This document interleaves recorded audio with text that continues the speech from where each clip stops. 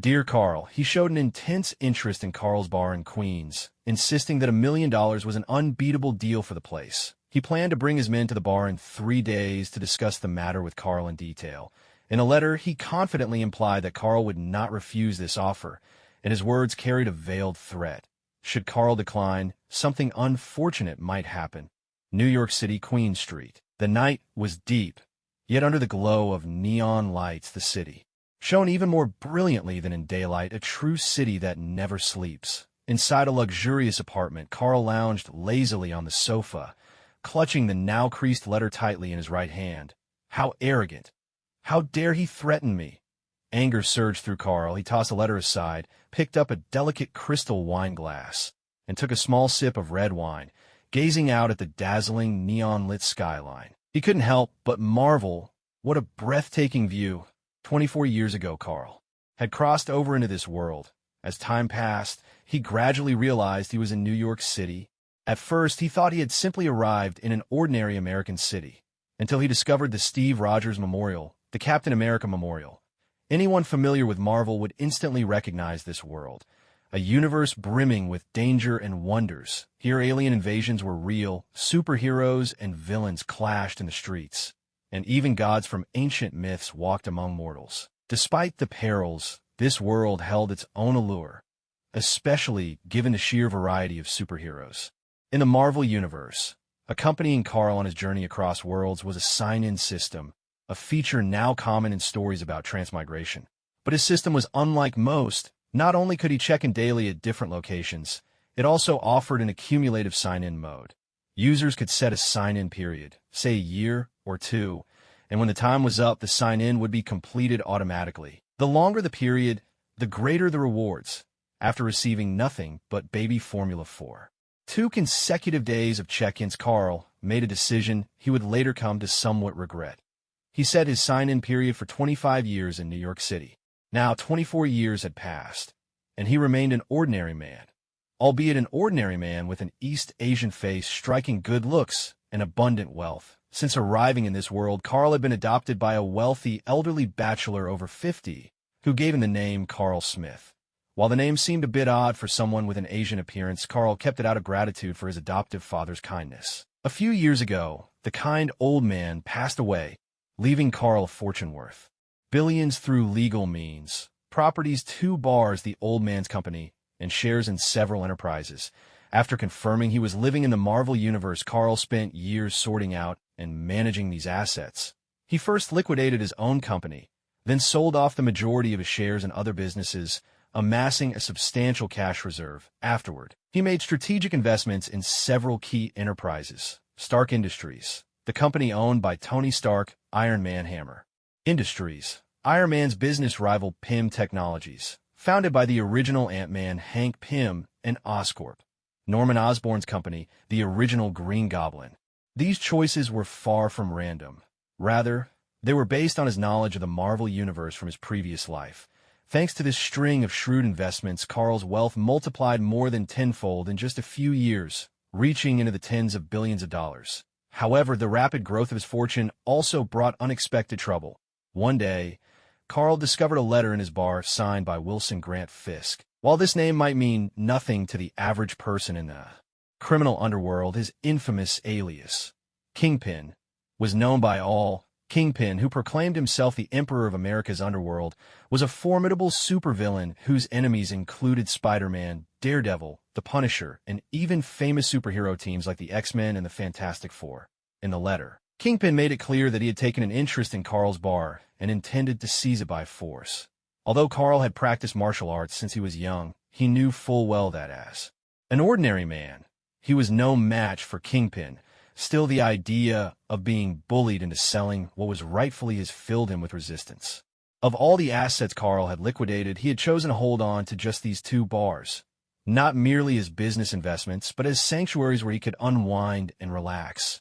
Earlier, Carl had already tracked down Peter Parker at Midtown High, the future Spider-Man. At this point, though, Peter was still just an ordinary student, not yet bitten by that famous mutated spider. Carl had been keeping a close watch on him, planning to acquire the mutated spider at the opportune moment. Although Spider-Man was a hero Carl deeply admired. Under the current circumstances, he felt he had no other choice. Originally, obtaining the mutated spider was just Carl's backup plan, but Kingpin's sudden appearance made the situation far more urgent. Yet the plan to get the mutated spider was fraught with uncertainty, prompting Carl to pin his hopes on his own system. He glanced up at the clock. 11:55. Just 5 minutes remained before the system's check-in time. After 25 years of daily check-ins, the moment for a major reward was finally at hand. Anticipation welled up inside him. If the reward this time wasn't powerful enough, he was even considering selling the bar, hiring supervillains to deal with Kingpin, or waiting until he had the strength to take revenge himself. Carl raised his glass and waited patiently for the system notification. Ding. Host has checked in for 25 years. Congratulations, host. You have received the Silver Superman template. Silver Superman. As the mechanical voice echoed his mind, Carl was so overwhelmed with excitement that he trembled from head to toe. The Silver Age Superman. After 25 years of signing in, the reward had truly lived up to Carl's expectations. As a transmigrator, he immediately recognized the value of this reward. Silver Age Superman. The Superman from DC Comics' Silver Age, a being far more powerful than the ordinary Superman. The Superman of the Silver Age possessed abilities that defied belief. He could sneeze and destroy stars, move entire galaxies, absorb magical energy, consume kryptonite without a second thought, extinguish the sun with a single breath, and even travel through time and space. Every power that Superman had in comics and movies, the Silver Age Superman possessed. As well, with limitless potential. He would often develop new abilities on the fly during battle. With such a reward, Carl no longer needed to compete for the mutated spider that could only give Peter Parker his powers. Now, he wasn't even afraid of enemies like Kingpin. In fact, he looked forward to them coming to him. Kingpin was certainly formidable. It was said that over 90% of his body was pure muscle, and he possessed the raw strength to punch through walls with his bare hands. He was also a world-class martial artist, considered to have reached the pinnacle of human combat ability. In discussions from Carl's previous life, many even believed that Kingpin could defeat Captain America, but what? The truth was Carl couldn't say for sure. Still, Kingpin was, after all, only a superpowered ordinary human. Now Carl could defeat him with a single punch. At that moment, Carl felt his body begin to transform. Although he had already built impressive muscle through years of training, his physique now became even more perfect, and his appearance even more strikingly handsome. At the same time, a flood of superpowers surged into him. Super speed, flight beyond the speed of light, with the ability to break the time barrier and travel to the past, super hearing, able to perceive any sound anywhere, invulnerable body, utterly impervious to physical attacks, unscathed even inside a black hole or during a cosmic explosion, heat vision, super regeneration, super strength, freezing breath. Having acquired a complete template of powers, Carl found that he could wield these abilities with effortless mastery. He pushed open the window and jumped out, hovering in midair in a manner that defied all laws of physics. In a blur, he vanished from sight, leaving only a faint whoosh in his wake. In the blink of an eye, Carl appeared in the depths of space. Behind him floated the blue orb of Earth, and 100 million kilometers ahead blazed the massive star, the sun, with his supervision. He could make out every detail on the surface of the sun with perfect clarity. Bathed in sunlight, Carl felt his power surging ever stronger. Though the Silver Age Superman's strength did not originate from a yellow sun, nor did he fear a red one, Carl could still sense himself absorbing solar radiation and growing even more powerful. Just then a voice suddenly echoed in his mind. Ding! Dimension Chat Group invites you to join. Do you accept? Dimension Chat Group? Carl was slightly taken aback. As a transmigrator, he certainly understood the concept of chat groups. Drawing on the web novels he'd read in his previous life, Carl quickly grasped the situation in front of him. This was a chat group that connected the myriad worlds, allowing people from different universes to communicate and even travel between worlds. A chat group like this. How interesting. Let's see what it's about. Carl nodded and said, I agree to join. No sooner had he spoken than a virtual interface appeared in his mind. Ding. God Among Mortals has joined the chat group. Ding. Princess of Thousand Hands has joined the chat group. What to do if my little sister has Chinibio? Amazed face, a newcomer. Welcome, Commander of the Great Wall Defense Force. Welcome, JPG, Skyblade King. Finally, A new member. Welcome, welcome. These names. Carl glanced at the list of IDs in the chat group, his eyebrows arching slightly. He was familiar with every one of them. Commander of the Great Wall Defense Force. This title came from the world of kings, and the commander should be Hua Mulan. Carl remembered that in the game from his previous life, she was the leader of the Great Wall Defense Force, Skyblade King. Most likely the angel Queen Kesha from the world of Super God Academy, Princess of a Thousand Hands, the one who joined at the same time as him. Must be Tsunade from the world of Naruto. As for what to do if my little sister has Chunibyo. Seeing the term Chunibyo instantly reminded Carl of the anime-loved Chunibyo and other delusions he'd watched in his past life. However, since the term appeared in many works, the information was limited, and he couldn't determine the person's exact identity for now. Princess of a Thousand Hands. What is this? Princess of a Thousand Hands. It suddenly appeared in my mind. Is this some kind of illusion? Are you from the Uchiha clan? What to do if my little sister has Chunibyo? Don't worry, miss. Let me explain it to you. What to do if my little sister has Chunibyo? This is a chat group that connects different worlds. Members can communicate across dimensions. What to do if my little sister has Chunibyo? All you have to do is imagine what you want to say in your mind, and the chat group will turn your thoughts into text and send it out. What to do if my little sister has Chunibyo? The purpose of the chat group seems to be to encourage members to help each other. Ding. Group member What to do if my little sister has Chunibyo has helped 2 new members understand the group. Reward. 200 points. What to do if my little sister has Chunibyo?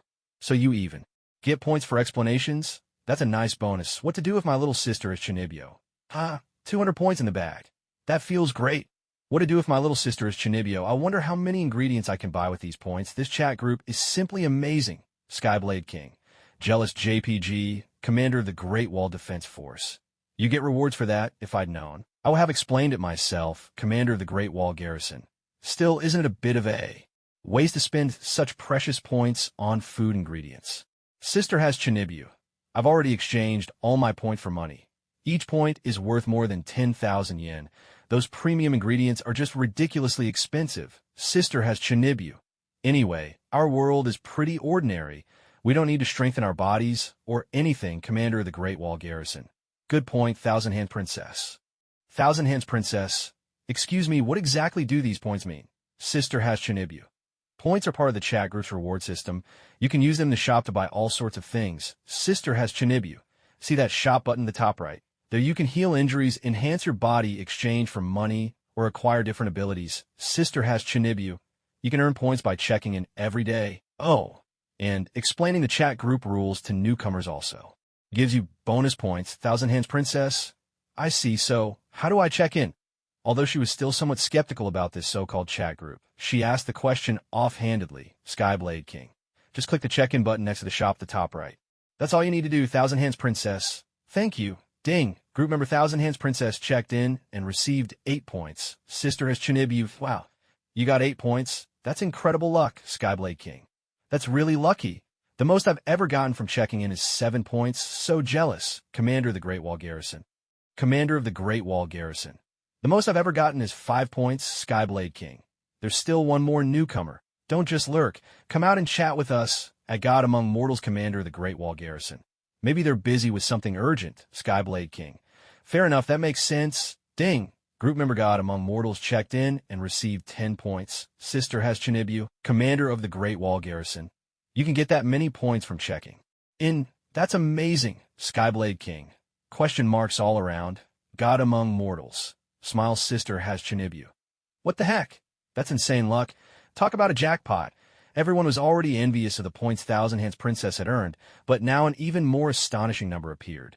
Carl stayed silent, quietly watching the chat while opening the shop interface. The shop layout resembled a popular online marketplace divided into categories like daily life, skills, weapons, and tools. The daily life section featured all sorts of household items and also offered options to heal injuries or exchange point for cash. 1 point could be exchanged for $100, just as Sister has Chunibyo said. 1 point could indeed be traded for over 10,000 yen, healing. Injuries started at 100 points with the exact cost, depending on the severity of the injury. After a quick glance, Carl discovered that the shop truly offered everything one could imagine. Infinity Stones, Sharingan Eyes, Iron Man suits, Gundams, Rinnegan Devil Fruits. Even the legendary Light Scepter was there. However, the more powerful the item, the higher the price. For example, A single Tomo Sharingan could be purchased for just a few hundred points, but mastering the Mangekyo Sharingan required a steep payment of 100,000 points, a price that was extraordinarily high. Yet for Carl, none of the items in the shop seemed to have much practical value. Meanwhile, in a spacious room in Konoha village within the world of Naruto, a young woman sat quietly. She was tall and curvaceous, her beautiful golden hair tied back in a ponytail, and her features were strikingly attractive. This was none other than Tsunade, princess of the Senju clan. At this moment, Tsunade was staring at the chat group interface that had suddenly appeared in her mind, murmuring softly to herself. A chat group? This doesn't seem like Jinjutsu. If the items in that shop are real, perhaps I can use this chat group to strengthen myself and hasten the end of the war. Just then a commotion of hurried footsteps sounded outside. Lady Tsunade, something's happened. A ninja burst in breathless. Tsunade frowned slightly and asked, "What's the matter?" The ninja bowed his head and replied, "Lord Orochimaru just returned to the village. He said that Lord Nawaki has been killed." Tsunade's pupils widened abruptly. Her body trembled as she spoke. "Where is Orochimaru? Take me to him now." "Yes, my lady." Tsunade followed the ninja to a room, where she found Orochimaru and Jiraiya standing in silence, both wearing grave expressions. With trembling steps, Tsunade moved toward the door. "You'd better not go," and Jiraiya tried to stop her. "It makes no difference. Even if I see him, I wouldn't be able to recognize my brother now," Orochimaru said coldly, handing Tsunade a pendant. This was the very pendant Tsunade had given Nawaki as a birthday present just the day before. Clutching the pendant in her hand, Tsunade staggered into the room, only to be met with a gruesome sight. A pool of blood lay at the center of the floor. Nawaki. Tsunade gripped the necklace tightly, her cries wrenching the air. Why did this have to happen? Only yesterday, Nawaki was celebrating his birthday, full of hope, and saying he would become Hokage. The dead can't return to life. Jiraiya offered quiet words of comfort. Return to life? That word suddenly reminded Tsunade of the chat group she'd just encountered. A flicker of hope sparked in her heart. Didn't the members of that strange chat group say that points could accomplish almost anything? Was it possible then to bring Nawaki back to life? The names of those group members all sounded incredibly powerful, with titles of gods and deities among them. Could they really hold the means to revive the dead? Though Tsunade still harbored deep doubts about this chat group, at this moment she had no choice but to cling to this last lifeline and give it a try. Yet, even if those people truly possessed the power to bring Nawaki back, why would they help her? After all, she had only just joined the group today, and to the other members she was nothing more than a stranger. The difficulty of reviving someone she imagined must be extraordinary. Tsunade stared at the bloodstains before her and finally made up her mind. Her consciousness returned to the chat group interface. Princess of the Senju clan. "Excuse me, does this chat group have the ability to bring someone back to life? What to do if my little sister has Chunibyo?" "I don't think it has that function, but it's possible that some group members might possess the power to resurrect others." When Tsunade saw the mission notification pop up in the chat group, a faint glimmer of hope was kindled in her heart. "Princess of the Senju clan. As long as Nawaki can be brought back, I'm willing to pay any price. Please, I'm begging all of you." Ding! Group member Princess of the Senju clan has issued a mission. Revive Nawaki. Mission reward. 8 points plus, comma. Kind reminder. This mission is extremely difficult. The chat group encourages mutual assistance among group members. All members are eligible to accept the mission. Upon completion, members can receive additional point rewards based on mission. Evaluation. As expected, it's Tsunade. Carl looked at the mission announcement in the chat group and immediately understood. He recalled that Tsunade had a younger brother who died on the battlefield when he was very young. If memory served, Nawaki had just graduated from the Ninja Academy at the time, barely 12 or 13 years old, while Tsunade herself was still a young girl, not even one of the legendary Sannin yet. As for resurrection, the Silver Superman template Carl possessed happened to include that variability. While he pondered this, the other group members reacted in surprise. "What to do if my little sister has Chunibyo?" "What? Heavenblade King. A mission? I had no idea the chat group could even do this." "Commander of the Great Wall Defense Force. This is my first time seeing the mission feature. What to do if my little sister has Chunibyo? Extremely difficult. Is resurrection even possible?" commander of the Great Wall Defense Force. I'm not sure. As an ordinary soldier, there's no way I could ever accomplish something like that. What to do if my little sister has Shinibyo? I'm just a regular person. Missions marked as extremely difficult are already out of my reach, let alone resurrection. Sorry, yet Princess of the Senju clan, Princess of the Senju clan. Don't worry about it. I never expected the chat group to issue a mission either. To tell the truth, resurrection really does seem impossible. Princess of the Senju clan. Now that the mission's been posted, all I can do is try and see what happens. If it truly can't be done, I'll accept that too. Heavenblade King. I'm sorry. This is far beyond my abilities, as the replies appeared in the chat group. The small flame of hope that had just kindled in Tsunade's heart was swiftly extinguished. Perhaps, after all, resurrection was simply too far-fetched a dream. Princess of a Thousand Hands said, "It's all right, I was just giving it a try." At that moment, a member who had been silent until now suddenly spoke up. God of the Mortal Realm said, "Actually, I've always wanted to see other worlds. This is the perfect opportunity to complete this task while I'm at it." God of the Mortal Realm continued, "Do you need my help, Princess of a Thousand Hands?" Princess of a Thousand Hands replied, "If you truly can help, of course I wish for Roketree to be brought back to life. If it's possible, please, I beg you." The God of the Mortal Realm responded, "Such a small matter is no trouble at all. Group member God of the Mortal Realm has accepted the mission to resurrect Roketree. What to do when my little sister is a Chinibu?" Sent a shocked emoji, clearly astonished, and quickly followed up. A newcomer who's barely spoken since joining turns out to be a real powerhouse, even daring to take on a resurrection task. King of the Celestial Blade was also taken aback. "This is unbelievable. Bringing someone back to life and you call it a small matter? Then what counts as a big deal?" Commander of the Great Wall Garrison chimed in, agreeing. "To accomplish something like this, it truly defies belief." Ding! Group member God of the Mortal Realm has completed the task entrusted by Princess of a Thousand Hands. Task rating: SS. Additional reward: 100,000 points. The group erupted in an uproar. What just happened? The mission's already done. That can't be. Someone could hardly believe it. Barely a few seconds had passed since he accepted the mission. What to do when my little sister is a Chinibu? Quickly sent 2 more messages. What the heck? The mission's finished already. Wasn't it supposed to be extremely difficult? Weren't you supposed to resurrect a person? How is this possible? Commander of the Great Wall Garrison summed it up simply. Incredible! King of the Celestial Blade exclaimed. I never imagined someone could really pull off something like resurrection. At first, everyone was still reeling from how quickly the God of the Mortal Realm had completed the task. But when they saw the point reward, envy and jealousy swept through the group. King of the Celestial Blade sighed.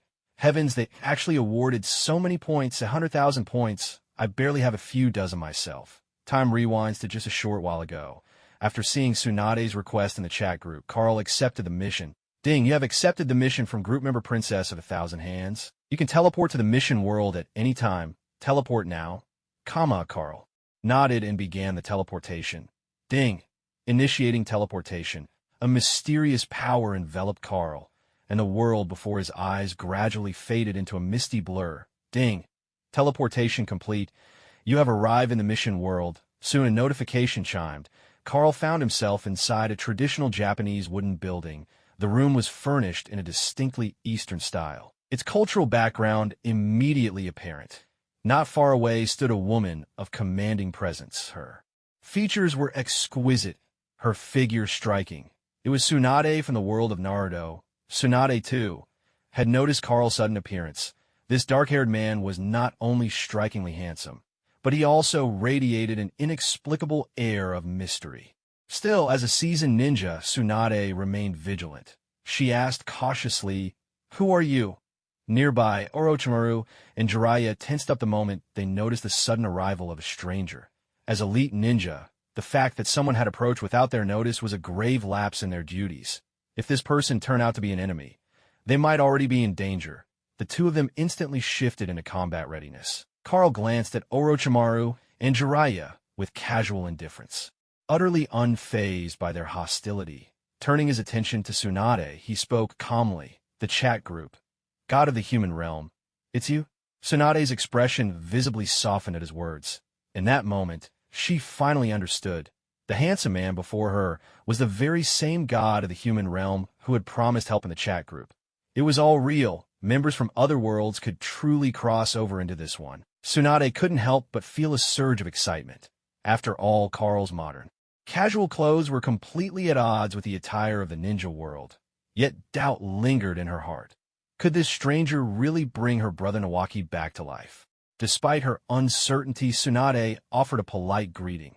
"I'm Tsunade. Thank you so much for coming to help." Carl nodded in response. "No need to thank me. My name is Carl." Suddenly, a furious shout rang out.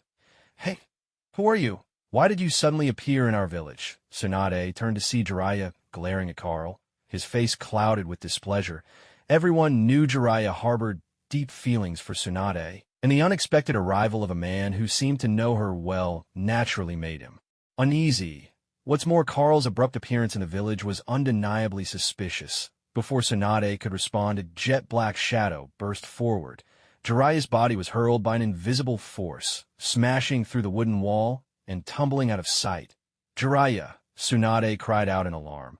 Orochimaru peered through the gaping hole in the wall and saw that Jiraiya had already vanished from view. Every building in sight bore the mark of his passage. A huge splintered hole. Witnessing this display, Orochimaru couldn't help but shudder. Jiraiya had been defeated in an instant. Such speed and power. If this man turned on him, he doubted he'd have even a chance to resist. Carl's voice remained calm and composed. "Don't worry. He'll be fine. I was careful." Then he turned back to Tsunade and asked directly, "Your mission is to resurrect your brother, correct?"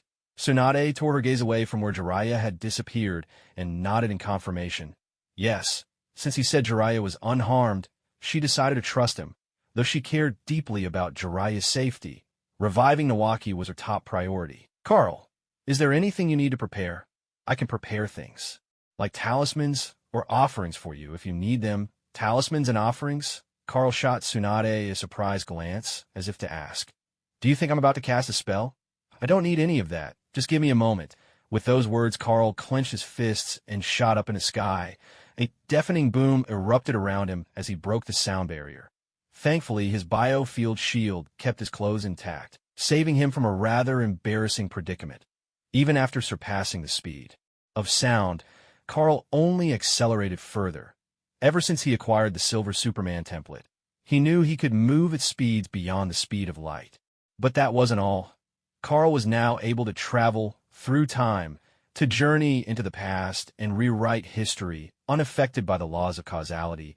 It was precisely because of these Silver Superman abilities that Carl felt confident enough to take on this mission. All around him, the scenery blurred by an impossible pace, and gradually the world began to change, to his astonishment. Carl noticed the sun was now setting in the east. He understood then that he had successfully traveled back in time. Since he wasn't sure exactly when Nawaki had died, Carl used his super hearing and supervision to scan the entire globe as he flew. At last, he spotted a boy with short, light brown hair. Nawaki. Not far from him stood Orochimaru, watching Nawaki run ahead of the other young ninjas, an approving smile on his face. With his enhanced vision, Carl clearly saw that the path in front of Nawaki was riddled with explosive tags set as deadly traps. This was the moment. Without hesitation, Carl swooped down in front of Nawaki, intercepting him. Nawaki barely had time to register what was happening before he knew it. Someone had grabbed his arm, and he was dangling in midair. "Ding! Group member God Among Men has completed the Princess of the Senju's commission mission and received 8 points. Mission rating.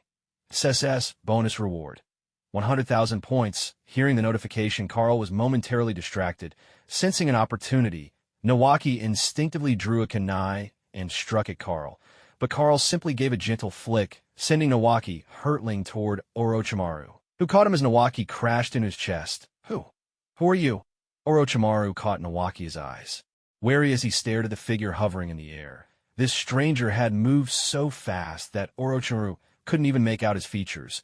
Was he from the Hidden Rain village? If so, Orochimaru feared none of them would escape alive. After a brief moment of calculation, Orochimaru pushed Nawaki behind him and charged at Carl himself. "Nawaki, go get help." Orochimaru thought grimly that at the very least, Nawaki must not die here. Carl clicked his tongue softly, a faint smile playing at his lips as he watched the scene unfold. This Orochimaru was a little different from the one in his memories.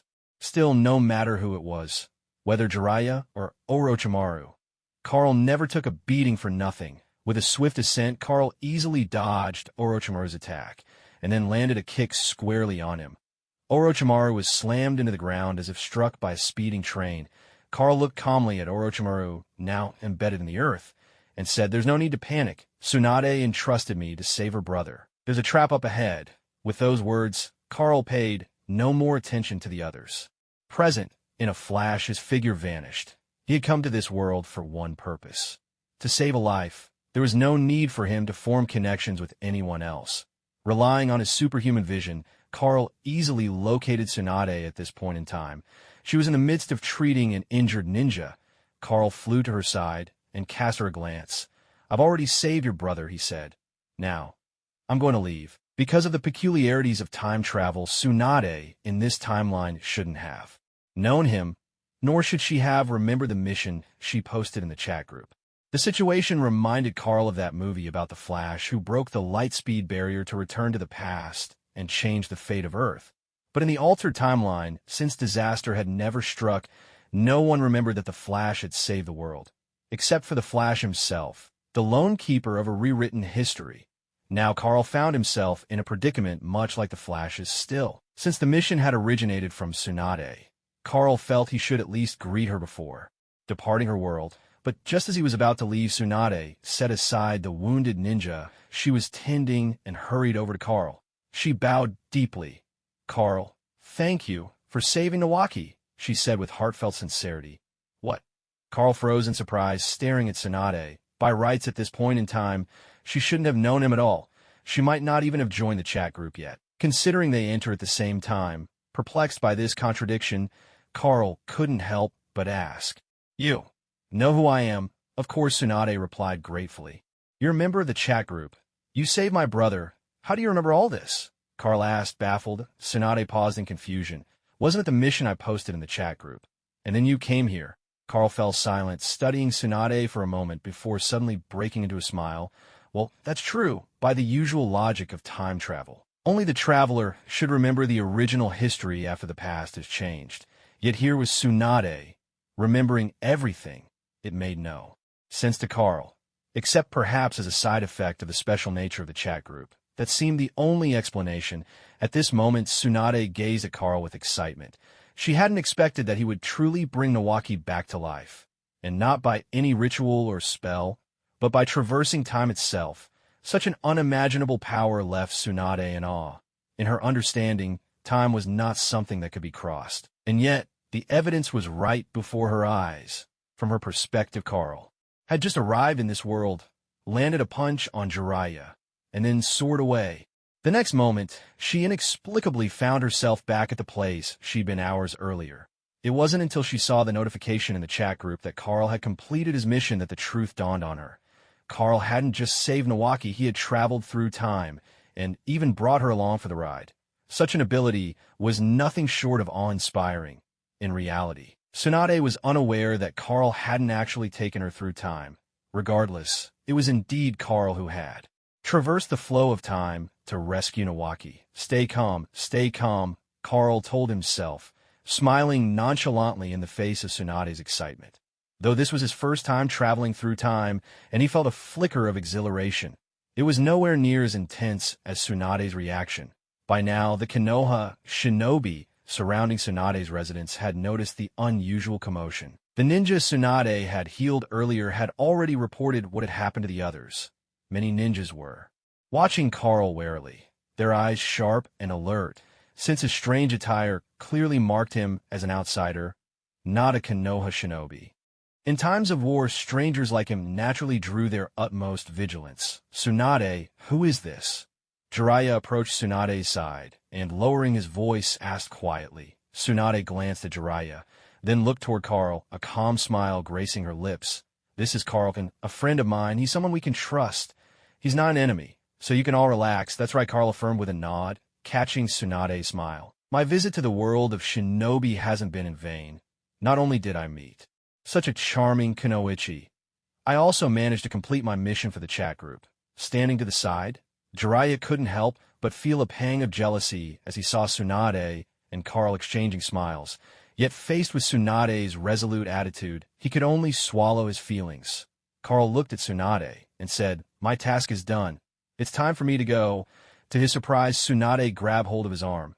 "No rush, no rush. You saved my brother Nawaki. I haven't even had the chance to thank you properly. At least stay for a meal before you leave." Carl shook his head, politely declining. "No need. I just ate." Tsunade looked a little disappointed, not expecting Carl to leave so soon. "Well then, take good care of your brother," Carl said, leaving those words behind as his figure vanished in an instant. All that lingered in the air were his gentle parting words. "Until we meet again."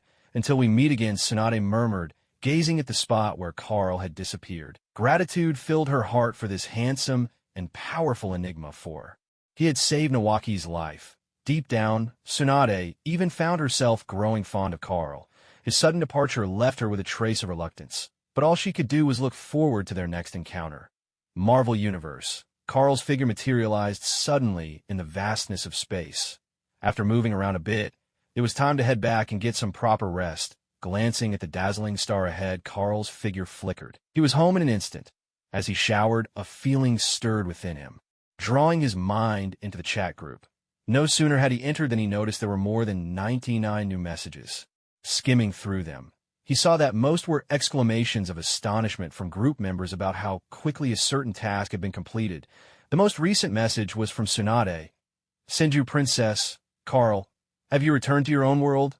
Senju Princess, I will always remember what you've done for me. If you ever need anything, you can come to me for help anytime. */omega*. At God of the mortal world, what to do with my Tsunade little sister?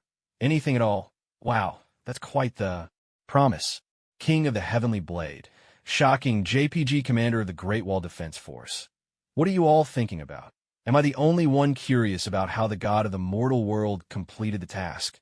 Commander of the Great Wall Defense Force. And also Carl. Is that the God of the mortal world's real name? At God of the mortal world, King of the Heavenly Blade. Count me in. I'm curious too. What to do with my Tsunade little sister? Curious +2. I also want to know how Carl pulled off the resurrection task. At Senju Princess, at God of the mortal world, Senju Princess. It seems Carl isn't online, so I'll explain. Here's what happened. Tsunade began to recount the events that had transpired. She described the scene where Carl sent Jiraiya flying. A moment that surprised her, though it didn't cause much of a stir among the other members, as they weren't familiar with Jiraiya. But when Tsunade mentioned that Carl had traveled through time to bring her brother back to life, and even took her along for the journey, the chat group erupted. Messages flooded the screen, filled with expressions of awe and admiration. Commander of the Great Wall Defense Force. Are you serious? Commander of the Great Wall Defense Force. Bringing someone back to life is one thing, but using time travel to do it? Are you sure you're not exaggerating? King of the Heavenly Blade. That's honestly hard to believe. Even angels couldn't manage something like that. Senju Princess. I was just as shocked, but I witnessed the entire process with my own eyes. It truly happened. What to do with my Tsunade little sister? Well, I guess that's what. You get in a cross-world chat group.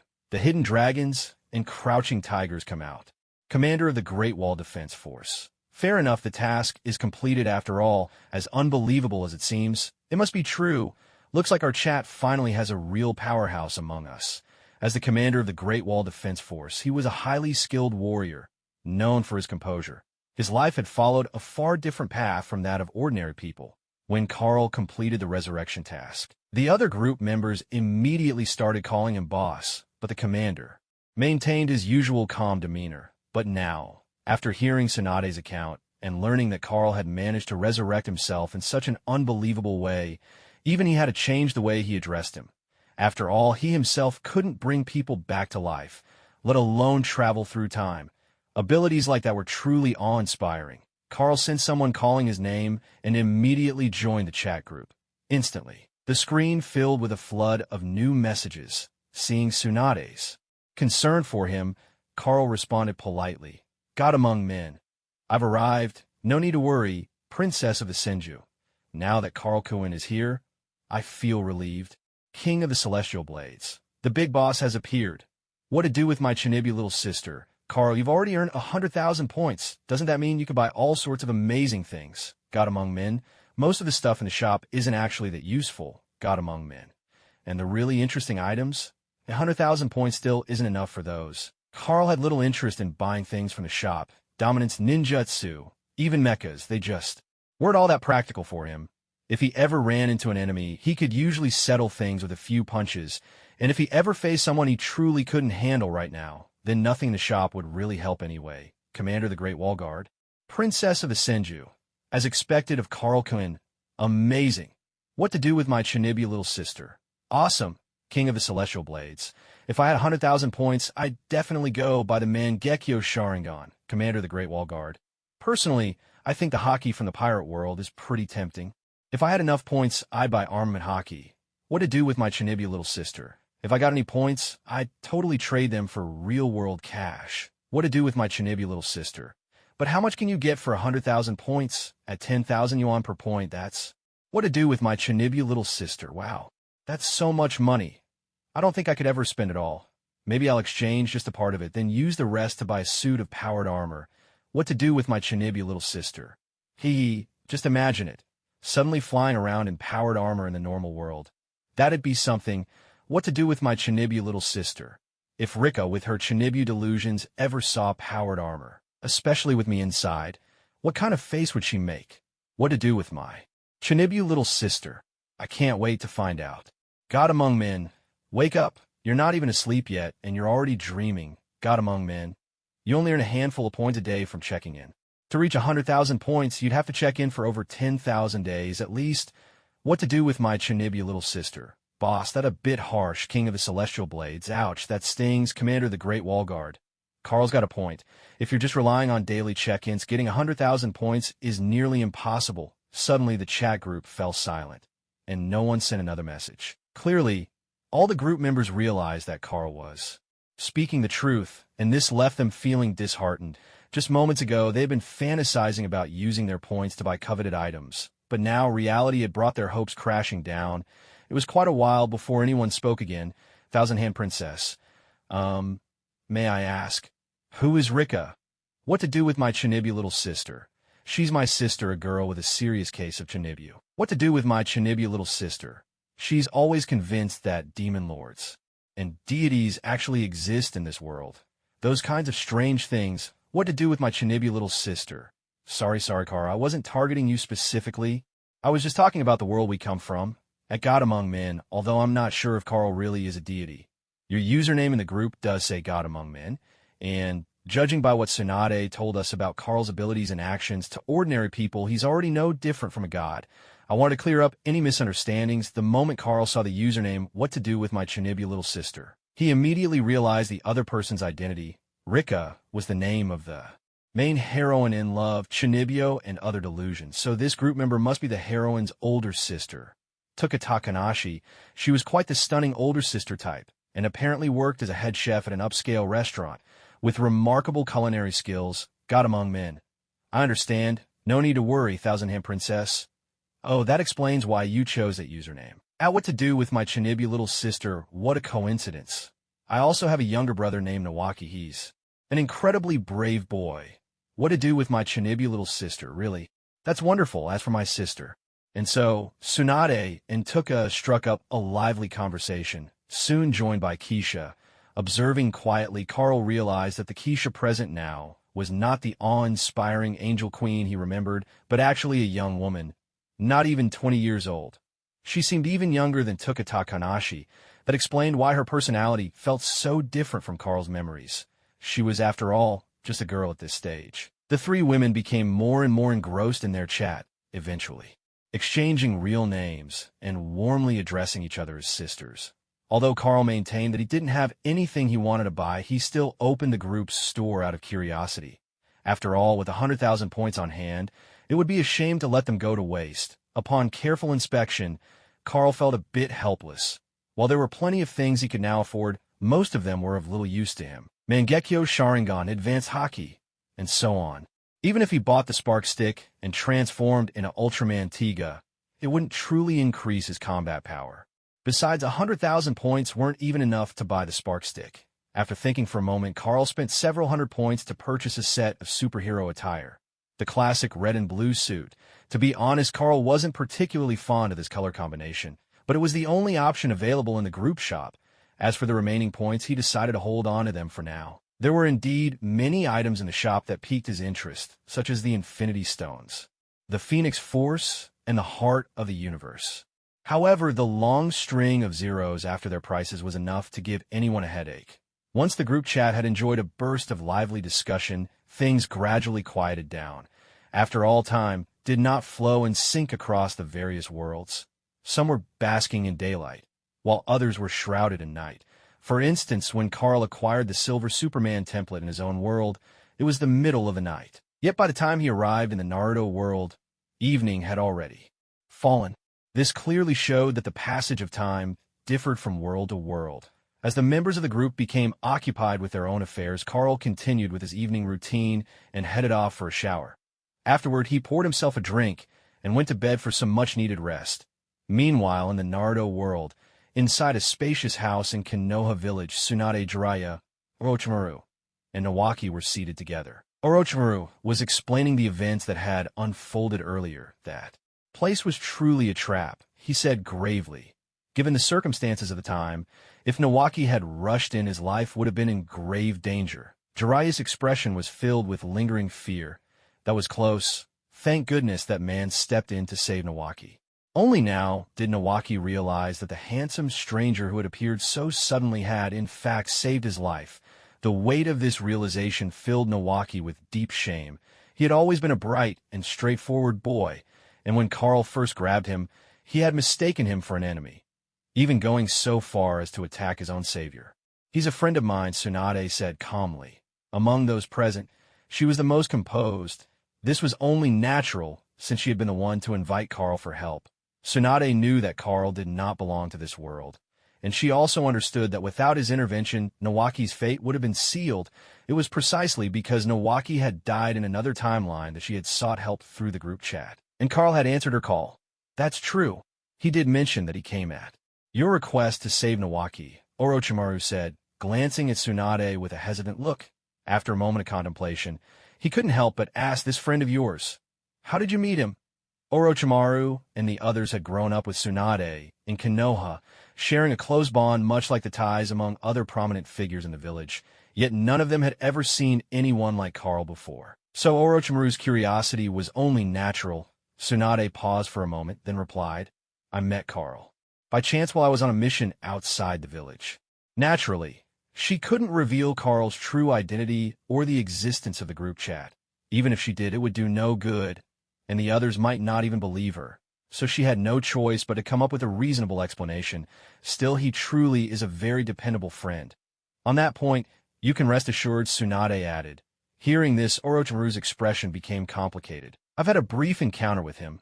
No, rather than calling it an encounter, it would be more accurate to say, "I was completely overpowered. I couldn't even see his movements before I was knocked to the ground. If he had wanted to kill me, I'd probably be dead by now. And it's not just me." As he spoke, a deep wariness appeared on Orochimaru's face. "I believe that even Lord Sarutobi would stand little chance against that man." In truth, within Orochimaru's heart, Carl's power far surpassed that of his esteemed teacher.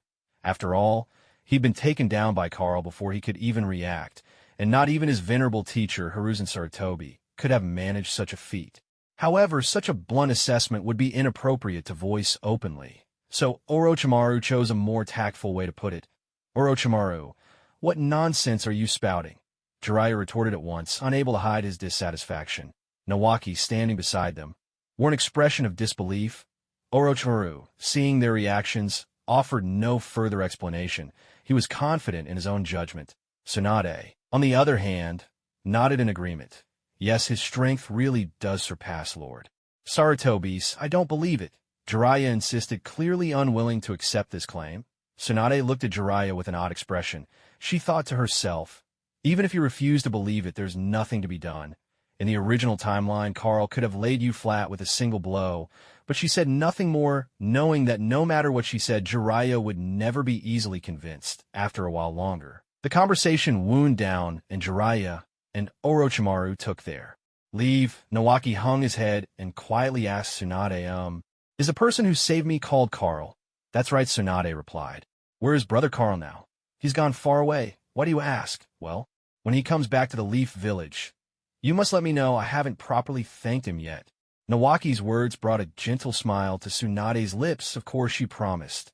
The next morning, Carl awoke early. He felt especially cheerful, as if a weight had been lifted from his entire being. It was as if some invisible shackles had bound him for over 20 years, and now, at last, he was free. Ding. "Host may check in today. Would you like to check in?" It was a familiar prompt, one he hadn't heard in a long time. Carl had set a 25-year check-in requirement. As long as he was at the designated location, the system would allow him to check in automatically. It had been ages since he'd heard the system's voice, and now, hearing it again, he felt a bit unaccustomed. He nodded. "Check-in ding. Check-in successful. Congratulations, host. You have obtained the Superman suit, black." As the system notification chimed, a garment entirely black appeared before Carl. He immediately reached out to catch it and unfolded it for a closer look. A sweeping cape, the striking S emblazoned on the chest. It was exactly like the Superman suit from the movies, except this one was black. Carl's expression grew a bit peculiar. He walked to the wardrobe and took out another suit, this one a mix of red and blue. The same suit he had purchased from the chat group store in the early hours of the morning. Holding the two up for comparison, he noticed that aside from the color, every detail was identical. Looking at the two outfits, Carl couldn't help but let out a low, amused laugh. This wasn't a waste of points after all. Although a few hundred points wasn't much, Carl had hesitated at first. But on second thought, the different colored suits each had their uses. Even though he personally preferred the black one, who knew? Maybe one day on a whim, he'd want to wear the blue suit instead. After neatly returning both suits to the wardrobe, Carl went about preparing a simple breakfast. Once he finished eating and freshened up, he settled into a chair for a moment's rest. Just then his phone rang. The screen lit up with Skye's name. "Hello." "What's up?" Carl answered. "Didn't we agree to go shopping together today?" "What time are you coming over?" Skye's voice came through the line. Carl paused, then remembered their earlier arrangement. "I'll head out now, so are you coming to pick me up?" "Yeah, I'll be there soon, Skye." The woman on the other end of the call was a stunning beauty of mixed descent. In another reality, she would become Quake and join the ranks of S.H.I.L.D. agents, but here she hadn't yet crossed paths with S.H.I.L.D. or gained any superpowers. Instead, she was Carl's girlfriend, or to be precise, one of his girlfriends. Until recently, Carl had lived an ordinary life, but as a wealthy and attractive young man, he'd never lacked for romance. He'd had a girlfriend in high school, dated another in college, and now counted a young Asian actress among his partners. In Carl's eyes, his love life was hardly extravagant compared to Tony Stark, the notorious playboy whose exploits made headlines. He considered himself rather restrained. Changing into casual clothes, Carl tidied his hair in a mirror. Suddenly his figure blurred, and in a split second he vanished from where he stood. The next moment he appeared inside a modest apartment. Moving with practiced ease through the room, Carl stopped outside the bathroom door. Through the half-open door, he saw Skye standing at the mirror, absorbed in her makeup. Routine. "Hey, Skye." Carl greeted her with a smile. "Carl?" Skye, in the middle of applying lipstick, jumped in surprise, staring at him in disbelief. "How did you get here so fast?" When she called Carl, she had just started getting ready to go out, and she hadn't expected him to arrive so swiftly. After all, they didn't live close to each other. Carl stepped into the bathroom with a smile and said, "Well, I'll tell you about that in a little while." He walked over to Skye, gently running his fingers through her hair. "But right now, I think it's still early. Maybe we could go back to bed for a bit and rest." Seeing the look in Carl's eyes and his affectionate gesture, Skye instantly understood his intentions. She glanced at the lipstick she had just used and protested softly. "But I just finished my makeup." "That's perfect, isn't it?" Carl replied with a soft kiss, then lifted her into his arms and carried her back to the bedroom. By midday, Carl had taken a bottle of red wine and a glass from the fridge. He poured himself a drink and savored it contentedly. Meanwhile, Skye was wrapped in a blanket, lounging lazily on the sofa, her face aglow with satisfaction. With a smile, Carl suggested, "Why don't you move in with me? I have plenty of properties, and there's more than enough space." Still, basking in comfort, Skye shook her head and declined. "No need. I have my own place." "All right then," Carl shrugged, having grown accustomed to this answer. It wasn't the first time he'd invited Skye to live with him, but she always refused. After a moment's thought, Carl teased, "Fine, don't move in, but today we should probably buy a sturdier bed." It's not a big deal if it collapses, but it does mess with our rest, doesn't it? Hearing this, Skye immediately grabbed a cushion and hurled it at Carl. This is all your fault. You troublemaker, she complained, a touch of playful resentment in her voice. What's gotten into you today? You were so full of energy. It's already noon, and you managed to break my bed.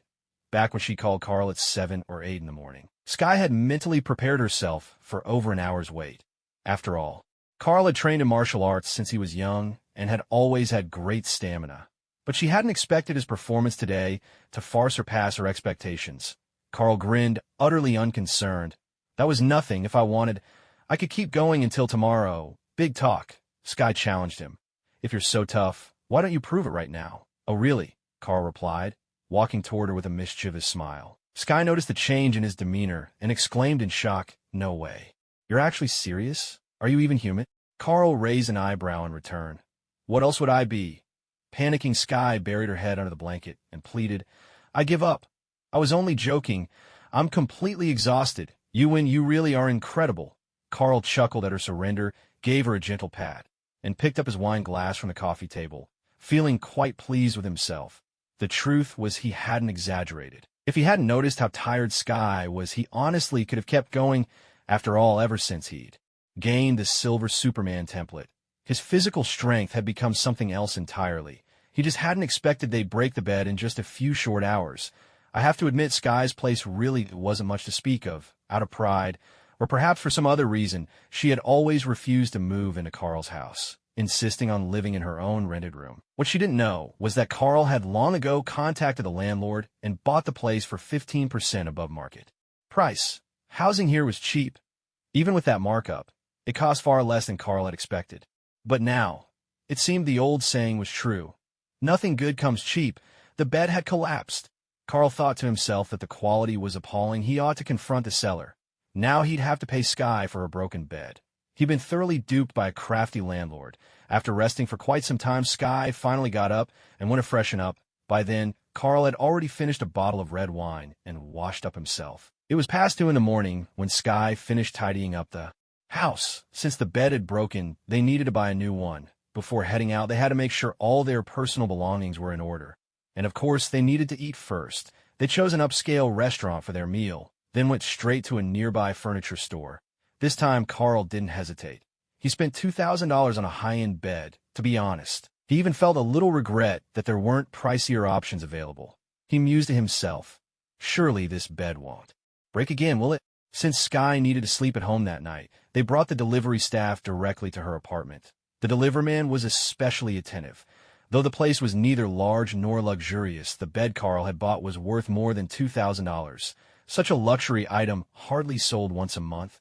One look at this couple, and the deliverman pegged them as wealthy and important, and so he served them all the more eagerly. By the time the bed was installed, it was already past 5 in the afternoon. Skye sat on her brand-new bed and asked, so what do we do now? Should we go to your bar for a bit? There aren't many people at the bar right now, Carl replied. It wouldn't be much fun, true. Then what should we do? Skye pressed. Carl replied with a meaningful look. Let's test out the quality of this bed first. Then we can go out for dinner. Skye was a bit taken aback. Test the bed? It looks perfectly fine to me. She hadn't even finished her sentence before Carl interrupted her with a soft laugh. You can't judge a bed just by looking at it, he said. We have to try it out ourselves. With that, Carl climbed onto the bed as well. 3 hours later, Carl took a bottle of wine and a glass from the fridge. He didn't smoke, but he certainly enjoyed a good drink. Most of the alcohol in Skye's apartment had been brought over by Carl from his own bar. The intention behind that was obvious enough. Skye lay on the bed, quietly studying Carl. That's strange, she mused. Why do you seem like a different person today? Carl's eyebrows twitched. Do I? Is it because I broke your bed? Of course not. Skye shot back. Skye shot him a glance, then said thoughtfully, I can't quite put my finger on it. It's as if nothing's really changed, but somehow your whole demeanor feels very different. Maybe so, Carl replied with a faint smile, offering no further explanation. Ever since he discovered he was living in the Marvel universe, Carl had been under considerable pressure. Although he was wealthy, money didn't mean much in a world teeming with superpowered beings. Setting aside beings as formidable as Thanos, Carl hadn't even figured out how to deal with someone like Kingpin. But now, after acquiring the powers of the Silver Superman, Carl finally had the strength to protect himself. Naturally, his mindset had shifted. At the very least, When he thought of the man who once tried to forcibly buy out his bar, Carl genuinely considered teaching him a lesson. He'd entertained the notion before, but back then he knew he'd likely lose in a confrontation now. Well, things were different. Not that it really mattered at the moment. He'd deal with that problem when he had the time. After all, the other party had said he'd come to visit in person in 3 days. For now, spending time with his companion was clearly more important. After a short rest and a wash, Skye and Carl headed out to his bar. The bar was called Smith's Bar, a name chosen by the old man. Carl kept the bar for 2 reasons. First, he enjoyed drinking and wanted a place of his own. Second, it held sentimental value for him.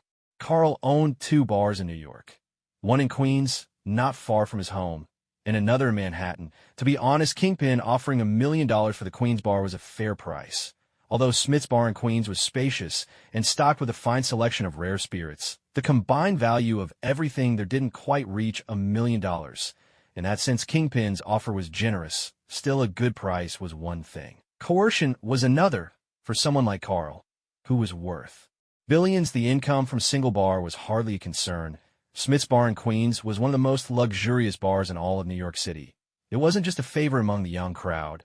Many successful professionals also frequented the place for a drink or two.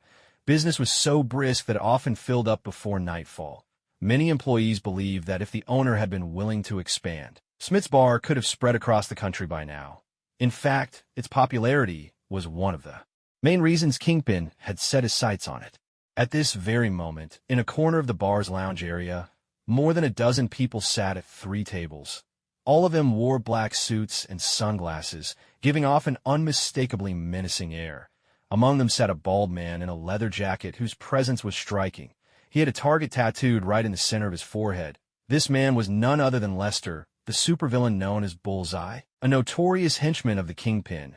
Born with an uncanny talent for throwing, he could hit any target with pinpoint accuracy, no matter what he hurled. Bullseye was so lethal that he could kill with nothing but his teeth or a paper airplane. Beyond that, he was a martial arts expert, a master of weapons, and a peerless marksman. In short, his skill set was quite similar to Hawkeye's from the Avengers. Bullseye's past was eventful. He had been a mercenary, a professional baseball player, and a contract killer. Now, he served New York's underground emperor, the Kingpin. Today, Bullseye had brought his men to the bar on the Kingpin's orders, getting acquainted with the territory that would soon be theirs. In their minds, it was a foregone conclusion. In 2 days, this bar would become part of the Kingpin's empire. No one had ever considered that Carl would refuse their offer. After all, the terms were simply too generous. Even Bullseye and his crew doubted Carl would turn down such a deal, yet Bullseye found the assignment mind-numbingly dull. Once, as a professional killer, he'd even been hired to assassinate the Kingpin. He'd only switch sides because the Kingpin's offer was too lucrative to refuse. Compared to that, a simple job like scoping out a bar held no excitement for him. But since the pay was good, he would see it through, no matter how little it interested him. Bored to death, he thought this was the sort of thing anyone could do. Bullseye picked up his glass and strolled toward the dance floor, hoping to find some amusement. His eyes scanned the crowd, searching for a suitable target. After a while, he finally spotted an attractive woman who caught his interest. Without hesitation, Bullseye walked over to introduce himself, only to realize she was already accompanied by a tall blonde man with an arrogant swagger. The blonde, seeing that he towered over Bullseye, stood his ground, eager to show off in front of his date. With a shove, the blonde pushed Bullseye aside and spat, "Damn it, you freak with the birthmark on your head. Can't you see where you're going?" "William, that was awesome." His date cheered, thrilled by the display.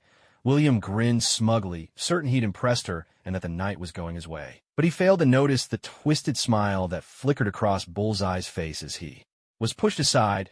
"Quite a grip you've got there, buddy," Bullseye muttered as he drew a dagger from his belt and flicked it with lightning speed. The blade buried itself squarely in William's palm. A jolt of agony shot through William's hand.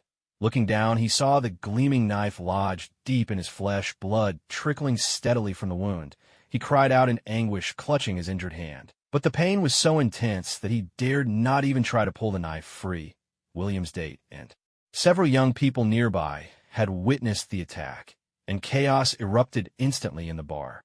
At that very moment, William's companion felt her vision blur, and in the next instant, both William and the strange bald man vanished at once. A moment later, In a shadowy alley near Smith's bar, four figures suddenly appeared where there had been none before.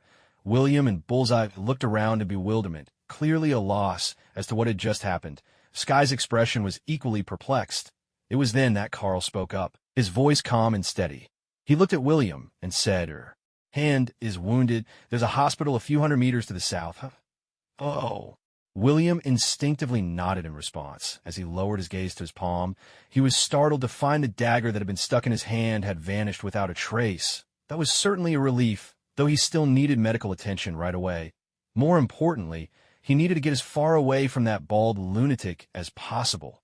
William shot a terrified glance at Bullseye, then immediately bolted out of the alley. "Thank you. Thank you, sir and madam." His voice called from the entrance to the alley. Clearly, William believed he had been rescued by this mysterious pair who had appeared out of nowhere. "Now, then it's your turn." Carl spoke nonchalantly, idly turning a blood-stained dagger in his hand as he fixed Bullseye with a steady gaze. The events had been straightforward. After entering his own bar, Carl had heard the sound of screams. Using his newly awakened supervision, he immediately located the two people in trouble to avoid causing a scene. He whisked them outside in a heartbeat, bringing Skye along as well. After all, it was his bar, and something like this would definitely spoil the experience for his other patrons. That strange bald man looked oddly familiar. Searching his memory, Carl recognized him as one of Kingpin's henchmen. He couldn't help but wonder what business this man had in his bar. "Carl, what on earth is going on?" Skye finally found her voice, staring at him in disbelief. She had no idea what had transpired. All she knew was that her vision had blurred, and suddenly she was standing in this alley. Carl smiled. "To put it simply, I seem to have awakened superpowers. You know Superman from the comics? My abilities are pretty similar to his. Here in a Marvel world, Superman comics and movies did exist, even if that sounded a bit strange." "Are you serious? This isn't some kind of joke, is it?" Skye stared at Carl, utterly shocked. "Joke or not, haven't you already experienced it for yourself?" Carl teased, a glint in his eye. "After all, we broke the bed." Huh. Skye froze for a moment. Then her cheeks flushed red. Clearly, she understood exactly what Carl was referring to. Just then, two dark shapes came hurtling toward Carl and Skye. Carl reached out with ease and caught the flying objects in his hands. He turned to Bullseye with icy indifference. "You dare attack us? Are you looking to die?" Seeing Carl so effortlessly catch his thrown weapons, Bullseye couldn't help but feel a jolt of fear in his heart. He had killed countless people with these throwing knives. Someone as seemingly ordinary as Carl shouldn't have been able to dodge them at all. "Carl Smith," Bullseye sneered. "You're nothing but a spoiled rich kid. How dare you speak to me like that? Are you tired of living? Looks like Kingpin won't have to spend money buying this bar after all." Bullseye knew everything there was to know about Carl, yet he couldn't figure out how the man had managed to catch his flying knives. Still, he would never let a young upstart frighten him. He reached out, trying to draw two fresh knives from his belt. Suddenly, a sharp pain tore through his hand. He looked down in shock. At some point, the very blade and two throwing knives he just hurled had embedded themselves in his palm. Cold sweat broke out across Bullseye's forehead as he struggled to swallow a scream. He stared at Carl in disbelief. Words stuck in his throat. At that moment, Carl stepped right up to him, his voice icy. "I warned you. You're courting death." With that, Carl's eyes flared with crimson light, and a searing beam instantly dissolved Bullseye's right arm. Bullseye had always prided himself on his unparalleled aim, a skill so extraordinary that it bordered on superhuman. After all, ordinary people couldn't inflict lethal harm with nothing but paper airplanes or toothpicks the way he could. But for all his special talents, he had never encountered anyone who could shoot beams from their eyes like Carl. Now shock was the least of his concerns. A howl of agony ripped from the depths of his throat. Normally, even with a knife and two blades stuck in his hand, the pain might be excruciating. But this battle-hardened mercenary and assassin could force himself to stay silent. Not this time. His whole arm had been dissolved. The pain was far beyond anything he could endure. Carl ceased the heat vision attack, pressing his foot against Bullseye's mouth and cutting off his scream. He held that pose, looming over Bullseye, who was pinned against the wall. Carl's tone was calm. "Quiet now, understand? But these weren't just ordinary words. They carried the force of a super hypnosis, one of the Silver Superman's abilities." Instantly, Bullseye's expression shifted. He gazed up at Carl, nodding repeatedly, his demeanor suddenly respectful. As if facing his master, Carl withdrew his foot and asked, "Now tell me, why did you come to my bar?" Bullseye took several deep breaths, struggling to keep from crying out. The pain was still intense. He answered, voice trembling. "Kingpin sent me." "Kingpin?" Carl raised an eyebrow, then pressed further. "What did he want you to do?" "He said this bar would be his in 2 days. He told me to bring my men and get familiar with the place." Carl let out a quiet chuckle. "Take your men and get out now or deal with the consequences." With that, Carl lifted the hypnosis and ignored Bullseye. He turned to Skye, and in the next instant, both of them vanished without a trace. Huff, huff.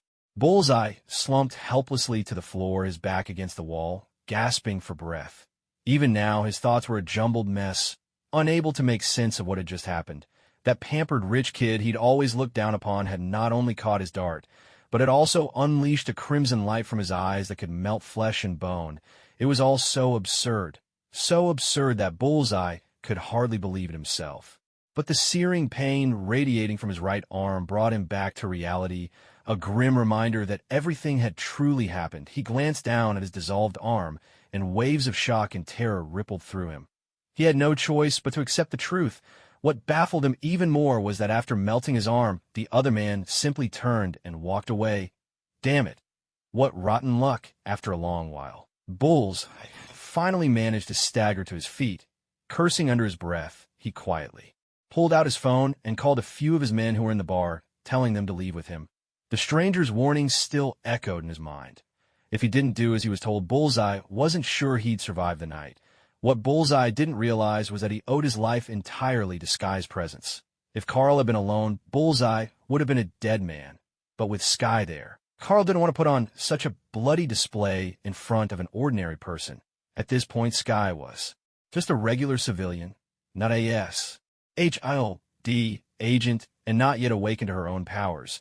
Witnessing a killing could easily leave a lasting scar on a normal person's psyche, so Carl decided to let Bullseye live a little longer.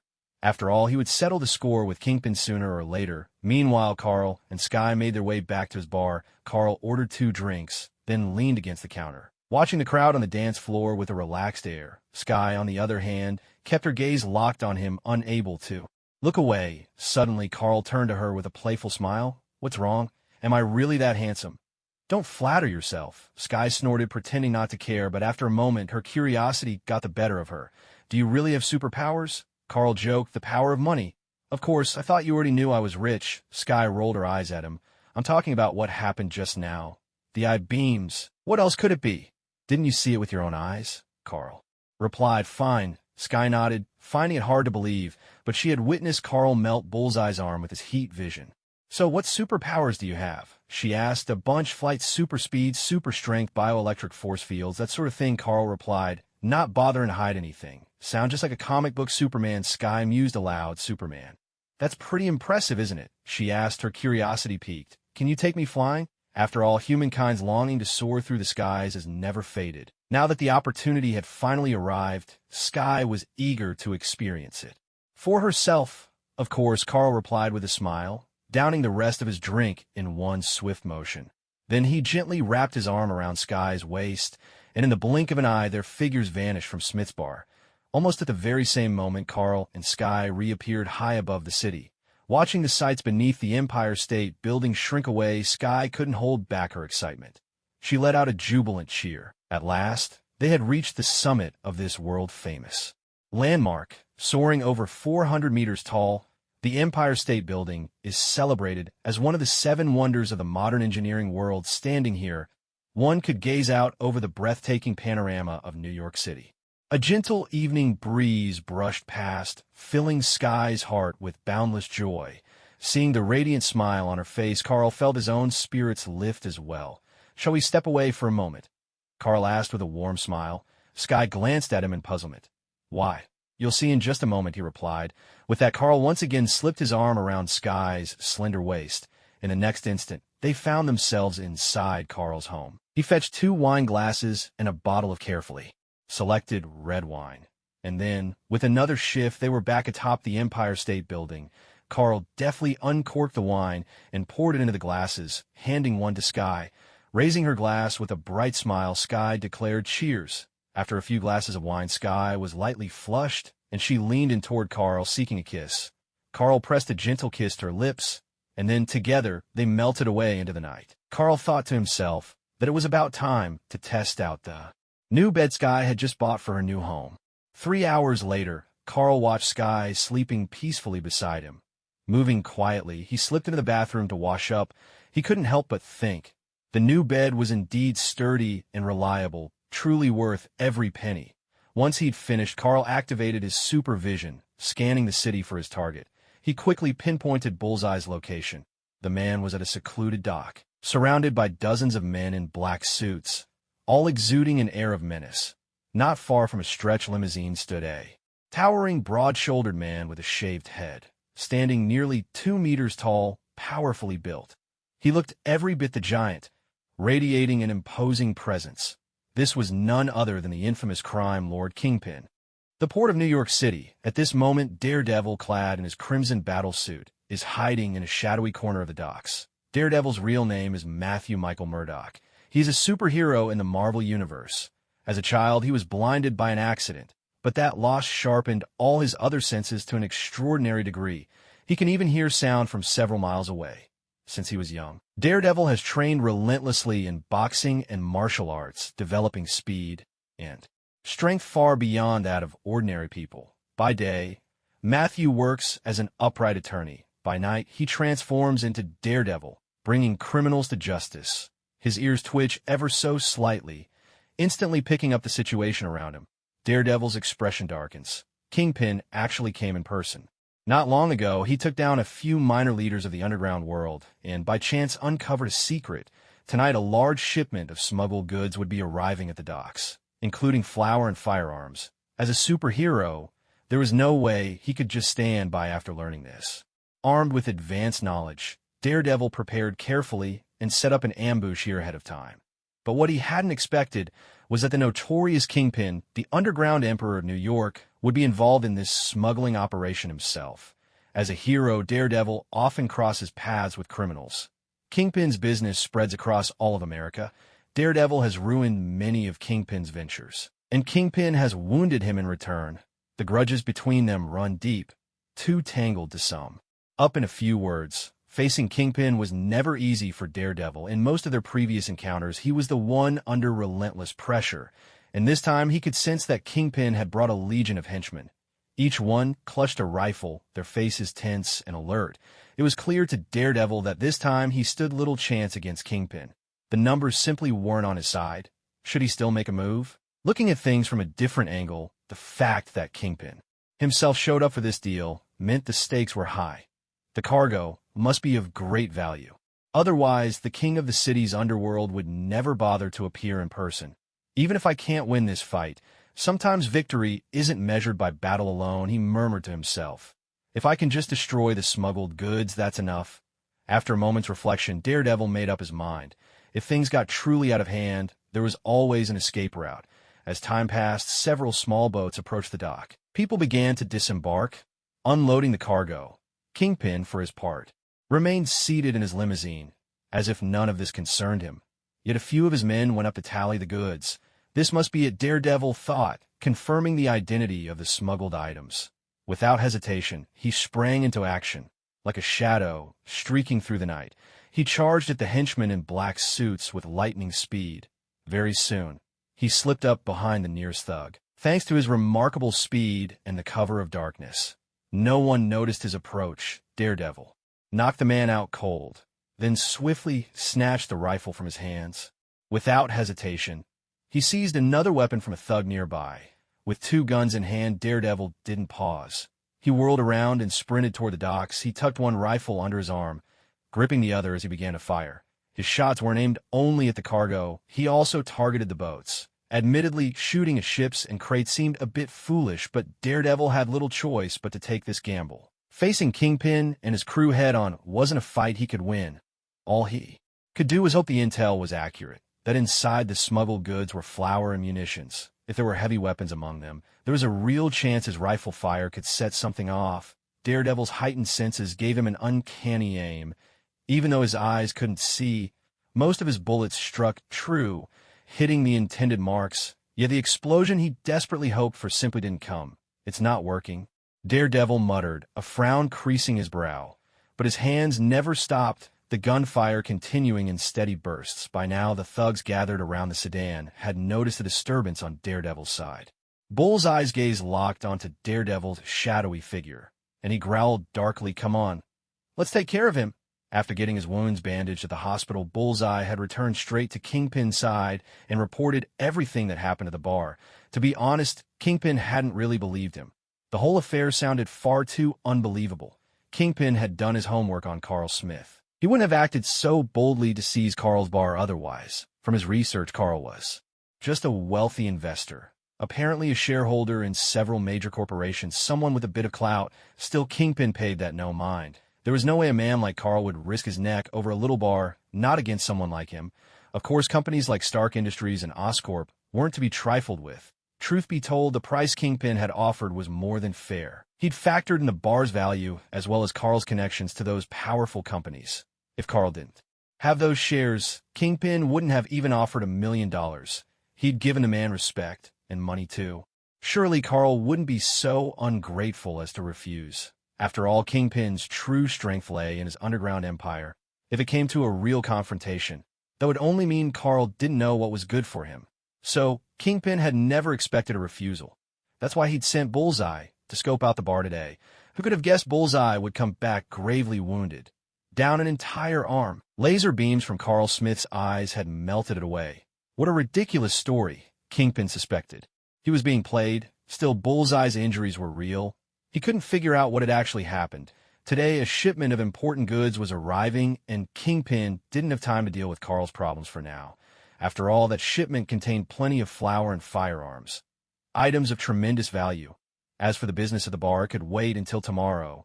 He simply refused to believe that Carl, that rich kid, could actually shoot lasers from his eyes. It was precisely because Kingpin didn't trust Bullseye that Bullseye was now in a foul mood. When he saw someone causing trouble, Bullseye naturally wanted to vent his anger. He drew a sharp blade and hurled it at Daredevil with a sudden motion. A smug smile crept across his face. This guy was as good as dead. After all, not just anyone could catch his flying knives, besides it was nighttime, and he'd chosen an especially tricky angle for the attack. Yet in the very next instant, Daredevil dodged Bullseye's flying blade with ease. After all, his greatest strength was his heightened senses. What was going on? Bullseye was momentarily stunned. His knives never missed, so why were they failing him tonight? Unwilling to accept it, he flung several more blades, but every single one was dodged. Bullseye kept throwing knives, but Daredevil avoided them all. Doubt began to creep into Bullseye's mind. Was it that his opponents were too strong, or was he the one losing his edge? How could both enemies he'd attacked tonight manage to evade him? No, that wasn't right. Carl, that devil, hadn't dodged. From just 2 or 3 meters away, Carl had managed to catch the blades and those red laser beams shooting from his eyes. He really was like a demon. At this moment, because he was under attack, Daredevil could no longer focus on sabotaging the shipment. Weighing his options, he decided it was time to make a run for it. Not only was Kingpin a formidable opponent, but there was also a guy throwing knives at him. Even though Daredevil had dodged every blade, it was no easy feat. Bullseye's knives came fast and true, even for Daredevil. Dodging them required his full concentration. Once Kingpin joined the fight, it was unlikely Daredevil could handle both of them. Resolving to escape, Daredevil sprinted off into the distance. But just then a looming shadow fell over him. He looked up. Like a mountain, the giant figure of Kingpin had appeared before him. "It's you again, Daredevil," Kingpin said coldly, his massive fist crashing down. Faced with such a powerful blow, Daredevil didn't try to block it head-on. Instead, he raised his billy club and redirected the punch to the side. Originally, Daredevil planned to retreat, but now that Kingpin had joined the fray, escape was no longer an option. Kingpin would never let him go that easily. So Daredevil chose to stand and fight. Both men were masters of hand-to-hand combat, but it was clear Daredevil was at a disadvantage. Even armed, he struggled against the bare-knuckled might of Kingpin, and soon found himself on the losing end. Although his opponent had only landed a few punches, Kingpin's fists packed enough power to shatter a wall. If it weren't for Daredevil's extraordinary physique, he would have been beaten to death already. With a heavy thud, Kingpin's fist struck Daredevil's billy club. Taking advantage of the momentum, Daredevil retreated swiftly, planning to make his escape. Just then, two shadows darted toward Daredevil's legs. Throwing knives, Bullseye. He had observed them earlier. Daredevil's right leg, already struck twice by Kingpin, seemed sluggish and unresponsive. Seeing this, Kingpin strode forward quickly. He seized Daredevil's injured right leg before Daredevil could react. With a resounding crash, Kingpin slammed Daredevil directly into the ground. Pain erupted through Daredevil's entire body. He struck at Kingpin's arm with his club, but Kingpin's grip on his leg remained unyielding. Daredevil's club was no ordinary cane for the visually impaired. It was a specially crafted weapon disguised for daily use. Again and again, Kingpin smashed Daredevil down, each impact reverberating through the room. After several such brutal blows, Daredevil was left battered and disoriented, his senses spinning. Kingpin's strength was overwhelming. Not only was Daredevil racked with pain, but his mind was growing foggy. Seeing his foe had stopped struggling, Kingpin ceased his assault. Instead, he reached into his coat and drew a handgun. "Daredevil, you've crossed me time and again. You've cost me dearly, Kingpin," said his voice cold and final. "Now your time is up." Feeling the cold barrel pressed against his temple, Daredevil shuddered. He wanted to fight back, but his injuries were simply too severe. "Foolhardy. To think you could sabotage our plans all alone," sneered Bullseye from the sidelines, still bitter that Daredevil had dodged his knives. Kingpin cocked the gun and squeezed the trigger. "It's over," despair washing over him. Daredevil closed his eyes. He hadn't expected that a chance tip about smuggling would lead to his own death. A gunshot rang out. Yet in the next instant, the anticipated pain never came. Daredevil opened his eyes. Standing beside him now was a man with jet black hair and eyes, a faint smile on his lips, holding Kingpin's gun firmly in his grasp. Daredevil didn't recognize the newcomer. "Carl Smith?" Kingpin blurted out, staring in disbelief at Carl. Carl nodded calmly. He hadn't expected to stumble into such a dramatic scene. He glanced sidelong at Daredevil, his expression a touch peculiar. Back in college, Carl's girlfriend, still one of his girlfriends, was none other than Erica, the female lead from the Daredevil movie. She wasn't just strikingly attractive, but also wild at heart. So, seeing Daredevil now made him feel a bit complicated. Kingpin fixed Carl with a chilly glare. "Carl, you dare stand in my way? Don't think I won't take you on, oh really?" Looking at Kingpin, Carl let a faint smile slip across his lips. He was here today for one reason. The business with the bar. Since this man wanted to buy him out, they would have to have a proper conversation. "Go to hell," Kingpin growled, trying to yank the gun free from Carl's grasp. But at that moment, he realized he couldn't pull it loose. How could that be? His own build was several times the size of the other man's, his strength beyond question. Even Daredevil wasn't as strong as he was. Carl was just an ordinary guy. How was this possible? "Demon!" At that moment, Bullseye caught sight of Carl. He cried out in alarm, and without hesitation, turned on his heel and fled. "Oh, I haven't forgotten about you." Carl turned, fixing his gaze on Bullseye. In his eyes, a crimson light flared. Twin beams of red shot from his eyes, engulfing Bullseye in their glow. In just an instant, Bullseye's figure dissolved completely, vanishing without a trace. Not even a speck left behind. Kingpin and Daredevil were left frozen in place, stunned by what they had just witnessed. What had they seen?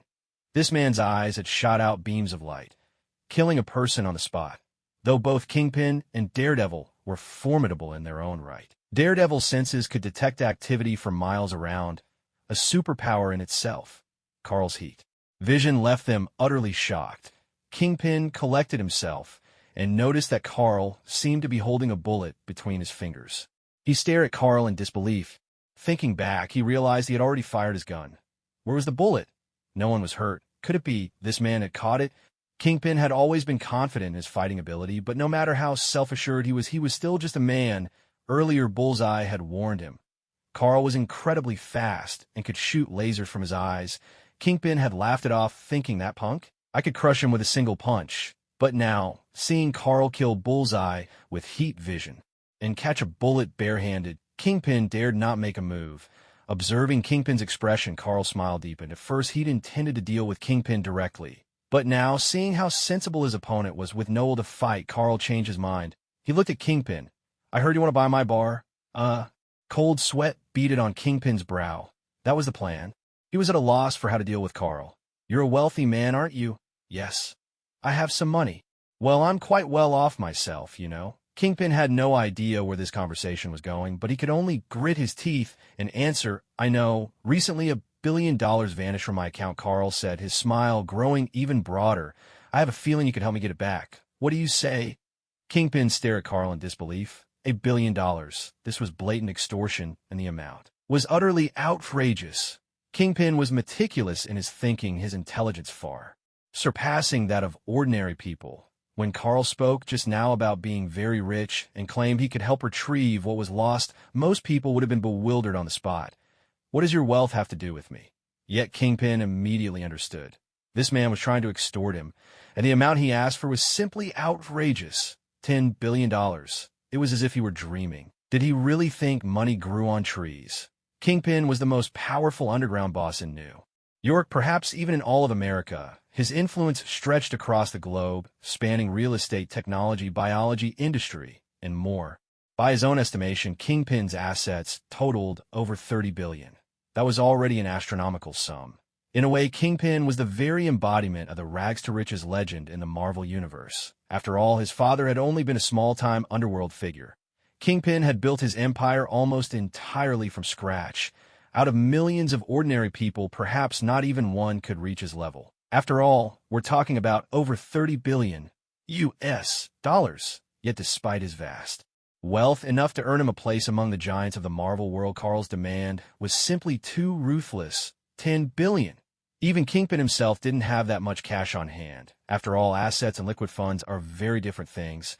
Assets could include all sorts of things. His companies, his properties, even the flour in his warehouses. So long as they were valuable, but ready funds, that could only mean actual money.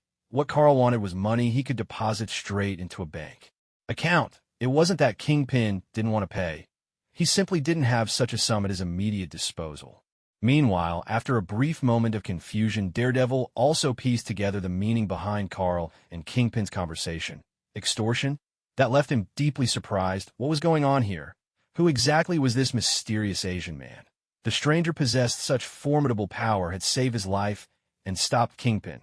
He seemed every bit the ally of justice. Surely, he must be a superhero. Yet just as this thought crossed his mind, he realized Carl was blackmailing Kingpin. The scene before him was deeply bizarre for someone who knew the depths of Kingpin's criminal empire. Who would have thought Kingpin would ever be in such a predicament?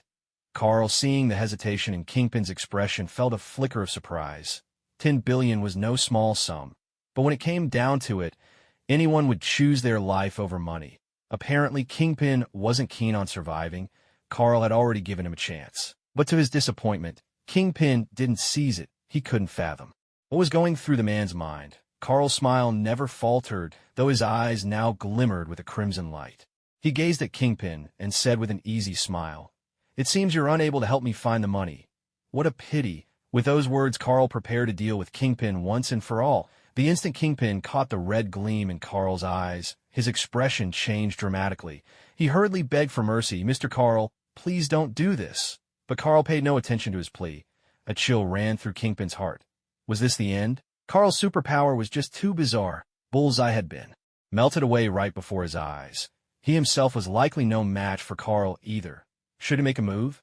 What a pity. The price Carl was asking was simply too high. Even if he scraped together all of his assets, it would probably only amount to a few $1 billion. Kingpin's mind raced furiously, and then just at that moment Carl suddenly stopped. He looked at Kingpin, his expression somewhat peculiar. "Are poorer than I imagined." Huh. Kingpin was taken aback, not understanding why Carl would say such a thing. Poor. He never thought of himself as poor. He'd built his empire from nothing and now possessed over $30 billion in assets. Poverty had never been a word he associated with himself. Yet he found it hard to argue with Carl's words. Off to the side, Daredevil was just as stunned.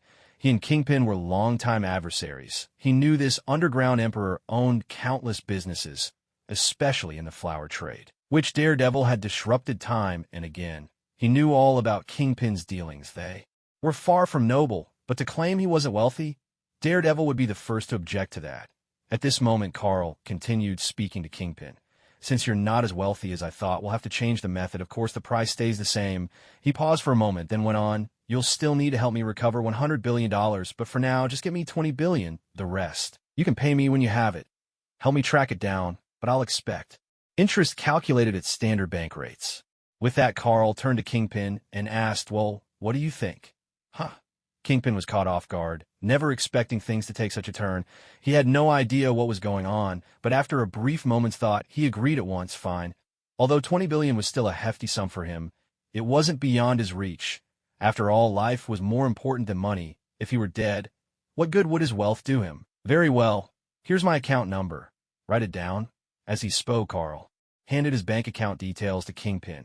After confirming Kingpin had noted it down, Carl smiled and added, by the way, I expect to see my 20 billion within 3 days. As for the remaining 80 billion in interest, recover it for me within 3 years. I trust you wouldn't want any accidents to happen, would you? Kingpin nodded hurriedly, yes, of course, and yet something about Carl's words struck him as oddly familiar.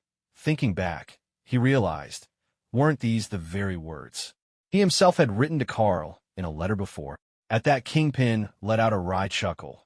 This man really could hold a grudge. However, what made this person suddenly change his plan and resort to blackmail? Still, he couldn't say much about it, so he could only agree, I'll transfer the money to you as soon as possible, by tomorrow at the latest. Carl nodded.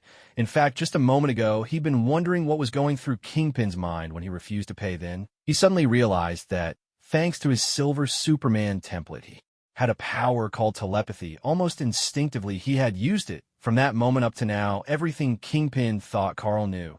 That was why he changed his approach, demanding $2 billion up front. After all, even Kingpin might not be able to come up with more than that. To be honest, Kingpin's funds were less than Carl had imagined. Just a few $1 billion, about the same as himself. So much for being the so-called emperor of New York's underworld. It was rather unimpressive. The man even had to pay his life-saving money in installments. Pathetic. As for why Carl didn't kill Kingpin, there really wasn't any particular reason. The fact that the other man had some sense and hadn't tried to attack was part of it. The ransom was another, but mostly it was simply a whim. In the end, Carl had no real grudge against Kingpin. The man was just unlucky enough to cross his path. As for the whole business of heroes and villains, Carl had no desire to get involved. If he happened to run into someone he disliked, he'd deal with them on a whim. He certainly wasn't about to scour the world hunting down every villain to wipe them all out. That sounded far too dull. Carl never intended to become the kind of hero who gets rid of every villain. He wasn't interested. He just did whatever he felt like doing. If someone annoyed him or caught his eye the wrong way, Carl would act. Regardless of who they were, civilian, tycoon, hero, or villain, it made no difference to him. What mattered was himself. If he wanted to do something, he did it. Carl looked at Kingpin and said, since you're planning to pay for your life, help me track down some funds. Then I'll be on my way. I have other matters to attend to. As for this guy, he glanced at the man nearby. I'll let him go for today. Do as you please with him in the future. Kingpin wiped the cold sweat from his brow. Understood. Safe travels, Carl nodded and was about to leave. Just then, Daredevil suddenly spoke up. How can you do this? Kingpin is the biggest crime lord in New York. You have such incredible power. Why not bring him to justice instead of demanding money from him? Carl glanced at Daredevil, his expression calm. No reason. If you must have one, it's simply because I want to. With that, Carl kicked Daredevil hard. There was a rush of wind as Daredevil's figure shot backward and plunged into the river. Then in a flash, Carl soared into the sky. In the blink of an eye, he had vanished. Kingpin looked up, watching the direction Carl had flown, silent for a long time. At this moment, behind Kingpin, his back was already drenched in cold sweat. He hadn't expected that Carl actually possessed the power of flight. Bullseye certainly hadn't mentioned anything about this to him. Just who was this Carl Smith? All the information he'd gathered described him as an ordinary man. But now, if anyone dared to tell him Carl was just a regular person, Kingpin would have blown their head off on the spot. Can a normal man shoot lasers from his eyes, melting people too? Nothing. Can a normal man soar through the sky? It took quite a while for Kingpin to finally relax. At that moment, a few subordinates in black suits approached him. Boss, should we deal with Daredevil? One of them asked. Kingpin glanced at his men, then looked toward the sea not far away. His voice was heavy as he replied, no need. After all, he still remembered what Carl had said. So he left Daredevil alone. Turning back to his men, Kingpin ordered you, take those goods away. He still owed Carl $8 billion each, after all, and he needed to make money to pay back the debt. As for Carl, Kingpin didn't harbor much resentment. It was survival of the fittest. As a crime boss in America's underworld, he understood that all too well. The other man was stronger. There was nothing more to say besides that money was the price he paid for his life. Admittedly, the sum was a bit steep. "Yes, sir," his men answered, then set off to handle the cargo. Watching his subordinates at work, Kingpin felt very satisfied. These men had guts, even after witnessing Bullseye being melted. Before their eyes, they hadn't fled. In fact, he thought they were worth promoting. Hm. Suddenly, under the lights, Kingpin noticed something odd. The crotches of his men's black pants were soaked. It wasn't just one of them. All of them were the same. Could it be they wet themselves from fear? The truth was that was exactly what happened earlier when Carl killed Bullseye with his heat vision. The subordinates had been standing very close. They witnessed firsthand how Bullseye died. A scene so terrifying that their legs gave out and they lost control on the spot.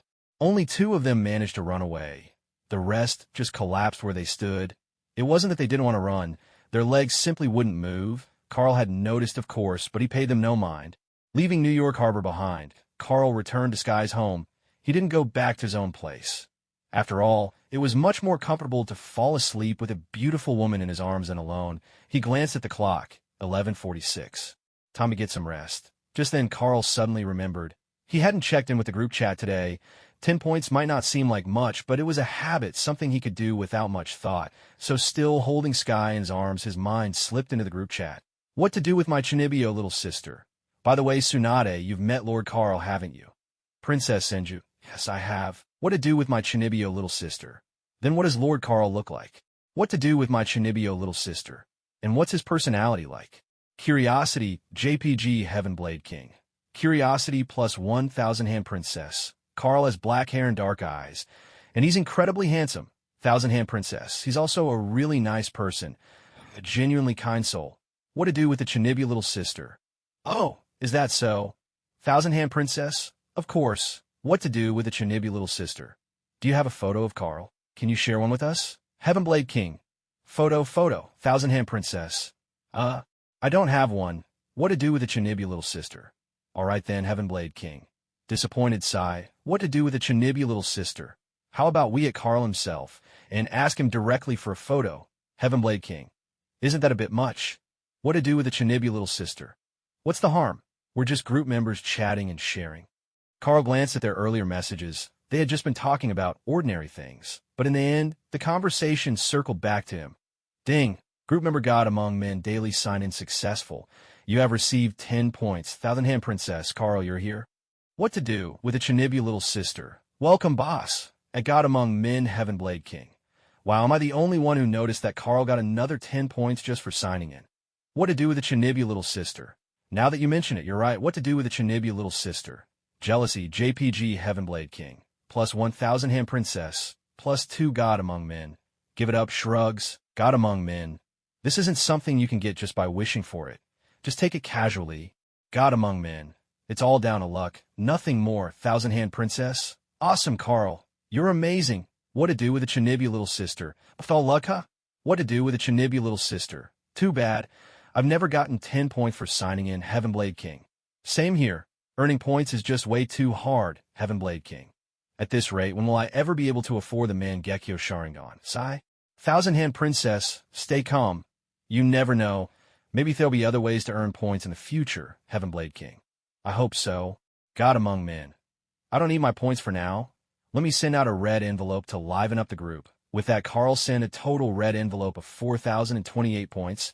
He divided it into 4 shares, 1,000 points each. The remaining 28 points were just a small extra. After all, everything he wanted to buy was expensive. For 1,000 points didn't make much difference to him. After sending the red envelope, Carl still had 96,000 points left. God Among Men has sent a red envelope. What to do with the Chinibio little sister received 1,003 points. Heavenblade King received 998 points. 1,000 Hand Princess received 1,207 points. What to do with the Chinibio little sister? Hee, with 1,000 points, I can buy so many new things. Heavenblade King. Oof, I got the smallest share of the red envelope. 1,000 Hand Princess. Not quite. There's still one left. And it's even less than yours. Seeing this scene, Carl felt a bit puzzled. The commander of the Great Wall Garrison hadn't claimed the red envelope.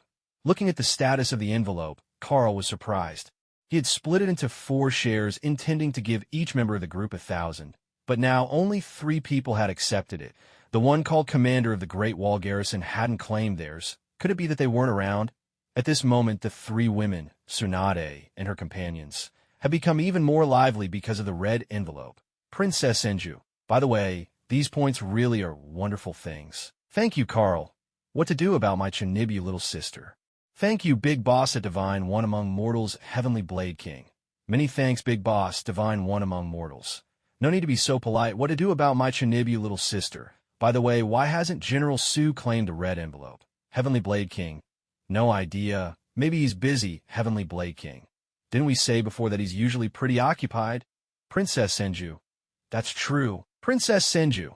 I bet when he comes back and sees the red envelope, he'll be so happy, Princess. Senju. Hasn't General Sue always wanted to buy that powerful aura? Reading through the chat history, Carl grew even more bewildered. General Sue. Who was that? Could it be the only member whose identity in the group hadn't been confirmed, the one named commander of the Great Wall Garrison? But wasn't the commander supposed to be Hua Mulan? Carl was genuinely surprised. Of course, he wasn't entirely sure himself since back in his previous life when he played the game. He hadn't paid much attention to the lore behind the heroes. After thinking it over, Carl decided to ask directly, Divine One Among Mortals. Who is General Sue? Is that the commander of the Great Wall Garrison? Princess Senju. That's right, it's him, Princess Senju. Didn't you know, Carl? General Sue mentioned it just a dozen or so hours ago. Divine One Among Mortals. I must have missed it. I was probably eating and didn't check the chat. A dozen hours ago, Carl had either been on the couch with Skye or out grabbing a meal. Naturally, he hadn't seen the messages for back then. Just now, he'd only skimmed the chat logs, and there was no way he'd scroll back that far. If anything urgent had happened, someone would surely have tagged him, so there was no need to go through the entire history. Heavenly Blade King. I see. I was actually wondering why Carl hadn't said anything. Princess Senju.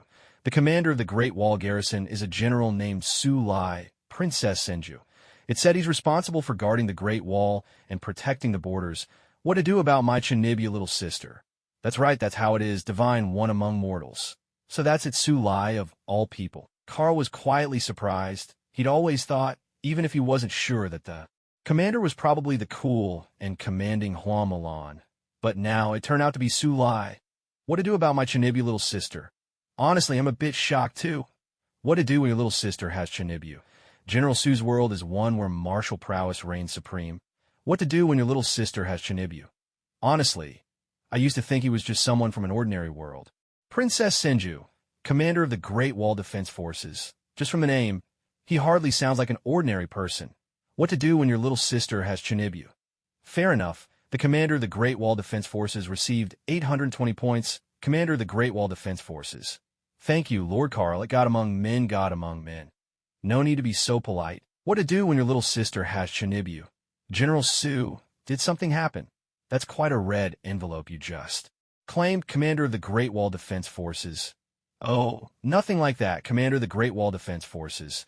It's just that the city gates have recently reopened, and we've resumed trade with other nations, commander of the Great Wall Defense Forces. This is a pretty big deal, so I have to stay vigilant. What to do when your little sister has Chinibu? I see. Su Lai seemed incredibly busy after chatting for a short while. He logged off, since Carl had sent out a red envelope. Earlier, Tsunade and the others were all in high spirits. The group chat was buzzing with excitement. After a while, Tsunade also logged off, but Toka Takanashi and Kesha seemed to have plenty of free time. They kept pestering Carl, asking him to post a selfie. Carl didn't refuse. After all, you never know when you'll be sent on another mission to a different world. It would be awkward if the group members didn't even recognize him. So Carl put on some clothes and posted a photo. Chinibu World, a beautiful, mature woman with long hair and striking red eyes, sat quietly in her room. She was none other than Toka Takanashi, the elder sister of the heroine from Love, Chinibu, and Other Delusions. Toka was a head chef in an upscale restaurant, her culinary skills second to none. At this moment, she was constantly urging Carl to post a selfie in the group chat, even offering to exchange photos as a bargain. Finally, Carl agreed. I really can't wait, she thought. I wonder if what Tsunade said is true. Could this guy actually be handsome? Just then, Carl posted his photo in the group. Wow, he's seriously handsome, and he has black hair and black eyes too. So Carl isn't just a big shot. He's good-looking as well. Toka gazed at Carl's photo, utterly impressed. At first, she'd only been curious, which was why she suggested sharing selfies. Now Toka felt she'd made absolutely the right decision. After all, it's not just men who like to look at beautiful women. Most girls also enjoy seeing a handsome face. Toka found a flattering angle, took more than a dozen shots, picked her favorite, and sent it to the group. Carl's compliment made her smile softly. Carl studied the two photos in the chat and nodded to himself. Just as he remembered, they were the same as in his memories. Kesha was still in her youth, not yet the angel queen she would one day become. After praising them both, Carl went off to rest. The next day, Carl got up early. Truth be told, he no longer needed sleep at all. However, out of long-standing habit, he still did as he always had. Besides, he actually found it rather comfortable to sleep this way. Just then, the system notification chimed in. Ding. Host, you can check in today. Would you like to check in now? Carl nodded. All right, check in. Ding. Check-in successful. Congratulations, host, you have received superhero suit, female version, As the system's voice faded, several pieces of clothing appeared before Carl. He picked up the garments. They were roughly the same as the superhero suit he had previously exchanged from the system, red and blue in color, but this time the suit had a short skirt for the bottom. There were also red boots and stockings. Carl stared speechlessly at the superhero suit in his hands. System, what's going on with you? Could you not mess with me like this? Last time, when I already had a suit, you gave me a black one. Fine, at least the color was different, and I do like black, but today you give me a female superhero suit. What am I supposed to do, wear women's clothes? Seriously? Carl felt the system was utterly useless. Just then, Skye slowly woke up, her voice drowsy as she greeted him. Morning, Carl. Carl glanced at Skye, then back at the women's superhero suit in his hand. Suddenly, his eyes lit up. In the world of kings at this moment, a small figure was hiding within the city near the Great Wall. This figure had sunflower-like hair, and her face bore whisker-like markings, giving her a feline look. Most striking of all was the tail curled up behind her. On this continent, beings like her, those whose appearance differed from ordinary people, were known as demonic hybrids. Her name was Shunmengshi. A few days ago, due to certain events, Shunmengshi had encountered a mysterious stranger by the edge of a cliff. The stranger was dressed as a mystic with snow-white hair and an aura wrapped in secrecy. He invited Shunmengshi to join an organization called Yao Tian.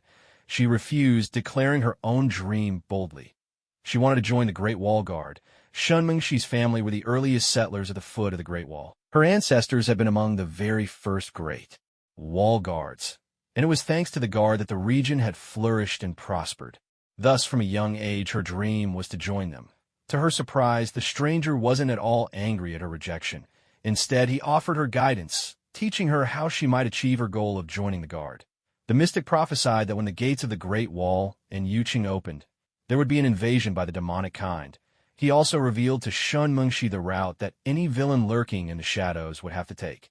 Now, following the mystic's instructions, Shunmengshi had already set explosives along the path, just waiting for her target to pass by so she could detonate them. Though she harbored some doubts about the mystic's words, her dream of joining the guard burned stronger than her skepticism. No matter how slim the chance, Shunmengshi was determined to try. At this moment, Shunmengshi was watching the passers-by with utmost caution, afraid of missing this rare opportunity. Meanwhile, Sulai was also at the bustling market, observing the lively throngs of people. Seeing the smiles on their faces filled him with a deep sense of satisfaction. Born into an illustrious family, Sulai had once taken the top honors in the imperial examinations in his youth. Yet, instead of pursuing a career in government, he chose to lay down his brush and take up arms, venturing to the Great Wall. The Great Wall was an ancient relic, standing tall and majestic between the boundless desert and fertile lands, defending the empire's borders. The soldiers stationed here were known as the Guardians of the Wall. Years had passed in the blink of an eye. Sulai had risen to become the highest commander among the Guardians. He even led the imperial troops to establish a protectorate on the most barren of lands, building a stronghold to safeguard the people and resist the demonic threat. The protectorate lay just south of the Great Wall, constructed to shield the local populace from harm. Not long ago, Sulai and the Lord of Jade City had agreed to remove the mutual guards, granting their people the freedom to trade at the border market. Jade City was a prosperous town in the clouded desert, famed for its abundance of beautiful jade. Its wealth was renowned far and wide, and merchants from Jade City, concerned about the safety of their precious cargo, had requested the Protectorate's escort and protection. Thanks to this foundation of cooperation, relations between the Guardians of the Wall and Jade City remained warm and harmonious. Trusting the Lord of Jade City, Tsunade agreed to open trade between their peoples. After all, such an arrangement was a true boon for everyone. Jade City's riches seemed inexhaustible, and prosperity brought by trade would benefit both sides. Now, with the border market open, crowds surged like waves, their excitement rivaling even the grand city of Chang'an. As the commander of the Guardians, Tsunade felt a profound joy upon witnessing this scene. After all, he had stood vigilant on the Great Wall for over a decade. No one longed more than he did to see the people here live in peace and contentment. 11 o'clock. Carl sat at the edge of the bed, savoring a glass of red wine in leisurely comfort. Beside him, Skye was resting with her eyes closed. At this moment, she was dressed in a Supergirl costume, complete with shoes and stockings. There was no denying it. The outfit was stunning. The fit accentuated her figure, and the combination of short skirt and stockings made Skye look absolutely dazzling. Carl couldn't help but marvel at the system. Before, he'd thought it was utterly useless, especially when it handed him another suit, and a women's suit at that. When he already had his own, what a joke, he'd thought. Now, seeing Skye not only wear but also embrace the suit, Carl's heart brimmed with nothing but admiration for the system. It was fantastic. If Skye hadn't been so exhausted, if he hadn't worried about her health, he would have been reluctant to stop. After all, with the suit on, she truly looked like a real-life Supergirl, and beautiful to boot. But there was no need to rush. There would be time enough tonight to continue. Carl even found himself imagining how it would look. Skye dressed as Supergirl, and he in his own suit. What a sight that would be. It doesn't seem to work very well. After all, he still has to take off his combat suit. As for Skye, she doesn't need to bother with that. After finishing his drink, Carl went to freshen up. Afterwards, Carl returned to the bedroom. Skye was still resting. He didn't disturb her, choosing instead to join the chat group. Heavenly Blade King. Thanks to Carl, I finally have enough to buy the Sharingan, Heavenly Blade King. But it's a bit of shame. It's just a single Tomo version, so its abilities aren't that strong. What to do if my little sister is a Chinibu? You actually bought the Sharingan, Heavenly Blade King. Yep. What to do if my little sister is a Chinibu? How does it feel? Is it useful, Heavenly Blade King? It's alright, I guess, Heavenly Blade King. But the single Tomo doesn't do much, just gives a bit of extra perception and such. What to do if my little sister is a Chinibu? Too bad. My points aren't enough to buy an Iron Man suit. Send your princess. I remember that Mark I is supposed to be pretty cheap. Send your princess. You grabbed a ton of points last time, Rika. How can you not afford it? What to do if my little sister is a Chinibu? Mark I is affordable, sure. What to do if my little sister is a Chinibu? But Mark I looks way too ugly, like a big lump of iron. What to do if my little sister is a Chinibu? And it can't even fly. What to do if my little sister is a Chinibu? Even if I bought it, I doubt it would impress Rika. What to do if my little sister is a Chinibu? She might actually just laugh at me instead. What to do if my little sister is a Chinibu? Mark III is still out of reach, so I'll just have to wait. Send your princess. Oh, I see. Heavenly Blade King. True, Mark I really doesn't look very appealing. Heavenly Blade King. But Rika, you could buy the Sharingan instead. Heavenly Blade King. The single Tomo version is really cheap. What to do if my little sister is a Chinibu? If it's just to tease Rika, Sharingan would be a good pick. What to do if my little sister is a Chinibu? She's always going on about the evil king's true eye. She'd probably love something like the Sharingan. What to do if my little sister is a Chinibu? But I can't just buy something just to mess with her. What to do if my little sister is a Chinibu? I'm actually pretty interested in the Iron Man suit. What to do if my little sister is a Chinibu? After all, you can fly in it. Send your princess. That's true. Send your princess. Now that you mention it, the Iron Man suit does sound pretty great. Send your princess. I want to save up points and get one too. Ding! Group member God Among Men has signed in successfully and earned 10 points. Send your princess. Carl, you're here. Amazed face, God Among Men. Yes, I am. What to do if my little sister is a Chinibu? Good afternoon, Big Boss, Heavenly Blade King. Hello, Carl, God Among Men. Hello, everyone. God Among Men. What are you all chatting about? Seems lively. Send your princess.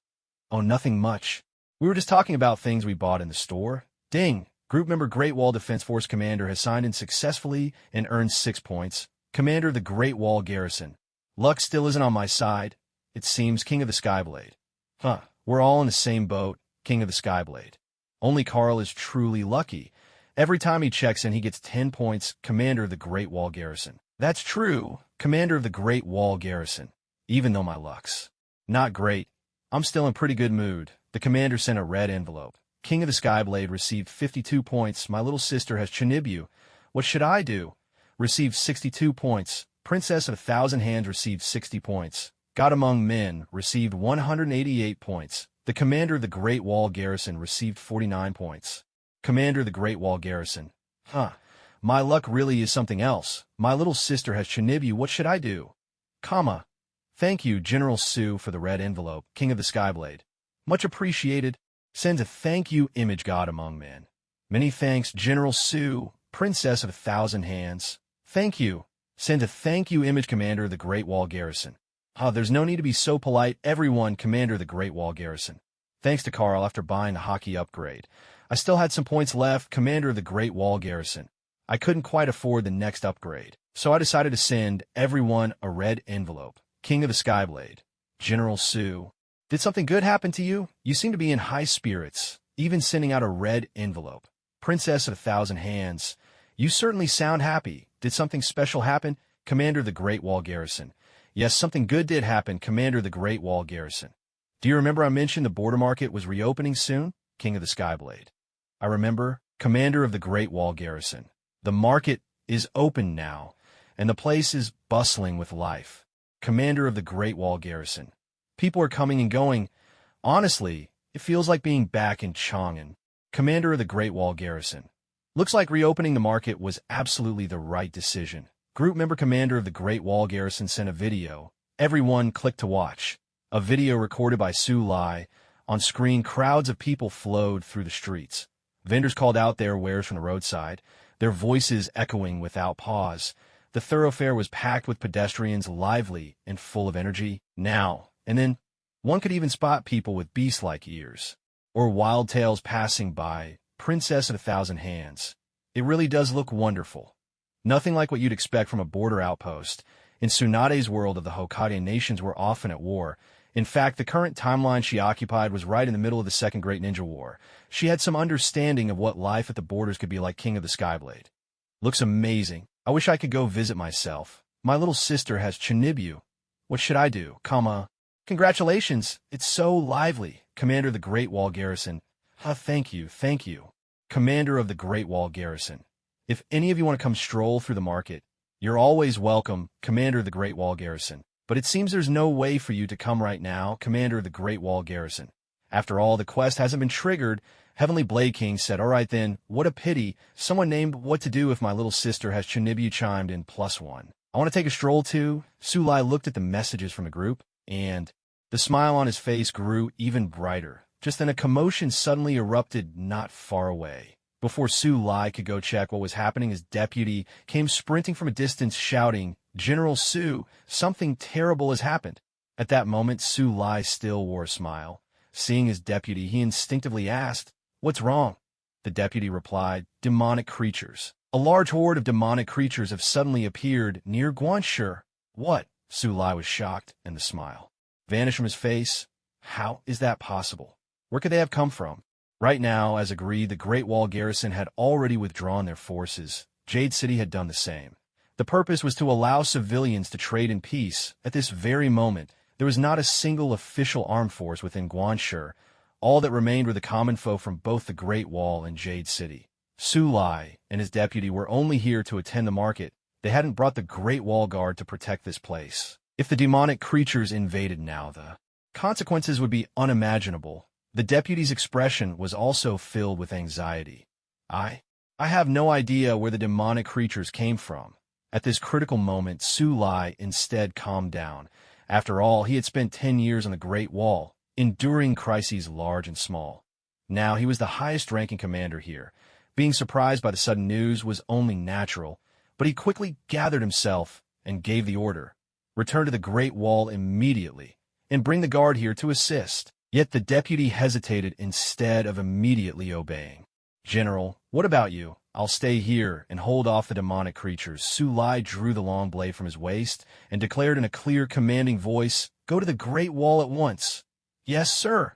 The deputy realized there was no other way and accepted the order, retreating at once. After all, the civilians in Guanxi now depended on the reinforcements he could bring. As the deputy left, Sulai ran in the same direction. He quickly arrived at the entrance to Guanxi, not far ahead. Several demonic creatures loomed, looking like monsters from a nightmare. The leader stood more than 4 meters tall, resembling a massive bull, with a pair of enormous horns atop its head. Its muscles bulged grotesquely, making it a truly terrifying sight. Behind it, 2 more demonic creatures stalked, and farther off, a whole horde surged in their direction. There are so many of them, Sulai frowned in concern. If there were only a handful, he could defeat them on his own, but here there were at least 200 to 300. And that bull-like creature at the front was clearly no ordinary foe. I can only hold out and wait for reinforcements. With a furious roar, Sulai charged at the demonic creatures. He had served as a guard on the Great Wall for over a decade. He was the commander of the Great Wall Guard. Sulai had always believed that the Great Wall was his true home. As long as the wall stood, so did his homeland. Naturally, Sulai would never retreat. Very soon, he was locked in battle with several demonic creatures. However, the ones before him were exceptionally powerful, far beyond the strength of ordinary demons. After just a few exchanges, Sulai found himself at a disadvantage. Before long, he couldn't even strike back. He could only defend himself, forced onto the defensive. After all, there were 3 of these demons facing Sulai, each one formidable in its own right. And misfortune never comes alone. As he grappled with these 3, several hundred more demonic creatures surged from the distance, closing in fast. They were now less than 20 meters away from Sulai. He could even see the frenzy twisting across their faces. Against 3 powerful demons, Sulai could only defend himself, let alone when hundreds more were closing in behind. What's more, Sulai knew that if he were to fall, the city behind him, bustling with traders and ordinary people, would be doomed. After all, they were just civilians. As time slipped by, Sulai's anxiety grew. He couldn't defeat the 3 demons before him. He couldn't even muster a counterattack. And with hundreds more creatures closing in, hope seemed to slip further away. For over a decade, Sulai had served as the commander of the wall's defenders. He never feared death, but what he could not bear was to see the city behind him fall to these monsters. That city was filled with innocents, many of them children. Damn it. Sulai's frustration mounted as he watched the demonic horde draw ever closer. If only I had greater power, he thought. Power? Suddenly, Sulai paused, realization striking him in that instant. A layer of black hardened around his hands and blade. Armament Haki. He'd bought this ability from the chat group store after snatching Carl's red envelope just yesterday. After acquiring Armament Haki, Sulai had tried it out and been impressed by its strength. It made his body as tough as steel. But today, the joy of opening the city gates and the sudden demon attack had driven it from his mind. Now, with the Armament Haki activated, he dove back into battle. Though the Haki didn't allow him to instantly vanquish the 3 demons, he was no longer forced into pure defense. He could finally strike back. Armament Haki had heightened both his offensive and defensive power. Even so, defeating 3 such demons wasn't something he could achieve in an instant. And all the while, the rest of the horde was now less than 5 meters away. It's still not enough, he thought. If only I had advanced Armament Haki, then I could take down these monsters myself. Sulai sighed, knowing there was little more he could do. Yet, he felt less desperate than before. Remembering the Armament Haki naturally brought to mind the chat group. After clashing with the demons a few more times, an idea began to form. Sulai unexpectedly stopped resisting the demon creatures and instead retreated to the side. He had actually given up defending the city of Guan. Once he had withdrawn, Sulai immediately entered the chat group. Great Wall Garrison Commander at God Among Men, at everyone Great Wall Garrison Commander. Lord Carl, everyone in the group. Great Wall Garrison Commander. The situation is urgent. Demon creatures have invaded Guan City. Please, I need your help. Skyblade King. Skyblade King. What's going on, General Sulai? What if my little sister has Chunibya? What happened? Why are you suddenly so flustered? What if my little sister has Chunibya? Wasn't it lively in Guan City just now, Thousand Hand Princess? General Su, don't panic. Take your time and tell us what happened, Great Wall Garrison Commander. Demon creatures are extremely dangerous beings.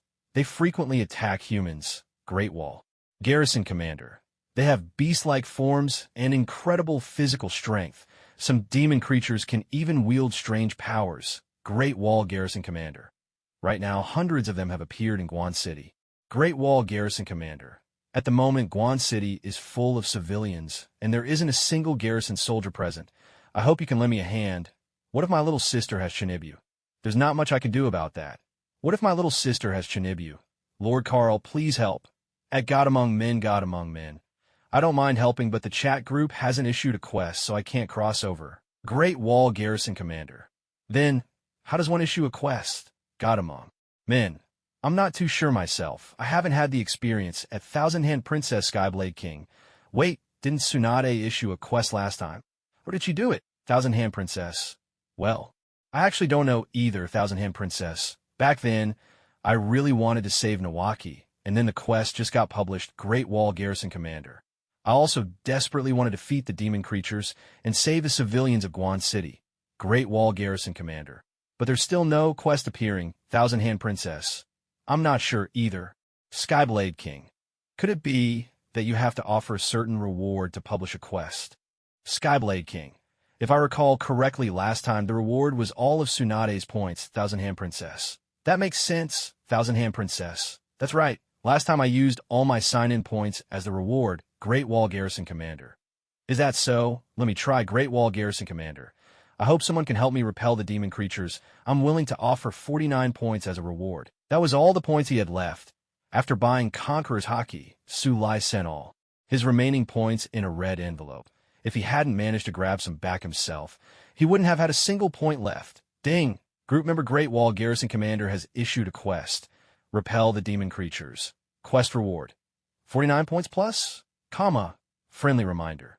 This quest is extremely challenging. The chat group encourages members to help one another. All members are eligible for this task. Upon completion, you may receive bonus points according to the task's rating. What to do when your little sister is a Chinibu? Wow, there really is a task this time. What to do when your little sister is a Chinibu? Now, I know how to post tasks. I can do it myself from now on. What to do when your little sister is a Chinibu? It's a pity, though. The difficulty level is extremely high. There's no way an ordinary person like me could manage it. Princess of 1,000 Hands. Extremely high difficulty. Mine only says high difficulty. Heavenly Blade King. That's strange. Mine shows extremely high as well. Heavenly Blade King. Do you think the system adjusts the warning based on each person's strength so everyone sees something different? What to do when your little sister is a Chinibu? That actually makes a lot of sense, Commander of the Great Wall Garrison. Lord Carl about the task. What to do when your little sister is a Chinibu? Lives are at stake here. What to do when your little sister is a Chinibu? Lord Carl, please hurry. Go save the world. A God Among Mortals group member God Among Mortals has accepted the task. Repel the demonic horde. The World of Kings. Tsunade saw the notification from the chat group. His face, which had been tense all this time, finally relaxed. Now that Lord Carl had accepted the task, there was nothing left to worry about. After all, this legendary figure could travel through time itself, and even bring the dead back to life. Tsunade didn't believe that a few hundred demonic beasts could possibly pose a threat to someone like him. Just then, the three leading demonic beasts charged straight at Tsunade. They saw the relaxed expression on the human's face and instantly flew into a rage. Are you looking down on us? We've been pushing you back this whole time. With a furious roar, the three monsters launched another attack on Tsunade. Tsunade called upon his Conqueror's Haki once again and met them head-on in battle. Meanwhile, the hundreds of demonic beasts behind them surged past, rushing toward the city gates. Some of the ones in front had already set foot inside the city's domain. Roaring filled the air as the demonic beasts, seeing the crowds of people inside the city, let out guttural, unintelligible cries. Their voices brimmed with a wild excitement. Just then a figure appeared out of nowhere. Black hair, dark eyes, strikingly handsome features. The S-shaped emblem gleamed on his chest. The black battle suit outlined a flawless physique, and a sweeping cape flowed behind him. Carl. The Great Wall at that moment. A squad of the Great Wall garrison was racing toward the city. At their head strode a young man with black hair beside him. An old veteran said, "Li Exit. General Su has already come to an agreement with the Lord of Jade City. If we charge in now, it might be a bit out of line." Li Exine's expression was calm as he replied, "It doesn't matter. We're not going inside. It's just a precaution. We'll stay on the outskirts of the city. When the city's ordeal ends, if all is well, we'll head back the way we came. If Jade City harbors any ill intent, that's when we'll come in handy. Well, you're right about that. Someone nearby sneered, new recruits, just because they've achieved a bit. They get so full of themselves. When we meet General Sue, I'll make sure to report every single thing you've done. Lee Xian said nothing in response. He didn't even spare that man a glance. Yet in his heart he recalled what the peony alchemist had once told him. You have lost the city of Chang'an, and I too have lost what I love most. How about this? Help me reclaim what I long for, and I'll help you regain Chang'an. What do you say? From that moment on, Lee Xian had come to the Great Wall, joining its garrison and rising to become a renowned defender. He had earned much merit in battle. In secret, he maintained close contact with the peony alchemist. Now he had received an early warning from the alchemist. On the day the border market opened, Demon's Pawn would invade. The losses would be catastrophic, as one who had agreed to open the border market, Commander Su Lai, would surely be held accountable. The peony alchemist had already made his preparations, and for Lee Xian, this was his chance. Merit in battle would mean promotion, putting him one step closer to controlling the Great Wall and trading it for Chang'an. So, it's finally about to begin. Lee Xian murmured to himself. Great Wall border market at that moment. Many within the market had already spotted the Demon's Pawn at the entrance. After all, quite a few people were gathered nearby. Some of the Demon's Pawn were truly massive. Just a casual glance toward the gate revealed a swarm of monstrous figures impossible to miss. Demon's Pawn. How could this be happening? Isn't today the day the Great Wall garrison and Jade City open the market? Why are there Demon's Pawn here? Wait for me.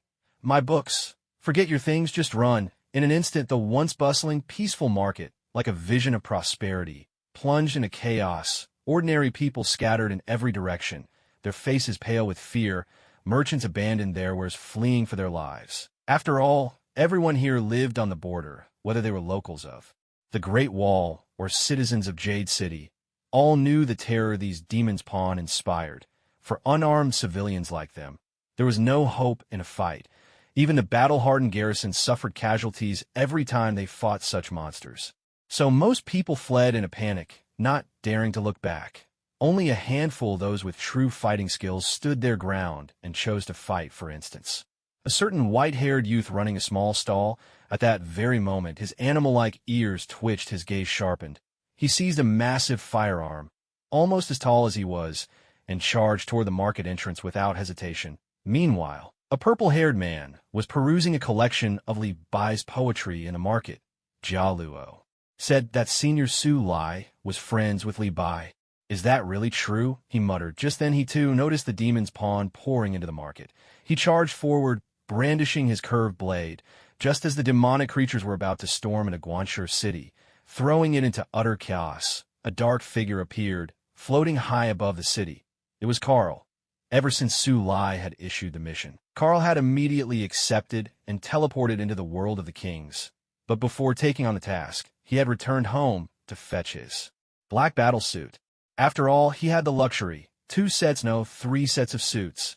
Not wearing them would be a waste. Besides, the black battlesuit looked incredibly cool. In an instant, Carl took in the entire situation in Guanxi City. Su Lai, the demonic creatures, the panicked citizens fleeing in all directions. There was a young man clutching a massive firearm. Was that Bali Shoyu? Shinmingshi was there too. And another figure wielding a curved blade, who clearly didn't seem like a mere supporting role. What a commotion, Carl remarked with a touch of amusement, then greeted Su Lai from a distance. General Su Lai, hello. I'm Carl. At that moment, Su Lai was relying on his armament hockey to fend off 3 powerful demonic beasts. Hearing Carl's voice, he instinctively glanced over.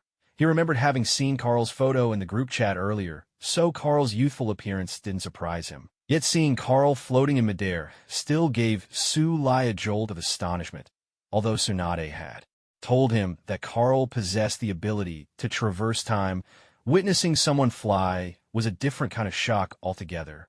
But there was no time to dwell on amazement. Su Lai quickly called out, Carl, those creatures charging at Guanxi are the demonic beasts. He hadn't even finished his sentence when 2 brilliant red beams burst from Carl, blazing like laser rays and instantly striking the demonic creatures. In the blink of an eye, the 2 monsters at the front, bathed in red light, dissolved completely. vanishing without a trace. Carl swept the red beams sideways. In that moment, every single demonic creature was shredded as if by a weapon of the ancient gods, utterly annihilated in less than 2 seconds. At that same moment, the civilians of Guanxi were still fleeing in panic. One man, catching a glimpse of the red light obliterating the monsters, stopped dead in his tracks, stunned. Another fleeing citizen ran straight into him from behind, tumbling to the ground in a jumble of limbs. Before even getting up, he cursed loudly. "Are you blind? If you don't care about your life, I still want to live." But the first man paid him no heed, pointing instead towards the city in trance, his voice tinged with disbelief. The monsters seem to be dead? What nonsense are you spouting?" The man who had fallen snapped, still irritable, but he couldn't help glancing toward the entrance himself. Sure enough, the towering monsters that had stood guard just moments before had vanished. They were near the entrance, so they could see outside the city's gates. They could even make out General Skye still locked in battle with more monsters. But the ones at the entrance had truly disappeared. Many people witnessed it. Everyone had noticed the red flash just now, and the vanishing of the demon creatures. Did my eyes play tricks on me? I think I just saw a red light flash, and then the demon creatures disappeared. You weren't seeing things, I saw it too. Are the demon creatures dead? They're gone. Those civilians who could see the entrance immediately burst into cheers as more people joined in. Even those a little farther away instinctively stopped in their tracks. But since they hadn't witnessed what happened, confusion filled their faces as they looked around. They waited, poised to run at the first sign of the demon creatures. But after a long moment with no trace of them, they finally relaxed. Soon, they joined in the cheers with the others. Inside the city of Guan, the civilians only knew that the demon creatures had disappeared, and they cheered with exhilaration. Meanwhile, those who were rushing toward the city's entrance had seen everything clearly. A figure floated in the sky, radiating a blazing red light, and in an instant, the demon creatures were swept away. The young sharpshooter gazed up at the figure in the sky and murmured to himself, "Is that a human? Such power." The purple-haired youth, gripping his curved blade, exclaimed in awe, "Wow, that was incredible." Of everyone present, no one was more shocked than Tsunade. He had just recently asked for Carl's help. Before he could even finish his words, Carl had already wiped out all the demon creatures.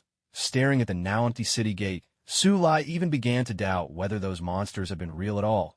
Just then, a streak of red light shot toward him. Tsunade's heart skipped a beat, and he instinctively tried to dodge.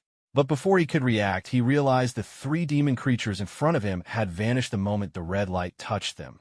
Tsunade froze. These 3 were formidable adversaries. Even after 10 years serving as a Great Wall Guard hardened by countless battles, he was no match for them. Without using armament hockey, he would have stood no chance of fighting back, and yet Carl had obliterated them in an instant. The difference in strength was staggering. No wonder he could travel through time and resurrect the dead. He truly was powerful. It was no surprise that in the chat group Carl was called a god among men. His strength truly bordered on the divine. At that moment, some ordinary people also noticed Carl hovering in the air. "Old Zhang, do you see the figure up in the sky?" "What are you talking about? There's nobody up there." "No, really, I see someone. There's definitely something there." "Isn't that a demon creature? How could a human fly in the sky?" "Impossible. I saw it with my own eyes. The figure radiated red light and destroyed the demon creatures." "How could a demon creature attack its own kind? It must be a human." "Maybe it's a god. How could a human possibly wield such tremendous power?" "Well, you do have a point. Actually, there have been people who noticed before, but they didn't pay much attention. After all, whether it was the dazzling red light or the demonic beasts, both were sights impossible to ignore. Compared to them, Carl was far less conspicuous. Now that the demonic beast had vanished and the red light had faded, people naturally started to notice Carl. As it happened, Carl landed right beside Tsunade. Seeing this, Tsunade immediately cupped his fists in gratitude. "Master Carl, we really owe you for this. If you hadn't stepped in at just the right moment, Guang City and everyone within its walls might have been wiped out." He was well aware of the situation. Tsunade alone could only hold back 3 of the most powerful leading beasts. If the hundreds of other monsters had broken into Guang City, the outcome would have been disastrous. Fortunately, Tsunade had joined the chat group, and with Carl's help, the monsters were wiped out in an instant. Naturally, Tsunade felt deeply grateful to Carl. "No need to be so polite," Carl replied with a warm smile. If the opportunity arose, he certainly didn't mind doing a good deed or two. After all, he was a man of higher learning, twice over in fact. Moreover, this time he'd received a reward for his efforts. When he exterminated the demonic beast, he'd heard the familiar prompt from the chat group. Ding. Group member God Among Men has completed the mission Eliminate and Repel the Demonic Beasts and received 49 points. Mission rating SSS extra reward 100,000 points. You may return to your own world at any time. Would you like to go back now? Doing good and earning points at the same time. Why not enjoy the best of both worlds?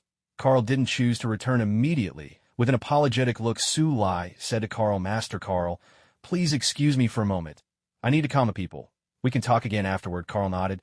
Go ahead, take care of your business. With that, Tsunade hurried into Guang City. He knew that some civilians must have seen the demonic beasts. Perhaps some had even lost faith in Guang City itself. After all, the reopening of Guang City rested on the most basic foundation: mutual trust between Tsunade and the Lord of Jade City. When the city gates were opened, neither the Great Wall's guards nor the troops from Jade City used force. The idea was to let people trade freely and without pressure, fostering economic growth and creating a lively atmosphere. Yet now, on the very first day of reopening, the city had suffered a monstrous attack. It was only natural that both the citizens of the Great Wall and those from Jade City would feel uneasy, even suspicious. In fact, Tsunade himself felt a bitter taste in his mouth. A boy with purple hair flashed through his mind. Was this your true intention all along? Tsunade clenched his fists in silent resolve. With little else to do, Carl wandered after Tsunade into Guang City. He had to admit, Tsunade was an exceptionally charismatic commander. Originally, many people among the crowd were gripped by panic and fear. After Tsunade offered some reassuring words, most of the townsfolk relaxed considerably. At this moment, someone in the crowd noticed Carl standing by Tsunade's side. That person was a citizen who had already seen Carl before. Unable to hold back, he asked, General Tsunade, this man beside you, was it he who just now struck down and destroyed the army of demons? As soon as the words were spoken, many eyes turned to Tsunade. After all, quite a few people had glimpsed Carl earlier as well. Tsunade did not respond immediately. Instead, he looked to Carl, clearly seeking his opinion. Carl smiled softly and gave a small nod. Seeing this, a hint of delight flashed across Tsunade's face. He spoke out in a clear, resonant voice. That's right. I believe some of you saw it yourselves. Outside the city, a horde of demons attacked. This man here is the hero who just now wiped out the demonic army and saved our city. His name is Carl, and you may also call him the God Among Men. At these words, the people of the city were momentarily stunned. Instinctively, they turned to look at Carl.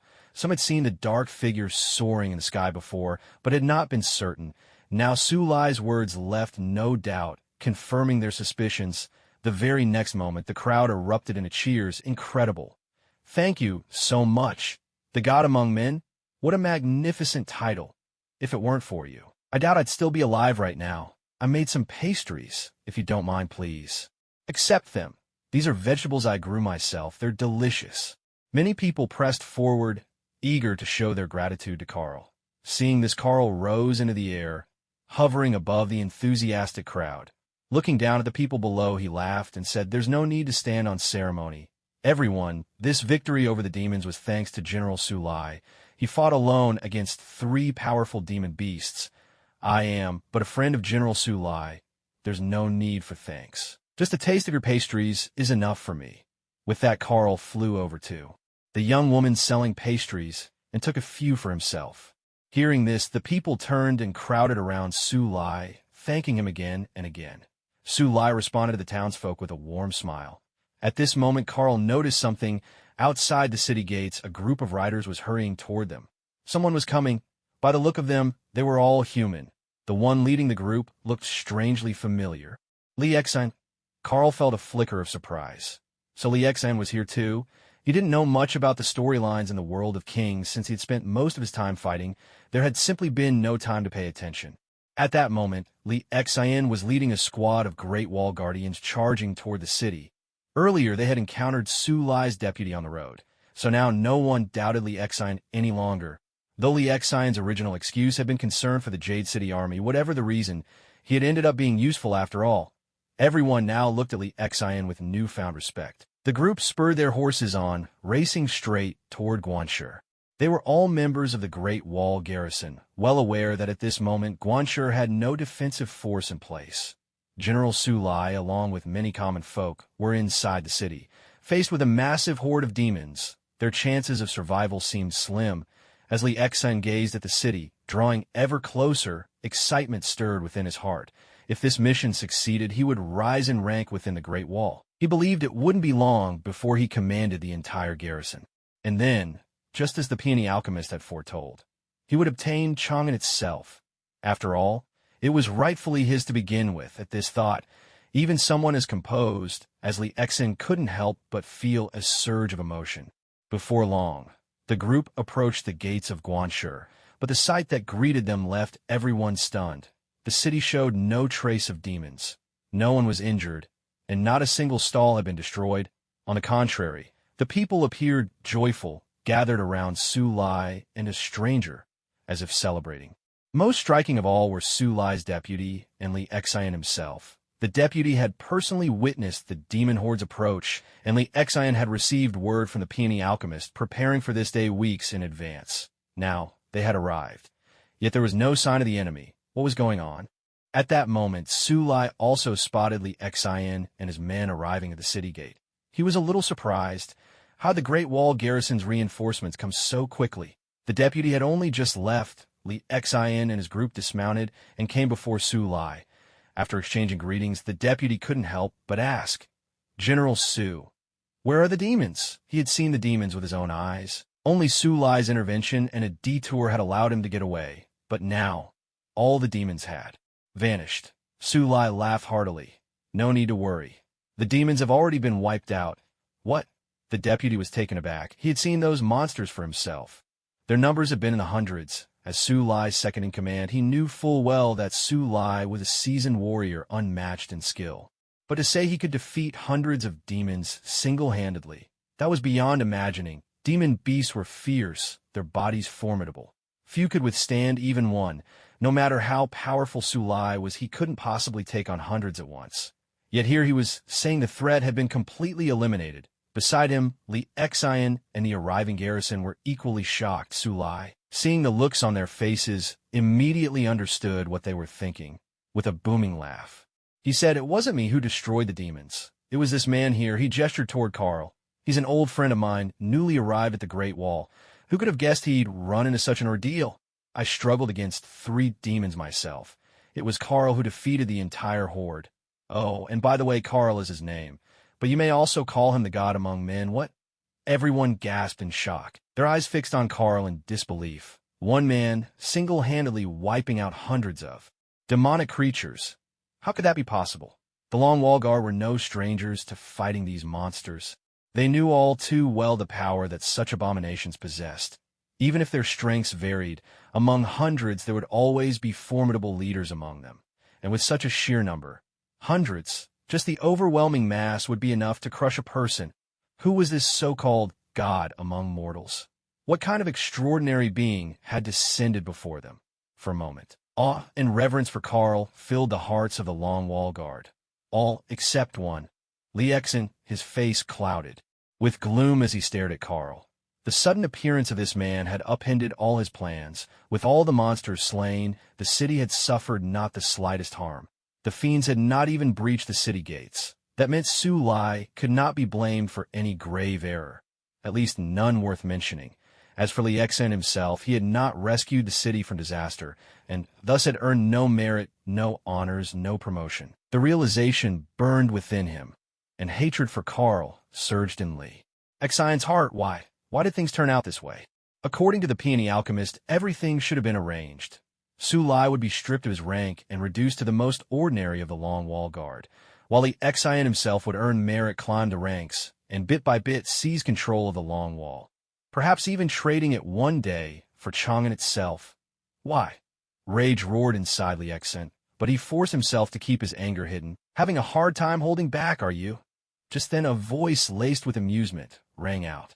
"Wah!" Before Li Xian could react, he felt a cold, unyielding pressure around his neck. As if caught in a steel vice, his feet left the ground.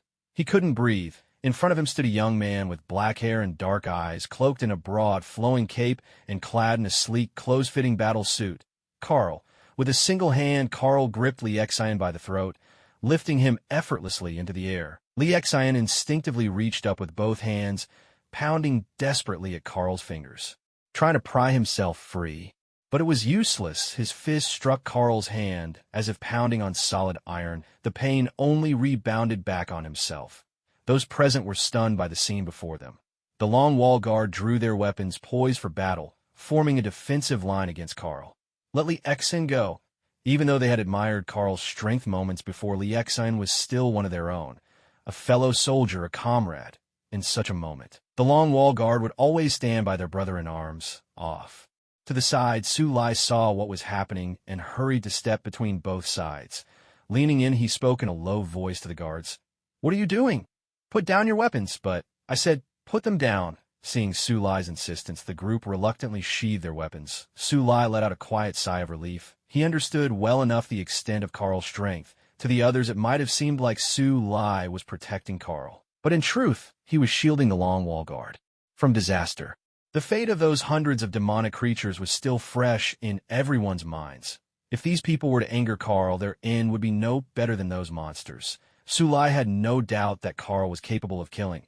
Seeing the great wall guards lay down their weapons, Tsunade managed to smile. "Carl, sir, is there some kind of misunderstanding? Would you mind putting Lee Xian down first?" Carl glanced at Lee Xian, then at Tsunade. Without a word, he tossed Lee Xian to the ground. Lee Xian collapsed to his knees, gasping for fresh air. Before he could catch his breath, a voice tinged with amusement sounded out. "There is no misunderstanding. This man is a traitor to the Great Wall Guards. This man is a traitor to the Great Wall Guards." Lee Xian, still kneeling and gulping for air, felt a sudden chill grip his heart at those words. After all, he had come to the wall with the very intention of seizing control and trading it with the peony alchemist for the city of Chang'an. Lee Xian's father had once been the crown prince, but due to unforeseen events he had died. By rights, Chang'an should have been his. There was nothing wrong in thinking so. Yet alone and powerless, he couldn't stand against a mighty empire to reclaim what was his. Later, the peony alchemist took him away and sent him on many missions. During one such mission, things went awry. Lee Xian was captured. The peony alchemist rescued him, but demanded that he trade the Great Wall for Chang'an. So Lee Xian came to the wall. This recent border crisis with a demonic invasion had been rumored among the peony alchemist circles for weeks, and Lee Xian had prepared well in advance. Calling him a traitor to the guards was not unfounded. The demonic attack had certainly brought terrible losses, yet the question gnawed at him. How did this stranger in front of him know of his secret?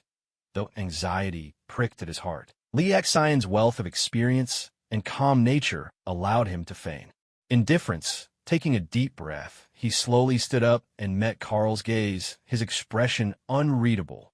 "I don't know what you're talking about," he replied, in keeping with his usual reserved demeanor. The other Great Wall Guards quickly closed ranks beside him. "A traitor? Impossible. There's no way a traitor could exist among the Great Wall Guards." "That's right. Lee Xian may be new, but he's one of us, a true comrade. Don't slander him." Not only did the guards who had come with Lee Xian stand by his side, but even Tsunade believed in him at this moment. After all, Lee Xian had earned many merits and fought shoulder to shoulder with the guards on numerous occasions. Tsunade himself had high hopes for Lee Xian. His desire to promote him was plain to see. So when Carl accused Lee Xian of treason, not only did the other guards refuse to believe it, but even Tsunade dismissed it outright. Carl, seeing the looks on their faces, showed no surprise at all.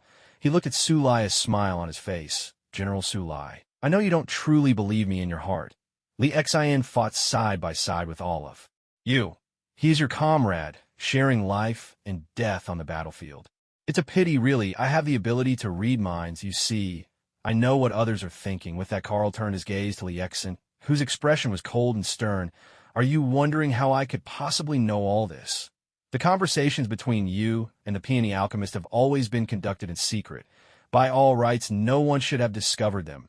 It's a bit of a shame. I don't dislike you, your lineage, the son of a crown prince from the previous dynasty. About that, I even feel a certain sympathy for you." Upon hearing this, Lee Xian's eyes widened in shock, staring at Carl in utter disbelief. The cool, indifferent mask he had worn all along could no longer hold. because as for Li Xian's identity after he came to the Great Wall, he had never spoken of it to anyone, so there should be no way for anyone to know, even back in Chang'an City. The number of people aware of his origins was vanishingly small. Could it be? Could this man really read people's minds? That's right, Carl said, his voice gentle. I told you. I can know what others are thinking. He let out a light chuckle, including your true identity and the schemes you've woven with the Peony Alchemist. You've known for a while. Today's attack on a frontier market by the Demon's Pawn. That was all part of the plan you and the Peony Alchemist set in motion. Skye, for agreeing to open the market, will be demoted to an ordinary soldier. And you'll be promoted for leading your men in time to vanquish the Demon's Pawn. With every sentence Carl spoke, Li Xian's face grew darker. Skye and the wall's defenders, who hadn't thought much of it before and had always spoken in Li Xian's defense, now saw his expression and felt a rising sense of unease. Before Li Xian could speak, a young man with purple hair suddenly burst out from the crowd. He rushed straight at Li Xian, landing a heavy punch to his face. Grabbing Li Xian by the collar, he shouted furiously, "Is it true? What he said? Tell me." Shung. Skye saw the purple-haired youth and started to step forward, but after a moment's hesitation, he stayed where he was. Clearly, he too wanted to hear Li Xian's answer. Originally, Skye had thought the Demon's Pawn invasion was the scheme of this very youth. The purple-haired youth's name was Shung, son of the Lord of Jade City. He had always revered Skye, idolizing him since they first met. And the two quickly became close friends. It was Shung, after all, who first proposed opening the frontier market. So now, hearing Carl's accusation, Shung was more furious than anyone. If what Carl said was true, then after today's events, the mentor he admired most, Skye, would be disgraced and demoted, while he himself would most likely be accused of masterminding the Demon's Pawn invasion. After all, it was he who first suggested opening the market. How could Shung not be furious in such a situation? With a sweeping motion, Li Xian flung Shung's hands aside. There was a heavy thud as he swung back and punched Shung. Li Xian's relationship with the other man was nothing special, just the sort where they knew each other's names, nothing more. Naturally, he couldn't just let the other strike him without retaliation. Li Xian burst out laughing wildly. That's right. Everything he said is true. I only want to take back what's mine. Is that so wrong? In an instant, Li Xian's black hair turned the color of blood. A wave of crimson, demonic energy as deep as an abyss erupted from his body. The surrounding wall guard soldiers were all sent flying by the force of this power. I'm little different from a wild beast, he roared, but this, after all, is my homeland. With that shout, Li Xian gripped his sword and charged toward Carl at lightning speed. Compared to ordinary humans, and even most powerful demonkind, his speed was overwhelming. In a heartbeat, he was already in front of Carl. He raised his sword and slashed down with all his might. This man before him had ruined his plans. Naturally, Li Xian intended to eliminate him. As for the wall guard soldiers, Li Xian had no wish to fight them. He would deal with this man first, then plan his next move. But in the very next moment, Li Xian froze in shock. He saw his sword blade crash down hard on Carl's neck.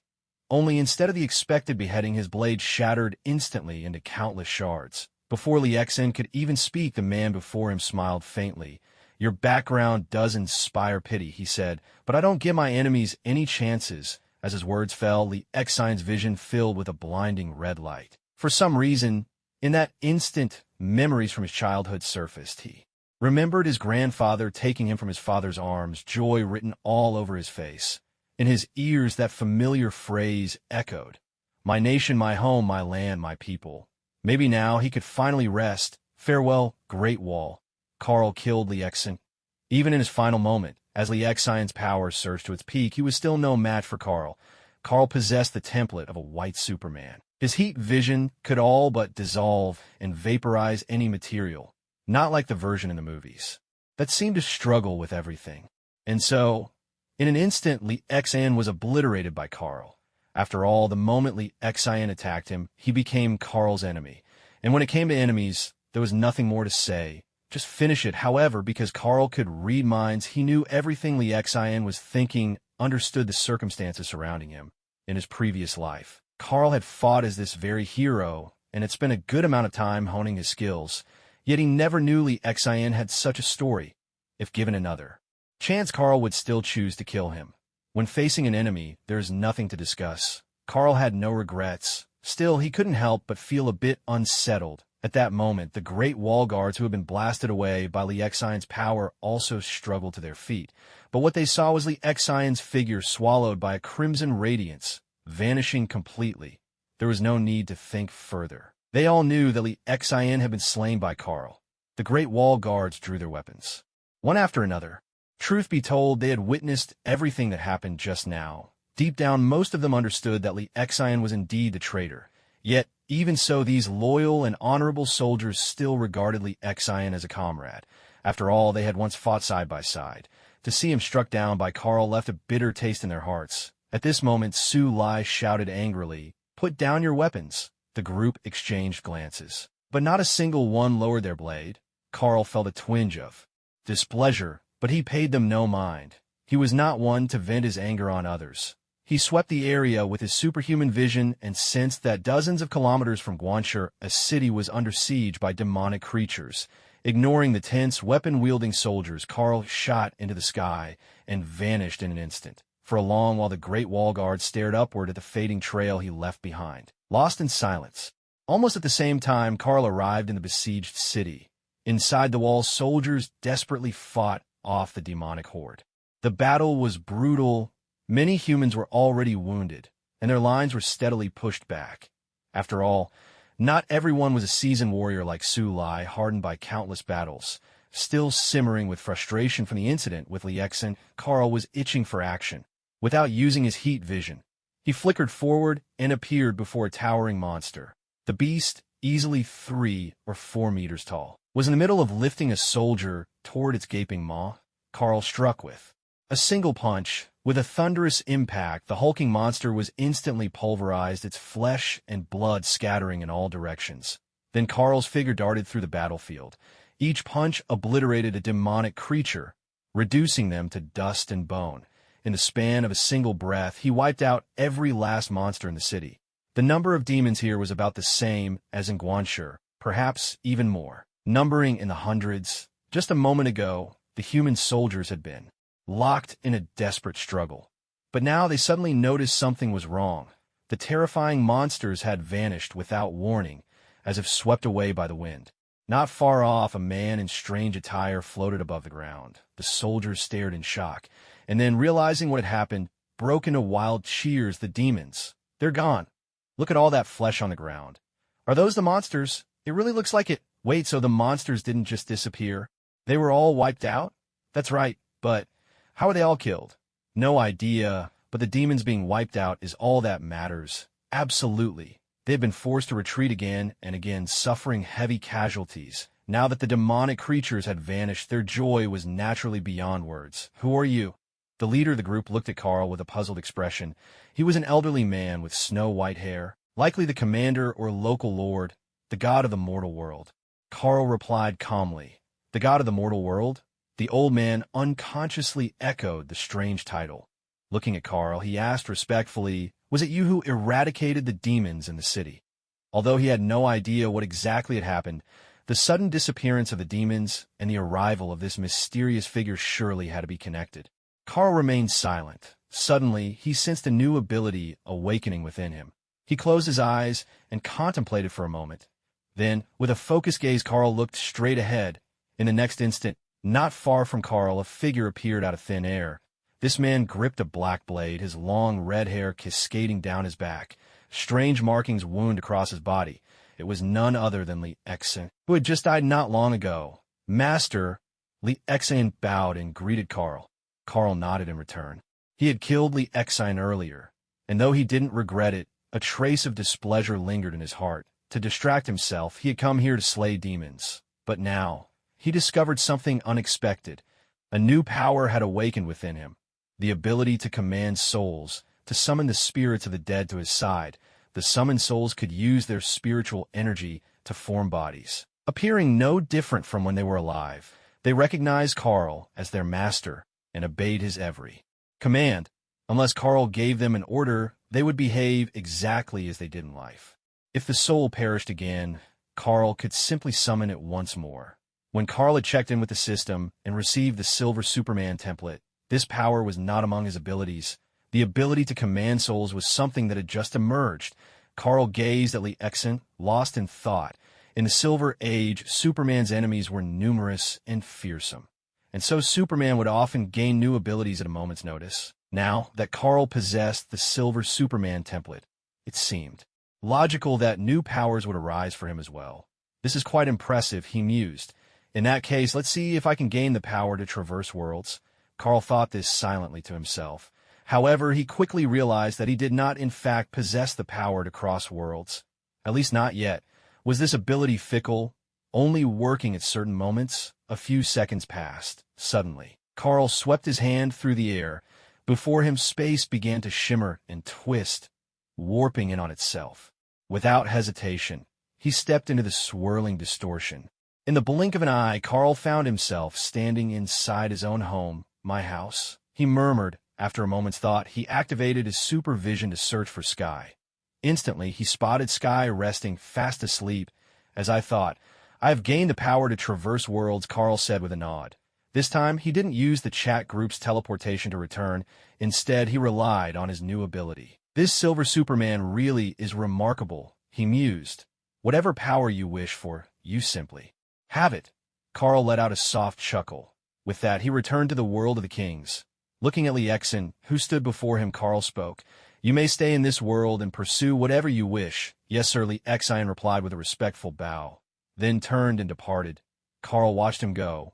With his superhuman vision, he could see Lee Exon's figure running steadily westward, the very direction of the Great Wall's defenders. So, he's heading back to the wall, Carl thought to himself. For some reason, he felt a sense of relief wash over him. Just then, not far away, a figure came hurrying over. A striking young woman with long pink hair. She ran straight to the elderly man nearby. Father, are you all right? She asked with concern. Many buildings in the city lay in ruins, and quite a few of the soldiers were injured. Carl glanced at the young woman and realized that he recognized her. She was Gallo from the World of Kings, which meant that the elderly man was her father. The discovery took Carl by surprise. In his previous life, he had never known the background story here. Back then, the heat of battle had been all that mattered. He hadn't expected to find himself in Gallo City. But then, it wasn't something of great importance. Carl watched as Gallo spoke with her father, and then he quietly returned to his own world.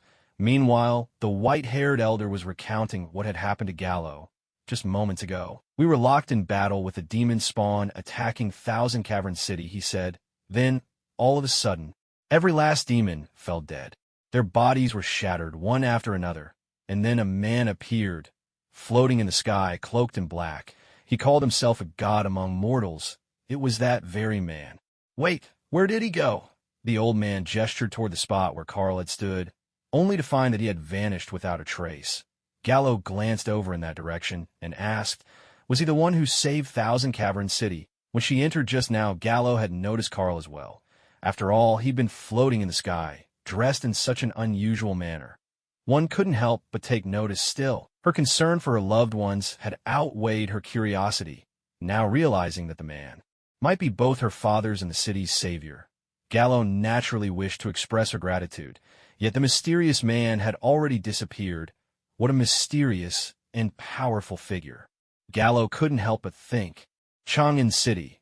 In a secluded courtyard belonging to the Empire, peonies bloomed in glorious profusion. A man with snow-white hair dressed in the robes of a Taoist scholar sat serenely before a chessboard.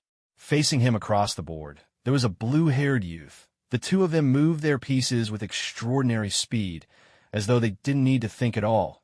The Taoist's attention was not on the game board. His mind wandered elsewhere. The situation at Chongqing Pass and at Thousand Cavern City should be nearly the same by now. Whether it was the demon's pawn or those people, all were ready. In this way, the divination concerning the Great Wall could come to fruition. The Empress would surely attach even greater importance to it, the Great Wall. Lost in thought, he was suddenly interrupted by the arrival of a figure holding an oil paper fan. A young girl with rabbit-like ears. She entered, bowed respectfully to the Taoist, and presented him with a letter. As soon as the Taoist accepted the letter, the girl swiftly departed. The Taoist opened the letter with a calm expression.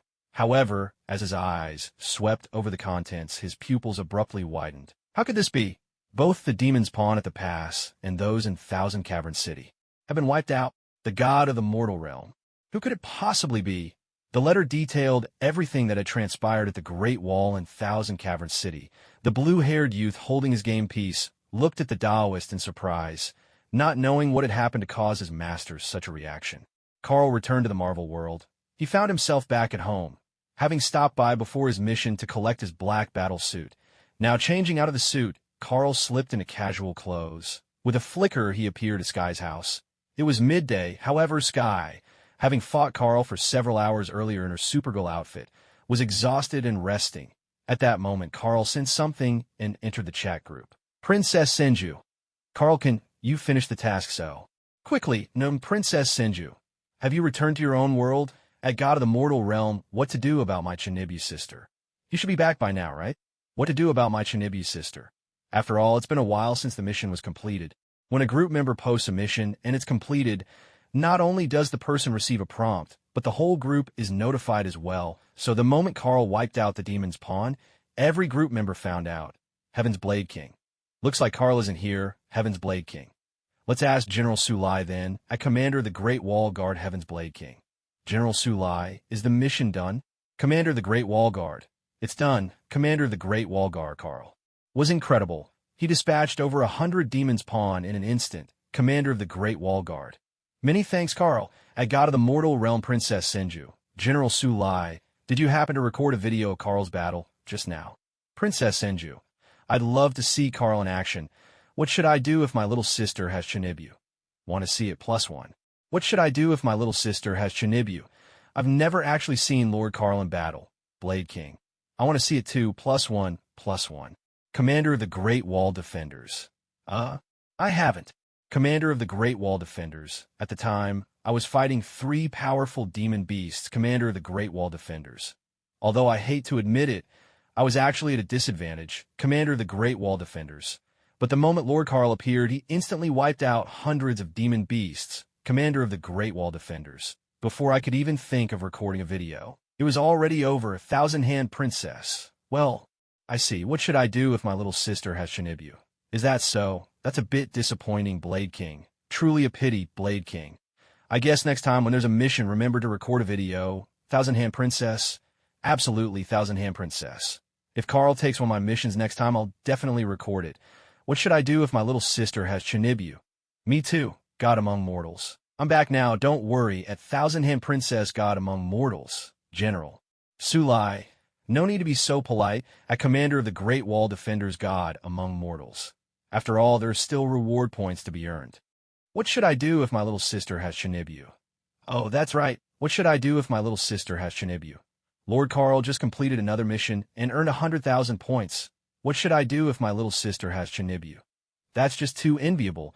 I can't even afford an Iron Man suit. Blade King. Envy +1. After buying the Sharingan, I barely have any points left. Thousand-Hand Princess. Envy +2. Carl is amazing. God among mortals. In that case, let me send a red envelope. Group member God among mortals has sent a red envelope. What should I do if my little sister has Tsunade? Received 220 points. Thousand-Hand Princess received 300 points. Blade King received 120 points.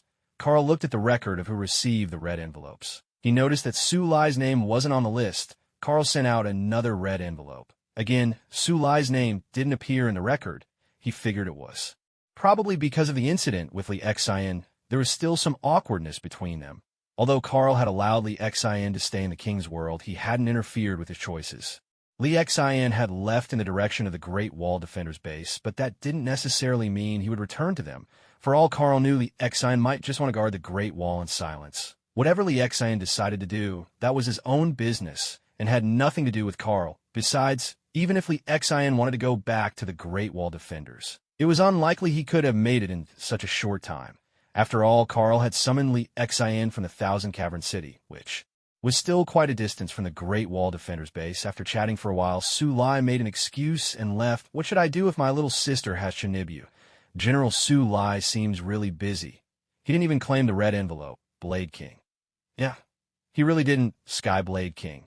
I suppose it's probably because of the situation at the city gates. Skye Blade King. Didn't we hear earlier that there was a demonic invasion at the gates? Skye Blade King.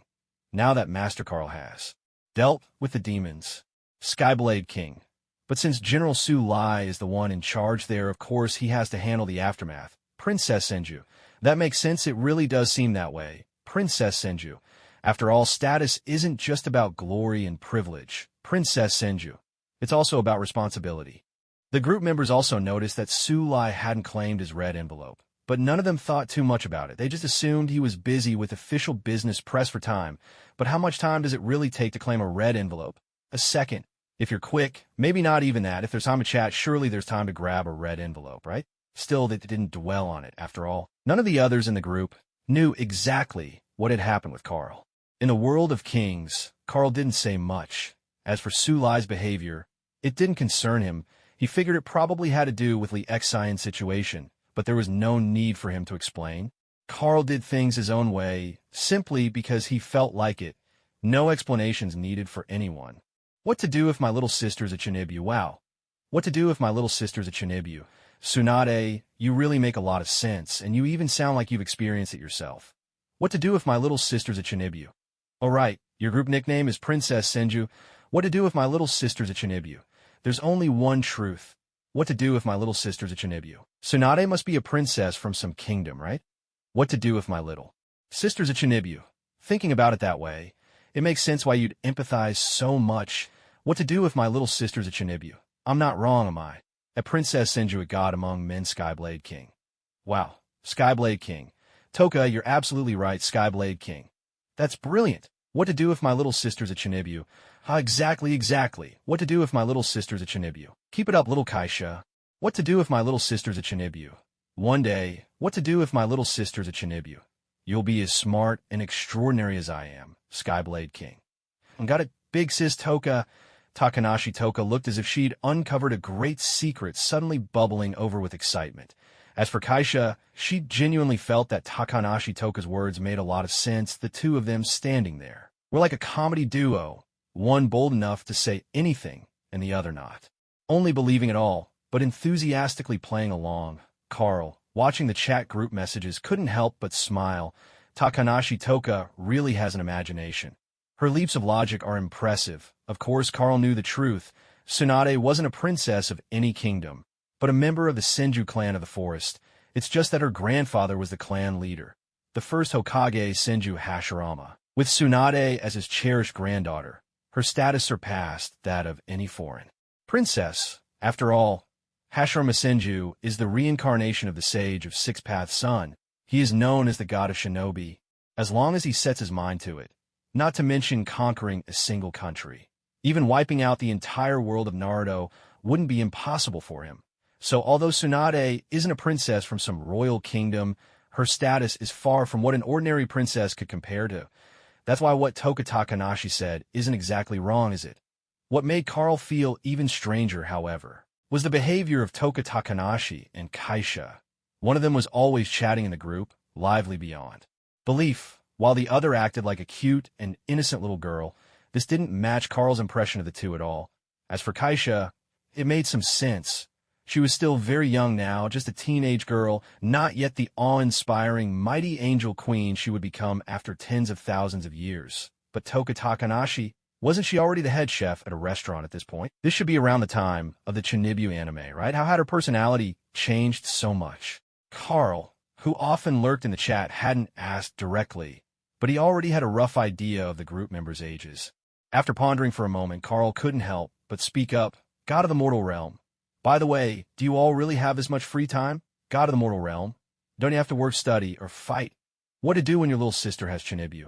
I work at a restaurant, and I used to be super busy. What to do when your little sister has Chinibu? But now that we have this chat group, things are much easier. What to do when your little sister has Chinibu? After all, a single point can be exchanged for over 10,000 yuan. What to do when your little sister has Chinibu? Just checking in daily is enough to put food on the table. Work? What's that? What to do when your little sister has Chinibu? Now, I only go in when I feel like it. What to do when your little sister has Chinibu? The manager's daughter loves my cakes, and I get along well with the manager. What to do when your little sister has Chinibu? Since I don't have to work regularly, of course I have lots of free time. In truth, what Toka Takanashi didn't mention was that her original dream wasn't to become a chef. It was just that after her father passed away, she had no choice but to give up on further studies after graduating high school and learn culinary skills instead. Now that she wasn't under financial pressure, she naturally didn't feel like working much. Senju Princess. I've finished my current mission for now. Just waiting for new orders. Blade King. I don't have anything going on either, God of the mortal realm. Alright then. It really seemed like these people were quite free. Well, Carl wasn't exactly in a position to judge anyone else. He had even sold his own company just because he didn't want to manage it or worry about money. What to do when your little sister has Chinibu? Tsunade. You still haven't answered me. Was my analysis just now correct? At Senju Princess Blade King. I'm curious too, Senju Princess. Not exactly. Senju Princess. I don't even know why my nickname is like this. Senju Princess. Senju is... Tsunade briefly explained the situation of the Senju clan. What to do when your little sister has Chinibu? Wow. So that's how it is. My little sister's got a serious case of Chinibu. What should I do? Isn't that even more impressive than being a princess? Heaven Blade King. Exactly. Princess of 1,000 hands. That's not true at all. After chatting in the group for a while, Carl logged out. It was because he realized Skye had woken up. The moment Carl noticed Skye was awake, he left the chat group. With a gentle smile, Carl asked awake. Skye nodded. I'm a bit hungry. Let's go get something to eat. All right. After freshening up, the two stepped out. Once they'd finished their meal, instead of heading home, they made their way to the seaside for some fun. While Carl was having dinner, he felt a sudden urge and jumped back into the chat group. Commander of the Great Wall Garrison. Lord Carl, thank you so much for everything this time. At God Among Men, Heaven Blade King. Hm? Heaven Blade King. General Skye. Why are you thanking? Lord Carl again. Heaven Blade King. Didn't you already thank him before? My sister's got Chinibu. What now? Confused emoji. Commander of the Great Wall Garrison. I thanked him before because of the demon incident. This time, it's because of a companion, Heaven Blade King. Oh, I see. My sister's got Chinibu. What now? Munches popcorn emoji. Heaven Blade King. Wait, did Lord Carl also save your companion? Commander of the Great Wall Garrison. That's exactly right, Commander of the Great Wall Garrison. Not only did Lord Carl wipe out the demon in Guanxi City, he also rescued my companion, Commander of the Great Wall Garrison.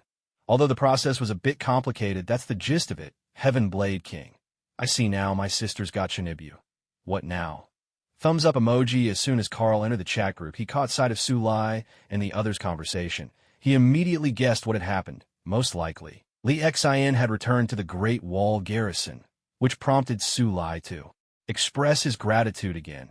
Even the tone of everyone's messages had shifted noticeably, but Carl didn't dwell on it. He did what he did simply because he wanted to. It had nothing to do with anyone else. God Among Men. General Skye. There's no need to be so formal, Commander of the Great Wall Garrison. I'm not just being polite. I truly am deeply grateful, Commander of the Great Wall Garrison.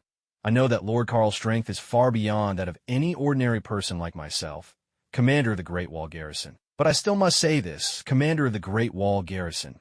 Lord Carl, you saved the people of the Great Wall in Jade City, and you helped Lee Xin, Commander of the Great Wall Garrison. For such a tremendous favor, Skye will never forget, Commander of the Great Wall Garrison. If Lord Carl ever needs anything in the future, Commander of the Great Wall Garrison, Skye will not hesitate to go through fire and water for you. No matter what, Heaven Blade King. Shocked emoji. My sister's got Chinibu. What now? Spectating emoji. God Among Men. Alright, General Skye. I'll accept your kind offer. After all, it's hard to refuse someone who's being so sincere. Even though Carl he never thought he'd need Skye's help, but given the other's attitude, there was no way he could say anything harsh. Seeing Carl's response, Skye's mood clearly brightened. He ended up chatting with the group members in the chat room for quite a while. Suddenly, Kesha seemed to remember something and spoke up with curiosity. Heavenly Blade King. General Skye, there's something I'd like to ask you. Commander of the Great Wall Guard. Please feel free. If it's something I know, I'll definitely tell you, Commander of the Great Wall Guard. Are you perhaps curious about Lord Carl's power? Heavenly Blade King. Not exactly, though. I'm quite intrigued by Lord Carl's strength. Heavenly Blade King. What I actually wanted to ask General Skye is, have you finished your official duties, Heavenly Blade King? A few hours ago. You seemed really busy, Heavenly Blade King. Now it looks like you're just chatting away in the group. What to do if my little sister is a Chinibu? That's right. What to do if my little sister is a Chinibu? Did you get everything done? A sudden silence fell over the chat room.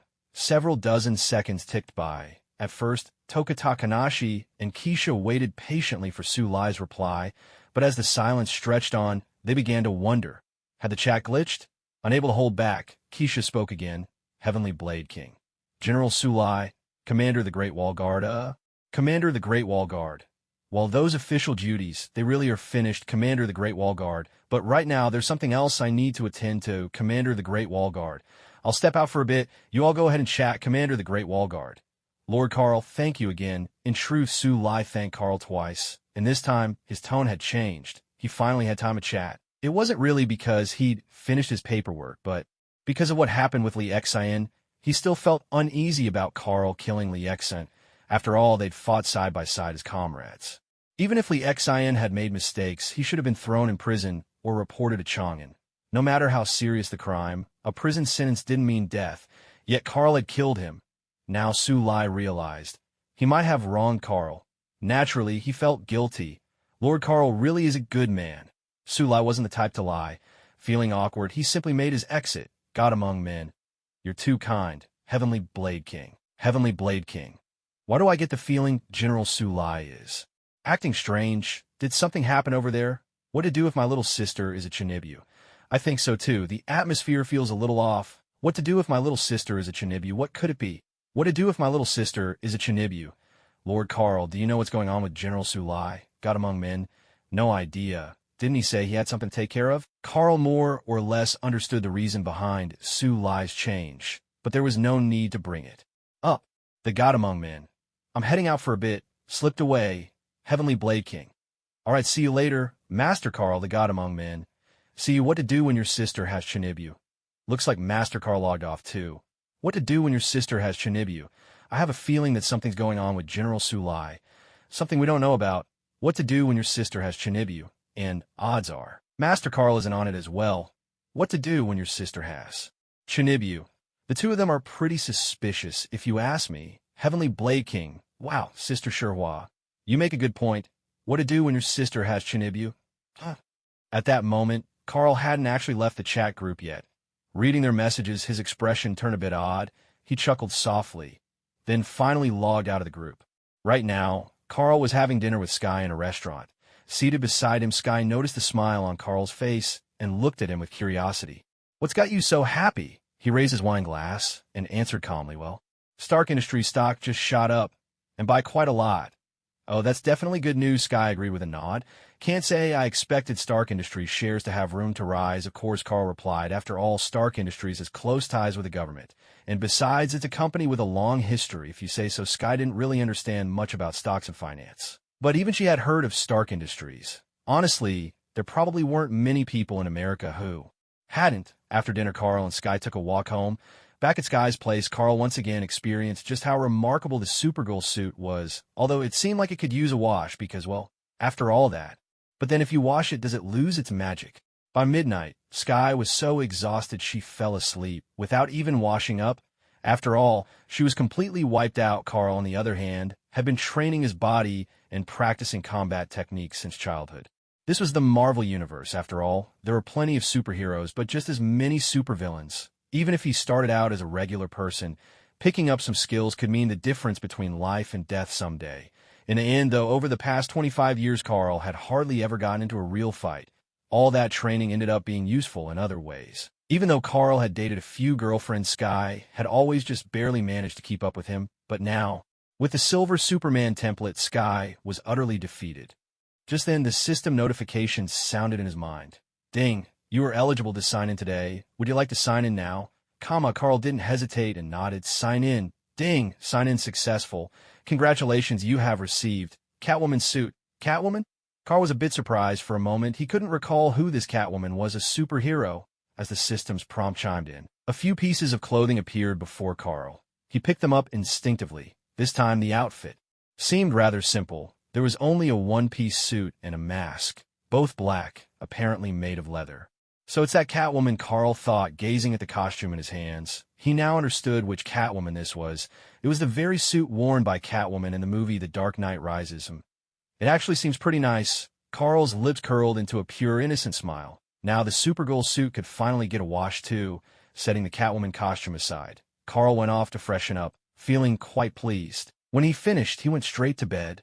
The next day, Carl took some time to appreciate the remarkable qualities of the Catwoman's suit. Honestly, it was a beautiful outfit, and its allure was entirely different from Supergirl's suit, yet on one point, it didn't quite measure up. It wasn't as convenient to wear. Some manual adjustments were definitely needed. After a few tweaks, it turned out quite nice. On the third day, Carl received Wonder Woman's costume. On the fourth day, it was the Flash's suit. This one Carl didn't give to Skye. The design was clearly not suited for women. Carl himself had no interest in wearing it, so he just set it aside. The Flash's suit really wasn't his style.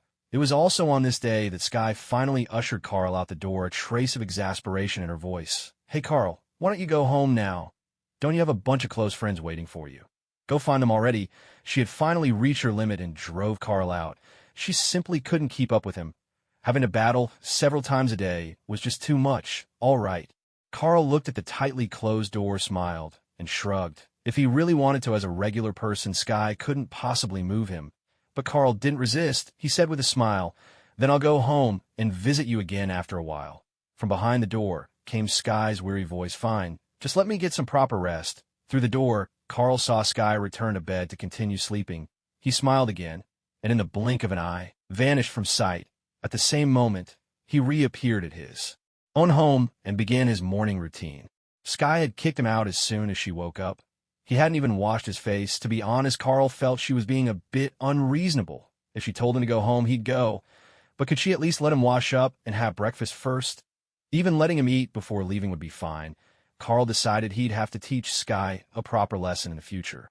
In a cozy cafe, Daredevil Matt was having coffee here with a colleague. "Listen, Matt, I hope you'll consider taking some cases for the wealthy clients. What matters isn't whether they're guilty, but whether you can make money. That's impossible." Matt refused without a moment's hesitation. As Daredevil, he saw himself as a partner of justice.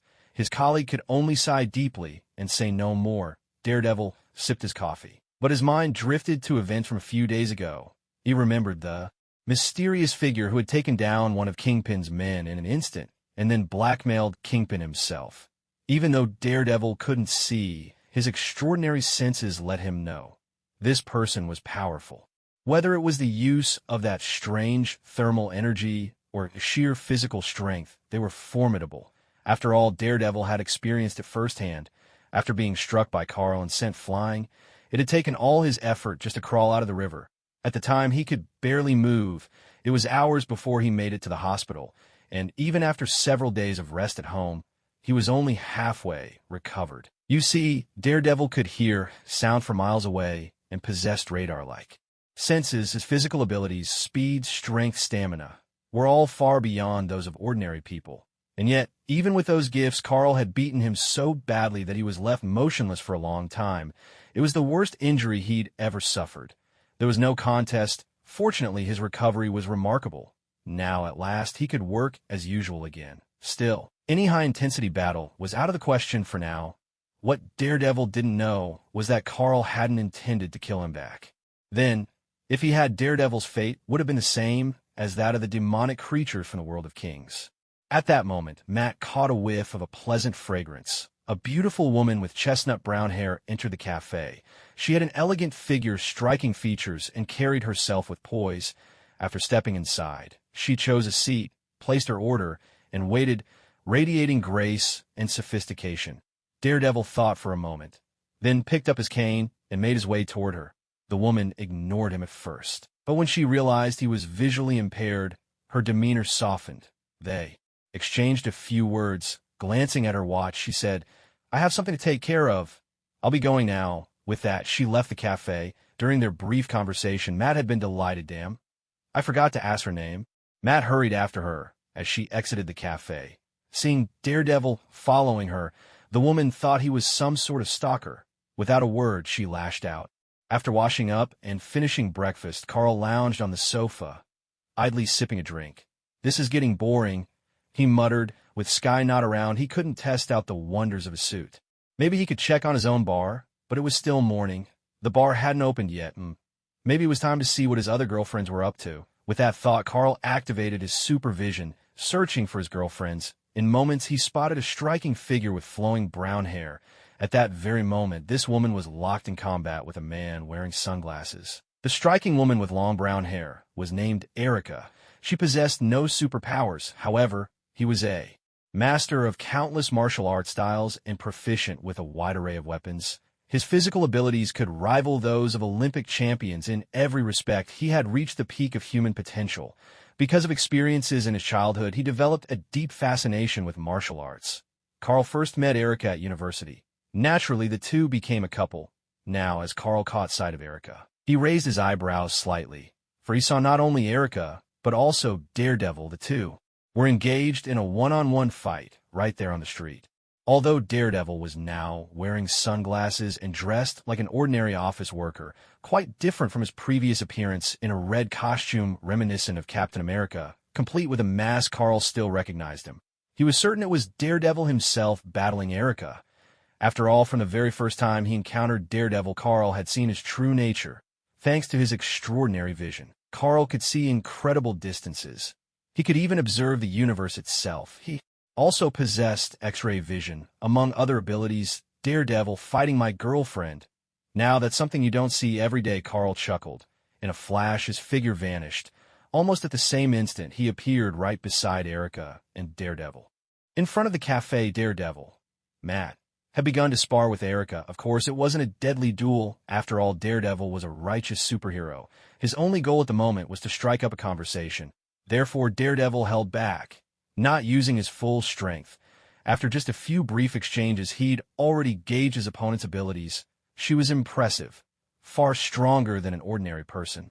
Most people wouldn't stand a chance against her. Still, compared to himself, Daredevil saw a considerable gap. This only made him more intrigued by the woman before him. Surely, she wouldn't try to kill him. She was just an ordinary person, after all. It was broad daylight. If he pretended to be outmatched and let her defeat him, perhaps it would make striking up a conversation that much easier. If he were to beat her, she might become angry and storm off. Yes, feigning defeat was the best option. Daredevil considered this for a moment and made up his mind. But just then a voice tinged with amusement rang out. It's hardly gentlemanly to pick on a lady, you know. At the same time, Daredevil felt his arms suddenly gripped in a vice of solid steel. He frowned, a sense of foreboding creeping up on him. Before the thought could fully form, the world spun wildly around him. An instant later, he crashed heavily to the ground. The delicate fragrance of fresh grass filled his nose. Daredevil blinked in surprise. Instinctively, he propped himself up, his hand pressing against the ground. His senses told him he was now on a nearby lawn, on the grass. Daredevil could scarcely believe it. Even though he was blind, his other senses were extraordinarily acute. His sense of hearing, touch, smell, and taste far surpassed that of ordinary people. After rigorous training, he had developed an ability akin to radar, even without sight. Daredevil could perceive everything within several kilometers. This wasn't his first visit to this cafe. Outside the cafe, there was no lawn. The nearest patch of grass was more than 10 meters away. In other words, Daredevil had been thrown over 10 meters. How could that be possible? That woman just now shouldn't have that kind of strength. If she really possessed such power, Daredevil felt the fight shouldn't have been so easy for him. He focused all his senses to their utmost. In an instant, a flood of sounds and scents surged toward him. The surroundings took shape clearly in his mind. Sure enough, he found himself lying on the grass more than 10 meters from the cafe. And the woman he'd just been fighting. At that moment, she was actually locked in a passionate kiss with a man. What the hell? Daredevil exploded, cursing out loud before he could stop himself. What was going on? The beautiful woman he had just racked his brain to strike up a conversation with was kissing someone else. Fuming, he stormed over. Just then a voice called out to him, "Daredevil, we do seem to keep running into each other, don't we?" Hearing those words, Daredevil froze. That voice sounded so familiar. With his keen perception, he could distinguish anyone's voice with ease. He was certain he'd heard this one before. Thinking back, wasn't this the same powerful figure who'd blackmailed Kingpin a few days ago? In that instant, Daredevil's imposing manner evaporated. Now, he wasn't sure what expression he should wear. Should he try to act tough, demand an explanation? Forget it. He'd like to live a little longer. After taking a beating last time, he still hadn't fully recovered. The pain still throbbed beneath his skin. Besides, his radar sense told him that the man and the woman were cuddling closely together. The woman showed no sign of resistance. Instead, she leaned comfortably against the man. It was obvious from a glance how close they were. After that kiss, it was clear they were either a couple or married. Daredevil was just a stranger who'd only just met her. There was nothing more to say. His earlier anger had been nothing but instinct, now that he thought about it. It wasn't all that shocking for a beautiful woman to have a boyfriend. As a superhero, Daredevil quickly adjusted his mood, but then his face fell. After the beating he took from Carl a few days ago, Daredevil knew this man was no superhero fighting for justice like himself. Their previous encounter had been pure bad luck. He shouldn't have gotten involved, and now, of all things, the pretty woman he'd just met turned out to be this man's girlfriend. Daredevil couldn't help but feel his luck was abysmal. What's wrong? Why are you just standing there? You look lively enough. Are you all healed up already? A voice rang. Out! Carl stood there, smiling as he looked directly at Daredevil. Matthew felt immense pressure, unsure of what to say next. After a long, awkward silence, he finally muttered in a low voice, "Sorry. This was just a misunderstanding." After all, Daredevil knew full well that he wasn't a match for the man before him. More importantly, as a superhero, Daredevil felt that he was indeed in the wrong this time. If he had known the other party already had a boyfriend, he would never have acted this way. Carl, meanwhile, kept his eyes fixed on Daredevil with a cheerful glint. Possessing the power to read minds, he naturally caught every thought that crossed Daredevil's mind. At first, when Carl saw Daredevil fighting with Erica, he had wanted to give Daredevil a good beating. Maybe even go further than that. But now his mind had shifted. Perhaps letting Daredevil live would mean fewer villains and criminals on the streets. Just then Erica asked excitedly, "Carl, what are you doing here?" He replied, "I came here just to find you, really. Then let's go shopping." Erica exclaimed, her face lighting up with joy. Carl chuckled. All right. Neither Carl nor Erica paid any more attention to Daredevil. The two exchanged a glance, then walked off together, arm in arm. Daredevil could only sense their figures disappearing into the distance, left standing in silence. A wave of frustration washed over him at being so thoroughly ignored. Still, he was grateful that this powerful man had decided not to act against him. His injuries hadn't fully healed, yet another fight would have been disastrous. Of course there were fates worse than getting hurt, though Daredevil tried not to dwell on that. After a long moment, he finally turned and made his way back to the cafe. He sat down at his original seat, regret beginning to gnaw at him. If he had known things would turn out like this, he never would have chased after them. His colleague gave him a sly grin. "So, Matt, did you get that girl's number? I'm telling you, that woman is really something. Why do you have grass all over you?" Daredevil could only give a wry smile, choosing not to answer. Meanwhile, across town, Carl was walking down the street with his arm around Erica. Suddenly, Erica recalled what had just happened. She looked at Carl with a puzzled expression. "What is it? Why are you looking at me like that?" he asked. "How did that guy just go flying more than 10 meters? Was it your doing? And when did you get here anyway? Weren't you supposed to be in Queens lately?" Erica was full of curiosity. Earlier, she'd been too caught up in the excitement of seeing Carl to think about the details. Now that her excitement was settling, she began to notice things that didn't quite add up. For instance, just a moment ago, she'd been exchanging blows with Daredevil, and in the blink of an eye he had vanished. She did catch a glimpse of a dark figure being thrown into the distance. Most likely Daredevil. Yet Carl had suddenly appeared right in front of her. She turned her head to look at him, seeking answers. Daredevil appeared on the lawn, more than 10 meters away. Then Carl kissed her, and Erica instinctively responded with equal warmth. Something about this was clearly off. Erica and Carl had been together for years as a couple. Back when Carl was a freshman, he'd already started dating Erica. He had even met Erica's father, so Erica didn't hesitate. Whatever came to mind, she said outright. "Oh, I just got here," she replied. Carl nodded. "I was at home when I saw you fighting with someone, so I came over to help. As for that person, yes, I was the one who threw him out. You came from home. Weren't you in Queens?" "That's right." "Queens?" Erica stared at Carl in disbelief. "Queens?" Right now, Erica was in Manhattan. There's a fair distance between Queens and Manhattan. Even by subway, it would take at least several dozen minutes. But according to what Carl just said, he'd seen her fighting someone and then came straight here. Something about his words didn't add up. First of all, Queens and Manhattan are quite far apart, at a minimum with normal eyesight. It's impossible to see what's happening here from Queens.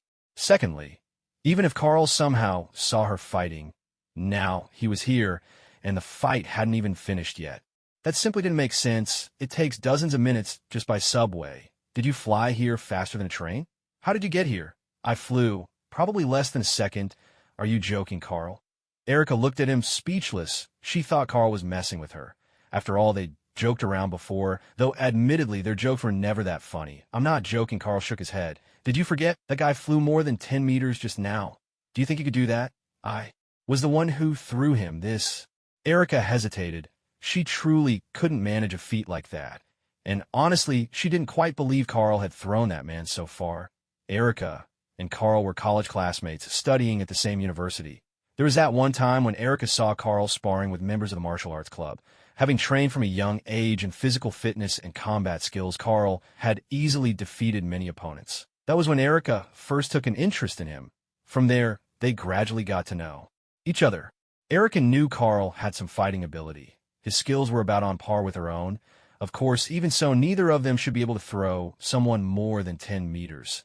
After all, Erica certainly couldn't. No normal person could. But even if she didn't believe it, she couldn't explain what had just happened, because that person really did end up more than 10 meters away for a moment. Erica was even more confused about what was going on.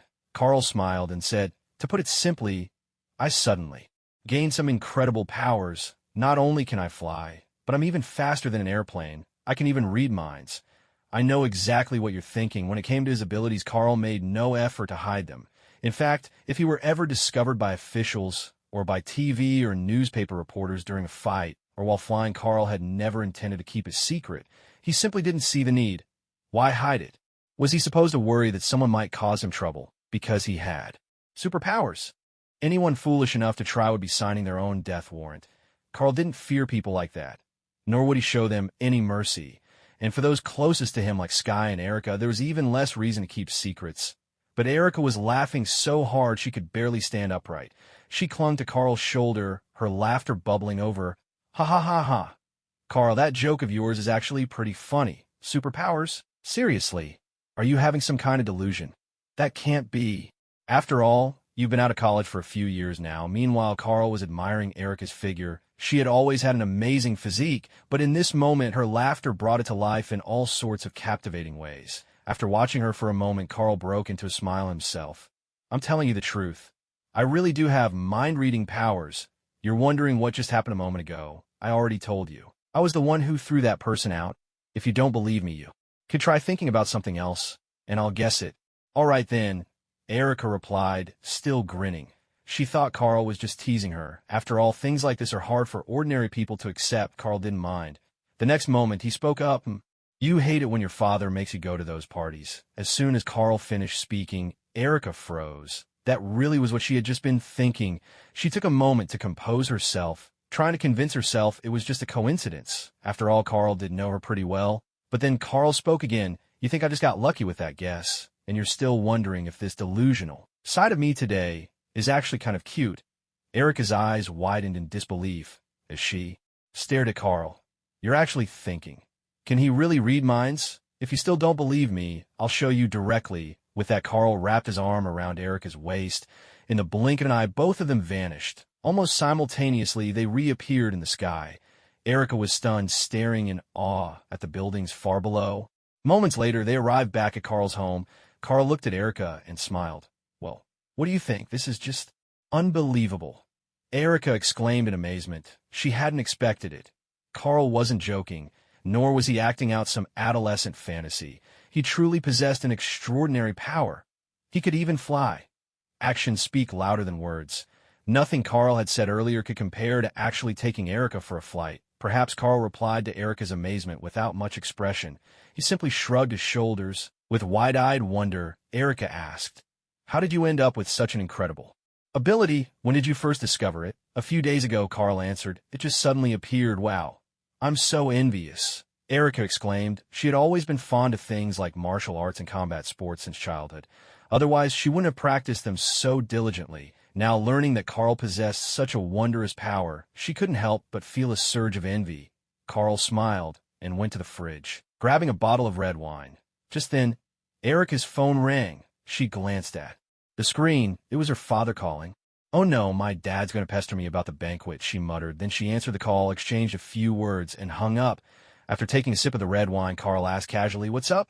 "It's my dad, of course," Erica sighed. "He insists I go to the banquet, says the driver can't find me, and keeps urging me." With an air of nonchalance, Erica picked up Carl's wine glass and took a sip. Carl didn't mind. He simply grabbed another glass for himself. "Banquets are pretty standard," he remarked. "His business is doing well. After all, attending these events is part of the deal."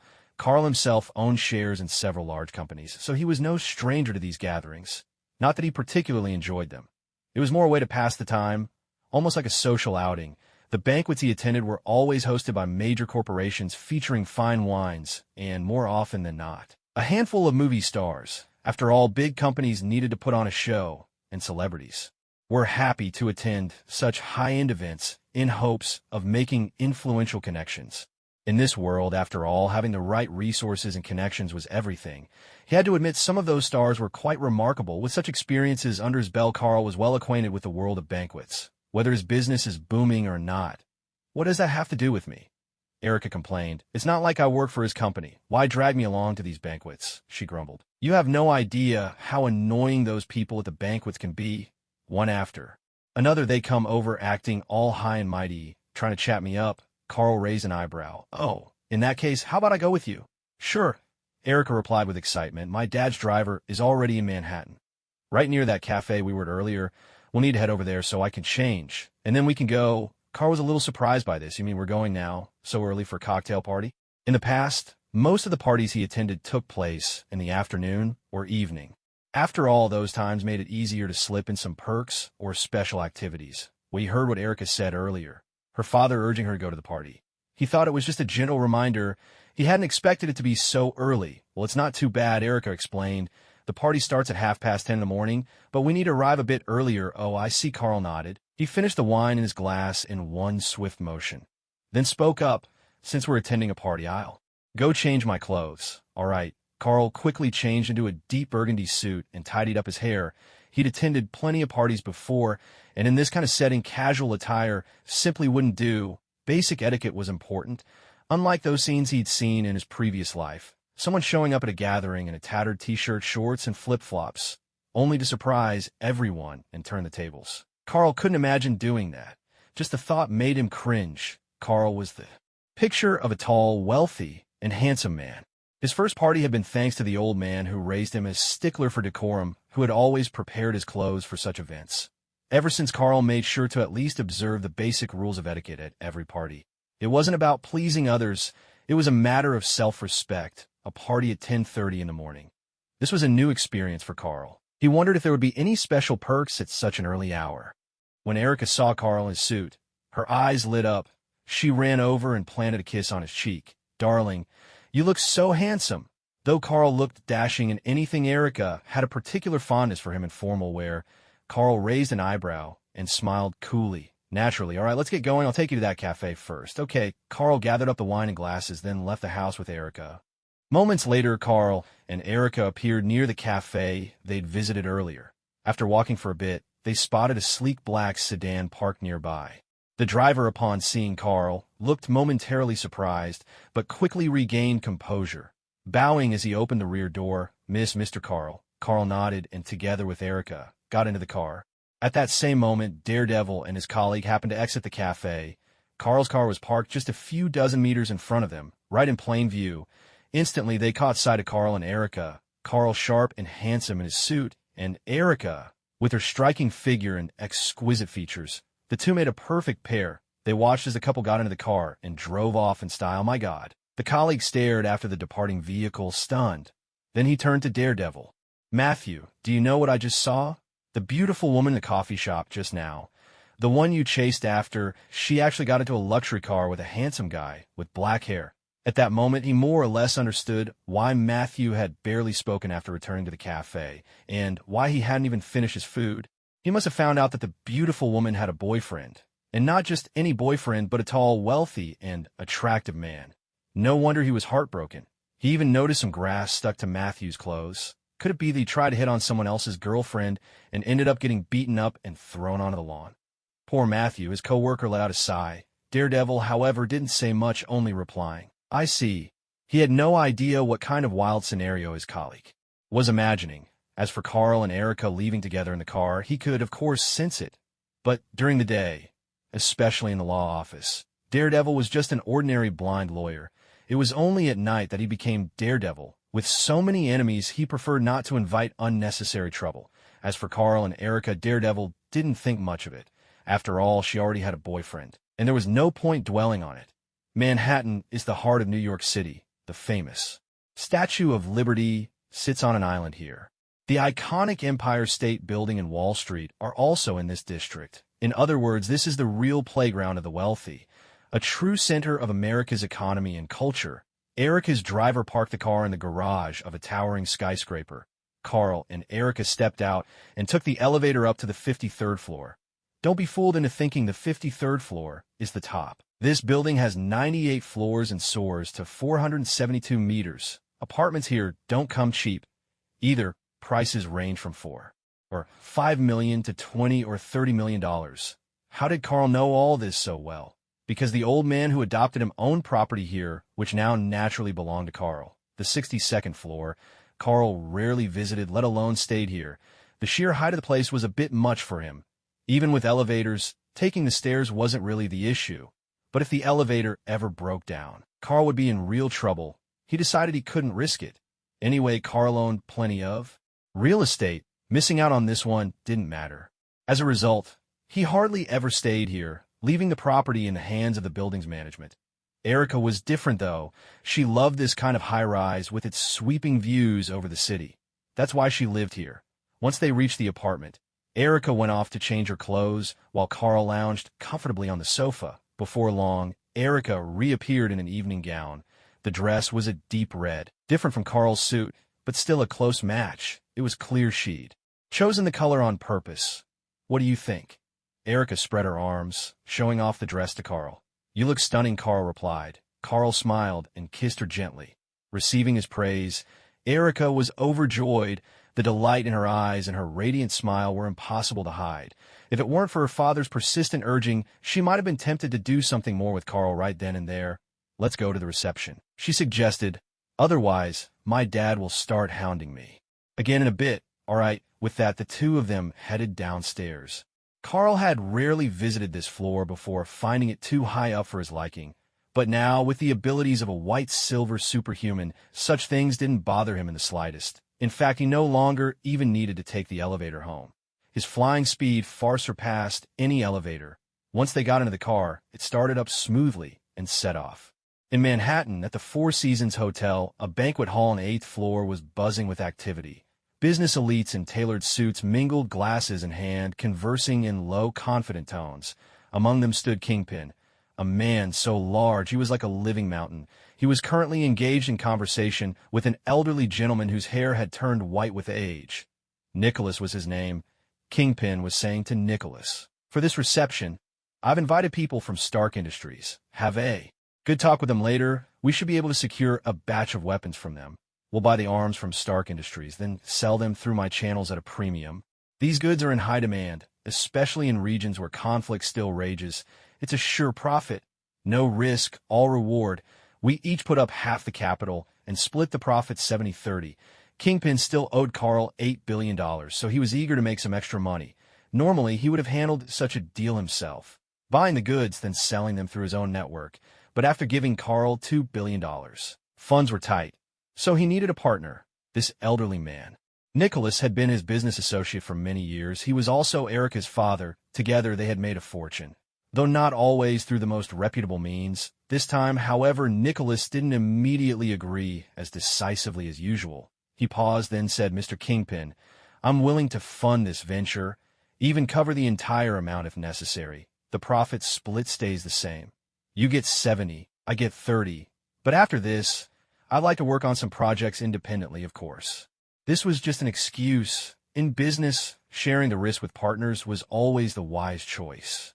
Every venture carried risk, and it was best to spread both the risks and the rewards. But Nicholas no longer wished to be tied so closely to Kingpin. Their dealings had not always been above board, and lately Kingpin's name had been making headlines far too often.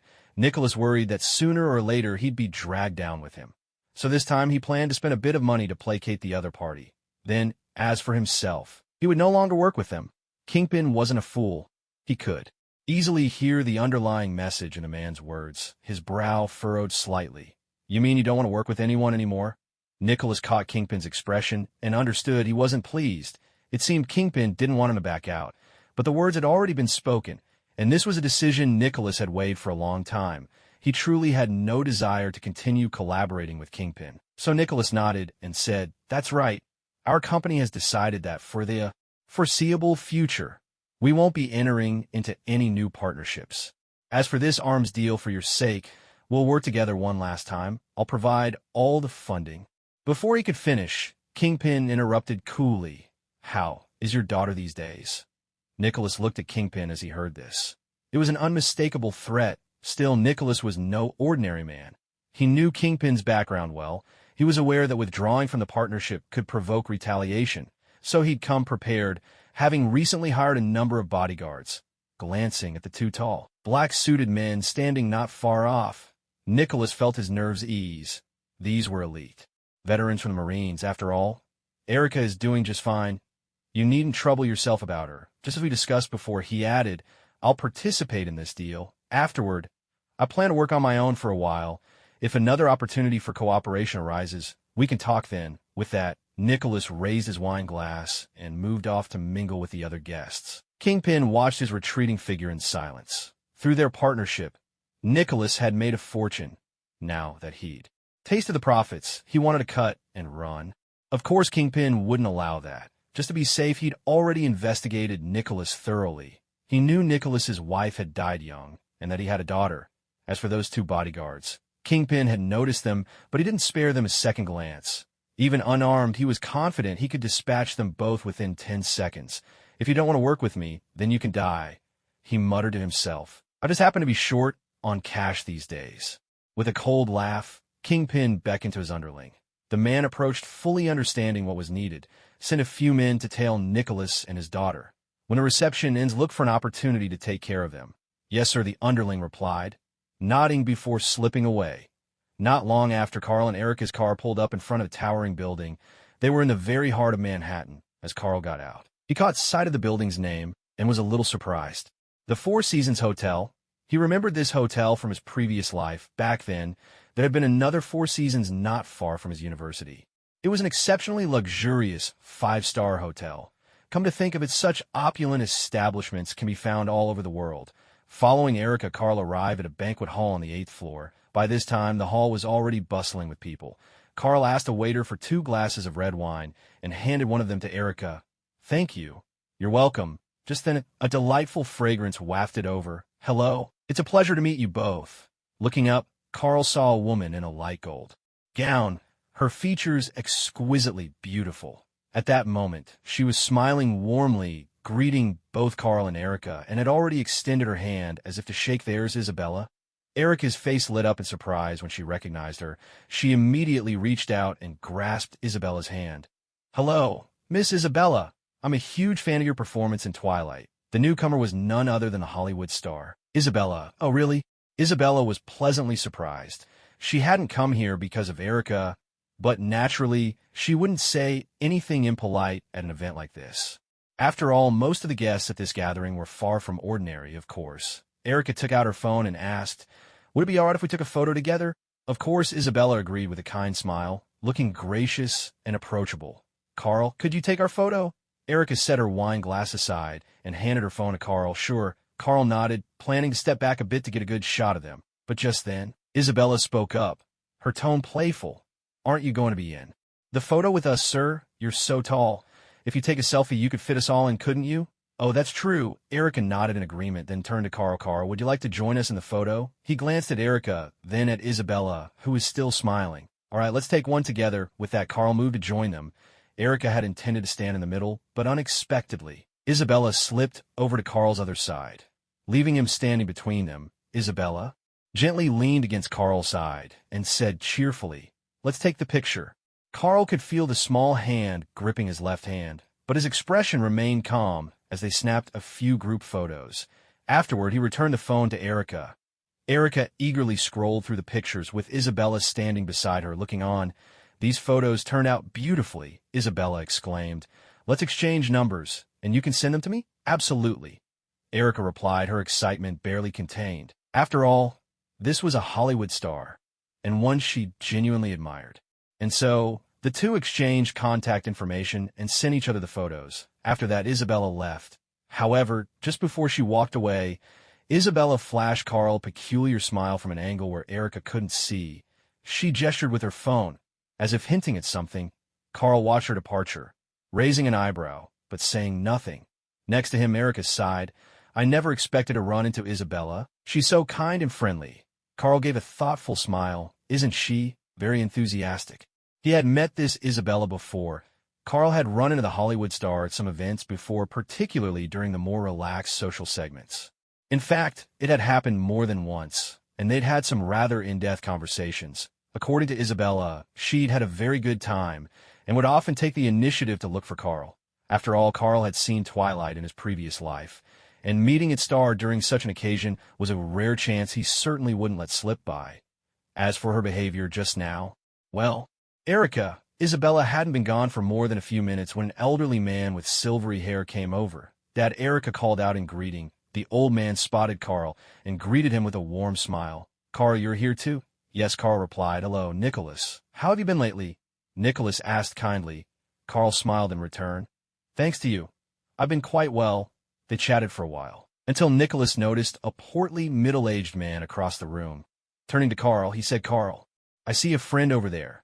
Excuse me for a moment. You and Erica go ahead and enjoy yourselves here. I'll call for you when we're about to leave." "All right," Carl agreed. With that, Nicholas headed off. Carl had known Erica's father for a few years now. At first, according to what Erica said, he'd actually caught the two of them dating and was firmly against it. But strangely enough, within a few days, his opposition vanished, and he suddenly gave his blessing. Erica had found it odd at the time.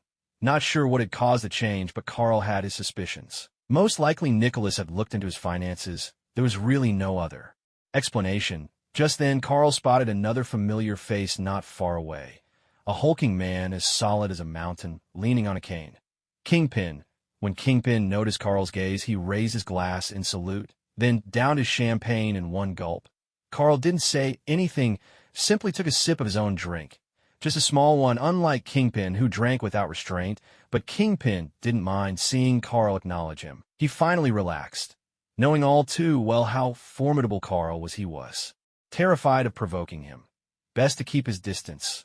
In fact, Kingpin was so shaken and uneasy that he needed to find his men right away to urgently retract the order to assassinate Nicholas and his daughter. How did Nicholas's daughter know Carl? And judging by their interaction, Nicholas seemed to be on very familiar terms with him as well. Judging by how close they seemed, there probably wasn't anything going on between them, right? Just to be safe, whether there was or not, Kingpin decided not to concern himself with Nicholas any longer. After all, he could always find other partners, if push came to shove. He'd simply fund things himself, and buy fewer weapons, getting involved with anything. Connected to Carl was no trivial matter. It was a game with deadly stakes, one careless move, and it could cost him his life. What Kingpin didn't know, however, was that Carl had no intention of killing him, at least for the moment. After all, the man still owed him $8 billion. If he killed Kingpin, where would he collect the debt? Was he supposed to take over Kingpin's assets after killing him? That wasn't what Carl wanted. He already owned more than enough real estate, and he had no interest in running another company. In fact, he'd even sold off the business his own father had left him simply because he lacked both the interest and the talent. So Carl had never thought of killing Kingpin, unless, of course, Kingpin provoked him first. After searching for a while, Kingpin finally found his subordinate, canceled the hit on Nicholas and his daughter. Yes, sir. Though he was puzzled, the underling knew better than to question Kingpin's orders. After all, Kingpin's authority was never to be doubted. Tony Stark, that bastard, only ever cares about living it up and partying. A young man grumbled from the driver's seat of a luxury car. "Dad, you're the one running Stark Industries behind the scenes. Why should he be chairman? Besides, the guy is way too arrogant. I really can't stand him. He doesn't even remember my name." In the back seat, a bald old man listened to the complaints. "Don't worry, I have everything arranged," he replied with a confident smile. "It won't be long before Stark Industries is mine." "Really? That's fantastic," the young man exclaimed. "When the time comes, I swear I'll make Tony Stark pay and embarrass him. In front of everyone, the old man smiled faintly at these words, but in his heart he thought, if everything goes according to plan, you might not even see him again. That bald man in the back was Obadiah Stane, the ironmonger of the Marvel Universe. Obadiah was one of the founding members of Stark Industries and had long coveted the chairman's seat. Not long ago, he'd set his plan in motion. When Tony traveled to the Middle East, the Ten Rings would kidnap and kill him. That way, Obadiah could seize control of Stark Industries. As for the young man driving, that was his son, Zack Stane, yes, his biological son, being the child of the Stark Industries founding. Member Zack was a true, blue-blooded rich kid. Originally, he'd actually had a decent impression of Tony Stark. After all, Tony's life was something most people could only dream of. He had it all, with every imaginable advantage. To be honest, as a fellow trust fund kid, Zack had even admired Tony quite a bit. After all, Tony Stark is a renowned genius. However, at a cocktail party hosted by Stark Industries, Zack Stane simply couldn't take it anymore after Tony Stark got his name wrong not once, but twice in a row. He was on the verge of losing his temper and confronting him, but his father stopped him just in time. This only made Zack even more dissatisfied with Tony Stark. When he heard his father say that he was going to replace Tony Stark, Zack was, of course, overjoyed. By the way, Dad, Zack thought for a moment and asked cautiously, "Do you think Stark will get suspicious about us attending this party?" Obadiah smiled confidently. "Don't worry, son. Tony doesn't have time to pay attention to us now. If my plan goes smoothly, Tony Stark will be out of the picture for good." "That's wonderful," Zack exclaimed in delight. "All right, let's get going," Obadiah said. "Okay," Zack replied. A little over 10 minutes later, the car pulled up in front of the Four Seasons Hotel in Manhattan. The father and son got out and headed straight for the 8th floor. "Dad, I've heard of this Kingpin too," Zack couldn't help but ask as they walked. "He's got a pretty bad reputation. Won't working with him put us at risk?" Zack had no qualms about making money by selling arms under the table. After all, it was a lucrative business. But working with a notorious Kingpin required more careful consideration, especially since Kingpin operated right here in New York. If word got out that they were selling to him and the authorities found out, even Stark Industries could get into trouble since they worked so closely with the government. Hearing Zack's concerns, Obadiah felt a sense of pride. His son might not be as smart as Tony Stark, but he wasn't a fool either. Obadiah replied calmly, "Don't worry, I've already thought this through. The reason I never worked with him before was because of those very concerns. But this time Kingpin came to us himself. He's made it clear that he won't use the weapons himself. He'll sell them through his own channels and profit from the markup. If I ever find that he's broken our agreement, I can call off the deal at any time." Zack suddenly understood. "So that's how it is." He then gave a wry chuckle. "This Kingpin, he's rumored to be the underworld emperor of New York. Maybe even all of America. People say he's incredibly powerful. Why would someone like him come to us himself for such a buy and sell deal?" Obadiah frowned slightly at Zack's words. "Don't underestimate Kingpin. He's got real power." Obadiah, of course, knew exactly what kind of man Kingpin was. All right, Zack nodded, saying no more. However, the cunning and experienced Obadiah could see right through him. His own son didn't take Kingpin seriously at all. After thinking it over, he figured that with himself present, Zack wouldn't be able to cause any trouble. Anyway, so he spoke up. "When I'm negotiating with Kingpin in a moment, you'd better keep quiet." "All right," Zack replied, though his expression was less than pleased. Still, he said nothing more. Soon the father and son arrived on the 8th floor. Obadiah scanned the room, quickly spotting Kingpin. With a hearty laugh, he strode over. "Hey, Kingpin."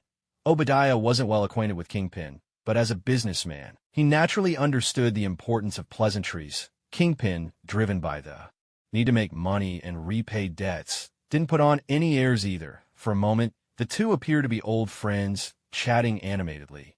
Obadiah introduced his son, then led Kingpin to a quiet corner to discuss arms business. Seeing this, Zack didn't follow. In his mind, Obadiah still commanded a great deal of authority. He didn't dare go against his father. Besides, even if he went over, he wouldn't be allowed to speak. As a privileged heir, Zack also looked down on people like Kingpin, whose backgrounds were less than clean. He decided he might as well wander about the banquet hall. Suddenly, something caught Zack's eye. A beautiful figure not far off, dressed in a pale gold gown. Her features were strikingly delicate. Isabella. Zack grabbed 2 glasses of champagne and strode quickly toward Isabella. After all, this Hollywood star was famous for her beauty. Ever since she starred in Twilight, which became a massive hit this year, she had instantly become the center of the world's attention. Naturally, Zack wanted to get close to her. in his mind. His father was a shareholder of Stark Industries, making him a true princeling. What's more, Obadiah would soon take full control of Stark Industries. Compared to that, an actress was hardly out of reach. He was sure she'd be his for the asking. With that confidence, Zack made his move. He put on a gentlemanly smile and said, "Hello. Are you Miss Isabella by any chance?" Isabella glanced at Zack and instinctively took a small step back. Still, she maintained her courtesy. "Hello." Zack noticed her subtle retreat and felt a surge of irritation. Even a fool could see she wasn't interested in talking to him. Damn it. Just a minor celebrity. Who does she think she is? Manhattan, New York City, Four Seasons Hotel, 8th floor with 2 champagne flutes in hand. Zack frowned slightly, taken aback. He hadn't expected Isabella to keep her distance at his approach. Taking a deep breath, he calmed himself. In his view, Isabella was merely a minor star. She had no reason to turn him down. After all, his father was a founding shareholder and major player at Stark Industries. Not to mention, Obadiah was already planning to replace Tony Stark. Even if Isabella was a Hollywood celebrity, it didn't really matter. The difference in their status was simply too great. Besides, Zack hadn't really said anything yet. He had merely greeted her. His true thoughts remained unspoken. Was this enough to create distance between them? Zack pondered the situation. There must be some kind of misunderstanding. He was aware of Isabella's identity, but she knew nothing about him. After all, Zack wasn't Tony Stark, whose endless tabloid stories made him a household name throughout America. A billionaire, a genius, a playboy. Tony was even more famous than most government leaders and Hollywood stars. Zack, on the other hand, was just an ordinary rich kid. It was perfectly reasonable for Isabella not to know who he was. Then he glanced at Isabella again. No wonder she was renowned worldwide as a stunningly beautiful actress. In fact, when Zack watched Twilight, he had been captivated by her looks. He'd even looked up her age online now. It was 2008. Isabella, born in 1990, had just turned 18. She might have never had a boyfriend. Zack didn't mind such things, but if it were true, he felt that he had really lucked out. In any case, he decided to introduce himself and see how the conversation flowed. After calming himself, Zack offered a friendly smile. "Miss Isabella, my name is Zack. I'm a fan of your work.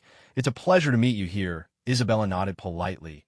"Thank you." Her attitude was agreeable, and Zack smiled back. Then, adopting a casual tone, he continued, "Miss Isabella, a lot of people at Stark Industries are your fans. If they knew I met you here today, they'd be extremely envious." With that, Zack had casually revealed that he worked at Stark Industries, thanks to Tony Stark's constant presence in the headlines.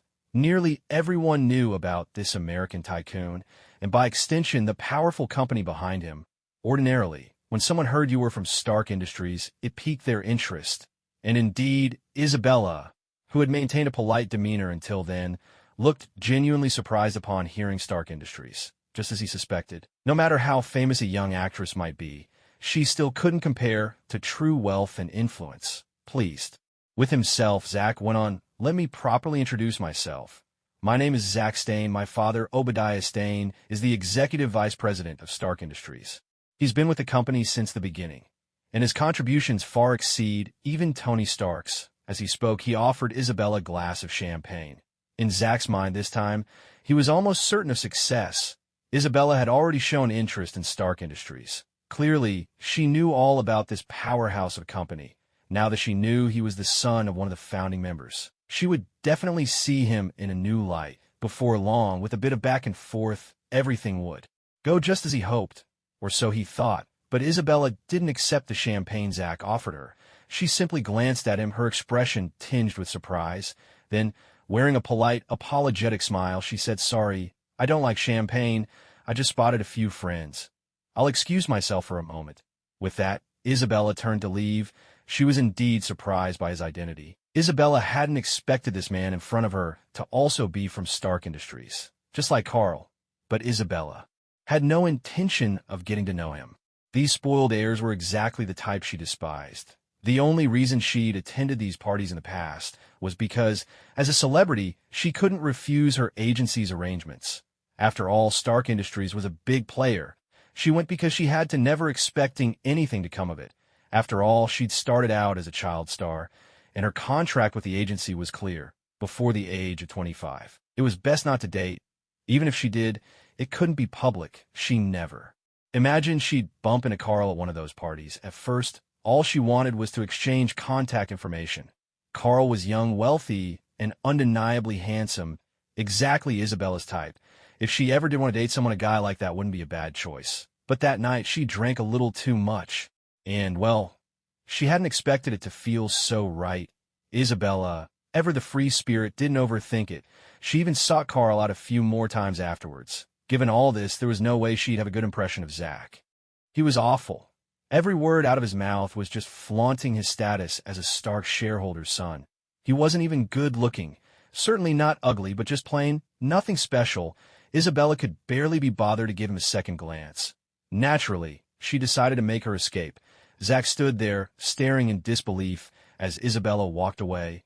What was going on? This wasn't how things were supposed to go. According to his plan, she should have been enthusiastic, right? Even if nothing happened tonight, her attitude should have been completely different. At the very least, they should have exchanged numbers. But now, she just walked off? Damn it. She actually ignored him completely. The sting of rejection quickly turned into anger. Watching Isabella get farther and farther away, Zach's fury flared. "You bitch!" he shouted, hurling his champagne in Isabella's direction with all his might. In that moment, Zach felt a surge of satisfaction, imagining Isabella drenched and shrieking in surprise. But in the very next instant, the scene Zach had imagined never came to pass. Isabella didn't end up drenched, nor did she scream. Instead, he was the one in trouble. Zach couldn't hold back a cry of pain. He felt his right wrist clamped tightly by something as hard as steel. The agony was intense, and he couldn't muster any strength at all. At that moment, a cool sensation washed over him. Some sort of liquid was streaming down his hair. As it seeped into his eyes, a sharp, stinging pain shot through them. Damn it! What's going on? Zach hurriedly reached up to wipe his eyes, but his right hand was trapped, unable to break free. He could only use his left hand to wipe at his face. Then he saw him, a young man with black hair and dark eyes, dressed in a wine-red suit, stood before him. Inside the banquet hall on the 8th floor of the Four Seasons Hotel, Carl gripped Zach's left hand. In his other hand, he held a wine glass, pouring its contents over Zach's head. Watching the man, now drenched from head to toe, Carl let out a low, amused chuckle. "What a shame to waste such good wine," he said. The glass in Carl's hand was a burgundy glass, a particularly wide type of wine glass, holding about twice as much as Zach's own. Of course, Carl's glass hadn't been filled to the brim, but it still contained far more than Zach's. In fact, ever since Isabella had left, Carl's attention had never strayed from her. After all, this Hollywood starlet had no boyfriend before sharing a special moment with Carl. And how did he know? Carl would say he'd experienced it firsthand. Naturally, he wasn't about to let her out of his sight. It wasn't as though he'd gone out of his way to eavesdrop on Isabella's conversations with others. He'd simply watched over her with his extraordinary vision. As for what she was discussing, Carl didn't know and didn't care. Originally, Carl had assumed she'd just encountered some man trying to hit on her, nothing more. He didn't think much of it, expecting it would end with a polite refusal. He hadn't expected the man to fly into a rage and try to douse Isabella with a drink. Carl wasn't about to stand by and watch such a scene unfold.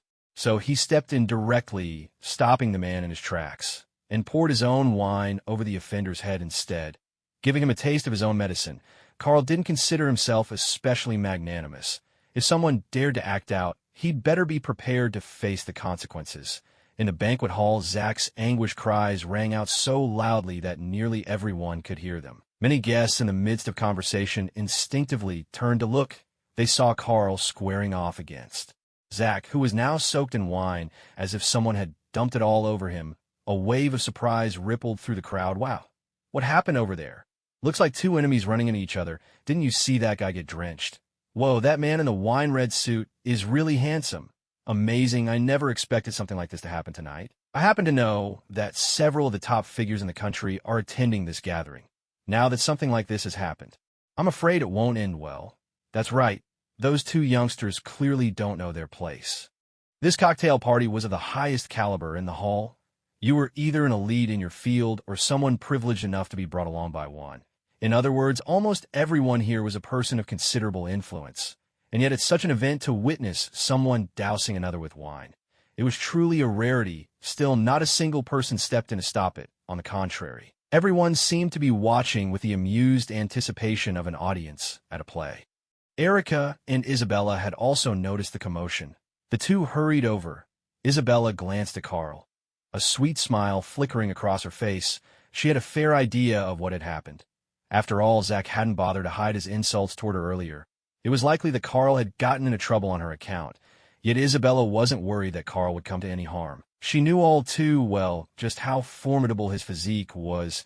Erica, on the other hand, was completely in the dark. Just a moment ago, she'd been chatting with Carl, and in the next instant he disappeared, followed almost immediately by the sound of anguished cries.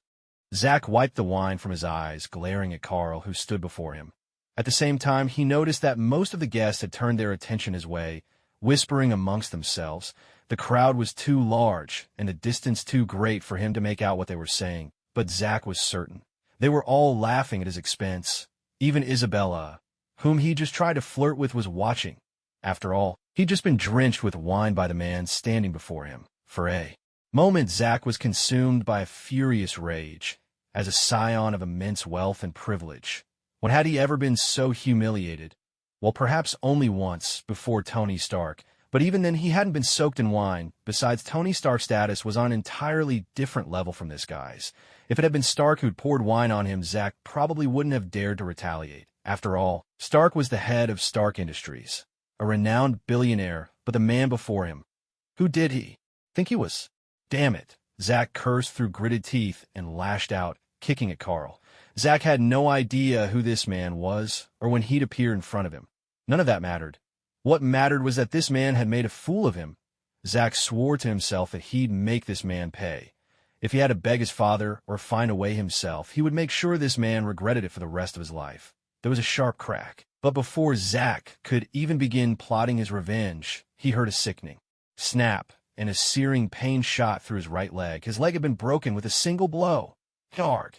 Zach cried out in pain, unable to hold it back. What was going on with the man in front of him? Was he some kind of monster? With just a single kick, his leg had been broken. Did this man even know who he was? How dare he break his leg? In fact, Carl truly had no idea who this person was. He hadn't used telepathy, nor had he relied on his super hearing just now. His attention had been focused on Isabella. Usually, Carl didn't bother with his supervision or super hearing, because as soon as he used them, he'd see and hear the entire universe at once. It was unbearably noisy, and there was simply too much information, so he only used those powers when he really needed to. He didn't know the identity of the man before him. Back in his previous life, when he watched Marvel movies, he'd never seen this guy. But it didn't matter who he was. If he dared lay a hand on Carl, Carl had no intention of letting it slide. If it hadn't been for the fact that his opponent was so weak, just an ordinary person, Carl would have done more than break his leg. He would have killed him outright.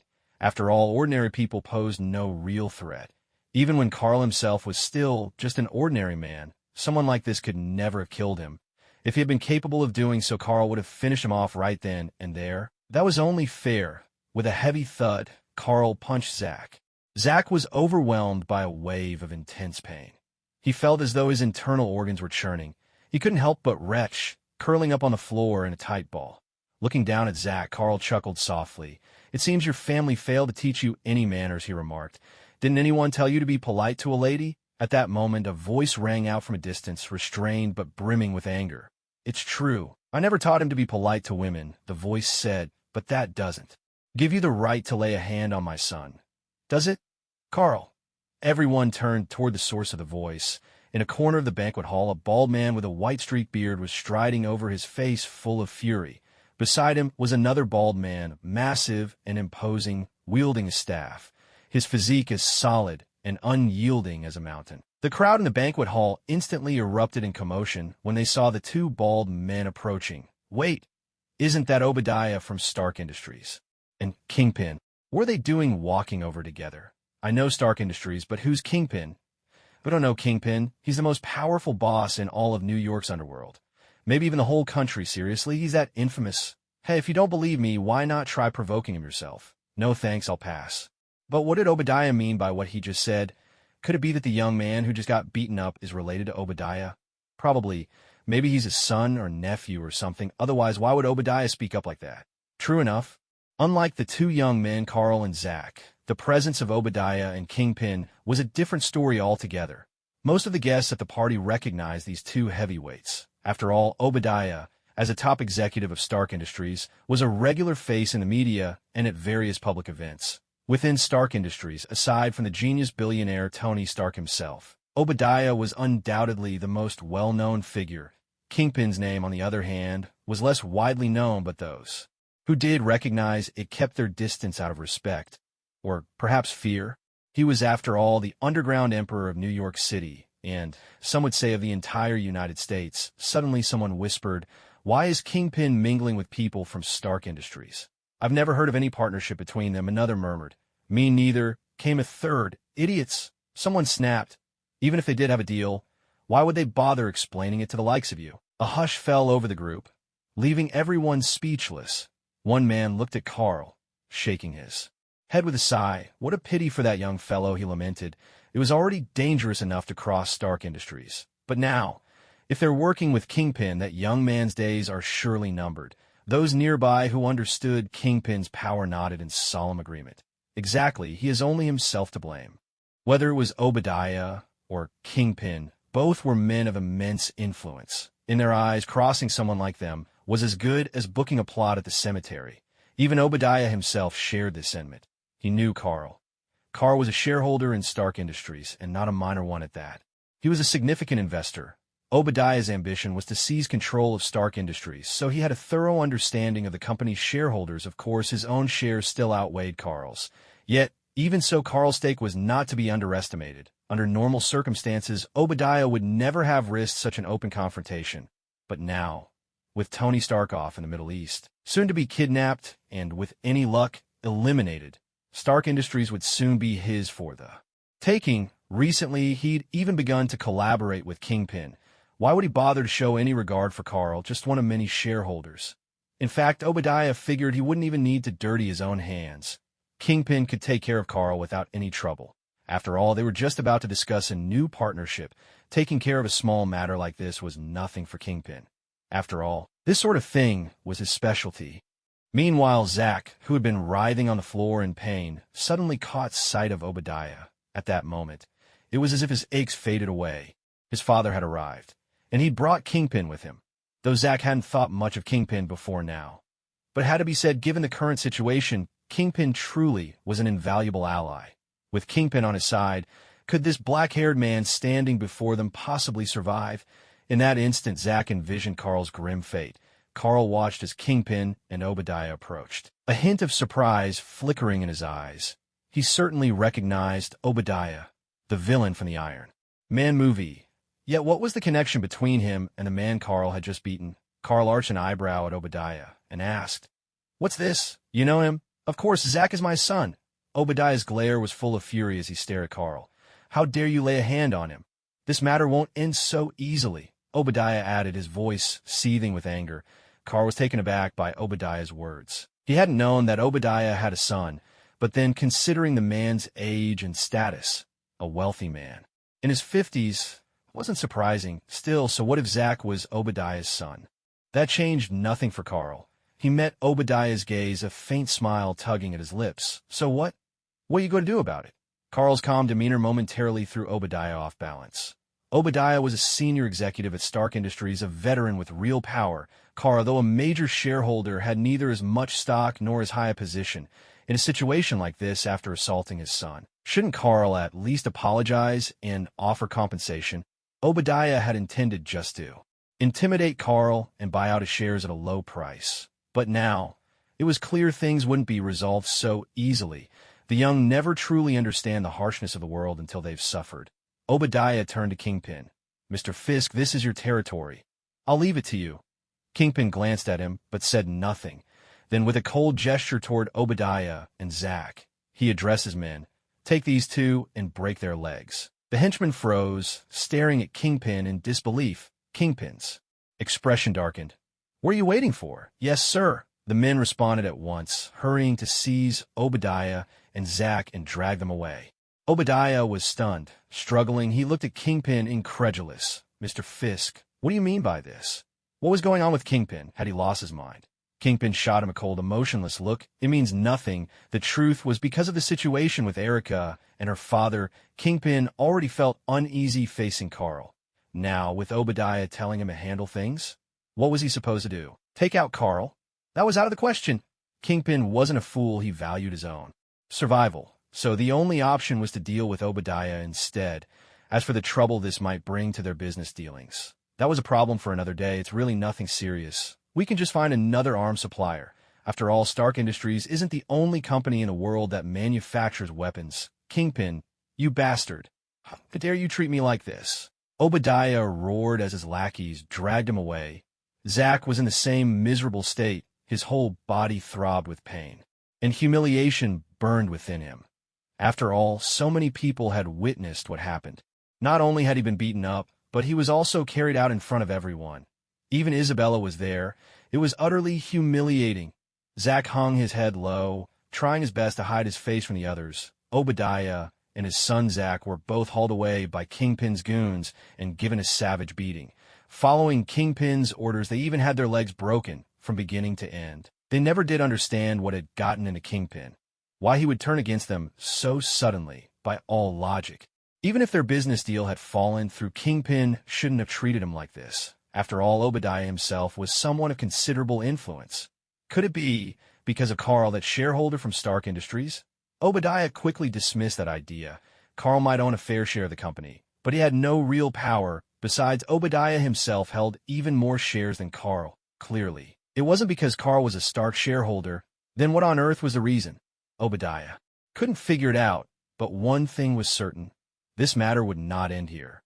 Whether it was Carl, the man who beat up his son, or Kingpin himself, he would make sure none of them escaped retribution. Even if Kingpin wielded enormous power in America, Obadiah wasn't particularly afraid of him. In the States, he was at least a well-known figure. To call him a man of society was no exaggeration. Recently, he'd even set up Tony Stark and had a real chance of taking over Stark Industries. There was no way he would let this humiliation slide. Still, Kingpin's influence was not to be underestimated, and he was the king of the underworld. Obadiah would have to bide his time, wait until he controlled Stark Industries, and then find a way to strike back. Perhaps he could use Stark's cooperation with the government as leverage. As for Carl, Obadiah didn't intend to wait that long. The sooner the better, but right now he needed to get his injuries treated. In the banquet hall, the guests who had attended the party were all whispering to each other after witnessing Kingpin's actions. What just happened? I can't believe Kingpin actually laid hands on Obadiah. I saw them arrive together. I thought they were on the same side. My God. Isn't Kingpin worried about the American authorities? Stark Industries has really close ties with the government. Who knows? The affairs of big shots like them are beyond our guessing. Maybe Kingpin just couldn't stand Obadiah anymore. I guess that's possible. There was nothing anyone could do. The whole incident had been just too shocking. Both of these titans hold tremendous influence in America. It's hard to say who is stronger or weaker, but there's no doubt that they're both at the top of their game. Even if they have private disputes, it wouldn't surprise anyone who knows them. But now at this public gathering, they've actually come to blows and threatened to break someone's legs. Many people simply can't comprehend why Kingpin would act this way. Only Kingpin himself understands. He alone knows what kind of formidable presence this young man standing before him truly is. Coupled with the incident involving Erica and her daughter, Kingpin has no choice but to make his position clear. He must oppose anyone who stands against Carl. After all, this is a matter of survival. And who knows? He might even manage to attach himself to someone as powerful as Carl. If that opportunity really exists, then to Kingpin, it wouldn't just be worth $10 billion, but $100 billion or even $1 trillion. Not that he actually has that kind of money. With a slight bow, Kingpin addressed Carl with a respectful question. Mr. Carl, are you satisfied with this outcome? Carl looked at Kingpin and smiled calmly. It's fine, he replied. Go take care of your own business. There's no need to stay here with me. Kingpin, it seemed, knew how to play his cards right. Even without Kingpin's intervention, Carl could have handled Obadiah on his own. In fact, what happened to the Obadiah family might well have been far worse than just a broken leg. Still, Kingpin's approach left a good impression. Yes, sir, Kingpin replied with a slight nod. Then quietly left Carl's side. Not far away, Erica and Isabella had already arrived nearby. However, both women knew, at least in part, what kind of person Kingpin was. Just hearing his name was enough to feel the heavy pressure he exuded. So they simply stood quietly off to the side, saying nothing. Yet they had witnessed everything that just happened. Kingpin's actions had truly shocked them, especially Isabella. In Hollywood circles, everyone knew of Kingpin's reputation. There was once a very famous actor, a multi-time Academy Award winner, who got drunk at a party and insulted Kingpin. The next day, the man vanished without a trace. Many days later, his body was found floating in the sea. Rumor had it he had crossed someone who should never be crossed. Since then, Kingpin's fearsome reputation had become common knowledge among Hollywood's elite. But just now, Kingpin's attitude toward Carl.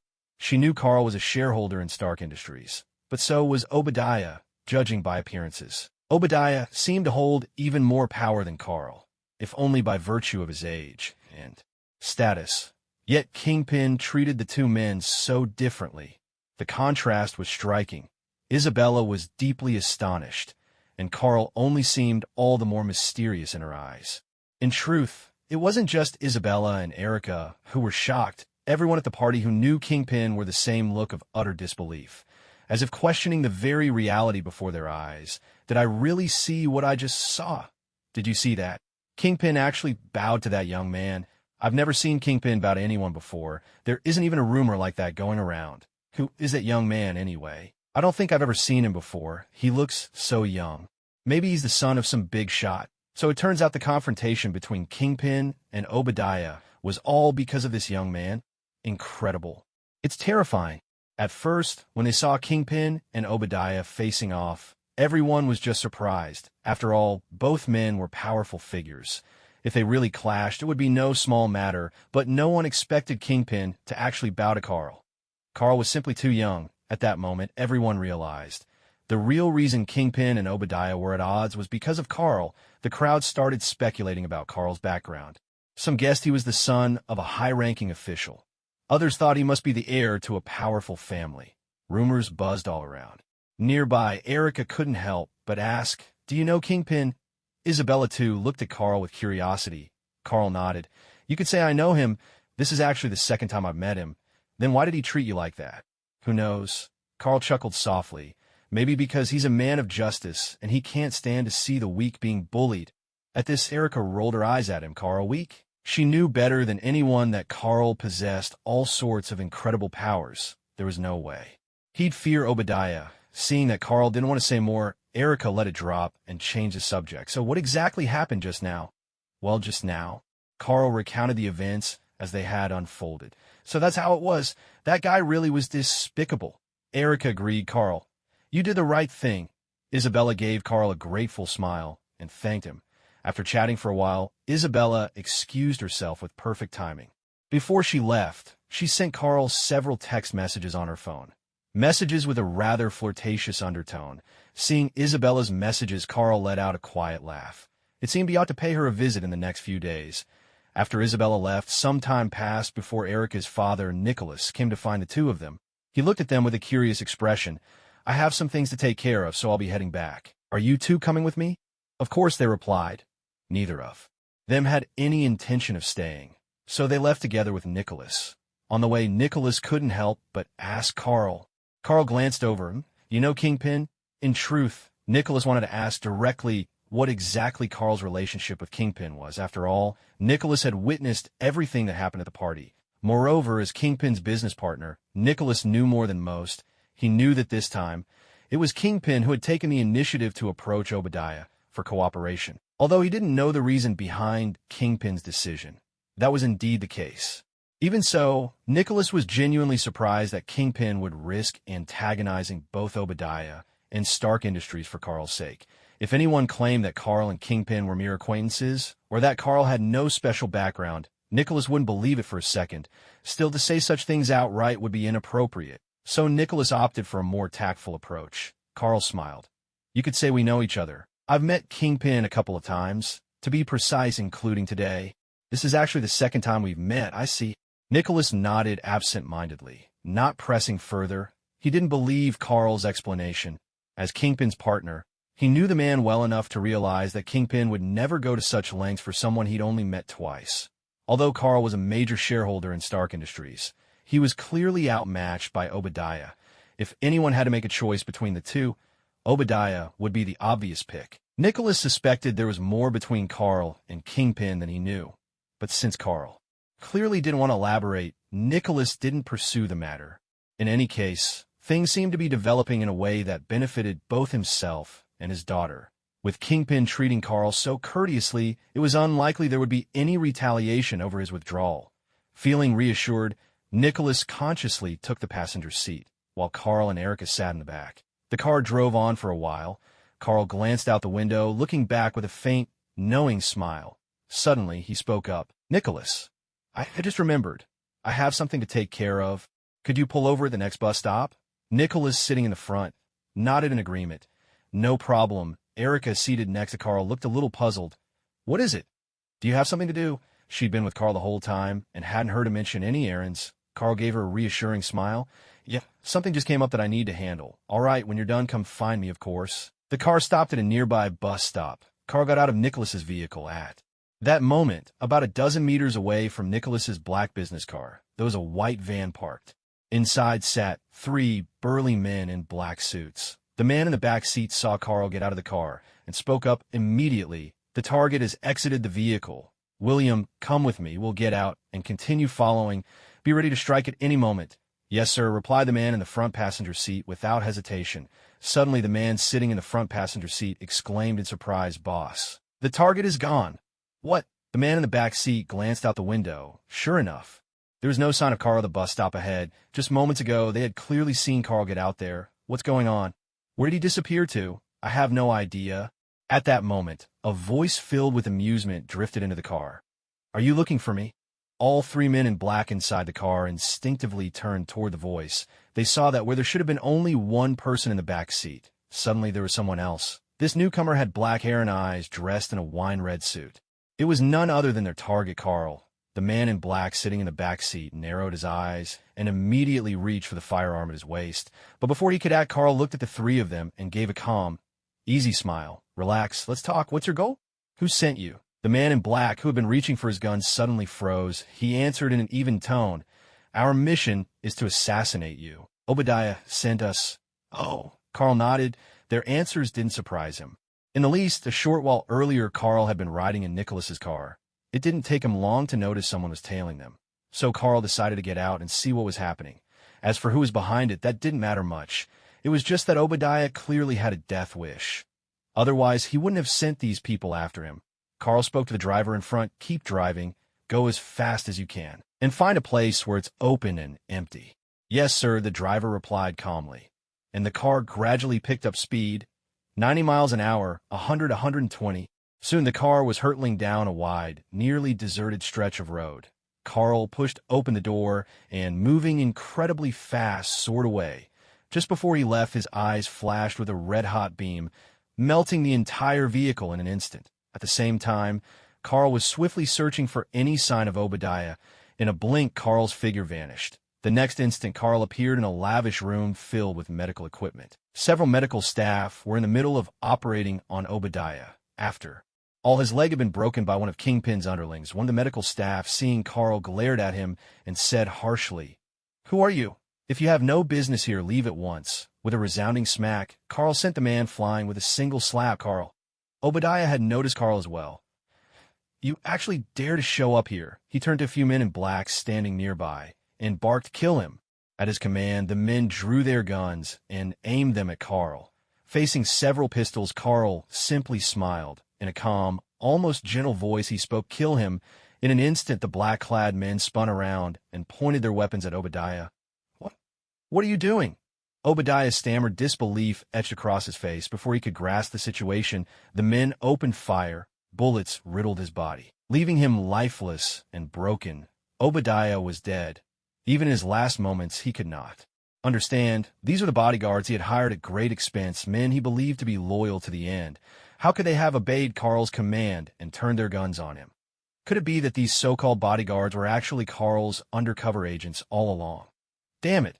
With Tony Stark off in the Middle East, he was just about to seize control of Stark Industries. And now, it had all ended like this. Obadiah's fury and regret burned even as the light faded from his eyes. Carl looked at the black-clad men and issued another order. "Now, take your own lives." Then, with a subtle gesture, he wiped the memories of all the medical staff in the room. The truth was, none of these people had been Carl's agents. He had simply used hypnosis, casting everyone present, including those in the car earlier.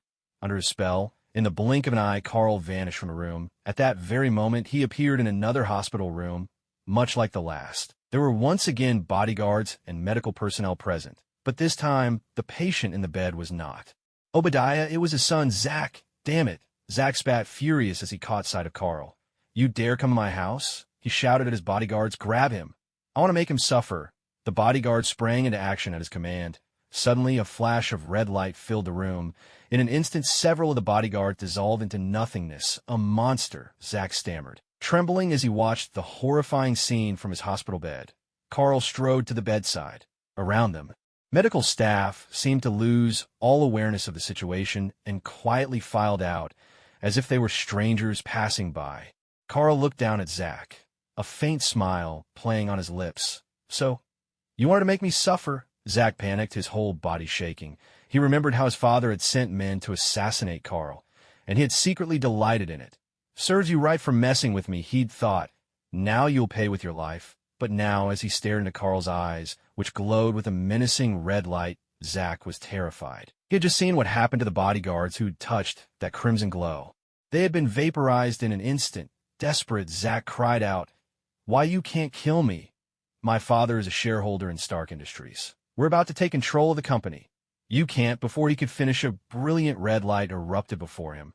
In that final moment, countless thoughts raced through Zach's mind. He wondered what kind of being Carl really was, and how he could possess such terrifying powers. He tried to recall what had brought him into conflict with Carl in the first place. After dealing with Obadiah and his son, Carl simply left.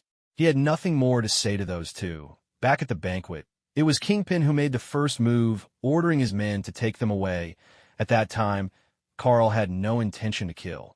Breaking their legs was already a harsh enough punishment, at least for ordinary people. He didn't plan to do anything further, but he didn't expect those two would continue to make trouble for themselves. Very well. Carl decided to give them what they wanted. Using his supervision, Carl scanned the area.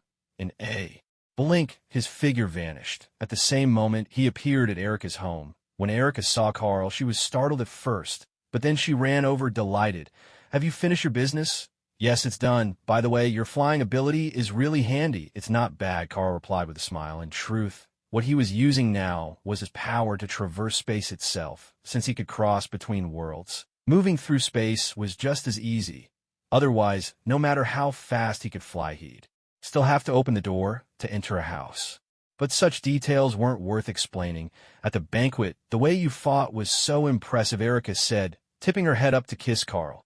Their lips met in a passionate embrace. Then with Erica in his arms, Carl carried her to the bed. At 4 o'clock, Carl's battle had come to an end. He freshened up and rummaged through the fridge for a while only to find drinks, but no alcohol. So he returned to his own place to fetch some wine before coming back.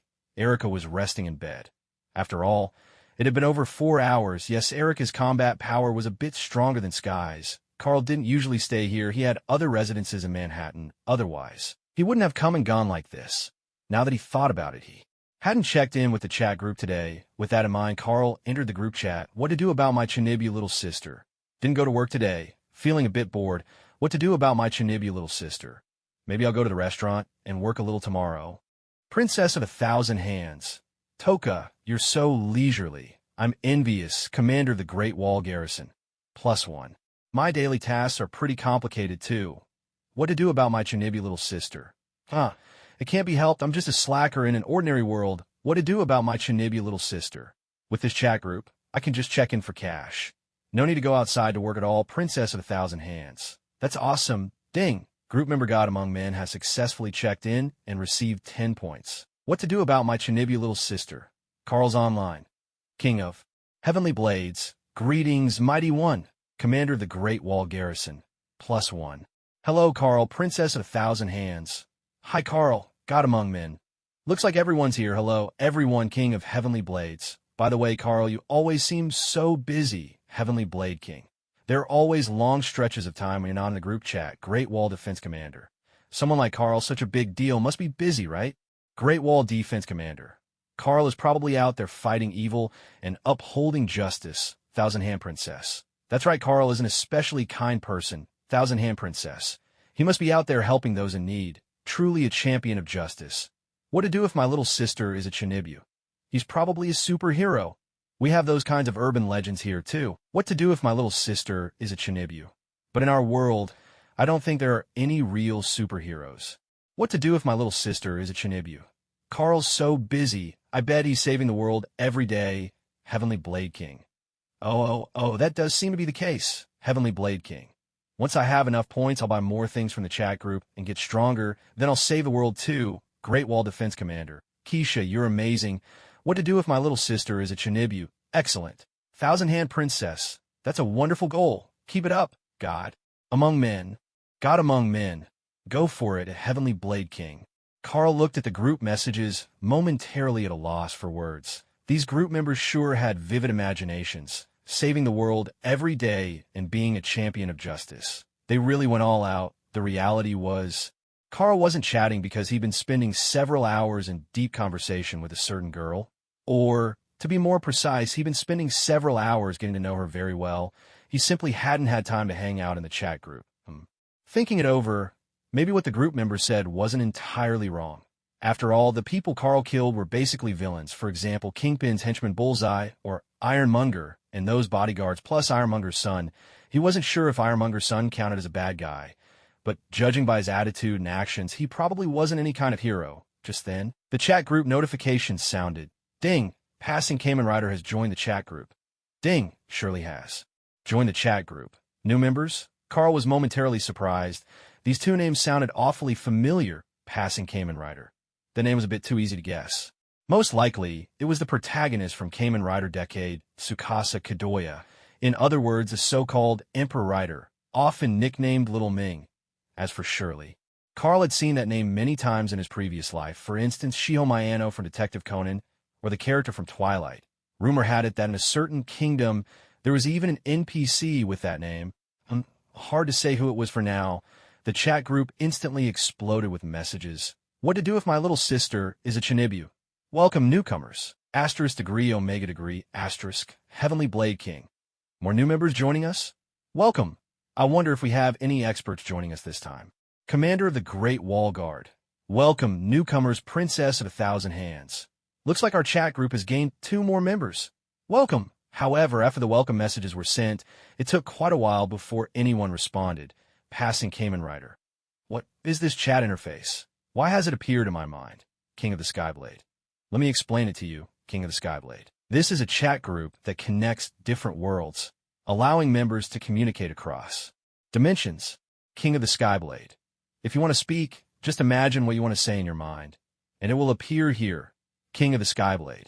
The chat group encourages members to help each other, and it has many functions such as posting tasks, earning points, and a marketplace. Ding! Group member King of the Skyblade has answered questions for the 2 new members, earning 200 points as a reward. King of the Skyblade. He is expected. There's a points reward. I'm thrilled. Princess of 1,000 Hands. Wow, Kesha. You beat me to it. Princess of 1,000 Hands. I was just about to give an introduction myself. King of the Skyblade. What can I say? I'm just that good. Smug Princess of 1,000 Hands. Awesome. Commander of the Great Wall Guard, too. Our 2 newcomers, everyone in the group, is very kind. If you need any help, just ask Commander of the Great Wall Guard. In fact, we even have experts capable of reviving others. Almost any problem can be solved here. Commander of the Great Wall Guard. There are also many good items in the marketplace. You can check out the descriptions and make purchases at Passing Kamen Rider at Shirley. Connecting different dimensions, allowing for communication across worlds? Surely. Then how did this chat group come into existence? Is there any scientific explanation for it? Surely. And you say someone could be revived? How does that work exactly? Commander of the Great Wall Guard. Commander of the Great Wall Guard. I'm not too sure myself. King of the Skyblade. General Su Lai was just trying to help answer your questions. Do you really have to be so serious? Surely. Sorry, I just seek objective facts, surely. If I've been offensive in any way, please forgive me, Commander of the Great Wall Guard. It's all right, no problem, Commander of the Great Wall Guard. If you encounter any difficulties, you can post a task in the chat group, Commander of the Great Wall Guard. The sign-in button is at the top right. Ding! Group member passing Kamen Rider has signed in successfully and received 5 points. Passing Kamen Rider. It really works. Passing Kamen Rider. And there are a lot of interesting things in the marketplace as well. Passing Kamen Rider. If this chat group is really as you say, then it's actually pretty impressive. Passing Kamen Rider. My name is Tsukasa Kadoya, and I'm a photographer. Passing Kamen Rider. Right now, I'm traveling through different worlds, hoping to find my own. I look forward to getting to know everyone, because Brother Xiaoming was already accustomed to traveling between different worlds. He found it fairly easy to accept the idea of a cross-dimensional chat group, besides Xiaoming. Thought if this chat group was truly as incredible as its members claimed, perhaps it could even help him find his own world. So he gave a very earnest self-introduction, a rare occurrence for someone like him. Surely. A photographer? Aren't you a Kamen Rider? Surely. By the way, are you a child? Surely. Where I'm from, there's a show called Mass Superhero. It's a special effects series, surely. Seems like it's really popular among kids. Passing Kamen Rider. What kind of joke is that? How could I be a child? Passing Kamen Rider. I'm a Kamen Rider, and I'm also a photographer. In the world of Detective Conan, a beautiful young woman with chestnut brown hair dressed in a white lab coat was resting in her room. Shiho Mayano. At this moment, she was working for the Black organization. However, the atmosphere here was hardly pleasant. A chat group that connects different dimensions and even claims to bring people back to life? It all sounds rather far-fetched, and I have no idea how it appeared, but chatting with them might not be so bad, Shiho thought. As a scientist, Shiho Mayano remained skeptical about such things. After all, humanity hadn't even found other life-bearing planets in the universe. Some scientists believed extraterrestrial life must exist, but as a materialist, Shiho wouldn't believe it until she saw it with her own eyes and bringing people back to life. How could that possibly be real? The idea of a chat group connecting different worlds was just too hard for her to accept. Still, life here is so dull. Maybe I'll treat this as a little diversion, she mused after a moment's thought. Shiho allowed herself a faint smile. Surely. All right then, surely. Speaking of which, I'm actually more interested in the person who can bring others back to life. Surely. If it's convenient, could you introduce yourself? Princess Senju. As unbelievable as it sounds. Princess Senju. Lord Carl really did cross over to my world and brought my brother back to life. Princess Senju. The chat group's missions are all completed. If you don't believe me, you can ask the others what to do with my Tsunade little sister. Haha, this newcomer is so calm. Questioning the chat group without a hint of panic. What to do with my Tsunade little sister. Lord Carl, someone's looking for you. A god among men, Heavenly Blade King. She really is calm. Seems like a very mature person, god among men. Hello, JPG Shirley. Hello, Shirley. There's something I'd like to ask you, god among men. Go ahead, ask anything you wish, Shirley. Others say you can bring people back to life. May I ask how you do it? God among men. First, could you tell me your profession? Shirley. Certainly, god of the human world. I could travel through time and bring people back to life. Surely. How do you travel through time? God of the human world. Tell me your occupation first. Surely. Scientist, god of the human world. I can fly. And my speed is fast enough, surely. Wait, is that really possible? Princess of 1,000 hands. Of course it is, after all, Carl brought my brother back to life. Carl didn't reply again. He had already obtained the information he wanted. Scientist, surely. Linking the two together, Carl immediately understood the other person's identity. Shiho Mayano from Detective Conan. 2 new members had joined the chat group. Carl already knew who they were. One was Tsukasa Kadoya from Kamen Rider Decade, also known as Kamen Rider Wang Xiaoming. The other was Shiho Mayano from Detective Conan, Hybra AI, before taking APDX 4869. Now that he knew who these two were, Carl stopped responding. At this moment, he realized Erica had woken up. Carl spent a tender moment with her, then watched as Erica tidied up and washed. Afterwards, the two of them went out for a meal. Today was an unusual day for the people of America. There was a flood of explosive news. The news of Obadiah's death spread rapidly across the country.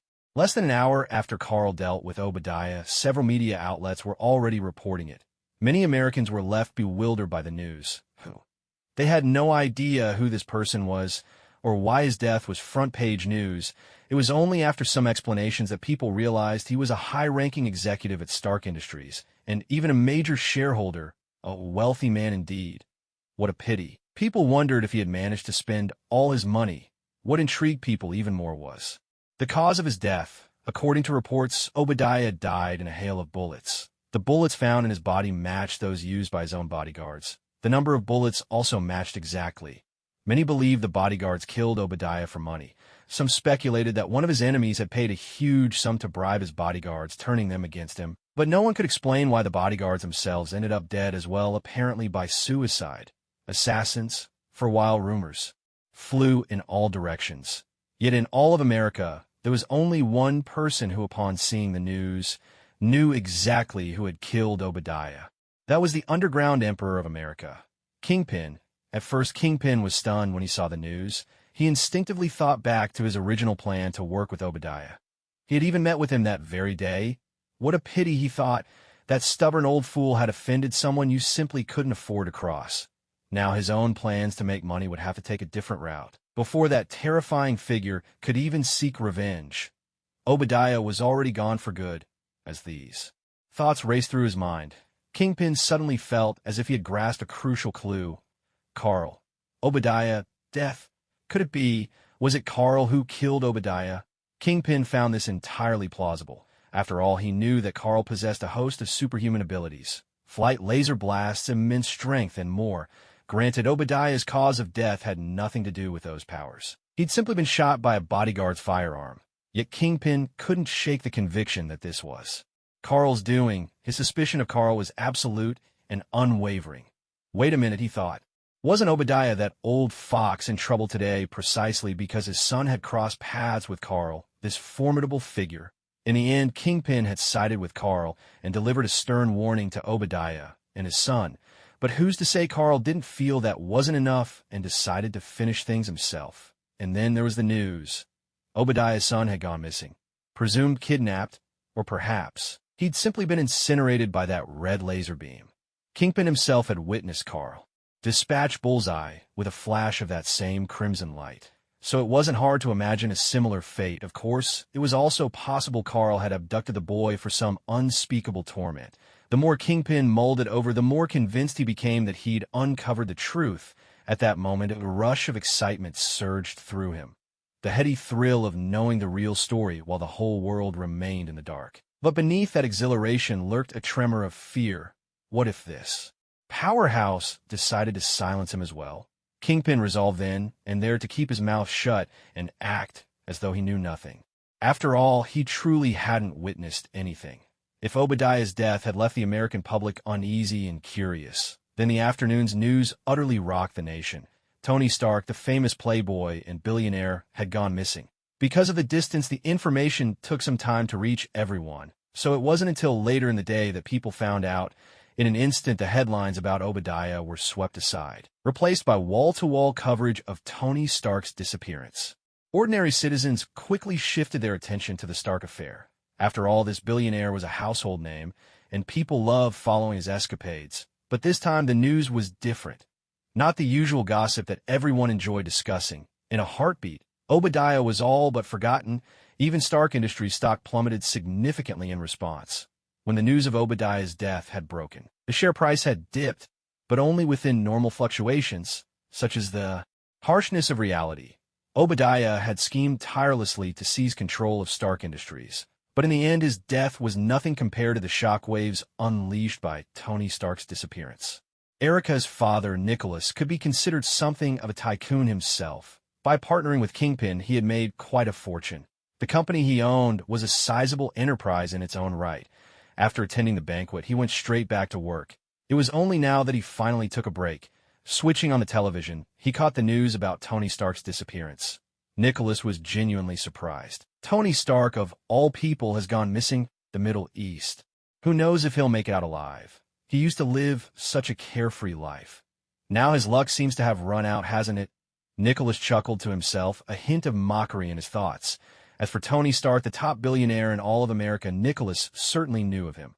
Though Tony had no idea who he was, Stark was a figure he could only look up to from afar. He flipped through several channels, only to find every one of them covering Tony Stark's story. Nicholas didn't pay it much mind. He just wanted to relax, to watch whatever was on.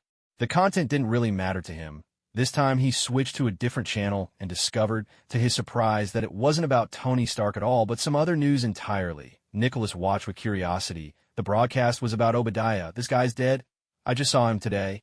Nicholas thought, bewildered. But before long, the television was once again playing news about Tony Stark. Time passed, and suddenly, Nicholas remembered what had happened at the banquet. Could Obadiah's death have something to do with Carl? After all, the incident between Carl and Obadiah had caused quite a stir today. Word had already spread throughout the circle of wealthy elites. Kingpin had broken Obadiah's legs for the sake of a young man. It probably wasn't Carl who did it himself. Maybe he asked Kingpin to handle it. After pondering for a while, Nicholas concluded that it must have been Kingpin's doing. Whether or not Carl was actually involved, he couldn't be sure. But it seemed likely. Looks like Carl is even more formidable than I thought. Nicholas mused. He actually managed to get Kingpin to eliminate Obadiah.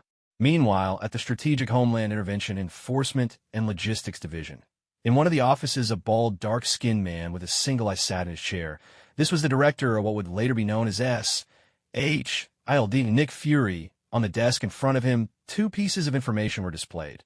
One about Obadiah's death, the other about Tony Stark's disappearance. He looked up at the two people standing before him.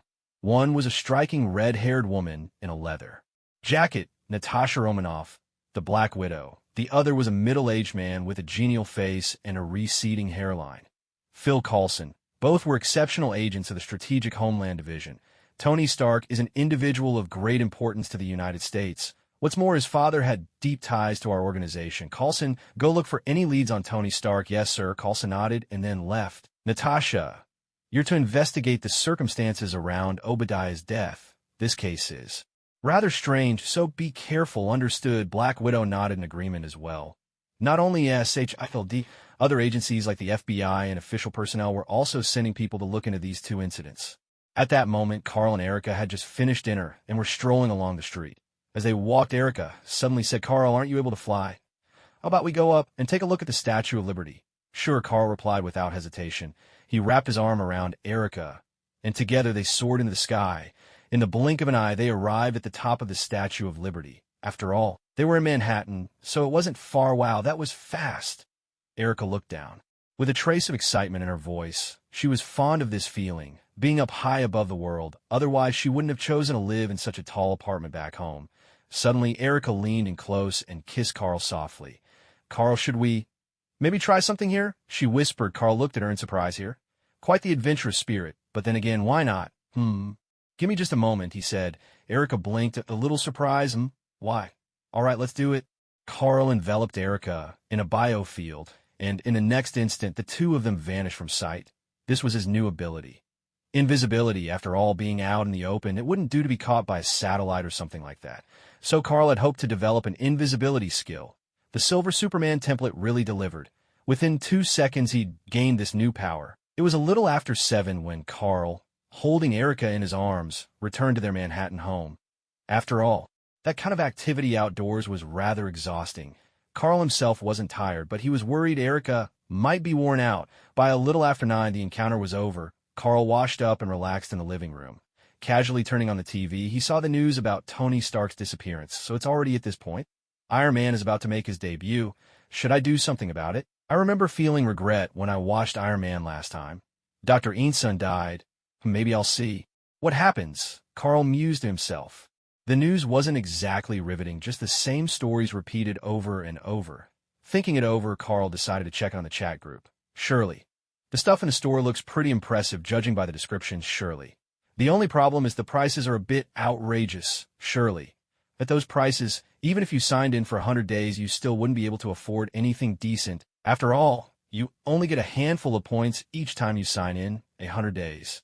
And it's just a few hundred points, a few hundred points. What can you even buy with that? What should I do if my little sister is a Chinibu? That's right, I've always wanted to buy a suit of Iron Man armor. What should I do if my little sister is a Chinibu? But now, I still don't have enough points. What should I do if my little sister is a Chinibu? This is just too unfair, surely. It really is, surely. There's so many things I like, but I simply can't afford them. A passing Kamen Rider. Oh, now that is interesting. A passing Kamen Rider. Weren't you always the one most skeptical about this chat group? A passing Kamen Rider. So why the sudden change? Why do you trust the chat group so much now? Heavenly Blade King. Good question. Why is that? Thousand Hand Princess. Curious emoji, what should I do if my little sister is a Chinibu? Comma. Curious +1 surely. To be honest, I did have my doubts about whether this chat group was real. Surely. I mean, it's only natural. Who wouldn't question something like an interdimensional chat group? Surely. Not many people could accept it right away, surely. But then I saw the option to exchange points for money in the store, surely. At first, I just wanted to give it a try, surely. I never thought I'd actually be able to exchange over 10,000 yuan, surely. I did it 6 times in a row, turning all my points into cash, surely. After something like that. Even if I'd had doubts before, surely. Now I can't help but believe, surely. After all, in our world, surely. There's still no technology that lets you withdraw cash straight from your mind. What should I do if my little sister is a Chinibu? Comma. So that's how it is, Thousand Hand Princess. Clever, Heavenly Blade King. Now that you mention it, I've never exchanged points for money. What should I do if my little sister is a Chinibu? Comma. I've exchanged for lots of money. Kesha, why don't you ever exchange your points? Heavenly Blade King. Points are so precious. How could I possibly use them for money? Heavenly Blade King. My father always said, our family has so much money, I couldn't spend it all in a lifetime. Heavenly Blade King. So of course I'd never use point for cash. What should I do if my little sister is a Chinibu? Comma. That hurts. What should I do if my little sister is a Chinibu? Comma. I never expected it, Kesha. You're such a little tycoon. What should I do if my little sister is a Chinibu? Comma. Rich girl, please protect us, Thousand Hand Princess. Rich girl, please protect us, God among men. Rich girl, please protect us, Heavenly Blade King. Carl. You're here, Heavenly Blade King. Come on, boss, don't joke around. With nearly 200,000 points, who knows how many amazing things you could buy, Heavenly Blade King. If point could be bought, I'd spend all my money on them, surely. Nearly 200,000. You only get a single-digit number of points for signing in, surely. How'd you get 200,000 points, Thousand Hand Princess? By doing missions, of course, Thousand Hand Princess. Carl did 2 missions, and each rewarded 100,000 points, surely. You only get single digits for signing in, but 100,000 for a mission? Surely. That's a huge gap, surely. Looks like the chat group really wants us to do missions, Princess Thousand Hands. Not really. For ordinary tasks, you usually don't get that many points, Princess Thousand Hands. It's because Carl is a pro at completing missions and always gets high ratings, so he's awarded more points, surely. Alright, it does seem pretty difficult. What to do if my little sister is a Chinibu? Of course it's hard. Otherwise, why would there be such valuable rewards? Surely. That actually makes some sense, Great Wall Defense Commander. By the way, where's that Masked Rider? Why isn't he saying anything? Great Wall Defense Commander at passing Masked Rider, passing Masked Rider. Not long ago, I teamed up with the Shinkenja to take care of some Jado monsters, passing Masked Rider. Now I've arrived in a new world, but I have no idea what I'm supposed to do. Surely. Wait, a new world. Surely. What do you mean by that? What to do if my little sister is a Chinibu? I'm curious. King of Heavenly Blade. Wait, does that mean you can travel between worlds? Passing. Masked Rider. Well, it's a little different from how the chat group describes it. Passing Masked Rider. But yes, I do journey through different worlds. Great Wall Defense Commander. That sounds amazing, King of Heavenly Blade. Impressive. What to do if my little sister is a Chinibu? That's really something. The group members each imagined what it would be like to travel between worlds. It wasn't quite the same as what Xiaoming described, but everyone was still thoroughly impressed. Carl read Xiaoming's message and pondered for a moment. So that's it. At this point, Xiaoming was already in the late stage of the TV series timeline. By now, he should have traveled through quite a few parallel worlds. It seemed that each chat group member was living within a different timeline. In the Decade world, Xiaoming glanced at the chat group's discussion, feeling a little elated. The praise from everyone was quite pleasant. After replying for a bit, Xiaoming opened up the marketplace. Everything here looks so odd. It was his first time browsing the store. Ninjutsu manuals, Haki Infinity Stones.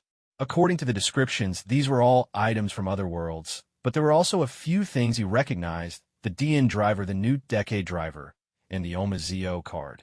These items felt both familiar and strange. The Decade driver was the belt he used to transform, but what was the new Decade driver?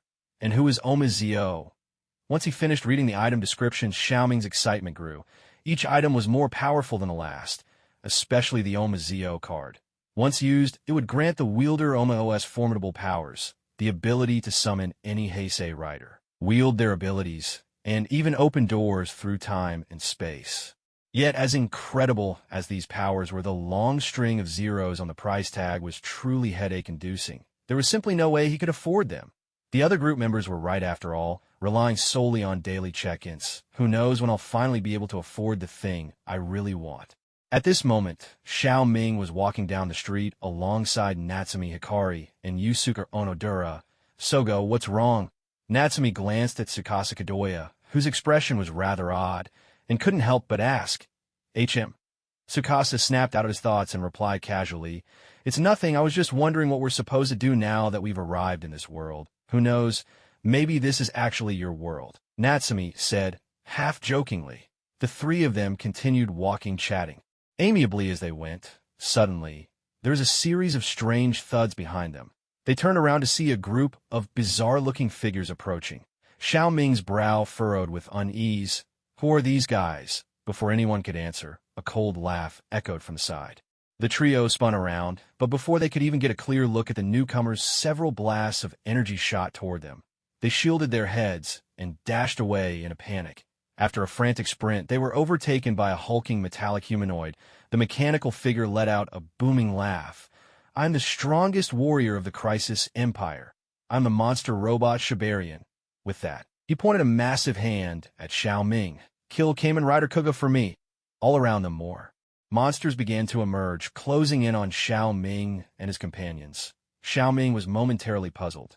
Did he just call me Kuga? Just then a low, commanding shout rang out. "Crisis!" The monsters flinched and retreated a few steps. A middle-aged man in white stepped forward, placing himself between Xiao Ming and the advancing enemies. "Kuga is under my protection," he declared, striking a dramatic pose. "Henshin." With those words, a belt materialized at his waist, and in a flash he transformed into a green beetle-like masked hero. "I'm the child of the sun, Kamen Rider Black Sun Rebirth." Without hesitation, Black Sun Rebirth charged into battle against the warriors of the Crisis Empire. Watching this masked rider in action, Xiao Ming instantly understood whose world they had entered. Black Sun Rebirth made short work of the minor enemies, then faced off against Shibarian. At first, Black Sun Rebirth was clearly at a disadvantage, but after transforming into Rebirth Mechanical Rider, he quickly gained the upper hand. Just as he was about to press his attack, the space behind Shibarian suddenly twisted in a bizarre, unnatural way. Out of the distortion stepped two monstrous figures. No sooner had they appeared than they lunged at Black Sun Rebirth. 2 against 1, Black Sun Rebirth was swiftly overwhelmed. Yusuke Onodera stared at the two monsters in shock. How can there be a Fangire and another rider here? Seeing Black Sun Rebirth defeated, Xiao Ming realized he could no longer stand by and watch. "Henshin," he declared. Taking a few steps forward, he drew out a card and slid it into his driver, then thrust his hands forward with determination. A passionate voice rang out. "Masked Rider, Decade!" In an instant, he transformed into Decade. Seeing this, Kamen Rider Anjit Rebirth couldn't help but exclaim, "How did Kenzuya-jo become Decade?" The moment Xiao Ming transformed, both Anjit Rebirth and their enemies looked on in disbelief, unable to accept what they saw. Xiao Ming paid them little mind, only muttering that name again. Without further delay, he charged straight at the enemy. The battle was effortless for Xiao Ming, even though he was outnumbered 2-1. He dominated from beginning to end. After transforming into Agito, he swiftly defeated one of his foes. The other, seeing things turn dire, chose to flee. The monstrous robot spat out a threat before making its escape. At that moment, Kamen Rider Anjit Rebirth approached Xiao Ming. "Decade, the destroyer of worlds," he declared. "I won't let you do as you please in this world." With that, he prepared to attack. Xiao Ming readied himself for the fight, but before they could clash, Natsumi Tachibana rushed in and blocked his path. Seeing her, Xiao Ming canceled his transformation, and Anjit Rebirth did the same. Natsumi spoke earnestly. "Tsukasa has always been saving the worlds of the riders." The two riders exchanged a long look. Finally, a smile broke across Anjit Rebirth's face. He believed Natsumi. After that, the two sides talked things through. Xiao Ming and his companions learned about Anjit Rebirth, the enemies they faced, and discovered that a new hostile force had appeared here. They concluded that the world was in a state of destruction and fusion. In the midst of their discussion, Xiao Ming suddenly turned and left. Natsumi and Yusuke Onodera quickly followed after him, just. Then space itself began to twist and blur. From the distortion, 3 figures emerged. Leading them was a middle-aged man in a white suit flanked by 2 monstrous beings. The man sneered coldly, "Decade, I've finally found you." After a brief exchange, Xiaoming and his friends learned that these newcomers were from Daishocker. The middle-aged man transformed, his body now encased in dark crimson armor, a bladed shield appearing in his hand. Before Xiaoming could transform, his belt was struck off, and he was knocked to the ground. "Your flame of life. I'll be taking it now," Apollo Geist declared, raising his double-sided energy mirror and aiming it at Xiaoming. "Your flame of life. I'll be taking it now." At the critical moment, Natsumi rushed in and shielded Xiaoming with her own body. She immediately lost consciousness and collapsed. Yusuke quickly transformed in a Kuga, forcing the enemy to retreat without delay. Xiaoming and Yusuke rushed Natsumi to the hospital, but her condition was grave. The cause was unknown, but her life was at risk. She remained unconscious, showing no signs of waking. With no apparent cause, there was no way to treat her. Watching Natsumi's face twisted in pain, Xiaoming fell silent. Memories of times past with her flashed through his mind. What should he do? Who could possibly save Natsumi? Brother Xiaoming was overwhelmed with grief. There was simply no way for him to save Xia Hai. If only he possessed the sealing magic Zio card from the chat group store, then perhaps he could rescue her. After all, that card wielded incredible power. But alas, right now, all Xiaoming had were the 5 points he'd received from daily check-ins. Even if he multiplied that 1,000-fold, it still wouldn't be enough to buy the card. Damn it. Xiaoming clenched his fists in frustration, his anger boiling over. All of a sudden, a light sparked in his mind. The chat group store. Of course, there was still the chat group. Although he didn't have enough points to purchase any precious items, the chat group wasn't just about the store. There were also members from other worlds. It's called a chat group, he thought. So chatting must be its main function. Otherwise, it would be called a store group. Xiaoming recalled what some of the members had mentioned during their conversations. According to them, one member, the so-called God among men, supposedly had the power to bring people back to life and could even travel through time. Xiaoming himself was skeptical of such claims. After all, it sounded far-fetched, but in his current predicament, even if he didn't believe it, he desperately hoped it was true. Some members had also talked about the process for posting tasks in the group. Without the chat group, Xiaoming would have been left racking his brain for solutions, worry etched on his face. In the end, he might have thought to seek out Apollo Keister instead. But now the chat group was the first thing on his mind. Xiaoming's consciousness dove into the chat group. Passing Kamen Rider. "My friend's life is hanging by a thread. I beg all of you, please help me, and everyone at God Among Men. Passing Kamen Rider. I'm willing to offer all my points as a reward." Ding! Group member Passing Kamen Rider has posted task. Save Xia Hai Ju. Task reward. 5 points plus, comma, friendly reminder. This task is extremely difficult. The chat group encourages members to help one another. All members may accept this task. Fantastic! Xiaoming's heart soared as he read the notification. He'd only ever heard members mention posting tasks before. He had never tried it himself. He'd been anxious, but now seeing the prompt, half his worries were put to rest. Thank goodness he hadn't spent his points in the store. All his check-in points were still saved up. Otherwise, he'd probably have to find another way to get more. Although Xiaoming was a Kamen Rider, he wasn't exactly well off. Thank goodness, truly. Now all he could do was wait for someone in the chat group to accept the task. Xiaoming stared nervously at the chat, his heart pounding. After all, this was a matter of life and death for Xia Haiju. Surely. Wait, you can really trigger a task? Surely. By the way, aren't you supposed to be some world-traveling Kamen Rider? Surely. Why are you posting a mission in the chat group if you can't even save your own friend? Surely at Passing Kamen Rider. When Brother Xiaoming saw the message, he felt a bit awkward. Previously, when everyone heard him talk about traveling between worlds, they all thought he was an unbelievably powerful figure. Many believed that aside from Boskar, this Passing Kamen Rider was the strongest person in the group. Quite a few people even sent a chain of 666 to show their admiration. Well, in a sense that was true. After all, most people in the group were just regular folks. The rest were either ninjas or warriors. But now, this person, supposedly the second strongest in the group, couldn't even save a friend. He had just joined the group and was already posting a mission asking for help. Even the mission reward seemed rather unimpressive. 5 points. Honestly, this was a bit of a letdown. Those who had sent 666 before started to regret it. This guy wasn't quite what they had imagined.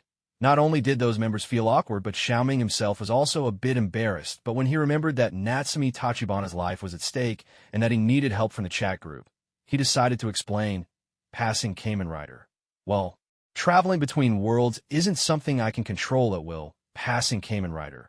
Plus, most of us Kamen Riders, our abilities are all about fighting, passing Kamen Rider. We're not really experts at anything else, passing Kamen Rider. I'm different though, other than filming, I'm good at just about anything, passing Kamen Rider. Of course, only when it comes to normal things, surely. Oh, what to do about my Tsunade little sister? Looks like another troublesome mission. What to do about my Tsunade little sister? I'd love to take on a mission, but a life or death situation. What to do about my Tsunade little sister? This is urgent, so I won't waste any time.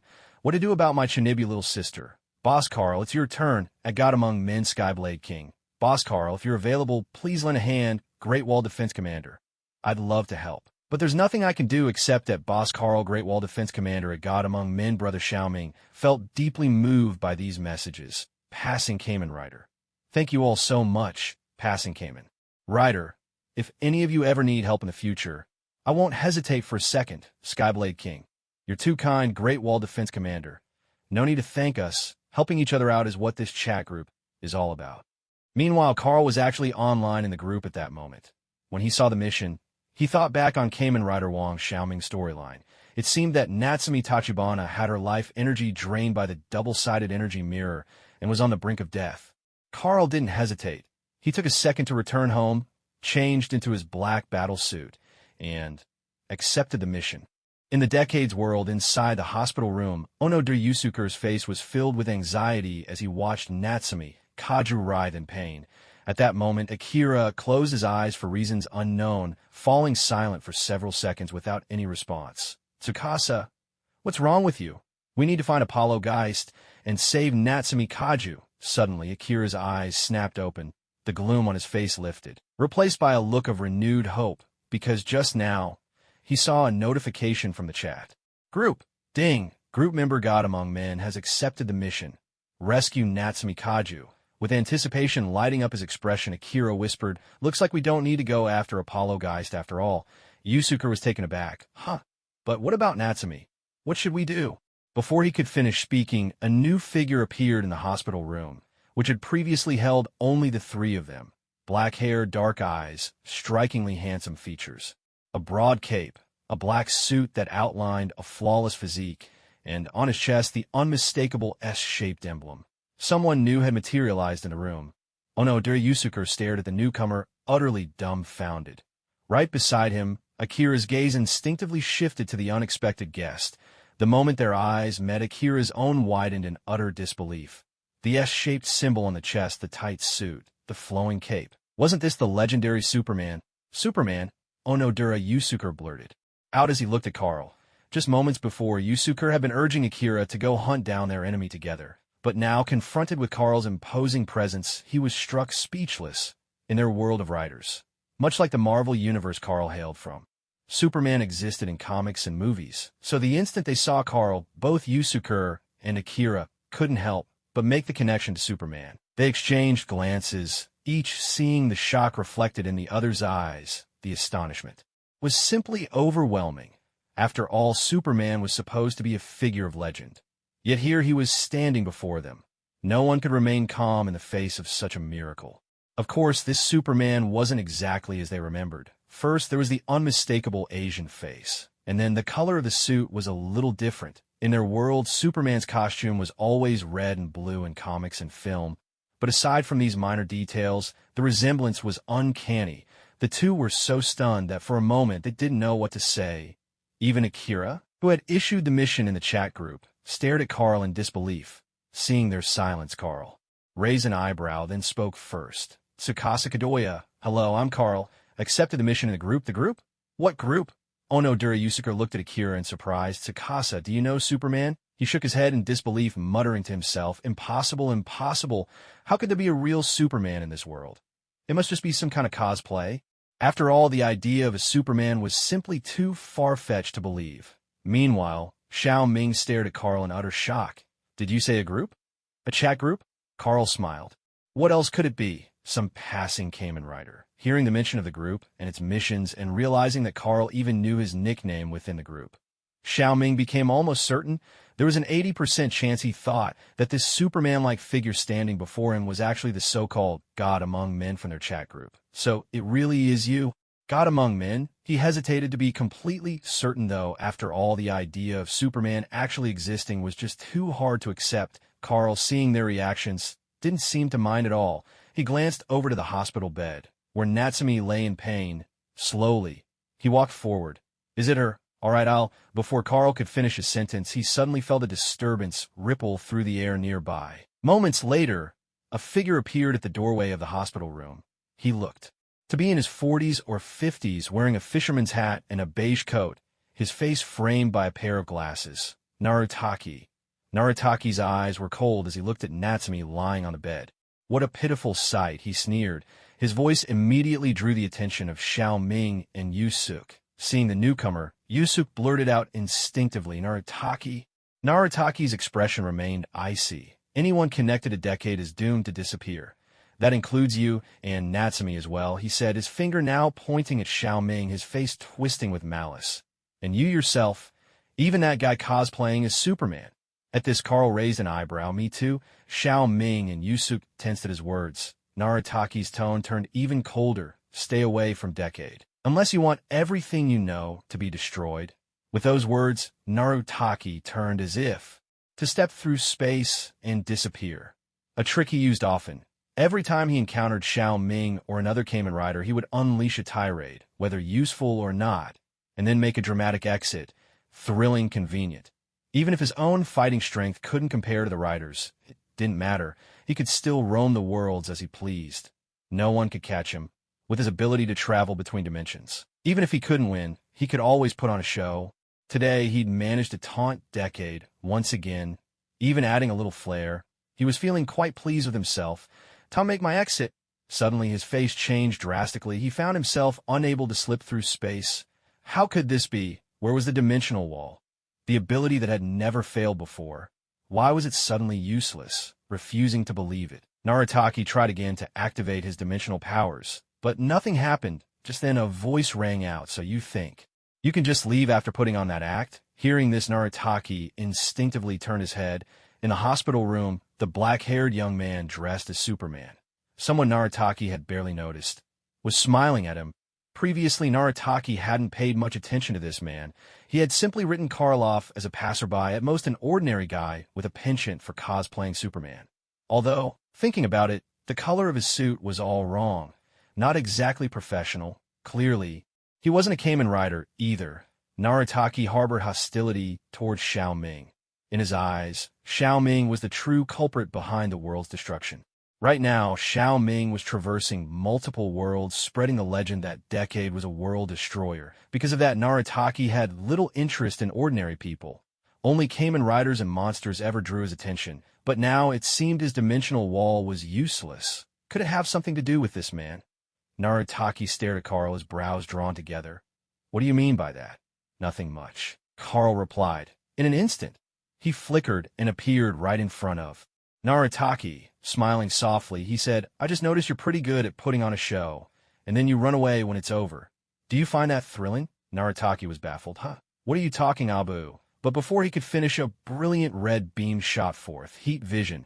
In the blink of an eye, Narutaki's body melted away. After all, he wasn't all that strong. If he had been, he'd have already dealt with Xiao Ming himself. Against Carl's heat vision, he didn't stand a chance. Brought this on yourself, Carl said with a quiet chuckle. He was in high spirits. In his previous life, Carl had watched Kamen Rider Decade. There were a few characters he couldn't stand, and Narutaki was at the top of that list. From the very first episode, Narutaki was always spouting off about Decade being a demon bent on world destruction, tricking Kamen Riders from different worlds and stirring up Natsume and Yusuke.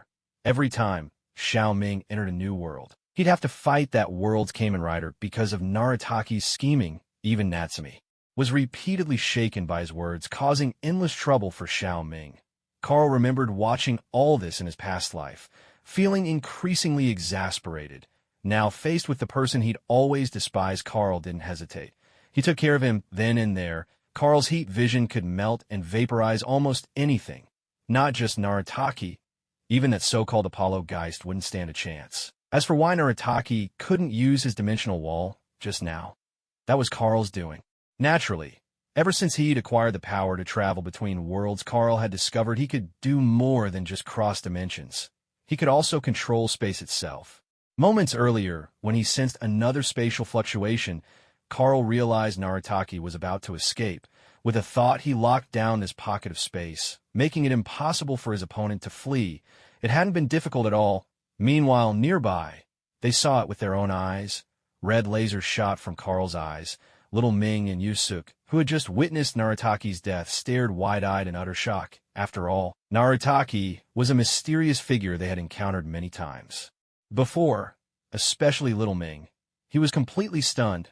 Narataki often wandered through different worlds, spreading rumors that he was the destroyer of worlds, and he had clashed with Little Ming more than once. Naturally, this made Little Ming quite exasperated. There had been several occasions when Little Ming tried to attack Narataki. However, Narataki possessed the ability to break through dimensional walls and escape in the blink of an eye, before Little Ming could even launch an attack. Narataki would vanish without a trace.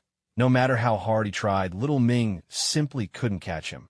But now Narataki, who had the power to travel between worlds, had been killed just like that. How could he not be shocked? Yet what truly left both Little Ming and Yusuk dumbfounded wasn't just Narataki's death. It was the way Carl had attacked moments ago. Wasn't that Superman's famous heat vision? Which meant, could the person standing before them really be the Superman from the movies and comics? Still uncertain, Little Ming hesitated and asked, "Are you really Superman?" Carl gave a slight nod, something like that. "You can call me Carl. We'll talk more in a moment," Carl said, his gaze shifting to Natsumi Orange, who lay on the hospital bed. Right now, saving her comes first. The words jolted Little Ming and Yusuk back to reality. Natsumi Orange's life was hanging by a thread. With sudden earnestness, Yusuk Onodera bowed deeply to Carl, Superman. "Mr. Carl, please, save Natsumi Orange. I beg you." "Don't worry, I'll save her," Carl replied, glancing at him reassuringly. Then Carl began searching for Apollo Castor. In the next instant, he vanished without warning. "Mr. Carl?" Yusuk Onodera was left completely bewildered. Where had he gone? After searching the room for a while and confirming that Carl had truly disappeared, Yusuk turned to Little Ming, excitement in his voice. "Tsukasa, how do you know Superman?" We met by chance," Little Ming replied, thinking to himself that he hadn't realized the so-called god from their chat group was actually Superman. No wonder he possessed such incredible power. But the others in the group had said this person could travel through time and space and even resurrect the dead. Could Superman really do all that? Perhaps the Superman from comics movies, in reality, differed in some ways. Little Ming didn't know much about Superman, so he could only guess. Seeing Yusuk's excitement, Little Ming decided not to mention that he hadn't known Carl's true identity. After all, admitting that would spoil the moment. Still, questions lingered in Little Ming's mind. Wasn't Superman supposed to accomplish the task of resurrecting Natsumi Orange? Then why had he vanished just now? Meanwhile, the initial excitement on Yusuk Onodera's face gradually faded as he calmed down. He looked at brother Xiaoming, curiosity in his eyes as he asked, "Shurji, what did that Superman go off to do?" In Kusuk's view, brother Xiaoming knew Carl, and it seemed Carl recognized brother Xiaoming as well. In that case, weren't they friends? Shurji really is impressive. He actually has a friend like Superman. He went to... Brother Xiaoming paused to think. He remembered that Carl had accepted a mission and would certainly rescue Natsumi Tachibana. Moreover, he had heard people in the chat group mention that this Carl had revived others before, using some method of traveling through time. That meant he was probably using the same method now as before, right? With that thought, brother Xiaoming cleared his throat. Superman came to help us rescue Natsumi Tachibana. Right now, he should be traveling through time. Returning to the moment when we first encountered Apollo Geist, he's probably helping us defeat our enemy as we speak. Wow. So that's how it is. He can even travel through time. That's amazing. Shurji, you're awesome too. Knowing someone like that. Brother Xiaoming heard this and put on a nonchalant smile. It's not a big deal. Just then several figures suddenly appear in the hospital room. Two of them crashed to the floor as if they were nothing more than discarded trash. What's going on? Brother Xiaoming and Kusuk Onodera were both startled by the sudden arrivals. Instinctively, they assumed a defensive stance, their eyes fixed warily on the intruders. At that moment, Kusuke Onodera finally remembered his identity as Kuga and prepared to transform. In the next moment, they saw the newcomers clearly. Lying on the floor by the hospital bed were Apollo Geist and a monstrous being. And imagine, as expected, enemies transform. Kusuke Onodera immediately transformed into Kuga. Previously, during his fight with Apollo Geist, Brother Xiaoming's belt had been knocked away by the enemy. After Natsumi Tachibana was injured, he'd rushed to the hospital and forgotten his belt in the chaos. Now unable to transform, Brother Xiaoming had no choice but to retreat for the time being. "What are you doing?" At that moment, a voice called out. They turned to see Carl, dressed in his black battle suit. Standing not far away, Carl-kun, Mr. Superman, the two looked at Carl in surprise. Carl, seeing their reactions, was a bit surprised himself. Just moments before, he had used his supervision to locate Apollo Geist, spotting him on the street.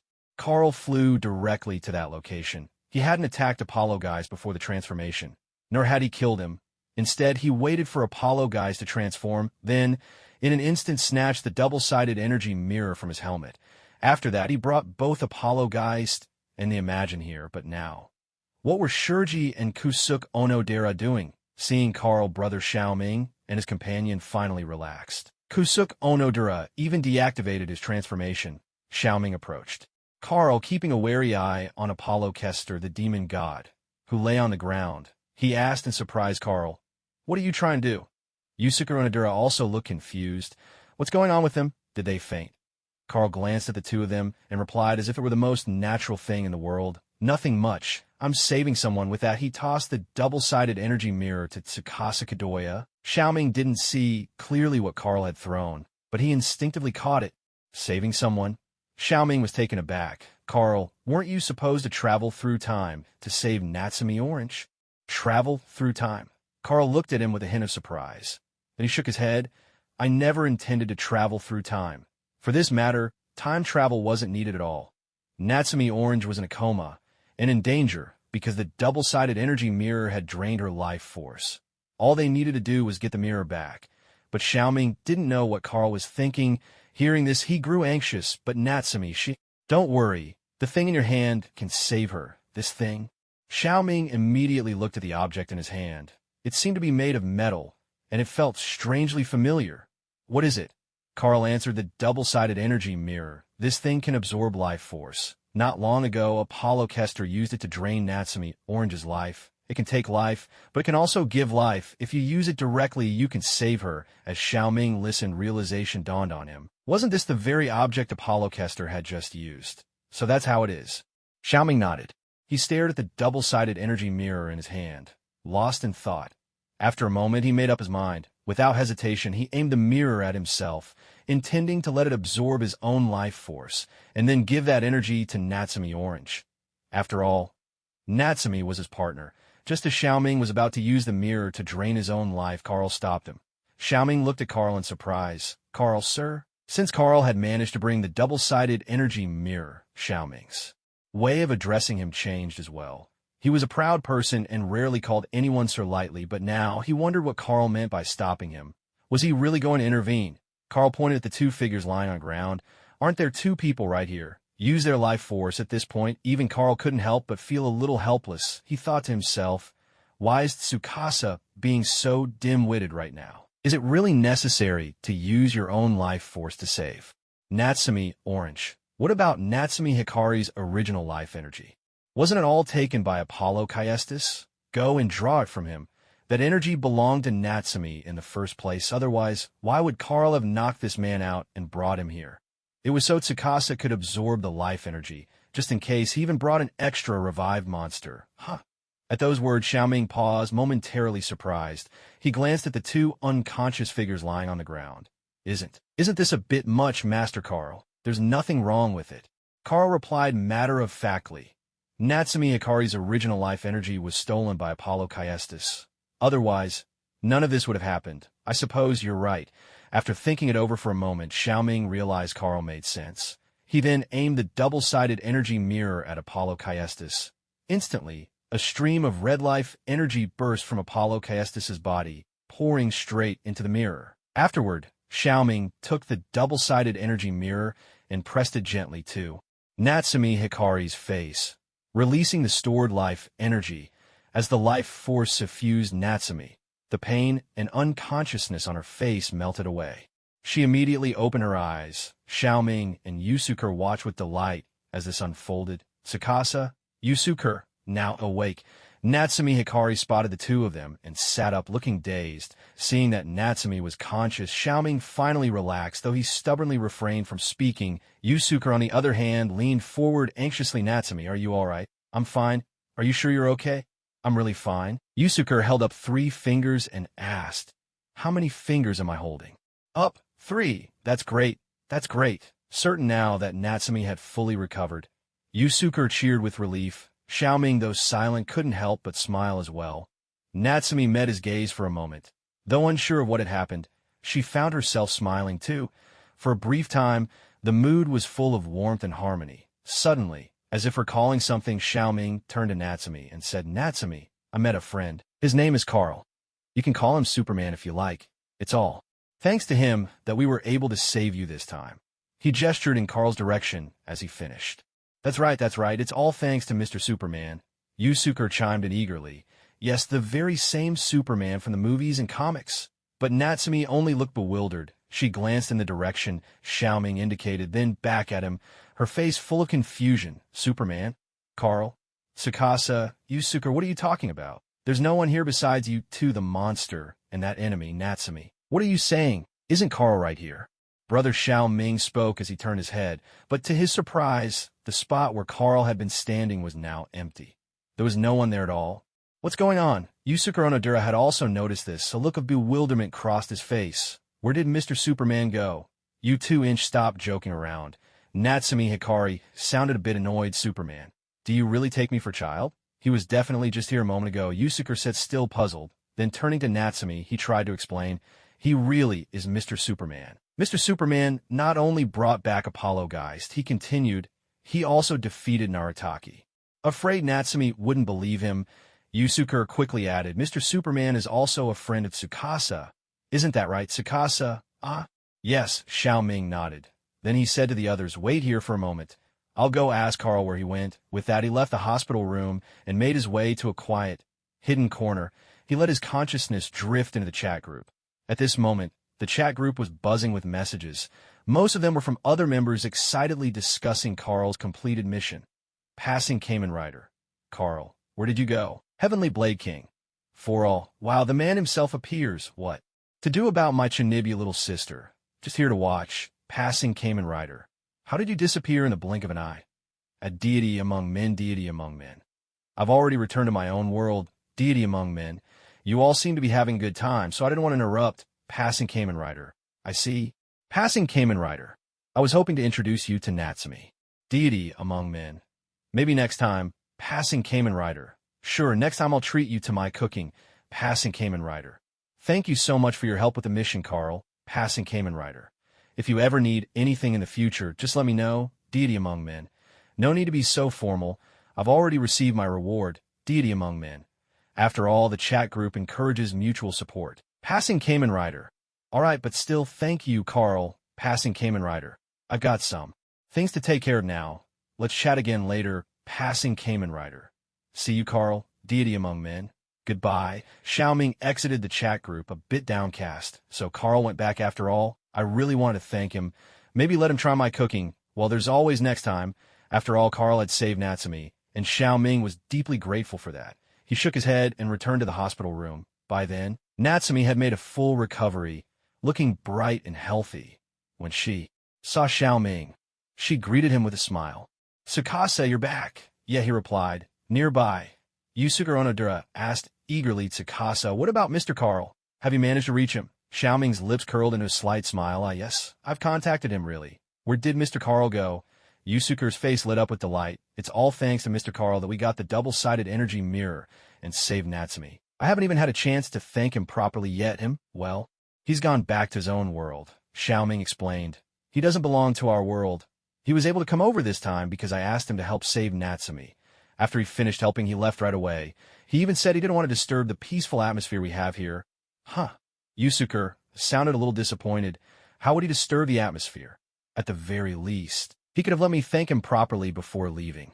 They were, after all, travelers across many worlds themselves, so the idea that Carl was from another world was something they could easily accept. Don't worry, Xiaoming said, noticing the regret on Yusuke's face. He patted Yusuke on the shoulder with a cheerful grin. I already told Carl that next time he visits, I'll cook him a meal myself, as a way to thank him for saving Natsume Kisaragi. Hearing this, Yusuke's eyes brightened. Really? Mr. Carl will come again? Of course, we've already agreed on it, in that case. Yusuke immediately chimed in. When you cook, I'll help you prepare the ingredients. Xiaoming chuckled. Then you'd better get ready. Otherwise, you might not even handle the ingredients properly. Don't worry. Not far away. Natsume Kisaragi pouted, slightly, feeling a little left out. Besides, Xiaoming and Yusuke kept talking about how some superhero had saved her. Now, it was Mr. Carl who got all the credit, honestly. Natsume felt a bit resentful. Still, she recalled the earlier events. She'd been attacked by Apollo Keist. Judging by the current situation, Tsukasa and Yusuke must have saved her. Seeing how happy the two of them were, Natsume decided not to say anything more. At that moment, her gaze fell on two figures lying on the ground. Apollo Keist and the Ajin god. They were completely motionless. Judging by the look of it, they were either dead or unconscious. Curious, Natsume asked, "Why are they here? Did you bring them, Tsukasa?" No, Xiaoming shook his head. Carl did. He brought them here to save you. All right then. Natsume didn't dwell on the topic, but continued, so what are you going to do with them? Of course, we have to get rid of them. Without hesitation, Xiaoming responded, it's that Apollo cast, of course. He drained your life energy and left you in this state so naturally, we have to destroy him. And those monsters under his command aren't any better. Just then a young man appeared at the door. He wore his hair in tousled layers and a black short-sleeved t-shirt. This was Daiki Kaito, also known as the secondary rider in Kamen Rider Decade. He was Xiaoming's close friend, and sometimes he'd get jealous over Natsume. Earlier, Xiaoming's belt had been knocked away by Apollo Kest. Now, Daiki was here for a purpose, to return the belt to its rightful owner. And along the way, in his own unique way, to comfort and encourage Xiaoming. Thanks to Apollo Kest, Daiki said, holding the Decade driver with a casual air, I've managed to get my hands on the world's most precious treasure. But before he could finish a sentence, he noticed something was off. Right now, wasn't Tsukasa supposed to be devastated by Natsume's injuries? Why did he look so relaxed, even cheerful? And Natsume herself didn't seem to be hurt at all. Suddenly, something caught Daiki's eye. There on the floor was the figure of Apollo Kest. Daiki recognized him immediately. But what was he doing here, sprawled out, unconscious? Daiki's original plan had been to return the belt and offer Xiaoming some encouragement. But now, he realized the situation was completely different from what he'd expected. Xiaoming glanced at him. Oh, it's you, Daiki? Off to the side. Yusuke was beaming. Today's a wonderful day. To celebrate Natsume's recovery, how about we all gather at the photo studio for a party? Count me in, Xiaoming agreed immediately. But first, we need to deal with Apollo Kest and the remaining monsters. Absolutely. Yusuke nodded. Xiaoming turned to Daiki. Daiki, hand me the belt. Don't order me around. Daiki grumbled. True, he'd come here to return the belt and to encourage Xiaoming in his own way. But the situation was nothing like he'd imagined. After all, there's a world of difference between giving something of your own accord and being asked for it. At least for someone as prideful as he was. Stop dawdling and hand it over, Xiaoming said. You'll be invited to the party. Come celebrate with us. Maybe I'll let you taste my cooking, Daiki sniffed, trying to sound indifferent. Not that I care about your party. But despite his words, he tossed the belt to Xiaoming without hesitation. After all, their personalities were quite alike. Both were stubborn in their own ways. You're something else. Xiaoming chuckled, strapping on the belt and transforming into Decade. Then he proceeded to eliminate both the demon god and Apollo Kester. In truth, Apollo Kester had already died shortly after his life force was drained by the double-sided energy mirror. With these two dealt with, Xiaoming and his companions finally felt at ease. Kusanagi cheered. Let's go back and celebrate. Xiaoming and Natsume smiled as well. But just then they realized Daiki Kaito was nowhere to be seen. With a puzzled look, Kusanagi asked, That's odd, where did Daiki go? He was just here a moment ago. Forget it, let's not worry about him, Xiaoming said. Let's head back and celebrate. All right then. The group returned to the photo studio. However, as soon as they stepped inside, they saw Daiki Kaito sitting there, leisurely sipping a cup of coffee. Tsukasa, you're all so slow. he remarked with a smirk. You rascal. Tsukasa grumbled. Back when Tsukasa had the double-sided energy mirror and bestowed life energy to Natsumi, Carl had already heard a notification from the chat group. In fact, the moment Natsumi awoke, Carl received a message from the system. Ding!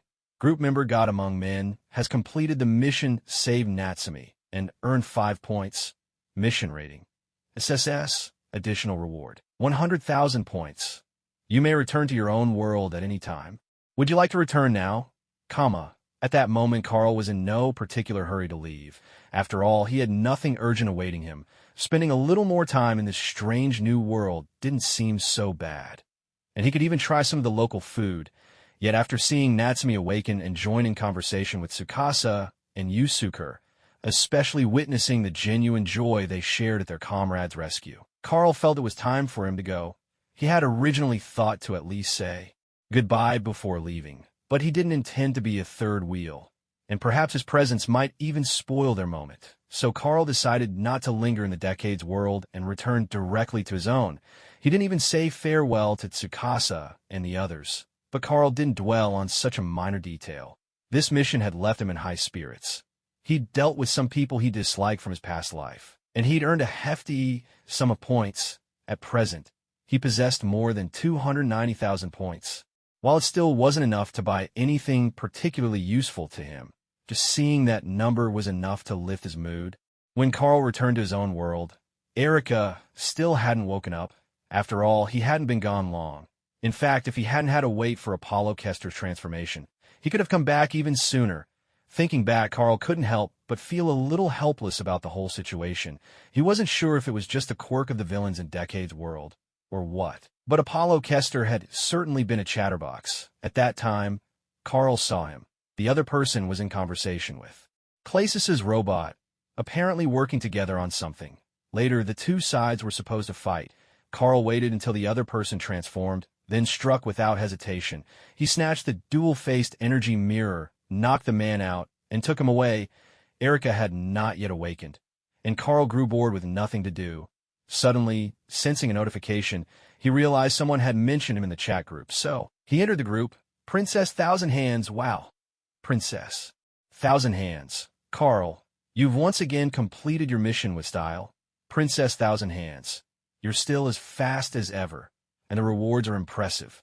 Princess Thousand Hands. Carl, you're outstanding. What to do with the Chinibio little sister? Carl, you big boss. How did you pull off this mission? Tell us the story. What to do with the Chinibio little sister? God Among Men. Heavenly Blade King. Curious emoji Shirley. Wait, 100,000? Shirley. Actually got that many points? Shirley. Looks like my guess was right, Shirley. The chat group really does encourage members to take on missions.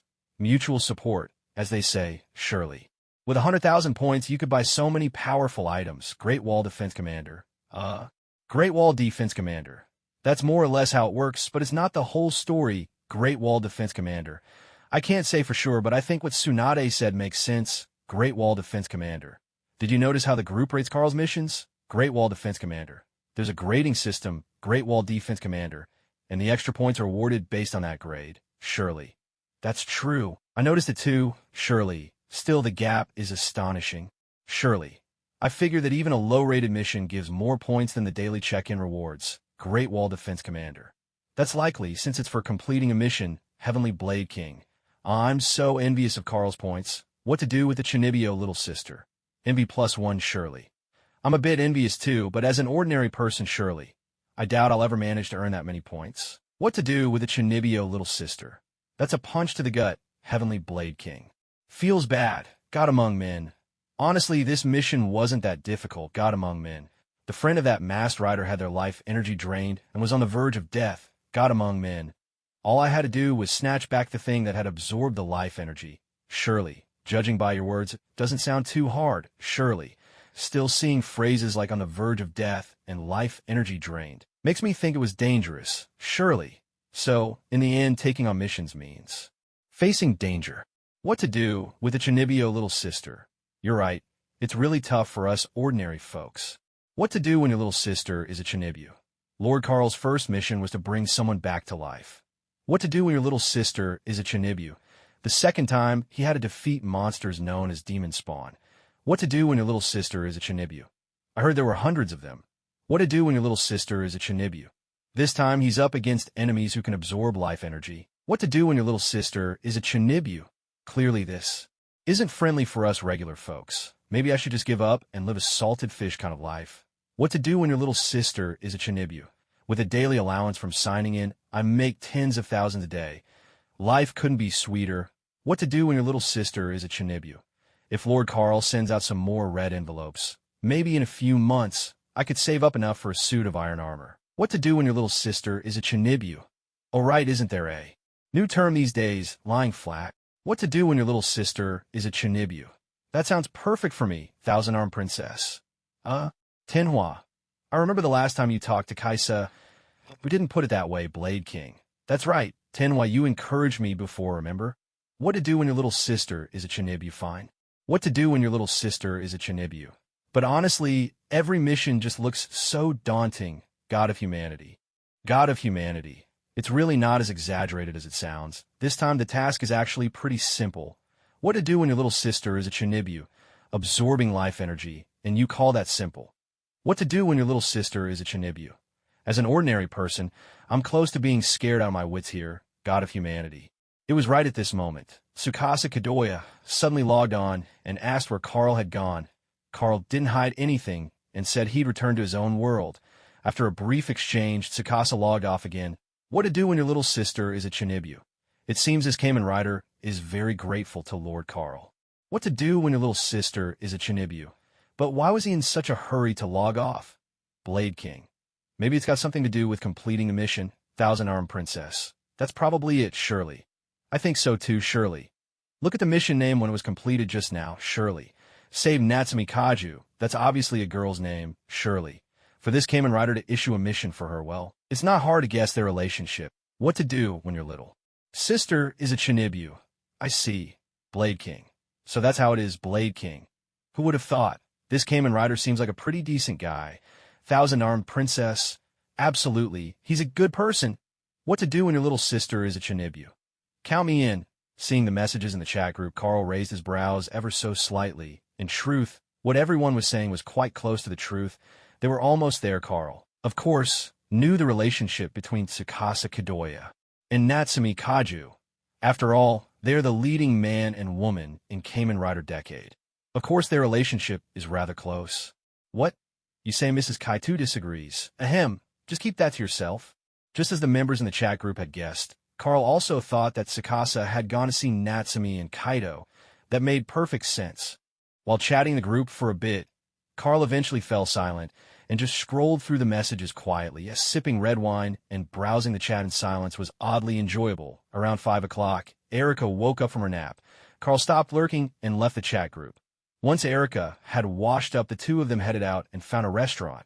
While Carl didn't have much going on, Erica had used up quite a bit of energy. Her stamina was better than most people's, but even she needed food to recover. Besides, it was already after 5, dinner time.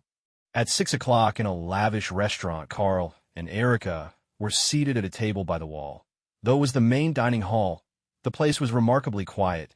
There was hardly any conversation, only the gentle strains of a violin filling the air. There weren't many guests. Fewer than 10 tables were occupied, leaving most of the space empty, but every diner wore a relaxed, contented expression. This was a renowned Michelin 3-star restaurant. Money alone wouldn't get you a table. Reservations had to be made well in advance. However, the owner here had some connections to the Ows Group. As a shareholder of Ows Group, Carl didn't need to bother with reservations. Meanwhile, just outside the restaurant, a figure stood in the shadows. She held a dainty, compact telescope. Observing Carl's table from afar, she had striking red hair and wore a form-fitting, seductive outfit. Her figure was impressive, though she was a bit on the short side. This was Natasha Romanoff, otherwise known as Black Widow, an agent of the Homeland Security Bureau. Her assignment was to investigate the circumstances surrounding Obadiah's death. To be honest, cases like this didn't usually fall under the Bureau's jurisdiction. Black Widow herself didn't understand why she was being sent on this job, but she didn't ask questions. As an elite agent, she had learned a valuable habit. Take the mission as given, do the job, don't ask why. In fact, the reason Black Widow received this assignment was because Obadiah's identity was rather sensitive. He was an important figure at Stark Industries. When someone like that dies, it sends ripples through the world. Pressure had been placed on Nick Fury, although the Homeland Security Bureau wasn't an official U.S. government agency. They still had higher-ups, the Security Council, and, as it happens, there were Americans on the council as well, But Nick Fury didn't take it too seriously. To him, it was just a routine case. Still, Natasha was one of the Bureau's very best agents. And indeed, her reputation was well-deserved. After passing through Homeland Security's network and spending several hours investigating, Black Widow managed to uncover most of Obadiah's recent activities. Her efforts did lead her to some intriguing findings. First and foremost, she discovered intelligence connected to Tony Stark. It turned out that Obadiah had recently been in contact with people from the Middle East, coupled with the fact that Tony Stark had gone missing in that region today. It was hard not to draw a connection between the two events. Upon realizing this, she immediately reported her findings to Nick Fury. Secondly, there was today's incident. Obadiah's schedule for the day seemed directly tied to the death in question. According to the gathered intelligence, that morning Obadiah and his son Zach attended a cocktail party together. At the event, Obadiah was seen having a close and seemingly conspiratorial conversation with Wilson Fisk, better known as the Kingpin, the undisputed emperor of New York's underworld. Their interaction suggested they were plotting something. Things took a dramatic turn when Zach got into a confrontation with a young billionaire and was swiftly knocked out by him.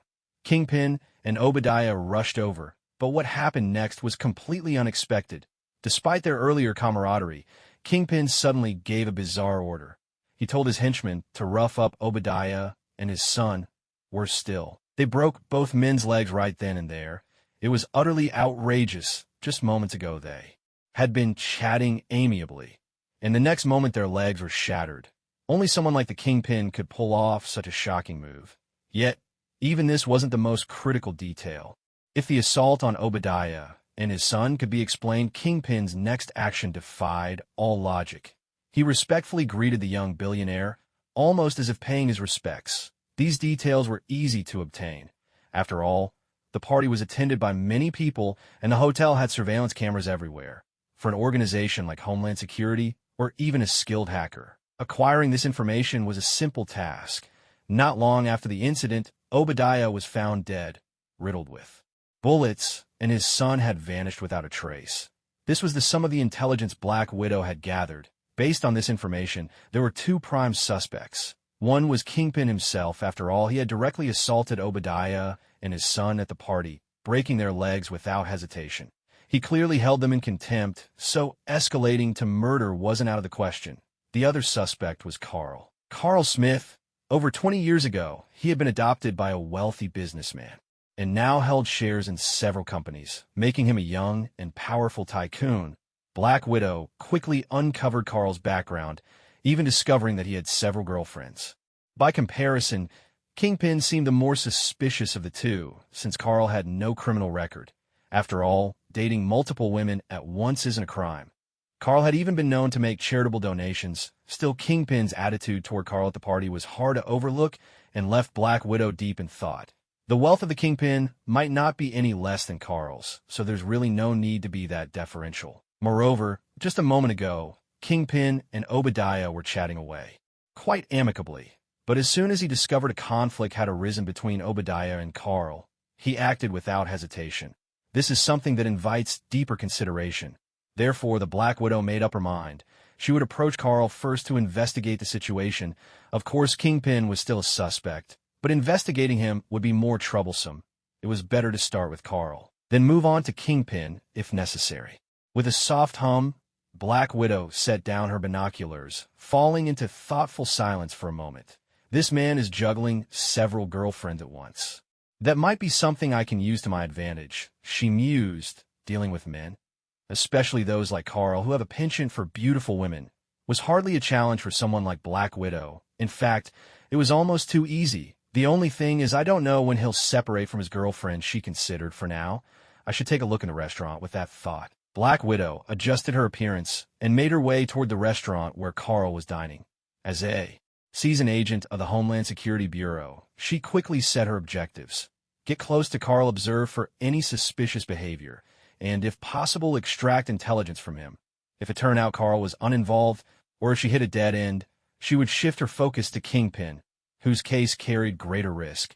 She had carried out numerous high-stakes missions before, among them gathering critical intelligence and engaging with targets who had their own agendas, often men, were not new to her. Without exception, she had always managed to complete her tasks with near perfection, relying on her striking beauty.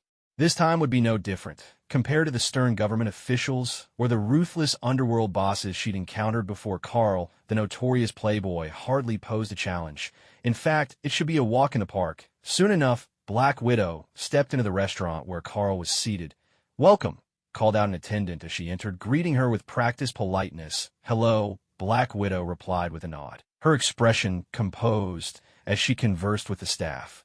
Although her real purpose was to approach Carl and gather information about his possible connection to Obadiah's death, she was careful not to pay him any obvious attention. No point in spooking the target. She had already pinpointed Carl's location from her observation outside. Now, all she had to do was find a seat nearby and wait for the right moment to make contact. If no good opportunity presented itself, she would simply follow him when he left and devise another plan. All in all, so long as she could rely on his well-known weakness for women, Black Widow had no reason to worry about this mission. The attendant's voice broke her train of thought.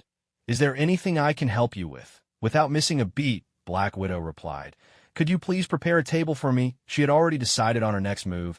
She decided to find a temporary spot, intending to discreetly observe Carl while ordering and eating. However, something unexpected happened. The staff didn't lead her to a table as she had imagined, nor did they ask her how many people were in her party.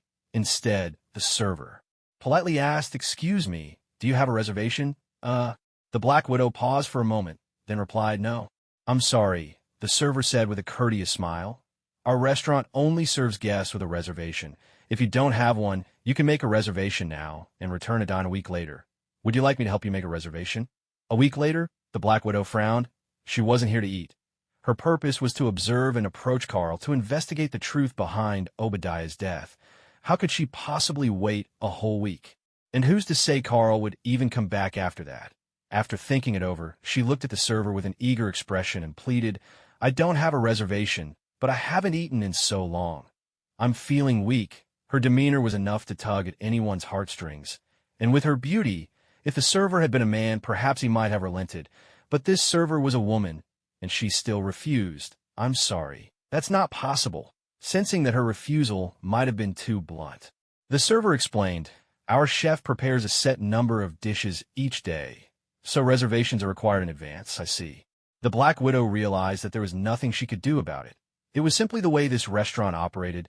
She couldn't very well insist they break their rules for her. Besides, if she did anything out of the ordinary, it might make Carl suspicious.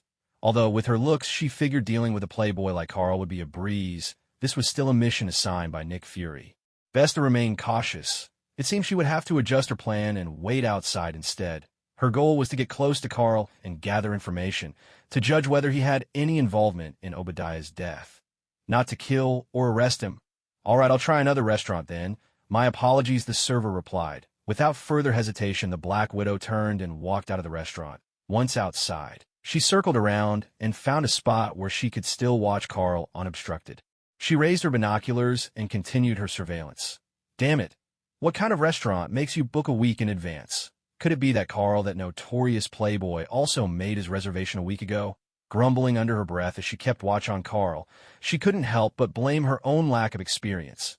She hadn't even known there were restaurants that required reservations. In truth, the Black Widow couldn't really be blamed for not knowing this. Only a few hours had passed since she accepted the mission. In just a few hours, she needed to investigate Obadiah's background and whereabouts, as well as gather information on Carl and Kingpin. Then, she had to formulate a plan. Only after all that could she move on to the current phase of action. Accomplishing so much in just a few hours was no small feat. It was thanks to the intelligence from the Homeland Security Agency and her own experience as Black Widow. Without those advantages, it would have been impossible for her to act so quickly. For now, there was nothing more she could do but wait. Meanwhile, in the restaurant Carl was having his meal, he raised an eyebrow, having noticed Black Widow's presence. After all, the restaurant Carl chose was right in the main hall, There was some distance between the windows and the front entrance, but that hardly made a difference to him, Natasha. Romanoff, he was of course familiar with this SHLD agent and Avenger. What puzzled him was why she would show up at this restaurant. Was it just a coincidence? Perhaps she happened to be on a mission nearby, or maybe she was simply here for a meal, or was she here for him? Could it be that she suspected something because of Kingpin, or perhaps Obadiah? After all, there were quite a few witnesses at the previous party who had seen the conflict between him and Obadiah's son. It would be natural for her to be suspicious. For an instant, Carl's brilliant mind raced through hundreds of possible explanations. His formidable intellect was, after all, one of the powers of the Silver Superman.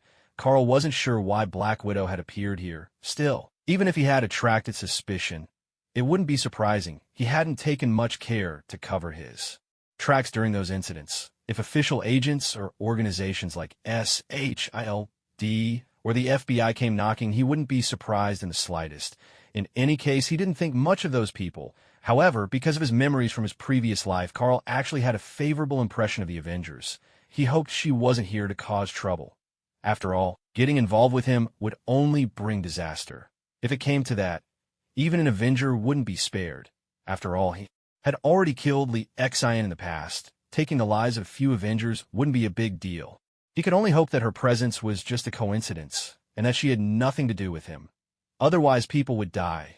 Black Widow continued to wait outside the restaurant. Judging by the looks of it, Carl and his group would still be while finishing their meal. Black Widow could see that there wasn't much food on Carl's table, and he was still only on the appetizers. She thought for a moment, then reached in her backpack and pulled out a khaki business suit.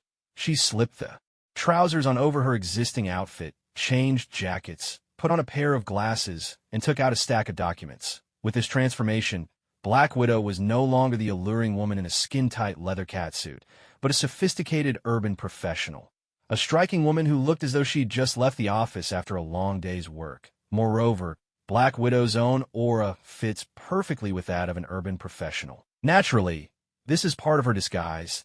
Just to be safe, she had packed a few changes of clothes. After all, her mission this time was to make contact with Carl. According to the Homeland Security Bureau's intelligence, Carl was just an ordinary man. At most, he was wealthy and a bit of a playboy, but nothing dangerous. All she really needed to do was make sure her cover wasn't blown. While Black Widow did bring weapons for self-defense, she focused more on carrying tools for disguise. Earlier, when she entered the restaurant, she decided to change outfits to leave an impression on Carl.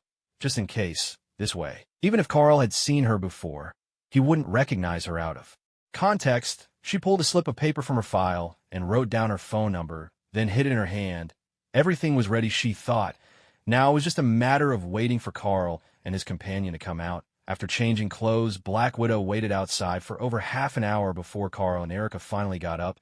It looked like they had finished their meal. Sure enough, after standing up, they spoke with the staff at the front desk and then left the restaurant. At last they're done eating, Black Widow murmured, starting to move into action. Through the Homeland Security Bureau's intelligence network, she had investigated Carl and some of his girlfriends. She knew that both Carl and Erica had residences in Manhattan. This restaurant was not far from Erica's usual place. Judging by the direction Carl and Erica were headed, they were clearly on their way home. After a brief consideration, Black Widow got into a nearby car. She started the engine and drove toward Erica's residence. Along the way, she caught sight of Carl and Erica walking side by side. So, they really are going home.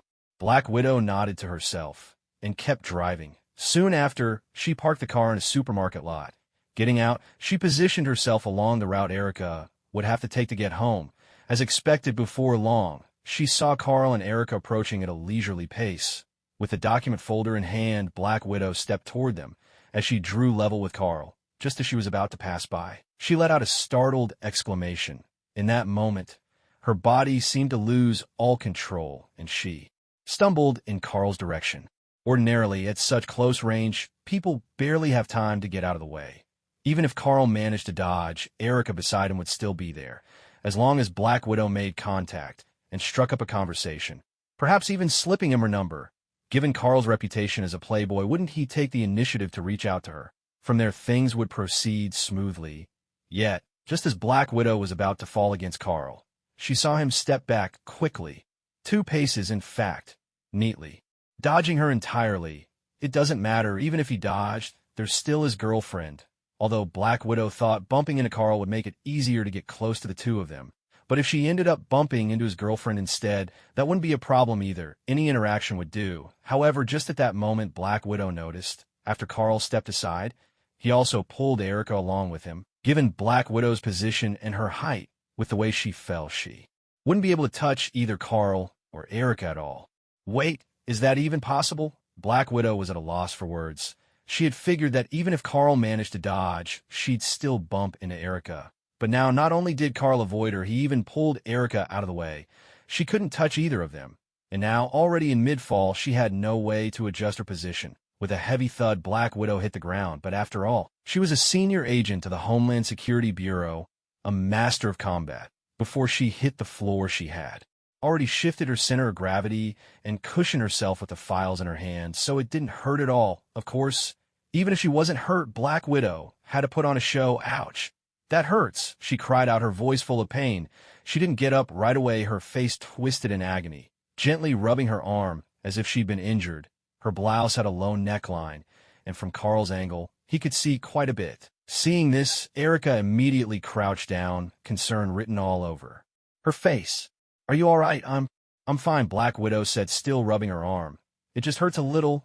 Erica picked up the scattered files from the ground and offered, how about we take you to the hospital? No, that's not necessary. After a moment, Black Widow seemed to recover, as if the pain had lessened, and she stood up. Erica, still worried, handed her the files. Are you sure you're okay? Erica asked again, not quite reassured. I'm fine. It was just a fall. Black Widow gave her a grateful smile. Thank you, she raised her arm to show she was all right. There's no need to worry. Seeing this, Erica finally relaxed a little. Then Black Widow nodded toward Carl and walked away without another word. As she passed by, Carl suddenly felt something slip into his hand.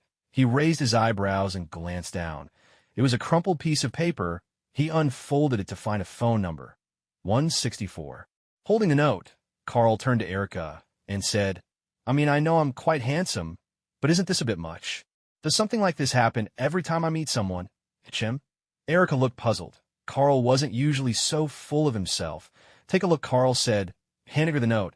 Erica instinctively took the note and glanced at it. Then with a look of surprise, she asked, What's this? Carl replied calmly, That woman who fell just now. She slipped this into my hand as she passed by. What? Erica was momentarily stunned by his words. She turned her head, searching for a glimpse of the Black Widow. All she managed to see was a figure rushing away, disappearing quickly in the distance. What was that all about? Erica muttered, a little speechless. I was actually worried she might have gotten hurt, so she pretended to fall just to come over and strike up conversation.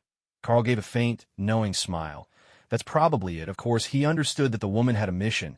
Even though she had changed her appearance, Carl could still tell it was the Black Widow. Her calculated attempt to approach him made it clear that her assignment must be connected to him, probably something to do with Kingpin or Obadiah. That would explain why she had shown up at the restaurant earlier. Most likely it was for him, yet there was still something Carl couldn't quite figure out. Why was SHALD involved in all of this? When he thought about it, Obadiah's death didn't really seem like a SHALD matter as far as he knew. SHALD was supposed to handle all sorts of unusual incidents. If they had to deal with every single death, they'd be overwhelmed. There'd be no need for any other departments. A case like Obadiah's should be handled by the authorities or maybe the FBI. It didn't entirely make sense, but the Black Widow really had shown up at his side. Erica complained with clear annoyance. Honestly, are people always this over the top these days? I was walking right next to you, and she still had the nerve to hit on you so openly. A moment ago, she had genuinely worried the Black Widow might be hurt. But now, after learning the woman had slipped her boyfriend a note, she was clearly displeased. She couldn't help but feel a little deceived. Carl chuckled. Maybe I'm just too charming for my own good. He knew perfectly well that the Black Widow's interest in him was nothing like what Eric imagined. Still, there was no point in explaining. It wouldn't make things any better. Fine, whatever. Erica muttered, and with that, the two of them continued on their way home. A few hundred meters away, the Black Widow stood at a discreet spot, watching Carl and Erica through her binoculars. Once she saw them leave, she finally let out a sigh of relief. She couldn't help but grumble. What's going on here? The intel said this Carl had a lot of girlfriends. He's supposed to be quite the playboy. So how did giving him my contact information end up like this? In her plan, she was supposed to bump into Carl and then naturally exchange phone numbers, the number on. The note was just in case things didn't go as planned. Who would have thought? Not only did she fail to bump into him, the little note had lost its effect. When Carl received the note, he wasn't supposed to secretly stash it away. Then, at a moment when his girlfriend wasn't paying attention, he would call the sender. In this way, the Black Widow could gather intelligence and determine whether Carl had any connection to Obadiah's death. However, she never expected what happened next. Instead of hiding it, Carl handed the note straight to Erica. At that time, the Black Widow hadn't gone far. She could hear every word of Carl and Erica's conversation, loud and clear. Did this mean she lacked charm? Impossible. To be honest, the Black Widow didn't believe there was anything wrong with her plan. Through the Homeland Security Bureau's intelligence network, she already knew a great deal about Carl.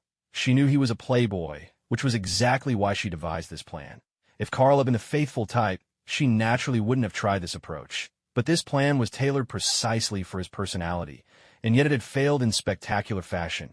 The Black Widow was deeply frustrated. She had no idea where things had gone wrong. In truth, the problem lay with herself. The moment Carl saw the Black Widow, he didn't even need to read her mind. He instantly knew that HLD had arrived. If it had been some unknown agent, without his mind-reading ability, Carl might not have noticed a thing. It seems they've gone home, someone observed, so what should we do? Do we keep following them, or should we pull back for now? The Black Widow thought it over. She decided not to let today's surveillance go to waste. So, she packed up her things and followed the map toward Erica's residence. Meanwhile, Carl and Erica hadn't gone straight home. Instead, they decided to take a walk. After all, they'd just finished dinner. As they strolled, they found themselves in a lush green park. This was Central Park in Manhattan, stretching 4 kilometers north to south, 800 meters east to west, covering an area of 341 hectares. It was a vast urban park, and the scenery was truly beautiful. After wandering for a while, the two returned to Erica's apartment. Suddenly, Carl turned to Erica and said, "You go on ahead. I need to stop by the store for something." "Oh, what are you buying?" Erica asked, curiosity in her voice. "Something good," Carl replied with a smile, then headed out the door. Instead of taking the elevator or flying straight to the supermarket, he made his way quickly to the stairwell. The fire escape, 30 floors, was quite a climb, and most people wouldn't dream of taking the stairs. Yet as he ascended, Carl spotted a familiar figure. The Black Widow. At that moment, she was on her phone, checking in with her fellow operatives. On the other end, her contact was updating her on Carl's whereabouts. She was taken aback when she saw Carl. Wasn't he supposed to be home with his girlfriend? Why was he here now? Still, as a seasoned operative, she quickly regained her composure. She was only surprised for a fleeting moment before Black Widow regained her composure and hung up the phone as if nothing had happened. Looking at Carl, she spoke with a hint of surprise. "What a coincidence. You live here too." Carl raised an eyebrow. "Is it really a coincidence?" "It is. I live on the 35th floor. How about you?" A smile appeared on Carl's face. "Is that so?" Seeing his reaction, Black Widow felt relieved. It seemed, after all, he was just another ordinary playboy. He hadn't sensed her true identity. But just at that moment, Carl spoke up, still wearing a faint smile. "Black Widow, I'm in a bit of a hurry right now. I don't have time to play with you." Though Carl's tone was light, Natasha felt a chill cut straight to the bone. "You'd best leave on your own right now," he continued, "and tell your HLD agents not to bother me again. Otherwise, Obadiah's fate will become yours as well." With that, Carl made no further move, simply gazing calmly at Black Widow. "What are you talking about?" she said, feigning ignorance. But in her hand, a compact pistol appeared in a flash. She aimed the black weapon straight at Carl. "Carl Smith, don't move." She had no idea what HLD meant. But the fact that Carl had called her by her code name told her she'd been exposed. All her previous disguises were now useless. The best option left was to subdue him by force. But before she could finish her sentence, her vision blurred. In the blink of an eye, Carl stood right in front of her. The pistol was instantly wrenched from her grasp. Carl spoke quietly. "I suggest you don't do anything reckless." Black Widow's heart skipped a beat. She hadn't seen how Carl managed it at all. Wasn't the intelligence supposed to say Carl was just an ordinary person? At this speed, how could he possibly be ordinary? Of course, Black Widow wasn't about to give up so easily. She raised her hands in a gesture of surrender. all the while saying, "Don't shoot, I won't resist." Even before her words had faded, she triggered her widow's bite. A special gadget shaped like a bracelet capable of discharging bullets, bombs, grappling hooks, tear gas, and electric shocks. In an instant, high-voltage electricity arced out, and Black Widow launched her attack. However, at that very moment, she suddenly felt the world spin violently. Her head was slammed hard against the floor, pain and dizziness crashing over her at once. Behind her, someone pressed her head down firmly. A voice laced with a mocking smile whispered in her ear, "You really don't learn your lesson, do you?" What on earth was happening now?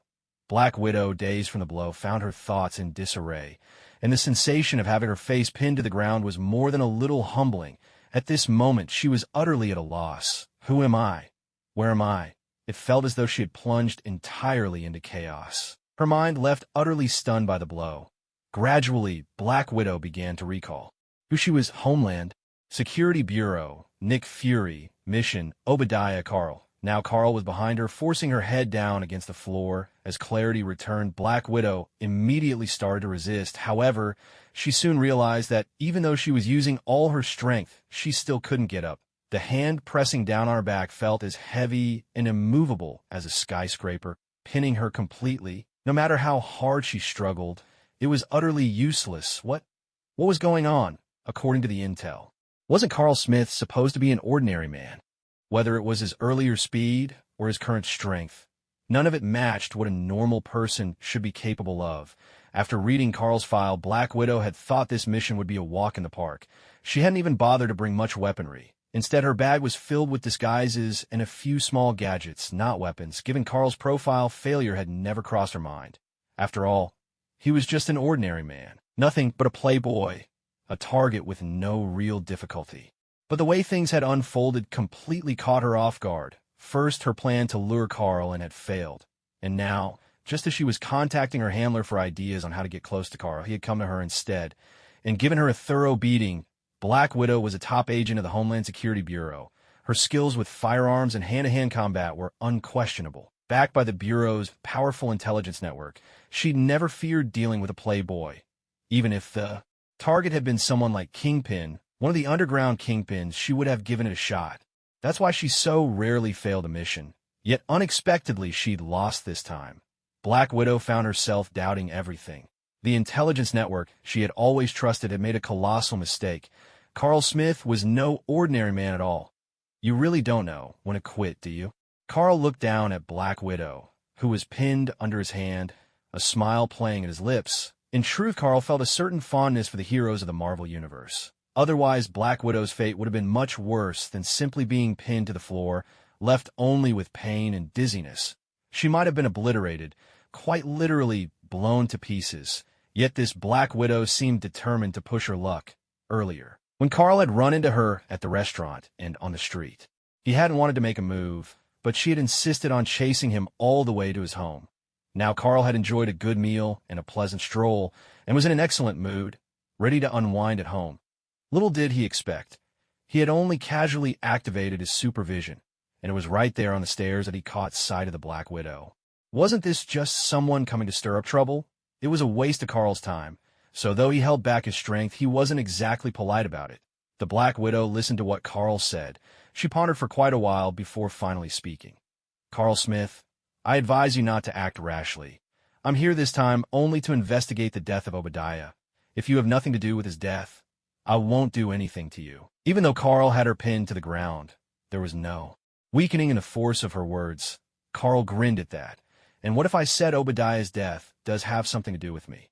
Then you'd have to come back with me for questioning," the Black Widow replied. There was no mistaking the threat in her tone. After all, Carl was a perfectly ordinary American citizen, and their department, the Strategic Homeland Intervention Enforcement and Logistics Division, was an official agency. Normally, no one would want to get into a conflict with them. Carl raised an eyebrow. "Then maybe it's your SHIELD that's looking for trouble." At this, the Black Widow's voice turned cold. "What did you say? Do you know who I am?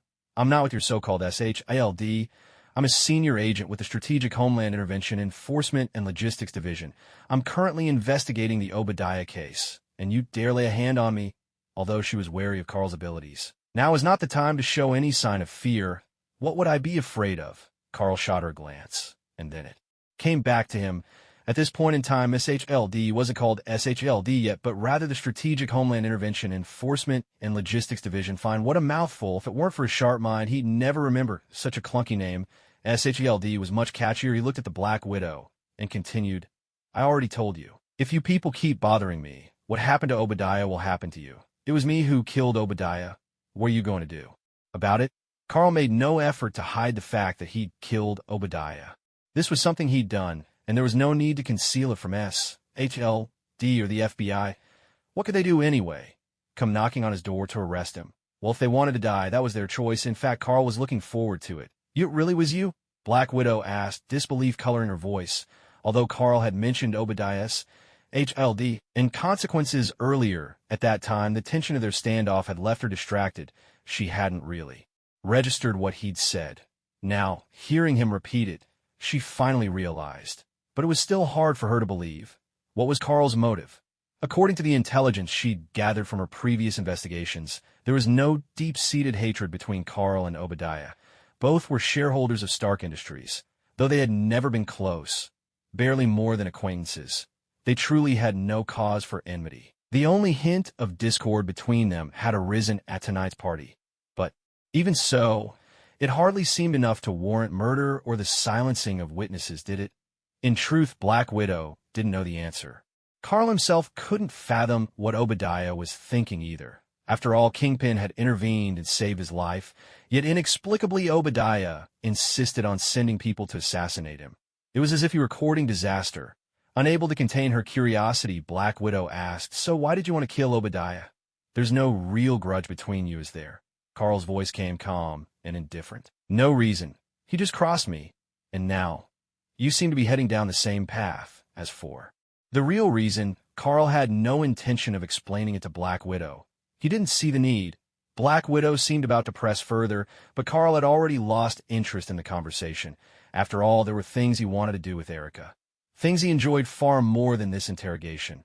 Suddenly, Black Widow's vision blurred. In the blink of an eye, the fire escaped. She had been standing and vanished, replaced by a sun-dappled lawn. She felt the earth beneath her face. No longer. Cold, hard tile, but prickly, fragrant grass. The scent of fresh greenery filled her nostrils.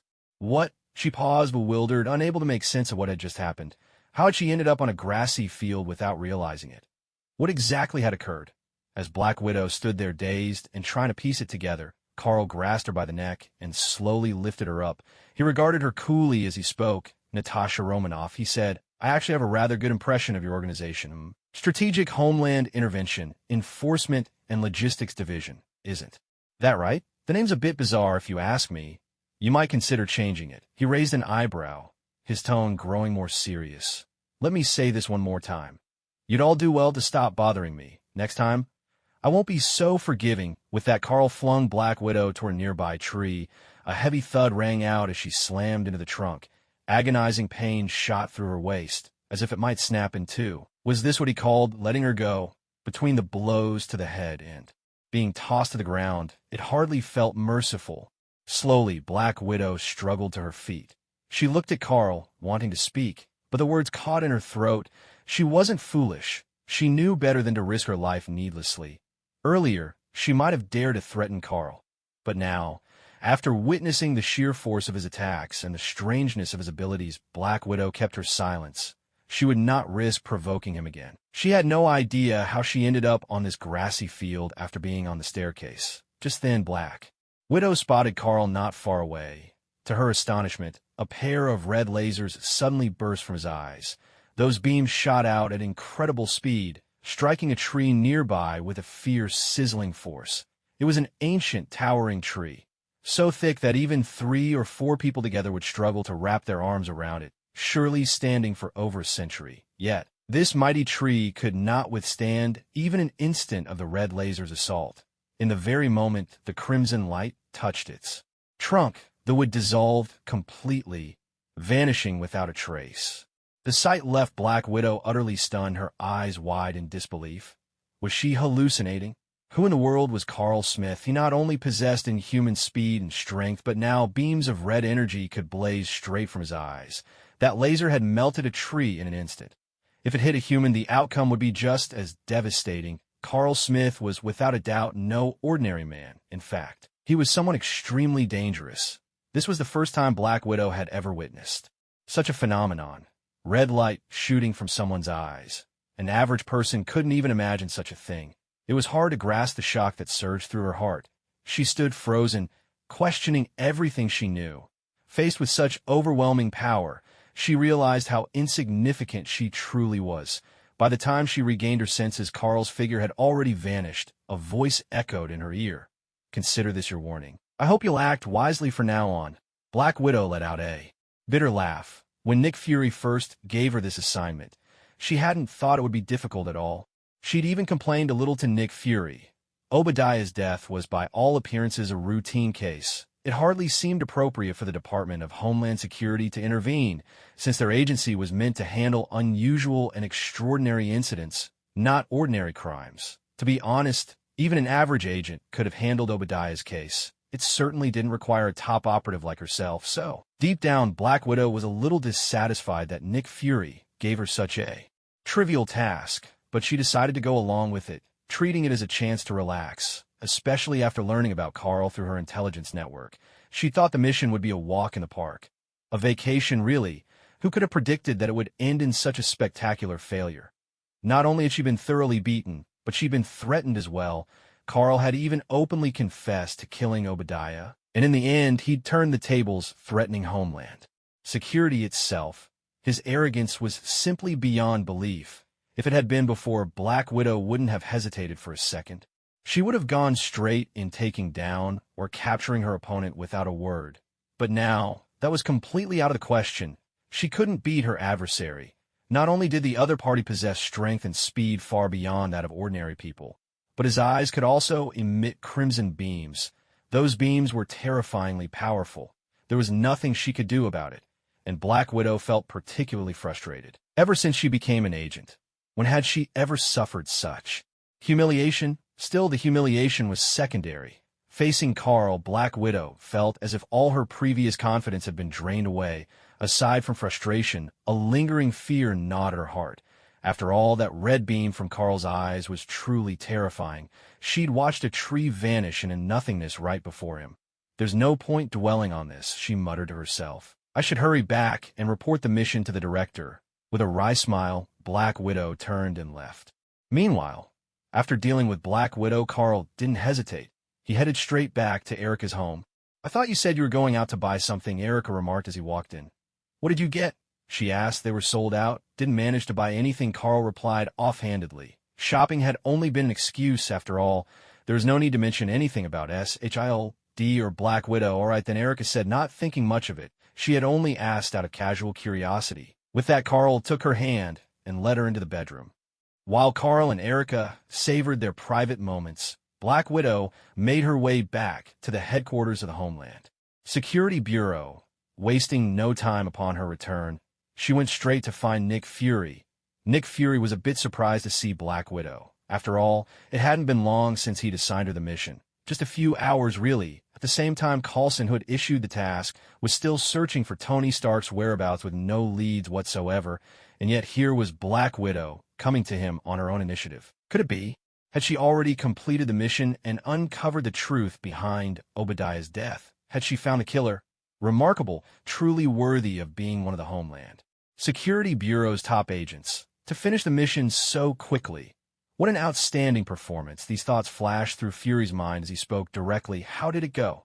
Any leads on Obadiah's case? Yes, I have some clues, Black Widow replied, nodding though she hesitated as if weighing her words. And I found a suspect. You really found something? And so quickly? Fury was a little taken aback, though he'd suspected Black Widow might return having completed the mission and uncovered the truth behind Obadiah's death and his killer. Hearing her say it aloud still caught him by surprise. Well, here's what happened. I've investigated some of Obadiah's recent travel records, she began. I also looked into people he's been in contact with lately. I've identified a few suspicious individuals. One is Kingpin, the underground emperor of New York. The other is a young tycoon named Carl Smith. Black Widow gave a general account of what she had done. She didn't mention every detail of Carl's actions. After all, some of those plans had ended in utter failure. Still, she didn't withhold any crucial information. She reported on the extraordinary speed and strength Carl had displayed, as well as his ability to emit red beams from his eyes. Furthermore, she told him about Carl's admission to killing Obadiah and his threats against the Homeland Security Agency.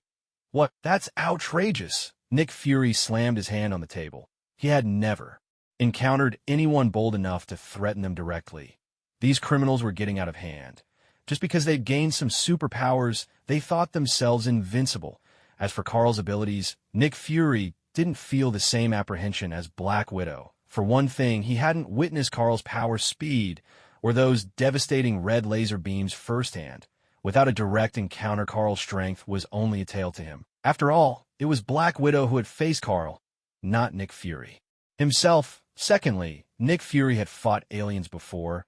He even knew Captain Marvel, who possessed overwhelming power.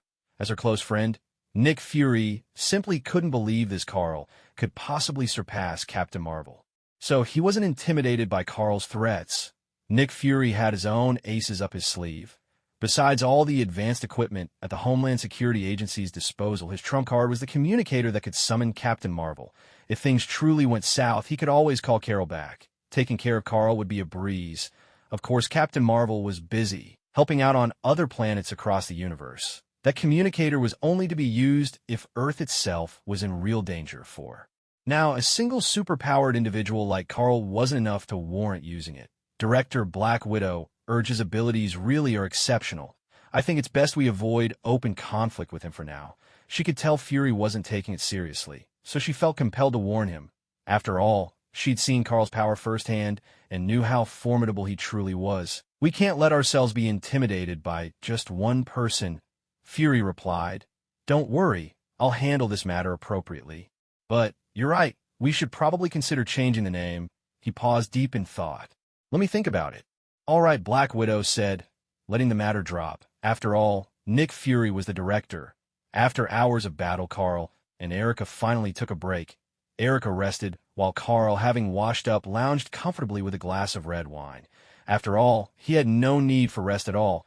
At that moment, with a thought, Carl entered the group chat, passing Masked Rider. To celebrate Natsume Orange's recovery, we threw a special banquet, passing Masked Rider. We made a huge spread of delicious dishes, and I cooked many of them myself, passing Masked Rider. It's a bit of a shame that you weren't here, Carl, passing Masked Rider. But that's all right. Next time you join us, I'll make something just for you, passing Masked Rider, a god among mortals, Carl. Why don't you check out the photos first? Passing Masked Rider sent a picture. Passing Masked Rider sent another picture. Carl had just entered the group chat when he saw the messages from Tsukasa Kadoya. Blade King. Wow, that looks delicious. Blade King. I want to try some too. What to do with my Tsunade little sister? The presentation is impressive. I'll give you that. What to do with my Tsunade little sister? Even as a head chef myself, I'm impressed, surely. Who would have thought someone like a Masked Rider can actually cook? Passing Masked Rider. Of course, clearly with everyone praising him, especially a professional head chef among them. Xiaoming was bursting with pride. Passing Masked Rider. I'm a jack of all trades, really, well, except for filming. Passing Masked Rider. Carl, you can pick out your favorite dishes too. Passing Masked Rider. Next time you come by, I'll make them for you, God among mortals. Sounds good, Blade King. By the way, about the red envelopes in this group. Blade King. Is it possible to send things other than points? Blade King. Say the food you just made, Masked Rider, Blade King. Can you send food to other group members using a red envelope? Passing Masked Rider. I'm not sure. Honestly, passing Masked Rider. I haven't been in the group that long. Passing Masked Rider. How about you guys? Have you ever sent anything besides points? Thousand Hand Princess. No. Thousand Hand Princess. We never really needed to send anything else, so we haven't tried. Passing Masked Rider. All right, I'll give it a shot then. Group member Passing Masked Rider has sent a red envelope. Group member Blade King has claimed the red envelope. What to do with my Tsunade little sister? Whoa, oh, what to do with my Tsunade little sister? It actually worked. Thousand Hand Princess. Kesha, you're so fast. Thousand Hand Princess. I clicked as soon as I saw it, but still missed out. Thousand Hand Princess. I can't believe I didn't grab it, Great Wall Defense Commander. I missed it too, Blade King. Blade King. I was ready and waiting long before it dropped, Heavenly Blade King. After all, this chat group can connect different worlds, Heavenly Blade King. It can even make things like crossing worlds possible, Heavenly Blade King. So, sending an item or something shouldn't be too difficult, right? Heavenly Blade King, smug grin what? To do with my Chinibu little sister. Awesome. What to do with my Chinibu little sister? As expected of you, Kesha. So clever, thousand-handed princess. Impressive, truly impressive, Heavenly Blade King. Thanks, Kamen Rider. By the way, what kind of food did you just send? Passing Kamen Rider. Takoyaki. Octopus balls, Heavenly Blade King. Absolutely delicious. Thumbs up. Passing Kamen Rider. I'm glad you like it, Passing Kamen Rider. Since the chat group allows sending items, I feel relieved, Passing Kamen Rider. I still have plenty of food over here, Passing Kamen Rider. Carl, is there anything you'd like to eat? God among men. God among men. If possible, I'd like some Odin and grilled meat, Passing Kamen Rider. No problem. Group member Passing Kamen Rider sent an exclusive red envelope to group member God Among Men. Group member Passing Kamen Rider sent an exclusive red envelope to group member God Among Men. Group member God Among Men has received the red envelope. Group member God Among Men has received the red envelope. Passing Kamen Rider. Carl, if there's anything else you'd like to eat, just let me know. Passing Kamen Rider. Even if I don't have it here, I'll go out and buy the ingredients right away. God Among Men. These two are more than enough. I just finished my meal. Passing Kamen Rider. All right then, if you ever crave something else, just say the word, God Among Men. Thanks a lot, Passing Kamen Rider. No need to mention it, Heavenly Blade King. Wow, Heavenly Blade King. So unfair. It was an exclusive red envelope, Heavenly Blade King. And here I was all ready and waiting to snatch one, Heavenly Blade King. Turns out I couldn't even claim it, thousand-handed princess. To be honest, I couldn't claim it either. What to do with my Chinibu little sister? Same here, can't claim it. +1 surely. +2 Passing Kamen Rider. Looks like everyone's really looking forward to my cooking today. Brother Xiaoming joined the chat group, and Carl saved Natsumi Tachibana. That made him especially happy. Seeing the group members so enthusiastic about his dishes, Xiaoming felt even more delighted. Passing Kamen Rider. No need to worry, everyone.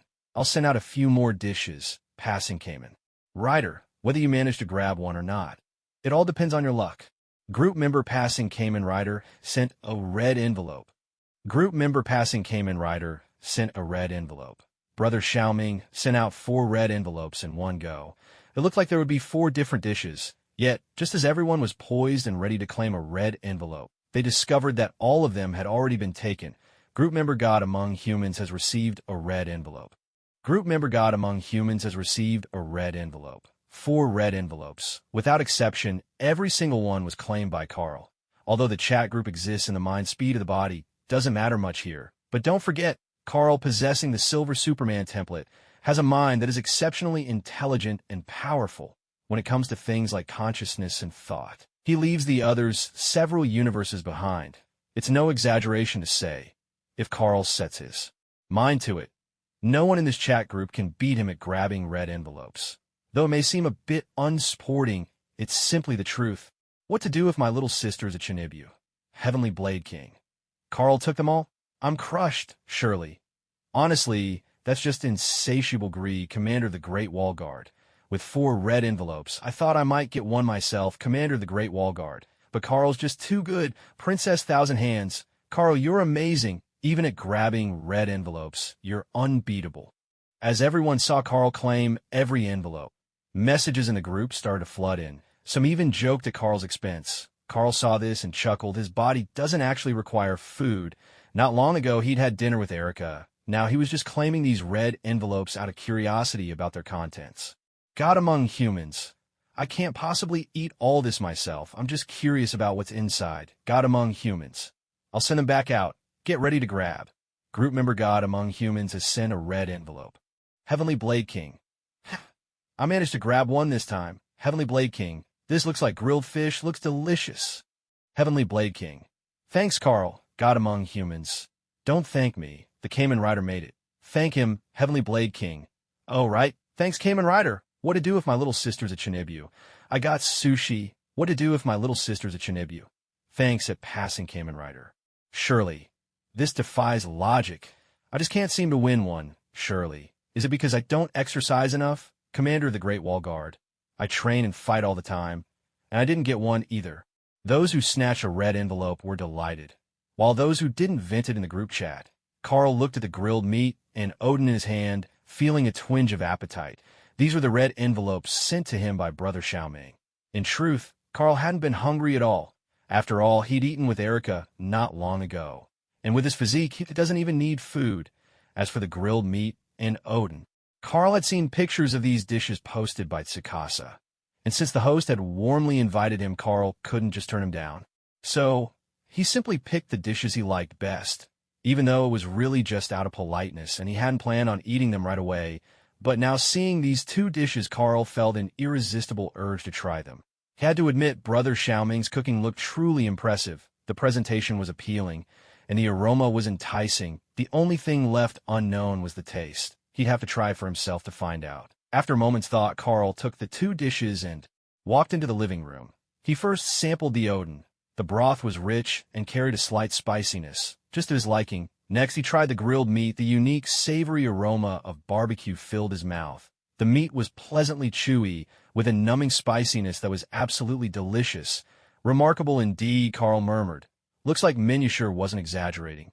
His skills are top-notch in his heart. Carl gave Minusure a mental thumbs up. Thinking it over, he returned to the group chat. Deity of the human world.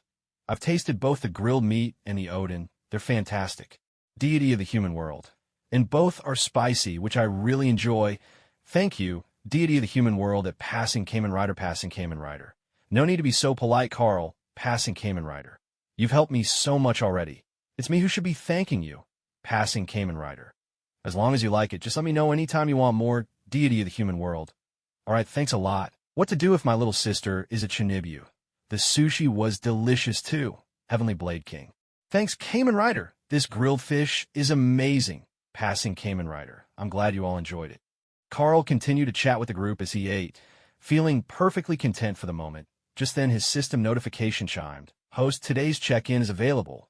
Would you like to check in now?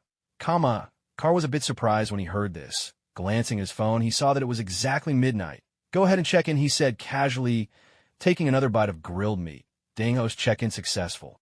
Congratulations, host, you have received Coca-Cola ×1. As the system's voice faded, an object suddenly appeared in front of Carl. He reached out and picked it up, discovering it was a bottle of happiness water. The kind you see everywhere in supermarkets, a big one, 2 liters and nicely chilled. He had no idea which supermarket the system had plucked it from, or how it had been chilled. Staring at the soda in his hand, Carl was at a loss for words. What was with this system? Was this all he got for checking in? Compared to the battle suits he'd received in previous days, this cola was hardly impressive, never mind usefulness. Even in terms of price, the 2-liter bottle cost only about $1.99. The battle suits weren't priceless, but they were certainly worth more than a bottle of soda. He couldn't help but sigh. Honestly, this system, it really can't be relied on. Still, there was no point in complaining. The check-in was done. After all, Carl twisted off the cap of the Coke and took a swig. Sweet syrup and fizz filled his mouth. With the added chill from the ice, the sensation was pure comfort. Carl took a big gulp of cola, and a hint of pleasure flickered across his face. He let out a long breath and smiled. Not bad at all. Granted, it's nothing rare or precious, he added, but it's pretty good. After that, Carl finished off the grilled meat Min Yasi had made, along with the Odin. Once he was full, he went to rest. The next morning, Carl woke up early. Erica was still asleep beside him. After washing up, Carl rummaged through the fridge for a while. He made fried eggs and sandwiches, pairing them with hot milk. A breakfast he often had. Just as he was eating, Erica woke up. She came into the dining room and joined Carl for breakfast. When they finished, Erica went off to wash up. Carl was just about to get started on something he enjoyed when Erica stopped him. She kissed him lightly, then smiled and said, "Not now. I have to head to work." That's when Carl remembered. Erica actually needed to go out for her job. Skye didn't as a hacker. She could pick up work online and didn't have to leave the house. Carl grumbled, "You're so rich, yet you still have to work." "That's my dad's money, not mine," Erica replied. "Besides, I have to keep busy somehow. I can't stand sitting idle." "All right then." Carl didn't press the matter. After saying goodbye, Erica changed clothes and headed out. Carl was left alone in Erica's home. He glanced at the group chat, only to find it silent. Nobody was saying anything. He wondered what everyone was up to and exited the chat, feeling a bit bored. He turned on the television. But the programs were dull as well. Just then a news broadcast caught Carl's attention.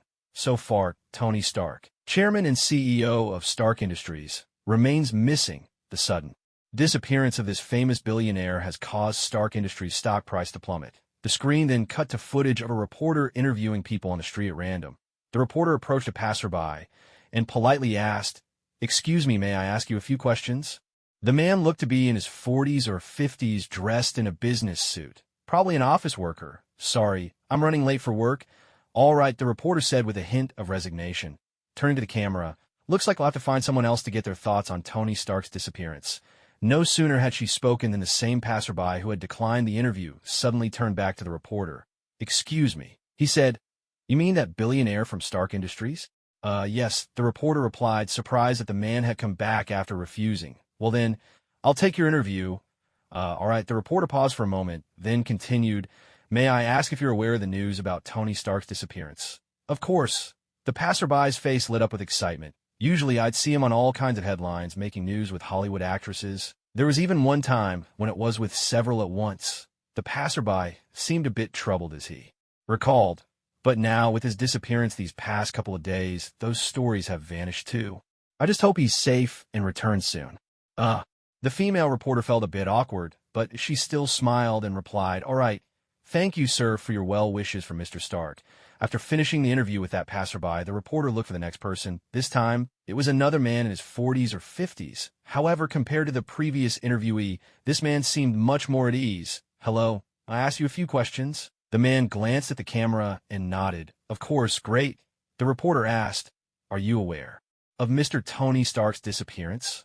Unexpectedly, the man's relaxed expression changed in an instant.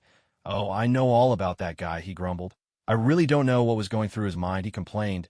"He's a billionaire, yet he dared to go to the Middle East of all places. And now look, he's gone missing and no one can find him.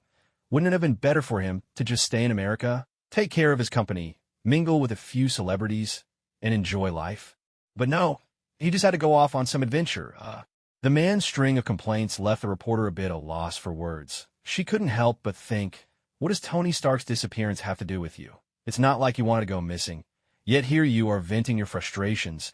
After a moment's hesitation, the reporter couldn't help but ask, "May I ask, why are you so upset about Mr. Stark's disappearance? Do you have any connection to him?" "Of course I do." The man's anger flared even more. "I just bought shares in Stark Industries not long ago. I was hoping to sell them for a profit after they went up a bit. But now, I've taken a heavy loss and can't even sell them off. They're stuck in my hands." I see." The reporter consoled him for a while, then moved on to interview other people. Carl watched the news, deep in thought. "I nearly forgot," he mused. "At this time, Tony Stark is in the Middle East, and Stark Industries' stock took quite a plunge. Later, when Tony Stark came back, the stock price recovered, but then after he announced the closure of the weapons division, it dropped again, and finally, after he revealed at the press conference that he was Iron Man, the stock shot back up. This is actually a money-making opportunity. Carl had billions at his disposal. More than enough to make some moves, but there was no rush. He'd wait until Tony Stark returned before taking any action. With Erica out, Carl found himself alone and terribly bored. After some thought, he decided to use his supervision to look for Isabella. After all, she'd hinted yesterday that he should call her. Although he hadn't called then, surely today wasn't too late. In just a moment, Carl located Isabella. She was at home, not even out of bed yet. It seemed she had no pressing work today and was enjoying a day off. Without a sound, Carl vanished from where he stood. At the same instant, he appeared inside Isabella's house, in a luxurious villa. Isabella was lying in bed, resting. Yet her mind was far from idle. She was lost in thought, pondering the matter of Obadiah. Originally, she had no idea who Obadiah was. When she saw the news of his death yesterday, it hadn't meant anything to her. She didn't know the man. But as the news report went on showing pictures and giving details, Isabella was taken aback. She realized she had met Obadiah before, and more than once. She'd attended several parties hosted by Stark Industries, and Obadiah had been there. The memories were vague. But after last night's party, it was impossible not to remember him. After all, Carl had gotten into a direct confrontation with Obadiah's son right there at the event. Afterwards, Obadiah's tone and Kingpin's actions had left a deep impression on Isabella. Of course, she suspected she wasn't alone in this reaction, Most of the guests at the party would probably feel the same way. What happened that night had been utterly bizarre. No one could have expected that just a few hours later, something even more unbelievable would occur. Obadiah was dead. Thinking back to the events at the party, to Kingpin's attitude, a sudden and irresistible suspicion flashed through Isabella's mind. Could it be that, because of the conflict at the party, Carl had dealt with Obadiah himself? Though Carl and Obadiah were on similar footing, both shareholders of Stark Industries, and Obadiah's stake was even larger. There was something about Kingpin's demeanor that made her wonder, was it possible Carl had asked Kingpin to take care of Obadiah? It sounded outrageous. But Isabella couldn't shake the feeling that this was the truth. "Hi, Isabella." Just then, a cheerful voice broke the silence. The voice sounded strangely familiar. Lost in her thoughts, Isabella jumped in surprise at the sound. Instantly, she became alert. Could it be a crazed fan who had broken into her home? She'd heard of such things happening before. It was said that some crazed stalker fans go so far as to follow and secretly photograph celebrities. The more extreme ones might even break into a star's home. It's absolutely terrifying and dangerous. What's more, Isabella is a famous actress known for her stunning beauty. If a male fan were to sneak into her house, the danger is easy to imagine. The instant she heard the sound, Isabella was instantly on high alert. Right now, her only choice was to try to calm the intruder, hoping the fan could keep their senses. Otherwise, who knew what frightening consequences might follow? But just as this thought crossed her mind, Isabella froze. It was still early morning. She hadn't gotten out of bed yet, still wrapped in her blanket. She never had a habit of sleeping nude, but even so, she only wore a thin nightgown, without even a fitted camisole underneath. If she got out of bed like this, wouldn't it be risky? In this state, if someone saw her, even someone who had no such thoughts before might start having them after. And honestly, who wants to be seen by a stranger for no reason at all? In that moment, panic flooded Isabella. "Isabella," the voice called out again. Isabella could even make out the sound of footsteps on the wooden floor. They were coming closer. What should she do? Before she could decide, a hand landed gently on her shoulder. What's wrong? That voice, it sounded familiar. Instinctively, Isabella turned her head, only to see Carl looking at her with confusion. "Carl," Isabella was taken aback, almost unable to believe it. "Yeah, what's wrong?" Carl looked at her a little puzzled, sensing something was off about her. "It's nothing, really nothing at all." At that moment, Carl's eyes caught on the unusual scene. Isabella lying in bed in her nightgown, while he stood at her bedside. From this angle, well, Isabella's fears weren't unfounded. Carl hadn't had any stray thoughts before, but after just one look, he suddenly did. Carl leaned down and pressed a gentle kiss to Isabella's lips. Meanwhile, in a filthy, dimly lit cave, a man with disheveled hair and tattered clothes was hunched over, working on something. The strangest thing about him was the round iron ring embedded in his chest. This man was none other than Tony Stark, a figure the entire United States loved to talk about.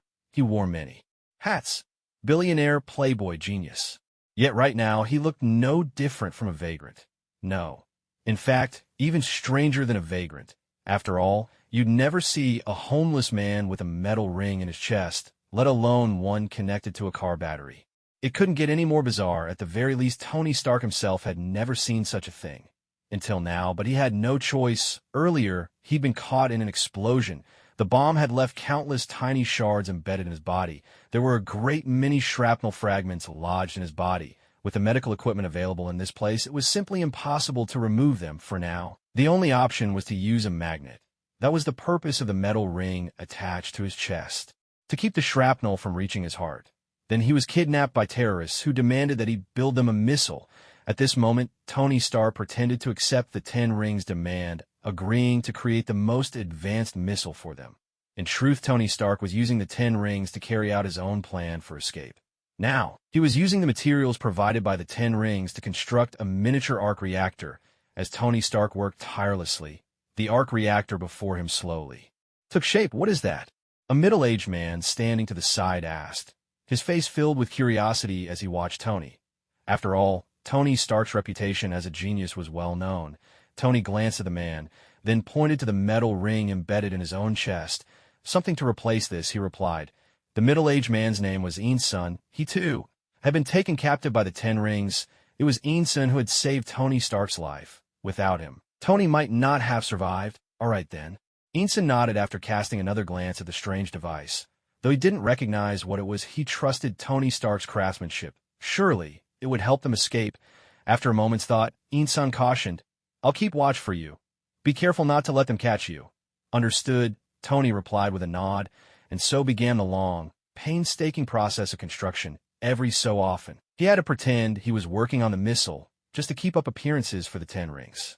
Guards. Around noon, Carl finished his battle, cleaned up, and poured himself a drink. Isabella kept a fine collection of wines at her place, so there was no need to go home for a bottle. More than 2 hours passed before Isabella was finally rested. Once she freshened up, she and Carl went out for a meal together. That afternoon, the two of them strolled through the streets, shopping and enjoying each other's company. That evening, they returned to Erica's house. Several days later, Erica, claiming that Carl was interfering with her work, pushed him out the door. After all, every time they fought, it consumed hours, and afterward, both needed a rest. The exhaustion was undeniable. Even for Erica, it was starting to affect her job, so Carl found himself exiled once again. This time, he went to Isabella's place. She seemed to be on vacation, having just finished a film, and hadn't taken on any new projects lately. She had plenty of time to keep Carl company, so he decided to stay with her for a while. During these days, Carl spent time with Isabella. Sometimes he would go visit his other girlfriend for a few days. When he had nothing else to do, he'd kill time chatting away in his online group. All things considered, life was rather leisurely. The only thing that bothered him was his system. It was difficult to know what to say about it. The rewards he'd gotten from signing were nothing particularly valuable. Soda, bizarre battle suits, everyday items. It seems there's a bit of everything, yet none of it is truly useful. Lately, Carl has been wondering whether he should accumulate another sign-in streak, just like before when he signed in for 25 years and received the Silver Superman template. What if he goes for 30 years? What would he get then? In 50 years? It seems that for now his strength is more than sufficient. Taking some time to accumulate sign-ins shouldn't be a problem, right? Carl wasn't sure. He was still considering it. Aside from that, Carl had been closely watching Stark Industries stock over this period as Tony Stark's disappearance dragged on. Stark Industries' stock price kept tumbling. Now, it was in a full-blown crash. Billions of dollars in market value had evaporated. The dramatic decline in Stark Industries stock had even shrunk Carl's own fortune by quite a bit, since he held a significant number of shares. Still, he wasn't too bothered. He'd already anticipated this situation. He still had several billion in cash on hand. Once Tony Stark returned, he could buy more Stark Industries stock and easily make his money back. The stock has just about bottomed out, Carl mused. Should I go rescue Tony Stark? He thought for a moment. Maybe tomorrow. It's already afternoon today. So instead, Carl spent the rest of the day out shopping with Isabella. Inside a dimly lit cave. Even though it was daytime, and the place was strung with lights, a heavy gloom lingered. At this moment, Tony Stark was fully engrossed in operating various machines, as if he were building something. With a final adjustment, he placed a piece of material into the device before him. The ring-shaped object began to glow steadily. He'd finally done it. Tony Stark stared at the shining arc, his heart pounding with excitement. He had spent weeks crafting this device. What is it? Ethan, standing nearby, gazed at the luminous ring with curiosity. A miniature arc reactor, Tony explained. This little thing can replace the magnet in my chest and keep my heart beating for 5,000 years, or power a behemoth for 15 minutes. As he spoke, Tony pulled out a blueprint. It depicted a suit of armor, mechanical and imposing. Tony laid out his plan for Ethan, who studied the drawing in awe. Only Tony Stark could create something like this, even in such dire circumstances. Meanwhile, on the other side, the Ten Rings had noticed that what Tony was building looked nothing like a missile. They might have been uneducated, but they weren't fools. They knew what a missile was supposed to look like. Furious, the Ten Rings leader ordered Tony to have the missile ready by tomorrow. Tony had no choice but to agree. Time was running out. He and Ethan threw themselves into the frantic construction of the armor. As the hours slipped away, the suit slowly took shape, piece by piece. At this moment, the leader of the Ten Rings sensed that something was wrong. He immediately sent someone to investigate. However, by this time, Tony Stark had already put on the armor and was in the middle of loading the program. Just then, members of the Ten Rings were already closing in nearby. Someone's coming. Hearing the approaching footsteps, both men were startled. Ethan glanced at the loading progress bar, determination flashing in his eyes. Without hesitation, he turned, grabbed the rifle at his side. and rushed out. Seeing this, Tony shouted urgently, "Ethan, don't go out. Just wait until the program finishes loading." But Ethan didn't listen. He didn't pause for even a moment and charged straight outside. Damn it. Tony cursed under his breath, frustration gnawing at him. There was nothing he could do. He was locked into the suit.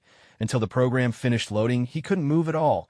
Suddenly a cry of pain echoed from outside. Then everything fell silent. What happened? Anxiety twisted in Tony's chest. That voice had been Ethan's at last. The loading process completed. Tony powered up the suit and rushed outside. But when he saw the scene before him, he froze in shock. Earlier, when a makeshift bomb at the entrance exploded, Ethan had known at once that the 10 rings had arrived. Tony's suit still couldn't function. The system was still loading. At that moment, Ethan had no choice but to step up and buy time. He understood that if he didn't go out, both of them were doomed. If Ethan could just stall for a while, give Tony enough time for the system to finish loading, there was still hope for a comeback. So without hesitation, Ethan approached the 10 rings. Member killed by the bomb, picked up a rifle, and charged out into the open. He had to buy Tony Stark a precious few minutes. As Ethan emerged with the gun in hand, he knew there was no turning back. Death awaited him. After all, he was just an ordinary man. Hardly helpless, but hardly a fighter either. He had little experience with guns and certainly couldn't compare to the hardened 10 rings mercenaries outside. Men for whom violence was second nature. Still, he pressed on. Ethan's family had perished long ago. Even if he died now, at least he could be reunited with them. He thought perhaps that wasn't such a terrible fate, and in doing so he might save Tony Stark. A worthwhile exchange, otherwise both of them would die. If one could live, that was better than both being lost. Ethan ran out of the cave where they'd built the weapon, sprinting toward the outside, firing the rifle from time to time. His only goal was to attract the attention of the 10 rings, to buy Tony enough time for the system too. Finish loading. What's going on? There's no one here? Ethan wondered as he ran. Could it be these men had no intention of coming any closer? Did that mean maybe he would survive this? Although Ethan's entire family was gone, he thought to himself if he could just buy Tony Stark a little more time, even if it meant dying, it wouldn't be so bad. But if he could stay alive, of course he didn't want to die just like that. However, as Ethan was lost in thought, he suddenly noticed that in the wide cavern ahead, more than a dozen people were standing there. They were all members of the 10 Rings armed terrorists, each one holding a weapon, apparently waiting for him to walk to his death. It's over. Ethan's heart skipped a beat. Even though he had mentally prepared himself, seeing so many enemies glaring at him with murderous intent still made him a bit apprehensive. Across from him, the 10 Rings terrorists broke into mocking grins as they saw him. The leader standing at the center gave a sweeping gesture with his hand. "Fire!" "Yes, sir!" The 10 Rings members responded in unison, then eagerly pulled their triggers. In an instant, tongues of flame burst from the muzzles, and a hail of bullets flew toward Ethan. Gulping hard, Ethan felt his throat tighten as he watched. This must be the end for him. He was about to join his family. Tony Stark's program should have finished loading by now, right? If so, that's good enough. Ethan closed his eyes, quietly bracing himself for the inevitable. But seconds ticked by, and the pain he'd expected never came. What was going on? Was he dreaming? Was there no terrorist? No one actually firing at him? But the staccato bursts of gunfire rang in his ears, and the unintelligible shouts of the 10 Rings members still echoed around him. Everything told him that this was all real. The terrorists, the weapons, the danger. But why hadn't a single bullet hit him? Ethan couldn't understand it. They were barely 10 meters apart, at that distance. The bullets should have struck him in the blink of an eye. What was happening? Just then a voice rang out. Even in my previous life, when I saw you all, I found you ugly and detestable. But now, looking at you, I dislike you even more. Huh. Ethan was stunned English. And what kind of nonsense was this person saying? Instinctively, Ethan opened his eyes. That's when he saw it. Just a meter or two in front of him, a figure had appeared, though he hadn't noticed when the person stood with a broad cloak billowing behind him. From Ethan's perspective, he could only make out the tall frame, black hair, and the cloak dancing in the breeze. Who was this? Ethan had no idea. But then, in the next instant, Ethan saw something incredible. The bullets fired by the 10 Rings members stopped before reaching this mysterious figure, as if they had hit an invisible wall, ricocheting harmlessly away. What was happening? Ethan stared in disbelief, utterly dumbfounded by the scene before him. However, in the very next moment, something even more shocking happened. He watched as the man before him suddenly seemed to lose interest, as if the Whole affair had become tedious. With a low chuckle, the man remarked, "How dull. In the end, you're just ordinary people. This is all you amount to. Now, then, you can rest easy and die." No sooner had those words left his lips before Ethan could even react. A dazzling crimson light erupted in an instant. It looked for all the world like some kind of advanced laser weapon. That beam of red light swept horizontally, and in the blink of an eye, more than a dozen terrorists in the cave were wiped out, vanished without a trace. It was as if they had never existed at all. Oh my God! Ethan couldn't help but cry out in shock at the sight. He rubbed his eyes, hardly able to believe what he was seeing. The spot where the members of the Ten Rings had just stood was now completely empty. They really had disappeared. Who exactly was this strangely dressed man standing before him? How could anyone possess such a weapon? A laser weapon.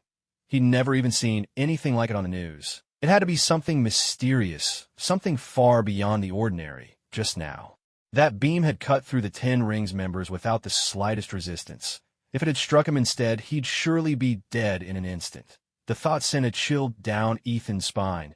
At that moment, a voice called out, "Are you all right, Ethan?" Ethan looked up instinctively. The black-haired man standing before him had already turned around. Dark hair, dark eyes, and strikingly handsome features. An S-shaped emblem marked his chest, and the black-fitted suit emphasized a flawless physique, all topped by a sweeping cape. Superman? Ethan blinked in disbelief, staring at the man before him.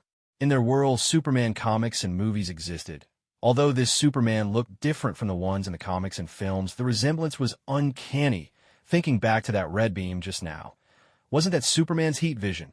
So as Carl turned around, Ethan couldn't help but ask. Carl nodded, giving Ethan a glance. "Are you all right, Dr. Ethan?" Ethan's voice trembled a little. I'm fine, really." He might not have been a diehard Superman fan, but he was at least a casual one. After all, Superman was so famous. He'd read the comics and watched the movies. Now, seeing the real Superman in front of him, it was impossible not to be excited. Superman was the first superhero in American comic book history, making his debut all the way back in 1938.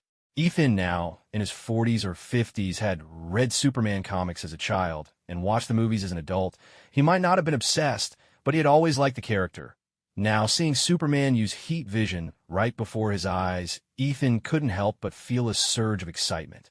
"Mr. Superman," Ethan was just about to say something when a heavy, thunderous sound echoed through the cave. A dull, rhythmic pounding, as if some enormous creature was drawing near. At that moment, a voice called out, "Ethan! Ethan!" Both Carl and Ethan turned around.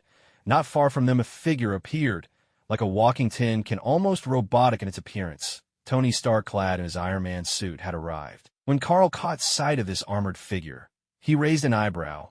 To be honest, he thought, Tony's current Mark I suit looked rather ugly, not to mention comparing it to the Mark 85 from Avengers, Endgame, or even the Mark 50 from Infinity War, even when set beside the Mark III from the first Iron Man film, or the unpainted Mark II for that matter. This early suit was simply in a league of its own.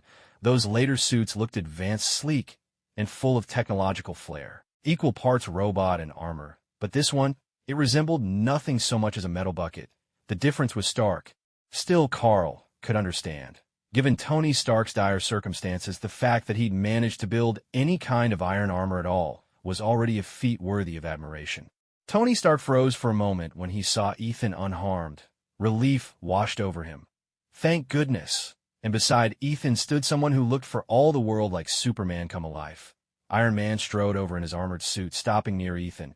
He reached up and opened the faceplate, revealing his face. "Ethan," he called, "you're all right? That's fantastic." A wide grin spread across Tony's face, his relief unmistakable. Not long ago, Tony had been gravely wounded by shrapnel from an explosion.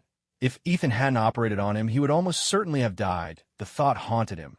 If Ethan had ended up sacrificing his life to buy Tony time, the guilt would have stayed with him forever. Luckily, Ethan had survived. "Yes," Ethan replied warmly. "Thanks to this Superman here who saved me, Superman." Tony repeated, caught off guard as he looked at Carl. "You mean this guy?" Carl was dressed in a Superman suit, handsome, athletic, and undeniably striking, but realistically, seeing someone in a Superman costume, most people would assume it was just cosplay, not the real thing. Tony Stark was no exception. He figured this enthusiastic Superman fan had probably been captured by the terrorists as well. After all, if it really had been this man who defeated the terrorists, why was there no evidence?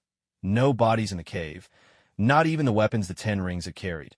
Most likely the terrorists had been scared off by the earlier explosion and dared not re-enter the cave, and yet, for reasons he couldn't quite explain, Tony couldn't shake the feeling that the young man before him, dressed as Superman, might be something more than he appeared. There's something vaguely familiar about this place. It feels like I've seen it somewhere before, but inside this cave the light is dim and it's hard to make out anything clearly. Still, now isn't the time to dwell on that. Right now, they're in the heart of terrorist territory. The situation is urgent. They have to get out of here as soon as possible. Don't worry, Ethan. Tony Stark reassured him. My suit performs just as expected. It's got excellent combat capabilities. With this armor on, there's no doubt we can make our escape. Turning to Carl, he added, Hey, handsome. It's time for us to get out of here. Stick close and don't get separated. With that, Tony fastened on his helmet and strode toward the mouth of the cave. As he walked, he didn't forget to remind Ethan and Carl, Ethan, you and our young friend here. Hide for now. Wait until I've taken care of the enemies outside. Tony? Ethan called after him, watching Tony Stark's retreating figure, as if he wanted to explain something, but Tony didn't pause, heading straight out the door. Ethan turned to Carl, looking a bit awkward. Sorry, Mr. Superman. Tony, well, it was obvious to Ethan that Tony didn't believe a word of what he'd said. He didn't buy that the man standing here really was Superman. It's all right, Carl replied with a gentle smile. He could easily see through Tony Stark's thoughts, but he didn't mind. After all, Tony Stark was at least acting out of good intentions, trying to help him escape. That made this trip worthwhile. Not long ago, Carl had been at Isabella's house. He hadn't planned on coming over, but boredom got the better of him. Using his supervision, he located Tony Stark and Ethan, and happened to witness Ethan charging out with a gun in hand. With the Silver Superman template, Carl's mind was exceptionally sharp and intelligent. Memories from his previous life, ones that had grown hazy, were now crystal clear, thanks to the template. He remembered the plot of the movie he'd seen before. He knew Ethan was about to meet his end. It seemed he'd have to step in personally. So Carl went home, retrieved his suit, and came here. He'd already decided to save Ethan. Besides, he'd always had a fondness for Tony Stark. Even in his past life, after all, if he hadn't killed Black Widow, why would he harm Iron Man? And since his plan to make money involved Tony, it only made sense to show up. Still, he was on a tight schedule. He couldn't afford to waste too much time here. Meanwhile, Tony Stark, brimming with confidence, piloted his Iron Man suit out of the cave. As expected, he was greeted by a group of gun-toting terrorists. Where's that wretched, bald guy? Did he run off? Tony Stark muttered, a hint of disappointment in his voice. That bald man was the leader of the terrorists. Not only did they threaten him, but they even dared to have him captured. Tony Stark was so furious that he could barely hold back the urge to blast that person to pieces with a missile. But since the enemy wasn't here, there was nothing he could do for now. All he could do was wait until he returned, then call in people to gather intelligence. This grudge, he would definitely settle it. But for now, the pressing task was to deal with the enemies right in front of him. Tony Stark stepped forward, ready to unleash the flamethrower built into his suit and wipe out the hostiles. The terrorists had already noticed Tony Stark. They all raised their weapons, preparing to open fire. The battle was on the verge of erupting. But just at that moment, two blinding beams of red light suddenly appeared. The twin rays shot out, sweeping across the terrorists in an instant. Before the terrorists could even react, they were vaporized in the blink of an eye. Tony Stark reflexively turned around and saw a sight that left him utterly stunned. There was Carl clad in a black suit, hovering slightly above the ground. His eyes were aglow, twin beams of brilliant red shooting forth wherever the red light touched the terrorists. Not a single one was spared. In mere moments, they were all gone without a trace. Watching this scene, Tony Stark was absolutely floored. This light, like a searing laser, was actually coming from Carl's eyes. Was he even human? Wait a minute. Red beams shooting from his eyes. Wasn't that Superman's heat vision? And right now the man was flying in midair, flight and heat vision. Who could he be if not Superman? As the first superhero in American comics, Superman's influence ran deep. Tony Stark, of course, had read the comics and seen the movies. At first he'd assumed this guy had been captured, and that the suit was just a Superman cosplay, with the wrong colors at that. He never imagined this man would turn out to be the real Superman. Anyone seeing someone dressed as Superman would never actually believe that person was Superman. Tony was no different, but right now he was seeing it with his own eyes.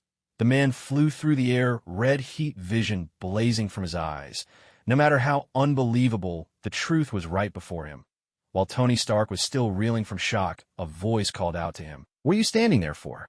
Don't you want to get out of here?" He turned to see Carl floating in the air. "Oh, yes, I do," Tony replied instinctively, then couldn't help but ask, "Are you really Superman?" Something like that, Carl answered. "Wow, that's just crazy." Tony spread his hands. Who would have thought Superman would turn out to be an Asian guy? But hey, Superman does look pretty cool. Carl didn't say much more. Tony answered, he called, "Where do you two want to go?" "I'll take you. It's incredible. Superman actually knows our names." Tony looked a little puzzled. "I'm so famous. It's only natural that Superman would know about me." "But Ethan..." Carl glanced at Tony. "Of course I know you. In fact, we've met before. Superman has met me." Tony lifted off his faceplate, revealing a look of surprise.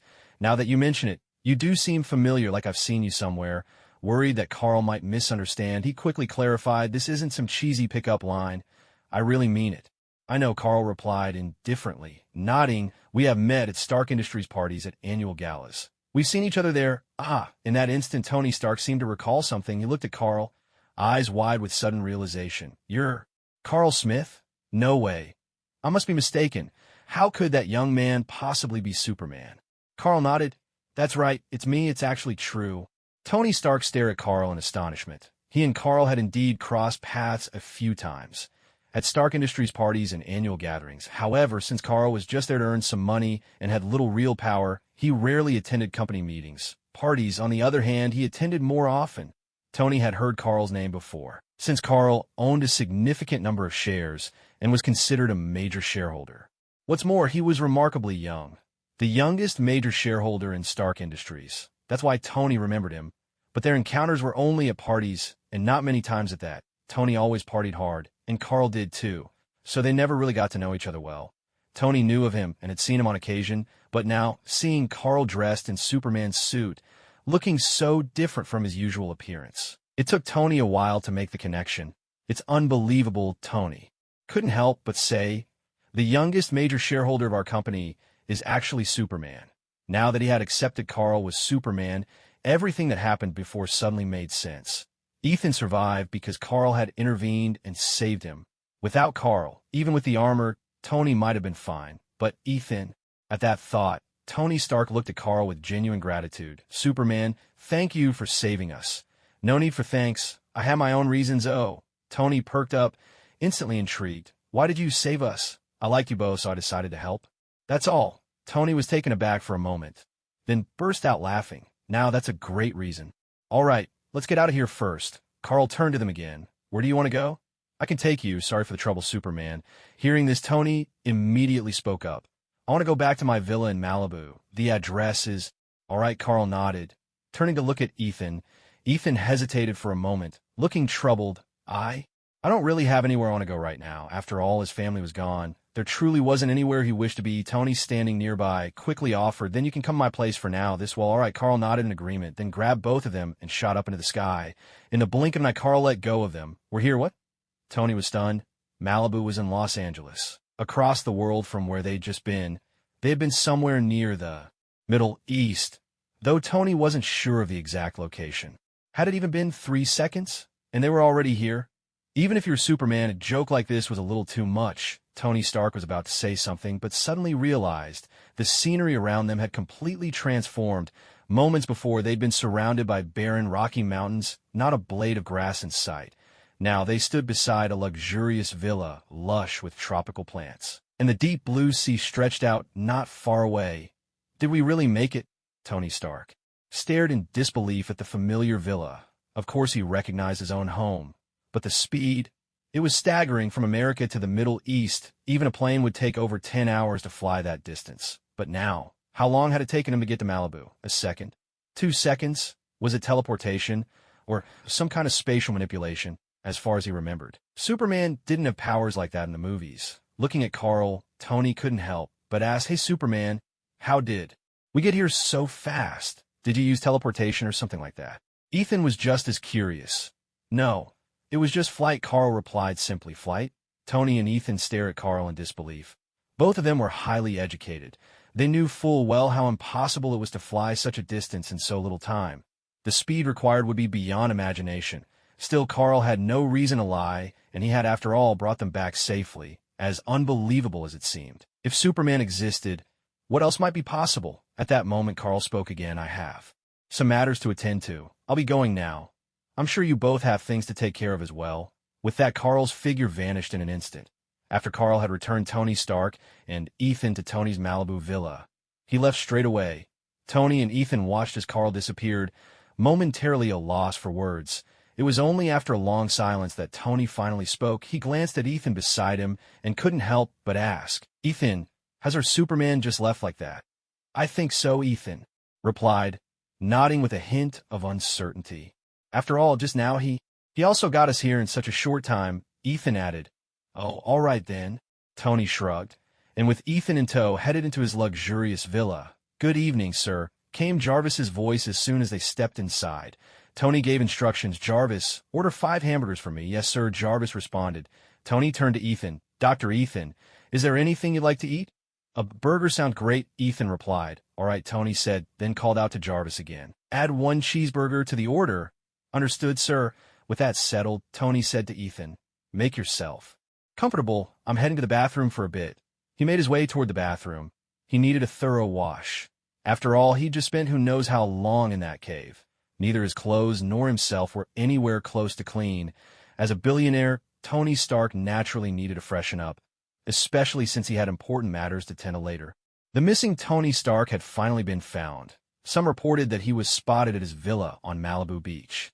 At the time, a delivery guy was making his usual rounds, and to his surprise, came face-to-face with the long-lost Tony Stark. News of this sighting spread like wildfire online.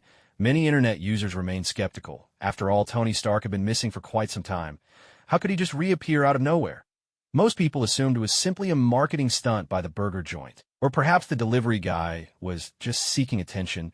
But what caught the American public off guard was that, not long after rumors of Tony Stark's return began circulating online, Stark Industries released an official announcement. The statement declared that Tony Stark, chairman of the board and CEO of Stark Industries, had formally returned and would be holding a press conference in 2 hours. Almost instantly, people across America were buzzing with curiosity about what the billionaire had experienced. After seeing the news, Carl checked the stock market and took a look at Stark Industries. Shares, as expected, the company's stock rebounded immediately in response to the announcement. The shares, which had plummeted before, began to rise again. Although they hadn't yet returned to their pre-disappearance value, the upward trend was clear. It was only a matter of time before they fully recovered. Carl's funds were already in place, though he hadn't invested yet. Watching the market react, Carl felt no rush. He knew Stark Industries stock. It will continue to fall. Even more, its value will drop below what it was when Tony disappeared, because at this press conference, Tony Stark won't talk about what happened to him during his disappearance. Instead, he will announce the shutdown of Stark Industries' weapons division. At SHLD headquarters, Nick Fury was reading a document. This document was the official statement released by Stark Industries. "He's actually back," Fury muttered. "After all this time, no one managed to find him. Not our people, not any other organization. And now he just shows up on his own." After a moment's consideration, Nick Fury immediately summoned Coulson to his office. Before long, Coulson, with his usual friendly demeanor, arrived. "Director, have you seen the announcement from Stark Industries?" Fury asked. "Yes, I was just about to head to the press conference," Coulson replied.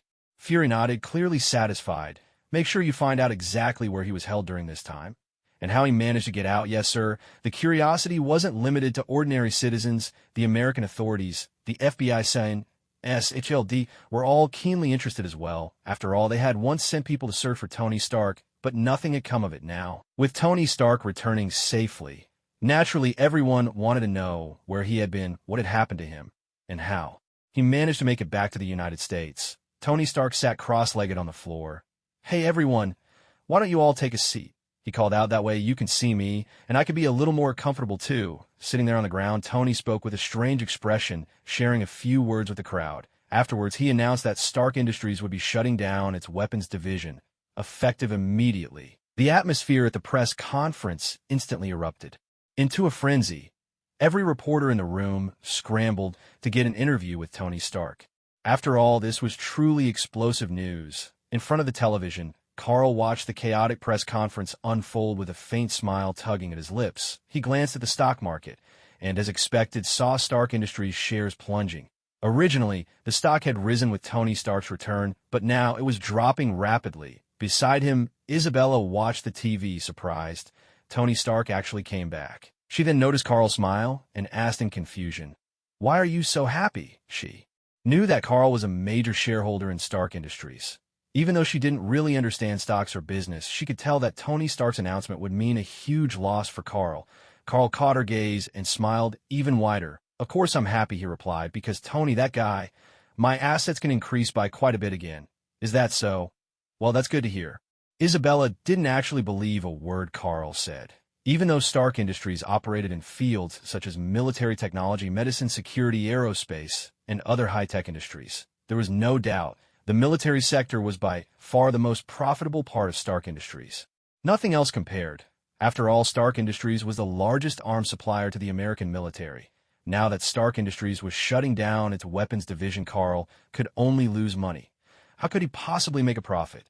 But Isabella kept her thoughts to herself, assuming Carl was just trying to comfort her. However, Carl was telling the truth.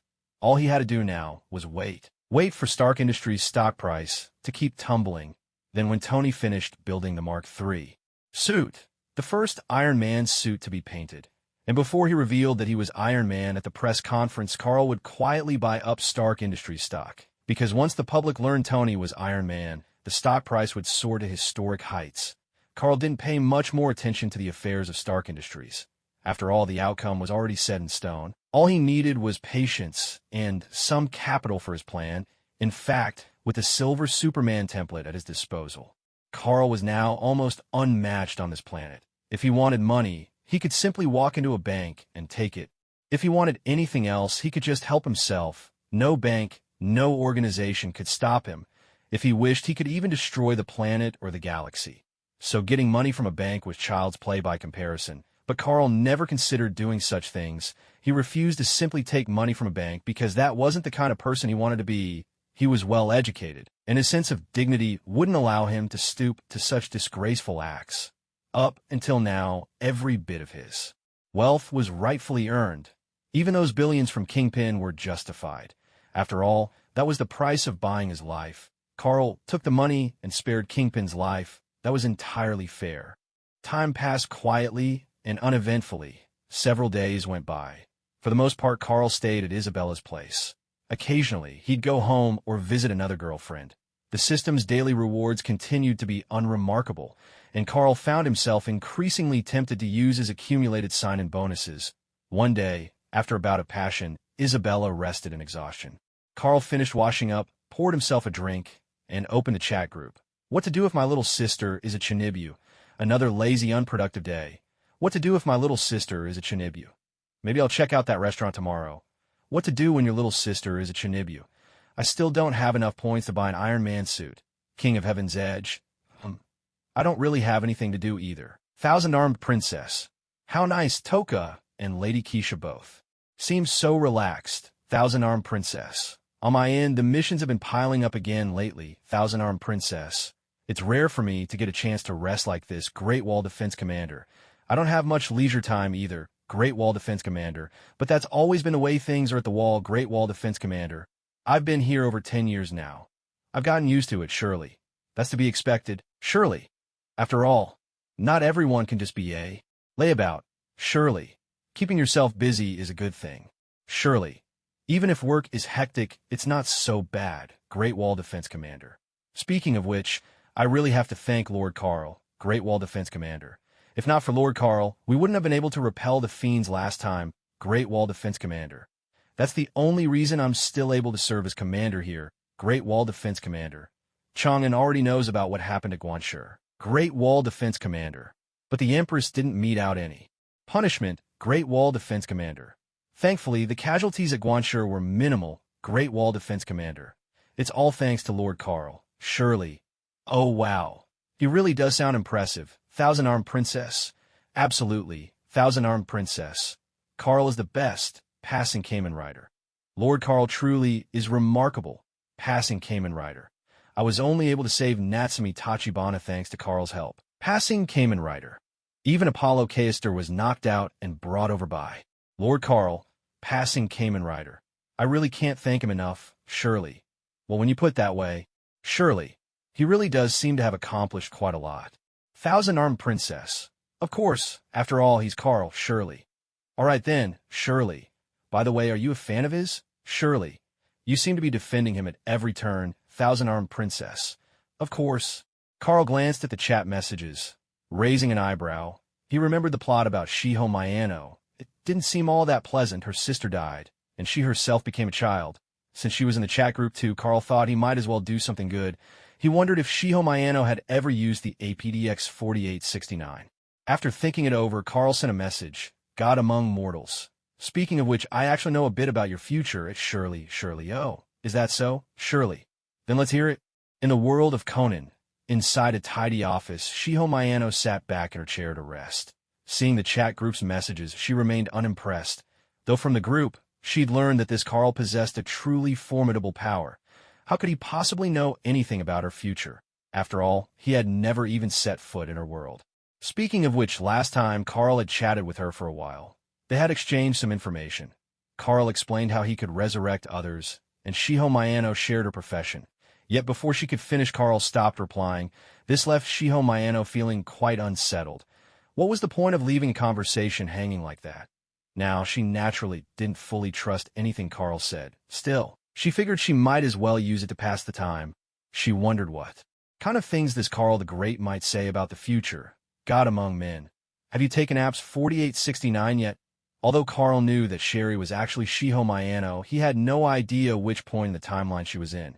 Had she already shrunk and taken on the name Hybera AI, or was she still an adult?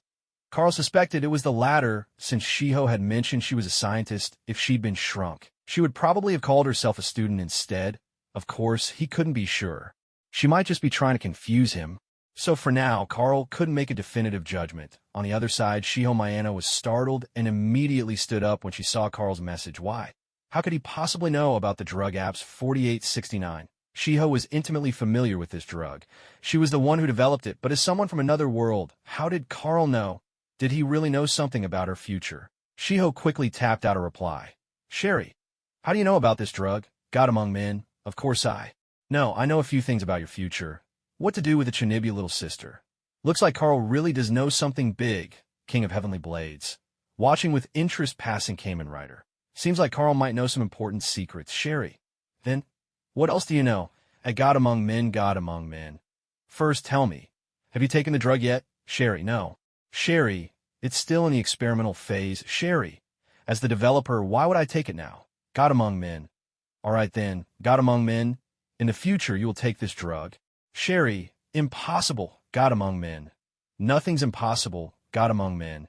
By the way, is your sister still with you? Sherry, of course she is. She's just a kid. Seeing this, Carl paused to think. It seemed the timeline was still in early stage. Many things hadn't happened yet. God among men. At some point in the future, the God among mortals. Your sister wanted to leave the organization, the God among mortals. In the end, she was killed by the organization, the God among mortals, because of this, you stopped your drug research, and the organization imprisoned you, the God among mortals. While you were awaiting your punishment, you took apps 4869, the God among mortals, but you did not die, the God among mortals. Instead, you became a child and managed to escape the organization. Carl conveyed the information he knew to Shiho Mayano. Sherry, what? Sherry, is that really true? Although Shiho Mayano typed out such a message in her heart, she already believed what Carl had said, because Shiho Mayano knew her sister Akemi Mayano didn't seem to want to remain within the organization. If she had a choice, Shiho Mayano certainly wouldn't want to stay in the organization either. After all, the two sisters had not joined the organization of their own free will. The Black Organization was a powerful criminal syndicate, wealthy and deeply connected. They often recruited promising talents from the worlds of science, finance, and medicine, luring them in with secretive cash offers and mysterious drug research. But Shiho Mayano and her sister were different. Their parents had been members of the Black Organization. After their parents died, the sisters were forced to become part of it too. Moreover, Shiho Mayano knew that her sister's boyfriend, Dai Moriboshi, had betrayed the organization. It seemed the organization had not given up on assassinating him. Because of this, Shiho and her sister had to move homes. Later, her sister had said some strange things to her as well. So, it was only natural that Akemi Mayano would want to leave the organization. As for her own future, could it really unfold as Carl described? Her sister's death, taking apps 4869 and turning into a child herself. That will be far too tragic. The god among mortals. Of course it's true, Sherry, all right?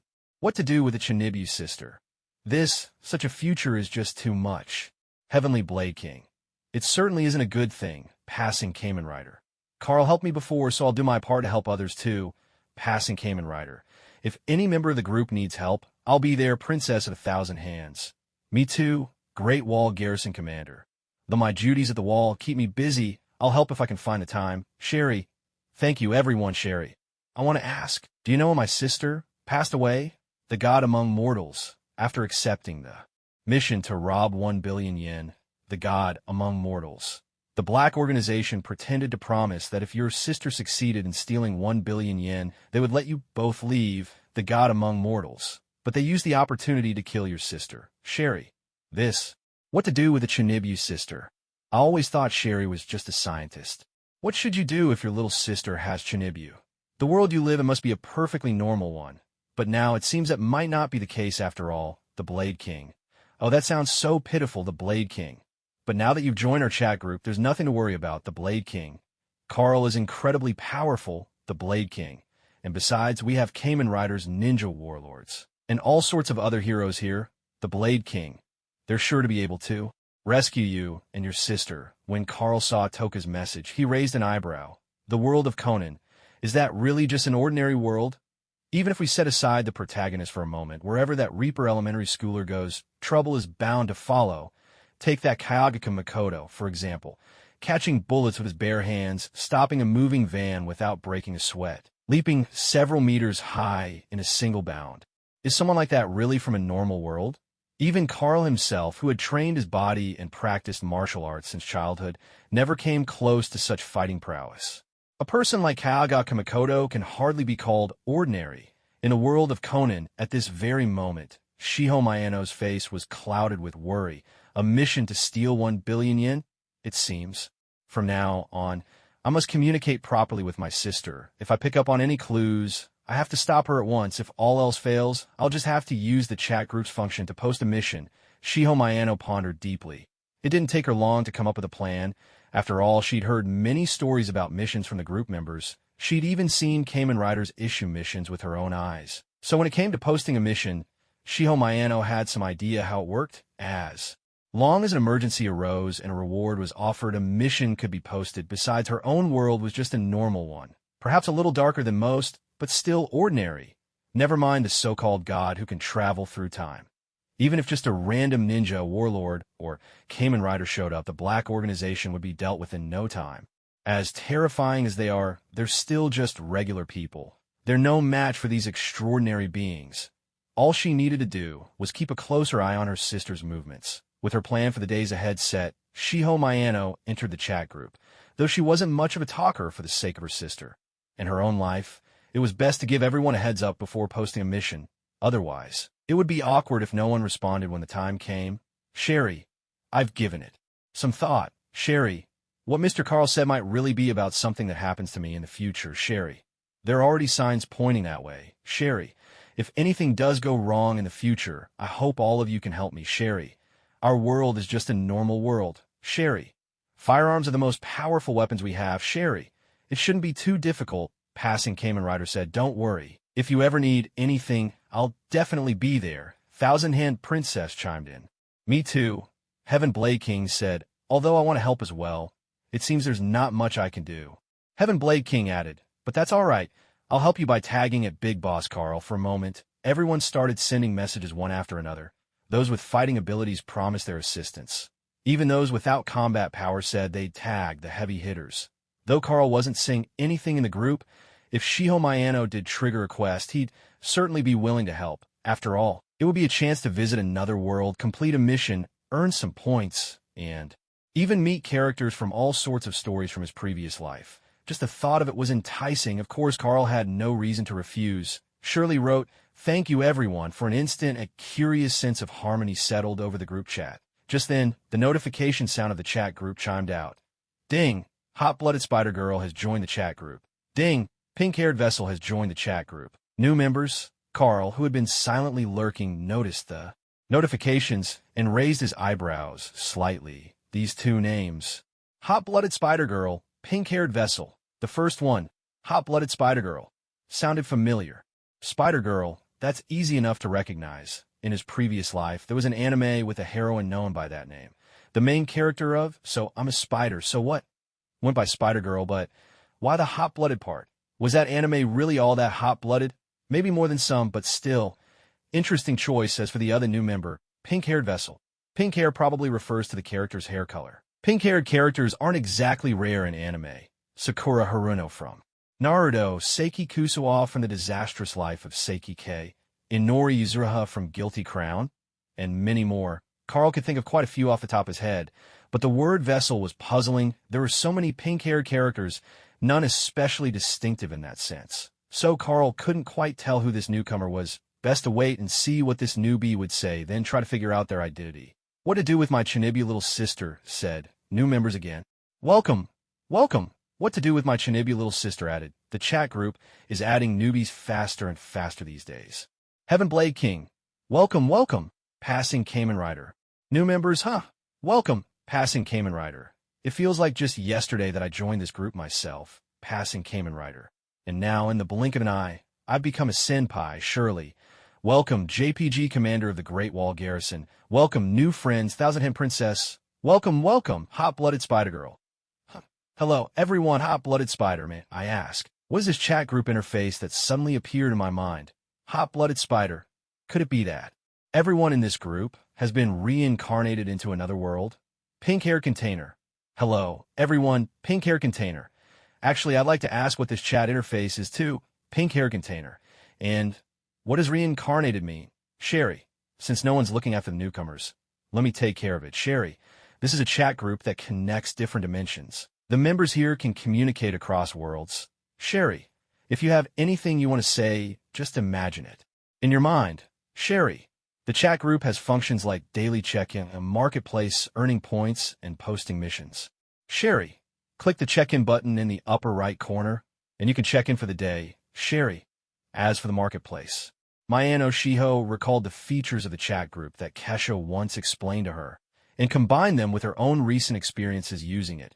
She gave a brief overview of the group's functions. In truth, Mayano Shiho had never been the talkative type. Even in the chat group, answering questions for newcomers wasn't exactly her style, but now, knowing what her own future held, Mayano Shiho wanted to earn as many points as possible to use as rewards for tasks. Of course, this wasn't something she could force. The number of points determined the rewards, simple as that. Still, more points were always better than fewer, weren't they? After all, maybe some big shot originally had no intention of accepting a mission, but changed their mind when they saw the reward. So Mayano Shiho decided to stockpile more points before posting any tasks. Ding! Group member Sherry has answered questions for 2 new members and is awarded 200 points. As expected, the chat group awarded her 200 points. Mayano Shiho glanced at the notification and smiled faintly.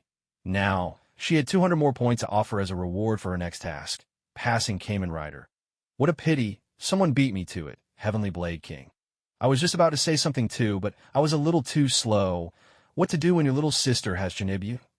Same here. What to do when your little sister has Chinibu? I was just a bit late as well, hot-blooded. Spider. Wait a second, hot-blooded Spider. Did I just discover something? Hot-blooded Spider. That passing Kamen Rider. Are you Decade, Brother Xiaoming? Hot-blooded Spider. And you Princess of the Senju clan. Are you the legendary Tsunade? Hot-blooded Spider. No way, you shouldn't exist here. This has to be a prank, right? Passing Kamen Rider. Oh, passing Kamen Rider. You're a newcomer. Yet you know who I am?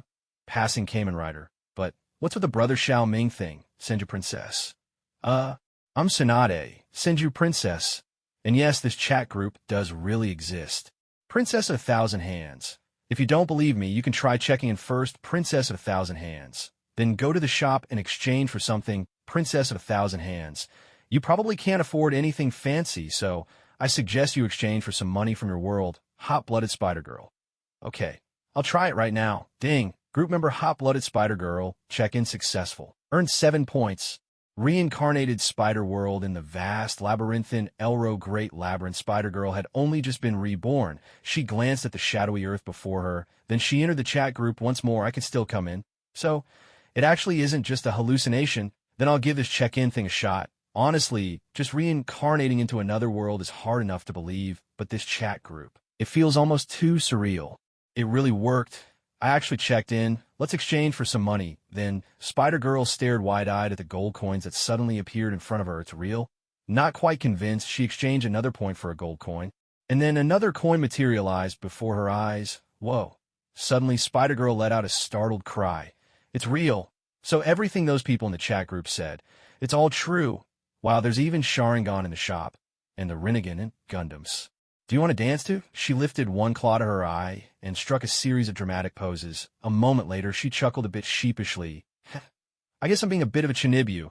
Not long after, Spider-Girl hopped up in excitement once again. This chat group is amazing. Not only are there passing card-carrying Kamen Riders, but even Lady Tsunade and that Chinibu in the group.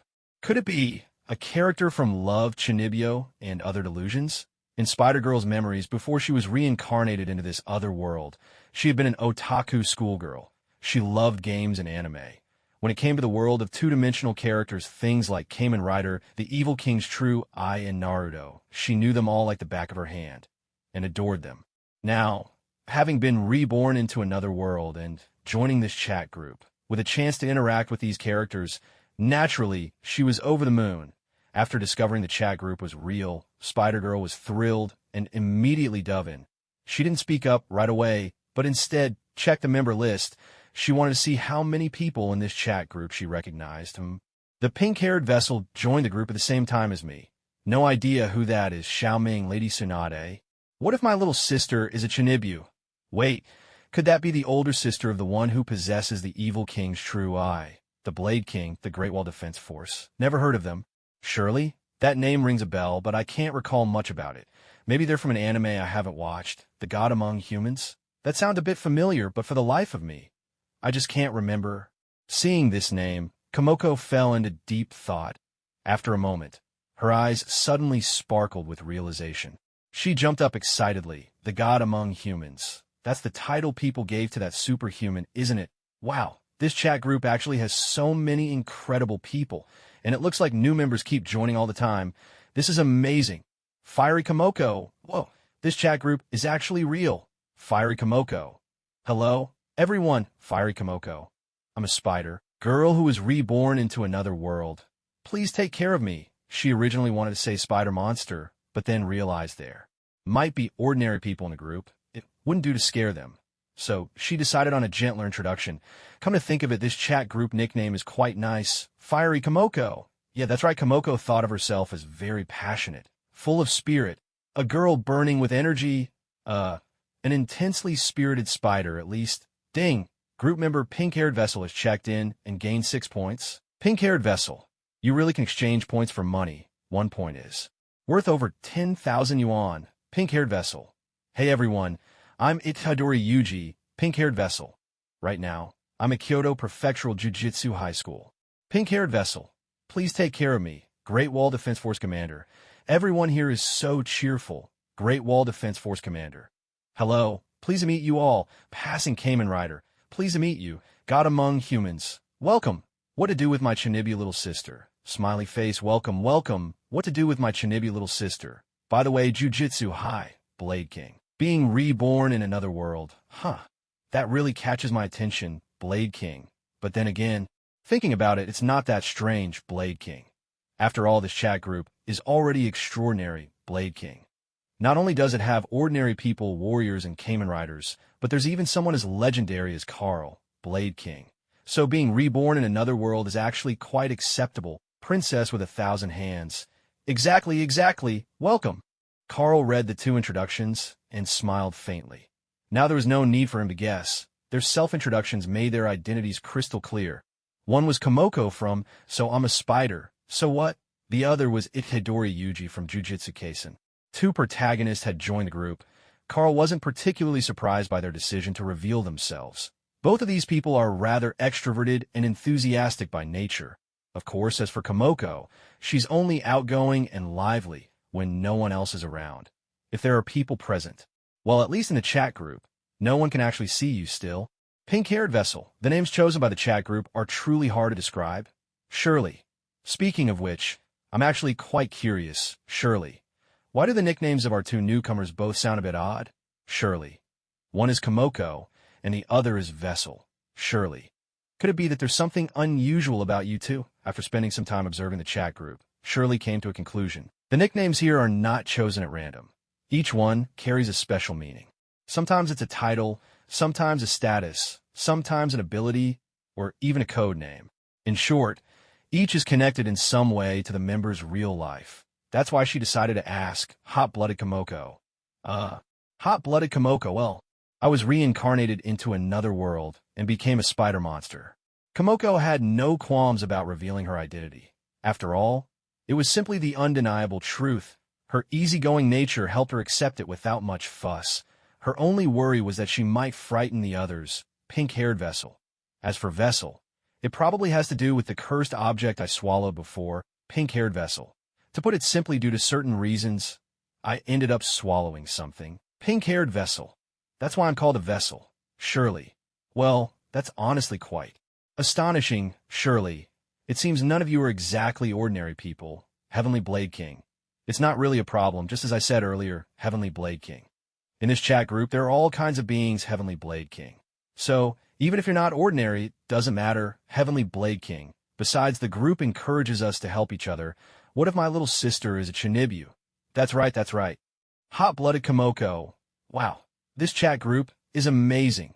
You're all such great people. Seeing the messages from the other members, Komoko was visibly overjoyed. Yuji Itadori felt the same way.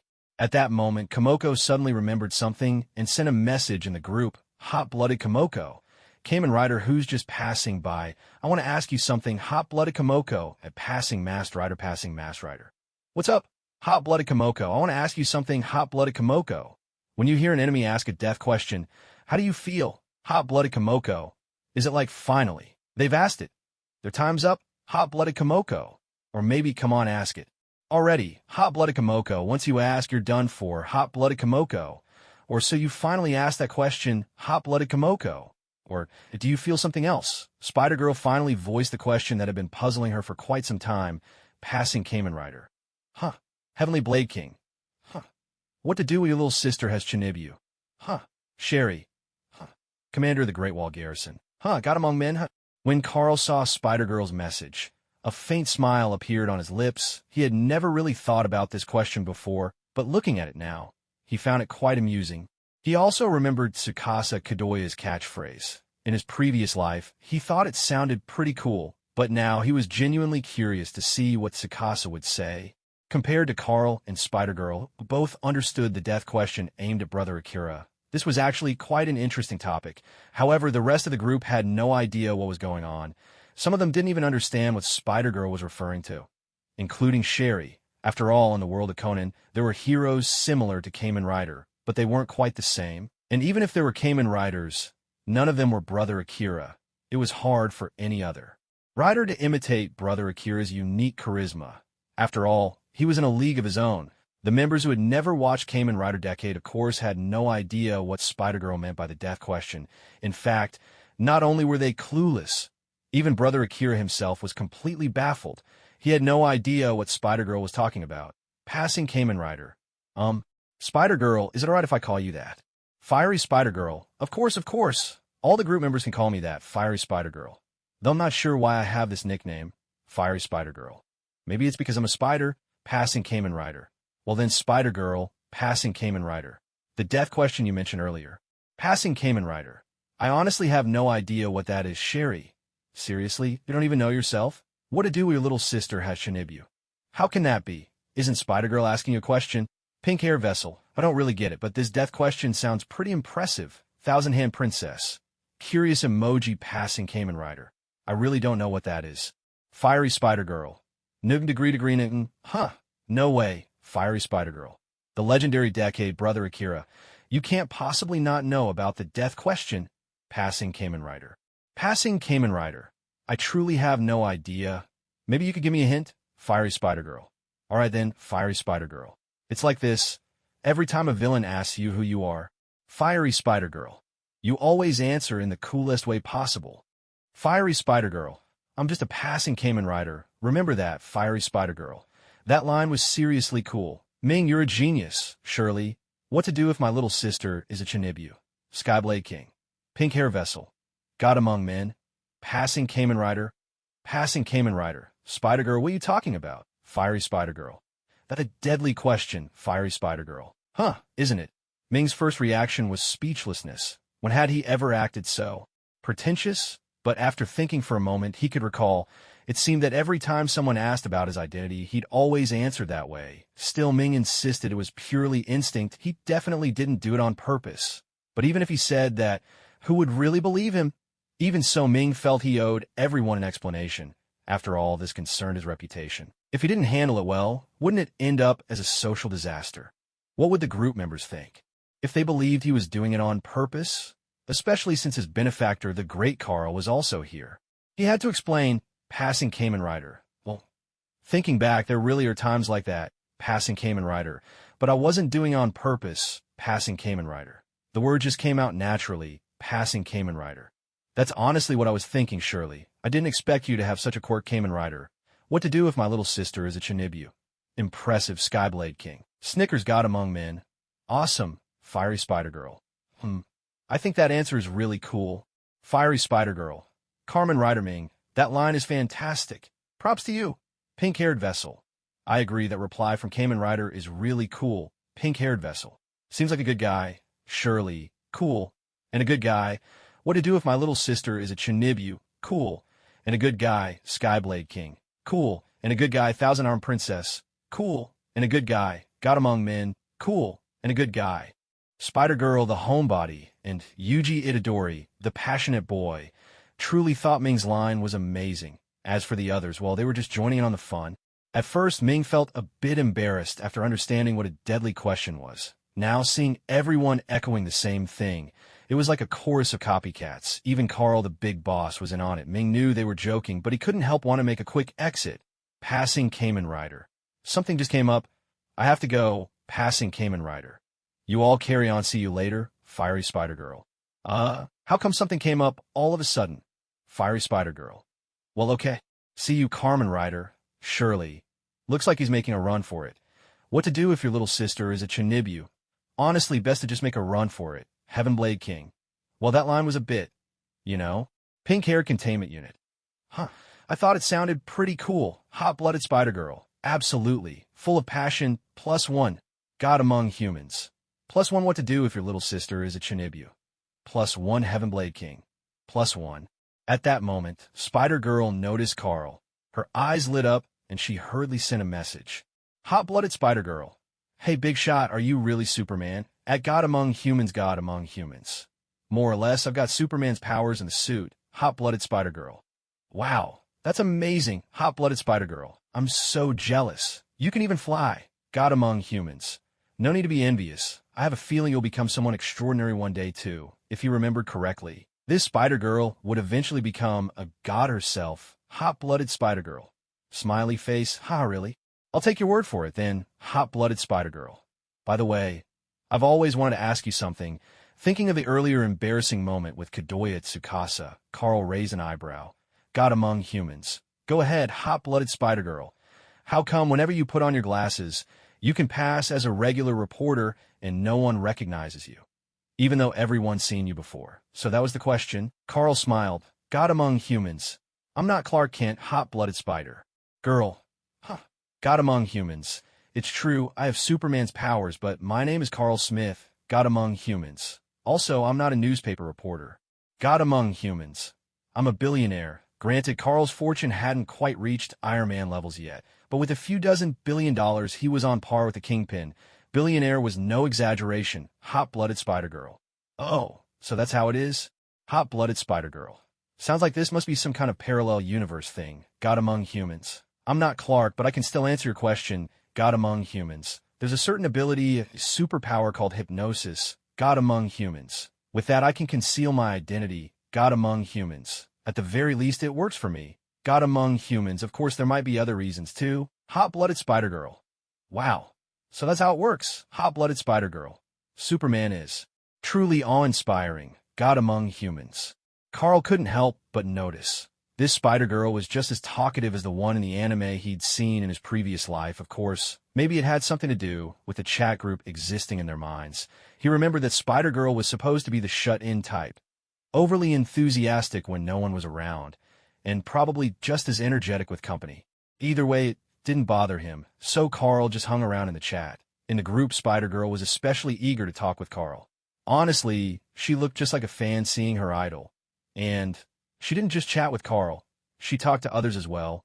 Originally, the chat group had grown busier as more people joined, but with the arrival of Spider-Girl, things became even livelier. After all, she could strike up a conversation with almost anyone. Moreover, Carl began to notice something. Curious, it seemed Spider-Girl actually recognized some of the people in the chat group. When chatting with him, Toka, or Tsunade, Spider-Girl's emotions would become noticeably more animated. She had even asked Toka about her younger sister, and questioned Carl about certain matters as well. It gave the impression that she already knew of their existence. Thinking it over, Carl felt this possibility wasn't far-fetched. Thanks to the Silver Superman template, he possessed a superhuman mind. He remembered the plot of, "So, I'm a spider. So what?" In vivid detail, in the series, Spider-Girl had quoted lines from other anime and film characters, including phrases from Kamen Rider Decade and Toka Takanashi, though sometimes with a twist. Carl recalled this very clearly. Spider-Girl had once declared, "I'm just a passing spider." Remember that, when she obtained the Evil Eye skill, she'd also recited lines reminiscent of the Wicked Eye Queen. There was even a scene that seemed to pay homage to Spider-Man. Spider-Girl retained the memories of an otaku. With that in mind, it made perfect sense that she would know about characters from other worlds. After exchanging a few words with Spider-Girl, Carl decided to simply lurk and observe the chat. After a while, he left the group. Nearby, Isabella was still resting. More than 10 days later, Carl returned to his own home. Isabella had received a new script and was ready to get back to work. Not wanting to hold her up, Carl let her focus on her job. During those days, the system's daily sign-ins still didn't yield anything especially useful, just some ordinary household items. It even handed out some safety equipment, though nothing exactly serious. Today marked the completion of 50 years' worth of cumulative sign-ins, but Carl, satisfied with his current strength, didn't feel much need for further rewards. The daily sign-ins had become something of a joke, rarely producing anything worthwhile. Who knew what reward would come after 50 years? These days, Carl wasn't just spending time with Isabella doing things they both enjoyed, he was also active in the chat group, joining in the conversation. Of course, he kept an eye on Tony Stark's situation and the stock price of Stark Industries. Tony had just completed the Mark II suit, the unpainted armor from the movie. When Tony piloted it, he almost crashed due to ice buildup. Carl had watched the situation closely. If Tony hadn't managed to restore power before hitting the ground, Carl would have stepped in to save him. But the suit's power came back just in time, so Carl didn't act. Meanwhile, Stark Industries' stock price kept falling, down by a total of 65%. It hit a historic low since Carl started holding shares in Stark Industries. He had never seen a drop this severe, but it didn't matter. As soon as Tony Stark took the Mark III suit out for a spin, Carl would be ready to buy more Stark Industries stock. Seeing Tony was still at the villa, Carl logged into the chat group. What to do if my little sister is a Chinibu? Wow. I'm exhausted. What to do if my little sister is a Chinibu? I worked all day today. I didn't expect it to be so tiring, Heavenly Blade King. You work hard, really. What to do if my little sister is a Chinibu? It wasn't too bad, just really tiring, but the dishes I made turn out great. What to do if my little sister is a Chinibu? I heard the customers were really satisfied, Fiery Spider-Girl. That's wonderful, Fiery Spider-Girl. The chefs at your restaurant are amazing, Fiery Spider-Girl. I'm so jealous you get to eat delicious food every day, Fiery Spider-Girl. I don't have it so good. I still have to eat those monsters, Fiery Spider-Girl. They taste absolutely terrible, Heavenly Blade King. Poor thing. What to do if my little sister is a Chinibu? That's just too tragic. What to do if my little sister is a Chinibu? When I make dinner later, how about I prepare something for you as well? Fiery Spider-Girl. Yes, please. That would be amazing, Sister Juhua. Fiery Spider-Girl. Your cooking is the best. These days, Spider-Girl often chatted in the group. She'd grown quite close to some of the members. Before, she would occasionally send messages about hunting monsters and eating them, always complaining about how awful they tasted. Once, while Juhua was cooking, she happened to read one of Spider-Girl's complaints. So, she sent her a freshly made dish as a digital red envelope. After tasting it, Spider-Girl showered her with praise. Since then, Juhua often sent her cooking to Spider-Girl via red envelopes. Having enjoyed Juhua's food so many times, Spider-Girl felt a little embarrassed and started sending small tokens of gratitude in return. Of course, Juhua always declined them. Besides, Spider-Girl didn't have many points. She'd never done any missions and could only earn points by checking in daily. Still, it was a heartfelt gesture, and, at the very least, it was enough to buy ingredients. Fiery Spider-Girl. Hee hee, I get to have another delicious meal soon. Thank you, Sister Juhua. What to do if my little sister is a Chinibu? No need to thank me. I'm glad you like it, Fiery Spider-Girl. Hee hee, I really do. What to do if my little sister is a Chinibu? That's all that matters, pink-haired vessel. Wow, that's wonderful, pink-haired vessel. You're all about to have dinner, pink-haired vessel. I'm actually getting ready to head out on a mission. Fiery Spider-Girl, a mission. Is there a reward? Pink-haired vessel. Pink-haired vessel. This is my first mission, so I haven't heard anything about rewards. Hot-blooded Spider-Girl. Oh, all right then, do your best. What to do if your little sister is a Chinibu? If I remember correctly, Itadori, the world you live in isn't exactly normal, is it? What to do if your little sister is a Chinibu? Be careful, Heavenly Blade King. Good luck, pink-haired vessel. Thank you, everyone, pink-haired vessel. I'm almost there, so I'll log off now. Pink-haired vessel. Goodbye, everyone, hot-blooded Spider-Girl. Bye. Do your best. Heavenly Blade King. Farewell. What to do if your little sister is a Chinibu? Wishing you success. Jujutsu Kaisen world at this moment. Yuji, Itadori, Megumi Fushiguro, and Nobara Kujisaki were seated inside a sedan. The driver was an assistant supervisor from Kyoto Metropolitan Curse Technical College, a logistics staff member named Kiyotaka Jichi. They were on their way to carry out a mission. Eating together, huh? That's nice. Once we finish the mission, I'm gonna feast too. Yuji gazed out the window, full of energy. Before long, the car came to a stop. The group stepped out. 3 hours ago, our contact confirmed the presence of a cursed womb. We've evacuated 90% of personnel, and the site manager has ordered a lockdown of the facility. All residents within a 500-meter radius have been evacuated. As a logistics staff member, Ijichi briefed the 3 on the situation. Mr. Ijichi, I have a question. At that moment, Yuji raised his hand. Ijichi answered his question, then continued with the briefing. Second detention ward for prisoners. If the cursed womb grows and transforms, it could become a special grade curse. Special grade. At these words, Megumi Fushiguro and Nobara Kujisaki both looked startled. However, Yuji Itadori wore a look of confusion. He couldn't help but ask, I still don't really get the ranking system. After all, not long ago, he was just an ordinary person. He'd only recently come into contact with jujitsu sorcerers and curses. In that case, let me explain it in a way even a complete idiot could understand. Ijichi, ever tactful, stepped in to clarify. Suppose ordinary weapons worked on curses grade 4. You could handle it with just a wooden stick, grade 3. A handgun would be enough to feel safe, grade 2. You'd barely win with a shotgun, grade 1. Even a tank would have a hard time, special grade. Even with cluster bombs and carpet bombing, you'd only manage a stalemate. Yuji's jaw dropped in astonishment. That's insane. At the same time, a thought crept in his mind, special grade. It takes carpet bombing with cluster bombs just to break even. So in that chat group, could any of those members defeat a special grade? Surely at least some of them could. The so-called gods among men, often spoken of by others, are even said to have the power to bring people back to life. Is that really possible? Probably not for most warriors or ninjas, as for that masked rider who passed by. No one ever mentioned his true strength, so there's no way of knowing if he could handle it. Originally, Megumi Fushiguro spoke up from the side. These missions should be assigned to jujitsu sorcerers on par with the curses themselves. For something like today, it should really be Gojo Sensei's job. Huh. Yuji Itadori's ears perked up as he looked around for Satoru Gojo. So where is Gojo Sensei? He's on a business trip. Megumi replied. Huh. Someone as gifted as him couldn't possibly idle away. Every day at the school, he added, offering Yuji a bit of clarification. Beside them, Ijichi joined in his tone tinged with regret. Unfortunately, understaffing is the norm in this line of work. It's common for us to be forced to take on missions beyond our abilities. But this incident is urgent and highly unusual. That's why you must not engage in combat under any circumstances, as he spoke. Ijichi's expression grew grave. When facing a special grade curse, you only have 2 options. Run or D. Not only Yuji, who was still a novice, felt a chill at those words.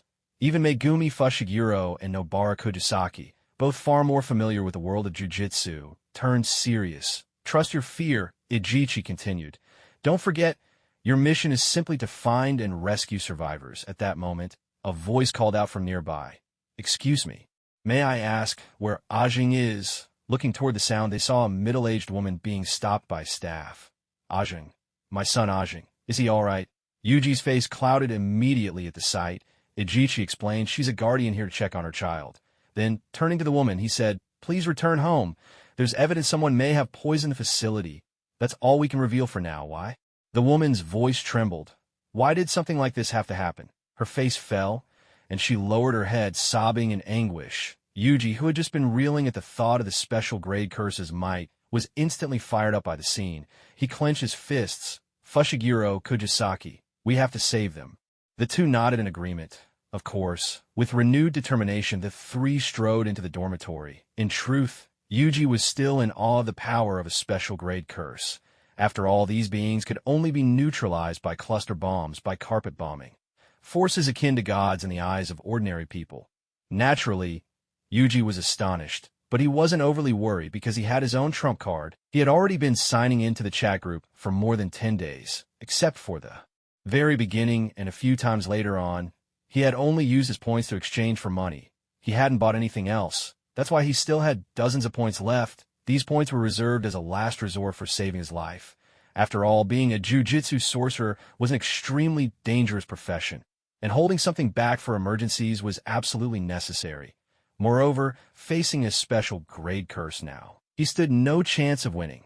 It was like facing a barrage of cluster bombs, a relentless carpet bombing.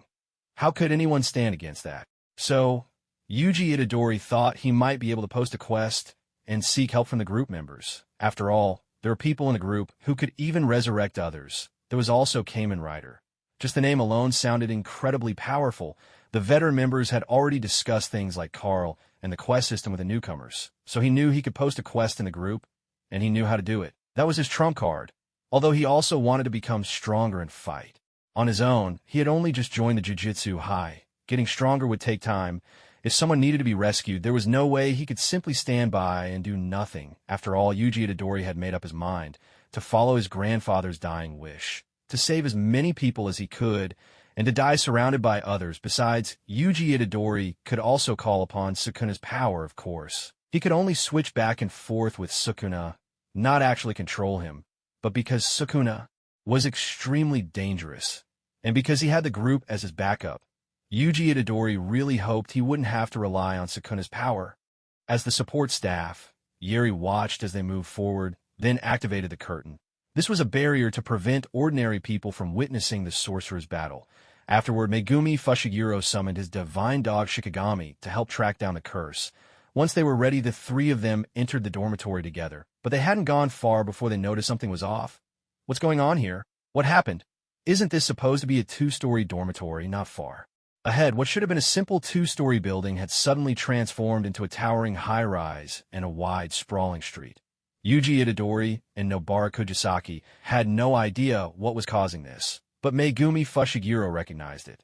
This was a domain expansion fueled by cursed energy. Still, he had never seen one on such a massive scale. Simply put, the enemy they were up against this time was incredibly powerful, far stronger than any curse Megumi had ever encountered before. Unable to find the entrance, Yuji and Nobara became flustered for a moment. Fortunately, Megumi was able to locate the exit, and they pressed onward. Walking through the vast structure, Yuji, Megumi, and Nobara had only gone a short distance when, all of a sudden, they stumbled upon several bodies lying in pools of blood. The way these people had died was truly horrific at a glance. It was impossible to tell whether there were two bodies or three.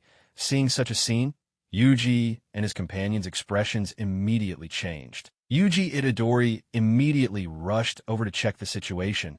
As he got closer, he noticed that the more intact body had a name tag on its clothing. It was the son of the woman who had tried to stop them at the dormitory entrance earlier. "I'm going to take this body out," Yuji said. "This is that person's son."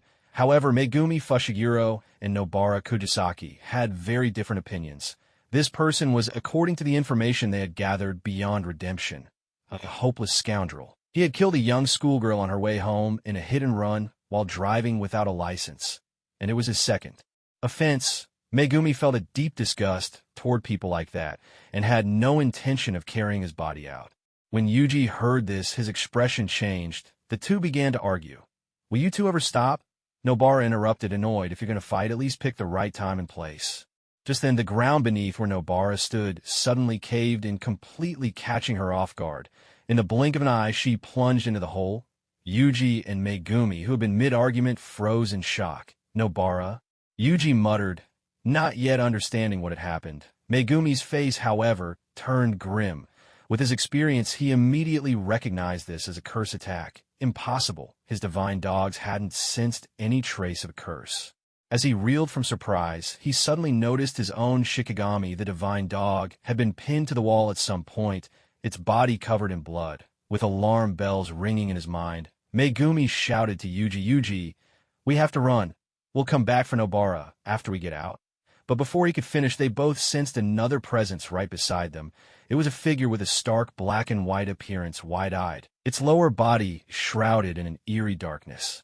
Yuji and Megumi stared in utter shock. The oppressive force bearing down on them felt as if they were being crushed beneath a mountain.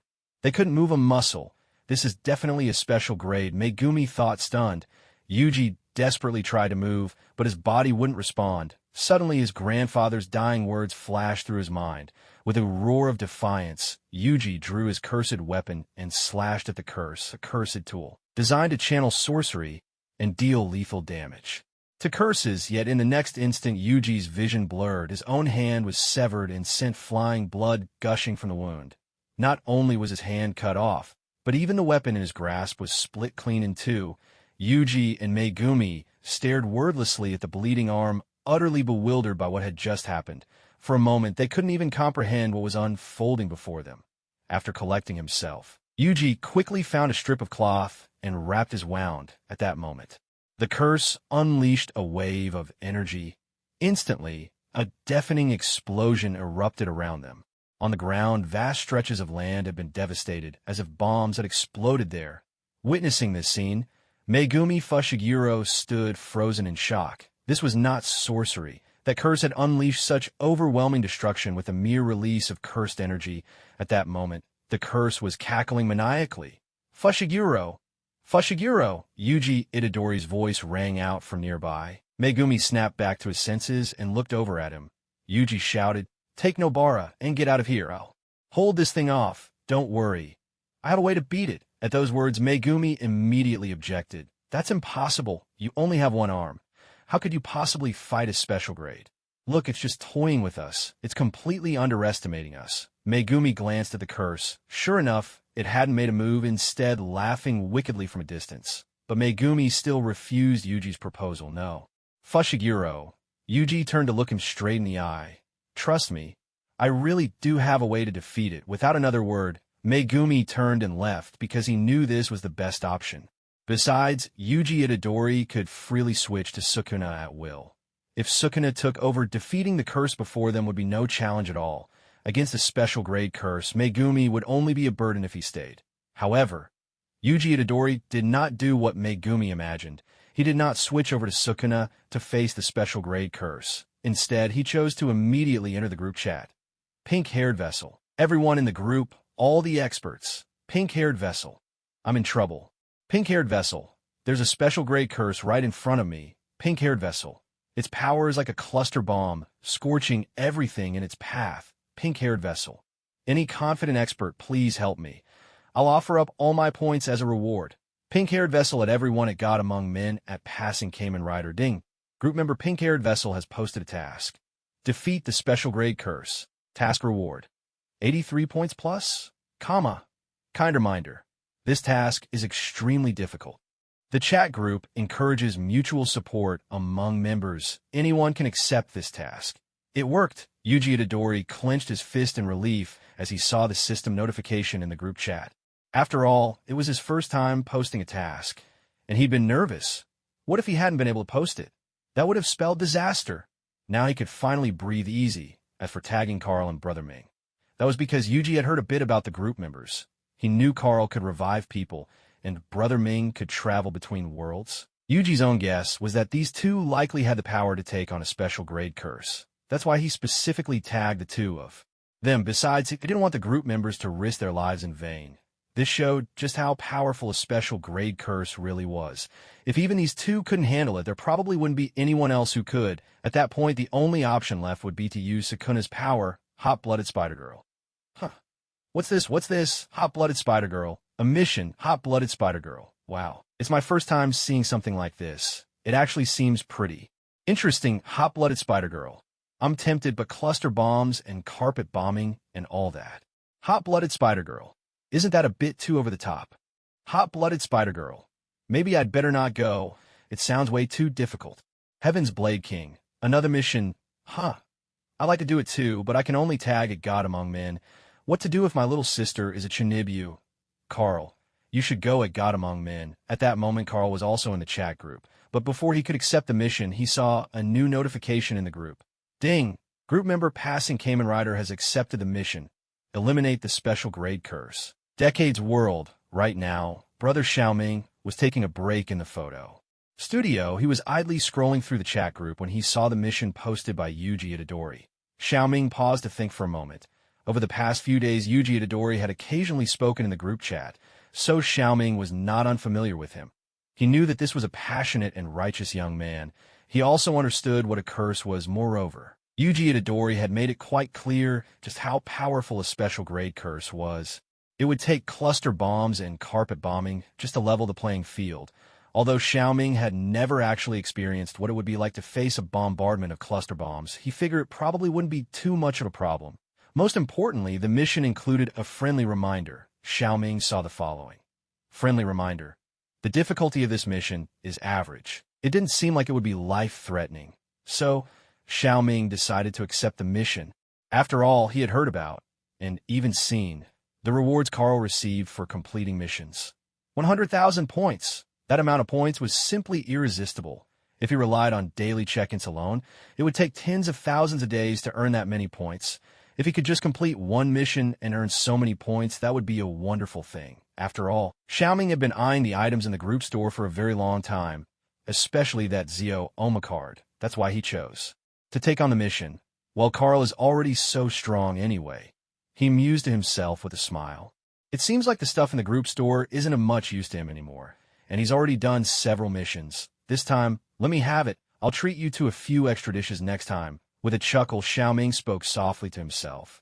After accepting the mission, Xiaoming noticed a notification from the chat group. Ding, you have accepted the mission. Eliminate the special grade curse. You can teleport to the mission world at any time. Teleport now, comma. However, Xiaoming didn't choose to teleport immediately. He thought it would be best to let Big Boss Carl know in advance. After all, Carl had helped him before. With this in mind, Xiaoming entered the chat group. Passing Kamen Rider. Big Boss Carl, let me handle this mission this time. Passing Kamen Rider. There's still a lot of things in the shop that catch my eye. Passing Kamen Rider. Once I finish the mission, I'll make a few extra dishes for you as thanks. God Among Men. Sure, God Among Men. God Among Men. If possible, I'd like some barbecue Odin and teppanyaki. For Carl, there weren't many things in the group shop that interested him, and those that did were expensive.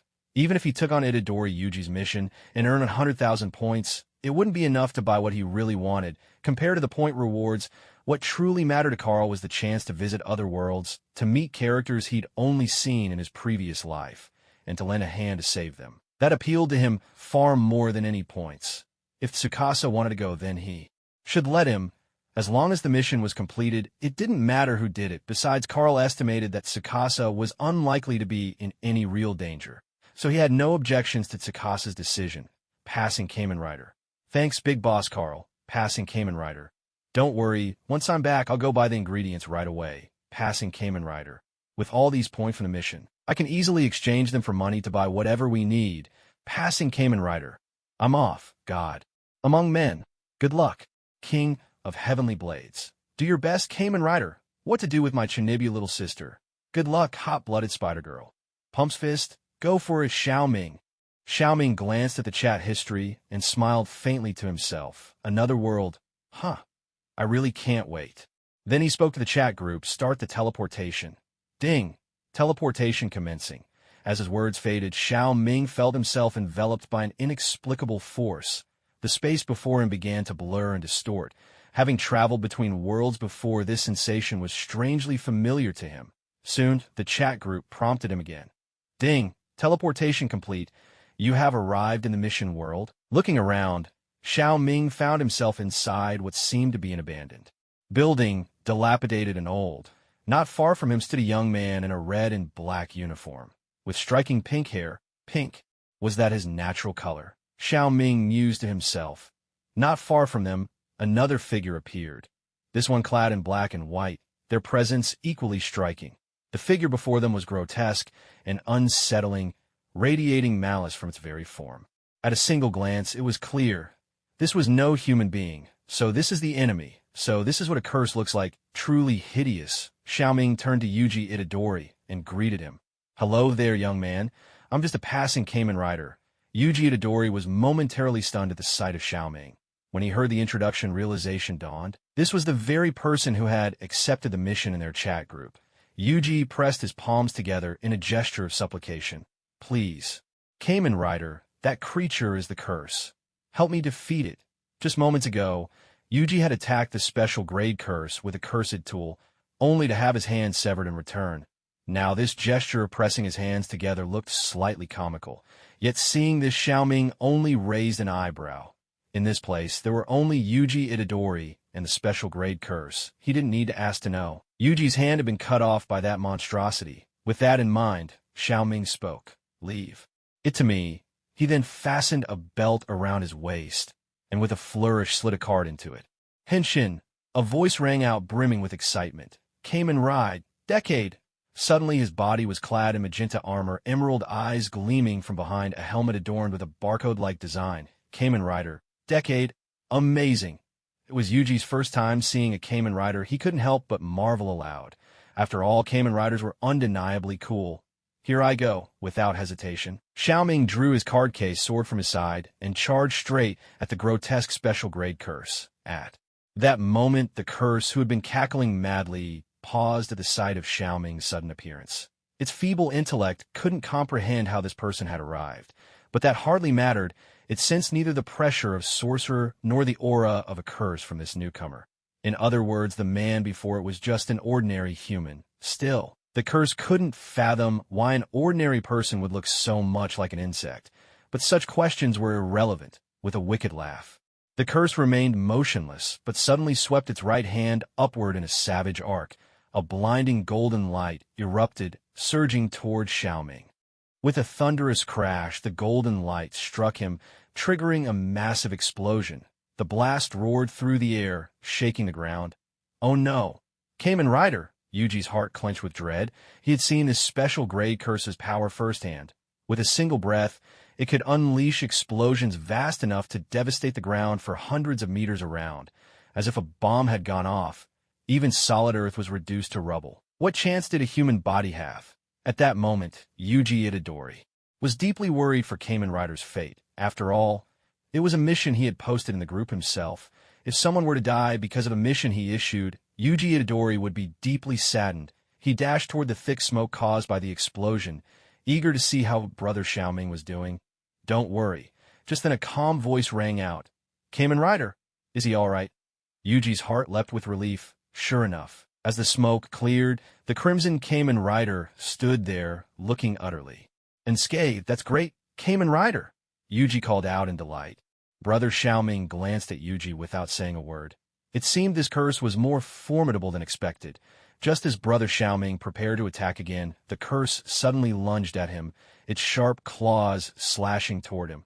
The special grade curse was incredibly fast. Before Brother Xiao Ming could react, he was struck. With a heavy thud, Brother Xiao Ming was sent flying by the blow. "Kamen Rider!" Yuji cried out in alarm at the sight. But in that instant, the curse appeared right in front of Yuji. With a swift kick, it sent him hurtling through the air. Brother Xiao Ming scrambled up from the ground. Thanks to his transformation, he hadn't suffered much damage. So fast. He pondered for a moment, then drew a card and inserted it into his belt. Kamen Drive. Kabuto! In an instant, Brother Xiaoming's crimson armor shifted into the black and red form of Kabuto. He glanced at Yuji, who was being mercilessly beaten, and didn't hesitate. He drew another card and slotted it into his belt. Attack drive. Clock up. With a sudden motion, he pressed his belt. Transformed into Kabuto, Brother Xiaoming shot toward the curse. A sinister laugh echoed through the air. At that moment, the special grade curse had just sent Yuji flying and conjured a sphere of golden cursed energy in its hand. Yuji slammed against the wall, and aching all over stared wide-eyed at the sight. Suddenly, Brother Xiaoming seemed to teleport, appearing right behind the curse, his back to it. As if the curse hadn't even noticed him, Brother Xiaoming drew another card and slotted it into his belt. Ultimate attack drive. Kakakabuto. A surge of electricity sparked from his belt, arcing over Brother Xiaoming's body. In a flash, he spun around, unleashing a fierce and lightning-fast roundhouse kick square into the curse. With a tremendous crash, the special grade curse was struck by the rider's kick, sent flying like a kite with its string cut. It skidded across the ground for hundreds of meters, smashing through walls. Did it work? Brother Xiaoming watched the curse, carefully pondering. Kamen Rider, you're amazing, Yuji exclaimed, elated at the sight. After all, the oppressive force of that special grade curse had been overwhelming the moment it appeared. Yuji Itadori and Megumi Fushiguro found themselves completely immobilized, suppressed by the overwhelming aura of the curse. From start to finish, they were left trembling in fear, utterly outmatched by their opponent. But now, seeing Brother Xiaoming strike back and send the curse flying with a single blow, Yuji glimpsed a ray of hope. With the special grade curse knocked away, its terrifying, oppressive presence seemed to lighten considerably. As Yuji felt the crushing pressure ease, a sudden impact shattered the moment. A shadow streaked toward Brother Xiaoming with explosive force. It was a surge of golden cursed energy. Yet, even though the curse struck with astonishing speed, Brother Xiaoming, wielding the power of the masked rider and the might of Kabuto, paid it little heed. With a flicker, he slipped past the attack and appeared right in front of the special grade curse. He's barely hurt at all. Brother Xiaoming was taken aback for an instant as he looked at the special grade curse. He hadn't expected that even the rider kick of Kabuto would have no effect. Still, disappointment never crossed his face. The curse was slower than him, and with Kabuto's power, he was confident he could defeat his opponent without ever being touched. Looks like I should take on more missions in the future, he mused. This one's pretty easy after all. 100,000 points, here I come. Realizing the curse couldn't keep up with his speed, Brother Xiaoming quickly devised a combat strategy. In truth, it was hardly a plan at all. He simply needed to rely on his superior speed and launch his attacks without hesitation. He charged at the special grade curse. A rapid volley of strikes rang out as Brother Xiaoming's figure darted around the battlefield, relentlessly assaulting the special grade curse. What's going on? Is it the masked rider attacking? Incredible. I can't see how he's moving at all. On the sidelines, Yuji watched the fight in astonishment. To his eyes, Brother Xiaoming's movement was a complete blur. He could barely follow what was happening. After all, this was the legendary clock-up ability of Kabuto. Though Yuji now possessed cursed energy, his strength was nowhere near enough to keep up. Even if he reached the level of a special grade, he might never be able to see Brother Xiaoming's clock-up in action. All Yuji could make out was both the special grade curse and Brother Xiaoming's figures flickering rapidly across the field.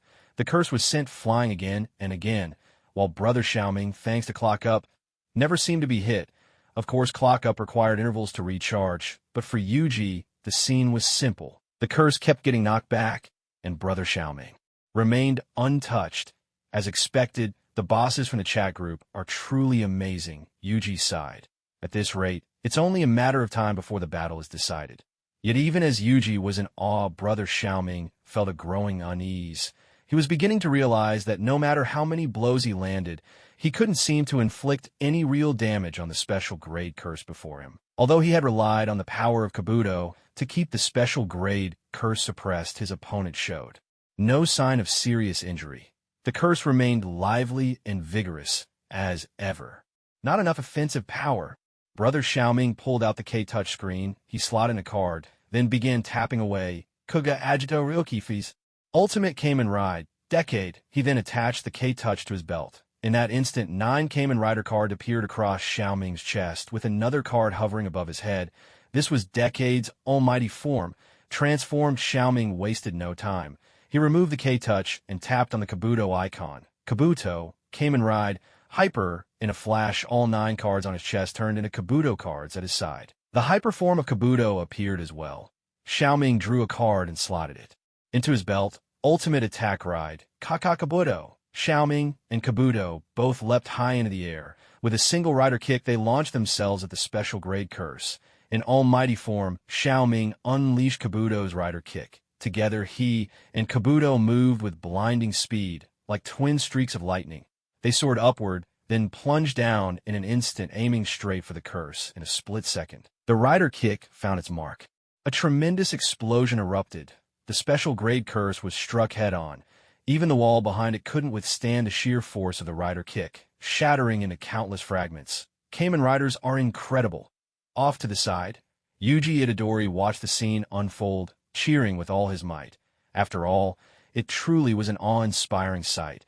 Yet at that moment, Xiaoming's expression did not relax. He had noticed something strange. The special grade curse he had just hit was still alive. No, more than that, it didn't even seem seriously hurt. Could it be that its defense was just too high? Was he completely unable to break through its protection?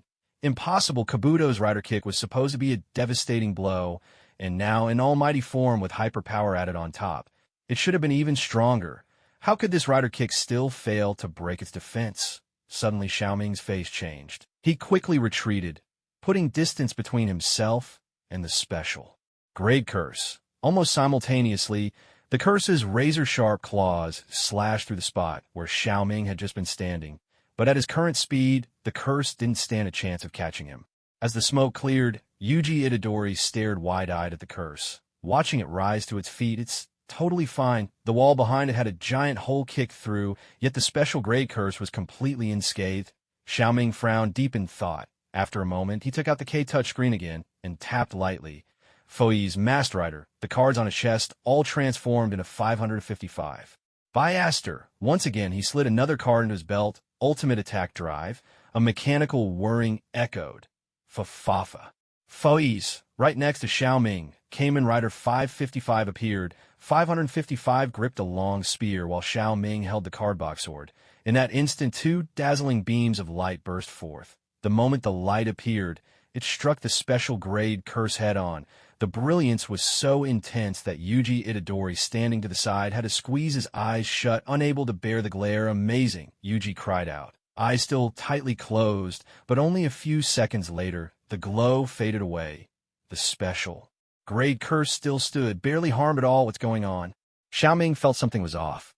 This wasn't how things were supposed to go. His ultimate attack drive had always packed a punch. Perhaps it wouldn't immediately destroy his special grade curse, but it should at least leave some serious wounds. This just didn't make sense. But right now, he had no choice but to keep fighting. After a moment's thought, Xiaoming began cycling through his other forms, battling the different special grade curses. Yet even though Xiaoming's attacks were powerful, the ground around them was already reduced to rubble like the aftermath of a demolition. Still, none of the blows managed to inflict any meaningful damage on the special grade curses. At this point, Xiaoming grew anxious. He still had 3 forms left and used. None of the others had worked. Off to the side, Yuji Itadori suddenly remembered the lesson Ajichi had once shared. He quickly shouted towards Xiaoming, "Sir Rider, regular attacks won't work on these curses. You have to use attacks imbued with cursed energy." What? Xiaoming was taken aback by the shout. Even though he didn't quite know what cursed energy was, he could guess that it was some special power unique to this world. But Xiaoming was a Kamen Rider from another world. He could defeat villains, sure, but how could he possibly possess abilities native to this world? For a moment, Xiaoming was at a loss. If what the others said was true, then it seemed none of his attacks would have any real effect. No wonder. Even after using so many ultimate attack drives, he still couldn't defeat this special grade curse. Xiaoming had thought his attacks simply weren't strong enough, but now he realized he just didn't have the power to hurt the enemy at all. Once he understood this, Xiaoming stopped maintaining his godlike form. After all, that transformation constantly burned through stamina, especially while using ultimate Masked Rider drives. After thinking it over, Xiaoming decided he would fight in his normal state, relying on the power of Kabuto King. With just the might of Kabuto King, he could suppress his opponents. After all, what he lacked was the right attribute to kill them, not the strength to overpower them. It might be easier just to take a relaxed form and suppress the opponent. As expected, using the power of the Kabuto King, Xiaoming could easily overpower the special grade curse. Even though he couldn't deal any truly fatal damage, everything felt effortless. He held the upper hand at every turn. However, Xiaoming also knew this wasn't a long-term solution. The monster before him had to be killed. After a moment's thought, Xiaoming sent the special grade curse flying with a powerful kick. Then, his consciousness shifted into the chat group. Passing Kamen Rider. Boss Carl, there's been a bit of an incident here. Could I trouble you to come over for a moment? Passing Kamen Rider, a god among men, Fiery Spider-Girl. Huh. What's going on? Fiery Spider-Girl. Passing Kamen Rider. Did you finish your mission? Skyblade King. Yeah, you've been gone for a while. Everything all right? Passing Kamen Rider. No big issues for now. I've been keeping the special grade curse in check. Passing Kamen Rider. Boss Carl. Could you come to this world and help out with the mission? Carl was a little surprised when he saw this. In his opinion, with Tsukasa's power, dealing with a special grade curse shouldn't be a problem. After all, Tsukasa could already use the God Master form at this point. But now it seemed there was still some trouble. Still, since the other had accepted the mission, Carl wasn't sure if he could take it on as well. God among men. I can come over, but I'm not sure if I can cross over in this state. Passing Kamen Rider. Then give it a try. Boss Carl. God among men. Alright, so Carl tried to accept the mission. Beep. Group member God among men has accepted the mission. Eliminate the special grade curse. What to do if your little sister's a Chinibu? Wait, you can do that. What to do if your little sister's a Chinibu? 2 people can accept a mission at the same time. Skyblade King. No way, Fiery Spider-Girl. Huh. I thought this mission couldn't be accepted together. Fiery Spider-Girl. The task notice said everyone could accept it, though. Thousand Hand Princess. Well, all the previous missions were accepted by Boss Carl. So we just assumed only one person could take each mission, Skyblade King. Yeah, I always thought it was one at a time. Otherwise, I'd be tagging along with Boss Carl every time and reaping the benefits, Fiery Spider-Girl.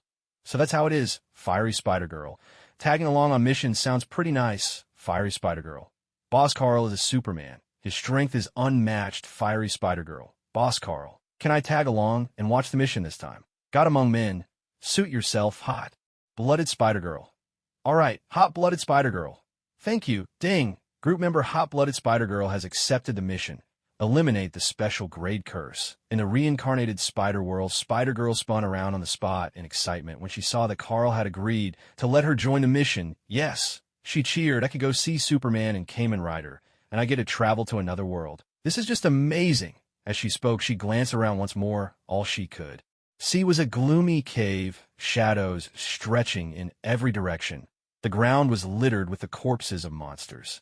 These monsters are just too ugly, she muttered. I really need to check out another world. With that, Spider-Girl decided to accept the mission. Group member Hot-Blooded Spider-Girl has accepted the mission. Eliminate the special grade curse. Ding! You have accepted the mission. Eliminate the special grade curse. You may teleport to the mission world at any time. Would you like to teleport now? Kamo-o, she exclaimed. This prompt looks almost exactly like my system's. Let's do it. Teleport, teleport. Spider-Girl grew even more excited. Ding! Teleportation commencing. Suddenly a mysterious force gathered around her. The space nearby began to twist and warp in a strange, uncanny way. Wow, this sensation, it's incredible. Meanwhile, in the chat group, everyone had a different reaction to Spider-Girl and Carl's exchange. What to do if my little sister is a Chinibu? Wow. What to do if my little sister is a Chinibu? Spider-Girl actually managed to tag along on the mission. What to do if my little sister is a Chinibu? I wish I could go too. Princess of 1,000 Hands. If you want to go, then go. Princess of 1,000 Hands. I just finished a mission and have some free time. Princess of 1,000 Hands. I'll go check on Carl as well. Princess of 1,000 Hands. Although this mission is extremely difficult. Princess of 1,000 Hands. With Carl the big shot around, it shouldn't be a problem. Heavenly Blade King. I kind of want to go to Heavenly Blade King, but it doesn't seem like I can join. Maybe I'll try sneaking in somehow. What to do if my little sister is a Chinibu? I can't go. I just finished cooking, and I'm eating right now. What to do if my little sister is a Chinibu? Toka is eating with me too. What to do if my little sister is a Chinibu? If I just vanish now, it'd be way too weird. Heavenly Blade King. That's true, Shirley. I'd love to go as well, but I'd better stay and keep an eye on my sister. Commander of the Great Wall Defense Force. Duty calls. What to do if my little sister is a Chinibu? Kesha Spider-Girl Tsunade. What to do if my little sister is a Chinibu? Remember to take some photos and share them later. What to do if my little sister is a Chinibu? I want to see what the other world looks like. Princess of 1,000 Hands. No problem, Heavenly Blade King. If I manage to get there, I'll be sure to snap some pictures for you. Group member Princess of 1,000 Hands has accepted the mission. Eliminate the special grade curse. In a world of Jujutsu Kaisen, Yuji Itadori suddenly saw brother Xiao Ming, who had been holding back the special grade curse spirit, freeze in place without moving. Sensing an opportunity, the special grade curse spirit surged forward and sent brother Xiao Ming flying. Yuji Itadori called out in concern, Sir Knight, "Are you all right? Are you hurt?" For a novice like Yuji Itadori, battling a special grade curse was no small matter. He felt the tension weighing on him. What's more, no one in the chat group had tagged him, so he had no idea what was happening there. Brother Xiao Ming snapped back to his senses. Since he was still transformed, he hadn't really suffered any harm. He reassured Yuji, "Don't worry. This kind of creature is still no match for me. In fact, it's about to meet its end." Reason told him that Carl, being from another world, should, like him, be unable to harm a special grade curse. Yet for some unknown reason, brother Xiao Ming just had a feeling that Carl would be able to deal with the enemy before them. After all, Carl was a superhuman. Even if he couldn't defeat this thing outright, surely he could toss it into outer space. That curse probably wouldn't be coming back anytime soon, about to meet its end. Yuji echoed in surprise. Not quite following, he was still in the dark about what had happened in the chat group, and he couldn't imagine how brother Xiao Ming planned to take down a special grade curse. Just then, Yuji heard a lively voice ring out, "Heave-ho! Spider's on the scene! So this is another world. Huh, what's going on? Someone's here." Yuji turned around in astonishment. Not far away, he saw a figure dressed in a strange outfit. Long platinum hair, a black combat suit, a layer of armor over it. Beside her stood a red and white spider. Who could this be? Was the spider a pet? Or a curse? Yuji's mind was awash with questions, but his kind nature got the better of him. He immediately called out, "It's dangerous here. You should leave at once." After all, the armored girl was clearly human, not a curse, but the girl didn't heed his warning. Instead, she looked at Yuji and said, "Hello, are you the pink hair vessel?" Hi, I'm Komoko the spider. Nice to meet you," chirped the spider beside her. That's when Yuji realized not only the armored girl, but even the supposed spider curse was speaking to him. "Who are you?" Yuji blurted out, utterly confused by the situation, but then it clicked. They'd called him the pink-haired vessel. Wasn't that his nickname in the chat group? Which meant these two, or rather, these two guests, they must be members of the chat group, right? Wait a minute. The one who brought me into the group was a monster called Hot-Blooded Spidery, wasn't it? Just as Yuji Itadori was about to say something, a voice rang out. "You actually got here before me." He turned his head to look. Not far away, a figure was floating in midair. It was a handsome man with black hair and dark eyes, dressed in a tight suit with an S-shaped emblem on his chest. A broad black cape billowed behind him. Superman? Yuji Itadori thought instinctively at that moment. The blonde girl, who seemed to be another group member, ran directly toward the floating man. "Carl-kun," she called out. He glanced at her and landed gently on the ground. "Tsunade, it's been a long time, yes." "It has been a while," Tsunade replied. Her face lit up with a smile. "Carl-kun, you're as dashing as ever." Just then Spidery greeted everyone. "Hello, everyone, I'm Hot-Blooded Spidery. But just call me Spidery. Nice to meet you. I am the princess of the Senju clan. My name is Tsunade. Pleased to meet you all." Although Yuji Itadori still wasn't sure what was going on, seeing everyone introduce themselves, he followed suit. I'm the pink-haired vessel. My name's Yuji Itadori.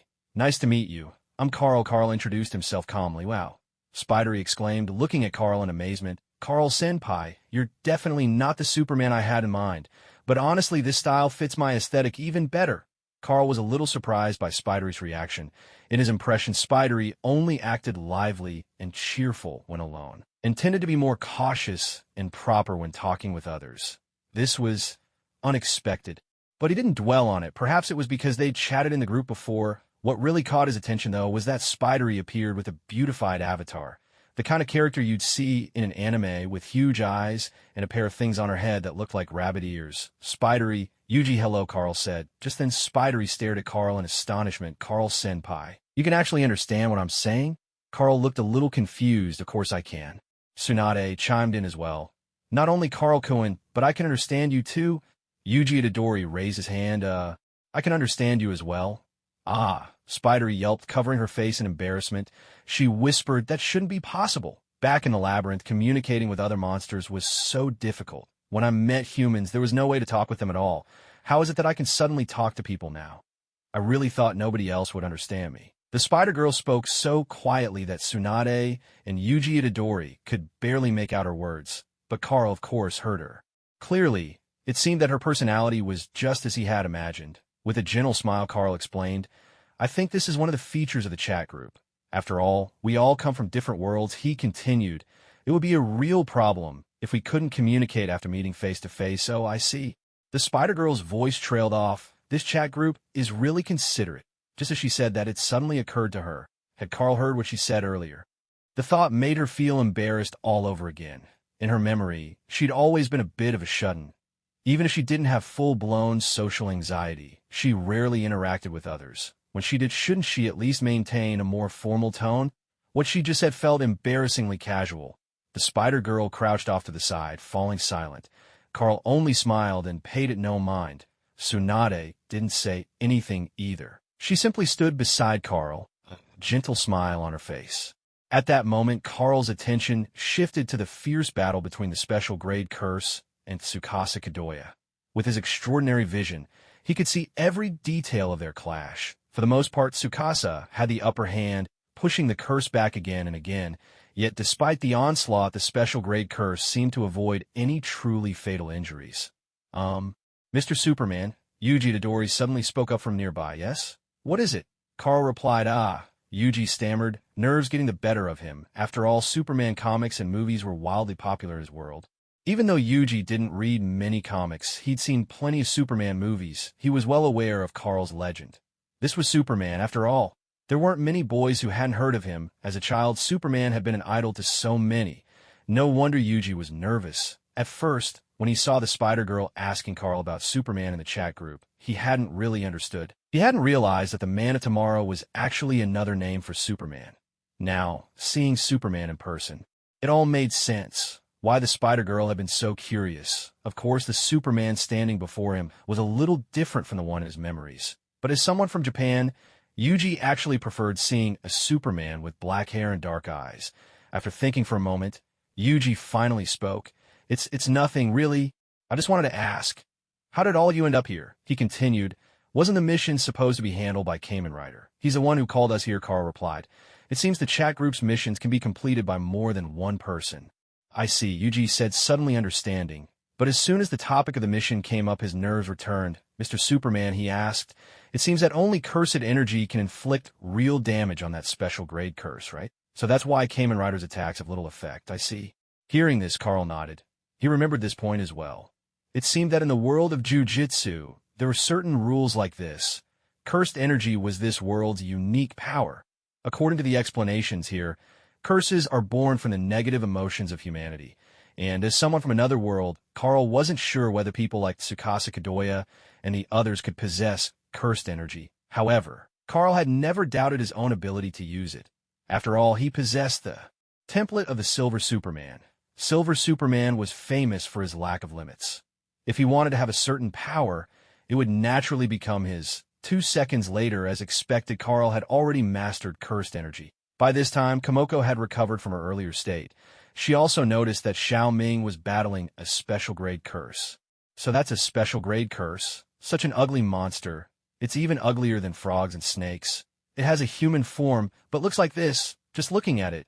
You can tell it wouldn't taste good. She realized that Carl had overheard her earlier comments, which left her feeling slightly awkward in front of him. So Komoko scurried away on her 8 legs, heading toward the direction where Xiao Ming was fighting the curse. When she got close enough, with a sharp sound, a strand of spider silk shot out. However, her web struck the ground instead, missing its target entirely. The special grade curse was simply too fast. No way, she gasped. I can't see its movements at all. Startled, Komoko tried using her appraisal skill on the special grade curse. Unable to appraise what? Its level is so high. I can't even appraise it. At this moment, Xiao Ming had already noticed Carl and his group. After all, the battle was effortless for him. Using Kabuto's clock-up acceleration, the curse couldn't touch him at all. With a swift kick, he sent the special grade curse crashing into the wall. Xiaoming called out to Carl, "Hey Carl, come give me a hand. I can't finish this guy off alone, all right? I'm coming," Carl replied with a nod. After all, one of his reasons for coming to this world was to carry out his mission. Now that he had acquired cursed energy, he had been about to step in, but seeing Komoko make a move first, he held back for a moment. Yuji Itadori, seeing this quickly, reminded him, "Mr. Superman, this special grade curse can only be defeated with jujitsu techniques." But just as his words fell, the familiar chime of the chat group notification rang out. Ding! Group member God Among Men has completed the mission. Eliminate the special grade curse and earn 72 points. Mission rating, SSS, additional reward, 100,000 points. Ding! Group member Passing Kamen Rider has completed the mission.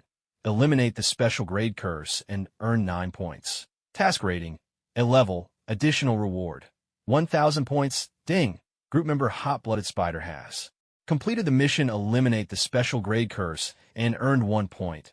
Task rating, C level, additional reward, 100 points. Ding! Group member Princess of 1,000 Hands has completed the mission. Eliminate the special grade curse and earned 1 point. Task rating, C level, additional reward, 100 points. The mission was actually completed? Yuji Itadori was stunned.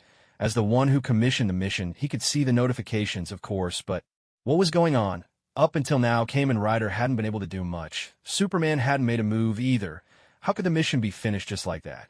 Impossible. Wasn't the special grade curse still alive and well over there? Thinking this, Yuji instinctively turned his gaze toward Brother Xiaoming and the direction where he was fighting the special grade curse. At that moment, he witnessed something utterly unbelievable. He saw the silhouette of the special grade curse. Suddenly, without any warning, it exploded into pieces, scattering like a cloud of dust. The fragments floated through the air, dissolving into nothingness. And when the dust finally cleared, a figure dressed in black, draped in a sweeping cloak, stepped into view. It was Carl. So was it Superman who had taken down the special grade curse? Yuji couldn't be sure. He didn't know whether Carl had actually made a move. But the scene before him was clear. Carl now stood where the curse had been. The mission was complete. The special grade curse appeared to be dead. Slowly, Yuji began making his way toward Carl. Spider was just as shocked when she saw the mission notification. Then she watched as the special grade curse shattered and Carl appeared. Whoa, what just happened? Did Boss Carl finish off the special grade curse? Looks like it. After all, most of Brother Xiaoming's attacks didn't work at all. Boss Carl really is incredible. With a note of admiration in her voice, Spider tried using her appraisal skill on Carl. Unable to appraise, well, I expected that. I knew it would turn out this way. Spider waved her hand in resignation. Couldn't appraise Kamen Rider before either, and now I'm trying to appraise an even stronger Boss Carl. No way that would work. Well, I'm still curious about his stats, though. I tried just in case, but as expected, it's impossible. Still, I was just coasting along on this mission, and I actually got 101 points out of it. That's pretty great. Seeing her increase points, Spider's excitement bubbled up again. However, among everyone present, the most surprised of all was unquestionably Brother Xiaoming. Earlier, he'd been battling the special grade curse for quite some time. From start to finish, he'd been suppressing the curse. But to be honest, Brother Xiaoming knew that he hadn't actually caused any serious harm. He couldn't help feeling a bit helpless. He had already used his most powerful finishing move, but it still didn't work. To avoid exhausting his strength and getting hurt, and also out of trust in Carl, Brother Xiaoming decided to ask for help in the group chat. As for himself, he naturally believed Carl had the ability to defeat this special grade curse. But what he absolutely didn't expect was that just as he opened his mouth to ask Carl for assistance, in the very next moment, Carl took care of the enemy in an instant. Brother Xiaoming had been locked in battle with that special grade curse for quite a while. The buildings around them had practically been reduced to rubble. Was he supposed to just throw away his pride? Although Carl was certainly impressive, wasn't this speed a little too much? You couldn't even see a trace of the fight. At the very least, they should have exchanged a couple of blows. But as soon as Carl showed up, before anyone could even see what happened, the enemy was already finished off. Didn't that make him look totally weak? Brother Xiaoming felt a bit dejected, but when he saw the points reward, his mood improved again. True, the reward he received was 1,000 points, which was much less than the 100,000 he'd hoped for. Honestly, when he first saw the reward, Brother Xiaoming was a little disappointed. especially when he noticed the system notification that Carl's reward, 100,000 points, was listed right above his. He couldn't help but feel envious. Carl's reward was 100 times his own. Who wouldn't be jealous? Still, Brother Xiaoming was a cheerful person. He knew there was no point dwelling on it. Besides, 1,000 points was already a lot. Normally, the only way to get group chat points was by signing in daily or by explaining the group rules to new members. But new members didn't show up every day, and when one did, it wasn't always his turn to explain. The last time he'd wanted to help, he was just a step too late. Besides, Brother Xiaoming had a sense of style. He couldn't see himself competing with a bunch of girls for the chance to explain things. The 1,000 points from this mission was the equivalent of signing in for 100 or even 200 days. That was no small sum. If he relied on daily sign-ins alone, Brother Xiaoming figured it would take an eternity before he could get the Omazio card. Completing missions was his only real option. What's more, through this mission, Brother Xiaoming discovered a quick way to rack up points. By tagging along on other people's missions, he'd seen Carl's conversation with Spider-Girl, since he was in the group chat at the time. Otherwise, there's no way he would have been hid if he'd been using the power of Kabuto. Seeing Carl and Spider-Girl's exchange, and then looking at the rewards Spider-Girl and Tsunade received, Brother Xiaoming thought about joining missions himself. Of course, his pride wouldn't let him just coast by doing nothing. Every time he took on a mission, he would still do his best to contribute. Moreover, while I'm at it, I should cook more dishes for Lord Carl. That way, even if they're tasks that he can't complete, like facing enemies that are simply too powerful or resurrecting someone, things that are beyond his abilities, we can still earn points. Judging from the points gained from Komoko and Tsunade, a C-rank evaluation grants a bonus of 100 points. That seems to be the lowest evaluation you can get as long as the task is completed. After all, Komoko and Tsunade haven't really done much since arriving in this world, so Brother Xiaoming speculates that a C rank is probably the lowest possible score for a completed mission. Of course, this is just a guess. He's not certain. Well, since I've decided to cook for Lord Carl, I'd better prepare properly. Oh, and before coming here, I also promised him that I'd start cooking as soon as we got back. Time to activate Chef Tsukasa mode. After all, Brother Xiaoming is quite confident in his own culinary skills. After Carl dispatched the special grade curse in a single blow, he wasn't surprised at all. That particular curse wasn't especially strong. It was just a special grade spirit that appeared early on in the Jujutsu world. Of course, even so, it was still a genuine special grade. Under normal circumstances, only a cluster bomb attack could hope to match it, assuming the attack was effective. But for Carl, this level of threat was hardly worth mentioning. The mission was complete at this point. They could return to their own world from the Jujutsu world at any time. But Carl didn't rush to go back. After all, leaving right after arriving wouldn't be much of an experience. There were no girls waiting for him at home. Either staying to explore this other world and meet people from different worlds seemed like a pretty good idea. Plus, Komoko Tsunade and Brother Xiaoming hadn't left yet, either. Tsunade walked up to Carl and smiled, saying, "Carl-kun, you're as amazing as ever, that's right." Komoko bounced excitedly at his side.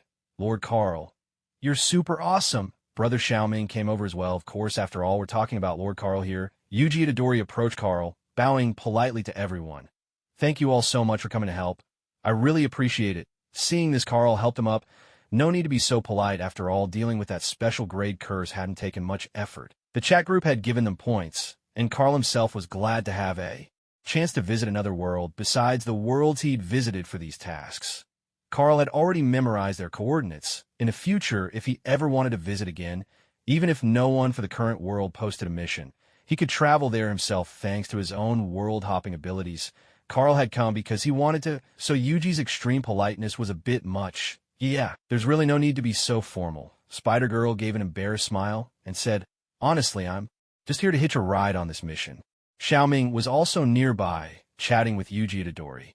At that moment, Carl glanced at Yuji's severed hand and frowned. Although Yuji Itadori was a high schooler with remarkable stamina, he was still just a normal human. Regrowing a hand was simply impossible for him alone. To repair that lost hand, he'd need the power of the special grade curse residing inside him. Sukuna. After all, curses are fundamentally different from humans. They can easily use cursed energy to restore their bodies. Of course, Yuji now also had the option to spend points in the chat group to heal his wounds. Before Carl could say anything, a voice rang out. "Who are you people? You don't look like sorcerers, and you're not curses either."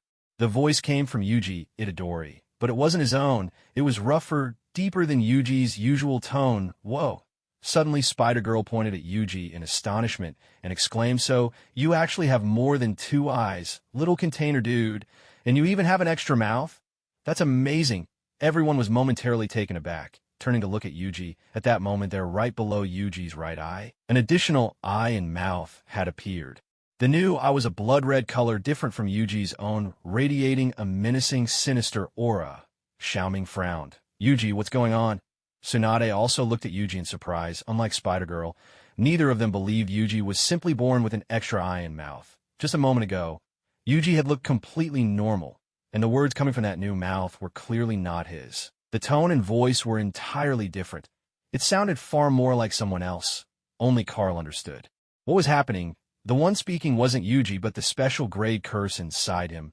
Sukuna, known as the King of Curses. That's why Yuji was called the pink-haired vessel in the chat group. In the world of jujitsu, some people referred to Yuji as a vessel for this very reason. "Ah, sorry." Yuji quickly reached up and covered the extra eye and mouth. He offered an apologetic explanation. "That's just the curse inside me." "A curse?" Spider-Girl blinked in confusion. "Like that ugly monster we saw earlier."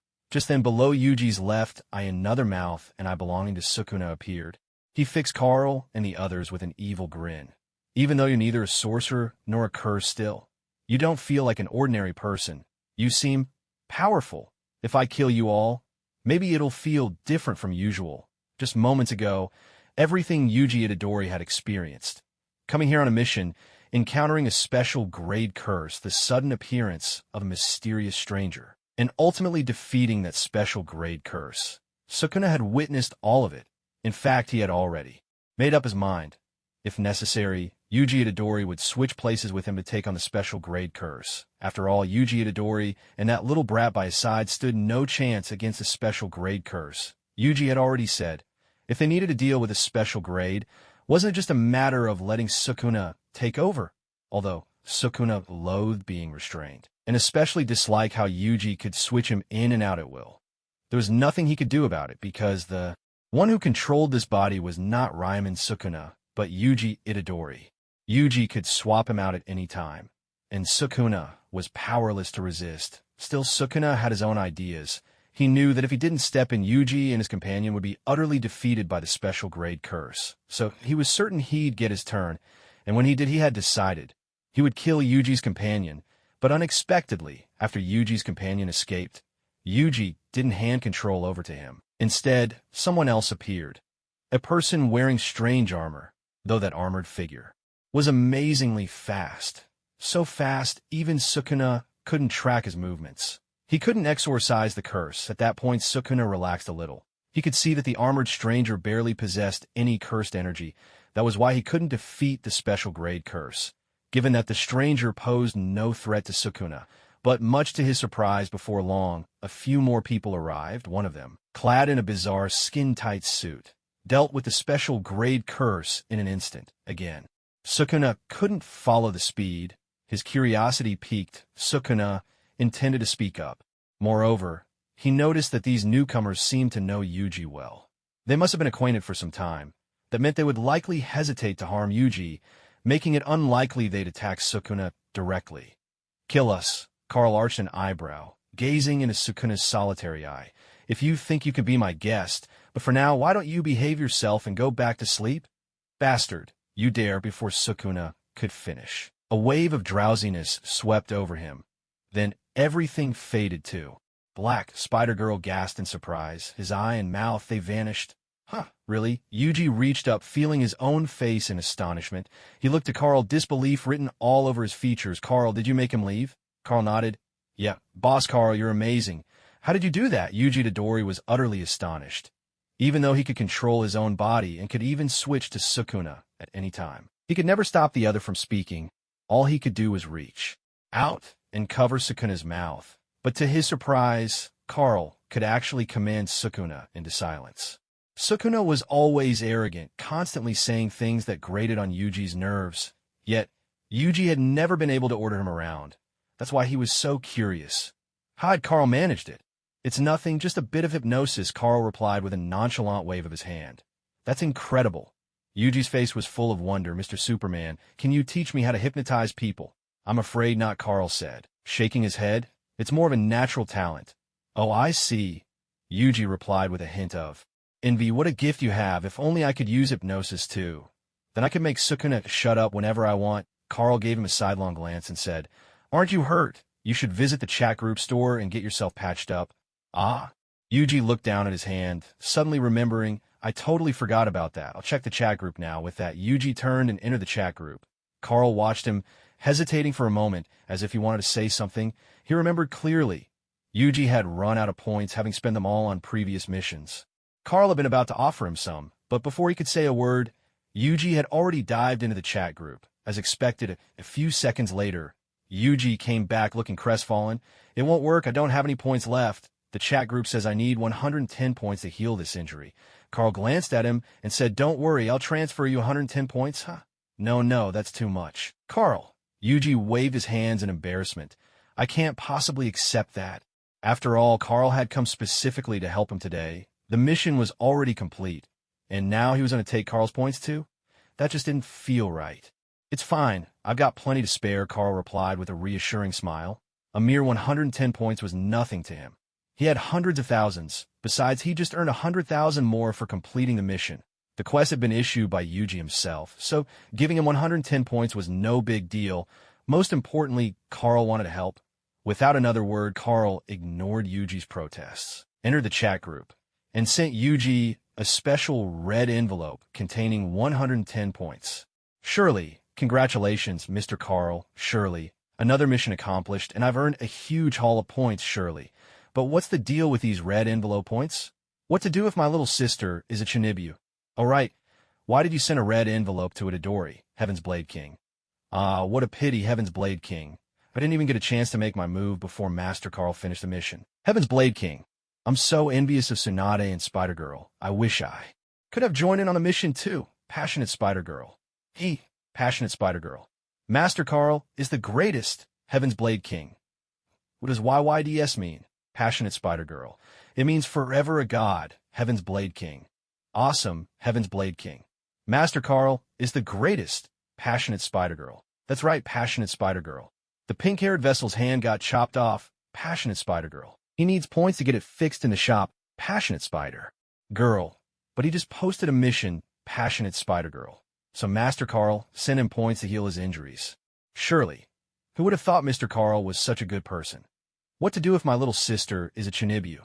I see, so that's how it is. What to do if my little sister is a Chinibu? I was actually wondering why Master Carl would send a red envelope to the pink-haired vessel. What to do if my little sister is a Chinibu? Itadori, just focus on getting treated. If you don't have enough points, I can send you some too. What to do if my little sister is a Chinibu at pink-haired vessel? Heaven's Blade King. Me too. After all, we're all members of this group. Itadori Yuji had joined the chat group a few days ago. Occasionally, he'd chatted with the other members. Everyone knew he was a passionate, hot-blooded young man. Now, with his hand severed, of course they hoped to help. In the world of Jujutsu, Xiao Ming's Spider-Girl and Tsunade were all trying to persuade Itadori Yuji as well. After all, healing his wound was the top priority. Itadori listened and realized they were right. But he still felt embarrassed to accept Carl's points. After thinking for a moment, he said, Then I'll just treat it as a loan from Master Carl. I'll pay him back when I have enough. All right, go get treated quickly. Okay, so Itadori Yuji entered the chat group. Just then, he saw that many group members were offering to send him points for treatment. It warmed his heart. Pink-haired vessel.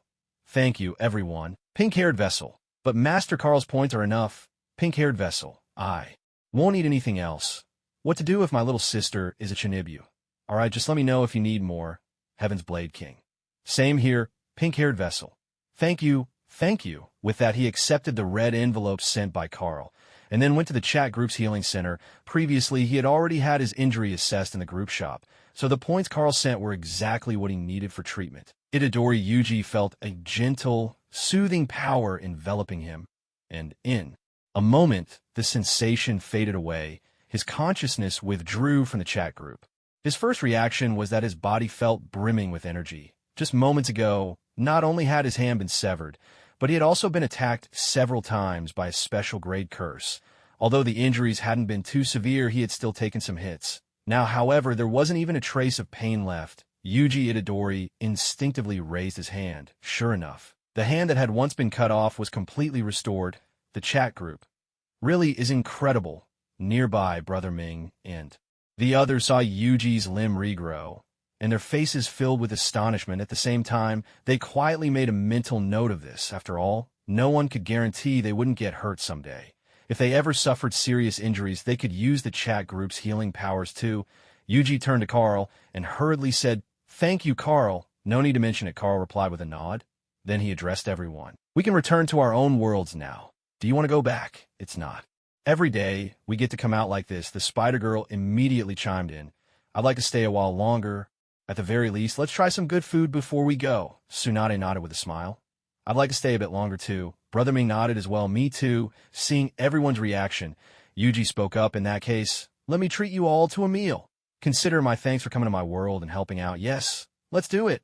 The Spider-Girl agreed at once. No one refused the offer, so the group decided to head out to eat together. As they were walking outside, Brother Ming suddenly spoke. "Up, Yuji, your world looks pretty normal on the surface, right?" "Yes." Yuji nodded reflexively. "Why do you ask?" He looked at Brother Ming in surprise. Not knowing what he meant, Spider-Girl and Tsunade also looked over curious. "If this world is normal, won't we cause a bit of a commotion if we bring Spider-Girl to a restaurant?" Brother Ming gestured to where Spider-Girl was. "After all, she's a spider this big," he said. "And her coloring is unusual too. Any ordinary person would be terrified at the sight. If professionals saw her, they might even mistake her for a curse and attack her on the spot." "Oh, that's true."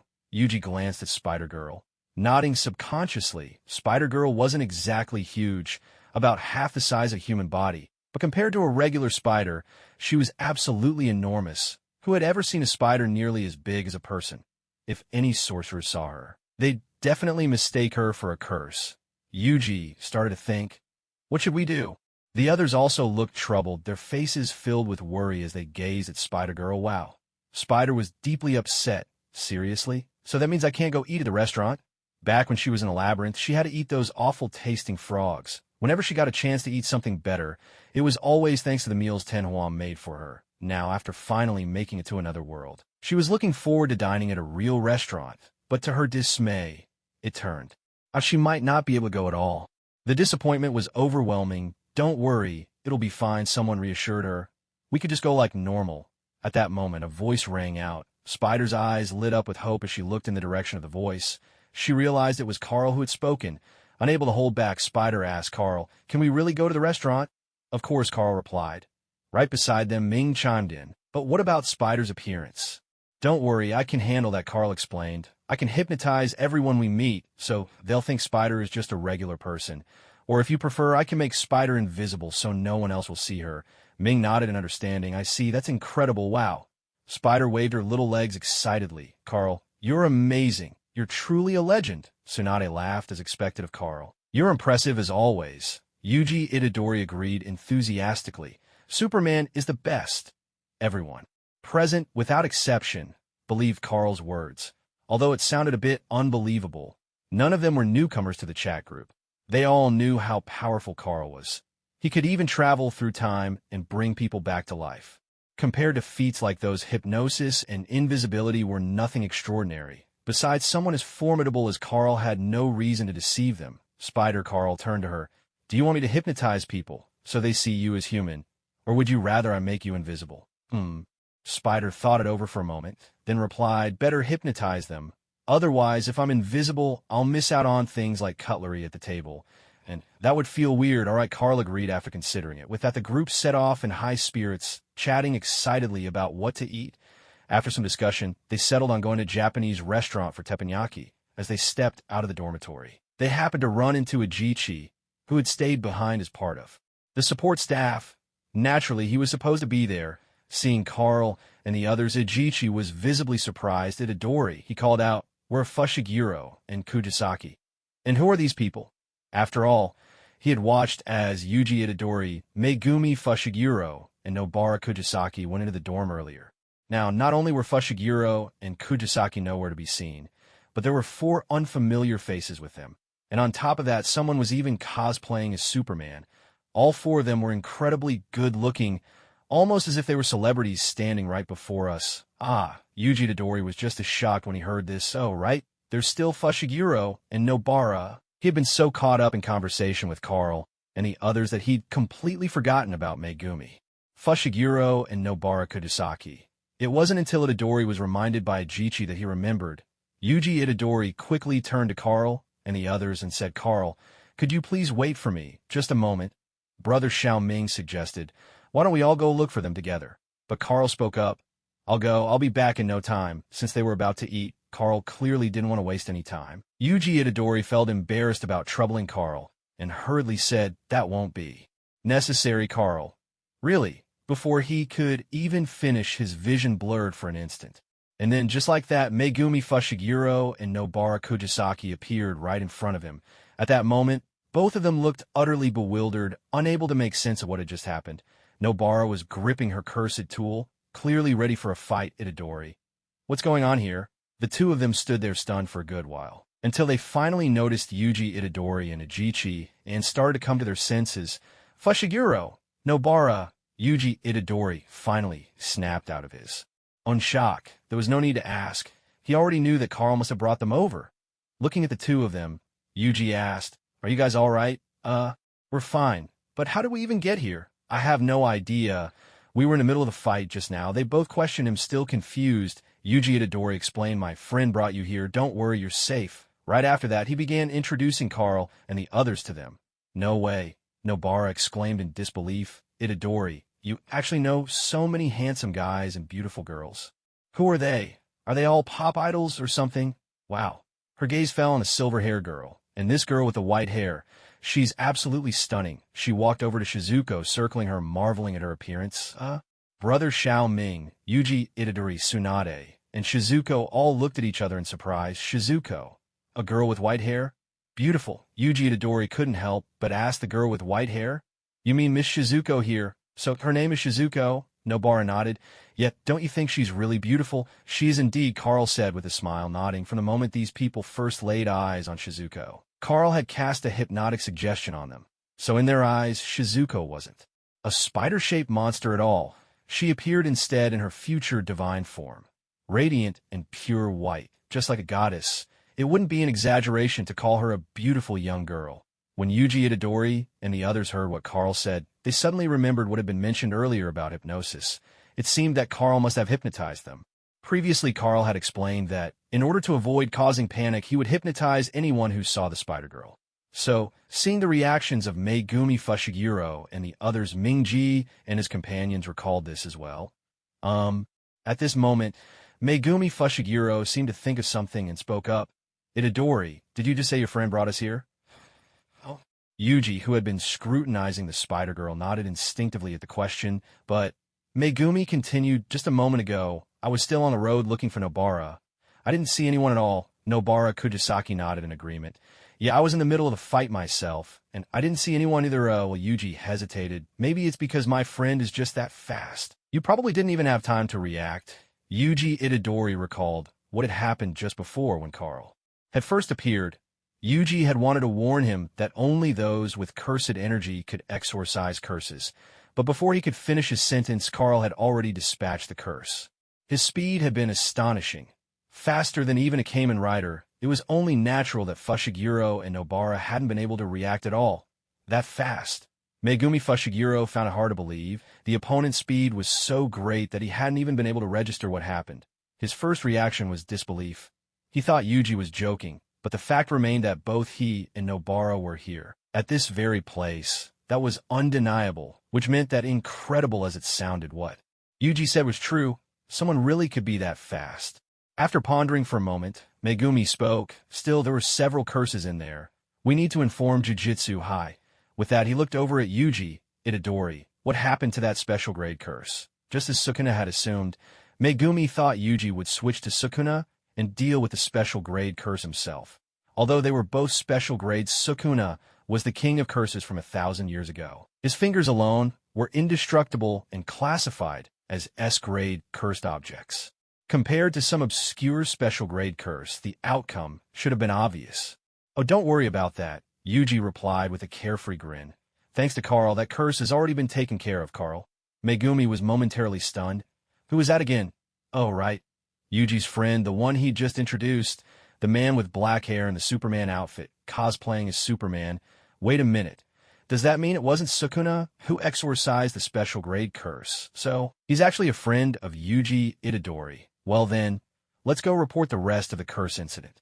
To Jujutsu High. No need.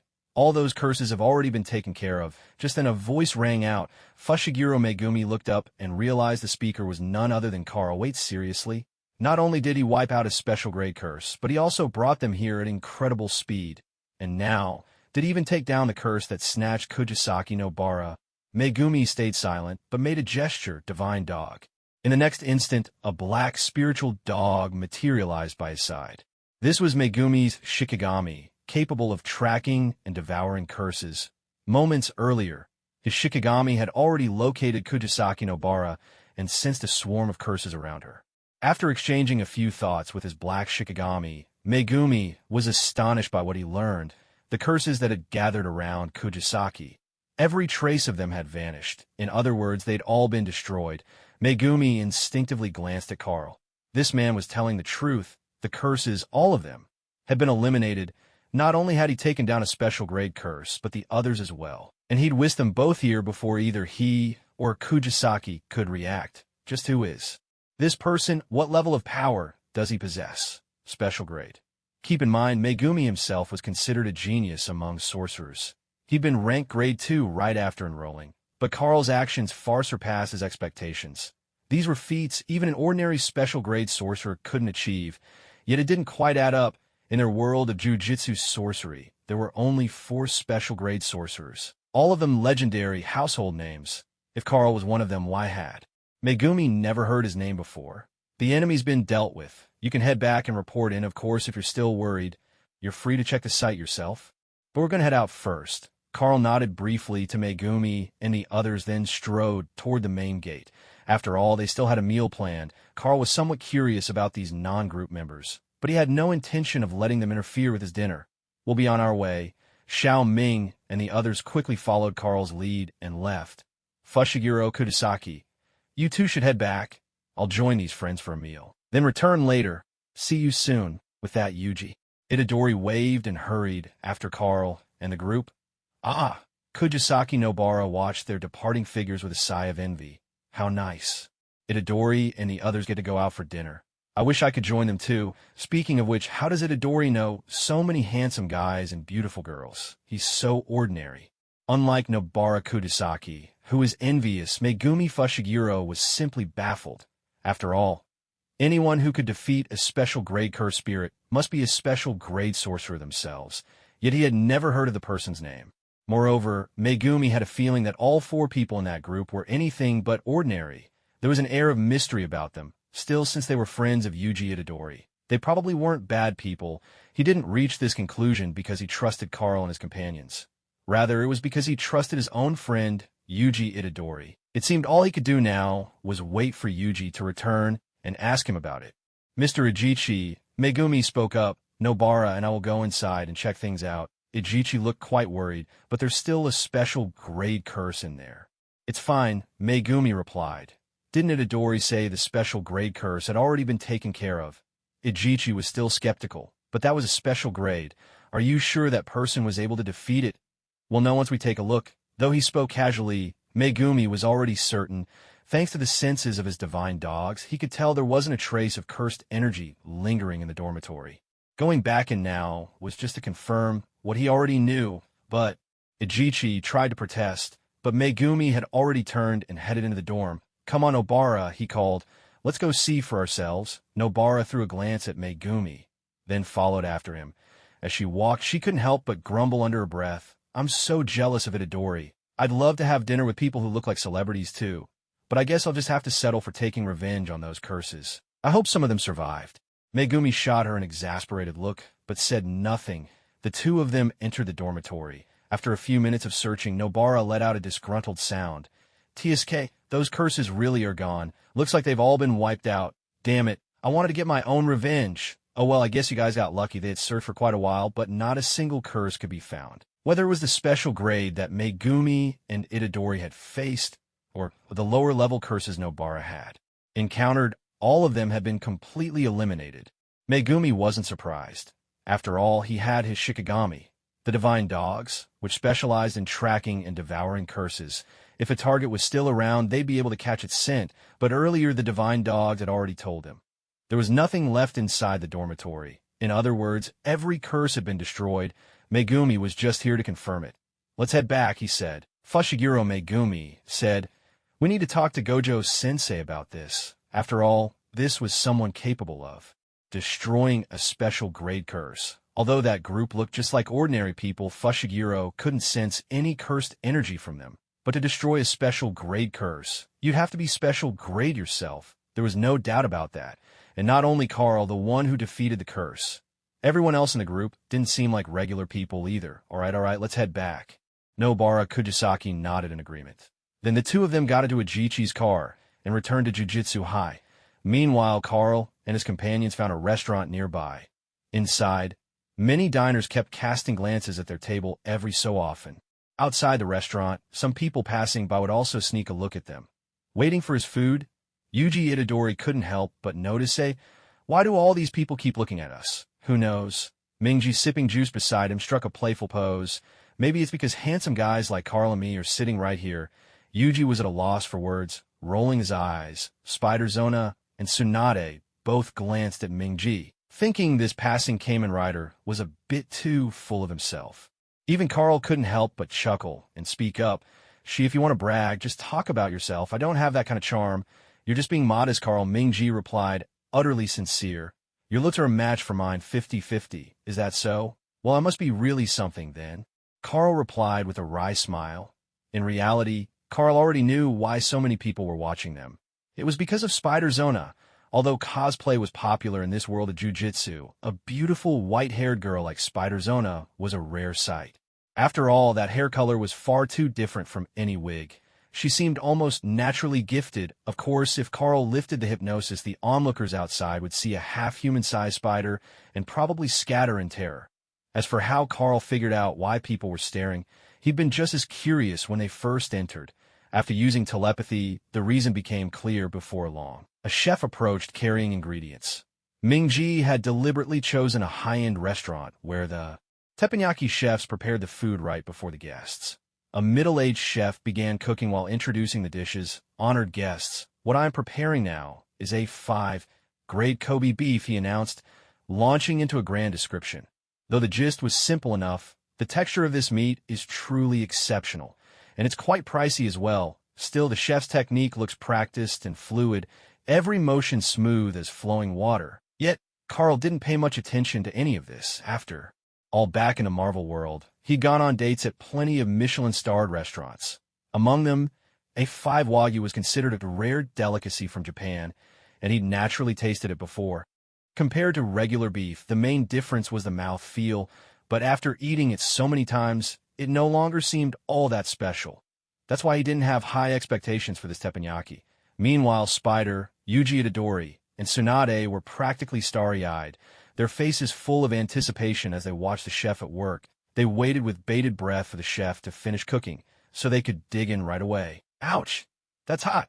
Yuji Itadori exclaimed, but even as he winced, his face was full of delight as he tasted the food. "This is amazing! This is what real cuisine should be." Spider sighed in awe. "Compared to this, the stuff I ate in the labyrinth wasn't even fit for humans. No, it wasn't even fit for a spider," Tsunade quipped, and Xiaoming nodded in agreement, both smiling as they enjoyed their food. Carl waited a little, letting his portion cool down before taking a bite himself. To his surprise, this teppanyaki was even tastier than he'd expected.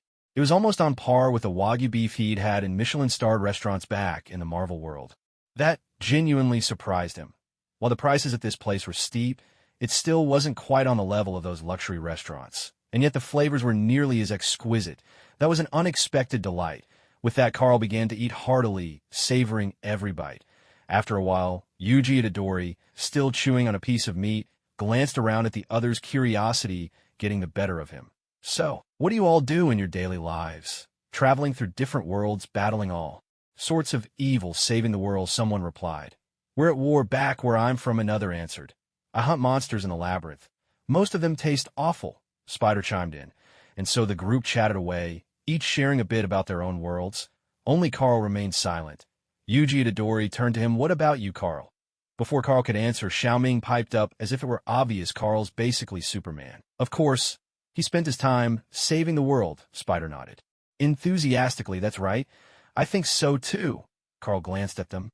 In truth, they weren't wrong. He had taken down his fair share of villains, but as he'd mentioned before in the group chat, he was a billionaire. It's not like he spent all his time hunting for bad guys to fight. He spoke slowly.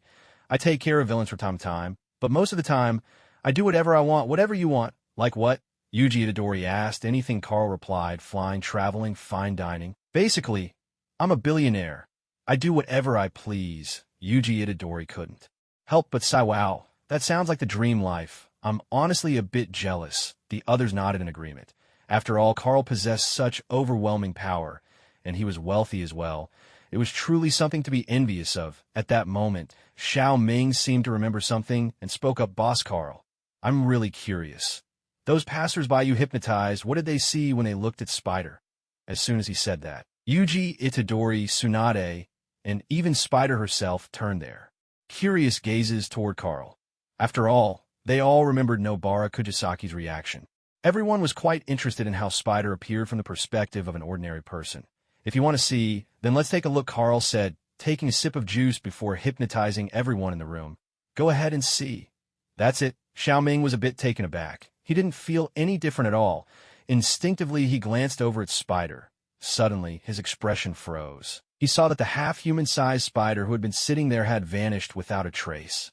In her place was a girl who looked as though she had stepped right out of a comic book.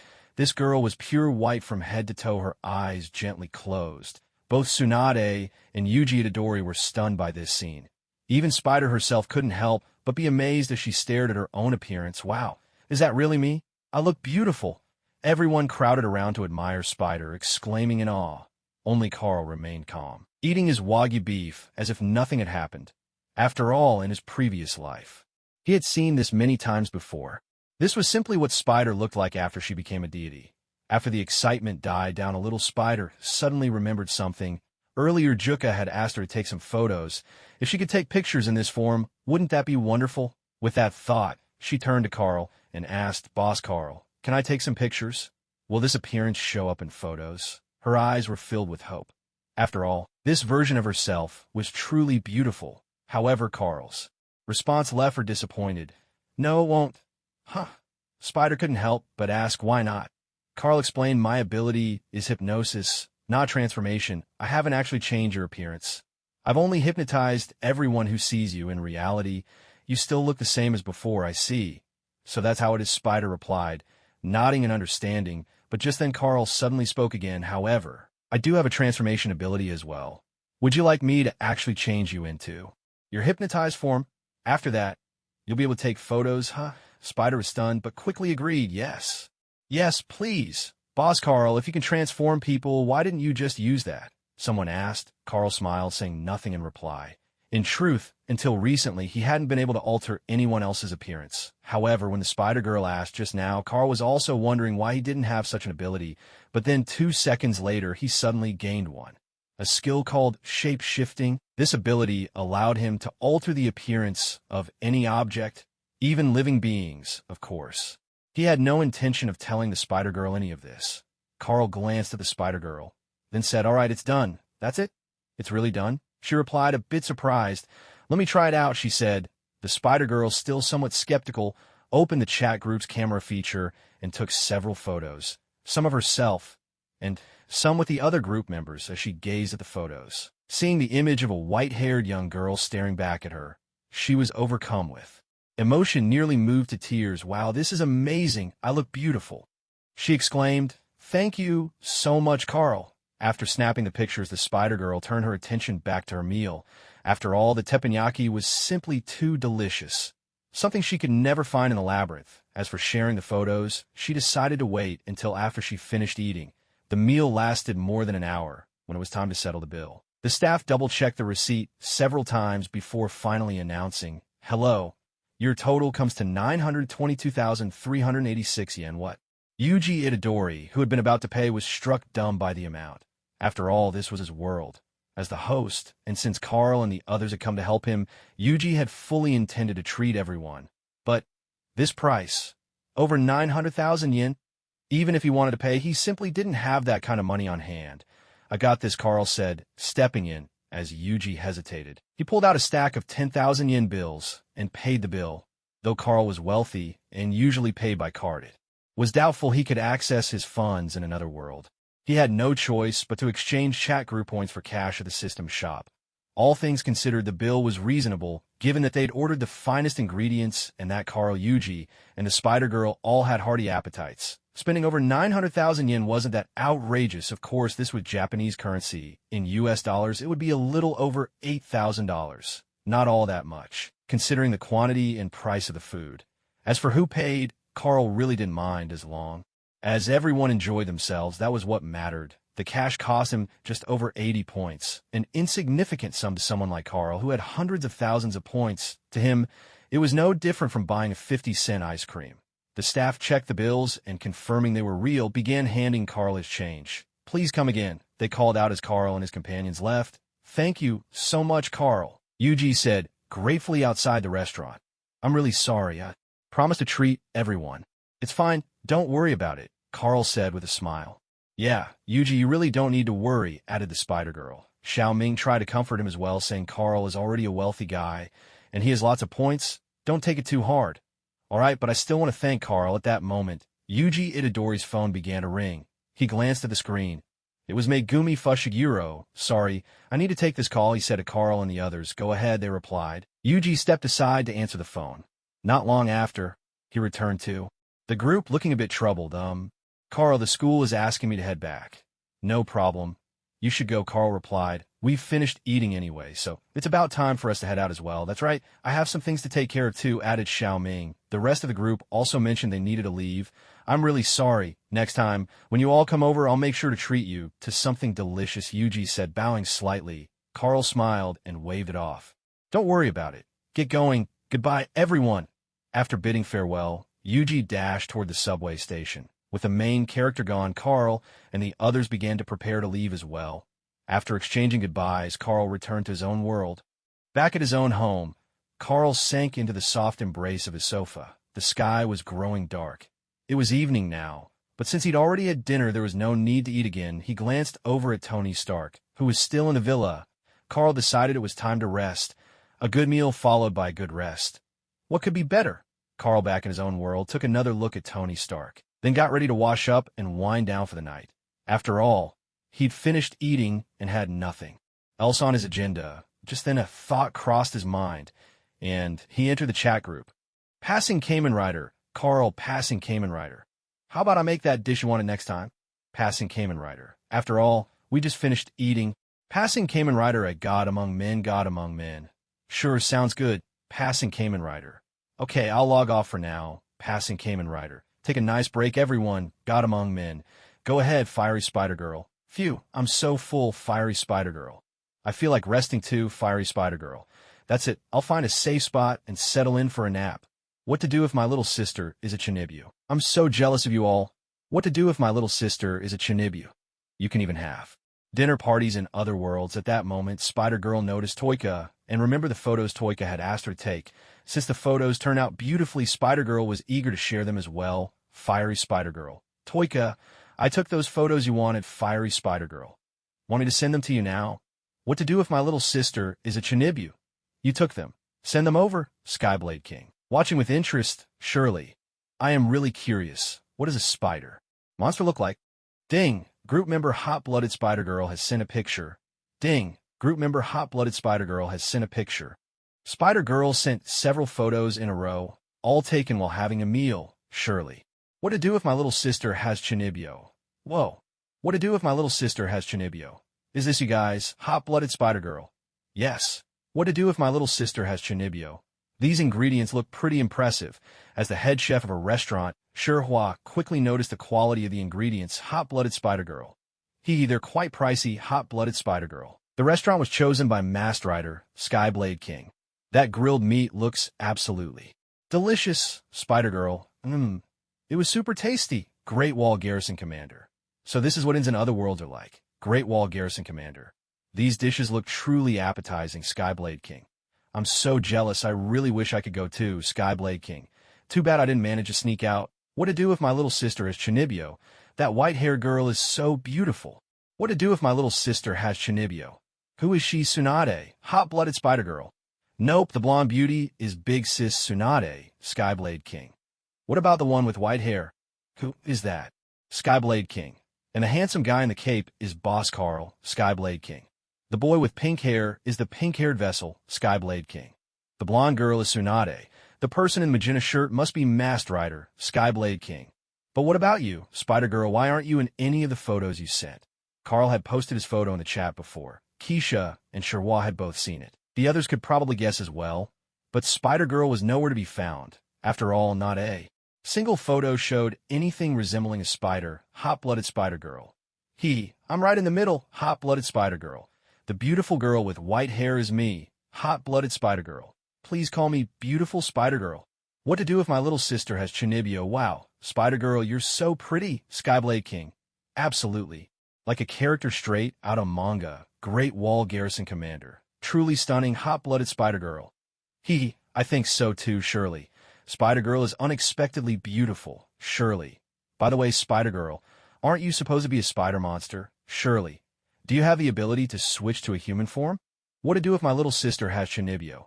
Is that even possible? That sounds amazing. Hot-blooded Spider-Girl.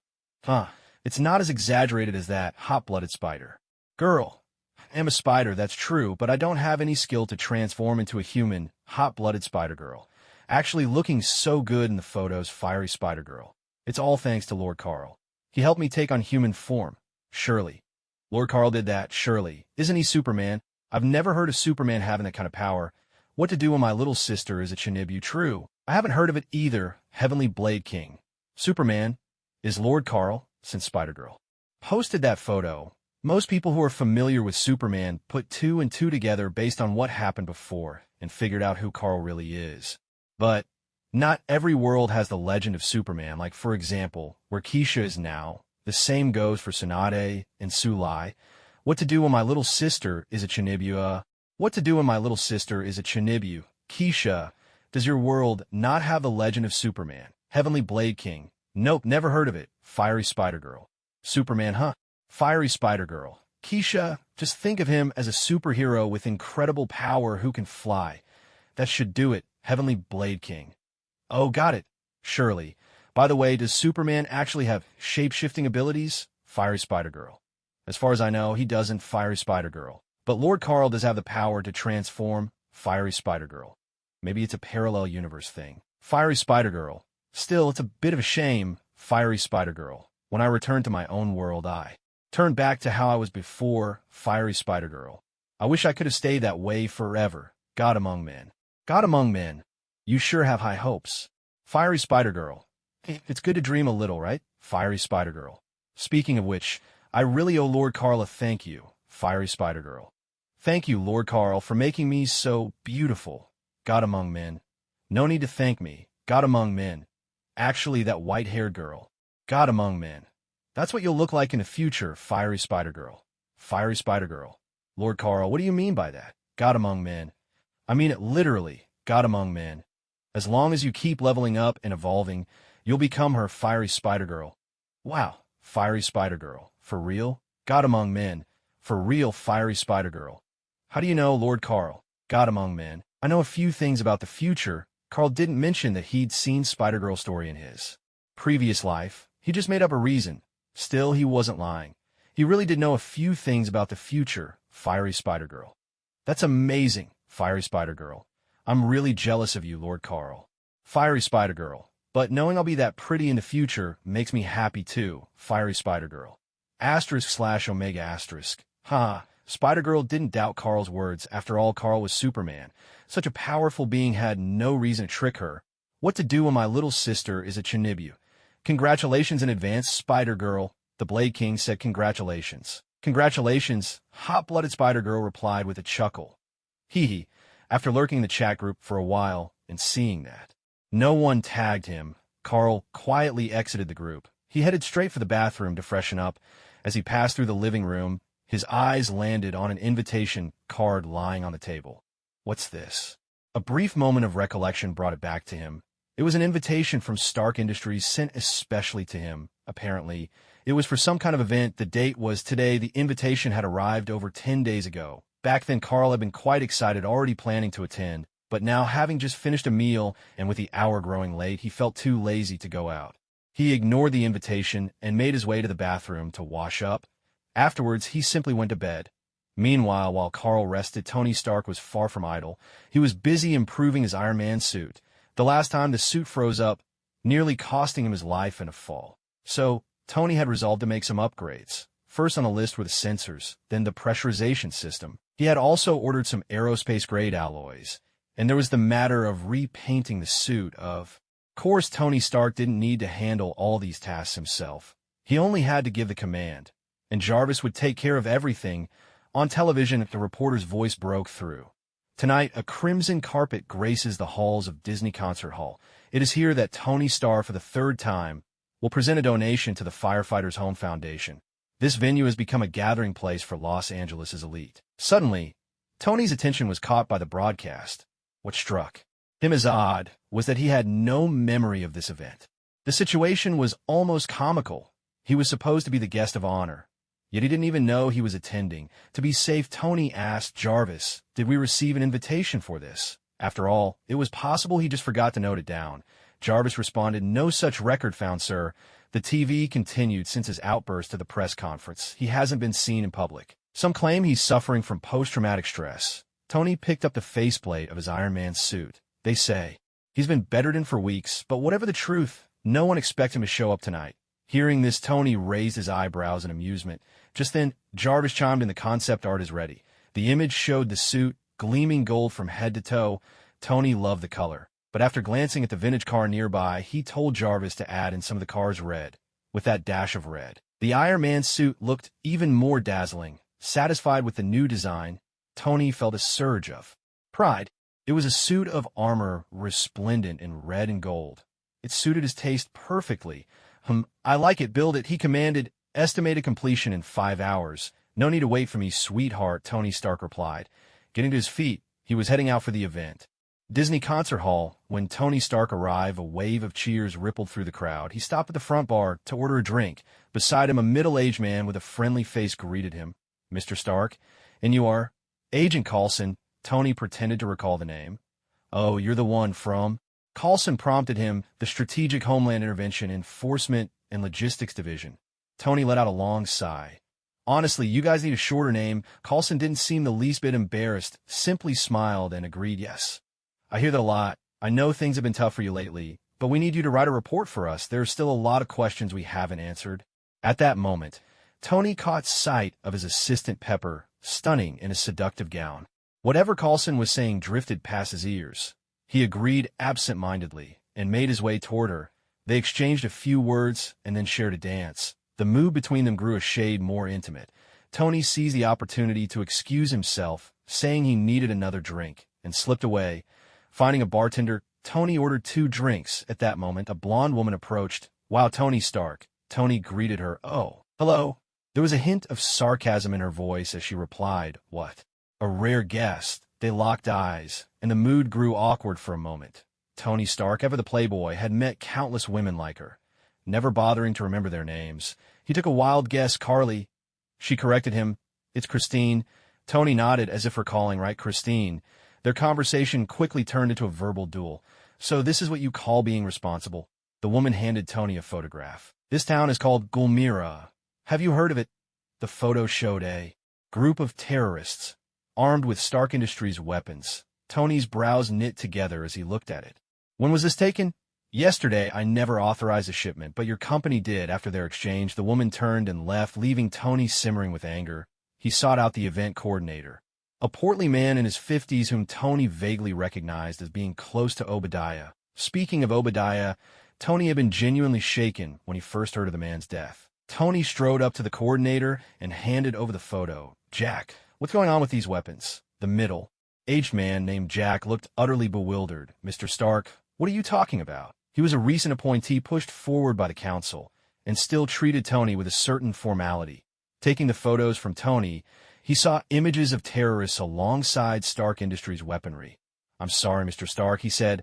"I have no knowledge of this matter." Tony glanced at him, choosing not to reply. He couldn't tell whether the man was telling the truth or not. After that, Tony lost all interest in staying there and went straight home. The next day, the Iron Man suit was finally completed. Tony began testing it out. On television, the news was coincidentally covering the same town from the photos. 50 miles outside of Gulmira, the situation can only be described as a living hell. The reporter intoned. Tony Stark listened to the broadcast and glanced at the screen, his heart blazing with fury. With a crash, Tony finished assembling the suit's arm and fired a repulsor blast from his palm, shattering the light fixture. Without further hesitation, Tony donned the Iron Man suit and set off for Gulmira. Upon arrival, he saw the terrorists ruthlessly massacring innocent villagers. Without mercy, Tony wiped them out. In fact, this group of terrorists belonged to the same Ten Rings organization that had kidnapped Tony before. The only reason they hadn't been in the cave when Carl intervened last time was sheer coincidence. Their weapons, too, had been supplied earlier by Obadiah Stane. Witnessing these terrorists abusing civilians, Tony Stark wasted no time in eradicating them. On his way back to the States, he even had a brief encounter with the authorities, toying for a while with a pair of fighter jets. When he got home, he ran into his secretary, Pepper. By this time, Carl had already freshened up and was busy purchasing shares of Stark Industries. Of course, he wasn't buying in the usual way. Instead, he was going long with the help of financial leverage. To go long means to bet on a stock's price rising in the future. Financial leverage allows you to magnify your investment results. For example, if Carl used $2 billion in capital with 10 times leverage, his position in the market would be equivalent to $20 billion. Naturally, this strategy comes with risks. If he wins, he earns 10 times the profit. If he loses, he suffers 10 times the loss. But Carl, knowing how future events would unfold, had no fear of losing money. Now all he needed to do was wait for Tony Stark to announce his identity as Iron Man. Seeing Tony in the suit, flirting with fighter jets, Carl paid it no mind. He was confident Tony would handle things just fine. He could afford to wait in peace. However, Carl ended up waiting for days. During this time, he kept a close watch on Tony Stark, but Tony neither held a press conference nor accepted an interview from SHILD Agent Coulson. Instead, he gradually returned to Stark Industries. After all, Obadiah was already dead. The rest of the top executives either lacked ability or ambition.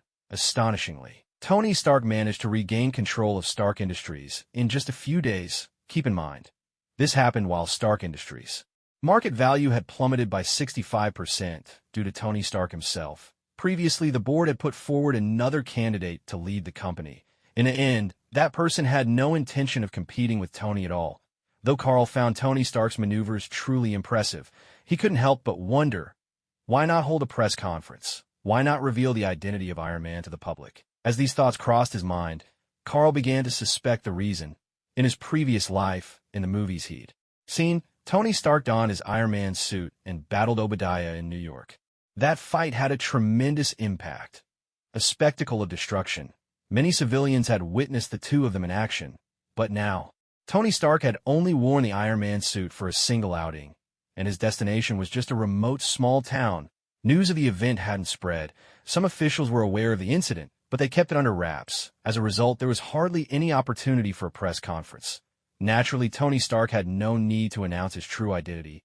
Originally, this was fine, but now, Carl had invested money in Stark Industries. This was a bit off course from his original plan. Even so, Carl had no intention of forcing Tony Stark's hand.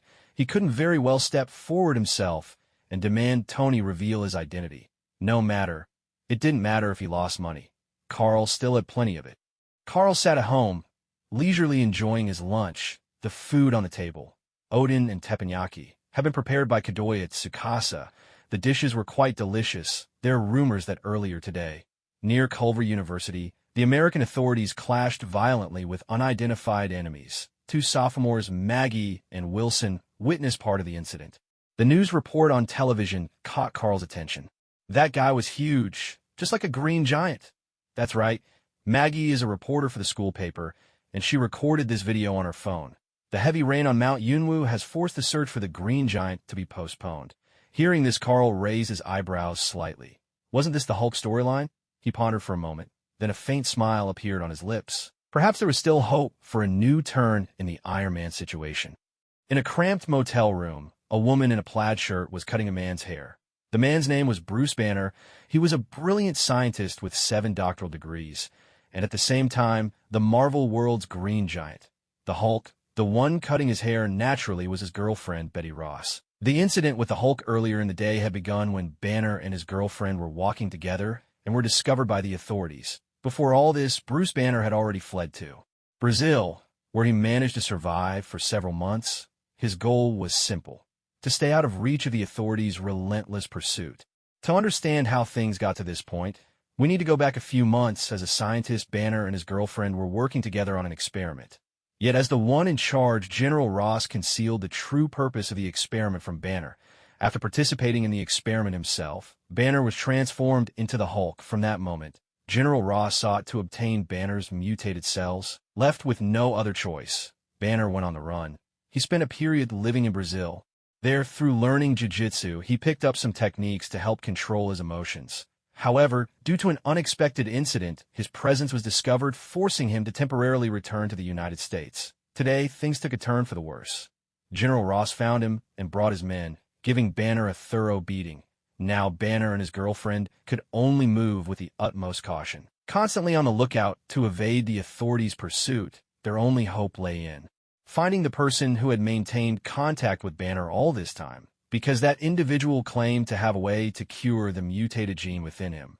In a gloomy office, General Ross, the man in charge of capturing Banner, sat frowning, cigarette smoke curling around him. After all, today's operation had ended in utter failure. The incident had become public knowledge, and the losses were severe. To make matters worse, even one of his men who had received the super soldier serum had been killed in action. Serge Blonsky, a subordinate, reported as he entered. Blonsky was the soldier who had been injected with the super soldier serum. At the mention of his name, General Ross immediately followed the subordinate out. Does anyone know if he has any family? At that moment, Ross assumed Blonsky was as good as dead. After all, he'd been pummeled by the Hulk almost beyond recognition. You can ask him yourself, sir. When they arrived at Blonsky's hospital room, General Ross was astonished. The man who had just recently been left battered and bloodied, barely clinging to life, now showed no signs of injury. Sir Blonsky greeted him, brimming with energy. Seeing this, Ross couldn't help but smile. He patted Blonsky on the shoulder, the very one whose bone had been shattered, and found it completely healed. "It's good to see you back on your feet, soldier." "Thank you, sir." Ross looked him over and asked, "How do you feel?" "I'm furious. I want another shot at him." Before long, General Ross gathered his team to initiate a strategy meeting discussing how to apprehend Banner. Because Banner had previously lost his computer, Ross and his people now possessed a copy of Banner's contact list. They knew that Banner had been in regular communication with someone known only by the codename Mr. Blue. Both Mr. Blue and Mr. Green had been added to SHLD's database. With this information, as soon as Banner slipped up, Ross's team would immediately be able to track him down. Meanwhile, at a roadside used car lot, Betty Ross was at the counter paying for her items while chatting with the cashier. The two of them hit it off immediately, their conversation lively and warm. Meanwhile, Bruce Banner was at the gas station's computer, reaching out to Dr. Blue, the scientist who claimed he could help. He drafted an email from Mr. Green. "Mr. Blue, all the information is here. It's time for us to meet." Once the message was sent, Bruce Banner quickly pulled out the USB drive and left without delay. Seeing this, Betty Ross also turned to leave. After all, her conversation with the cashier was simply a ruse to buy Bruce Banner more time. Once outside, the two of them hopped into an old, rusted car they had just purchased. They needed a ride, after all, to find Dr. Blue, and the journey ahead required wheels. As they drove, they chatted for a while. Betty Ross was full of curiosity about the Hulk, and Bruce Banner explained everything to her, one detail at a time. But as the topic grew heavier, their conversation gradually faded into silence. Before he realized it, Bruce Banner had drifted off to sleep. After a while, something seemed off. Ahead, roadwork signs blocked their way, and official personnel were conducting a checkpoint. Betty Ross instantly sensed trouble and woke Bruce Banner. He took one look and agreed something was amiss. Banner knew well enough how General Ross operated. His authority was vast, and setting up a checkpoint like this was a simple matter for him. Though Banner couldn't be certain this checkpoint was Ross's doing, he decided it was safer to avoid it altogether. With that, Bruce Banner and his girlfriend abandoned their car. Since the roads were blocked, they made their escape by water, hiring a speedboat to get away. They still had a long way to go to their destination.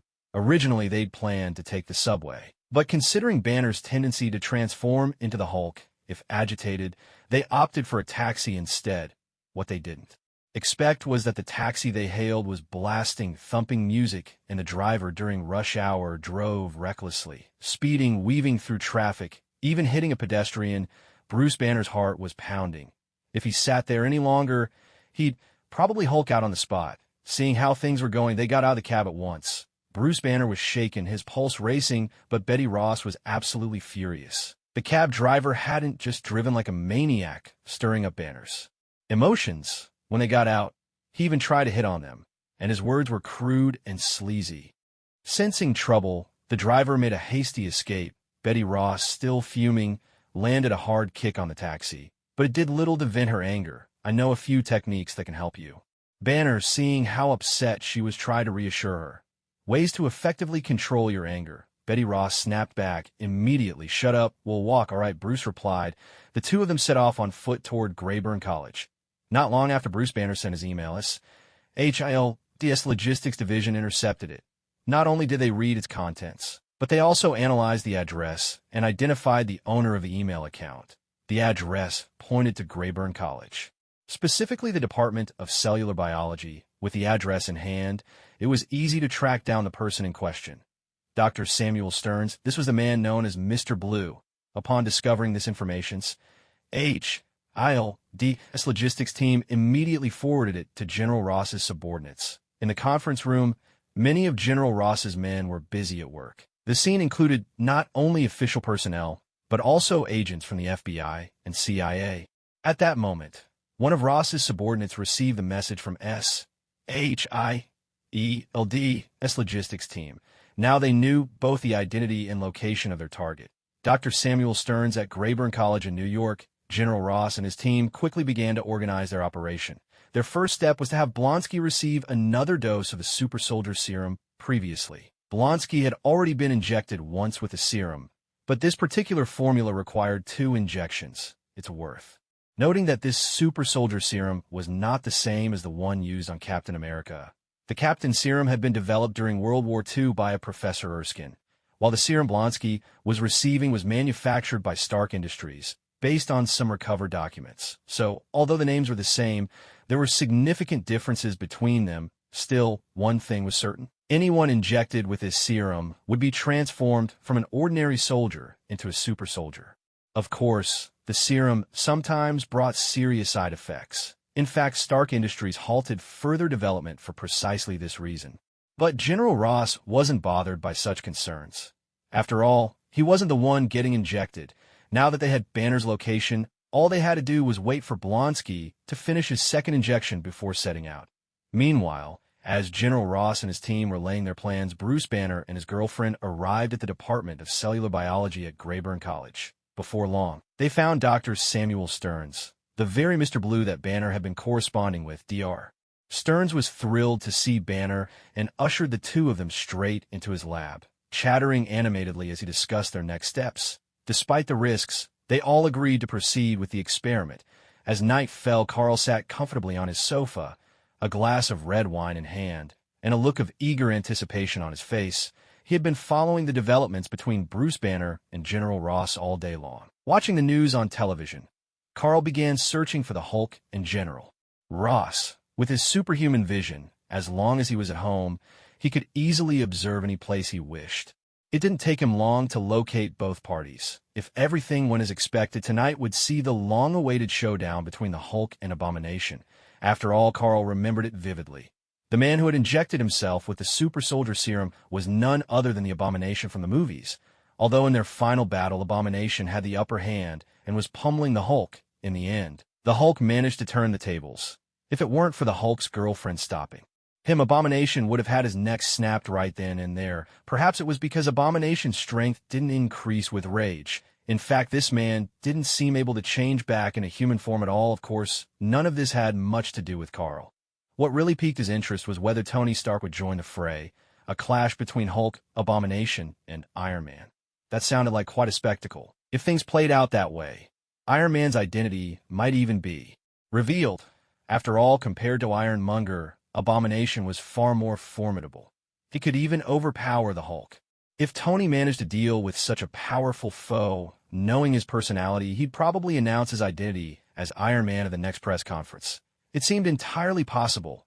Now, why did Carl imagine it would be Hulk versus Abomination versus Iron Man, and not Hulk and Iron Man teaming up against Abomination? With the Hulk state of mind, there was no guarantee he wouldn't start smashing Iron Man along with his enemy in the heat of battle. It was also worth mentioning that the Banner, in this Marvel world, Carl himself, wasn't the one from the Avengers films, but rather resembled the Banner from the Incredible Hulk. Moreover, the Hulk's location, while still in New York, was some distance away from downtown. There was no telling if the fight would be over by the time Iron Man arrived. In any case, none of this concerned Carl too much. He was content to watch the spectacle unfold. Still, just drinking and watching seemed to be missing something. After a moment's thought, Carl opened up the chat group. Got among men. Hey, where you up to? Passing Kamen Rider. Just about to have dinner. Got among men. If it's not too much trouble, could you bring me some oden? Carl did enjoy barbecue and teppanyaki, but since he was asking for a favor, he couldn't be too picky. Come to think of it, Carl could cook for himself, but his culinary skills were only average. Of course, that was before. Now, with the Silver Superman template enhancing his mind, he'd probably pick up cooking techniques in no time. He just hadn't tried yet. Passing Kamen Rider. Of course, that's no problem. Passing Kamen Rider. Carl, just hold on a minute. I'll send it over as soon as I'm done. Got among men. Great, thanks. Do you want something to eat, Lord Carl? That's right, then how about I make something for you too, Lord Carl? Sure, thank you. Sherwa is the head chef of the restaurant. Of course, Carl wouldn't refuse. No need to be so polite. And so, Carl waited patiently for his meal. In the restroom, after injecting the super serum, Blonsky began to feel a strange reaction. His muscles seemed to have shriveled up. He walked into the bathroom and looked at himself in the mirror. Francis's face grew dark. The man in the mirror looked gaunt, almost as if skin and bones. This was completely different from the first time he took the super soldier serum. Back then, his physique was strong and robust, as if he had turned back the clock by 10 years. His whole body brimmed with power, but now, his body looked even weaker than before he'd ever taken the serum. At 39, he used to be much stronger. Just then, he suddenly heard a strange noise. Francis couldn't make out what it was. Somewhere behind him, out of his sight, his spine began to twist and contort. Suddenly, it pushed up beneath the skin. Blonsky only glanced at it for a moment before dressing in his combat gear, grabbing his weapons, and boarding the plane. Inside the aircraft, many soldiers were already prepped and ready. General Ross, ever cautious, was among them. Nearby, a black soldier spotted Blonsky and called out, "Hey man, how you feeling?" Blonsky flashed a grin. Like a monster, with Blonsky aboard, the team was ready to depart.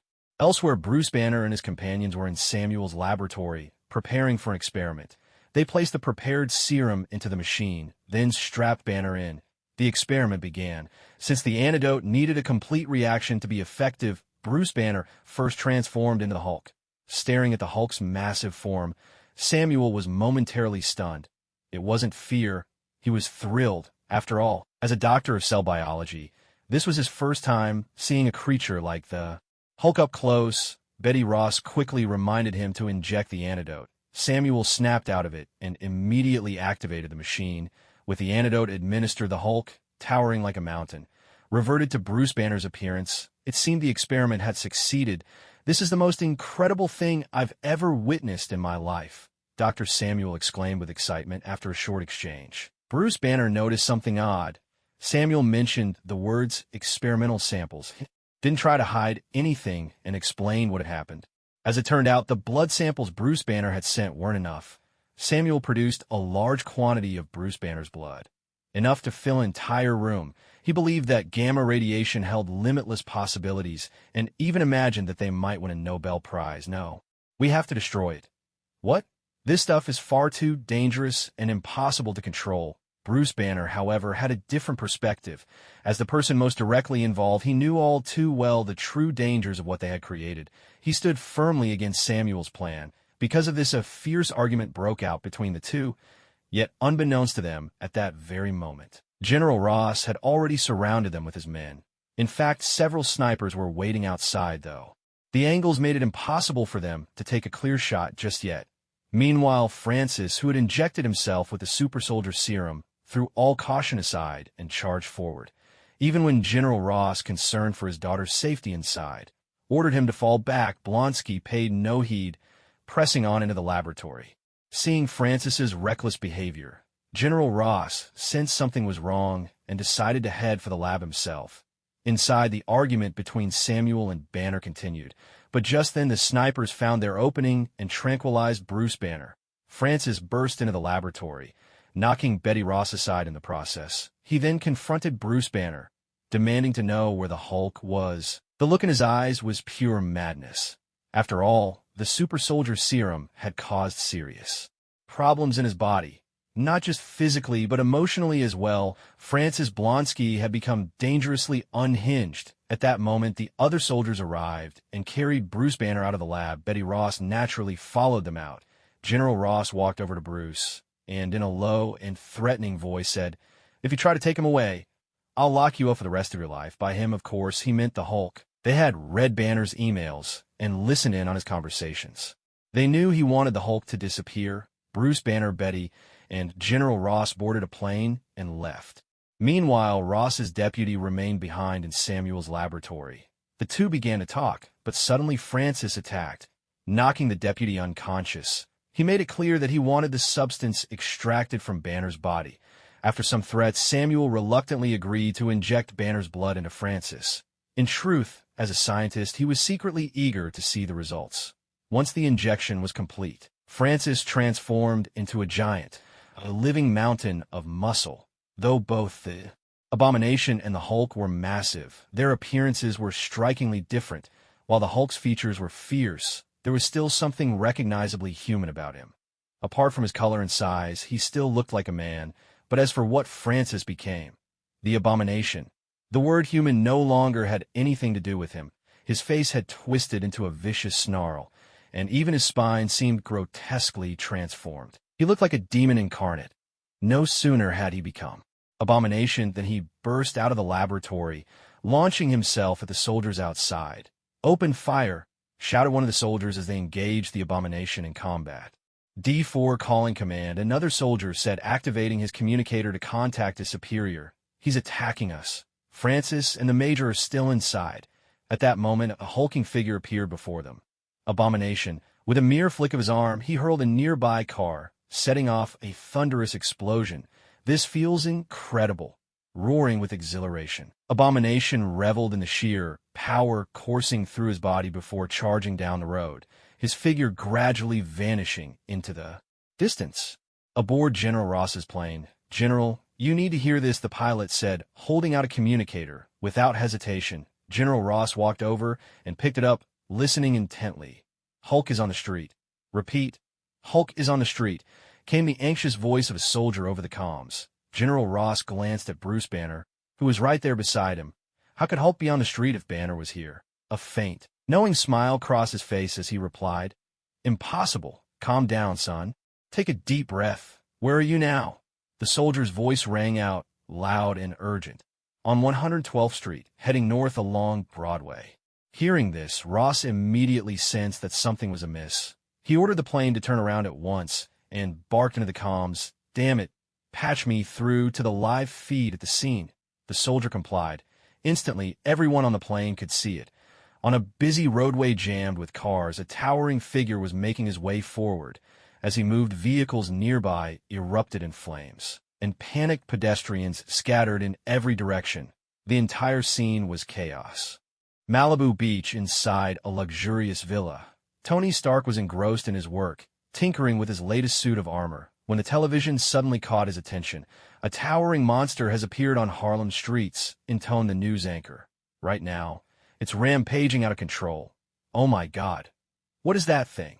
The footage devolved into shaky, frantic camera shots. Tony glanced at the screen, watching as the massive figure crashed through everything in its path, setting off explosions and sending terrified people fleeing. Tony frowned and instructed Jarvis, "I want to know what's happening on that street." "Right away, sir," Jarvis replied, displaying live feed from Harlem District now. Moments later, Tony got a clear look at the Abomination. Startled, Tony couldn't help but exclaim, "What kind of monster is that?" Indeed, the abomination's appearance was truly a frightful sight, one hardly suitable for any audience. "Looks like there's work to be done." Tony abandoned his research, suited up in his Iron Man armor, and soared toward the location where Abomination was raging. Meanwhile, General Ross, aboard a plane, saw the chaos unfolding below. He immediately issued orders, mobilizing all available troops to provide support. At that moment, Bruce Banner spoke up. "Only I can handle this. You have to take me there." After a brief exchange, General Ross agreed to Banner's request. He ordered the hatch to be opened midair, and Bruce Banner leapt straight out of the plane. On the streets below, Abomination roared ferociously. Watching the crowd scatter in terror, he felt a wicked glee rise within him. He grabbed a car, and with a mighty swing hurled it toward the fleeing people. He knew that those ordinary people would be dead in an instant, just as fragile as he once was. But now everything had changed for him. A manic laugh burst from his throat. "Ha ha ha! With this power, I am a god." Abomination's mind was not lost. He could still speak, though his temper had grown even more violent. "A god, are you? Looking like that?" Just then a voice spoke out, laced with amusement. "Who was it?" Abomination paused, searching for the source right in front of him. The very car he had just thrown was mysteriously suspended in midair. No. On closer look, it wasn't floating. Someone was holding it. The car was gripped effortlessly by a striking figure. Handsome, with jet black hair and piercing dark eyes, his fitted suit accentuated a flawless physique, and a billowing cloak trailed behind him. It was Carl. With a casual motion, Carl tossed the car aside, then turned to look at Abomination, murmuring softly to himself, "The Hulk and Iron Man sure are slow today. If I'd shown up a moment later, there would have been casualties." He let out a resigned sigh. "If I'd known it would come to this, I should have stepped in from the start, instead of letting this ugly brute turn the whole area upside down." Not long ago, Carl had been at home, enjoying Odin prepared by Xiao Ming and seafood pasta made by Sherhua, all while watching a show. Utterly content, but then something felt off. Iron Man and the Hulk hadn't appeared yet, and Abomination had already tossed several cars. Carl would have intervened earlier if not for the fact that no one had been harmed so far. He'd wanted to wait for Iron Man to arrive. But when that last car flew straight toward the crowd, Carl knew there'd be casualties if he didn't act. He planned to wait for Iron Man, but after 2 rounds of higher education, he simply couldn't stand by and watch people die. Not for any complicated reason, just because he didn't want to. So Carl stopped waiting. He moved without hesitation and caught the car. "Ugly brute." Abomination sneered, his voice cold. The distance between him and Carl was not far at all, about 10 meters, at most not even 20. After being injected with the super soldier serum, Abomination's abilities had all been enhanced. Carl hadn't bothered to lower his voice, so naturally, Abomination could hear him loud and clear. Having received 2 different serums, his temperament had become extremely violent. And now, with Carl mocking him to his face, there was no way Abomination would let it go, then die at the hands of this ugly brute. He roared. The moment the words left his lips, Abomination's massive figure lunged forward, charging straight at Carl. Despite being much larger than any human, his speed hadn't diminished in the slightest. In fact, with increased muscle mass, his movement was many times faster than before. The 10-odd meters between them vanished in the blink of an eye. "Die, little insect," he bellowed, throwing a colossal fist at Carl. A cruel grin curled on Abomination's lips, as if he could already see Carl's body smashed to pieces. But all of a sudden his vision blurred, a sharp, searing pain shot through him. And then, nothing. With a thunderous crash, Abomination's mountainous body toppled over. His head, however, had vanished without a trace.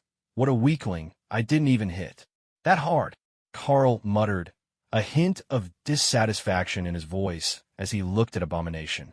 He wasn't at all surprised by the outcome. After all, Abomination's strength was only so. He wasn't even a match for the Hulk, let alone for Carl himself. The only surprise was that he hadn't used much force, yet still managed to shatter the creature's skull. Suddenly Carl's brow arched as he looked up into the sky. Tony Stark was moving fast. After all, his Iron Man suit could match the speed of an F-22 fighter jet. In no time at all, Tony arrived at the scene where Abomination had just fallen. Throughout his flight, he'd been tracking Abomination's location through Jarvis's surveillance feeds. "That big guy looks seriously agitated," Tony murmured from the air, watching Abomination rampage below. But just as he locked on his target and prepared to strike, a familiar figure appeared opposite the monster. Tight suit, flowing cape. Wasn't that Superman? Seeing Carl on the scene, Tony lowered his aim. After all, Carl was Superman.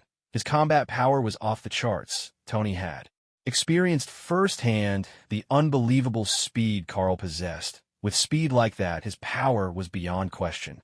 If nothing else, as a genius, Tony knew this. If a single needle were to strike Earth at the speed of light, its mass would approach infinity, and the devastation would be unimaginable. The result would be the utter destruction of the planet, possibly with repercussions that reached the universe itself. Of course, all this had only ever been theoretical. After all, nothing in the universe could impart enough energy to accelerate a mere needle to the speed of light. However, Tony had a feeling that Carl's speed might actually reach the speed of light. He remembered how, when Carl had taken him home before, it had all happened so fast that he could barely catch his breath. Because of that, Tony suspected Carl's speed could very well rival the speed of light. Of course, even if Carl couldn't quite reach light speed, the destructive power of moving at near light speed, or even just at supersonic speed, would still be incredible. What's more, Tony had witnessed Carl's unstoppable heat vision before. Admittedly, Tony knew his own suspicions stretched the bounds of science. But now, with not only Superman appearing, but also monsters as big as mountains walking the streets, he couldn't help but laugh at the absurdity of it all. All in all, Tony felt certain that this newly appeared monster was no match for Carl. With that decision made, Tony Stark gave up his attack and flew toward Carl. On his way, he saw the mountainous creature launching an assault on Carl. The sheer speed at which the monster moved surprised Tony. Its enormous body belied such agility, and its swiftness was almost beyond comprehension. But before Tony could even react, Carl had already brought the giant down.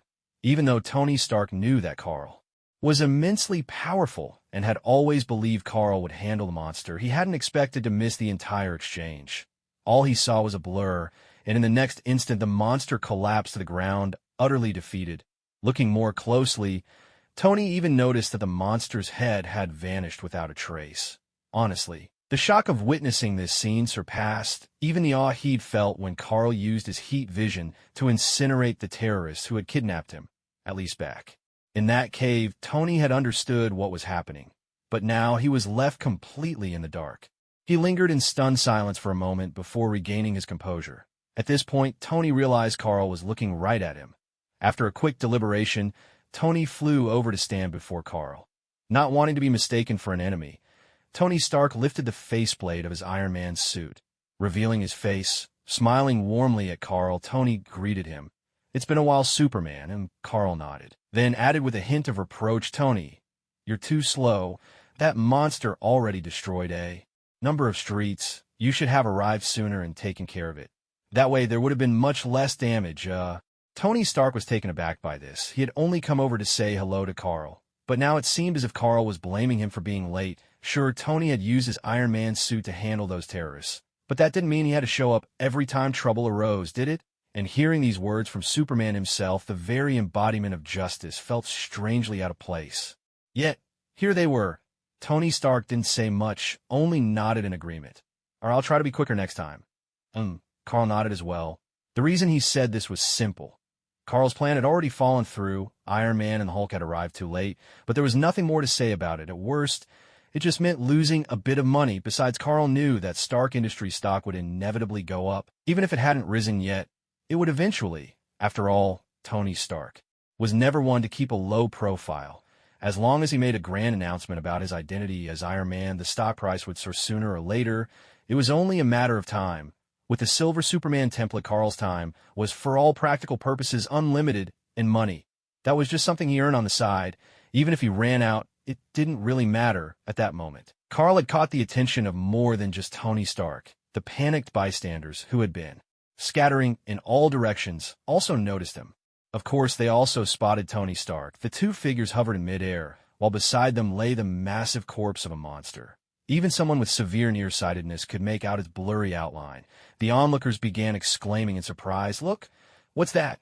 Two people, they took down that monster. That cape and the symbol on his chest. It's Superman." "Superman? Come on, Superman's suit is red and blue. And Superman isn't an Asian guy with black hair and dark eyes. Obadiah." Hard Superman fan. You can't fool me. Then who is he? I have no idea. He's Superman. You poser. Is the one next to Superman a robot? Yeah. It's all metal. Can't you see? That's not true. Look at his face. He's clearly human. I love that red armor. So cool. Although the bystanders couldn't make out Carl and Tony Stark's faces clearly. They were, after all, hovering near the Abomination's remains, and anyone with sense had already run for their life. They could still see the monster's headless body lying on the ground, with two flying figures nearby. There wasn't much else to explain. It was obvious these two heroes had vanquished the creature. Carl and Tony Stark both noticed the crowd's reaction. The people who had been fleeing in panic were now stopping to stare their way, and many had already started cheering. The change was impossible to miss. Tony spread his hands and said, "Well, you're not wrong. I am a champion of justice. This monster wasn't taken care of by me," Carl said nonchalantly. "If you'd like, you can take credit for it. For him, dealing with an abomination was hardly anything worth mentioning." Tony Stark was taken aback. Why is that?" "It's nothing," Carl replied with a faint smile, just as he suddenly sensed something. "A big guy is headed this way, a big guy." Tony looked at Carl, puzzled by his words, but Carl simply smiled, offering no further explanation. Thud, thud, thud. At that moment, Tony heard a rhythmic pounding, like some massive creature was barreling down the road.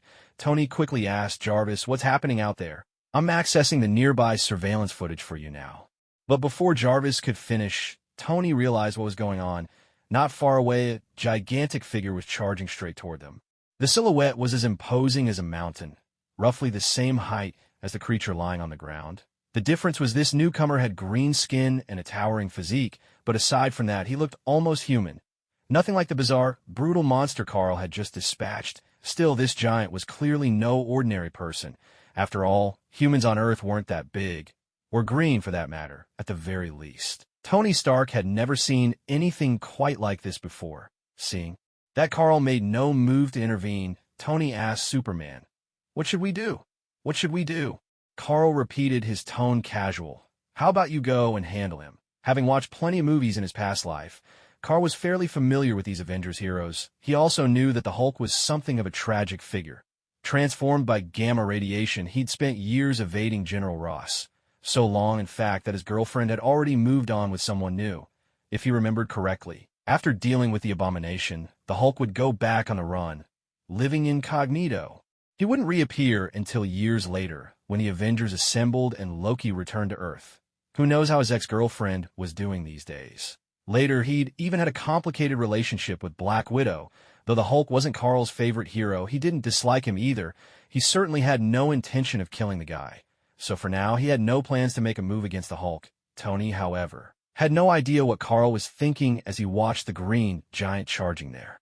Instinctively, he launched an attack at his opponent. He took careful aim, then extended his palm. A rapid series of shots fired from his palm cannon. However, in the face of this assault, the Hulk simply raised his hand and blocked the blast with ease, absorbing everything Tony Stark threw at him.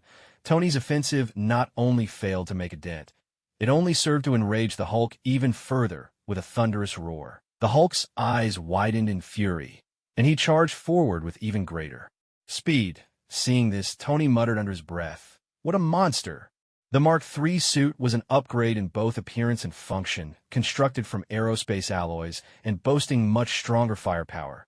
Not only was it equipped with palm cannons, but it also featured a variety of attack modes, including miniature missiles. At that moment, realizing that conventional attacks were useless, Tony Stark decided to use his most powerful weapon, the mini-missiles. The Mark III's mini-missiles were incredibly potent, powerful enough to destroy a tank.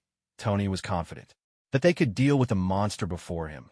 With determination, Tony Stark locked onto the Hulk, preparing to launch the shoulder-mounted mini-missiles in hopes of eliminating him. On the sidelines, Carl observed the scene with interest rather than concern. Given Iron Man's current technology and firepower, it was simply impossible to kill the Hulk. Even later in the films, Tony Stark never managed to defeat the Hulk, so Carl saw no need to intervene. Tony Stark, meanwhile, focused all his attention on his target. With Jarvis's assistance, he quickly finished locking on, but just as he was about to fire the missiles, he suddenly frowned. He had noticed several bystanders near the Hulk.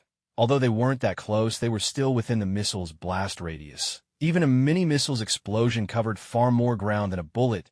"Damn it. Iron Man cursed under his breath and prepared to abandon the missile attack. But just then, danger crept in silently. The distance between Tony Stark and the Hulk had never been great, and after being attacked, the Hulk had charged forward in a rage, closing the gap even further. Not good, Tony thought, seeing the Hulk now looming right in front of him. He quickly ascended, trying to escape the giant's reach. After all, with a body as formidable as the Hulk's, close combat was the worst possible option. His only chance was to put some distance between them.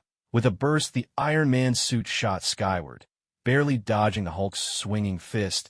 In an instant, Tony soared a dozen meters away. He exhaled deeply, relief flooding through him as he climbed higher and higher. That was close. Way too close. He activated the shoulder-mounted bullet launcher, ready to strike. But at that very moment, he saw something unexpected. The Hulk let out a thunderous roar. Then his entire body suddenly sprang upward. Come on, that's at least 30 or 40 meters high. Tony joked inside his suit, a hint of mockery in his tone. What's going through your head? Yet before he could finish a sentence, the smile vanished from his face, replaced by a look of frozen disbelief. Because right before his eyes, the Hulk's massive form was rapidly closing in. In other words, the Hulk was ascending even faster than he was.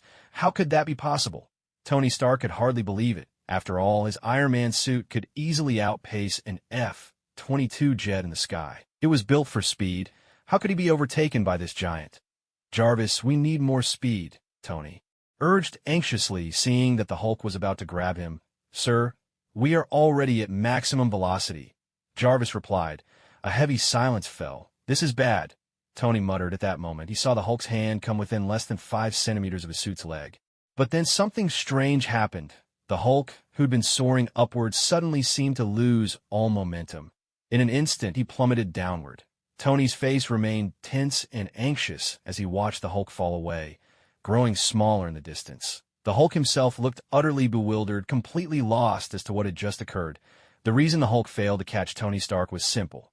Carl had intervened. In that dire moment, had he not stepped in, the enraged Hulk would likely have torn both man and suit apart in a single blow. Carl would never allow Tony Stark to die like that. He grabbed the Hulk by the leg and casually tossed him aside.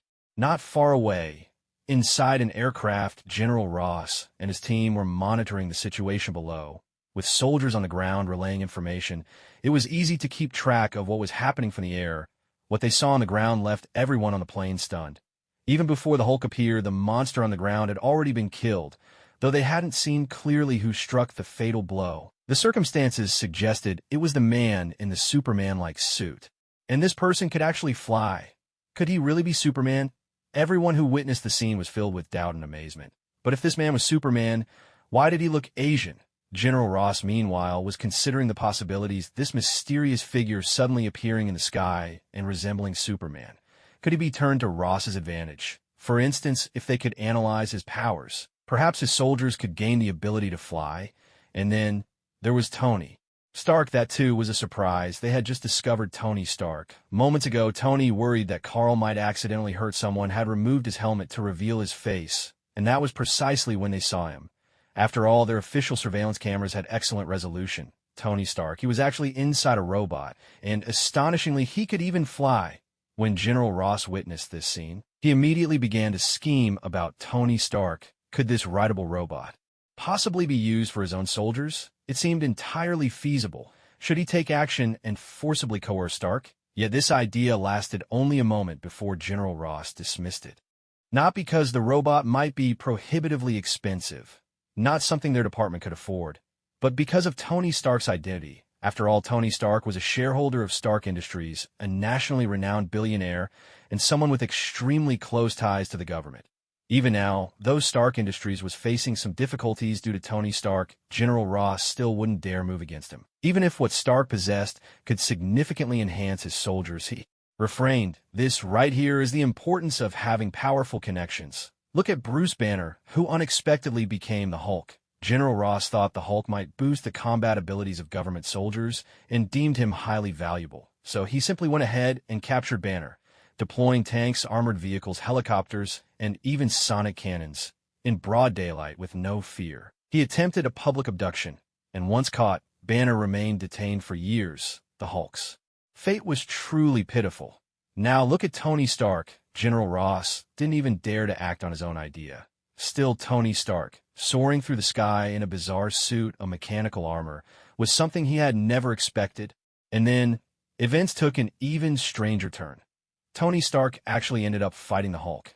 In the end, to everyone's surprise, he was rescued by a being who seemed to possess powers like Superman.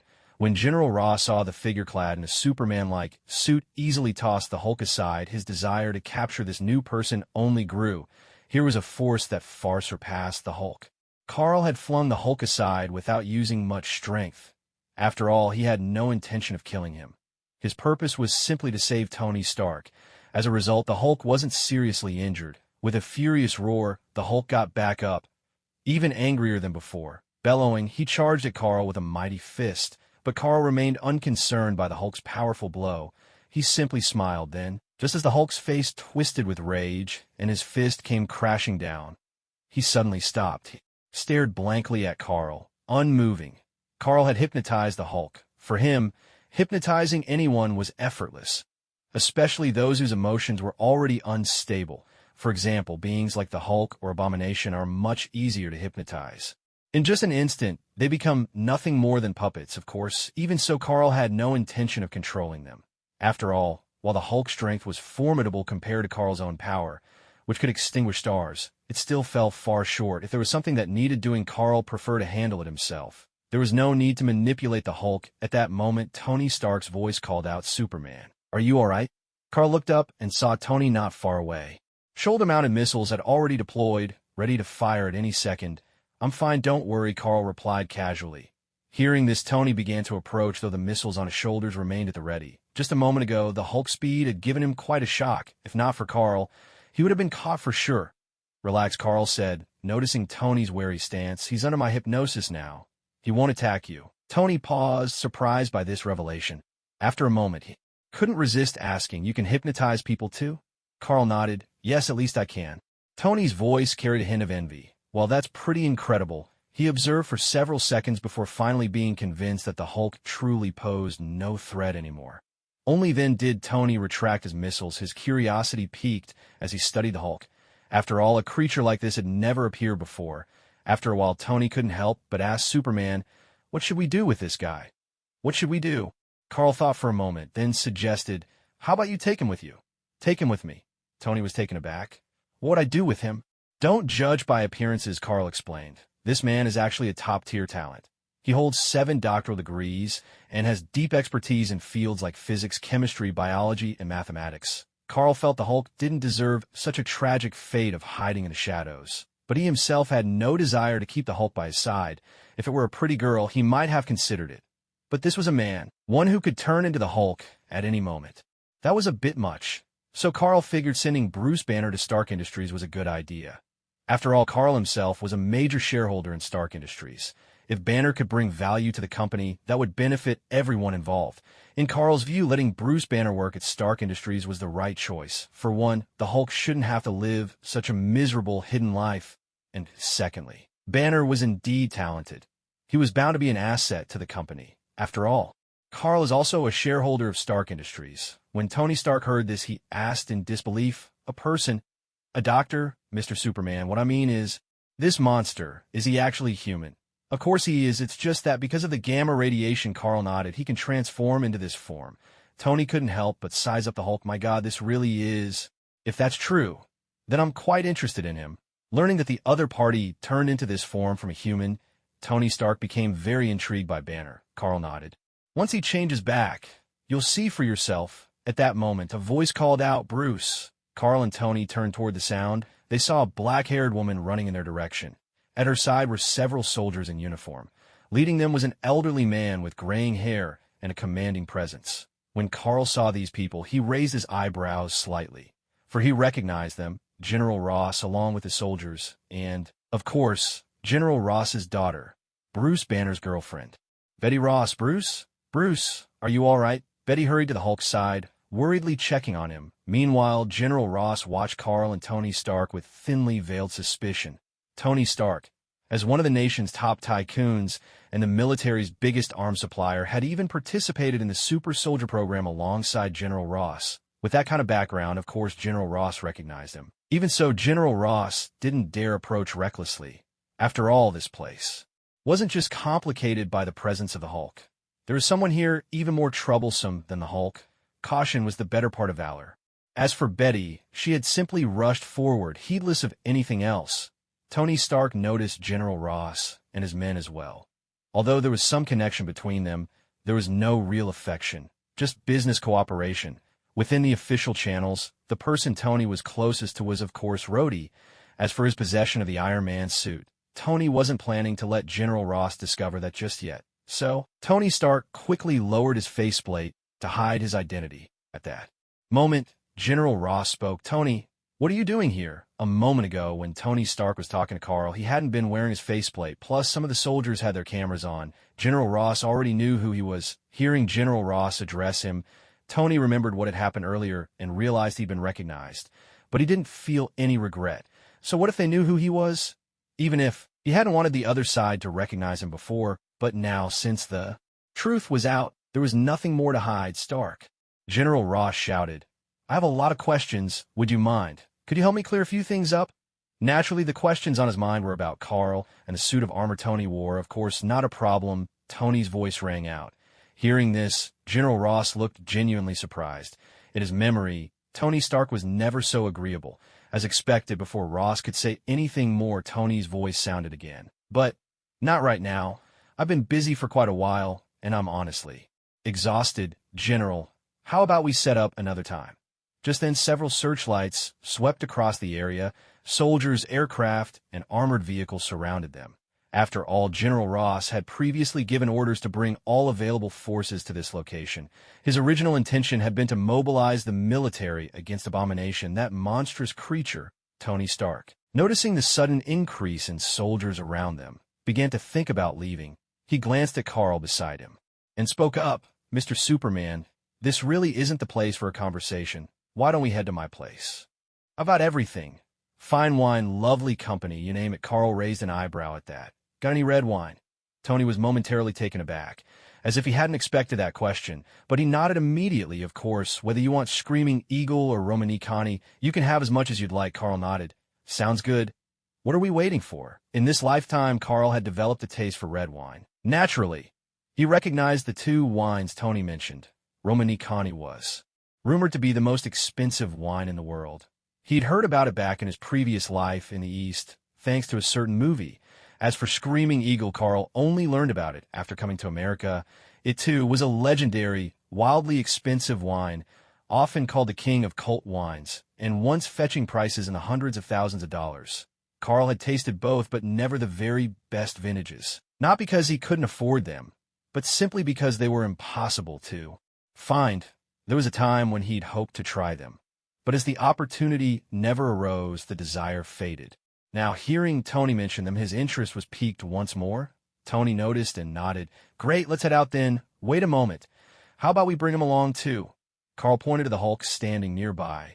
Tony nodded in agreement. If you want, of course, though, to be honest, Tony hadn't really intended to bring the big guy home. However, since Carl wanted to bring him along, he didn't object. Besides, he was somewhat curious about the Hulk as well. He wanted to know how an ordinary person could become like this. Tony said, "In that case, let's get going." "All right," Carl nodded. Then, after a moment's thought, he asked, "Shall I carry you there?" No. Tony refused immediately. "I can fly on my own." "All right, then." So, Al supported the Hulk, preparing to leave. At this moment, Betty, who had been standing to the side, spoke up. "Excuse me, are you Superman?" Carl glanced at her. "I suppose so. What is it?" Hearing this, Betty immediately asked, "Mr. Superman, can you tell me what's happened to Bruce?" After all, in most people's hearts, Superman stood for justice. Betty felt reassured. "He's been hypnotized by me. Don't worry. I won't hurt him." Carl replied casually, "Leaving him here isn't as good as letting me take him away, don't you think?" This. Betty hesitated, glancing at the Hulk, then at the soldiers nearby. Right now, leaving Hulk here truly wasn't the best choice. Suddenly, Betty pleaded, "Since you're taking him, could you take me with you as well?"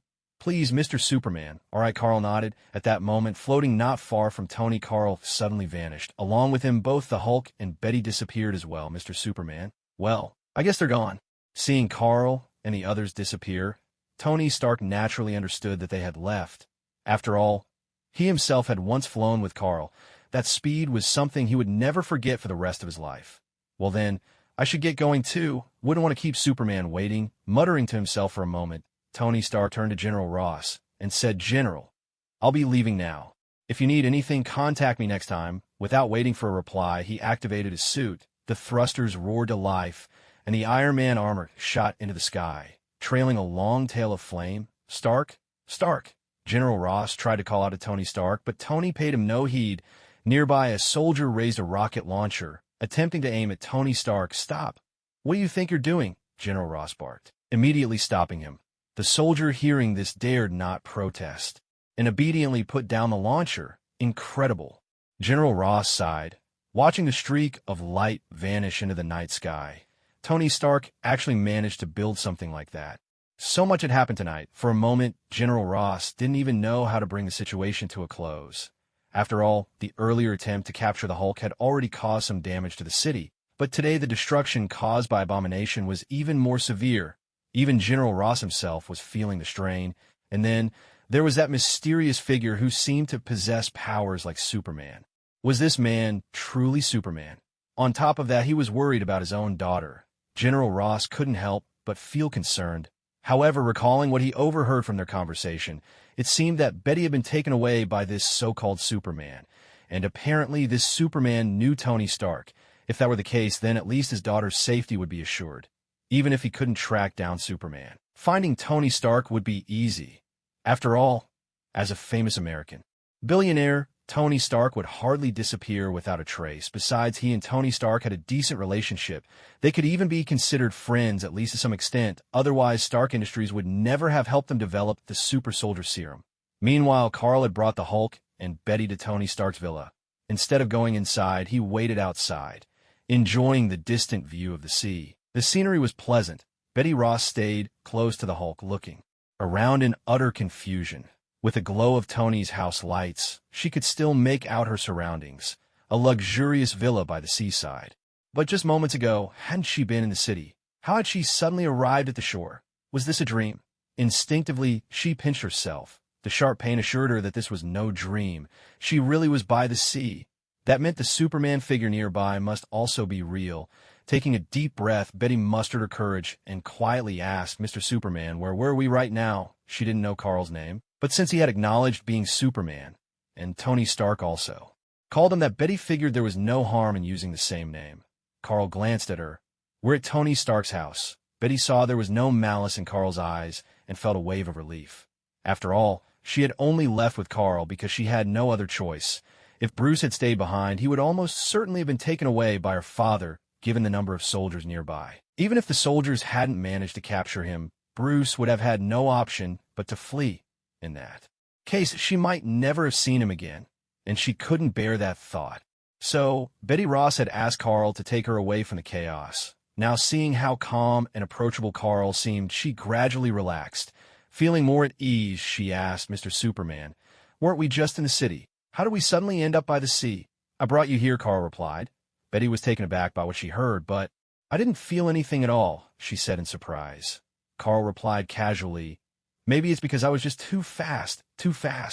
Betty Ross was even more astonished at this answer.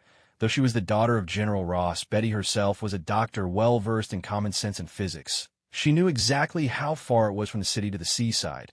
Their arrival at the shore had been so fast, it was almost beyond belief. Was it 2 seconds, or just a single second? Betty Ross wasn't sure, because she hadn't even had time to react before they were already here. Such speed was truly terrifying, and yet she hadn't felt a thing. Normally, with such incredible velocity, she should have felt the biting cold of the wind. Why hadn't she? What was going on here? Betty was completely bewildered. She pondered in silence, trying to figure it out. Seeing her confusion, Carl said nothing. He simply stood quietly, gazing out at the sea. No one knew how much time had passed. When Carl finally lifted his head and looked skyward, at that moment, a dazzling light appeared on the horizon. It streaked through the sky like a shooting star, leaving a bright trail behind. To an ordinary person, it would have looked like a meteor, but Carl knew better. He could see it perfectly clearly. That light was the blazing thruster of Tony's Iron Man suit. Tony Stark was finally back. A few seconds later, Tony Stark arrived at the villa. He didn't go inside right away, but instead flew over in Carl's direction, clearly having spotted them. Hovering not far away, Tony's voice rang out. "Mr. Superman, how about it? I wasn't too slow this time." "Was I?" Carl glanced at him. "Far too slow," he replied. "I've been waiting ages." Tony was momentarily speechless. His Iron Man suit could match the speed of fighter jet, yet in Carl's eyes it was still too slow. Thinking back to how fast Carl had brought him here last time, well, there was no comparison. Tony had to admit he really was a lot slower. "All right, let's go inside," Tony said, eager to change the subject. Then he greeted Miss Betty. "Hello, hello, Mr. Stark," Betty replied. The two of them clearly knew each other, though not particularly well. At this moment, Tony noticed a man lying on the ground beside Betty. The man's clothes were disheveled, and he seemed to be unconscious. Curiosity getting the better of him, Tony couldn't help but ask, "Forgive me, but who's that man next to you?" "That's Bruce Banner. He's my boyfriend." "Oh, Bruce," Tony started to say, but then stopped short. He remembered what Carl had told him before. The Hulk's real name was Bruce Banner, and now Tony had also heard it before. When Betty called out to the Hulk, she called him Bruce, so that means the man in front of him now, is he the Hulk? Is this man's name Bruce Banner? Does that mean he's the same Hulk from before? Tony found it hard to believe. Although Carl had told him long ago that the Hulk was actually a human transformed, witnessing it firsthand still left him in disbelief. He couldn't help but ask, "Is this really the big guy from just now?" Betty nodded. "That's right. Well, this is just insane." Tony blurted out in amazement. "Let's go inside and talk," he added, then took off, flying back to the villa. Carl also entered the villa. Betty Ross struggled to support Bruce Banner, who had been put to sleep by Carl and had reverted to his human form. Seeing this, Carl simply picked up Bruce Banner and carried him inside. Betty looked at him and said, "Thank you." "You're welcome," Carl replied. Once inside, Tony had already taken off his suit. When he saw Carl, he greeted him with a smile. "Mr. Superman, welcome. And of course, Miss Betty," he added. "And our big guy." After the greetings, Carl asked, "Where's Ethan?" "Where did he go?"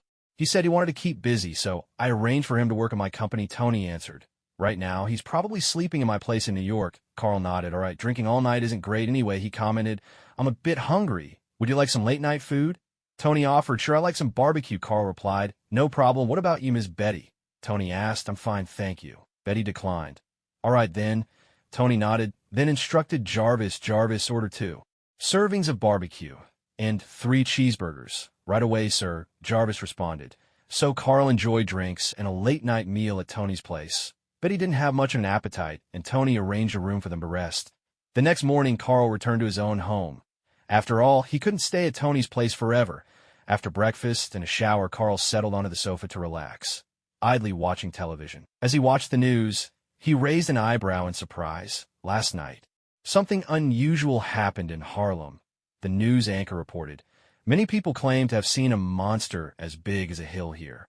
The creature looked ferocious, like a demon from hell. The destruction it caused was enormous. It could lift cars with ease. Then the broadcast cut to a video clip, footage of Abomination rampaging through the streets. The video wasn't very clear, but the general situation can still be discerned. It seems that a passerby used their phone to record what happened yesterday. On the television, the host's voice continued to come through. Fortunately, no one died in last night's incident.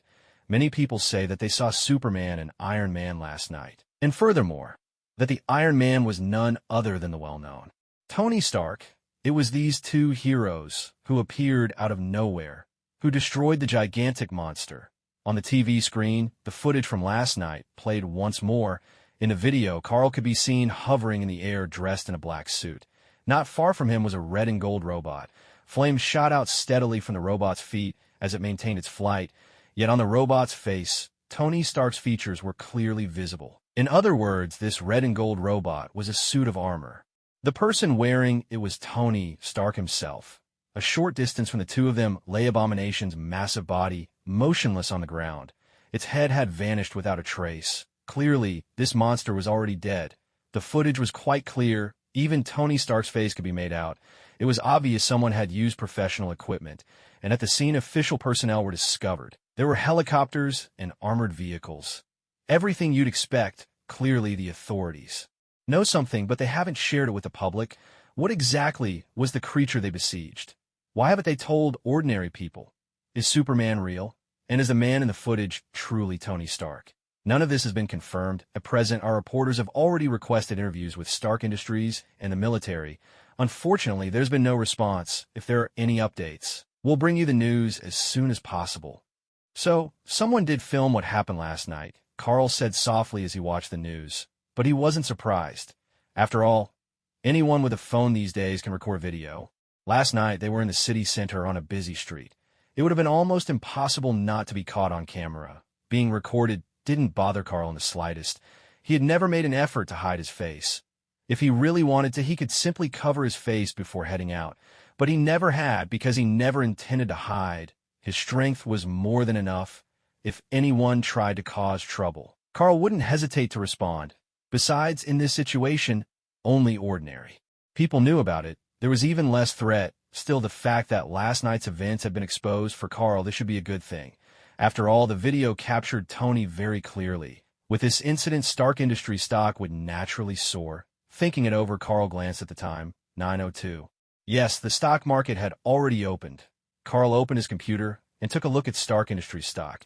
He found that the value of Stark Industries stock had jumped by 10% as soon as the market opened. Carl would never believe this had nothing to do with the news.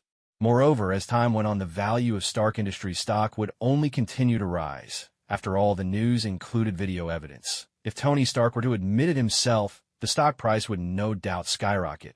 However, whether Tony would actually come forward was not something Carl could control.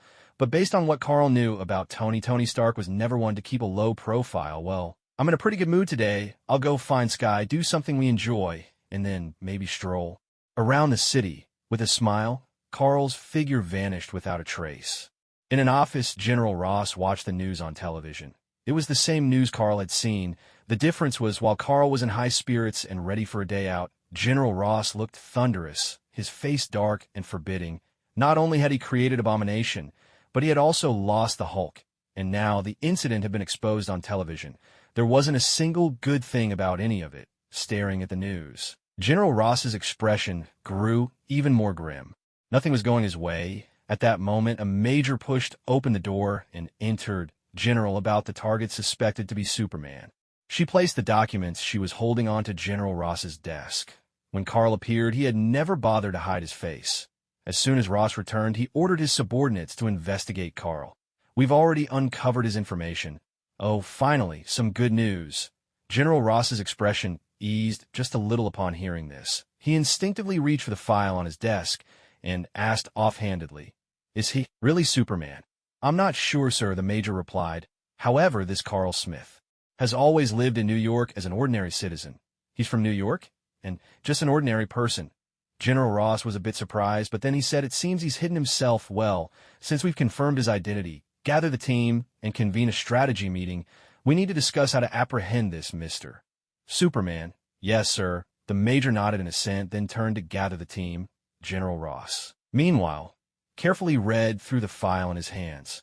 Carl Smith, a New Yorker, 25 years old, a super wealthy individual. His assets are estimated to be between $20 billion and $70 billion. Under his name, he holds shares in Stark Industries, Osborne Group, Hammer Industries, PIM Technologies. In each company, his holdings are substantial. He can be considered a major shareholder. Beyond that, he also owns some real estate and 2 bars. 25 years ago. What the hell? General Ross stared at Carl's file and couldn't help but let out a curse. Looking at this dossier, Carl was practically a stock market genius. After inheriting his estate, he began consolidating his assets, and in just a few years, his net worth multiplied more than tenfold. This is going to be tricky. General Ross gazed at the file, lost in thought. What troubled him wasn't just the sheer size of Carl's fortune. Though that was certainly a factor, it was only a small part of the issue. What truly made things complicated were those companies. Stark Industries, Osborne Group, Hammer Industries. Each one a corporate giant, and all of them had government contract for military projects. The fact that Carl owned shares in all these enterprises made the situation incredibly difficult. Even though the file suggested he didn't hold much real power, his stake was significant. If they really tried to move against this man, those companies would not stand idly by. Moreover, Hammer Industries had especially close ties with other government departments. Even for General Ross, acting rashly was out of the question. "Damn it," he muttered under his breath. "Doesn't this mean we're out of options?" General Ross swore inwardly. This is a suspected superhuman, after all. Not being able to study him is a real loss. He let out a long sigh, his mood growing gloomier. At first, he'd thought the Major was bringing good news. Now, it seemed, not at all. General. Just then the Major came in. General Ross looked up at her, his expression growing even more sullen. Annoyed, he asked, "What is it?" "General, all relevant personnel have assembled. We're ready to begin the operational briefing." Regarding Carl Smith in the war room. Operational briefing? Ross, still agitated, suddenly recalled what he'd said earlier. With a wave of irritation, he snapped, "Call it off. What's the point? Remove Carl Smith from the list of operational targets. From now on, any matters involving him are to be handled with extra caution." The Major was taken aback. What, she blurted out, just recently it was General Ross himself who had insisted they prepare to deal with Carl Smith and called for this very meeting. How could he have changed his mind so quickly in just a short time she'd been gone? "What do you mean, what?" General Ross said coldly. "Tell everyone to disperse now. Go on, get back to what you were doing." "Oh yes, of course." The Major nodded quickly in response. Though she didn't quite understand General Ross's attitude, he was after all the general. Whatever he said was the law. As a mere major, she had neither the authority nor the courage to question a general's orders. "Wait!" Just as the Major turned to leave, General Ross called her back. She paused, then immediately turned around and looked at him respectfully. "Is there anything else, General? Don't let the folks in the operations room leave just yet. Since they're all gathered anyway," General Ross continued, "let them come up with a way to explain yesterday's mess to the public." So that was what it was about. Understood. The Major promptly agreed.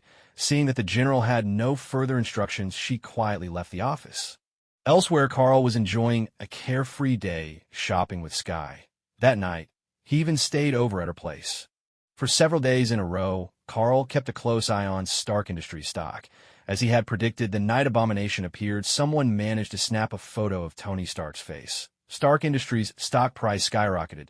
The funds Carl had invested not long ago had already earned him billions of dollars. What took Carl by surprise, however, was that his own identity had been exposed as well. Whether it was the work of nosy internet users, someone with a vested interest in the stock market, or perhaps an insider at Stark Industries leaking information, no one could say. But that night, the person suspected to be Superman standing beside Tony Stark turned out to be none other than Carl Smith, a major shareholder in Stark Industries. For a while, Carl's name was known to more than half the population of America. In fact, the surge in Stark Industries' stock price was also attributed to this revelation. Carl hadn't expected any of this. He hadn't imagined things would turn out this way. Still, he didn't care much. Exposure was exposure. It was nothing to be overly concerned about. However, two of Carl's girlfriends did call to ask about it. After all, they had no idea he'd gained superpowers. They even mentioned wanting to meet him soon. Carl, of course, readily agreed. That evening, while Carl was out for a walk with Skye, he received a call from an unfamiliar number. He answered casually, "Hello? Hello, is this Mr. Superman?" The voice was somewhat familiar. Carl thought for a moment and quickly realized it was Tony Stark. When Carl had acquired his shares, he'd used his real number, so it made sense Tony could find him. "Tony? That's right, it's me." The voice on the other end sounded quite surprised. "Mr. Superman, you actually know my number?" "I don't," Carl replied. With the silver Superman template, Carl's intellect was exceptional. Distinguishing voices was a trivial matter for him. Tony, hearing this, found himself at a loss for words. After a while, he could only respond helplessly. "All right," Carl asked casually, "so what's up?" He didn't believe for a second that Tony Stark would call him just for a casual chat. Sure enough, Tony Stark said, "Actually, there's something I wanted to talk about." "All right, go ahead. Tomorrow, Stark Industries and, authorities are holding a press conference." "Oh." Carl raised an eyebrow. So the press conference was finally happening? It seemed Stark Industries stock would be rising even further. Tony continued, "Mr. Superman, have you been following the news lately?" Carl understood he was referring to the Abomination incident. After all, both of their faces had been caught on camera at the time. Carl nodded. "Yes, I've seen it." "Is that so?" "So what did you think after watching it, Mr. Superman?" "Not much, to be honest." Tony was taken aback. "Not much? Yeah, it didn't really affect me. Even if others figure out my identity, it doesn't make any difference to me. So I don't really feel anything, even Tony Stark himself felt a little proud seeing what the media and the public were saying about him. After all, whether it was the public or the press, they all expressed admiration for him. A lot of people practically idolized him. In fact, quite a few fans had already started calling him Iron Man. That made Tony Stark feel quite pleased with himself, though strictly speaking, the name wasn't entirely accurate. Most of the materials used in the Mark III suit were alloys, barely any pure iron at all. Still, Tony liked the name Iron Man very much. Even he felt a sense of pride. Yet Mr. Superman seemed entirely unmoved. Well, he supposed that made sense. After all, Superman, considering the other man's identity and strength, Tony Stark could understand. The guy wasn't just incredibly powerful. He was Superman, the champion of justice. It was only natural that fan adoration didn't mean much to him. Tony paused to collect himself, then said, "All right, I suppose that's to be expected from Mr. Superman. Well, the reason I called is that there's something I'd like your opinion on." "What is it?" "Stark Industries and the military are holding a press conference. The purpose is at the press conference to deny that I am Iron Man."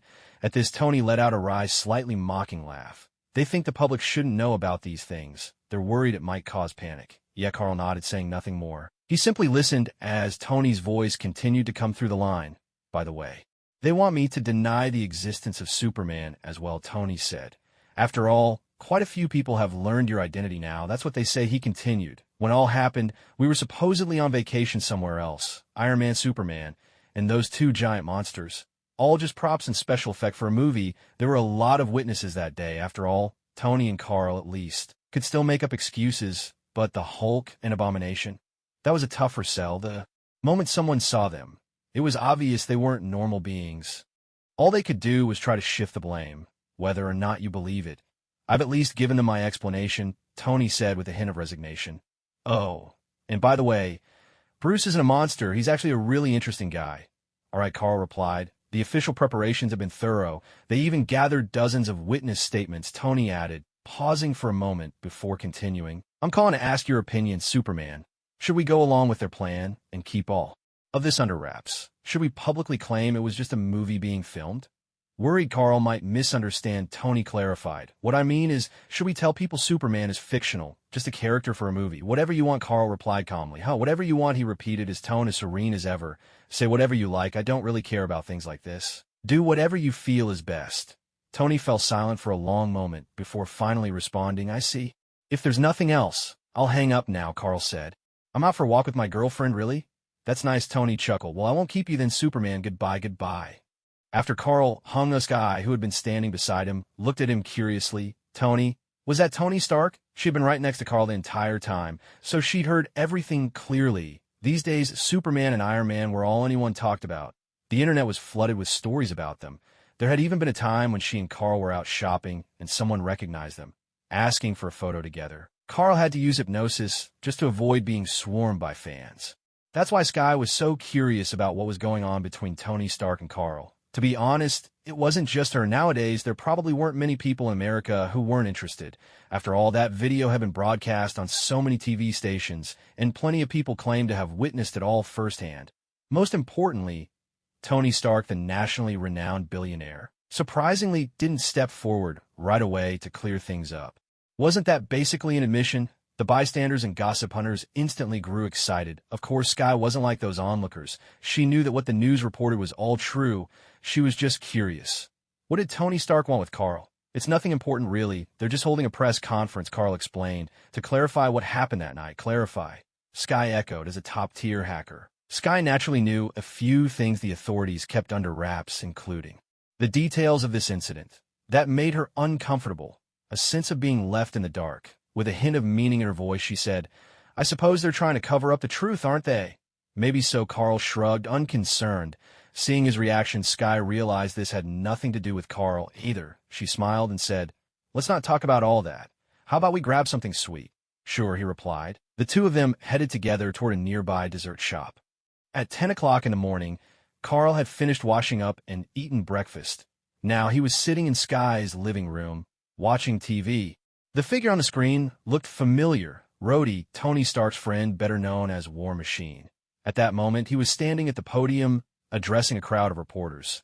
"Here is our statement regarding last night's incident in Harlem," he announced. "You should all have a copy. Some eyewitnesses claim that an unknown monster caused the accident. There was damage to buildings and significant losses. In reality," he continued, "this was simply a movie being filmed, an investment by Stark Industries. The monsters and superhuman robots at the scene were all props, while the footage was enhanced with special effects and post-production. Since Stark Industries was behind the film, they cast CEO Tony Stark himself, along with company shareholder Carl Smith, As Colonel Rhodes finished his statement, it was General Ross's turn to speak. After all, the whole mess could be traced back to him. He had no choice but to make an appearance and clean up after himself. No one else would, however. General Ross didn't say much. Even though the incident was his doing, he was still a general. Mistake or not, he had to handle it personally. But he wouldn't let matters get out of hand. He recapped what Colonel Rhodes had said, then, in an official tone, confirmed that the whole thing was just a movie shoot. Backstage at the press conference, Tony Stark and his assistant Pepper were waiting. This time the SHLD agents hadn't been able to help Tony, so Tony had never really paid any attention to Coulson. As for the promise he made at the party before, Tony had long since forgotten about it. Back then, he was just trying to find Pepper and agreed offhandedly now. He could barely even recall who Coulson was. Coulson had tried to arrange a meeting with Tony twice, but both times Tony found some excuse to turn him away. At this point, it was just the two of them backstage. Pepper carefully straightened Tony's suit for him. Tony Stark, meanwhile, was reading over the press release in his hand.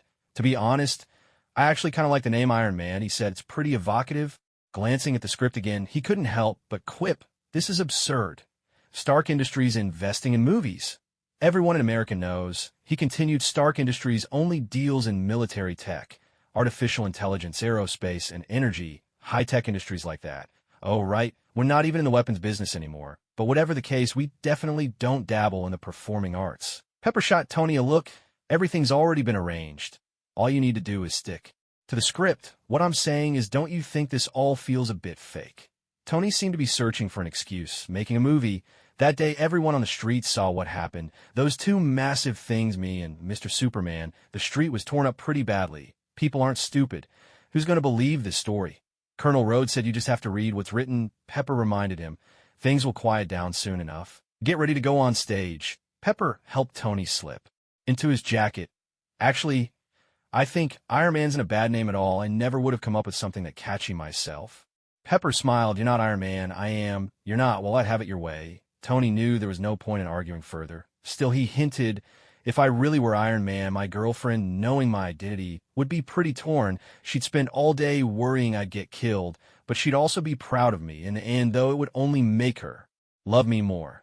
Afterward, Tony brought up the night of the party, when they danced together. For a moment, the atmosphere grew a little charged with unspoken feelings. But Pepper, still a bit frustrated, broke the mood. The truth was she'd waited upstairs a long time for Tony that night. In the end, when Tony saw those photos of the terrorists, he stormed off to confront someone, leaving Pepper waiting by herself. Once she said this, Tony was at a bit of a loss for words. He'd hoped to build some intimacy, maybe even confess his feelings, or at least grow a little closer. Now look at the situation. Utterly embarrassing. Fortunately, it was his turn to speak, giving him the perfect excuse to make an exit. At the press conference, after General Ross finished speaking, Colonel Rhodes took the floor.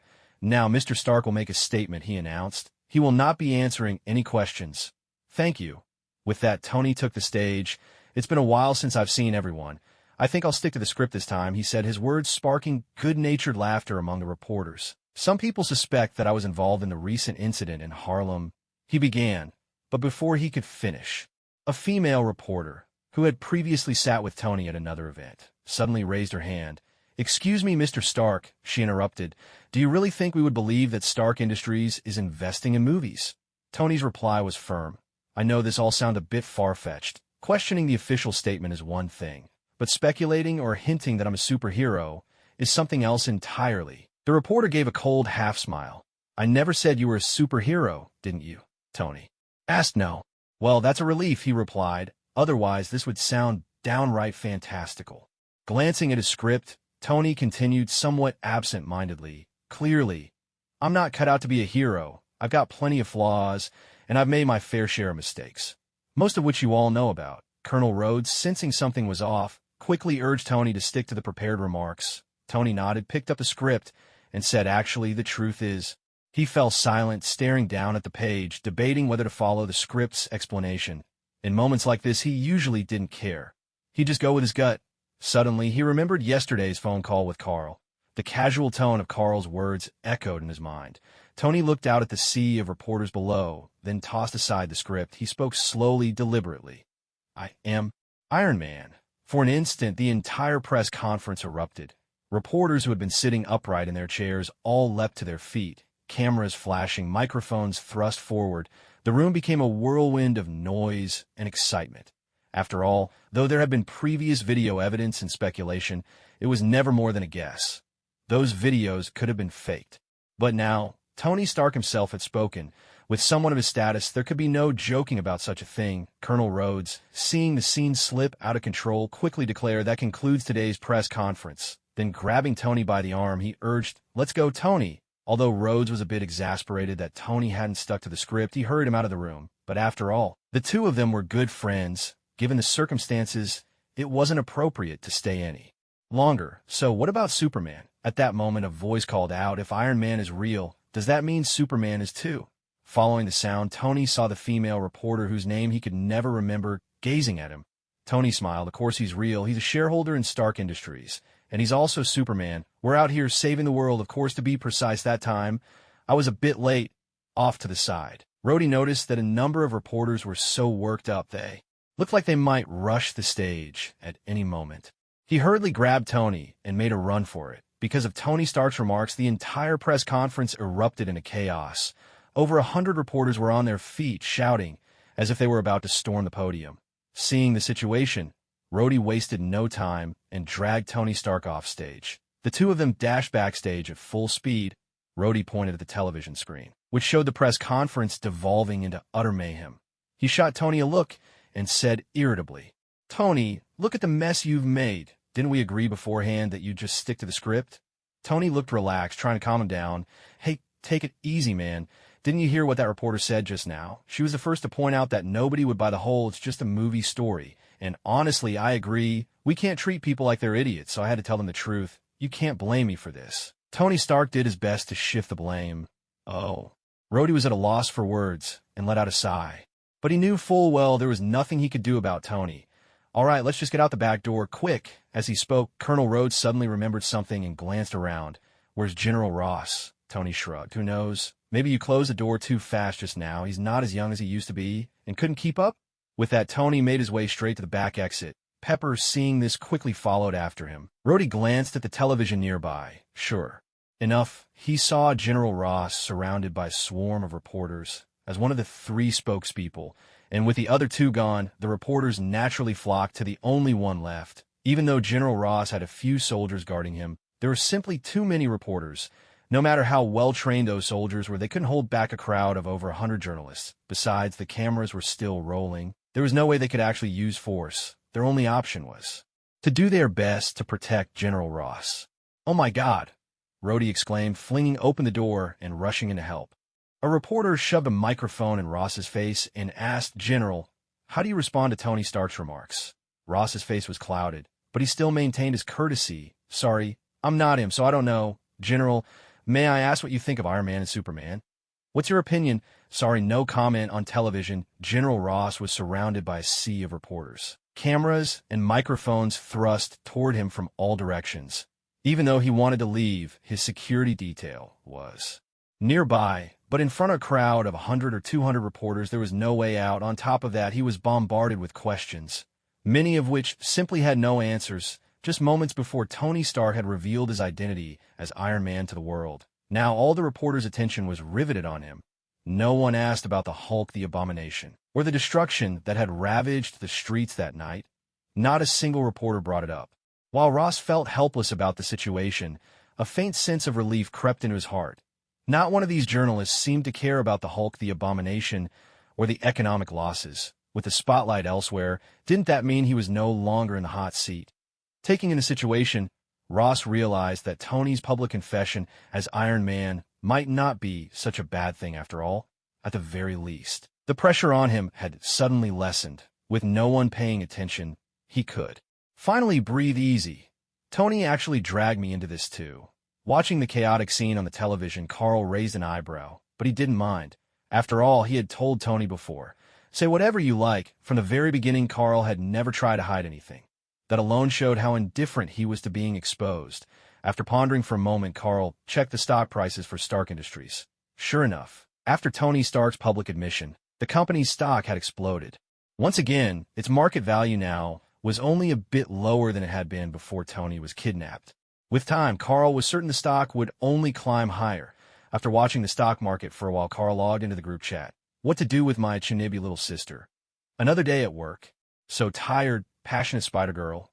Ugh. I'm exhausted too, passionate Spider-Girl. Every day it's just fighting monsters, passionate Spider-Girl. But on the bright side, I've evolved so many times, passionate Spider-Girl. I have to level up fast so I can finally evolve into a human form, passionate Spider-Girl. Carrot, oh carrot. Keep going, Sherry. Sherry. Spider-Girl, you're so full of energy. What to do with my Tsunade little sister? Awesome, keep it up, Thousand Hand Princess. You can do it. Blade King. Keep going, passionate Spider-Girl. Got it, passionate Spider-Girl. By the way, it seems like Kesha hasn't shown up these last few days. Spider-Girl spent every day battling monsters in the underground labyrinth. It was a dull existence. So she was always active in the chat group. Almost the most talkative member of them all. Therefore, when it comes to how active the members are in the group, she's quite aware of it. Originally, Kesha used to speak up in the group very frequently, sometimes even more than she did herself. It's natural for Spidery to feel a bit curious about this. My little sister is a Tsunade. Now that you mention it, that does seem to be the case. My little sister is a Tsunade. Kesha, what's wrong? My little sister is a Tsunade. Did something happen? Heavenly Blade King. Well, Heavenly Blade King. Something has indeed happened in my world. My little sister is a Tsunade. What is it? My little sister is a Tsunade. Is it dangerous? Should we ask Lord Carl for help? Heavenly Blade King. It probably isn't really a dangerous matter, Heavenly Blade King. It's just that Heavenly Blade King. Angels have suddenly appeared in my world. My little sister is a Tsunade. Angels. My little sister is a Tsunade. Do you mean the kind of angels from mythology? Heavenly Blade King. They're indeed the angels spoken of in myth. Heavenly Blade King. In our world, there have always been legends about angels, Heavenly Blade King. Some people are convinced of their existence and even worship them, Heavenly Blade King. Others don't believe in them at all, Heavenly Blade King. I've always been half skeptical, half believing, Heavenly Blade King. Lately, someone has claimed to have seen an angel with their own eyes, Heavenly Blade King. For some reason, my parents seem deeply worried. My little sister is a Tsunade. Worried? My little sister is a Tsunade. Why? Aren't angels supposed to be the forces of justice? My little sister is a Tsunade. Why would your parents be anxious, Heavenly Blade King? I don't know either. My little sister is a Tsunade. All right then, my little sister is a Tsunade. If things get dangerous, my little sister is a Tsunade. Remember to post a request in the chat group right away. My little sister is a Tsunade. After all, we've still got Lord Carl around. My little sister is a Tsunade. Isn't that right, Lord Carl? A god among men, Heavenly Blade King. Okay, if anything comes up, I'll be sure to post a task in the group. God among men. Yes, Carl had also been reading the chat history in the group for quite a while. However, he had been lost in thought and hadn't joined the conversation. What Carl was pondering was none other than Kesha's background. He noticed that Kesha didn't seem to know much about angels. From what she said in the group, it sounded like angels were nothing more than legends in her world, and only recently had anyone discovered proof of their existence. This didn't quite match up with the information Carl had. As far as he knew, Kesha was actually the queen of angels. In fact, she was the strongest being in the super god universe. But when it came to Kesha's earlier days, Carl knew next to nothing. Back when he watched the anime, it never really covered her past. The main characters were others, and by then Kesha was already thousands of years old, reigning as the queen of angels. Thinking about it this way, Kesha's situation being a little different from what Carl imagined was only natural, but no matter what, if anything happened to Kesha, Carl would of course step in to help. So he responded in the group chat, what to do with the Tsunade little sister? Carl, you're actually here. God among men.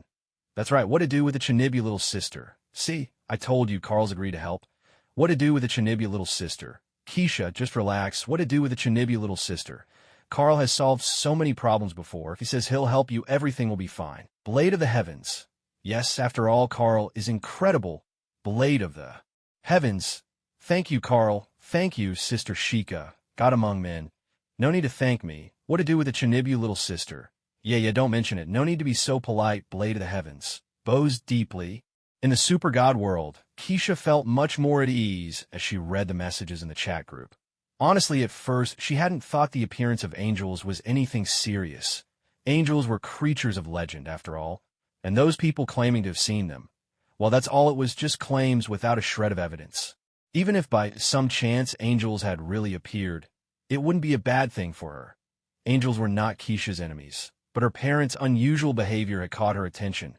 First of all, when her parents heard that someone had seen angels, they were extremely shocked. Afterwards, they even sought out those people to investigate. Recently, Kesha had noticed her parents actually packing their bags.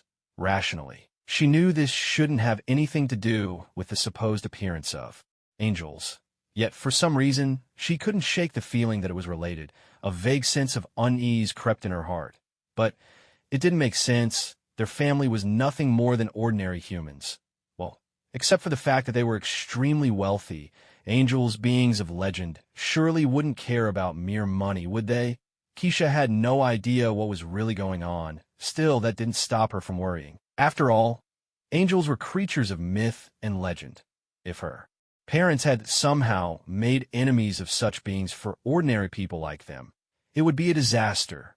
True, Kesha herself had already bought the Sharingan in the chat group, 2-tomo Sharingan at that, but even so she didn't feel very confident. After all, angels were legendary. Now, seeing the messages in the group chat, she finally relaxed. Carl had agreed to help. Even if her parents really had some kind of grudge with the angels, and the angels came calling, it wouldn't matter at all, because she knew that Carl was far stronger than any angel. As one of the earliest members of the chat group, every task that Carl completed was witnessed by Kesha herself. She had seen firsthand just how formidable he was. Even resurrection was within his power. She still believed that not even an angel could stand against someone like Carl. Now, after buying the 2-tomo Sharingan, Kesha still had a few hundred points left. Originally, she'd planned to save these points to upgrade her Sharingan to the 3-tomo stage. But now, she thought it wiser to hold on to them for a while, just in case. She needed to issue a mission. After all, publishing a mission required points. Besides, a few hundred points weren't enough to evolve the 2-tomo Sharingan into 3-tomo anyway. High above, a solitary figure floated in the sky. No.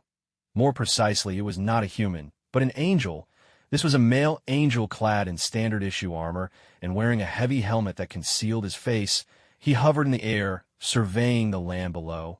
Life exists in a place like this, he mused, surprise in his voice. And there are traces of angels here as well. Should I search the area more closely? No. Never mind. If there are angelic traces, it's possible there's more than one. It could be an angel who fell here. I'd better report this to the king. After a moment's reflection, the angel cast one last glance at the ground and then turned to leave. A few days later, the flying angel caught sight of a magnificent palace in the distance. He hastily landed, not daring to fly any closer, making his way forward. He entered the grand hall of the palace, a place of dazzling splendor, an imposing majesty. Inside, several male angels stood at attention, flanking the great hall. At the center was a throne, no ordinary seat of power, but one of immense size, and upon it sat not just one person, but 5 figures in all. At the center was a man, lounging lazily on the throne. He appeared to be in his 30s or 40s, with golden hair clad in metallic armor, a cloak draped behind him. If Carl were present, he would instantly recognize this man. Huayi, Lord of the Celestial Palace, for women. Dressed in revealing attire clustered around Huayi. One of the male angels stepped forward and bowed respectfully. My king, I have news to report. Huayi didn't even glance up, merely waving his hand as he replied.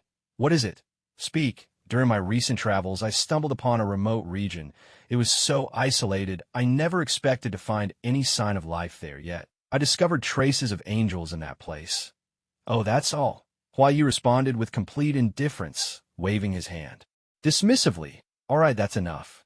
You may rest now. Yes, my king, the angel murmured, withdrawing to the side without another word. Huayi took a bite of fruit. Suddenly, as if remembering something, a subtle, enigmatic smile played at the corners of his lips. He looked at the male angel and asked, Wait, are you saying you found traces of an angel? The male angel nodded. Yes, an angel. Huayi pondered for a moment, then said, Take some people with you and search that area carefully.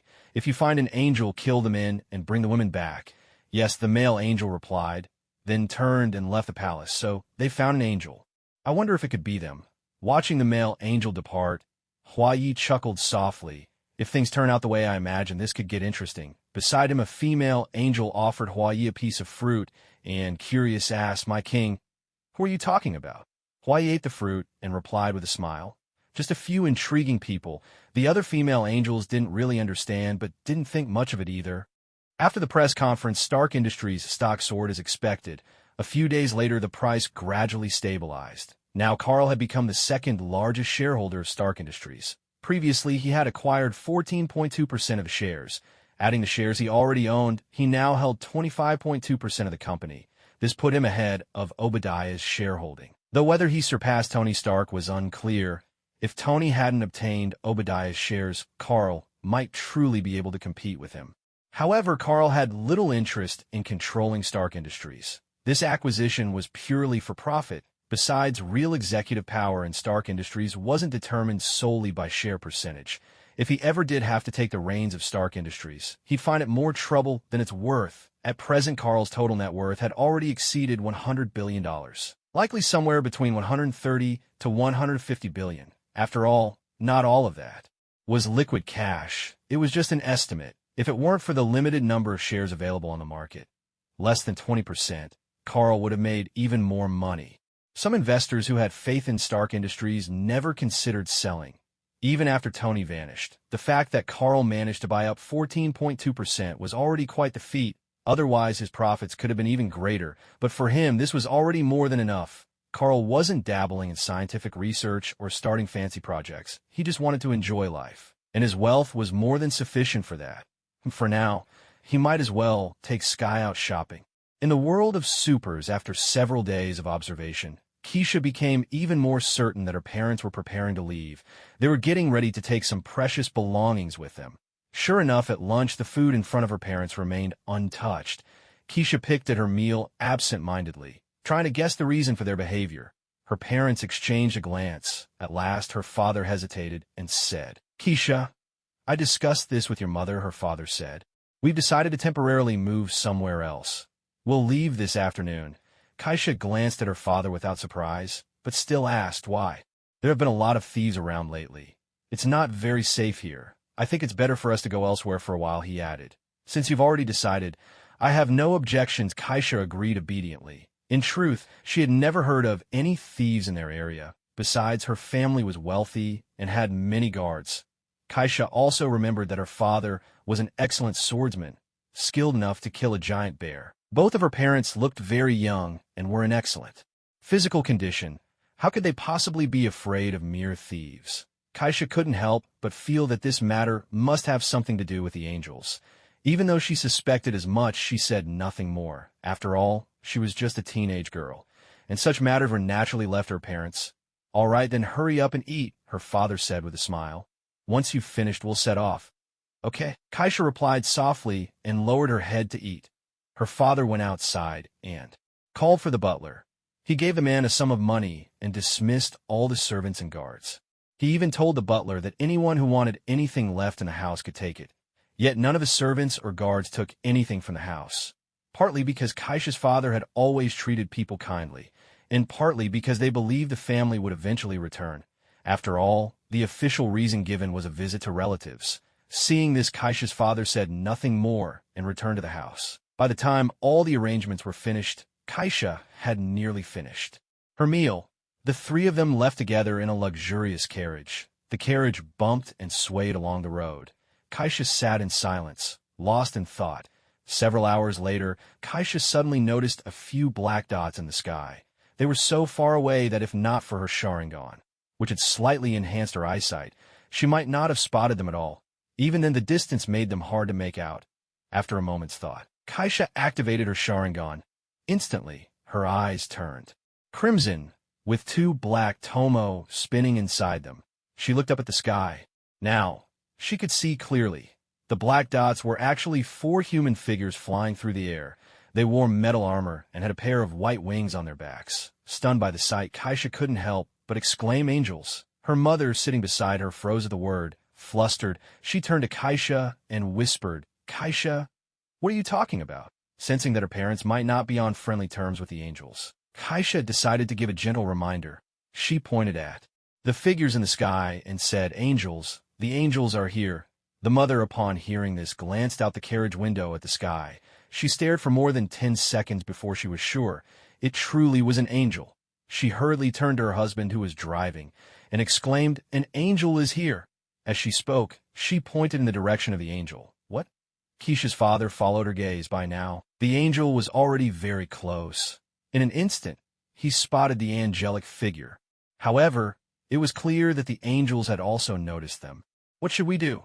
Kesha's mother asked, her face full of worry. "It'll be all right. I'll go out and hold them off. You take Kesha and leave," her husband replied. "There are 4 of them." "I should stay too," said Kesha's mother without hesitation. "Very well. Then I'll lift the seal on Kesha," Kesha's father decided without delay. With that, he climbed into the carriage and quickly spoke to Kesha. "Kesha, angels are coming. There's something we've never told you." He continued, "We are angels." Hearing this, Kesha froze, her voice trembling with disbelief. How can that be? After all, these were the parents who had raised her for more than 10 years. She knew them well. She had always believed her parents were just ordinary people. But before she could finish her thought, she saw her father's back. Suddenly, a pair of pristine white wings unfurled behind him. Her father explained gently, "You are actually an angel too. We only used a special method to hide it." As he spoke, Kesha's father reached out and placed his hand on her shoulder. Kesha felt an inexplicable power flow from his touch. She let out a low cry, and then from her back, a pair of pure white wings emerged. "What is this?" Kesha stared at her new wings, utterly astonished. It wasn't just that she now had wings, she could feel a new strength awakening inside her. Not only did Kesha gain wings, but her body now brimmed with a powerful energy. Only now did she realize her parents were not ordinary people, and she herself was not just an ordinary girl, but an angel. Before Kesha could say anything more, her father spoke briskly. "Kesha, you must run. Head straight north from here. Once you cross a river, you'll see a village. The place is desolate and sparsely populated, but it's very well hidden. Go there and hide, whether you go by carriage or fly. It's up to you." Kesha couldn't help but ask, "What about you?" "Your mother and I will stay to hold off these angels. You must use this chance to escape," her father replied. But Kesha asked, confused, "Why? We're angels too.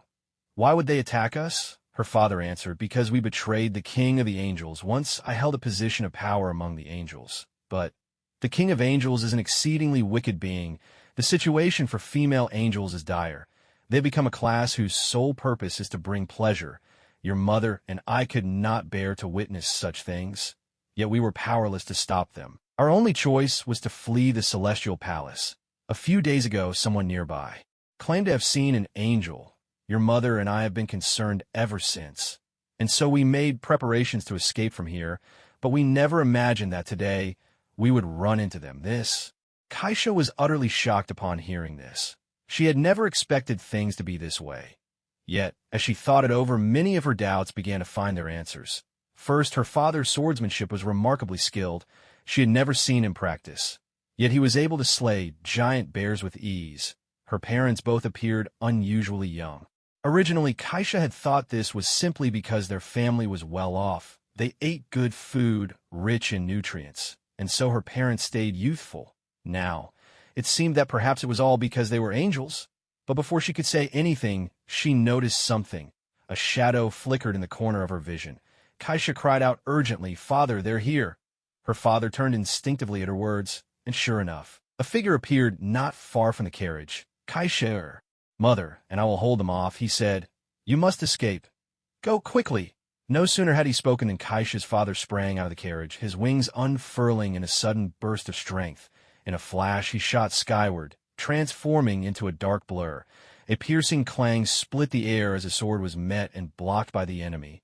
"Oh!" The male angel in the sky looked at Kesha's father with surprise. "So there really is an angel in this backwater place. But who are you? I don't recall ever seeing you." "No matter." The male angel let out a cold laugh. "By order of the king of angels, I will strike you down here and now." Kesha's father said nothing, but charged forward with his sword.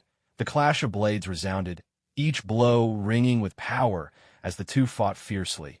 They exchanged several rounds, Kesha's father demonstrating extraordinary skill, pressing his opponent back again and again. The male angel, whose face had been relaxed and confident, now grew tense and uneasy. He called out to a group of angels watching from nearby. "What are you all standing around for? Get over here and help me." The others exchanged glances. One of the male angels jeered. "So you can't handle him after all. Weren't you the one who told us not to interfere before? Now that you're losing, you beg for help right away. How embarrassing." Another male angel nodded in agreement. "He's right, but still, this is the king's command. If we mess this up, we'll be punished too. We'd better lend him a hand. You two, go help him. I'm rather curious about the carriage. Let's go see who's inside." The remaining angels heard this and voiced no objections. All right. With that, 3 angels set off together. 2 of them flew toward the place where Kesha's father was. "Stranger angel, we come by order of the Angel King," one of them declared. "We're here to take care of you. Will you not surrender at once?" The male angel shouted this as he charged at Kesha's father. In an instant, Kesha's father found himself facing 3 angels at once. It wasn't long before he began to lose ground, though. He was indeed powerful. Against a single angel, he could easily overpower his foe.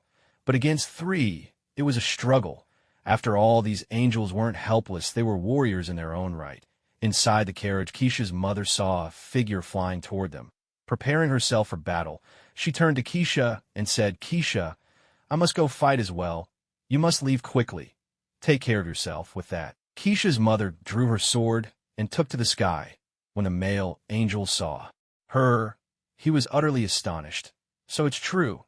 There really is a female angel. Before they had set out, the Angel King had given strict orders. If they encountered male angels, kill them. If they found a female angel, bring her back alive. In other words, the Angel King had likely already known that there was a female angel here. Kesha's mother didn't waste words. She immediately engaged the enemy. The male angel, seeing this, did not hesitate to fight back. The battle commenced. However, Kesha's mother was not in the same position as her husband. She was no match for this male angel. For 1 inch, the male angel she faced was the strongest of the 4. For another, in this era, male angels possessed greater combat power than females. Otherwise, the status of female angels would not be what it was. So, Kesha's mother was pushed back from the very start. Not far away, Kesha's father wanted desperately to help, but he was still held back by the 3 who surrounded him. Even fending off 3 angels left him hard-pressed. Inside the carriage, after her mother left, Kesha took up the reins. Her father, always far-sighted, had taught Kesha both swordsmanship and how to drive a carriage from a young age. Kesha saw her mother struggling. "Mother!" she cried, her breath coming quick, her cheeks flushed with anxiety. She could no longer focus on the reins. Grabbing a sharp sword from the carriage, she rushed outside to help her mother. Yet as she leapt out, she fell hard to the ground.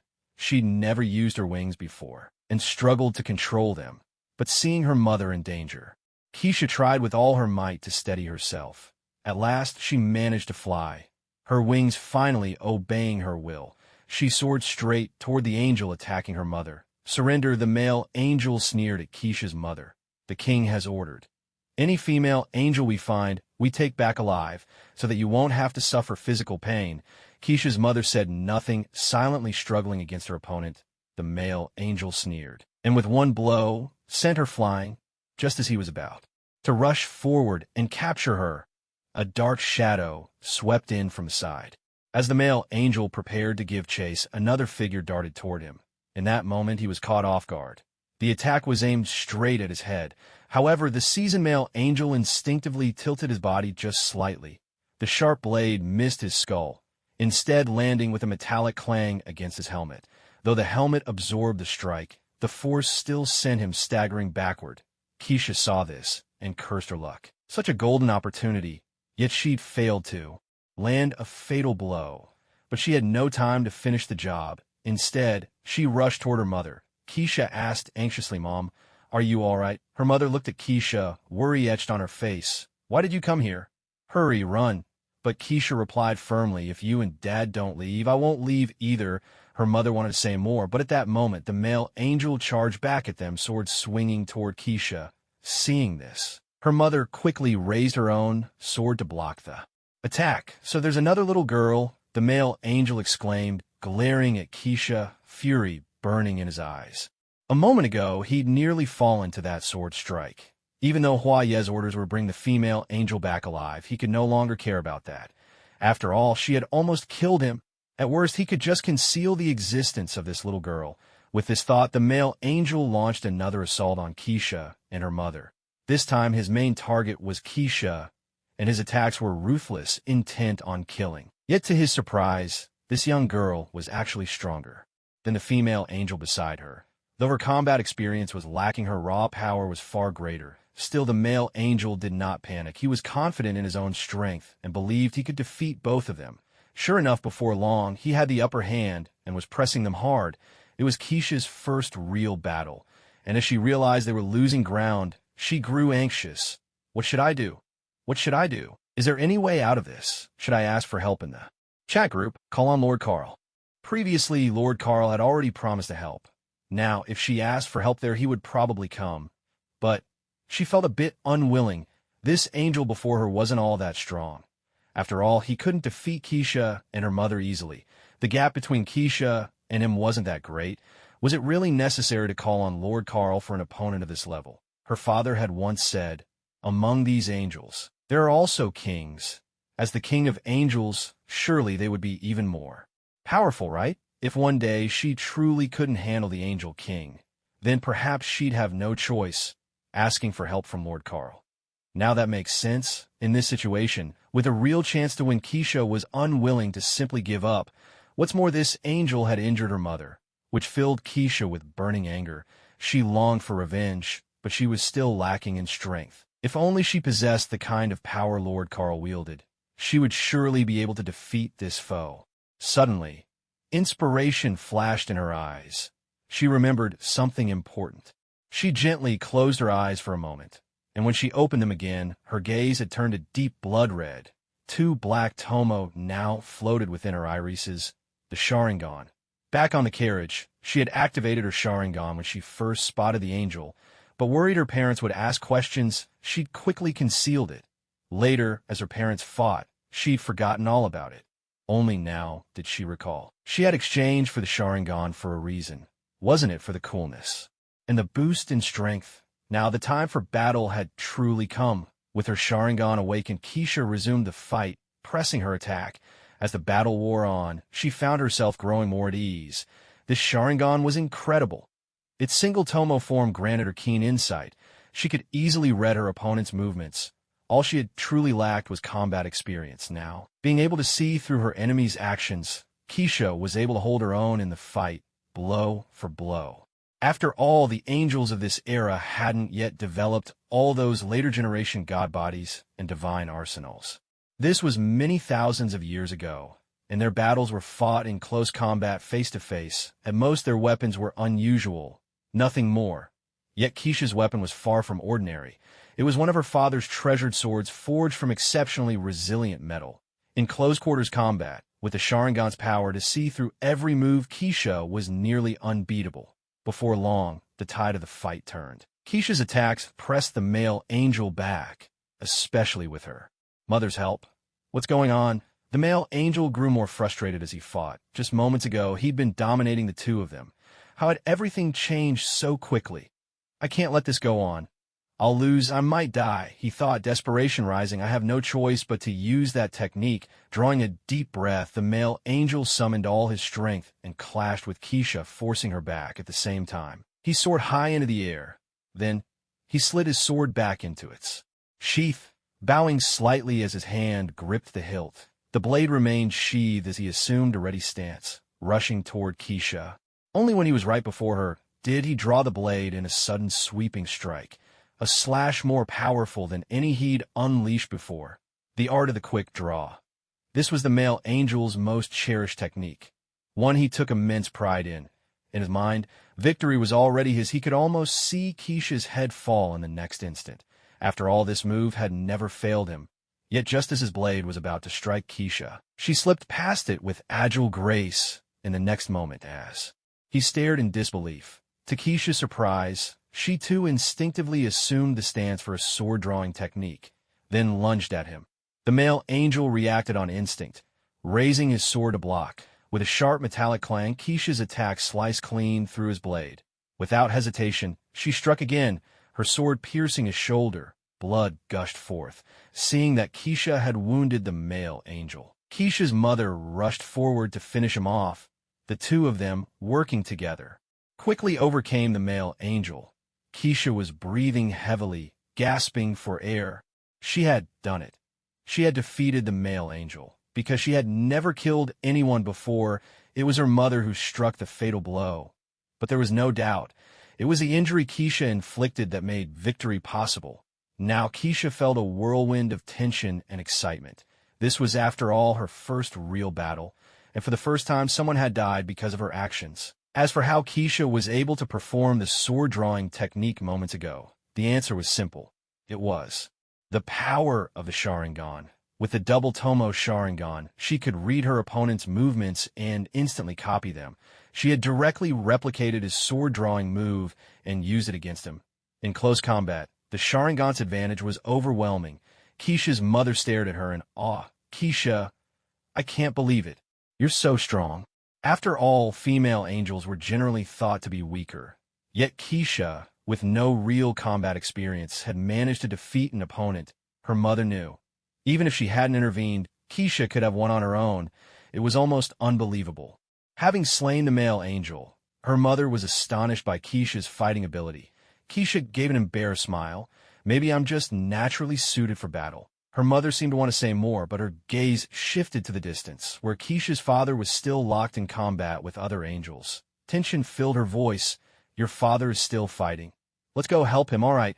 Kesha nodded, excitement flickering in her eyes. The battle, just now, had given her new confidence in her abilities, and she was thrilled by the power she'd gained from the chat group. Seeing those villains surround her father, she knew she had to help. Without hesitation, Kesha and her mother charged toward the angel's location. Things were very different on Kesha's father's side. Facing 3 angels at once, he was struggling desperately, his body already marked with numerous wounds. "Well, you're tougher than I expected," one of the angels sneered.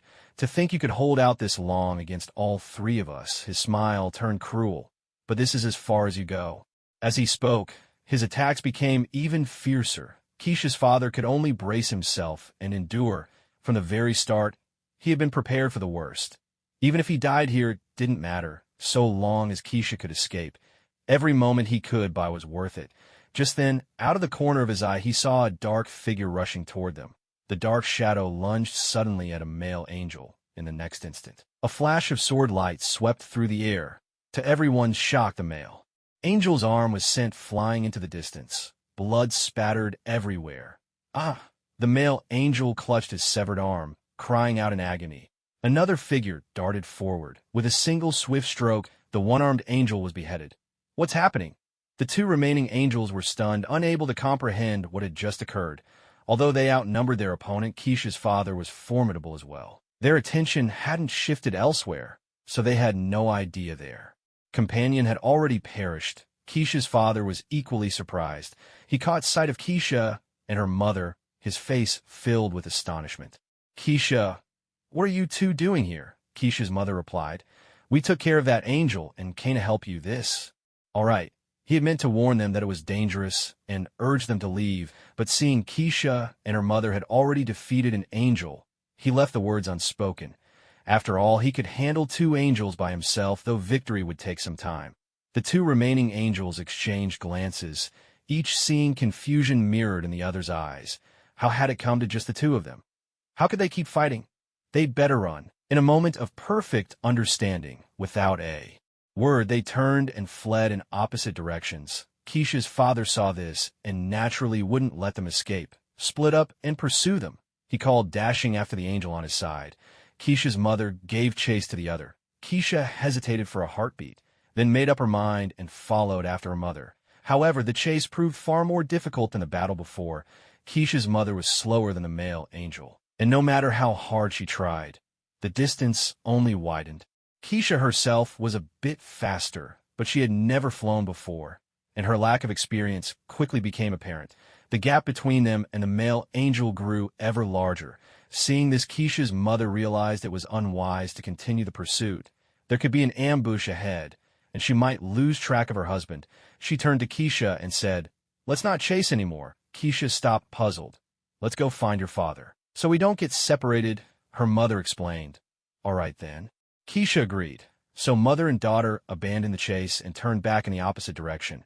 A few hours later, they reunited with Kesha's father. By now, he was bearing several wounds. Kesha asked anxiously, "Father, are you all right?" "Don't worry, it's nothing," he replied with a carefree smile. "Just a desperate counterattack before the end. I've already dealt with it. How did it go on your side?" he asked. "We couldn't catch up. He was flying too fast," Kesha's mother answered her. Father reassured them. "It's all right. Let's find a place to hide for now. That angel who escaped will likely bring more angels back with him." Of course, even if he hadn't escaped, if too much time passes, once the Angel King realizes something is wrong, he'll send someone to hunt us down. Although he said this, Kesha could see the gloom clouding her father's face, but Kesha said nothing. She knew she could deal with the Angel King herself. When the time came, all she had to do was post a task in the chat group. As long as Lord Carl showed up, the so-called Angel King wouldn't stand a chance. "For now, let's grab a few things from the carriage and leave," she suggested. All right, so the three of them went to the carriage and gathered some belongings. Just then her father, recalling Kesha's display of swordsmanship, couldn't help but ask Kesha, "How did you learn the art of quick-draw sword technique?" He had taught Kesha swordsmanship, but the quick-draw technique was something he himself had never mastered. There was no way he could have taught it to her. Kesha replied, "I saw that angel use it once, and then I figured it out." It was the truth, though she had used her Sharingan to do it. Of course, she hadn't told her parents about the chat group. After all, it was too fantastical to explain. Her father chuckled and praised her. "Really? I always knew our Kesha was a combat genius. Of course, Kesha's fighting skills are even better than mine," her mother chimed in. "Truly impressive." Kesha smiled, but said nothing more. Then the family fled north. Damn it. All three of the other angels are dead. Those bastards. The male angel who had escaped was streaking through the sky at top speed, cursing under his breath. As an angel warrior, he was used to behaving arrogantly and with impunity. He never imagined his companions would be killed today. If he hadn't fled fast enough, he'd probably be dead too. He had to report this to the king. A few days later, he returned to the palace of the Angel King. Without hesitating, he dashed into the grand hall. Before he could even speak, a lazy voice drifted from the throne. "Why the panic? Is this how an angel should behave?" "Where are the others, Your Majesty?" "Only I made it back," the male angel replied, head bowed and voice low. "The other three have all fallen. The enemy was 2 female angels and 1 male angel." "Is that so?" Hawaii arched an eyebrow, but said nothing. A moment later, a wicked smile curled across his lips. "Anyone who dares to harm my people will pay the price, no matter who they are." Lifting his head, Hawaii ordered an angel attendant in the hall. "Muster 3,000 angels. We march to war." "At once, Your Majesty." The angel bowed and hurried out to prepare. A cold laugh escaped Hawaii. 3,000 angels. "Surely. I'll find you now. Let's see where you run this time." Night fell. After his battle with Skye, Carl reclined to rest, sipping red wine. With nothing better to do, he logged into the chat group. "What to do when your little sister is a Chinibu?" Sigma. It looks like Kesha still hasn't logged on yet. "What to do when your little sister is a Chinibu?" She didn't even check in today. "I'm a bit worried." "What to do when your little sister is a Chinibu?" "I wonder how she's doing, surely. She's probably just busy and hasn't had time to come online, surely. After all, sometimes I get so busy myself, surely. Besides, didn't she tell Mr. Superman before? Surely. If anything comes up, she'll ask for help in the group chat, surely. No need to worry, hot-blooded Spider-Girl." Exactly, that's right. Hot-blooded Spider-Girl. It's totally normal to be busy. Every now and then, hot-blooded Spider-Girl. Sometimes I'm tied up hunting monsters myself, Great Wall Defense Commander. That does make sense. What to do when your little sister is a Chinibu? Okay, you're right. Ding. Group member Skyblade King has checked in and earned 7 points. Great Wall Defense Commander. Well, what a coincidence, Great Wall Defense Commander. We just mentioned Kesha. And here she is, hot-blooded Spider-Girl. Huh. That is quite the timing. What to do when your little sister is a Chinibu? Kesha, you're here. What to do when your little sister is a Chinibu? How are things with the angels? Is everything all right? Hot-blooded Spider-Girl. Yeah.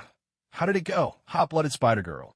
I'm super curious about the whole angel thing, Skyblade King. Well, Skyblade King. Something did happen today, Skyblade King. I ran into angels and ended up fighting them, Skyblade King. I never expected the legendary angels would actually appear, Skyblade King. And even more surprising, Skyblade King. Turns out my parents and I are angels too. What to do when your little sister is a Chinibu Angels? What to do when your little sister is a Chinibu? Wow, Kesha, I never imagined you were an angel. What to do when your little sister is a Chinibu? Are you hurt? Surely. I always thought the world Skyblade King lived in was just an ordinary, normal place, surely. Who'd have guessed there really were legendary angels? Surely. Then again, surely, judging by everyone's nicknames in this group, we're probably not ordinary people, surely. Looks like I'm the only plain one, Skyblade King. I'm not hurt, but thank you for your concern, Sister Sherwa. Now what to do when your little sister is a Chinibu? What to do when your little sister is a Chinibu? That's a relief. Great Wall Defense Commander. Angels. What are those? In Sulai's World of Kings, there are no legends about angels. At least he personally has no knowledge of such things. Hot-blooded Spider-Girl. Angels, I'm super curious. Hot-blooded Spider-Girl. General Sulai. Just imagine angels as humans with pure white wings. Hot-blooded Spider-Girl. Usually angels have powers that ordinary people can hardly even imagine. Hot-blooded Spider-Girl. Many people see angels as messengers of God. Well, that is as divine messengers. Hot-blooded Spider-Girl. The word angel itself means a messenger from the heavens. Hot-blooded Spider-Girl, a commander of the Great Wall Guard, commander of the Great Wall Guard. Messengers of God? That sounds rather formidable. Commander of the Great Wall Guard.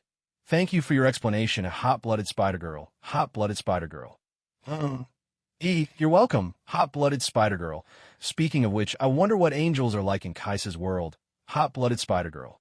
Curious. JPG Spider-Girl possessed the memories of an otaku who had been reincarnated. Because of this, she knew that, in most cases, angels referred to heavenly messengers, servants of God.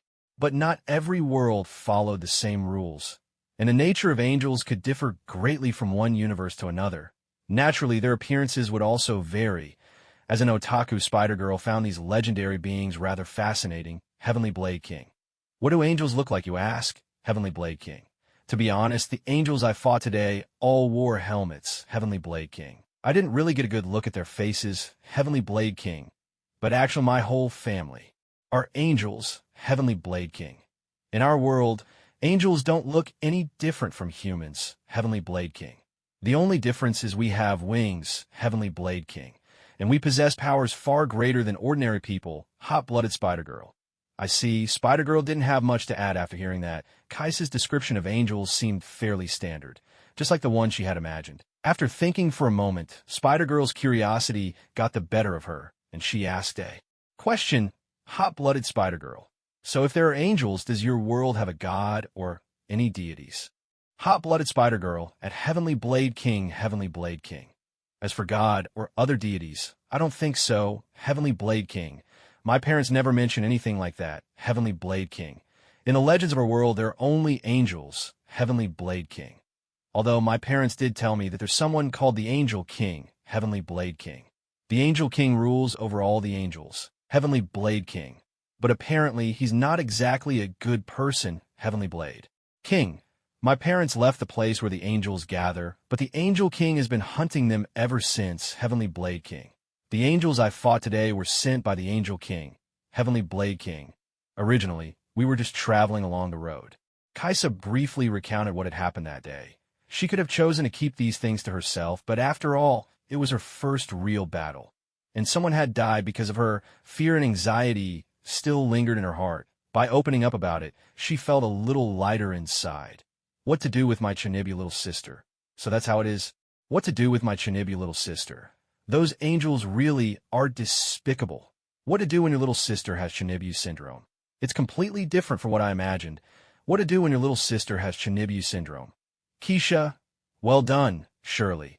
Angels like this are definitely not quite what I pictured. Hot-blooded Spider-Girl. Speaking of which, I'm out there slaying monsters every day too. Hot-blooded Spider-Girl. Looking at it this way, angels and monsters aren't so different after all. The members of the chat group, all of them are siding with Kesha, criticizing the angels. What to do when your little sister has Chinibu syndrome? And that so-called king of angels, he's just unbearable. What to do when your little sister has Chinibu syndrome? Kesha, you don't need to be afraid. Just post a mission and call in Boss Carl. What to do when your little sister has Chinibu syndrome? A god among men. Heavenly Blade King. Yeah, that's my thought. 2. Heavenly Blade King. I'm not really afraid, but my parents seem more worried than I am. What to do when your little sister has Tsunade syndrome. Alright then. God among men. Okay, JPG. Carl skimmed through the chat history, raising an eyebrow in amusement. The king of angels. At this point, it should be Hawaii. In other words, Kesha is about to face Hawaii. Carl had no fondness for this character either. All he had to do was wait for Kesha to post a mission, and he'd step in to take care of things himself. Time passed slowly. 2 days earlier, Kesha and her family had arrived at a small village. This was where her parents had chosen to hide. It was certainly remote and out of the way, but there were only a dozen or so households in the entire village. What surprised Kesha even more was that her parents actually owned a house here. She wasn't sure if they had prepared it long ago. The villagers, however, weren't very welcoming. When Kesha and her parents passed by, they were met with cold, curious stares. Not a single villager greeted them. But that didn't matter. Kesha and her family were here to evade the angels, not to make friends in the village.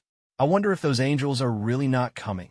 After 2 days in the village, Kesha couldn't help but wonder it's better if they don't show up.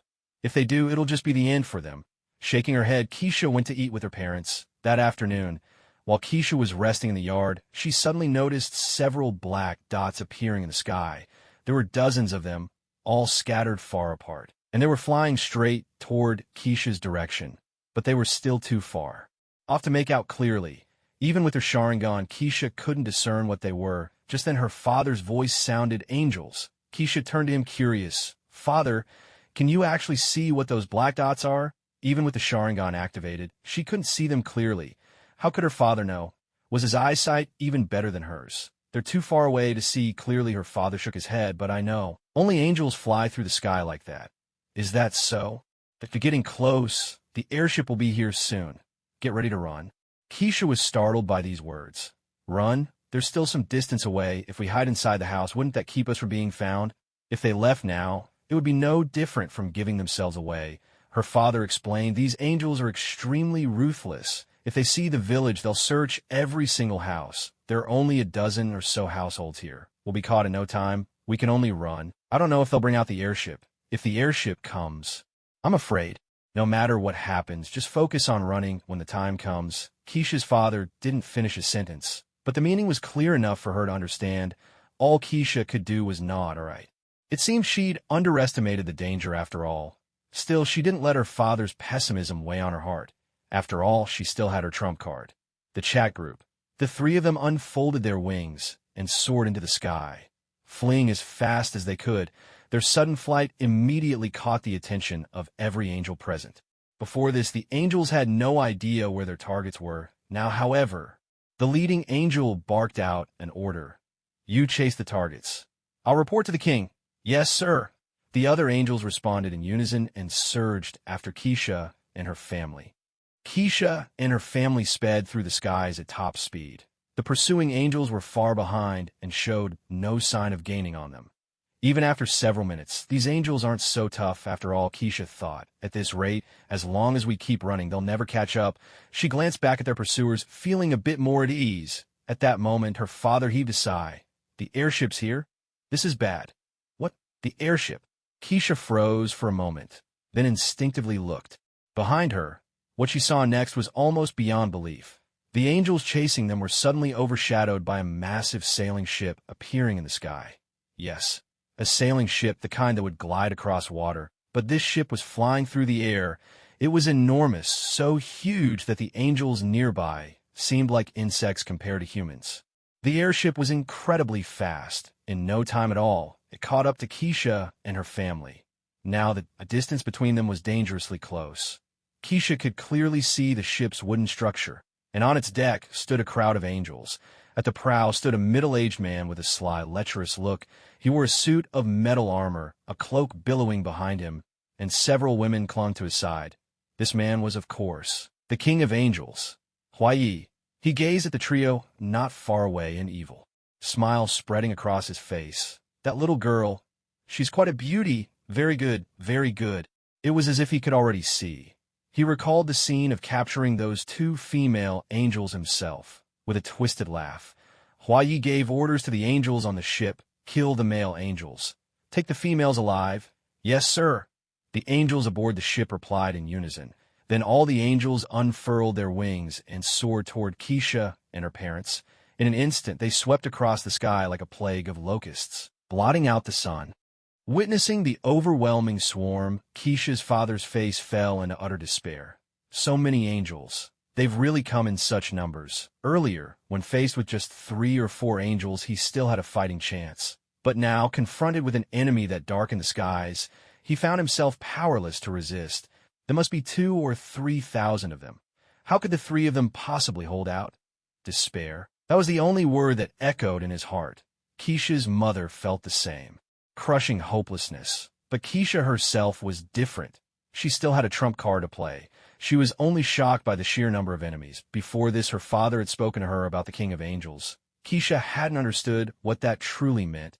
In her mind, it was just a particularly strong angel. But now, seeing the massive ship and the angels flooding the sky, Kesha realized it was far more than just a display of power. Kesha's parents exchanged a glance. Then they turned to Kesha and said, "Kesha, you must run. We'll hold them off as best we can. Go. Don't look back. Don't stop. No matter what." Her parents knew facing such overwhelming odds, victory was impossible. In truth, even Kesha's chances of escaping were slim. Thousands of angels. How could she possibly break free? Yet as parents, their deepest wish was for their child to be safe and happy. Even if it meant dying in battle, they had to try. At least once. For Kesha's sake, with a sweep of their wings, they turned and charged headlong into the mass of angels that darkened the sky. "Father! Mother!" Kesha cried out in alarm as she watched them go. She hadn't expected her parents to make such a choice against so many enemies that it didn't stand a chance. Yet Kesha didn't rush forward to stop them. She knew the time for that had passed. The distance between the two sides was short, and in the midst of a charge they would soon clash. If she followed, she would only meet the same fate as her parents. Without hesitation, Kesha entered the chat group. Heavenly Blade King. Crying face, Lord Carl, please help. Heavenly Blade King, we've run into an angel army. Thousands of them are attacking us. Heavenly Blade King. I beg you, Lord Carl, help me wipe them out. Heavenly Blade King. I still have 672 points left. I'm willing to offer them all as a reward. Heavenly Blade King, a god of the mortal realm. Ding. Group member Heavenly Blade King has issued a mission. Eliminate the angel army. Mission reward. 672 points plus, comma. Kind reminder. This mission is extremely difficult. The chat group encourages members to help one another. All members may accept the mission. The mission has been posted. Kesha saw the group chat notification and finally felt at ease. The main mission had been successfully posted, so Lord Carl would be able to come to her world. Moreover, she had tagged only Carl in the mission. After all, there were simply too many angels. Several thousand of them, in fact. And then there was that enormous spaceship. Not to mention the so-called King of Angels. Kesha didn't believe for a second that such a massive ship would be defenseless. A vessel of that size, with its imposing presence, surely came armed with heavy weaponry. That's why she only tagged Carl, the one she felt was capable of completing the mission without getting hurt. Hot-blooded Spider-Girl. I'm kind of tempted to go hot-blooded Spider-Girl. Too bad. I'm in the middle of my own battle right now. Hot-blooded Spider-Girl. Otherwise, even if I couldn't win, I'd still try to snag that mission. Surely. Angel armies and all that. None of it has anything to do with me anymore, surely. I'll just watch from the sidelines. Pink-haired vessel. I doubt I'd be of any use if I went Great Wall Defense Commander. Same here. I can't even fly. What to do with my Tsunade little sister? So the mission's been posted after all. What to do with my Tsunade little sister? Lord Carl, it's your turn, at God of the Mortal Realm, God of the Mortal Realm. Okay, JPG. At that moment, Carl happened to be free. He had already promised Kesha earlier. Besides, he didn't much care for Hawaii, the character in question. Naturally, he was willing to take on the mission. After changing into his black battle suit, Carl prepared to set out. Ding! Group member God of the Mortal Realm has accepted the mission. Eliminate the angel army. In the world of Super God, Kesha's parents, even as they charged forward, already knew the truth. The two of them were no match for the angel army, facing an enemy outnumbering them by 1,000 to 1. How powerful would an individual need to be to stand a chance at victory? Kesha's parents didn't know, for they themselves could not achieve it. Yet even so, they were determined to buy time for Kesha, no matter what. The battle broke out swiftly. At the very first clash, Kesha's parents were quickly surrounded. To say they were at a disadvantage would be an understatement. They were being utterly overwhelmed. The sheer numbers on the enemy's side, thousands upon thousands, made the fight hopeless. How could two people possibly hold their ground? Back to back, they tried to fend off the encircling angels. Yet even so, they were both wounded in an instant. I knew this would happen, but still, that was way too fast. Kesha's father gave a wry smile. The only comfort he had now was that they had bought some time for Kesha. Although a few still ignored them and rushed straight for Kesha, those were the exception. They had truly done all they could. They had succeeded in delaying the enemy for Kesha's sake. The odds were slim, but if Kesha could escape, that would be the best outcome. With this thought, Kesha's father glanced over to where Kesha was. That one look nearly made his blood boil with anger. Not only had Kesha failed to escape, she was actually flying toward them. It's over. Kesha didn't even try to run. Kesha's father's face twisted with bitterness. Everything was lost. Seeing this, Kesha's mother glanced at Kesha as well. She didn't speak, but her expression was equally grim. For a moment, the air around them was heavy with despair. Suddenly, several swords sliced through the air, coming at Kesha's father from different directions. He tried desperately to fend off a few, but there were still 3 blades he couldn't avoid. It's over, he lamented inwardly, quietly bracing himself for death. Kesha's father was no young man. He had weathered many trials in his life. Dying like this he could accept, but Kesha was still so young. He knew, given Hwaye's character, Kesha likely wouldn't be killed, but her fate might be even worse than death. How hateful. Kesha's father gripped his sword hilt tightly, as if that could release the fury burning in his heart. He could already see the blades arcing toward him. But, having just attacked, he had no way to defend himself in time. Kesha's mother had already been wounded and could not shield him either. It truly seemed hopeless. Just then, suddenly, everything blurred before Kesha's father's eyes. In the blink of an eye, the 3 swords aimed at him vanished without a trace. What happened? Did someone intervene to help them? It wasn't impossible. After all, even kings like Hwaye inspire resentment. Someone stepping in was hardly surprising. Kesha's father's face lit up with hope, but how many had come to their aid? He hadn't even had a chance to spot their savior when he froze in shock. Not only had those blades disappeared, with a sweeping glance, he realized every angelic warrior nearby had vanished as well. That's right, the thousands of angel warriors who had besieged them just moments before were all gone.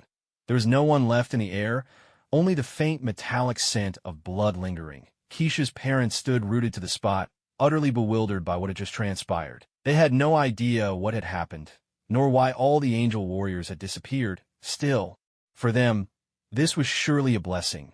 They didn't know how those warriors had vanished, but as long as they were gone, that was enough. Kesha's parents exchanged a glance, their faces alight with the joy of surviving a catastrophe. Kesha's father said, "Come on, let's go to Kesha." All right, the two of them took off toward where Kesha was, but before they could even move, they saw a strange figure appear beside Kesha. The newcomer was strikingly handsome, dressed in a black, form-fitting outfit that showed off a powerful build. A cape hung from his shoulders, billowing as if animated by an invisible wind. Kesha was standing before him, smiling and speaking. For some reason, as Kesha's parents witnessed this scene, a pang of jealousy stirred in their hearts. By Kesha's side, of course, stood Carl. When he appeared before her, she had pleaded with him to save her parents. Without hesitation, Carl took care of the members of the Angel Legion. Now, seeing that her parents were safe, Kesha finally felt at ease and sincerely thanked Carl. Looking at him, she thought to herself, Carl really is even more handsome in person than in his photos. She didn't know why such a thought crossed her mind. With a quick, embarrassed scoff, she brushed the notion aside. At that moment, Kesha's parents had already approached the two of them. They gazed at Carl with utmost caution. After all, he was a stranger, and his sudden appearance made them wary. Kesha took the initiative to introduce him. "Mom, Dad, this is my friend Carl," she said. "I asked him to come help us. Just now, he's the one who defeated the Angel Legion and saved you both." What? Her parents were shocked, staring at Carl in disbelief. Kesha's words were simply too much to take in. This handsome young man. Had he really killed all the angels? They were far from convinced, and their eyes flickered between doubt and uncertainty as they looked at Carl. At that moment, Carl glanced around thoughtfully. "There are still a few stragglers. Please wait a moment," he said. Kesha and her parents suddenly saw their vision blur. In the next instant, another figure appeared at Carl's side. The man had a sly, unsavory face and wore metallic armor. It was Hua Yi. Hua Yi looked utterly bewildered. He had no idea what was happening. Just a moment ago, he'd been on a ship, watching a swarm of angels surge forward to attack Kesha and her companions. A leering grin had spread across his face. How could a mere 3 angels possibly stand against thousands? In the posture of a victor, he'd reclined on his ship, enjoying sweet fruits served by female angels. But then all of a sudden, everything changed. His vision swam, and in the blink of an eye, the entire angel legion had vanished. Thousands of angels gone as if they'd evaporated into thin air. The only ones left were Kesha and her 2 companions. White fruit still in hand, was frozen in disbelief. He stared blankly, not even noticing as the fruit tumbled from his mouth to the floor. With a sharp shove, Hawaii pushed away the female angel beside him and leapt to his feet. "What is going on here?" he shouted in furious confusion, looking around for the missing legion. The angels left on the ship to guard him were equally bewildered, unable to offer any explanation. Suddenly, Hawaii barked an order at the nearby angels. "You go over there and take a look." "Yes, sir," the angels replied, nodding, but before they could move, they too vanished without warning, just like the others before them. "What's happening? Where did everyone go?" Hawaii roared in frustration. Then once again his vision blurred. A sharp, crushing pain seized his neck, as though a band of steel clamped down with merciless force. The world around him changed completely in an instant. He was no longer inside his own spaceship. Instead, he was suspended in mid-air. All around him, there were 4 figures. 3 of them were angels, the very targets he had been sent to capture. The 4th was a man with black hair. At this moment, unbelievably, this man had him by the throat, lifting him off the ground. Outrageous! He was the king of angels, the lord of the celestial palace. All other angels existed to serve him. Hawaii was in every sense the embodiment of hedonism. When had he ever suffered such humiliation? In an instant, fury exploded within him. He clenched his fist and swung it fiercely at his captor. But it was useless. His punch had absolutely no effect. Instead, pain shot through Hawaii's own hand. Still, he could not stop struggling. The man's hand was clamped around his neck, and it felt as if his throat would snap at any moment. The discomfort was unbearable. Kesha's parents were rendered speechless the moment they saw the man in Carl's grasp. After all, they recognized him immediately. It was Hawaii, the king of angels. As angels themselves, how could they not know who he was? What puzzled them, though, was how the king of angels could possibly be here. And more astonishingly, why he was being held by the neck by a complete stranger. Just moments ago, Hawaii had been aboard his spaceship, hadn't he? Could it be that this stranger in black had gone to the ship and captured Hawaii, bringing him here in the blink of an eye? The entire process was so swift that the 2 of them hadn't been able to see clearly what happened. Was such speed even possible in this world? Unlike her shocked parents, Kesha eyed Carl with a hint of curiosity.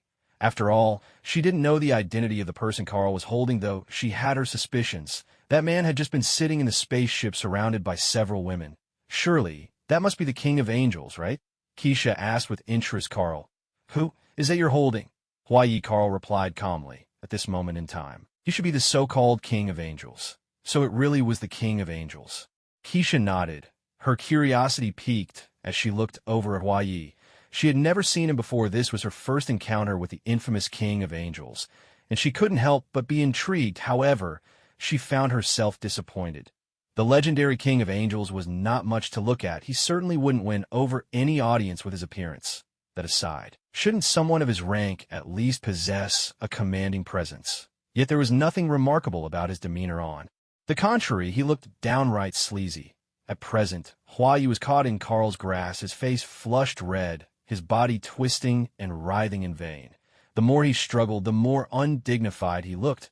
"If we deal with him, I suppose our mission will be complete," Carl murmured quietly. Then from his eyes, 2 chilling red beams shot forth. Those 2 beams struck Hawaii with sudden, fierce intensity.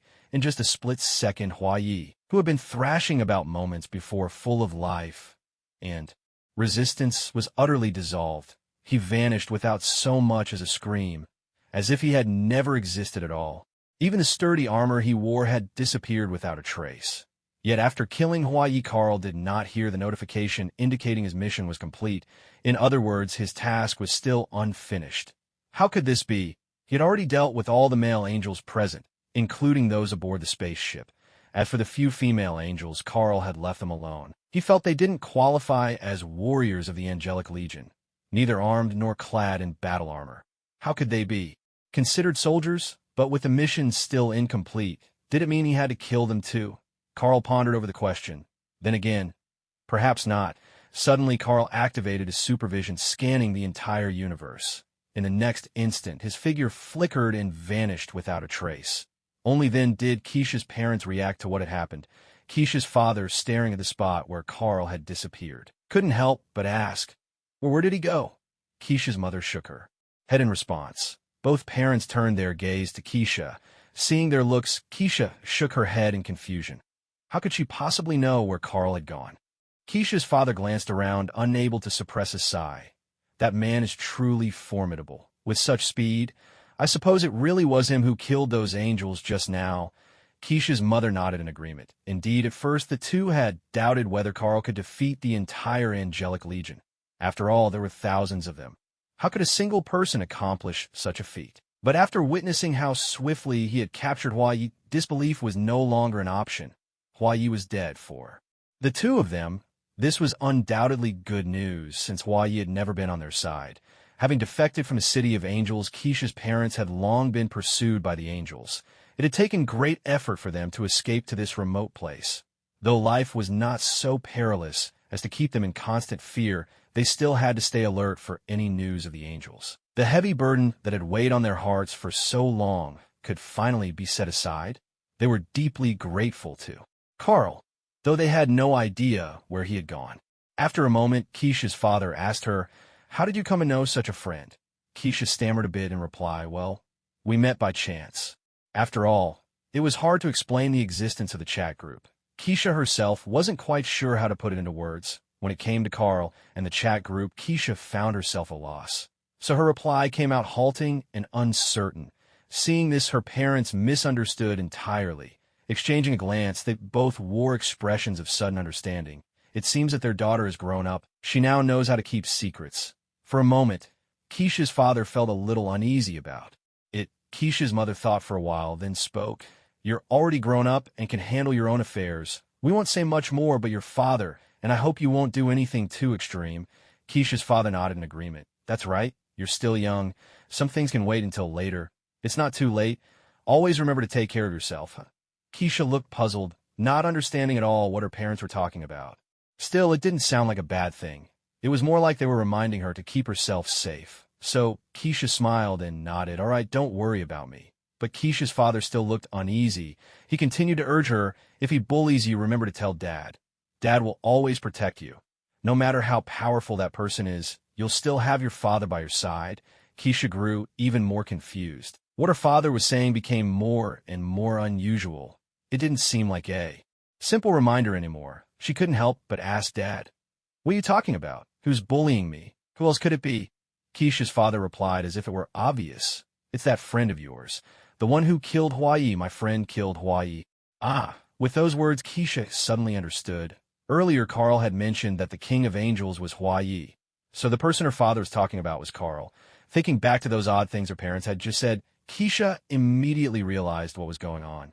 Her parents must have misunderstood her relationship with Carl. Although Carl was incredibly powerful and quite good-looking.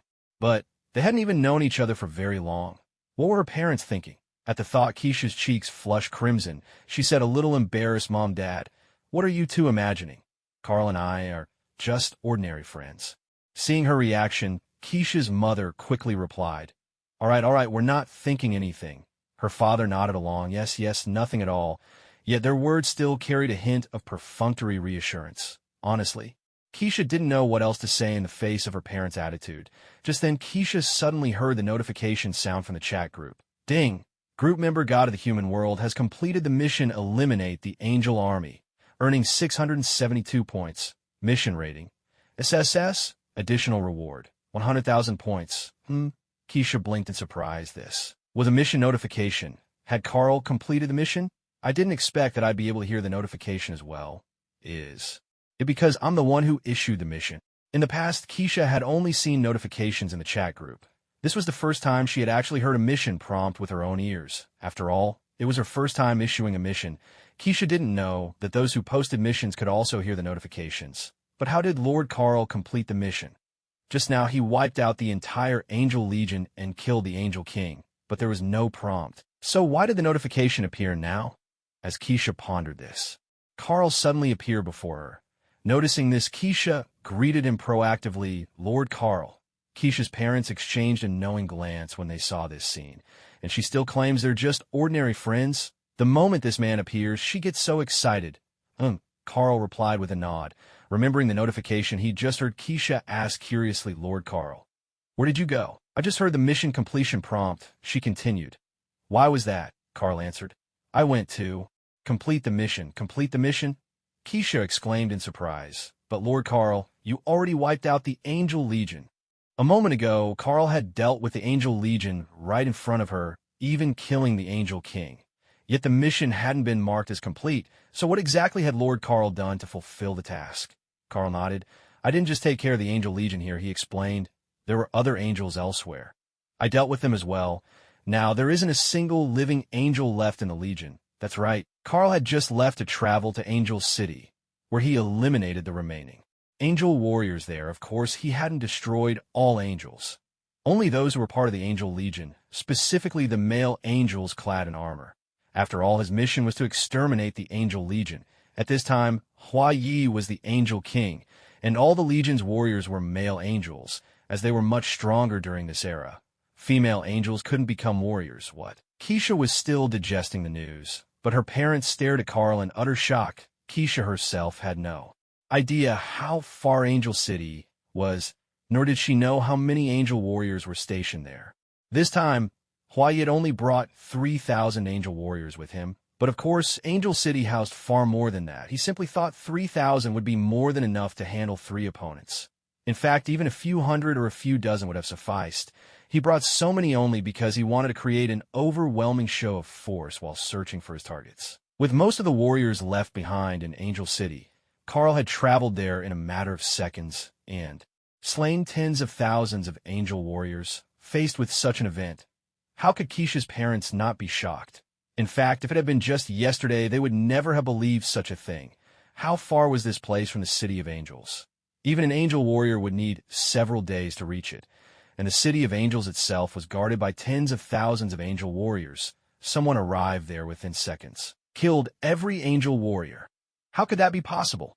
If it had been before, Kesha's parents would have thought anyone who believed such a tale must be out of their mind. Yet now, the two of them found themselves half believing it. After all, they had witnessed Carl's power for themselves. Not long ago, he had annihilated thousands of angels in an instant. Perhaps destroying the City of Angels was not beyond his abilities after all. Of course, they only believed that it could be true. Not that it absolutely was. The distance to the City of Angels was simply too great, with their own powers. They couldn't even begin to imagine what kind of being could make a round trip in mere seconds, slaughtering tens of thousands of angel warriors along the way. Kesha, on the other hand, did not dwell so much on these questions, but she too believed in Carl.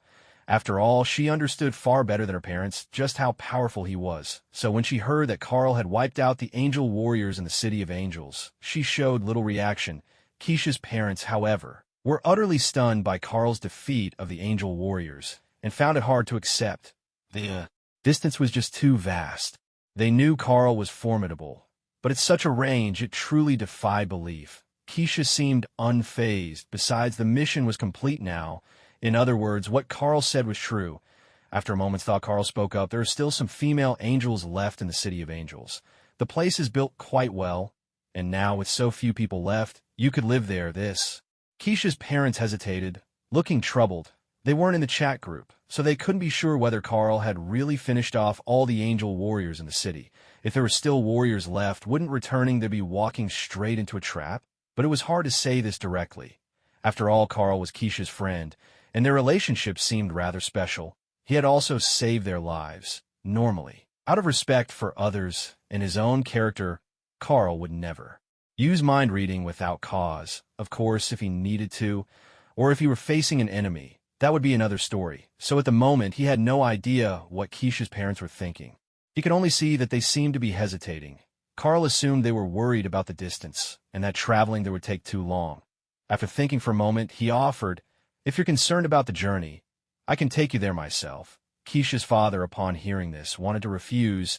It seemed too much to trouble Carl for their sake. Besides, he still wasn't sure whether there really weren't any angel warriors left in the City of Angels. For that reason, he didn't want to return there.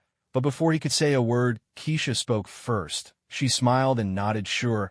I'm actually quite curious about what the City of Angels looks like." After all, Kesha was now an angel herself. Naturally, anything related to angels piqued her interest. Carl nodded. "All right, then, let's go." Kesha's father wanted to politely decline, but before he could utter a word, he suddenly felt his vision blur. In the next instant, the scenery before his eyes changed completely. Where they had just stood was a rather desolate village, but now they found themselves surrounded by lush mountains and crystal-clear waters. Not far ahead, a magnificent palace towered above them. When they saw the palace, Kesha's parents' eyes widened in disbelief. This is... They recognized the palace. It was Hwaye's palace, which meant they were already in the City of Angels. But how could that be? Barely a second or two had passed. How could they possibly have traveled a distance that would take angelic warriors several days to cross? Yet if this wasn't the City of Angels, how could they explain the palace before them? What's more, as the palace of the King of Angels, it should have been heavily guarded. Now, however, there was not a single guard in sight. For a moment, Kesha's parents began to question reality itself. "Wow!" Kesha exclaimed in wonder, her eyes fixed on the palace. "That palace is beautiful." "Is it the King of Angels' palace?" Carl nodded. "Yes, that's right. If you're interested, we can go have a look." "Absolutely." Kesha nodded eagerly, then soared toward the palace. Carl followed at her side. Kesha's parents exchanged a glance and went after them. Inside, the palace was grand and luxuriously appointed. Exquisite reliefs adorned the halls, and the space seemed endless. Yet there were very few people inside, just a dozen or so female angels. They stood there, looking lost and bewildered, unsure of what had just happened. Though a dozen people wasn't a small number, it was far too few for such a vast space. When they saw someone enter, the female angels instinctively turned to look at them. There aren't any guards outside, and now there are. None inside either, Kesha's father muttered in disbelief. Could it be that the warriors of the City of Angels had truly all been dealt with? If not, how could they explain what they were seeing? Kesha gazed around the palace with curiosity. The female angels, who had been a bit apprehensive at first, gradually relaxed when they saw Kesha's gentle and harmless demeanor. One of them finally mustered the courage to ask, "Excuse me, what happened to the male angels?" Kesha replied, "They've all been eliminated." "Eliminated?" The female angel froze, a trace of fear in her voice. "How could they have been wiped out?" She muttered anxiously. "If the king finds out, we'll be severely punished for sure." Seeing this, Kesha tried to comfort them, saying, "Don't worry, the King of Angels is dead as well." The female angel looked at Kesha in disbelief. "The king is dead too?" Kesha nodded instinctively. Yes." Hearing this, the female angels began whispering among themselves. She said, "The king is dead, and those male angels are dead too." "Is it really true?" "I think it's true. All the angels in the palace have vanished. I saw it earlier. The guards outside the palace are gone too. There's not a soul out there. So it's really true that they're dead?" "That's wonderful." Soft sobs broke out among them. At first, the female angels still had doubts, but with all the angel warriors inside and outside the palace gone, they came to believe Kesha's words as they talked. All the female angels suddenly burst into tears, Kesha witnessing. This found herself a bit puzzled. It looked like the female angels were crying. But why did it seem to her that they were actually overjoyed? Standing to the side, Kesha's parents naturally understood the reason. After all, these female angels had always held very low status. They couldn't defeat the male angels in a fight, and they were forced to do things they never wanted to do. Now, with news that all the angel warriors were dead, and even Hawaii himself was gone, they were, of course, weeping tears of joy. "This place isn't bad," Carl remarked. "It's a good place to settle down." He added, "It's getting late. I should be on my way." Kesha, hearing this, felt a twinge of reluctance. "Great, Carl. You're leaving already? Can't you stay a little longer?" "No, you all should pack up and get ready to settle here," Carl replied. "I have other matters to attend to, so I'll be off for now. If you want to see me, I can come by any time, and we can always stay in touch." "All right," Kesha nodded, still a bit unwilling to let him go. Then, "Great, Carl. Remember to visit when you have time." "I will." "Goodbye, great Carl, goodbye." As Carl's words faded, his figure vanished without a trace. Kesha let out a long sigh, feeling a little wistful. It seemed as if she hadn't spent much time with Carl before he departed. Still, she thought to herself, great Carl really is quite dashing. Who knows when he'll come by again? Maybe she'd check the chat group later. Meanwhile, Kesha's parents were unaware that Carl had actually left their world. They assumed when he said he was leaving, he simply meant he was going somewhere else. After all, they had seen Carl's incredible speed before. Marvel Universe Carl's figure suddenly appeared at home. He walked to the refrigerator, took out a bottle of red wine, and savored slowly. I earned some points, but they're not much use for now, and got rid of someone rather troublesome. Can't say I'm not in a good mood. I also got to see Kesha when she was young. So in the end, it was worth the trip. After drinking for a while, Carl felt a sense of contentment. He opened the chat. Group, hot-blooded spider. Degree, wow. Another 100,000 points, hot-blooded spider. That's a ton. I'm honestly jealous, hot-blooded spider. Such a pity. I was in the middle of a fight earlier, otherwise I would have joined in on that quest. Passing Kamen Rider. Same here, I got held up with something else. Passing Kamen Rider. What a shame, Shirley.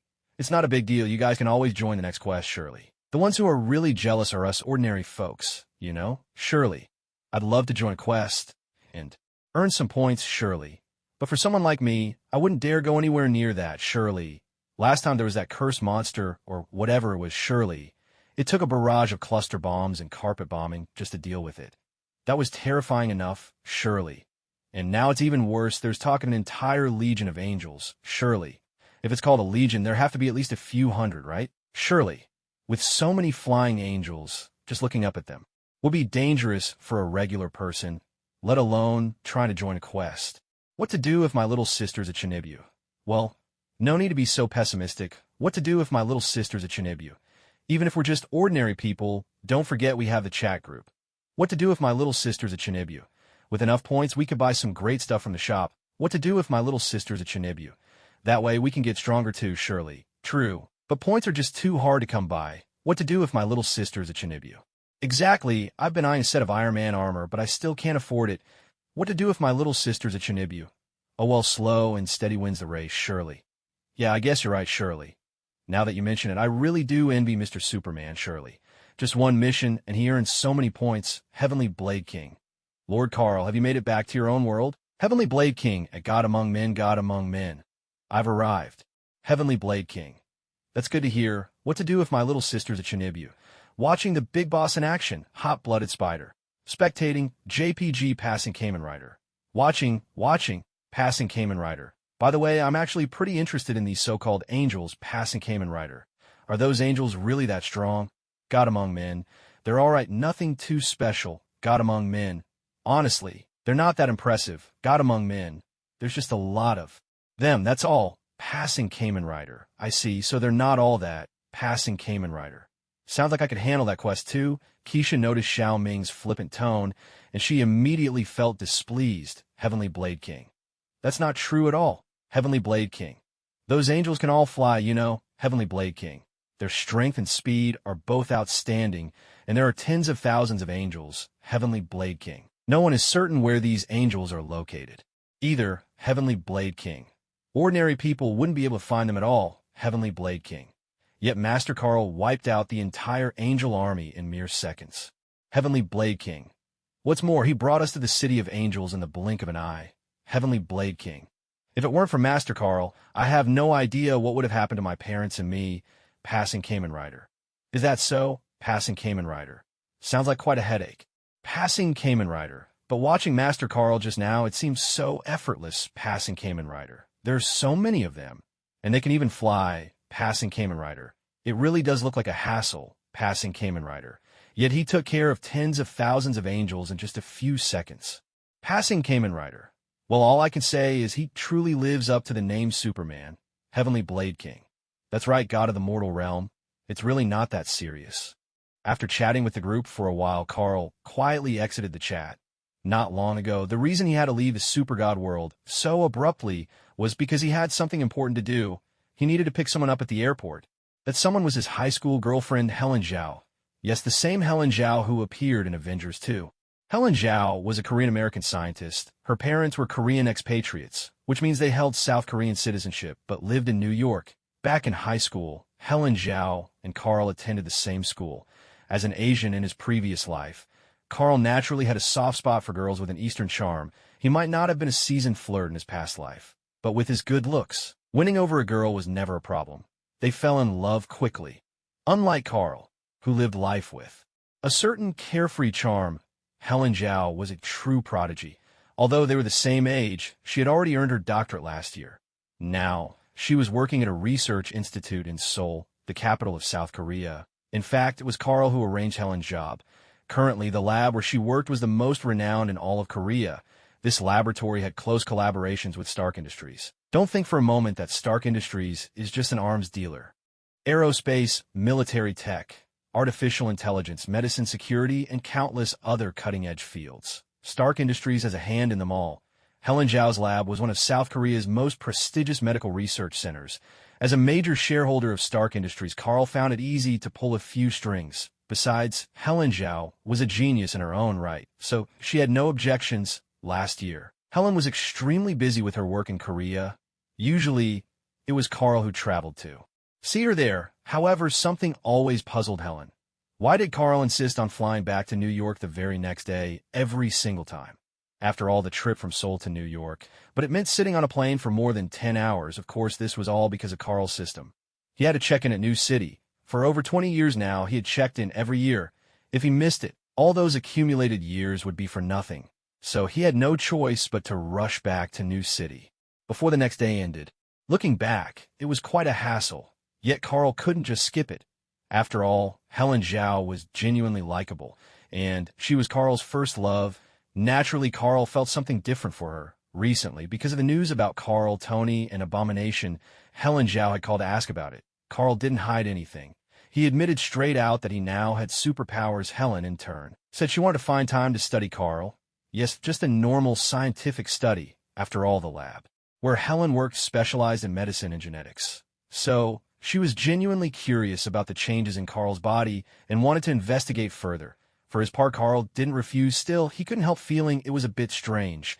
As a transmigrator, was he really agreeing to be a research subject? At SHLD headquarters, Nick Fury sat in his office, his brow furrowed with worry. The reason was that not long ago, he had issued two of SHLD's most important assignments, but neither had yielded any results. These two missions both involved Carl and Tony. In other words, Superman and Iron Man. To be fair, the task given to Coulson was indeed crucial.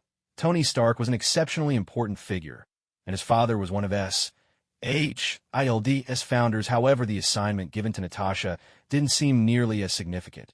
After all, her mission was simply to investigate the circumstances of Obadiah's death. On the surface, it looked rather ordinary. Obadiah wasn't particularly critical either. In Nick Fury's mind, this should have been a routine task, quickly completed, but things didn't go as planned. The mission failed at the outset. They discovered that Carl possessed extraordinary abilities, and Natasha was even threatened by him. Before Fury could decide exactly how to handle Carl, an even bigger bombshell dropped on the Tony Stark front. In fact, it was more than just a bombshell. It was an explosion of revelations. Tony not only admitted to being Iron Man, but also exposed Carl's identity as Superman. Their public acknowledgement of their identities was, in effect, a tacit confirmation that the Hulk and Abomination were real as well. Not, as the official narrative suggested, just part of a movie production. This inevitably would increase public fear and anxiety. For now, however, public attention remained fixed on Superman and Iron Man. The masses hadn't yet focused on Abomination and the Hulk. But when they did, Fury feared the resulting panic would be on a massive scale. It's possible that the number of criminals will increase significantly. Besides, these two assignments have been hanging in the air, and leaving them unfinished isn't really an option. Contact with Tony Stark must be established as soon as possible. At the same time, attempts should be made to reach Carl Smith. After all, these so-called superheroes are far from easy to handle. Carl, in particular, has even killed a public figure. Nick Fury believed it was essential to uncover the true intentions and attitudes of these two individuals. He needed to understand what people with extraordinary powers like them really thought about the world and ordinary citizens. Judging from the current situation, Tony Stark didn't pose too big a problem. Though he was a bit flamboyant and had taken lives, those he killed were ruthless warlords. In fact, he'd even saved many people. Carl, however, he killed Obadiah. To be fair, H.I.L.D. held some evidence showing that Obadiah was no saint himself. He'd trafficked weapons illegally and dealt with terrorists.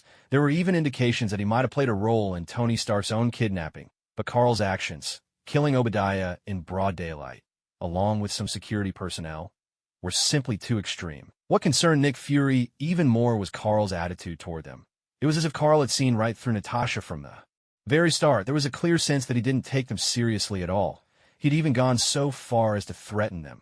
And this was after Natasha had openly stated her identity and purpose. Carl's disregard for them bordered on arrogance. Such behavior would be hard for anyone to tolerate. Even though Carl had superhuman powers, Nick Fury was not someone easily intimidated. He'd weathered many storms besides. He still had a few aces up his sleeve. After thinking it over, Nick Fury took out. His communicator adjusted it slightly and spoke. "Natasha, come to my office." All right, a few minutes later, Natasha, dressed in her signature leather jacket, pushed open the door and stepped inside. "What's going on?" she asked as she walked up to the desk. Nick Fury began, "About the mission I assigned to you earlier." He hadn't finished before Natasha interrupted him, unable to hold back. "Come on. I really don't want to take on that assignment anymore. You have no idea how powerful that man is. I still don't even know how he managed to get me from the stairs to the park. Even Tony Stark admits he's like Superman. I find that pretty convincing. Maybe we should just leave him alone as one of SHLD's top agents, arguably among the best in the world." Natasha had always carried out her tasks flawlessly, but this time the mission involving Carl had left her utterly helpless. From beginning to end, every part of her plan had fallen apart in the end. She was beaten up and even threatened. She still remembered Carl's words at that moment. Natasha knew that if she ever tried to provoke Carl again, he would truly kill her. Even as a top agent, Natasha dare not take on any mission involving Carl. Naturally, Nick Fury wouldn't send anyone else to their deaths either, and so matters concerning Carl were left unsettled, dragging on without resolution. Natasha's fear, which had once been overwhelming, was slowly fading with time. However, everything changed when SHLD began investigating the Abomination incident and obtained footage from the scene. Every agent who watched it was utterly stunned. Green and yellowish-brown monsters, Iron Man, Superman. The whole scene looked as if it had leapt straight out of a movie. Upon witnessing this, the fear in Natasha's heart returned with full force. To make matters worse, Tony Stark publicly revealed both his and Carl's identities. This made it utterly impossible for Natasha to accept any mission related to Carl. Now, hearing Nick Fury mention it again, she immediately shook her head and refused. Making her stance abundantly clear, there was no denying that Natasha was an outstanding agent, but that didn't mean she was willing to throw her life away. Nick Fury looked at her at a loss for words. Lines of frustration etched across his face, though his complexion was already dark enough. Given his good relationship with Natasha, he wasn't keen on losing such a capable subordinate. Since she was unwilling, Nick Fury didn't force the issue. With a stern face, he said, "I'm not asking you to take on that mission. Aren't you usually excellent at dealing with men? Go to Tony Stark instead. Lay low for now. Don't make any unnecessary moves. Wait for further instructions." All right. Natasha's eyes lit up at his words. She had thought Nick Fury was going to send her after Carl. Wasn't that akin to sending her to her death? She hadn't expected that her assignment would be to go to Tony Stark's side.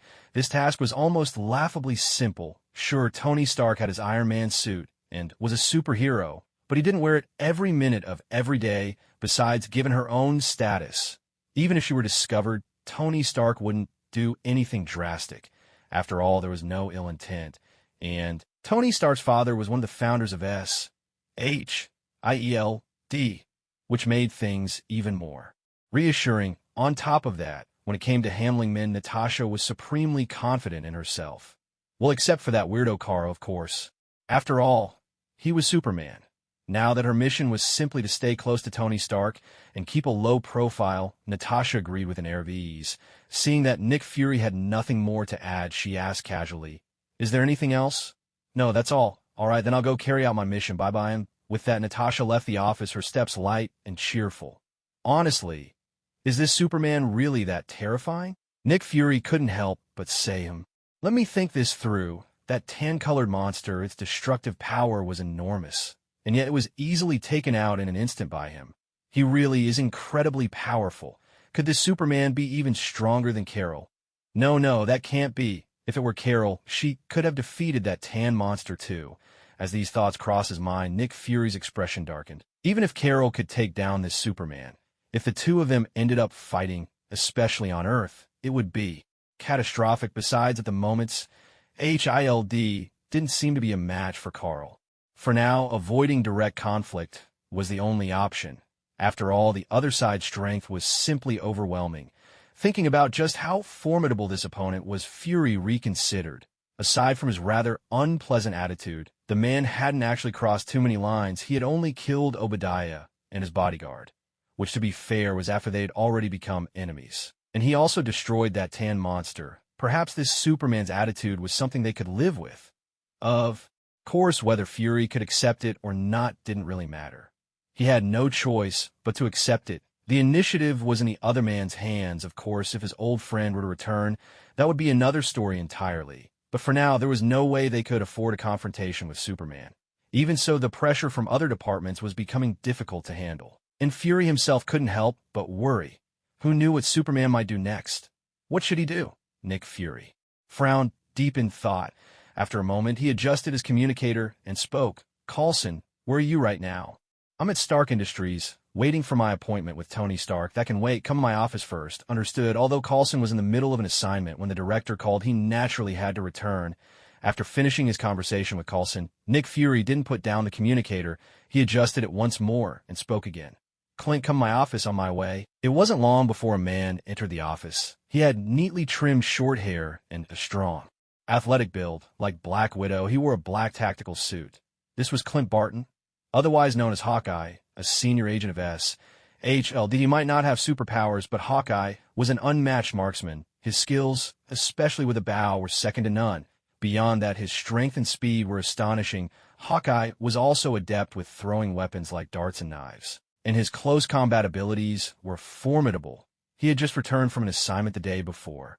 Standing before Fury's desk, Hawkeye looked at him silently, waiting for instructions. Nick Fury looked up and glanced at him, but said nothing.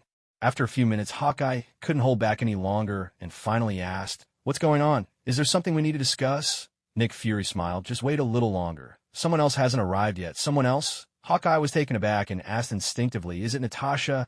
"No." Nick Fury shook his head, offering no further explanation. "Then who is it?" "You'll find out soon enough." "All right then." Hawkeye was never much of a talker. Since Nick Fury remained silent, he stayed quiet as well. About 20 minutes passed. Another figure entered the office, a middle-aged man in a neatly pressed suit, exuding the aura of a trustworthy gentleman. It was Phil Coulson. Coulson stepped into the room and paused, surprised to find others already there. With a friendly smile, he greeted them. "Director Clint, you two go ahead and talk. I'll come back in a moment," Coulson said as he turned to leave. Assuming Nick Fury was in the middle of a discussion with Clint, ever the gentleman, Coulson had no intention of eavesdropping.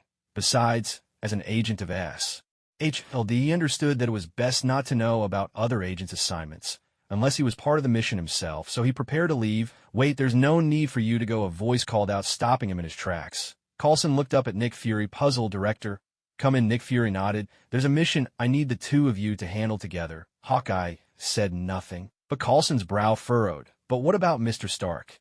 He knew how important the Tony Stark situation was, and he couldn't help but feel confused by the current arrangement.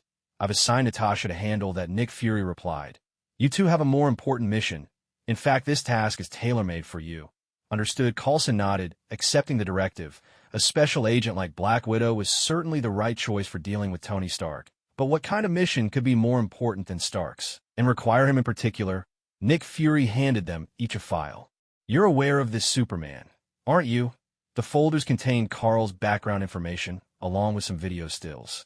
In the photos, Carl was suited up in his battle gear, while the massive abomination lay defeated at his feet. Coulson glanced over the documents and nodded.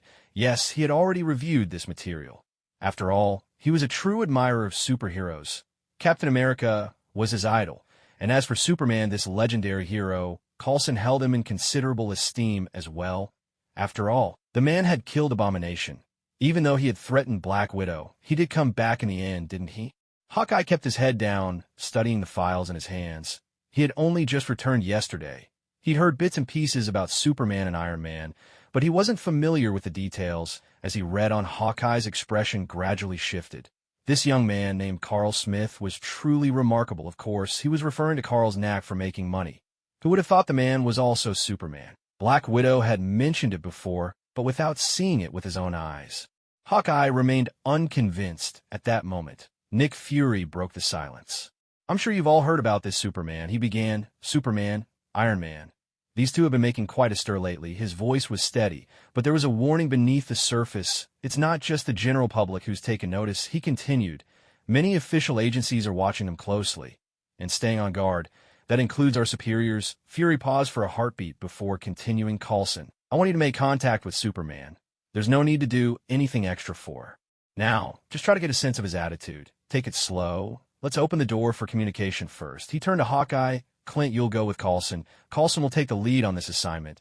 He repeated, "Coulson is in charge this time. There's no need to overcomplicate things. All we need to know is where Superman stands on us and on the people of Earth. Just in case, Clint, stay close to Coulson. Do your best to avoid any conflict with Superman. If you sense any hostility from him, withdraw immediately. Your safety comes first." After a moment's thought, Nick Fury added, "Actually, there's no need for you to worry too much. SHLD has ways of dealing with Superman should it come to that. It's just that we'd rather not fight him here on Earth. So don't let the pressure get to you." Fury's so-called way to deal with Superman, of course, referred to his old ally Carol Danvers, better known as Captain Marvel. "Yes, sir." Coulson and Hawkeye both responded in unison. However, their thoughts were not entirely aligned. Coulson, who had studied Superman's file in detail, remained skeptical of Fury's assurances. As a highly ranked SHLD agent, he knew the agency well. From what he understood, SHLD probably didn't have the means to deal with Superman, at least not with their current resources. Of course, Coulson also knew that decades ago, Nick Fury had been linked to a mysterious woman named Carol. She'd once been an ordinary pilot, but for reasons unknown, she had gained extraordinary powers. Coulson had heard whispers about these events. He had even read the reports. However, as for the specifics, he hadn't experienced them himself, so he couldn't say for sure. Back then, Coulson was still a young agent. But regardless, Coulson couldn't quite believe that the woman named Carol back then could ever be a match for Superman. After all, this was Superman, synonymous with the very idea of a hero. Coulson was also aware that Nick Fury had long harbored the ambition of assembling a team of superheroes, a force to protect the Blue Planet and tackle threats that ordinary means could not handle. For instance, criminals with superhuman abilities or even extraterrestrials. This idea especially took root after they met Carol. After all, at that time, they had encountered aliens, which sparked the thought of forming a team made up entirely of superheroes to defend Earth. Yet over the years, there hadn't been much progress. But now things were different. Coulson understood that Nick Fury's intention in having them reach out to Superman and Iron Man was in all likelihood to invite them to join this team. Even that big green fellow was on Nick Fury's radar. After all, each of these individuals possessed extraordinary powers beyond the reach of ordinary people. Perfect candidates for a superhero team dedicated to Earth's protection. Of course, before bringing them into the fold, Nick Fury had to be sure they didn't harbor any destructive or criminal intentions. Otherwise, if the team was assembled and before they even encountered aliens or began defending Earth, the planet ended up destroyed by their own hand, that would be a disaster. The thought made Coulson a little excited. He knew that Nick Fury wanted him to approach Superman to gauge his attitude. If Superman proved receptive, he might very well have the chance to join Fury's superhero team. And if Superman joined, Coulson would have more opportunities to interact with him. A dream come true for anyone who admired superheroes. Hawkeye, on the other hand, wasn't thinking about all this. He simply did whatever Nick Fury asked of him. Besides, he didn't even know about Fury's plan to assemble a superhero squad, although Hawkeye was also a high-ranking SHLD agent. There were plenty of things he wasn't privy to. After all, Coulson had been fighting alongside Fury since the late 80s and 90s, and he had helped Fury research superhero matters more than once. It was only natural that Coulson was in the know while Hawkeye was less familiar with the details. Glancing at the time, 1:42 p.m., Zhao Hailan's flight was set to arrive just after 2. Counting backward, it was about time to head out. With that, Carl tidied himself up, changed into a comfortable set of casual clothes, grabbed his keys, and left. This time, he didn't opt to fly straight to the airport. Instead, he went to the garage and took his own car. Soon after a vehicle pulled out, it was a black car low to the ground, its sleek, streamlined design dazzling in the afternoon light. The car was mostly black, with a few bright blue accents along the edges. It was a Bugatti Chiron. As a wealthy man, Carl naturally owned more than a few luxury cars. This Bugatti Chiron was one of his favorites. When he bought it, it cost him a little over $2 million. The price was quite reasonable. Carl had chosen to drive to the airport because he planned to take Helen Zhao out for a meal. After that, they could get some rest and figure out what to do next. After all, flying from the capital of Korea to New York City takes over 10 hours. You can sleep in business class, but such a long flight leaves both body and mind weary. Even someone like Carl, who had been training his body and learning martial arts since childhood, would feel tired after visiting Helen Zhao. Let alone a young woman. Carl drove quickly. He wondered if it had something to do with the high level of civility.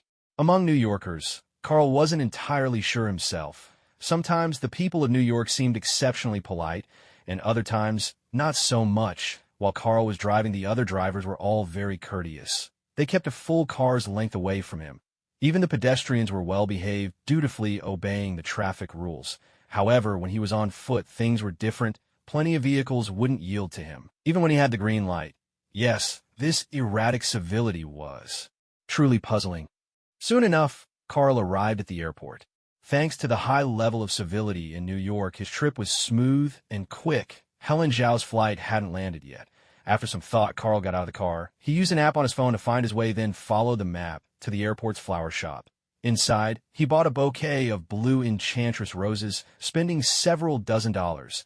As expected, prices at the airport were much higher than elsewhere. After paying, Carl stepped outside to wait for Helen Zhao. It wasn't long before people began streaming out of the arrivals gate. Among them were quite a few Asians. Soon Carl spotted a graceful, tall figure in the crowd. She was exceptionally tall. In casual clothes, her long, beautiful legs could hardly be concealed. Though she wore sunglasses, Carl recognized her at a glance. Helen Zhao. Holding the blue roses, Carl walked over at a measured pace. Halfway there, Helen Zhao saw him. A smile tugged at her lips, and she broke into a run toward him. Helen Zhao threw her arms around him. Carl smiled and gently embraced her in return.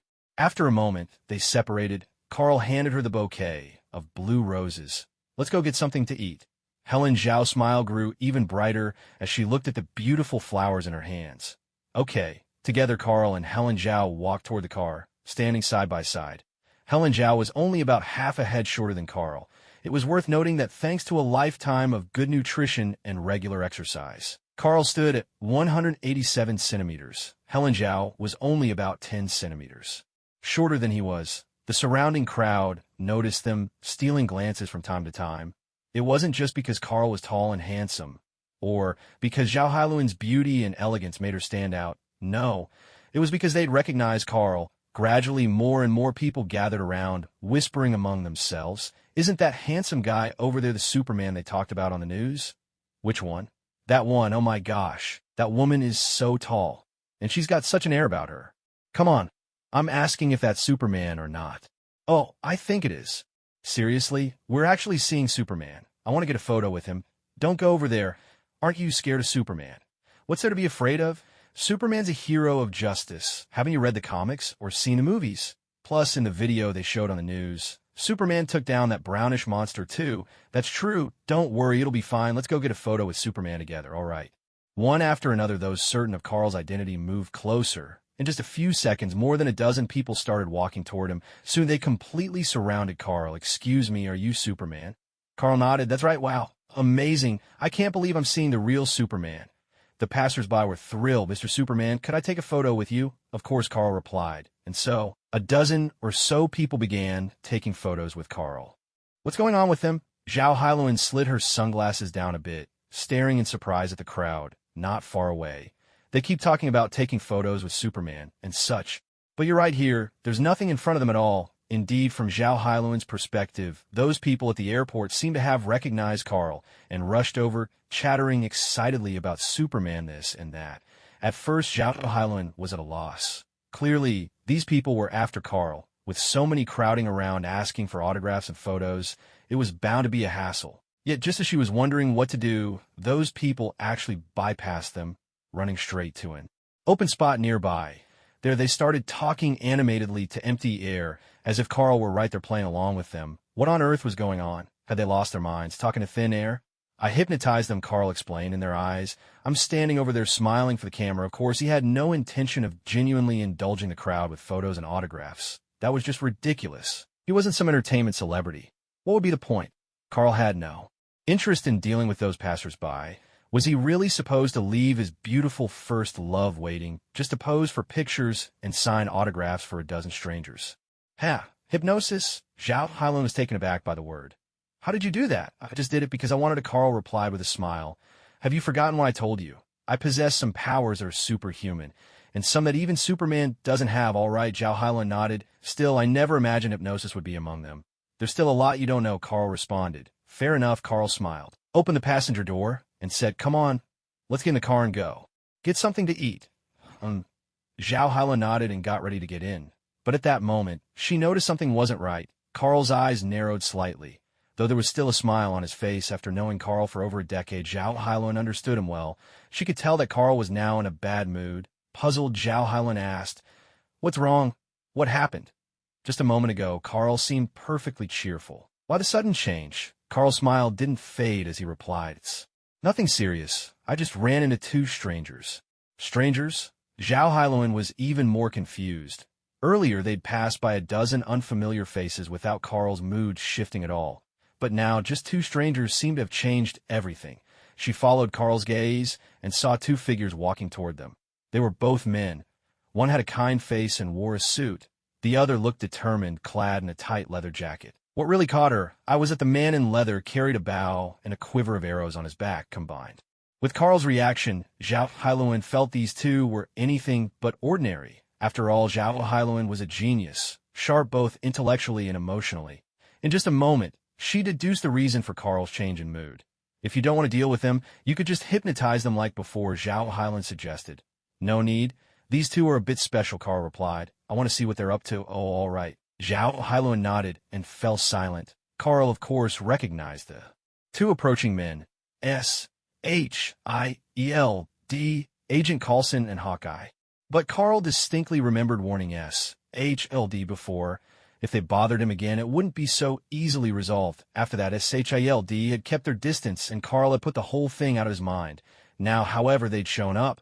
Right when Carl was trying to spend time with his girlfriend, naturally, he wasn't thrilled to see them. He could hypnotize Coulson and Hawkeye, just as he did with ordinary passers-by. But he chose not to. He wanted to find out. After his clear warning, what did S-H-I-E-L-D want with him now? A few minutes later, Coulson and Hawkeye approached Carl. Coulson put on a polite smile and introduced himself with great courtesy. Hello, Mr. Carl Smith. I'm Agent Coulson from S-H-I-L-D, he added, glancing at Zhao Hailun, who stood nearby. There are some things I'd like to discuss with you.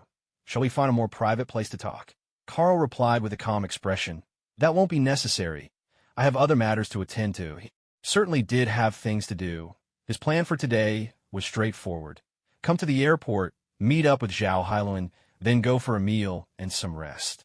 Everything was already set, so there was no reason to pay any attention to these S-H-L-D agents. Hearing Carl's words, Coulson felt a pang of anxiety. It seemed that this Superman had no interest in interacting with them. Did that mean recruiting him for the team was a lost cause? Though worried, Coulson understood that this was not something that could be rushed. If the other party wasn't in the mood to talk now, it would be better to try again another time. He knew there was no point in pressing the issue when the timing wasn't right. After all, he was always a gentleman, and he deeply admired superheroes. Besides, Superman's power was formidable. Antagonizing him would only be asking for trouble. Coulson decided it was wiser to withdraw, at least for now. With a friendly smile, he said, In that case, we won't disturb you any further, Mr. Superman. We'll be on our way. Until we meet again. Carl didn't respond. Zhao Hailun, for her part, had no idea who these people were, so she stayed silent as well. Coulson and Hawkeye exchanged a brief glance, then turned to leave. Just before departing, Hawkeye stared at Carl for several seconds. This so-called Superman didn't seem all that remarkable. Apart from being tall and handsome, there was nothing immediately striking about him. Still, his attitude was certainly audacious. As a senior agent of S.H., Hawkeye had never been treated with such indifference. With an SHIELD, his status was unquestioned. Other agents, even junior ones, looked up to him. He had a good relationship with other top agents like Black Widow, and even director Nick Fury treated him with respect. Whenever he was sent on a mission, he almost always pulled it off flawlessly. Even his targets tended to fear him by reputation, and when dealing with other official agencies, his prestige always ensured he was treated with the utmost courtesy. But now, facing this Superman, he was barely acknowledged, told to leave almost without a second glance. Under normal circumstances, Hawkeye might have argued or even started a confrontation. But this time he was facing Superman, and he wasn't sure he could win. Of course, Hawkeye was still reserving judgment about whether this person was truly who he claimed to be. More importantly, this mission wasn't his to lead. Before they set out, Nick Fury had made it very clear. Coulson was in charge of this operation. The meaning was clear. Everything revolved around Coulson's lead, although Hawkeye felt uneasy about it. He didn't actually do anything. He simply cast a couple of extra glances at Carl, and as he looked at Carl, his gaze naturally fell upon Zhao Hailuan standing beside him. Even though Hawkeye was a senior agent of SHIELD, someone who'd met countless people, he still found himself marveling at her refined beauty. Despite Zhao Hailuan wearing sunglasses, there was no doubt in anyone's mind about the striking looks of this tall woman. Who would have expected that Superman's girlfriend would be so stunning? Shaking his head, Hawkeye withdrew his gaze, preparing to leave. Just then a voice tinged with amusement drifted over. "Did you like what you saw?" Hawkeye started in surprise and turned toward the sound, only to find Carl looking at him with a faint, ambiguous smile. Quickly, Hawkeye turned away, pretending not to have heard. After all, he had indeed been caught looking at Zhao Hailuan a moment ago, and it left him feeling a little guilty. Coulson, on the other hand, looked puzzled. What's going on? He had already turned to leave and was completely unaware of what had happened. At that moment, Carl's voice rang out. "To be honest, I already warned your SHIELD last time. If you bother me again, things won't be settled so easily. And yet, here you all are again," he continued. "Especially you, Hawkeye, what are those wandering eyes of yours up to? Does SHIELD really want to lose a few agents?" Though Carl's words carried a hint of a smile, they sent a chill through the air. He really didn't like being pestered by SHIELD, though he found Coulson rather agreeable, direct, and decisive, with no unnecessary words, just turning and leaving, that at least Carl could respect. And it made him less inclined to make things difficult for them. But Hawkeye was a different story, being stared at for several seconds like that. Well, that was another matter. Coulson hurried to apologize. "I'm sorry, Mr. Superman. There must be some kind of misunderstanding here." He still didn't know what had happened, but Carl's words made it clear he was quite displeased with Hawkeye. "What did you say?"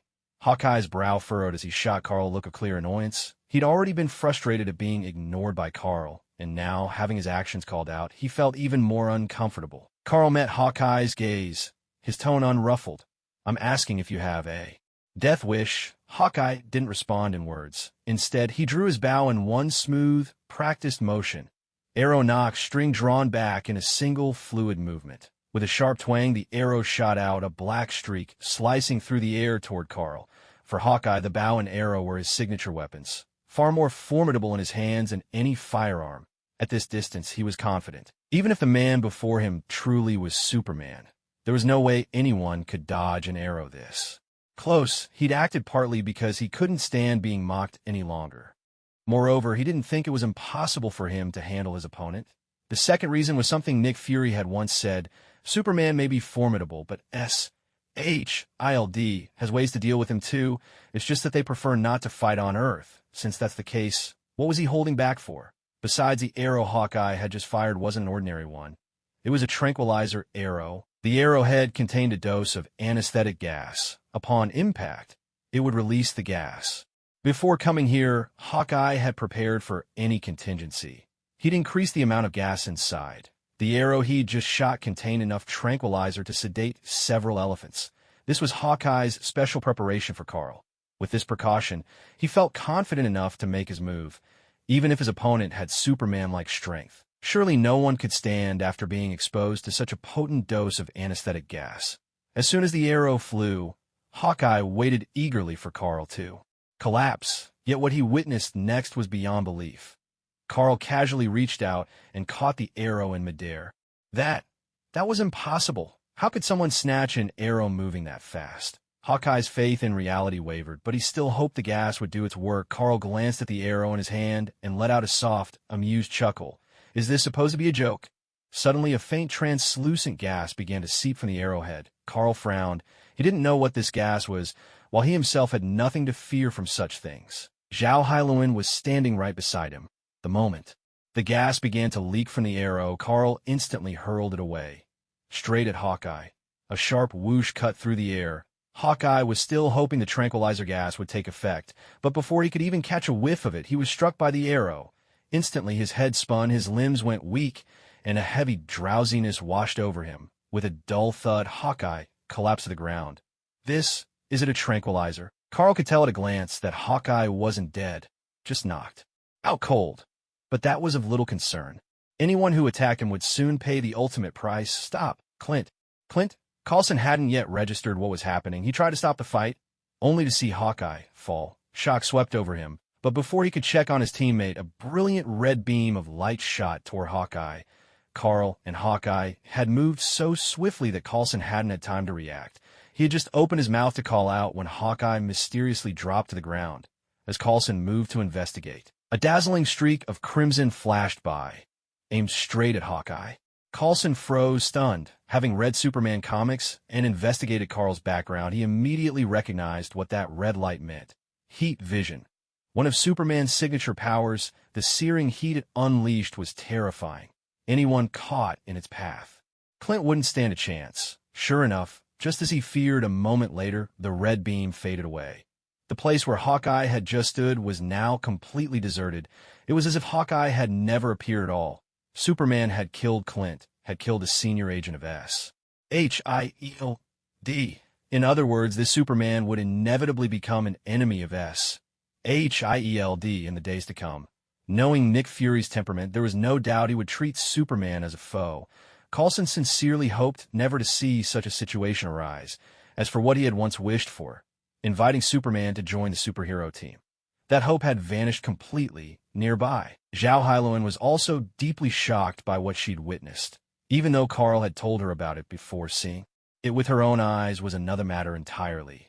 Having known Carl for more than 10 years, Zhao Hailuan was certain that he had never possessed such extraordinary powers before. Now, it seemed everything was true. It was simply incredible. As for Hawkeye's death, Zhao Hailuan didn't dwell on it.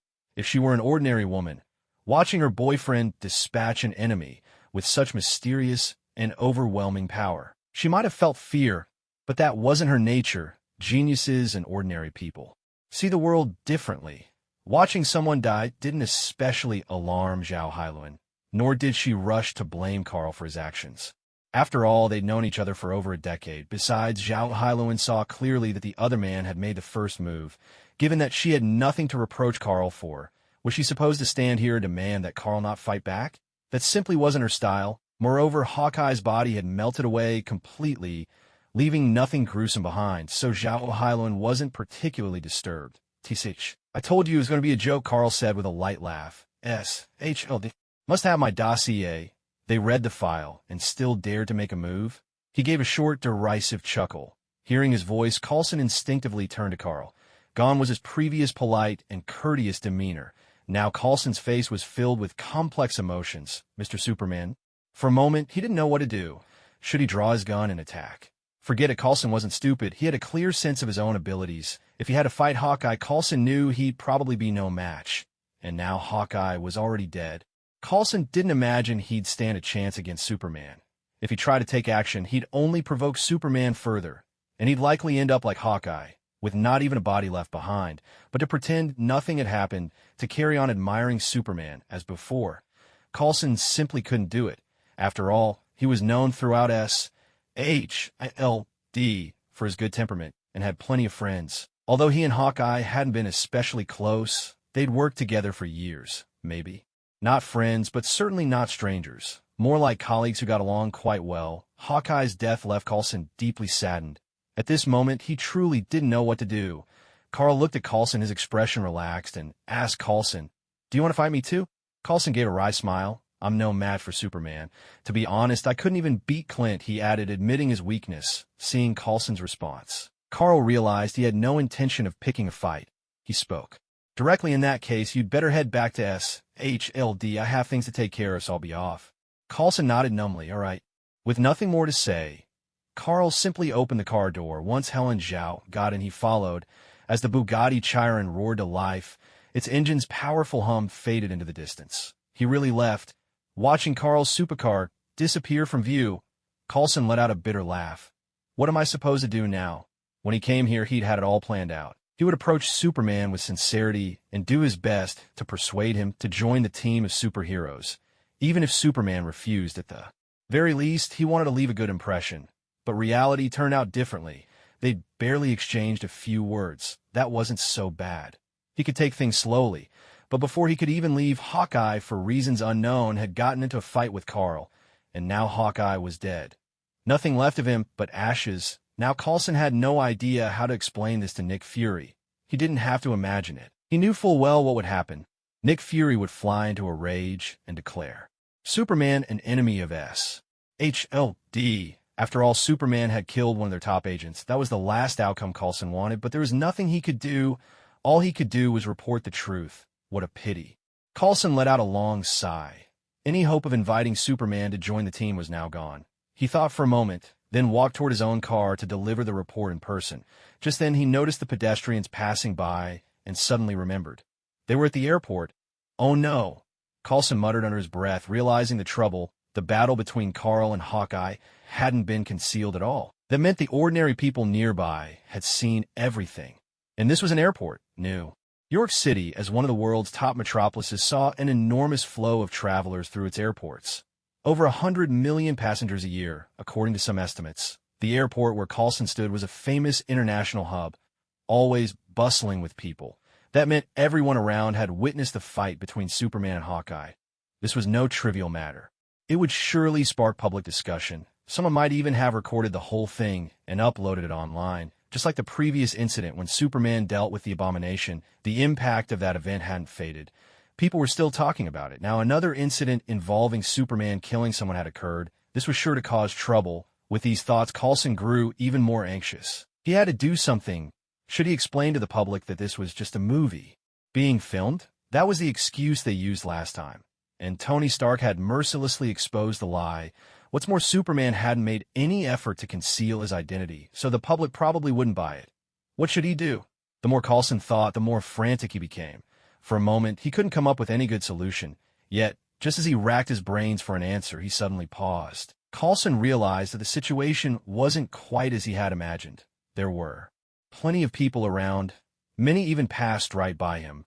But hardly anyone seemed panicked, or even interested for that matter. Looking at the people hurrying about as if nothing were out of the ordinary, Coulson felt a wave of confusion. What was going on? Why was no one showing any signs of fear or curiosity? Weren't these bystanders usually the first to gather when something happened? He remembered the Abomination incident. Crowds had gathered in droves to watch the chaos unfold, and many had whipped out their phones to record everything. But now, what was happening? Coulson was at a loss. Had these people changed their nature overnight? That couldn't be. Last time, if it hadn't been for these same bystanders spreading the word and sharing videos, the incident would never have become such a media sensation. Yet the crowd's reaction this time was completely different from before. Was it because during the last incident, Superman defeated a giant monster and Tony Stark, the world-famous billionaire, also showed up? So people were more interested, and now it was just Superman fighting an ordinary human being, so no one cared? That explanation didn't quite add up. Even if people were less interested, this was still Superman. He had even used his heat vision. Surely this should have drawn a crowd. But now, not a single bystander. That was just bizarre. Coulson stayed at the airport for a while observing the situation, but what puzzled him even more was that for some reason the fight between Superman and Hawkeye had attracted almost no attention, although he couldn't put his finger on the reason for this. The lack of onlookers and absence of chaos was, in fact, a blessing. Once he was sure no one was paying attention, Coulson left with lingering doubts. He still had to return to headquarters to report to Nick Fury about what had happened. In truth, Coulson had no idea that the reason the airport crowd hadn't reacted was all because of Carl. The moment Carl made his move, he had hypnotized every bystander present. After all, the only person he intended to deal with was S.H.I.E.L.D.'s Hawkeye. The ordinary citizens had nothing to do with it. Carl wasn't worried about being seen, either. These ordinary people couldn't possibly affect him. At most, it was just a hassle when someone asked for a photo. Besides, he didn't want to cause needless panic among innocent bystanders. So when he took action, he simply put everyone at the airport into a trance. Coulson drove to a secluded location. After transferring to another flight, he headed straight for headquarters. While he was still on the plane, he contacted Nick Fury. The communication line was quickly connected. Nick Fury's voice came through. Coulson, Director, it's about the mission to make contact with Superman. There's something I need to report to you. Oh, go ahead. I think it would be better to discuss this face-to-face. All right, Coulson asked. Director, are you still at headquarters? That's right. Although Nick Fury wasn't sure why Coulson insisted on reporting in person, their decades of friendship meant he understood Coulson well. He knew Coulson was a seasoned and reliable agent. If Coulson believed it was necessary to speak in person, Fury naturally wouldn't refuse. Just come straight to my office when you arrive. Understood. After ending the call, Nick Fury found himself feeling a bit curious. What exactly did Coulson want to say about the Superman mission? Unlike the expectant Fury, Coulson wore a troubled expression. He needed to carefully consider his words to figure out exactly how to explain this to Nick Fury. After a while, the plane carrying Coulson landed at S.H.I.E.L.D. headquarters. Once he disembarked, Coulson didn't hesitate.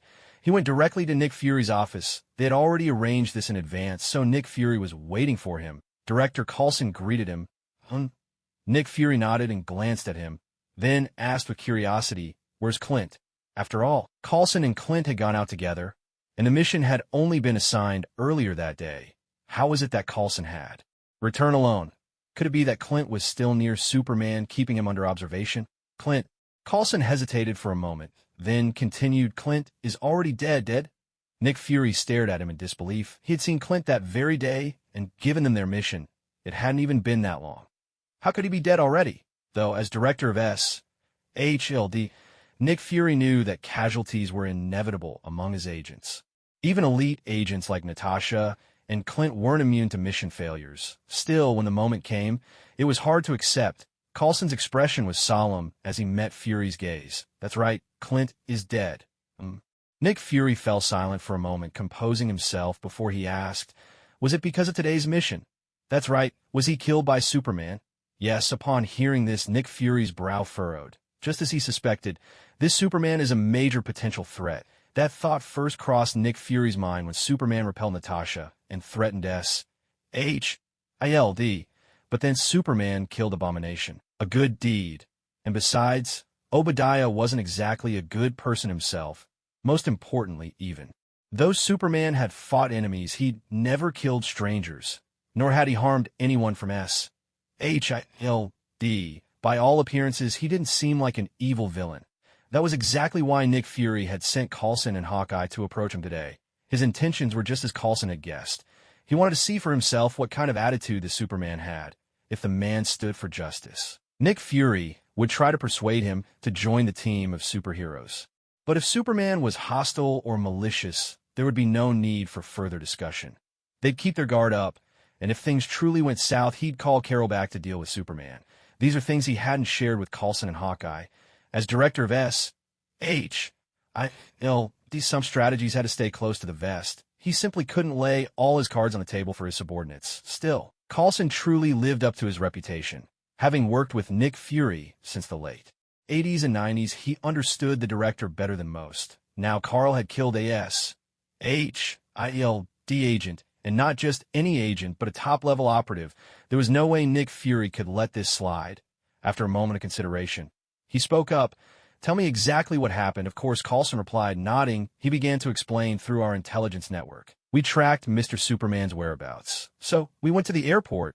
He continued. Mr. Superman didn't seem interested in talking with us, so we left. Then Coulson recounted the sequence of events.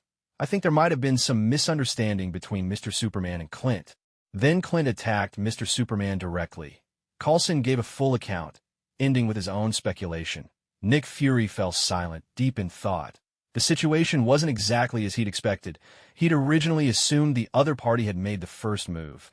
After all, Superman had previously threatened Natasha, warning SHILD not to bother him again or there'd be consequences. But it turned out things weren't so simple. Who knew what had gotten into Clint to actually attack Superman? Unprovoked? Did he have kryptonite or something? No. Then wasn't he just signing his own death warrant? This turn of events put Nick Fury in a difficult position. No matter the reason, Superman had killed a SHILD agent with his own hands. And not just any agent, but one of their very best. Even if Clint had struck first, there was no way Fury could simply ignore it. Right now, it's impossible for Superman to join the team of superheroes. In fact, they even have to stay on guard. Against him, Nick Fury, though filled with anger and regret over Clint's death, harbors no small amount of resentment toward Clint himself. Because of Clint's HILD has no choice but to maintain a hostile relationship with Superman. All right. After a moment of contemplation, Nick Fury finally spoke. From now on, be more cautious when encountering Superman. For the time being, we'll remain on alert regarding Superman, but don't make the first move. If he attacks, we're allowed to fight back. As for reaching out to Superman, let's not initiate further contact. We'll deal with whatever comes next when the time comes. He had no other choice. If SHILD was strong enough, Nick Fury would have chosen to take direct action against Superman and avenge Clint without hesitation, but much to his regret. Even if he was reluctant to admit it, without Carol on the scene, there was nothing they could do against Superman. If it came to a battle, there was no doubt SHILD would be utterly crushed. Moreover, they still didn't know much about Superman. They had no idea how powerful he truly was, whether he matched the version from the comics, the movies, or perhaps was far less powerful than either. None of this was clear to them. As for calling Carol, that was certainly an option, but not one to take lightly. He knew Carol was busy, and right now her whereabouts were unknown. There was no telling how long it would take for her to return. If there were a major crisis threatening Earth, Nick Fury wouldn't hesitate to contact her. But as things stood, even though this Superman had killed a SHILD agent, Nick Fury was forced to admit that Superman hadn't shown any intention to harm the planet. His actions, while questionable, could hardly be called truly evil. If Carol and Superman were to fight, the consequences for ordinary people could be dire. There was too much at stake. Even though SHILD had decided to oppose Superman, Nick Fury still couldn't bring himself to call Carol back. For now, he could only take things one step at a time. If Superman ever truly became a threat to Earth, Nick Fury would not hesitate to call Carol. Hearing this, Coulson relaxed considerably. After all, he didn't want to see SHILD go to war with Superman. Admiring Superman was one thing, but more importantly, he didn't want SHILD agents to die for nothing. Their lives should be spent on something more meaningful, not thrown away in a hopeless fight with Superman. That would be nothing short of suicide. Meanwhile, on the other side of town, Carl and Zhao Hailuan left the airport and drove to a nearby restaurant. He had already reserved a table in advance. Indiana, the car, Zhao Hailuan sat in the passenger seat, stealing glances at Carl again and again. She looked at him as if she were seeing something novel and intriguing. Carl glanced at her and asked with a smile, "What's the matter? Haven't you seen me before?" "Of course I have. I've seen you for years," Zhao Hailuan replied, her tone shifting as curiosity lit up her eyes. "That red laser just now. Was it your ability? You evaporated that person instantly. That's really something. Anyone familiar with Superman would recognize that as heat vision. Tony Stark and Coulson knew all about it, but Zhao Hailuan, on the other hand, had no clue. It wasn't that people in Korea hadn't read Superman comics or seen the movies. Superman was a legendary hero known all over the world, but for someone like Zhao Hailuan that belonged to a realm she never paid much attention to, it was just like in Carl's previous life. Most girls his age had little idea about Marvel or DC heroes, or even Ultraman. Some even thought Superman was part of the Marvel universe. But really, it was nothing to fuss over. People just cared about different things. Carl himself had lived two lives and still couldn't tell lipstick shades apart. He always thought Zhao Hailuan used the same lipstick every day, though, in reality, she carried more than one with her, not to mention the one she kept at home. Carl didn't mind it. She didn't know about heat vision. He smiled and said, "That's right, it's one of my abilities. You saw it just now. It melted and vaporized the guy in an instant. Wow, that really is an incredible power," Zhao Hailuan marveled. "Just last year, you seemed completely normal. Who would have thought you'd turn into Superman?" "This year," Carl chuckled. Yeah, who could have guessed? The Bugatti Chiron cruised smoothly down the road and soon came to a gentle stop. Carl and Zhao Hailuan stepped out of the car. As they approached the restaurant, Carl felt a flicker of surprise. He spotted two familiar faces not far off at the restaurant's main entrance. A well-dressed man and a woman stepped outside. The man wore a sharp suit and sported a perfectly groomed beard. His presence was commanding, as if he'd been born to stand in the spotlight. At his side, the woman was graceful and tall, her refined air matching his charisma. From her height, she was nearly a match for Zhao Hailuan. These two were none other than Tony Stark and Pepper Potts. Iron Man and Little Pepper. Carl hadn't expected that a simple dinner with Zhao Hailuan would bring him face to face with Tony Stark. The distance between them wasn't far at all. They were directly across from each other. Tony and Pepper soon noticed Carl and Zhao Hailuan as well. Their expressions equally surprised. With a smile, Tony greeted them and, taking Pepper by the hand, strode over. "What are the odds, Superman?" Tony said with an easy laugh. Pepper stood quietly to the side, but she nodded in a friendly manner. She'd heard from Tony that Superman had saved his life as Tony's assistant, and with feelings for him that went beyond work, Pepper naturally felt deeply grateful to Carl. "It's quite the coincidence. Hello, both of you." Carl greeted them as well. When Carl and Zhao Hailuan arrived at the restaurant, they had unexpectedly run into Tony and his assistant Pepper upon. Seeing the man who had saved him, Tony Stark greeted Carl with genuine warmth. Carl responded in kind, then introduced, "This is my girlfriend, Zhao Hailuan." Tony offered a compliment. "Oh, what a beautiful lady." After a brief conversation, Tony and Pepper took the initiative to say their goodbyes. After all, Tony was perceptive enough to recognize that Carl was here to spend time with his girlfriend, and lingering would be inappropriate. Besides, Tony himself was out with Pepper, and he certainly wanted some time alone with her as well. So, they excused themselves. This encounter with Tony Stark reminded Carl of certain events, namely Tony's later poisoning incident, which unfolded in Iron Man 2. In the story of Iron Man, Tony Stark, trapped in a cave, built a miniature arc reactor. This device possessed immense energy. It not only attracted shrapnel away from Tony's heart, keeping him alive, but also served as the power source for his Iron Man suit. However, the arc reactor had its flaws. Among its construction materials was an element called palladium, which is toxic to humans. In Iron Man 2, Tony suffered from palladium poisoning as a result of using the suit. While it wasn't immediately fatal, his time was running out. He began putting his affairs in order, throwing lavish parties, entrusting the company to his assistant Pepper, the very woman dining with him now, and even allowing his friend Rhodey to leave with the unpainted Mark II suit. That Mark II suit would eventually become Rhodey's own armor. War Machine, of course. Before Rhodey left, the two had a fierce fight. Ostensibly, Rhodey beat Tony and took the Mark II by force. Even Rhodey himself believed this, but in reality, the situation was rather absurd. By that point, Tony had been fighting in the Iron Man suit for 6 or 7 months, gaining plenty of experience. Was it really possible he could lose to Rhodey, who was wearing the suit for the very first time? To put it in perspective, Rhodey's suit was the Mark II, which wasn't even painted, while Tony was using the upgraded Mark III. The two suits were leagues apart in capability, and it's not as if just anyone could step into an Iron Man suit and master it. Each Iron Man suit crafted by Tony Stark comes with an astonishing price tag. On average, the value of a single suit reaches into the hundreds of millions of dollars. Some models even far exceed this amount. Although Tony Stark is wealthy, he certainly isn't foolish. With something so valuable, there's no way just anyone could walk up and take it for a spin. Every suit is equipped with an internal operating system that requires system authorization to activate.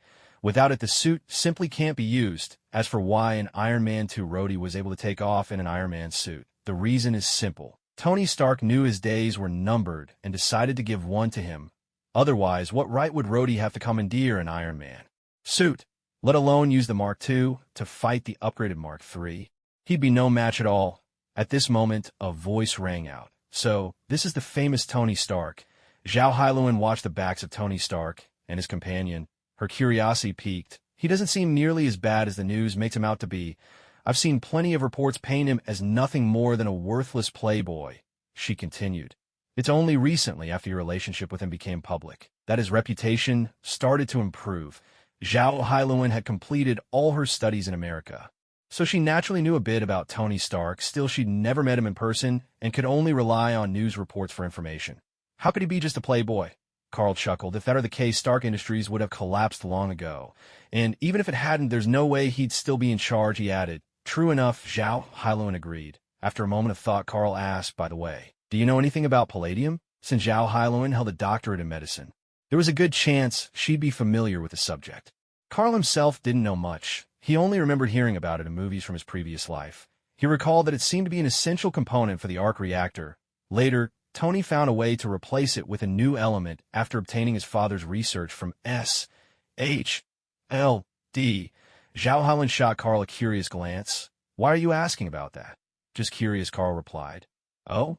Zhao Hailuan responded. Palladium is an element known for its excellent ductility. It's usually a silvery white transition metal, and is widely used in aerospace, weapons, energy, and other high-tech industries. It can also serve as a catalyst, I see. Carl pondered for a moment before asking, what happens if someone suffers from palladium poisoning?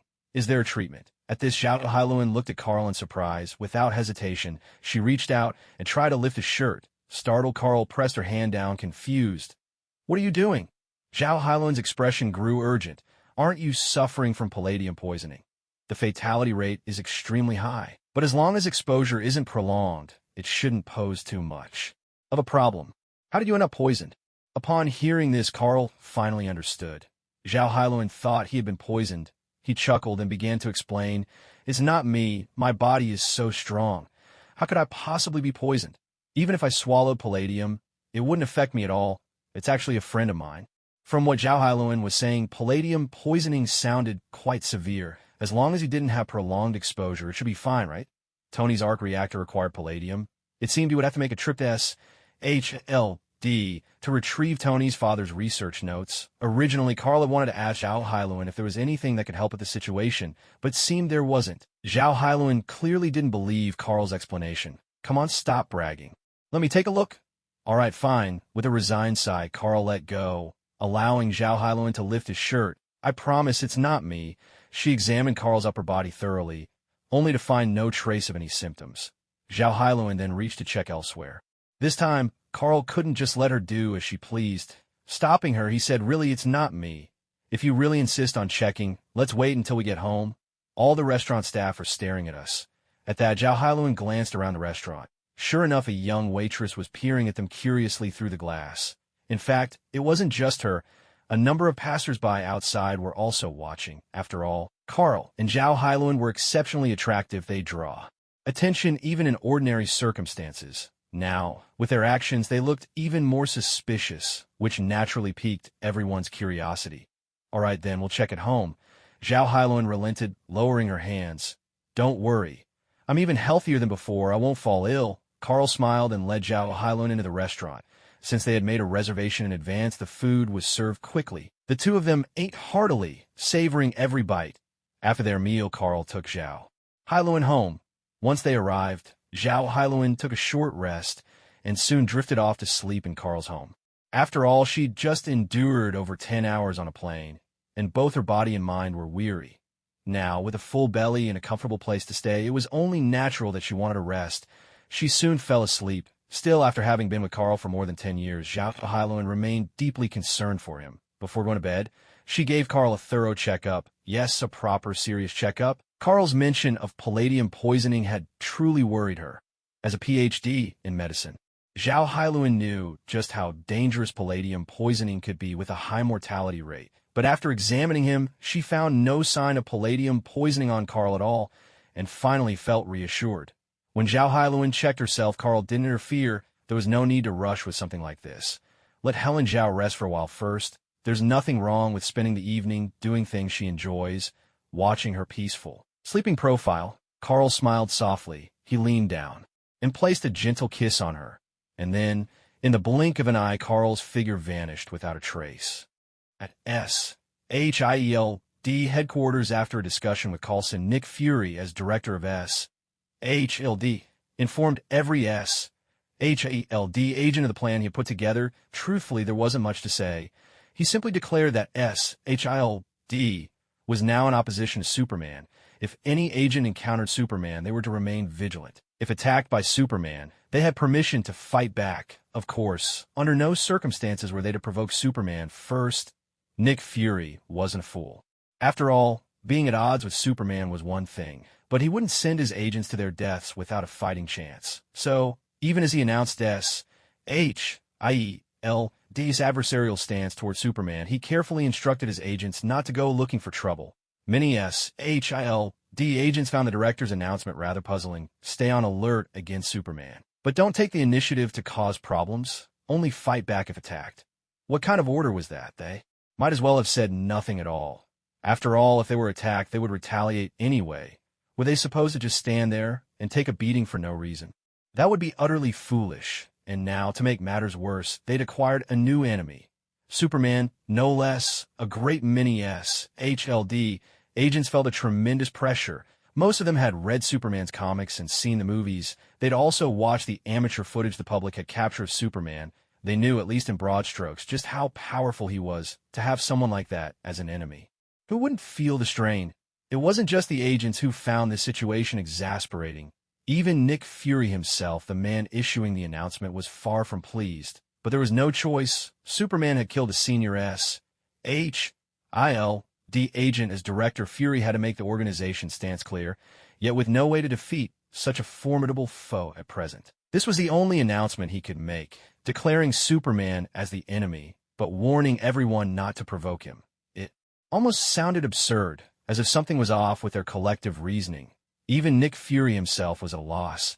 As he sat gloomily in his office, going through documents, suddenly a voice called out, "Director Fury?" Nick Fury was instantly on high alert, reaching for the panic button on his suit. As the director of S.H.I.E.L.D., his office wasn't a place anyone could just stroll into. Normally, any agent coming here would need his approval in advance. But no such request had been made at this hour, which meant that whoever spoke had entered uninvited, given Nick Fury's cautious and vigilant nature. He instinctively moved to protect himself. Sensing something was wrong, he immediately went for the alarm. As soon as he pressed the alarm, every S.H.I.E.L.D. agent at headquarters would know that the director was in danger. They would immediately track the signal device on his body. But just then that voice sounded again. "I advise you not to press that thing in your hand." Nick Fury, ever shrewd and suspicious, would never take the advice of an intruder. So without the slightest hesitation, he pressed the alarm. Yet, suddenly his hand felt empty. The alarm was gone. What was happening? Nick Fury's heart skipped a beat in shock. He had always kept the alarm on him. Just a moment ago, he'd felt in his pocket. Now it had vanished. Fury frantically searched his pockets. He rummaged everywhere, but the alarm was nowhere to be found. At that moment, there was a sharp noise. A small object landed on his desk with a thud. "Is this what you're looking for?" came the voice again. Instinctively, Nick Fury looked up at the desk. There, lying right in front of him, was a small, black device no bigger than a finger. The very alarm he always kept in his pocket. What was going on? Had the other party used some trick to take the alarm from him? But he hadn't felt a thing, which meant this person in front of him could have killed him without him even noticing. The realization made Fury tense up. He reached into another pocket. Inside was the device used to contact Carol. He had intended to use that communicator only if Earth ever faced a true crisis, but now, with his own life at stake, he couldn't afford to hold back. After all, if he died, no one else on this planet would know that the device was meant to contact Carol. But as his hand reached into his pocket, he discovered the communicator was gone too. Could it be that the communicator had been taken as well? A sense of dread crept over Nick Fury. Once again, there was a thud. A second object landed on the desk. Fury looked up and saw the communicator Carol had given him, now lying on the desk. This time, true panic flickered in Fury's eyes. The things in his pockets had all been removed. One of them extremely important. Right now, he was at a complete loss. What exactly was this person's goal? Did they intend to kill him, or something else? Despite the turmoil in his heart, decades of field experience ensured he didn't let any fear show on his face. Nick Fury slowly raised his head. Suddenly, his eyes widened in shock and disbelief as he stared at the figure. On the sofa not far away sat a young man. Handsome, with black hair and dark eyes. Carl Smith. Carl raised an eyebrow. "What's wrong? Surprised to see me?" That's right, it was Carl. The things Nick Fury had just now were also taken by Carl. He came looking for Nick Fury for a reason. He He didn't want to be interrupted by anyone else. After all, if anyone tried to intervene, it would only lead to their doom. Carl took away Nick Fury's alarm and communicator, but it wasn't because he was worried Fury would call in SHLD agents, nor was he afraid of Captain Marvel. The truth was, Carl simply didn't want to deal with those people right now. In any case, whether it was Captain Marvel or ordinary SHLD agents in his eyes, they were no more than easy prey, but Carl didn't want to do anything to them. At least not at the moment. That's why he stopped Nick Fury and placed all his devices on the table. Nick Fury was silent for a long time before he finally composed himself. He let out a slow breath, trying to steady his nerves. "Should I call you Mr. Superman or Mr. Smith?" Carl replied nonchalantly, "Whatever you like." Seeing Carl's casual response, Nick Fury felt a weight lift from his heart. He could finally relax. When he first saw Carl, he thought the man had come to settle scores. After all, Carl had just killed a senior SHILD agent today. If that was the case, coming for the director himself wouldn't be out of the question. Nick Fury, for his part, always believed Captain Marvel was stronger than Superman, but he knew full well that if it came down to it, Nick Fury was no match for Superman. The fear had gnawed at him for a long time, but now, judging from Carl's attitude, it didn't seem like he was here to silence anyone. With that thought, Nick Fury couldn't help but ask Mr. Superman, "What brings you to me today?" "Oh." Carl looked at his reaction, slightly surprised. After all, he'd dealt with Hawkeye today. Carl knew perfectly well that Hawkeye was a senior agent of SHLD, and yet Nick Fury showed no sign of hatred. Instead of answering Nick Fury, he asked, "Do you know I killed Hawkeye today?" At these words, Nick Fury's expression darkened. "Of course, then why are you acting as if nothing happened? Don't you want revenge?" "Of course I do. To be honest, I've even declared an adversarial relationship between SHILD and Superman." Nick Fury looked at Carl and replied earnestly, "But even if I wanted revenge, there's nothing I could do, no matter what. I'm no match for the legendary Superman. At least I have that much self-awareness." Nick Fury knew that in situations like this, honesty was the best policy. Otherwise, if he tried to hide the truth and Carl took offense, he might not make it out alive. Only a fool would think SHIELD wouldn't retaliate if one of their own was killed. Nick Fury had read Carl's file. He knew better. This man, who managed to multiply his assets dozens of times over in just a few years, is said to have problems with his intelligence. Nick Fury decided to be honest about it, even though at this moment his life was entirely in the other man's hands. Interesting, Carl responded with a slight smile upon hearing this. This Nick Fury truly isn't an ordinary person. Far more intriguing than Hawkeye. He actually dared to say such things to him. Still, Carl had no intention of dealing with him, for now. If he did, he could have handled Fury the moment he entered the office. Ended it all in an instant. Since he hadn't killed him right from the start, there was no reason to do it now. Carl was here for something. After a moment's thought, he spoke directly. "I want something." Nick Fury responded. "What is it you want?" "No need for you to ask too much. It's something from SHILD, something from SHILD. Nick Fury frowned. Most of SHILD's possessions were extremely valuable, and many of them could never be allowed to leave the organization. Anything that could catch the Superman's eye was surely no ordinary treasure. Was it the SHIELD helicarrier, one of their newly developed weapons, or the Tesseract? A flood of possibilities rushed through Nick Fury's mind, each one priceless. He was deeply reluctant to part with any of them. Testing the waters, Nick Fury asked, "Mr. Superman, may I refuse to hand this over to you?" "Of course you may." Nick Fury was a bit surprised at this answer. He thought, "So I actually can refuse?" Naturally, he had no intention of handing it over. Yet, just as he was about to speak, Carl's voice came again, laced with amusement. "If you don't want to give it to me, that's perfectly fine, but then I'll have to take your life instead." Nick Fury was instantly left speechless. What did that mean? "If I refuse, you'll just kill me." "Then I might as well hand it over. If I'd known this, why even bother asking if I could refuse? Just say no, and you'll kill me." Though all those SHIELD items were incredibly valuable, and Nick Fury was loath to part with any of them. If it came down to a choice between those and his own life, the answer was clear. He would choose to live. Nick Fury wasn't especially afraid of death, but if there's a chance to survive, who would willingly embrace the end? It seemed then that today he would have to surrender whatever it was. But just what exactly did this Superman want? After some thought, Nick Fury said, "I can give you what you want, but can't you at least tell me what it is first?" No. Nick Fury was stunned. "Then how am I supposed to give it to you?" Carl merely smiled, saying nothing. After a pause, he turned to Nick Fury and said, Alexander Pierce isn't quite the man you imagine him to be. He might just give you some unexpected surprises, Alexander. What about him? Nick Fury paused, completely baffled as to why Carl would suddenly mention the former director. Carl, however, didn't answer. Instead, he used hypnosis. In an instant, Nick Fury fell under his spell. Carl then spoke. Bring me what Howard Stark left for Tony. Nick Fury nodded woodenly. Yes, sir. With that, he turned and left the office. Carl settled back in his chair, waiting patiently. He was here because Helen Zhao had fallen asleep, and he found himself with nothing to do. By chance, he'd run into Tony today, and remembering the issue of palladium poisoning, Carl had decided to resolve it with little effort. As for why he wanted to help Tony Stark, what benefit it brought him, there really wasn't any. He simply wanted to do it. Of course, if one insisted on a reason, it could be said that Tony Stark's existence added to Carl's own value. But above all, it was simply because he felt like it. Bringing up Alexander Pierce had no deeper meaning either. Carl was just curious to see how S.H.L.D.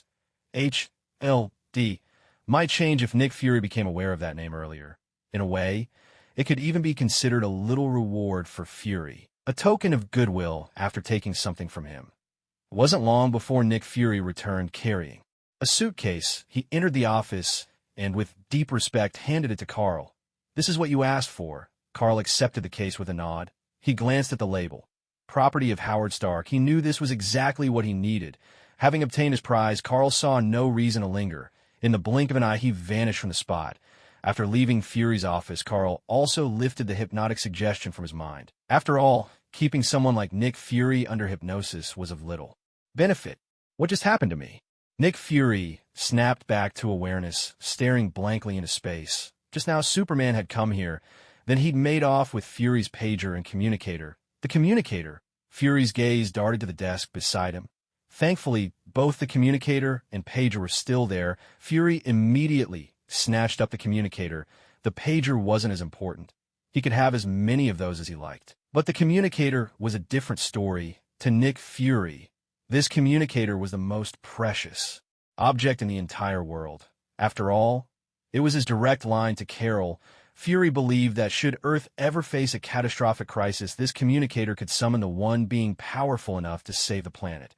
Carol Danvers. In his mind, this device was SHILD, its most vital possession, far more valuable than even the Tesseract. After all, even if he held the Tesseract in his hands, at most, we could only develop some weapons. But if we could get in touch with Carol, that would be a force no weapon could ever match. Luckily, the communicator wasn't lost. Holding it in his hand, Nick Fury finally felt at ease. Still, a trace of confusion lingered in his mind. What exactly was this Superman here for? Having only just regained consciousness, Nick Fury's thoughts were still somewhat muddled. Thinking back carefully, it seemed the other man wanted something. But what it was he never specified. Now, the visitor had already left, which meant whatever he came for, he had already taken. Yet Nick Fury had no idea what this Superman had taken. And another thing, this so-called Superman mentioned Alexander Pierce. Nick Fury knew that man very well. He was a longtime comrade in arms, and the former director of SHILD. In fact, it was Alexander Pierce who had promoted Nick Fury to the position of director.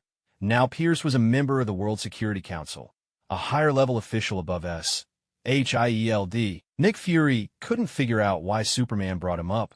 What did he mean by saying there was a gap between Pierce and his expectations? Nick Fury was completely baffled. Most people, when confronted by the words of a stranger, would simply brush it off, especially when that stranger was talking about one's own friend and superior. But Nick Fury was different. With his cautious and cunning nature, he made a mental note of the matter. When the opportunity arose, he would investigate Alexander Pierce. Best to be prepared for anything. For now, though, there was something even more pressing. To find out exactly what Superman had taken. Was it the cosmic cube? Or some kind of weapon?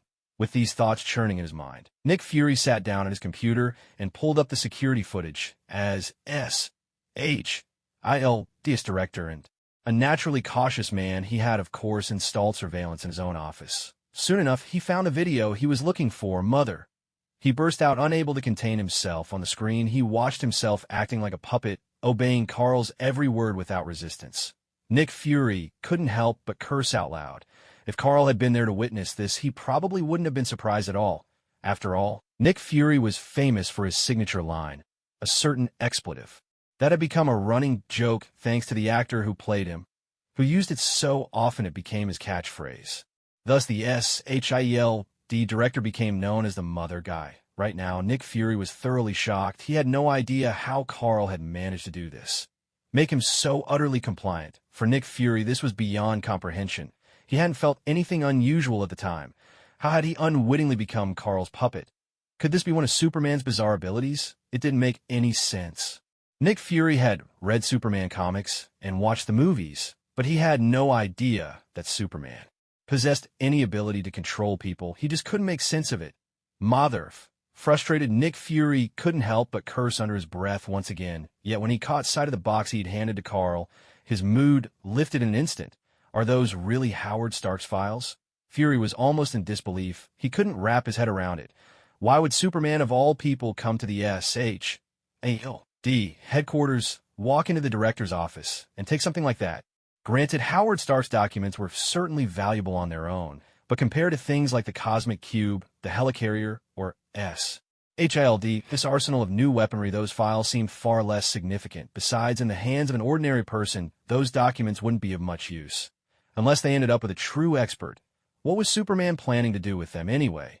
Fury wondered, could it be he's going to give them to Tony Stark? Fury shook his head.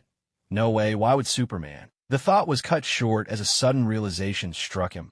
Carl might very well be taking Howard Stark's files to Tony Stark. After all, those were Howard's legacy for Tony in the first place. Fury simply hadn't found the right opportunity to pass them on himself. He'd looked into both Carl and Tony, and he knew there was something unusual about their relationship. He couldn't quite put his finger on it, but the evidence was there. The reports suggested that Superman had probably rescued Tony from his kidnapping. Then there were the press conference and the abomination incident. Their interactions had always seemed close. If that was the case, it wasn't so far-fetched for Superman to take Howard's files for Tony after all. I see. After thinking it through, Fury felt much more at ease. He was convinced his analysis was correct. Thank goodness. So long as Superman wasn't here to destroy SHIELD, everything would be fine. Now it was time to look into Alexander Pierce. Even though Fury doubted there was any real cause for concern, it was better to be safe than sorry. After a moment's consideration, he dialed Coulson's number. The call connected quickly. Coulson's voice came through director. Coulson, I need you to look into Alexander Pierce. Don't rush it. Take your time and be thorough. And do it quietly. Make sure he doesn't catch wind of it. Yes, sir. Nick Fury truly didn't see this as a major issue. Otherwise, he would have handled the investigation himself. Still, not wanting to provoke Pierce unnecessarily, he decided to give Coulson a heads up. Meanwhile, at the World Security Council building, Alexander Pierce, the secretary, was seated in his office. Suddenly, he received a message from his subordinate. Alexander's tone was sharp and impatient. What is it? Didn't I say not to contact me unless it was important? Sorry, sir. There's something I need to report to you. Go on. Well, it's like this. The subordinate relayed what they had seen on the surveillance footage regarding Nick Fury's movements. Of course, what the agents glimpsed was only what the SHIELD cameras showed. Corridors, halls, elevators, and storerooms. Someone as cautious as Nick Fury would never allow anyone to see the surveillance from his own office. So you're saying Nick Fury took a box and returned to his office? Yes, sir. In that box. Howard Stark left it behind. Yes. Alexander Pierce frowned. Why are you reporting this to me? It looks like he plans to give it to Tony Stark. To win Tony's favor, no doubt. Clearly, Alexander was displeased with his subordinates' actions. They were Hydra operatives embedded deep within SHIELD, and every move required extreme caution. Otherwise, someone as meticulous as Nick Fury could easily catch them slipping up. Now, as the head of Hydra within SHIELD, Pierce had even managed to secure a seat on the World Security Council. Once his plan succeeded, Hydra would be invincible. At a time like this, he could not afford any mistakes. The subordinate responded hesitantly, but Tony Stark hasn't come to SHIELD headquarters at all. Nick Fury just took Howard Stark's box and went back to his office. There's no sign of the Iron Man suit anywhere near SHIELD headquarters either. Is that so? That is odd. Alexander Pierce nodded thoughtfully, then added, but it doesn't prove anything. Maybe he'll contact Tony Stark soon. Keep your eyes open. The moment anything unusual happens, report to me immediately. Yes, sir. With that, Alexander Pierce ended the call and fixed his gaze on the computer screen in front of him. On the monitor, information about Carl was displayed, along with a video of Carl and Tony flying through the sky, Superman and Iron Man. Is it? He murmured to himself. Without his suit, Iron Man is just an ordinary man. The Winter Soldier could deal with him easily, but that's Superman. He's a real problem. He could disrupt my entire plan. Still, Superman killed a high-ranking SHIELD agent. There's no way Nick Fury and Superman are at odds now. Perhaps I could try to bring Superman over to our side. Who knows? Perhaps with Superman's genes, we could create something truly extraordinary. It seems that the appearance of this superhuman isn't entirely a bad thing. As he pondered, Alexander Pierce allowed himself a faint smile. After Carl obtained Howard Stark's belongings, he left SHIELD headquarters. However, he didn't go to find Tony right away. Instead, he returned to his own home and glanced at Zhao Hailuan. She was still sound asleep. Carl used his supervision to observe Tony. The reason he did this was just to be on the safe side. After all, Tony had been with Pepper just now. Who knew what the two of them might be up to at this moment? If Carl were to suddenly show up, things could get rather awkward. So, it was best to check first. Soon enough, he caught sight of Tony. He was in his luxurious villa, busy working on something. Fortunately, it seemed like there would be no inconvenience in visiting him now. Malibu Beach. Tony Stark was inside his villa. At this moment, he stared at the data in front of him, his brow furrowed in worry. Palladium poisoning. The palladium toxicity in his body had already reached 10%. A long time had passed since Tony built the miniature arc reactor. During this period, he hadn't spent every day at home.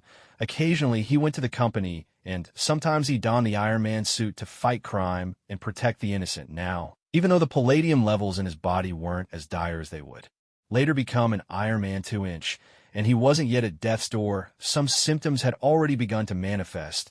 Not long ago, Jarvis had warned him about this. Lately, Tony had been searching for an alternative to palladium.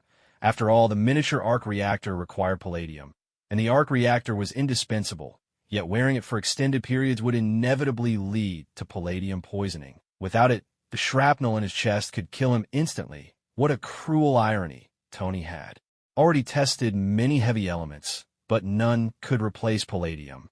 In the worst-case scenario, he would die from the poisoning. That was also one of the reasons he had taken Pepper out today, to take his mind off things. Putting these worries aside, Tony spoke to Jarvis. All right, let's continue our experiments. What element is next on the list today?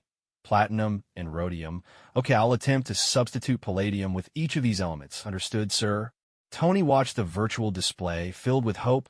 Soon the simulation ended, and Jarvis's voice sounded. Sorry, sir. Neither of these elements can replace palladium. Oh, all right. Tony was deeply disappointed, but after days of failed experiments, he had developed a certain resilience. Just then a voice rang out. Looks like I've arrived at just the right moment. Who was that? Tony looked up in surprise and saw Carl standing not far from him. Tony, who had looked rather troubled just a moment ago, immediately broke into a smile. Mr. Superman. He casually closed the virtual display in front of him and walked over to Carl. How come you have time to visit me today? Aren't you supposed to be with your girlfriend? Carl gave a light laugh. Nothing special going on. You didn't seem in the best of spirits, so I brought something for you. Brought something? Tony was taken aback. What is it? This Carl handed over the suitcase he was carrying. This is... Tony accepted it without thinking and was about to ask what it was, but then he saw the words printed on the suitcase. Property of Howard Stark. And he was so surprised he couldn't speak. This should be something your father left for you, Carl explained. Inside, you'll find the new element you need. This. Tony looked at Carl, instinctively repeating, something I need. What could I possibly need? Something to replace the palladium. Hearing this, Tony froze, staring at Carl in disbelief. He had no idea how Carl could know about the palladium situation. Carl smiled. I didn't bring this for you for nothing. You know, I went on my way to get it last time. I noticed you had a few bottles of 45 Romani Connie in your wine cellar. I'll help myself to one.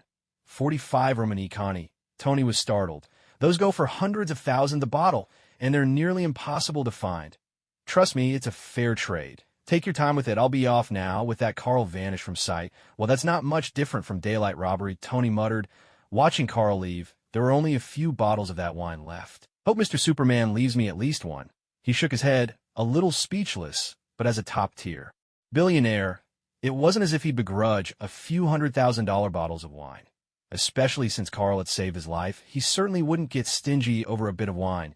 In fact, last time Carl was here, he'd already enjoyed 2 bottles of 45 Romani Connie. Tony's complaints were mostly just for show. All right, let's have a look. What exactly did Mr. Superman give me? Did my dad really leave this for me? Saying this, Tony began to examine the suitcase in his hands. Meanwhile, Carl didn't head home after disappearing.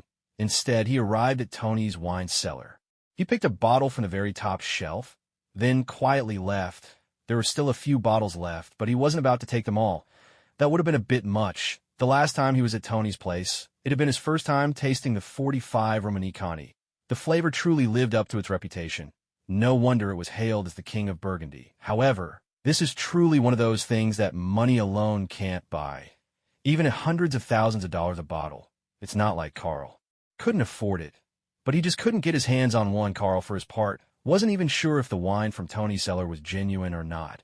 As far as he knew, this particular vintage was incredibly rare. But one thing was certain.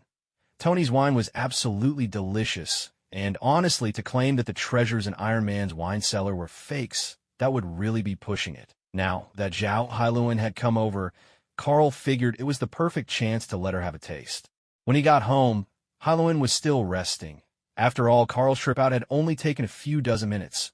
Most of the time had been spent chatting with Tony and Nick Fury, or waiting for Fury to fetch the case. It really hadn't taken long at all. Carl placed the wine onto the small bar and sat down on the edge of the bed to rest for a moment. After considering what to do next, he logged into the group chat. Hot-blooded Spider-Girl. Hee, thanks so much for the meal. Sister Juka, hot-blooded Spider-Girl. Today's food was as amazing as always. What to do if my little sister is a Chinibu? No need to thank me as long as you like it. Hot-blooded Spider-Girl. I really loved it. What to do if my little sister is a Chinibu? That's great to hear, hot-blooded Spider-Girl. By the way, it seems kind of quiet here today, hot-blooded Spider-Girl. What's everyone up to? What to do if my little sister is a Chinibu? Maybe everyone's busy with their own stuff. King of Heavenly Blades. Nope. I've been here the whole time, passing Kamen Rider. I'm here too, King of Heavenly Blades. It's just that lately there's been a lot going on, King of Heavenly Blades. We've moved to Angel City, and my father has returned to the place he once fled from, King of Heavenly Blades. He wants to bring back the Angel King spaceship, King of Heavenly Blades. He says he has experience, but I can't help worrying about him going alone. What to do if my little sister is a Chinibu? Don't worry. What to do if my little sister is a Chinibu? Didn't you say before that big boss Carl wiped out all the angel legions? What to do if my little sister is a Chinibu? There shouldn't be any enemies left on your end, surely. That's right, no need to worry, surely. If anything really happens, you can always post a quest for help, King of Heavenly Blades. That's true, King of Heavenly Blades. It's only because all the angel warriors are gone that my father is able to fly the ship by himself, commander of the Great Wall Garrison. So there shouldn't be any problems, right, King of Heavenly Blades? Yeah, you're right, God among men. Don't worry, King of Heavenly Blades. Carl, you're online. What to do if my little sister is a Chinibu? Big boss in the chat, surely. Watching the boss too, commander of the Great Wall Garrison. Watching +2, hot-blooded Spider-Girl. Watching +3, God among men. God among men, yes. I'm here, a King of Heavenly Blades, King of Heavenly Blades. Where'd you disappear to earlier? God among men. Nothing special. Just had a meal and took a little rest. At that moment, a notification appeared in the chat group. Ding! The Valkyrie who selects heroic spirits has joined the chat group. Ding! The Prince of Britannia has joined the chat group. Ding! Group members now exceed 10. Livestream function unlocked. When group members carry out missions, any member who streams the process can earn points as a reward. New members again. Seeing the system prompt, Carl raised his eyebrows with interest. These two names weren't unfamiliar to him. The Prince of Britannia. This Britannia was probably referring to the nation from Code Geass. As for which prince from that story had joined the group, Carl couldn't say for certain. The original series never clearly stated how many princes there were, but Carl remembered there were quite a few. Lelouch, the protagonist, was the 11th prince after all. Well, it made sense. Royal bloodlines tend to be extensive still. There was no way to know for sure if this new prince was Lelouch himself. As for the other new member, Carl could only speculate. The Valkyrie who chooses heroic spirits. She felt like one of the goddesses from Record of Ragnarok. Most likely, it was the eldest of the 13 Valkyrie sisters, Brunhild, who was responsible for selecting the human warriors to fight, of course. It was also possible she wasn't from Record of Ragnarok at all. Perhaps she was a figure from the Naceverse, where heroic spirits were also quite famous. With so little information, Carl couldn't be sure just yet. On top of that, the group's livestream function had just been unlocked. Apparently, it was a way to earn points. Fiery Spider Girl. We finally have new people. Fiery Spider Girl. Welcome, welcome. What should I do about my Tsunade little sister? Welcome, newcomers. Shirley. Welcome aboard, Shirley. By the way, these two new faces seem pretty impressive, Shirley. Judging from their usernames, they're clearly not ordinary people. Shirley. A prince and a goddess? Could they be as powerful as Mr. Superman? Passing Kamen Rider. Am I the only one interested in the live stream function? Passing Kamen Rider. According to the group's description, live streaming can earn you points. Fiery Spider Girl. Of course I noticed, but we should welcome the newcomers first, right? Commander of the Great Wall Garrison. Welcome, Shirley. That's true, this new function sounds promising, Shirley. But for people like us, it doesn't seem too useful, Shirley. We can't take on missions, and we don't dare tag along, so live streaming isn't really an option for us. What should I do about my Tsunade little sister? True, Fiery Spider Girl. That might not be the case, Fiery Spider Girl. You could still stream when someone else comes to your world for a mission. Fiery Spider Girl. Wouldn't that solve the problem? Surely. That makes sense. Come to think of it, this new feature is actually pretty nice. Even ordinary people can now earn points. Heavenly Blade King. Indeed, this chat group is quite impressive. This novel was downloaded through Xingyu's open source, free Xingxin downloader. If you obtain this novel file through a paid agent and the seller did not provide the software source code or open source link, please request a refund and report the seller immediately. Author's email, xing_yv@outlook.com. Author's QQ, 201-759-3710. Official QQ group, 149050832. Official Telegram group, https://t me/FQ tool. The chat group has welcomed new members, and now there's a fresh live streaming feature. The group discussions have become even more lively. Come to think of it, this new feature is actually pretty nice. That means from now on, whenever group members visit my world, I can stream and earn points as well. Heavenly Blade King. That's right. Valkyrie who selects heroes. What is this thing that suddenly appeared in my mind? Valkyrie who selects heroes. Are you gods or mortals? Valkyrie who selects heroes. No, that can't be right. Humans couldn't possibly manage something like this within my mind. Valkyrie who selects heroes. It seems this must be the work of gods. Valkyrie who selects heroes. So all of you must be gods as well. Valkyrie who selects heroes. I wonder, were you sent by Lord Zeus? Or perhaps by Lord Odin? Britannian Prince. Sorry to interrupt, Britannian Prince. I'd like to know what's going on as well, Britannian Prince. May I ask if any of you are from Area 11 or Britannia? Passionate Spider Girl. Alrighty, it's Candé time. Passionate Spider Girl. Now let me, Spider Girl, clear up your confusion. Passionate Spider Girl. This is a chat group that connects different worlds. Members here can communicate across worlds. Passionate Spider Girl. The chat group has functions for chatting, daily check-ins, earning points, posting tasks, and even a marketplace. Passionate Spider Girl. Oh, and there's a brand new live streaming feature, which seems to be another way to earn points. Passionate Spider Girl. Chatting is the simplest. Just enter the chat interface. Passionate Spider Girl. Whatever you want to say, just think it in your mind, and you can send it. There are even stickers and emoji. Passionate Spider Girl. The check-in feature is in the upper right corner. Just tap to check in. Passionate Spider Girl. The marketplace is over there as well. Spider Girl shared all the things the group members had told her when she first joined, adding in her own daily explorations and experiences. She explained everything to the others. After all, Spiderco had always been one of the most active members in the group. Plus, answering questions for newcomers could also earn her points. Why not do it? Ding! Group member Hot-Blooded Spiderco has answered questions for 2 new members and is rewarded 200 points. Yes, chat group is truly amazing. Seeing the points she had earned, Spiderco thought excitedly. Surely, that was impressively fast. I was hoping to earn some points myself. What to do if my little sister is a Chinibu? Me too, me too. What to do if my little sister is a Chinibu? I still want to buy an Iron Man suit. After all, Skye Blade King. I'd like to earn some points as well. Passing Kamen Rider. Plus 1 Hot-Blooded Spiderco. Thanks for letting me have this round. Valkyrie who selects heroic spirits. Beings that connect different worlds. Is it Valkyrie who selects heroic spirits? I remain skeptical about the existence of this chat group, Britannian Prince. It does seem pretty impressive, Britannian Prince. But honestly, there isn't much real evidence. Hot-blooded Spiderco. Is that so? Spiderco's expression turned a little strange as she read the new member's messages. She remembered that when she had first joined the chat group, she too had doubted its existence. Now, being the one to answer these questions felt just right. Hot-blooded Spiderco. This chat group is definitely real. Hot-blooded Spiderco.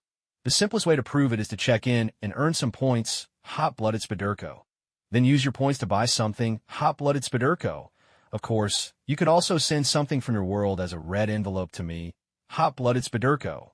Whether it's delicious food or a fun little gadget, I won't mind at all. After all, Spiderco often received culinary red envelopes from Juka, so she was especially fond of this feature.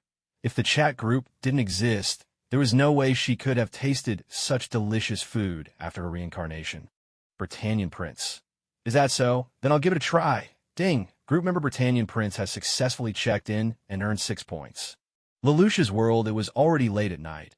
A tall, slender boy with black hair sat at the edge of his bed. This was the newcomer who had just joined the chat group. Britannian Prince Lelouch Lamperouge. Of course, his real name was Lelouch VI Britannia, the 11th prince of the Britannian Empire. But due to certain circumstances, he had abandoned his royal identity and changed his name earlier that day. On his way to school, Lelouch had gotten caught up in an unexpected incident, drawn into a conflict between terrorists and the authorities. In this world, the so-called terrorists were nothing like the ones Tony Stark had faced. Instead, they were local rebels dissatisfied with Britannia's military conquest of Area 11, banding together to resist. As for whether they are right or wrong, it all depends on one's own perspective. By common sense, Lelouch, an ordinary high school student, gets swept up in the conflict between the resistance and the authorities. This should be extremely dangerous. And indeed, it was. Lelouch was nearly killed. However, things took a surprising turn for the better. Not only did he escape danger, but he also gained a formidable power. With just a glance, Lelouch could compel anyone to obey his command without question.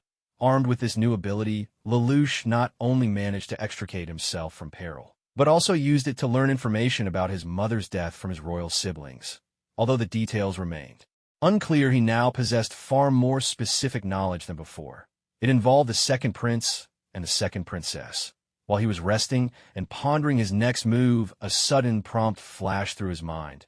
Lelouch instinctively chose to join the chat group.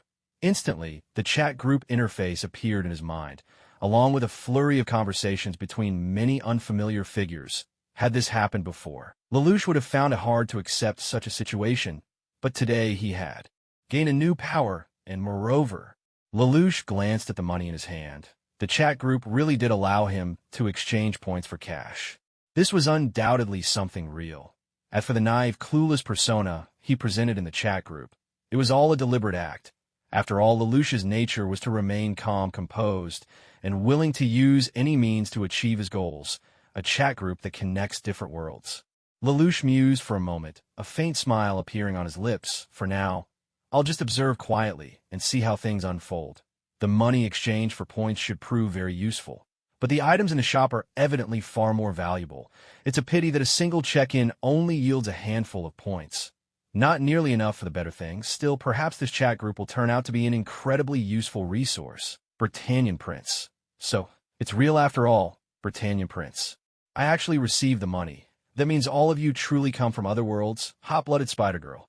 That's right. My sister is a Tsunade. What do I do? Comma. That's exactly the case, surely. +1. Seeing the group members' replies, Lelouch smiled to himself.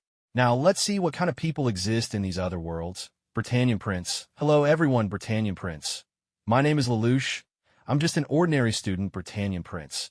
Currently, I attend Azure Academy, Britannian Prince. I look forward to getting along with you all. Upon seeing the messages from the two new members, Carl immediately recognized their identities. The Britannian Prince was none other than Lelouch, the protagonist of Code Geass. Yet something about his messages felt out of character. Carl knew that this Lelouch was in truth deeply cunning and cold. Apart from a few close friends and family, he treated everything else as a tool to be used. Now, he's putting on the look of a complete newbie. Maybe he's up to something. What does he think he can use that power of his, the one that makes people absolutely obey, to control the group members? Carl sincerely hoped that wouldn't be the case. After all, so far the atmosphere in the chat group had been excellent, and none of the members harbored any ill intentions. But if someone really came in to stir up trouble, Carl would be sure to make them regret it.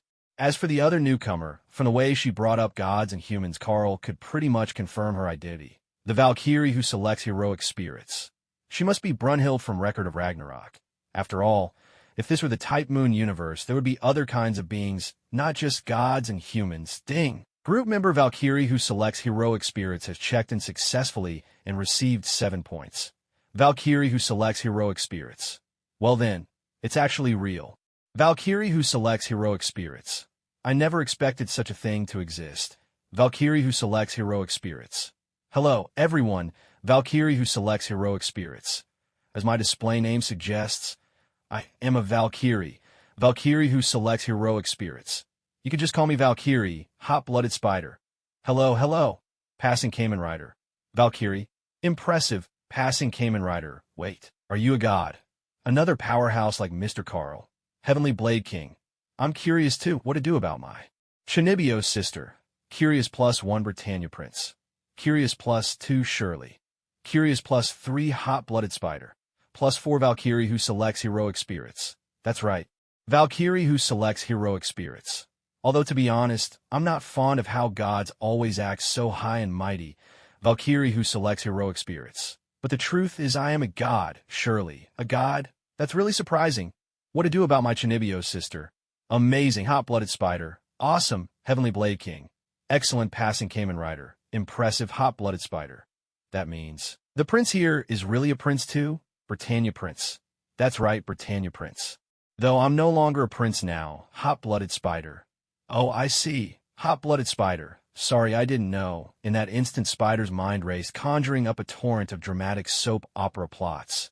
Illegitimate prince, brothers vying for the throne, ministers rebelling, you name it. After all, Spider had the memories of an otaku. Never underestimate the imagination of a shut-in. Illegitimate, meaning the child of a concubine rather than the official wife. In royal families, even the children of consorts were considered illegitimate and usually had no right to inherit. Thinking of this, Spider imagined that the prince must have suffered a great injustice. He wasn't even a prince anymore. Who wouldn't feel wronged by that? So she spoke up to offer him some comfort. Hot-blooded spider. It doesn't matter if you're no longer a prince. Hot-blooded spider. Joining the chat group is far better than being some emperor. Hot-blooded spider. The group shop has all sorts of powerful items. Hot-blooded spider. If you have enough points, you can buy whatever you like. Hot-blooded spider. With those powerful things. Wouldn't snatching the throne be a piece of cake? Hot-blooded spider. If you're set on revenge, but worried about your own safety. Hot-blooded spider. Or just can't wait any longer. Hot-blooded spider. You can also post a request in the chat group and ask for help from other members. Hot-blooded spider. Big names like Carl, the Valkyrie, or even the Masked Rider are all up for the task. Hot-blooded spider. If it's just an ordinary person, you can even call on me, Prince of Britannia. Oh, I see. Although Lelouch only knows that this Valkyrie refers to the member who just joined with him, he has no idea who the others are. But he can more or less guess. They're probably other group members. Prince of Britannia. Thank you, hot-blooded spider. No need to thank me. In this chat group, we believe in helping each other out. Passing Masked Rider. Speaking of which, I'm really curious. What is a god like? Passing Masked Rider. How does a god compare to Mr. Carl? Heaven Blade King. I think Mr. Carl is more powerful. After all, he's called the god of humanity. Heaven Blade King. He seems just as mighty as any god, doesn't he? What to do with a Chinibio little sister? I think so too. Hot-blooded spider. +1 from Mr. Carl. Passing Masked Rider. Mr. Carl gets another vote from me. For a while, aside from Lelouch, who had just joined, and Brynhilde herself, everyone else in the group agreed that Carl was much stronger than this new Valkyrie. Carl, after all, had taken on many missions since joining, and his overwhelming power had left everyone in awe. When he struck down enemies, he moved so fast that no one in the group could even see it happen. Naturally, in their minds, Carl was simply the strongest. As for the other two, Lelouch was baffled, unsure why everyone thought someone could be mightier than the Valkyrie. Brynhilde, on the other hand, felt a pang of discomfort. After all, not a single member had confidence in her. Who could face that calmly? Valkyrie who chooses heroes. This Carl you're all talking about. Who is he? Valkyrie who chooses heroes. Is he really that incredible, hot-blooded spider? Absolutely, hot-blooded spider. This is the legendary Mr. Carl, a god of humanity, hot-blooded spider. Mr. Carl can bring people back to life. Heaven Blade King. He can cross distances in an instant that would take an angel several days to fly. Heavenly Blade King. Besides, no one really knows what else the great Carl is capable of. Heavenly Blade King.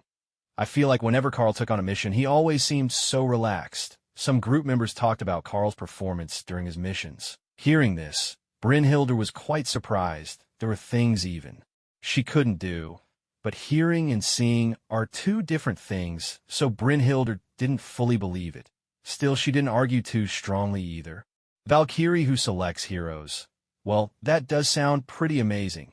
In Lelouch's world, his reaction was a little different from Brynhilde's, who was surprised but skeptical. When Lelouch saw the chat, his eyes immediately lit up. If that group member truly had such power, then toppling the Holy Britannian Empire would be a breeze. Because Lelouch's father, the Emperor of Britannia, had abandoned him. His mother was murdered. His sister lost her sight and the use of her legs, and they were cast away to Area 11. Lelouch hated the Britannian Empire and its royal family with a burning passion.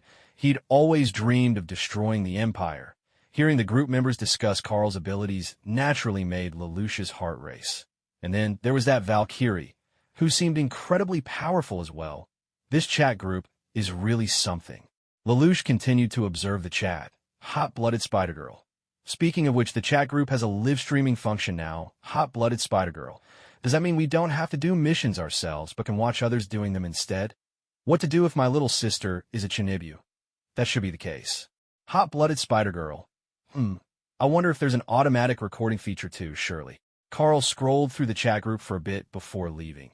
As for the comparisons between his own power and Brynhilde's, he didn't dwell on it. After all, in Record of Ragnarok, the god's abilities seemed rather questionable. Take Poseidon, the sea god. He just swung his weapon around from start to finish. The few times he used a special move, it was still just another fancy swing of his weapon.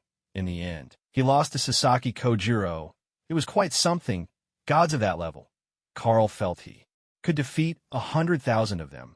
As for Brynhilde, when Carl left the chat group, Zhao Hailuan was still asleep. He didn't disturb her.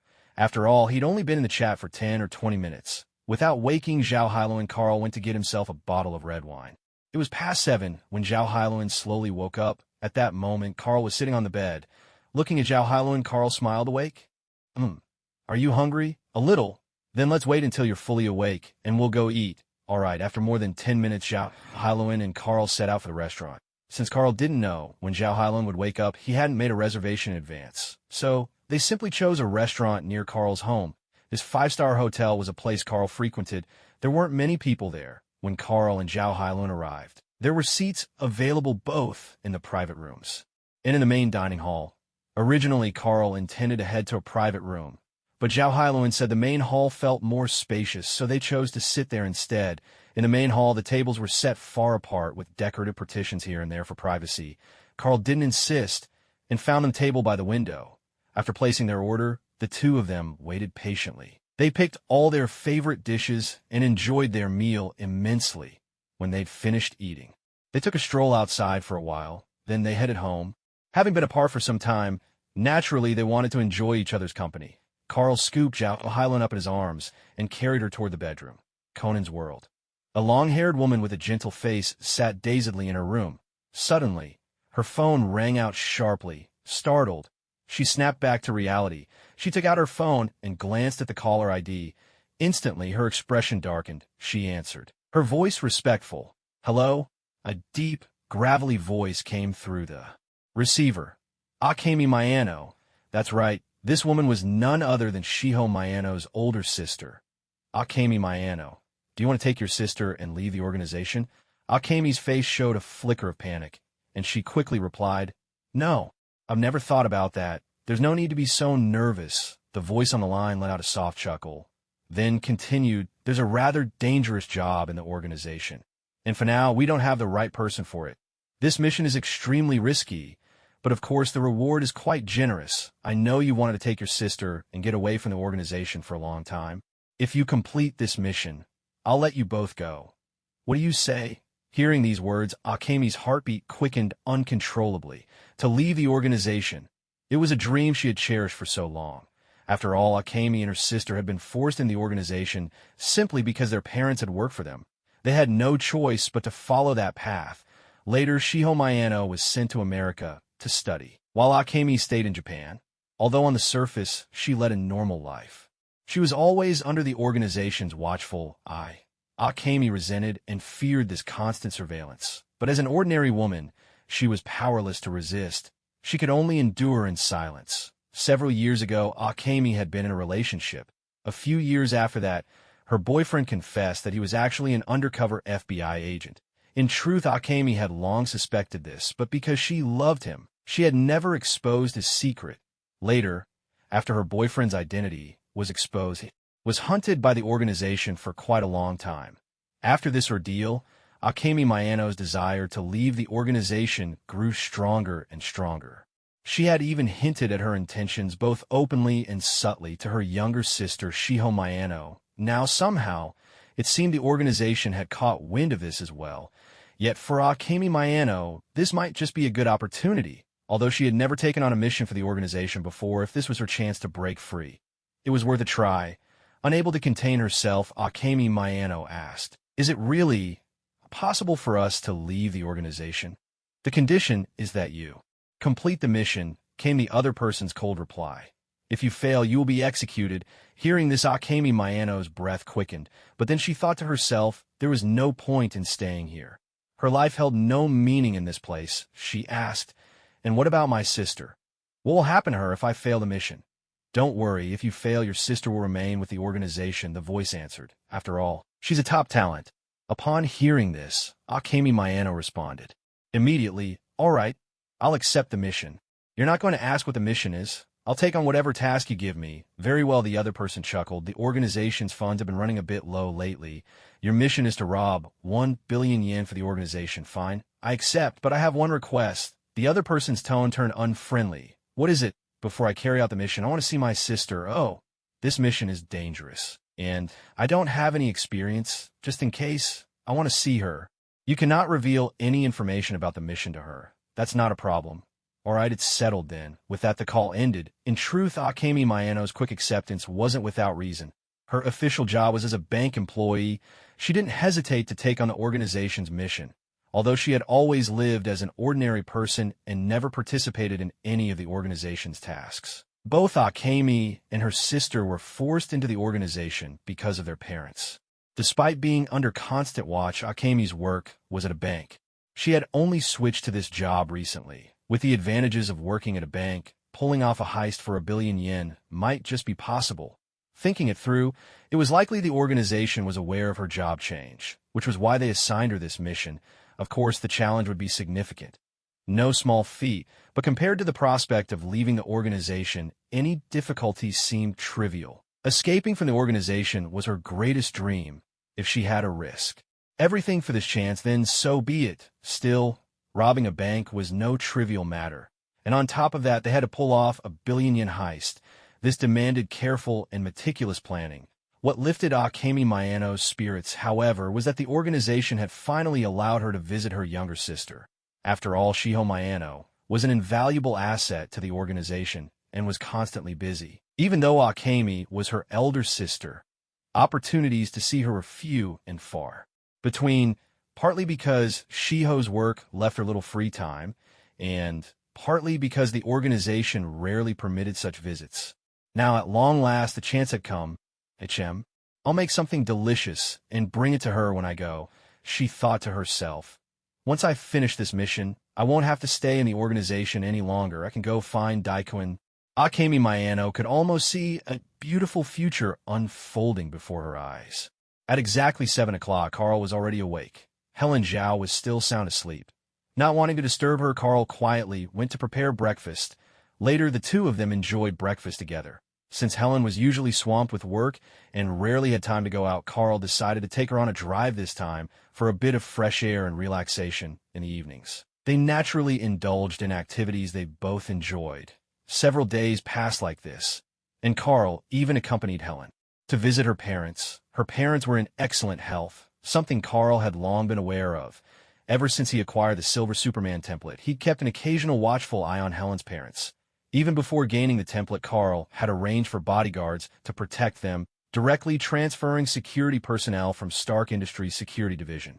One morning, as they were having breakfast, Helen suddenly recalled something and exclaimed in surprise, "Wait, wasn't I supposed to study your body this time?" Indeed, as a medical doctor specializing in genetics, Helen Zhao was naturally fascinated by Carl's physiology. Her interest was strictly professional, or at least that's what she told herself, of course. She'd already conducted her own, less formal studies as well. This was Helen's first time encountering someone with the extraordinary powers of a superhuman. What's more, Carl hadn't possessed these abilities before. Something had changed him for reasons she didn't fully understand. That only deepened her curiosity. After asking Carl for his consent and getting his agreement, Helen decided to proceed with her research. However, as soon as she'd seen Carl, research had completely slipped her mind, and the past few days had been filled with laughter and fun. Now, with her vacation coming to an end, she suddenly remembered her original purpose. Carl didn't show any particular reaction to her words. He simply smiled and nodded. "Of course. Let's do the research after breakfast." Okay. After their meal, Helen began her examination. She started by carefully inspecting Carl's body. "There doesn't seem to be much of a change," she murmured thoughtfully. "He did look a bit stronger than before, but not dramatically so. After all, Carl had been intentionally working out and practicing combat techniques beforehand." Carl nodded. "Right. Not seeing anything unusual." Zhao Hailuan wasn't disappointed. After all, it was normal that nothing could be seen just from the skin. She thought for a moment, then asked, "Can I draw some of your blood?" "Go ahead." Carl nodded. He didn't mind being studied. His power came from the system. After all, if drawing blood could help develop something new, that might be interesting too. Carl didn't believe that. Even if they managed to create some kind of serum, anyone who got the injection would end up stronger than he was. That's why he agreed to Zhao Hailuan's request. "All right, give me a moment," Zhao Hailuan said. Nodding, she pulled a syringe from her backpack and got it ready, preparing to draw Carl's blood. But no matter what she did, the needle couldn't pierce Carl's skin. In other words, it was impossible to draw any blood at all. She tried several times, but it still didn't work. Zhao Hailuan looked at Carl in surprise. She couldn't help but ask, "How is your skin so tough?" Carl smiled. Well, after all, with great power comes a resilient body. He, of course, knew what was going on at first. He hadn't paid much attention to this aspect, but now it made perfect sense. The body of silver. Superman could even withstand a cosmic explosion without so much as a scratch. How could Zhao Hailuan's ordinary needle possibly pierce his skin? Breaking through his skin's defenses was simply out of the question, so there was no way to draw blood. She tried a few more times, but still couldn't get any blood. "Well, I guess it's just not possible," Zhao Hailuan said helplessly. "Maybe you could try again." "No, this kind of needle just won't work." Zhao Hailuan shook her head. "It's fine anyway. I doubt we would have discovered anything special." Even though she tried to sound nonchalant, it was clear she was disappointed that her much-anticipated research had fallen through. "All right, don't let it bother you," Carl said with a smile. "I'm not busy lately.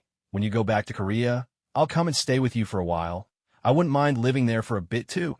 Zhao Hailuan looked at Carl in surprise and delight. Really? After all, Carl had never stayed with her in Korea before. Why was he suddenly willing to do that now? Of course. Carl nodded. In the past, he hadn't stayed in Korea because he needed to check in every day. Now, even though he still needed to check in, he could instantly return to New York to do it, and then head right back to Korea. It would take almost no time at all. Hardly any different from staying put. "That's wonderful," Zhao Hailuan exclaimed, throwing her arms around Carl in excitement. Any trace of disappointment from before vanished in an instant. Feeling cheerful, Zhao Hailuan wanted to take a drive along the coast, and she insisted on driving herself. Naturally, Carl didn't object with him around. Even if the car exploded, neither of them would be in any danger, so the two of them set off together. Along the way, Carl's phone suddenly rang. He glanced at the caller ID. It was none other than Tony Stark. Casually, he answered the call. "Hello, Tony?" Tony's voice came through, brimming with excitement. "Hey, Superman. Where are you right now? Why don't you come over to my place? We should have a drink and celebrate." "A drink to celebrate?" "That's right. Do you remember that box you gave me before? Using some of the things my father left behind, I managed to discover a new element. This new element I found can replace palladium. That means when I wear the miniature arc reactor and use the Iron Man suit, I won't be poisoned at all." Tony Stark could hardly contain his excitement. The problem that had plagued him for so long was finally solved. It turned out that by studying the items Carl had given him, and later, after seeing the model of the Stark Expo at his company, Tony Stark had discovered a new element. This element could serve as a substitute for palladium in the arc reactor, and it wouldn't cause any toxic side effects. After several days of research and experimentation, Tony had just completed the new arc reactor. The new arc reactor was not circular, but triangular in shape. At this moment, Tony was absolutely elated. He couldn't wait to share his joy with someone. Although Tony had special feelings for Pepper Potts, the two of them weren't a couple yet for now. It wasn't so easy to open up to her. So, Tony decided to call Carl. After all, Carl had saved his life once, and this time Carl's gift had saved him again. From the bottom of his heart, Tony was grateful to Carl, and he wanted to share his happiness right away. Hearing Tony's words, Carl smiled. Is that so? Congratulations. Carl was genuinely pleased that Tony had managed to create a new arc reactor. After all, he had given Tony Howard Stark's belongings. If Tony had failed in his research, Carl wouldn't have been happy. His efforts would have been for nothing. How about this? Come over to my place for drinks tomorrow night. Tony's excited voice rang out again. I'll call Banner and Ethan over tonight. Superman, will you come too? Carl glanced at Zhao Hailuan, who was driving, and replied, I'm afraid I can't. What's wrong, Superman? I thought you liked to drink. Besides, Banner could turn to the big guy at any moment. If you're not there, I don't think any of us could really let loose. After all, only you can keep him under control, right? Oh, poor Banner. Tony let out a deliberate sigh. I heard he didn't dare drink for quite a while, but I need to spend time with my girlfriend these days, Carl replied. She'll be going back to Korea soon. If you want to have a drink, that's fine, but we'll need to wait a few days. Mr. Superman can bring his girlfriend along. Tony chimed in at once. I'll invite Pepper and a few other ladies. That way, Mr. Superman's girlfriend won't be bored. That was actually a good idea. Sharing a dinner with friends didn't seem like a big deal. After thinking it over, Carl said, let me ask her opinion first. All right, Carl turned to look at Zhao Hailuan, who was driving. Hailuan, Tony wants to invite me for a celebratory drink tomorrow night. There'll be the four of us guys, plus Tony's girlfriend and a few other women. Do you want to come? Sure, it sounds like fun. Zhao Hailuan agreed with a smile. Carl nodded and picked up his phone to reply. She's in. We'll come over together tomorrow night. What time? Oh, that's wonderful news. Tony's voice came through, but I should clarify. Pepper's not my girlfriend, Carl replied. Give it time. You two might end up married, oh? The call remained connected, but Tony fell silent, apparently searching for a retort. In the end, he simply said, the party's at 6 tomorrow night at my place. Don't forget the time, Mr. Superman. I gotta run, talk soon. With that, he hung up. Carl glanced at his phone and chuckled to himself, saying nothing. Was the other side flustered, or was it something else? Afterwards, Carl continued to enjoy the day out with Zhao Hailuan. That evening, they returned home to rest. In the world of Conan, after days of preparation, Akemi Mayano finally managed to finalize her plan. She contacted two accomplices. Of these two, one was a low-level member of the Black Organization. Whether he'd carried out assignments for them before was unclear. Both had rather interesting backgrounds. Baizuka Shiro, the organization's low-level man, was a race car driver by profession. His driving skills were top-notch, perfect for a getaway after the heist. The other, named Skye, was a security guard responsible for transporting cash for the bank. He wasn't part of the organization.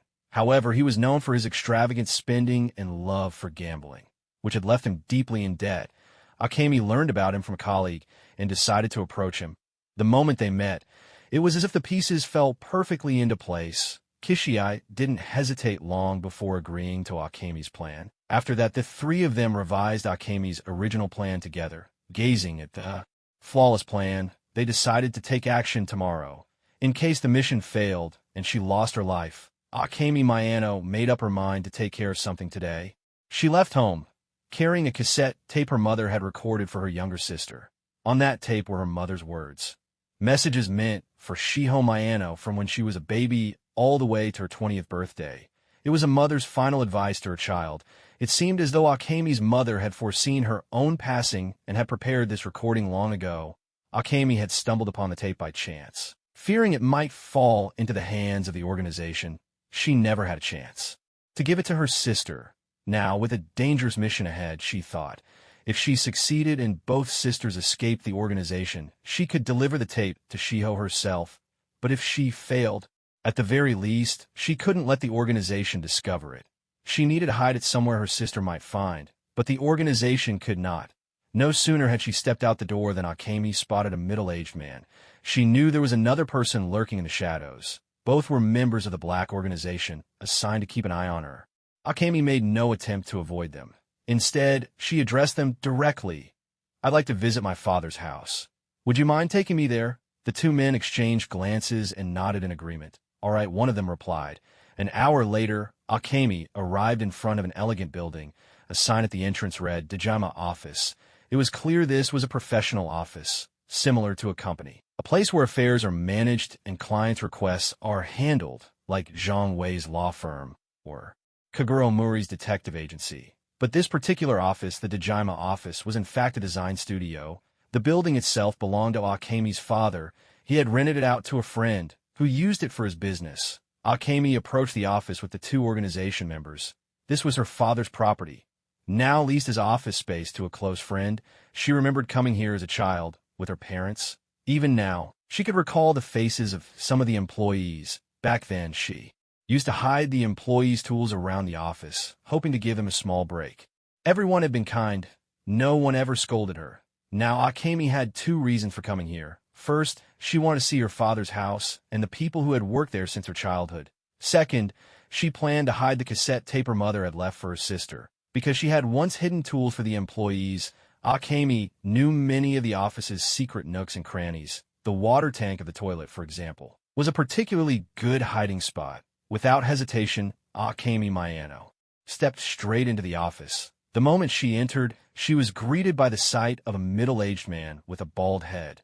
When he saw her, the man froze in surprise. His name was Kanai. Kanai and Akemi Mayano shared a bit of history.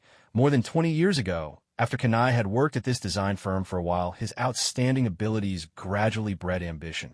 He no longer wanted to work for someone else. He dreamed of starting his own business. So, he handed in his resignation. Unfortunately, despite his talents, entrepreneurship proved far more difficult than he'd imagined. Success always seemed out of reach. After a while, with no results and unable to hold out any longer, the owner of the firm sought him out and invited him back. Since his venture hadn't yielded any income, Kanai knew he couldn't just keep waiting. He had no choice but to return his old job. Yet just days after he came back, he received a call from a friend at a publishing house. The friend explained that the reason Kanai's business had failed was because the boss had blacklisted him. The boss had many connections in the publishing world. Just a single word from him, and Kanai would never get another chance. On hearing this, Kanai was livid, driven nearly mad with anger.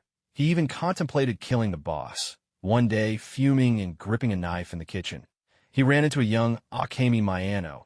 She asked why he looked so frightening. Of course, Kanai couldn't explain everything to a little girl of 4 or 5. He merely said he was tired from too much work.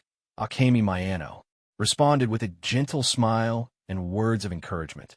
Her innocent kindness soothed Kanai's rage, allowing him to let go of his grudge. After she left, Akemi mischievously hid some of the employees' tools. Because of this encounter, Kanai never forgot Akemi Mayano. And now, seeing her again after more than 20 years, he recognized her instantly. With a trembling voice, Kanai spoke. Akemi was a bit surprised to hear this. She hadn't expected this employee to remember her. After all, she'd hidden those things back then, and she'd been there with her parents, so the memory was vivid for her as well. She greeted him with a smile. "I didn't expect you to remember me, Uncle." "Of course I remember." Kanai steadied himself, and after a moment he asked, "How are your parents?" "Oh, they're abroad, doing well," because the organization's people were still waiting outside. Akemi knew she couldn't say too much. Instead, she spoke a little bashfully. "Uncle, I was wondering if I could use the restroom." "Yes, of course," Kanai replied quickly. "Please go right ahead." Akemi lowered her voice and said, "I feel a bit embarrassed coming in and immediately asking to use the restroom." She added, "I hope you won't mention it to anyone." She said this out of concern that someone at the office might reveal she'd been to the restroom. If the Black organization found the tape she had hidden there, everything would be lost. This was her calculated precaution. The purpose of this request is to ensure that the members of the office do not spread the news. Kanai, unaware of the real reason, believed her and said, "Don't worry. I won't tell anyone else." "Thank you so much," Akemi Mayano replied, and then hurried toward the restroom. On her way, she ran into several other office colleagues. Akemi repeated her request, hoping that everyone would keep the matter confidential. Many people recognized her as the gentle and kind woman who had once been a little girl more than 20 years ago. They all readily agreed. Even those who didn't recognize her, seeing such politeness, promised not to say a word. With that, Akemi entered the restroom. She took the audio cassette her mother had left for her younger sister and tucked it beneath the float ball in the sink tank, securing it tightly with a plastic bag and tape. After checking several times to make sure it was safe, Akemi pressed the flush button and left the restroom. Once outside, she thanked the staff. Since members of the black organization were waiting outside, Akemi dared not linger. The others were all courteous, bidding her farewell. Kanai even walked her all the way to the door. After all, it was this very girl who had healed him all those years ago. "Thank you, Mr. Kanai," Akemi said with a smile. "I'll visit again in a week. Next time I'll bring my little sister with me." With those words, she gave him a slight bow and left. Kanai stood there, gazing absent-mindedly at her departing figure. He didn't entertain any improper thoughts. After all, he was a family man now. He simply felt that after so many years, meeting the little girl who once mended his heart made the world seem a much warmer place. A week from now, Kanai murmured softly, a trace of anticipation flickering in his eyes. He hadn't known Akemi even had a sister. Smiling to himself, he threw himself into his work with renewed energy. As Akemi Mayano left the office, the smile faded slowly from her face. She got directly into the car belonging to the black organization. She didn't try to escape at this moment, because Akemi knew just how formidable the organization was. Their influence stretched across the globe, and it was said that some truly powerful figures supported them. Even FBI undercover agents were helpless in the face of such power. As an ordinary person, Akemi Mayano never entertained the thought of going against the organization. Otherwise, she wouldn't have accepted the dangerous job of robbing $1 billion. If she wanted to get out, the only way was to earn the organization's permission. Akemi spoke up. "I want to see my sister." "Impossible," the driver replied coldly. "Sherry is one of the organization's top talents. She's rarely allowed contact with outsiders." Akemi bristled with anger. Was it really too much to ask to see her own younger sister? But she knew that anger wouldn't help her cause. Forcing herself to remain calm, Akemi insisted. "The organization has already given me permission to see her. If you don't believe me, check for yourself, or I wait here." The driver was a bit surprised. Shiho Mayano, or Sherry, held a high rank. She was one of the organization's top talents. Not even Akemi Mayano, and certainly not himself, would normally be allowed to meet her. But he also knew the woman before him was Sherry's older sister. So perhaps it wasn't entirely impossible. With that thought, he made a call. Once the call connected, the driver greeted the person on the other end. Respectfully, "Hello." He then inquired about Akemi Mayano's request. "Yes, understood." After exchanging a few words, the other party hung up. A few seconds later, the driver gave a nod. "Permission granted. Let's go." The car started up slowly. Akemi Mayano's ride pulled into the parking lot of a hotel. Seated inside, Akemi was taken aback. The area nearby was a commercial district lined with shops and malls. There were scarcely any residences, though a few office buildings stood nearby. Could it be that the organization had brought her to the very place her sister worked? Akemi had originally assumed the organization would never bring her to Shiho's workplace. At most, perhaps to where Shiho lived, but as things stood, she realized she was wrong. Soon Akemi's suspicions were confirmed. The man in the front passenger seat glanced back and asked casually, "Pick a spot. Would you prefer to meet Sherry in a restaurant or in a hotel room?" Akemi was startled. A restaurant? A hotel room? She had imagined meeting her sister either at her home or at her workplace. Now, she realized just how naive that hope was. Noticing Akemi's surprise, the man smirked, his tone teasing. "What? Did you really think you could meet her where she lives?" Akemi realized there was no point in arguing. She replied, "The hotel room is fine. I've made some food, and a restaurant wouldn't be suitable." "All right, just a moment." The driver nodded, got out, and went into the hotel to book a room. While there, he also called someone from the organization to report their location. Once everything was settled, he returned to the car and handed the room key to Akemi. "The room's ready. Head inside and wait. Someone will bring Sherry over soon." "Thank you." Akemi took the key and entered the designated room. She carefully set out the food she had prepared, arranging each dish on the coffee table. It wasn't long before someone knocked at the door. "Shiho?" Akemi called out, her voice bright with excitement as she hurried to open the door. Sure enough, Waiting outside was a young woman dressed in casual clothes, her chestnut hair falling softly around her gentle features. It was her sister, Shiho Mayano. "Shiho, come in," Akemi exclaimed with delight, pulling her sister inside. "Akemi," Shiho responded with a smile, stepping into the room. Once inside, Akemi led her sister to the sofa, eagerly opening the containers of food she had brought. All of these were packed with insulated materials, so they're still warm. "These are dishes made with peanut butter. And here's your favorite, a blueberry jam sandwich," Akemi said as she handed the sandwich to her sister. "Try it while it's still hot." "Okay," Shiho Mayano replied with a smile, taking the sandwich and nibbling a small bite. Soft and sweet. The flavor she loved. "This is delicious," Shiho couldn't help but say. "Then eat as much as you like. I made plenty," Akemi encouraged her. All right, after eating for a while, Shiho looked at her sister curiously and asked, "Sis, what made you decide to see me today? It's just been too long since I saw you. I wanted to make you something tasty," Akemi replied. "Oh, I see." Shiho found it a bit odd after what happened last time. "I'm surprised the organization would still allow us to meet." Suddenly, as if remembering something, she quickly added, "Sorry, sis." What Shiho referred to was the incident involving her sister's boyfriend, who had betrayed the organization. In truth, as Akemi Mayano was Shiho's sister, the organization couldn't be too harsh with the two of them. The sisters could still see each other occasionally.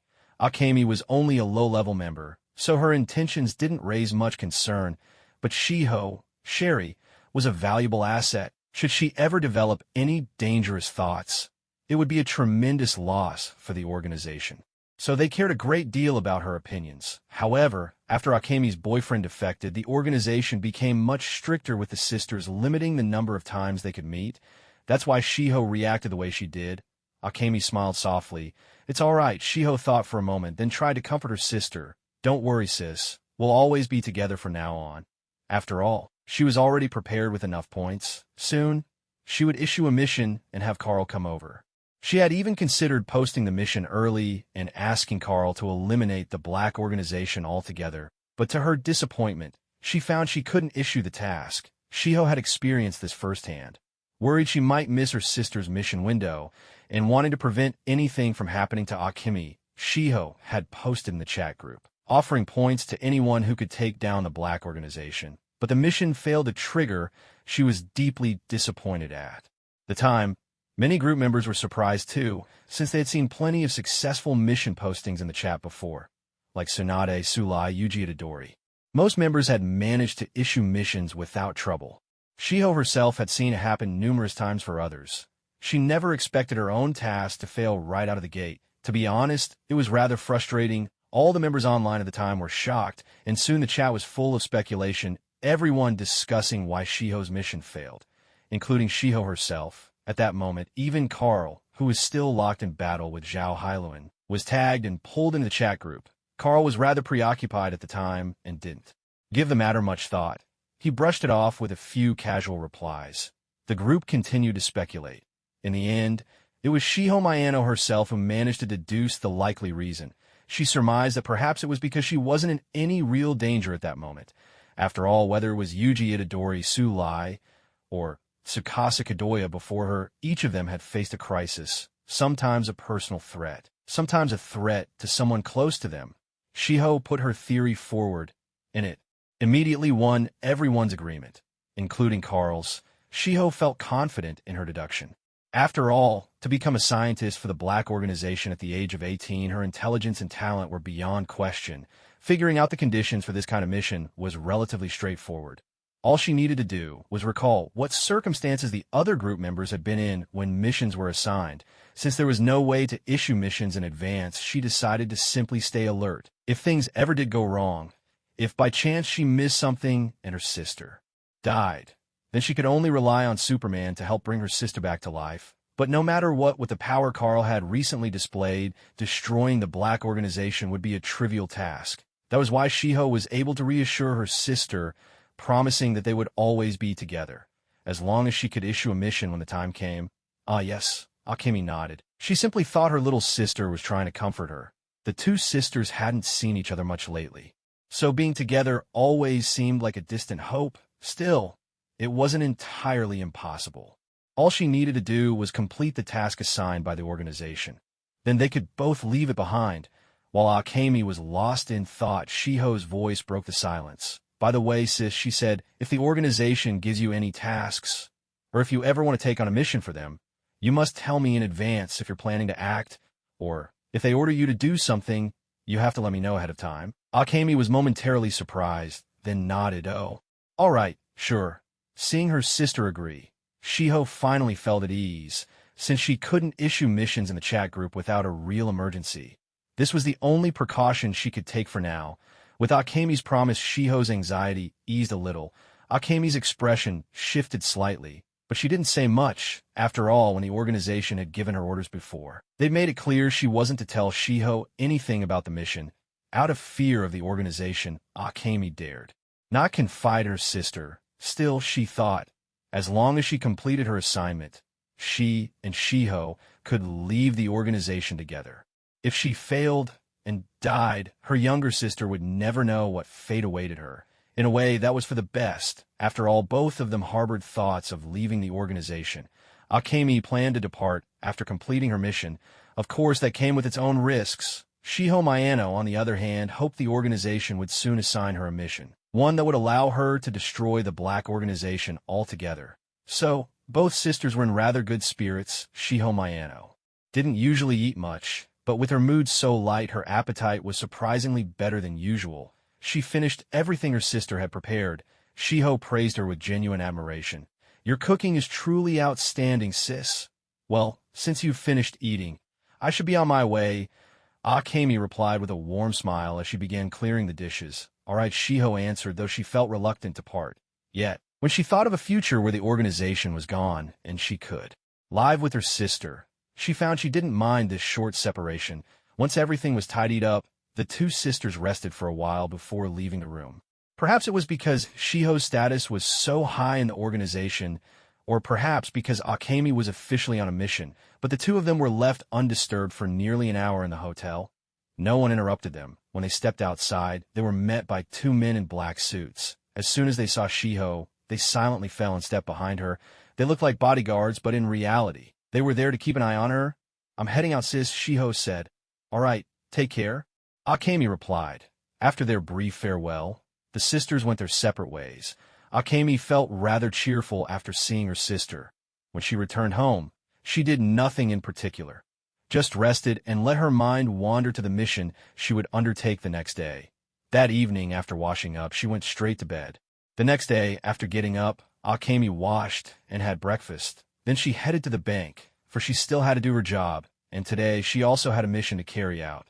When she arrived at the bank, a security guard greeted her with a smile. Morning. Yame, that's right, Yame. After all, as a member of the Black Organization, she might have to change jobs or even move at a moment's notice. So, she used an alias in public most of the time. Akemi Mayano was currently going by the name Hiramadi Yame. That's why the guard addressed her as Yame. When she saw who it was, Akemi's expression changed just a little, for this person was none other than her partner in crime, Kishii. Akemi nodded with a polite smile. Good morning, Mr. Kishii. After a brief exchange, they each went their own way. Akemi made her way to the counter and began her work. A few hours later, she found herself checking the time again and again. Today was the day the armored car would deliver the cash. She needed to stay alert, or she might miss the opportunity, and besides, this was her first time on such a mission. She couldn't help feeling nervous. Just then a voice called out. Excuse me, miss. Akemi instinctively responded, Hello. How can I help you? Before her stood a middle-aged man, sporting a neat mustache, leaning casually against the counter and holding out a bank card. I need your assistance with something. I'm not sure if it's possible, but could you please exchange this bank card for a new one? Because her mission was about to begin, Akemi Mayano couldn't possibly handle other people's requests at this moment. I'm terribly sorry, sir. She pointed politely to the number ticket machine nearby and said, Would you please take a number from that machine first? Once your number is called, you can come back to the counter, all right? The middle-aged man laughed a little awkwardly. It looks like I have to wait in line, right? That's correct. We'll be seeing each other again very soon, he said, then walked over to the ticket machine. Once she saw the man leave, Akemi Mayano resumed checking the time. At that moment, a child's clear voice called out to her, Yami Nichin.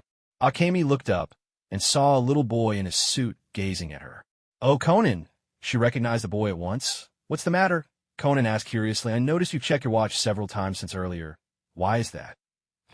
Akemi was a bit surprised, then smiled as she explained. It's just that things are a bit busy right now. I was wondering when I'd finally get my lunch break. As she said this, Akemi stood up. Well, I guess we'll see each other again. With that, she placed on break, signed on her counter, and walked out. A long-haired girl approached Conan and asked curiously, "You know her, Conan?" "Yeah," the boy nodded. "Her name is Hiromi Akemi. She only joined this bank not long ago." Conan sounded a bit puzzled as he continued. "She's usually quite friendly with customers." He had interacted with Hiromi Akemi before, and under normal circumstances, she would have helped the customer instead of asking him to take a number. What just happened felt out of character for her, and Conan sensed that something wasn't right. Suddenly, wail rang out. "She's gone. That lady from before is gone." How could this happen? Not far away, the middle-aged man looked forlornly at Akemi's now empty counter. Both the girl and the boy were left speechless. These three people. The little boy was none other than Conan, the main character of the Detective Conan world, whose real name was Shinichi Kudo, now living under the alias Conan Adagawa. The girl was Shinichi's girlfriend, Ran Muri, and the slightly disheveled, middle-aged man was Rant's father, Kagoro Muri. After leaving Akemi Mayano, changed her clothes, then together with two accomplices she struck, they managed to knock out two of the three guards on the armored van. As for the remaining guard, he was actually their inside man. Kishi, Akemi Mayano, and the race car driver were both dressed in black, their faces similarly concealed. Each held a firearm, standing on guard at the side. Meanwhile, Kishii pretended to be under duress, moving the cash from the armored truck into a nearby car. Just then a voice rang out. "Conan." The three of them were startled. Was someone nearby? And it wasn't just them. Conan, who was observing from the shadows, was also startled by the unexpected voice. The voice continued, "What are you doing here?" Akemi reacted instantly, giving a sharp command. "Hurry up and help." The three quickly worked together, moving the remaining cash into the car. Then they jumped in and sped away, disappearing in an instant. Watching Akemi Mayano and her accomplices escape, Kishii immediately shouted toward the direction of the voice, "Help! Someone's robbing us." Hearing his cry, most people would probably assume he'd been threatened moments earlier. A white sedan shot past Conan at high speed. Kagoro Muri, still confused by the situation, blurted out, "What's going on with that car?" Conan explained, "They're the ones who robbed the armored truck." Kagoro was taken aback. "What?" But Conan didn't stop to explain. Instead, he turned to Ran and asked Ran, "Could you please call the police?" He added, "It looks like someone was injured. Don't forget to ask for an ambulance, too." With that, Conan hopped onto his skateboard and took off in pursuit. His skateboard, modified by Dr. Agasa, packed a powerful engine. Even against most cars, Conan could at least try to keep up. What followed was a tense, high-speed chase. But to Conan's surprise, the car ahead was simply too fast. It didn't just speed away. It drifted around corners, overtaking other vehicles with ease. Every turn widened the gap, and even on the straights, he couldn't close the distance. The space between them kept growing. As they approached a railway crossing, a train happened to be passing. Conan thought the car would stop. Unexpectedly, the car ahead gunned it and raced across the tracks. Conan, seeing this, didn't hesitate. He followed right after. He managed to cross the tracks safely, but ended up taking a spill. By the time he got back on his feet, the getaway car had already vanished. There was nothing more he could do but return to the bank. By then, the authorities had arrived on the scene. Inspector Magyar, ever the workhorse, was already there. "The amount stolen is enormous. 1 billion yen, he said. Since Kagoro Muri had recently solved many cases, Inspector Magyar shared the details with him, clearly hoping for his help in cracking the case. But he hadn't even finished speaking when Kagoro exclaimed in astonishment, "What? 1 billion yen? That's right," Inspector Magyar explained. "I heard it was money from the main branch, meant to be distributed to other banks. The whole lot was stolen this time." The investigation quickly got underway. Fortunately, the security guards who had been knocked out were none the worse for wear. The only person who hadn't been knocked unconscious was Kishii, who was now cooperating with the police by recounting what had happened at the time. When the armor van arrived, we followed the plan and moved the cash down, he explained. But then, Conan, however, sensed something odd in Kishii's statement. When he'd heard the commotion and rushed over, the criminals were already hauling away the cash. The timing didn't add up. Suspicion began to grow in Conan's mind regarding the security guard. Meanwhile, Akemi Mayano had already hidden the 10 billion yen. She then returned to the bank. As soon as the bank manager saw her, he began to criticize her sternly. Miss Akemi, at such a crucial moment. Where did you disappear to? I'm sorry. Akemi bowed her head in apology. I was just on my lunch break switching shifts, honestly. Conan, overhearing their conversation, felt his suspicions deepen. Later, the authorities found a getaway vehicle used by the robbers. Inside, they discovered the boxes that had been used to carry the cash along with masks and gloves, but the 10 billion yen had vanished without a trace. Other than that, the case stalled with little progress made. Even Conan, for the time being, couldn't solve the mystery. Still, he managed to find some subtle clues, and he felt certain that this was no ordinary robbery. That evening, Akemi Mayano gazed at the 2 keys in her hand, a faint smile playing on her lips. The mission was complete. Tomorrow, all she had to do was hand over the 10 billion yen to the organization, and she and her sister would finally be free. But she didn't put much trust in the organization. To be safe, she had already prepared a secure deposit box. One held the 10 billion yen. The other was completely empty. This was her insurance policy against the organization. If they refused to let her go, then Akemi Mayano would refuse to hand over the cash. With this plan in mind, she picked up the phone and dialed the number. Hello? The task is done. Is that so? Where's the money? I'll deliver it to you tomorrow at 6 in the evening. The location is... Don't forget to bring my sister along. All right, with that, she ended the call. The thought of finally leaving the organization and escaping with her sister left Akemi so excited that she could hardly sleep, and tomorrow morning she would hand in her resignation. Inside a black vintage car, a man in the passenger seat hung up the phone. He wore a black trench coat and a matching fedora, his silver hair and hat hiding much of his face. His features were hard to discern in the shadows. This was Jin from the world of Detective Conan. At the wheel sat a burly man, dressed much the same as Jin. Vodka. Both were members of the Black Organization. Vodka turned to him, curiosity in his voice. Boss, what's up? Akemi Mayano's job is done. It's done. Vodka was clearly surprised, a girl in her 20s, and she actually pulled off a billion-yen heist? Who knows, came the reply. This is going to be a problem. Vodka glanced at Jin. We only gave her this job because we wanted her dead. Who would have thought she'd actually pull it off? So now, what? What's the plan? Jin gave a faint smile. Simple, we take the money. Then we kill her. Vodka was momentarily taken aback, then nodded. You're right, boss. Let's start by getting rid of the 2 people who know about this. Got it, Vodka answered, starting up the car. A fine drizzle fell from the sky. Angie picked up his work uniform and slowly left the bank. Having just pulled off a billion-yen robbery, he was still riding the high of excitement. Suddenly, a black vintage car stopped right in front of him. Angie froze, looking in surprise toward the passenger seat. To his shock, he found himself staring down the barrel of a gun. After killing Angie, Jin and Vodka headed straight for the racer's home and took him out as well. They deliberately left Akemi Mayano's lipstick at the scene, an obvious attempt to frame her.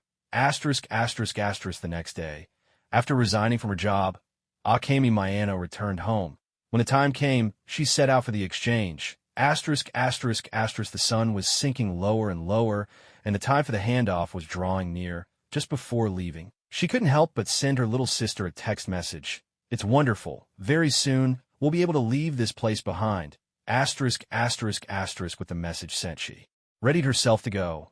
On the other side of town, Shiho Mayano was taking a break when she received the message. She stared at it, puzzled. What's going on with my sister? Did she send this to the wrong person? Wait, no. Suddenly, she remembered Akemi's odd behavior the day before. She had warned her sister, always let me know before you accept or carry out any assignment. Back then, Akemi had looked uneasy. Shiho hadn't thought much of it at the time, assuming her sister's strange expression was because she'd mentioned her boyfriend. But what if that wasn't it? Now, combined with today's message, that means my sister accepted an assignment from the organization. Or worse, she's already in the middle of it. Shio's heart leapt in alarm. She hurriedly dialed her sister's number, but the call wouldn't go through. She didn't try again. Instead, she jumped straight into the group chat. Shiho sensed something was wrong and called Akemi, but the call wouldn't connect. Without hesitation, she went into the chat group. Sherry, my sister seems to be in danger. Sherry, I hope Superman can help me destroy the Black Organization and protect my sister. Sherry, I still have over 100 points left. I'm willing to offer them as a reward. Sherry at God Among Mending. Group member Shirley posted a mission. Eliminate the Black Organization. Mission reward. 113 points plus, comma. Friendly reminder. This mission is extremely difficult. The chat group encourages members to help each other. However, this mission is a designated assignment, except for the member known as the God. Among men, no one else may accept this mission. It worked. Seeing the group notification, Shiho Mayano felt a wave of relief. After all, she had tried to post a mission before, but it had failed. She wasn't sure whether it would succeed this time either. Wait, that's not right. Judging by her previous analysis, the reason the mission didn't post was that neither she nor her loved ones were in any real danger at the time. In other words, her sister was unharmed during the last attempt. Now that the mission had been successfully posted, didn't that mean her sister was in danger? Sure enough, it seemed her sister had accepted an assignment from the organization after all. Instantly, Shiho Mayano's nerves tightened. Still, the thought of Superman's abilities brought her some comfort. After all, the world Shiho Mayano lived in was just an ordinary one, without any supernatural powers. Many of the missions Mr. Carl had completed before were incredibly difficult. Things like resurrection or fighting monsters. Yet he always managed to succeed. There was no reason a mission set in a normal world would be beyond his reach. Of course, based on Shiho Mayano's deductions, given the power level of her world, many group members should be able to pull it off. Kamen Rider, the Valkyrie, the Ninja Spider-Girl. Even Tsunade, the warrior general, might succeed if he just paid attention and dodged bullets. But her sister was her only family left in the world. Shiho Mayano believed it was safest to let Carl, the most powerful person, take on a mission. What she hadn't expected was that when she posted the mission and asked for Carl's help, it turned into a task that only Carl could accept for Shiho Mayano. This was undoubtedly a good thing. What if someone else with faster reflexes claimed the mission before Carl did? Then Mr. Carl wouldn't be able to accept it. But wait, Shiho Mayano thought back carefully. The time before last, when the pink-haired container posted a mission, Kamen Rider claimed it, but others could still accept it afterward. There was even a bit of mission piggybacking going on. So in fact, someone else accepting the mission wouldn't have stopped Carl from doing so as well. It was just that, in her anxiety and worry while posting the mission, Shiho Mayano hadn't thought it through. As for the mission reward points, those really were all she had left. She'd originally had several hundred points, even earning 200 by helping a newcomer with their questions.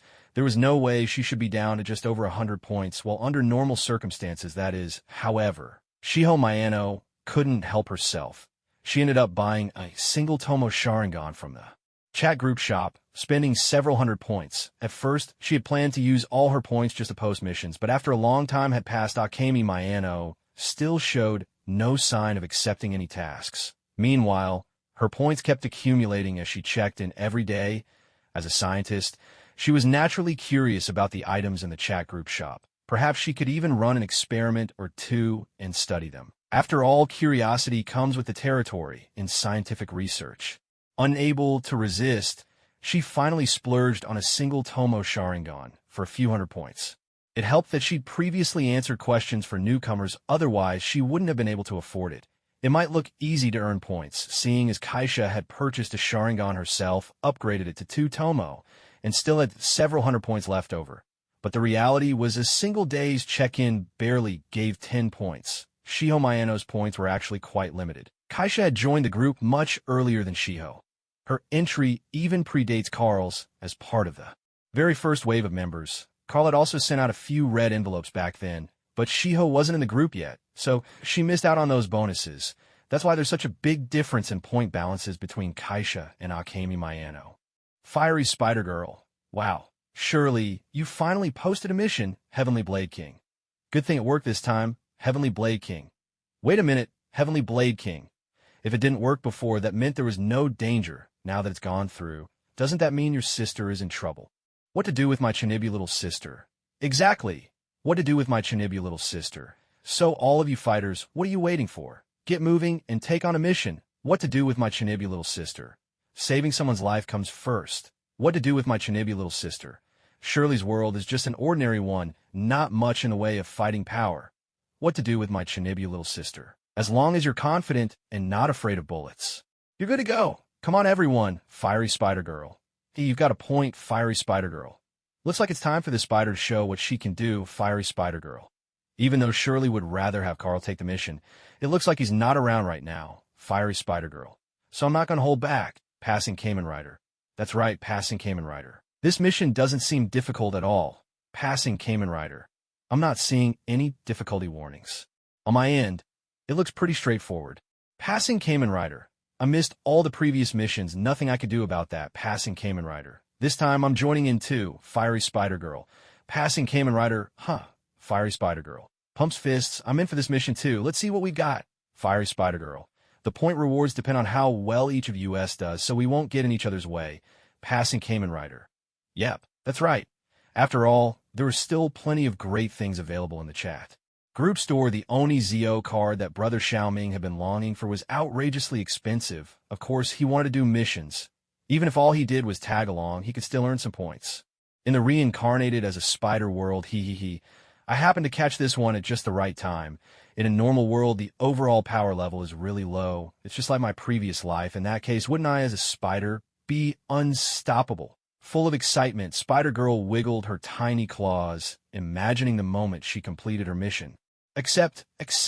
She immediately accepted the mission in the chat group. But just when she was bubbling with excitement, Spider-Girl suddenly froze. She saw a notification in the chat group she had never encountered before. Sorry, this is a designated mission. Only the god of the human realm may accept it. No other members may participate. So only the great Carl can take this mission? Spider-Girl looked at the message, feeling a bit frustrated. She had been so optimistic just a moment ago. This mission was supposed to be easy. The enemies were all just ordinary people from her previous life. Maybe a few with guns at most. Of course, she wouldn't be afraid of them.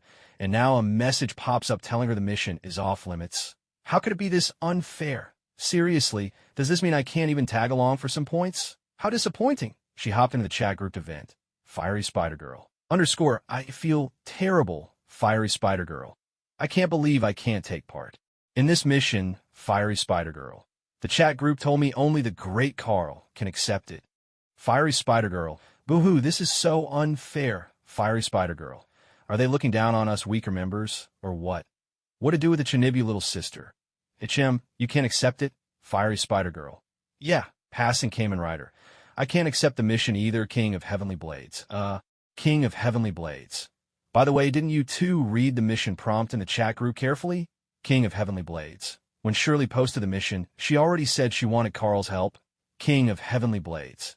And when the chat group posted the notice King of Heavenly Blades, it clearly stated this was a designated mission, King of Heavenly Blades.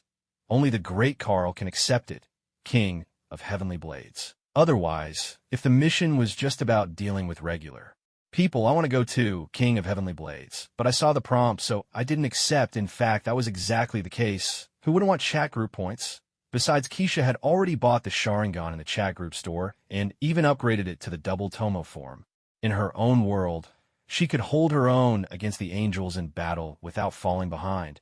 If the enemies were just ordinary people, of course Kesha would have wanted to go and complete the mission herself. Even if something unexpected happened, facing regular people wouldn't put her in any real danger. And even if she couldn't finish the mission, at the very least she could tag along and get some credit for participating. That wouldn't be a problem at all. However, Kesha had noticed something in the chat group notifications. Those 2 lines of text. Because of that, she didn't accept the mission. Passing Kamen Rider. Seriously? I'm going to check it out. Brother Xiaoming scrolled up through the chat history for a while. He found the messages Shiho Mayano had sent, as well as the group notifications. Sure enough, just as Kesha had said, when Shiho Mayano posted the mission, she directly asked for Superman's help. Then, in the mission announcement from the chat group, it clearly stated that only the god among men could accept this mission. Brother Xiaoming let out a sigh. Well, alright then. Passing Kamen Rider. It's actually true. Looks like only Carl can take on this mission now. Fiery Spider-Girl. I saw it too. Fiery Spider-Girl. That's really how it is, Fiery Spider-Girl. Poor me, finally managed to catch a mission for once, Fiery Spider-Girl. And I don't even get a chance at it. Passing Kamen Rider. That's life for you. Heavenly Blade Queen. Enough from you two. Didn't you both manage to snag some points in the last mission? Heavenly Blade Queen.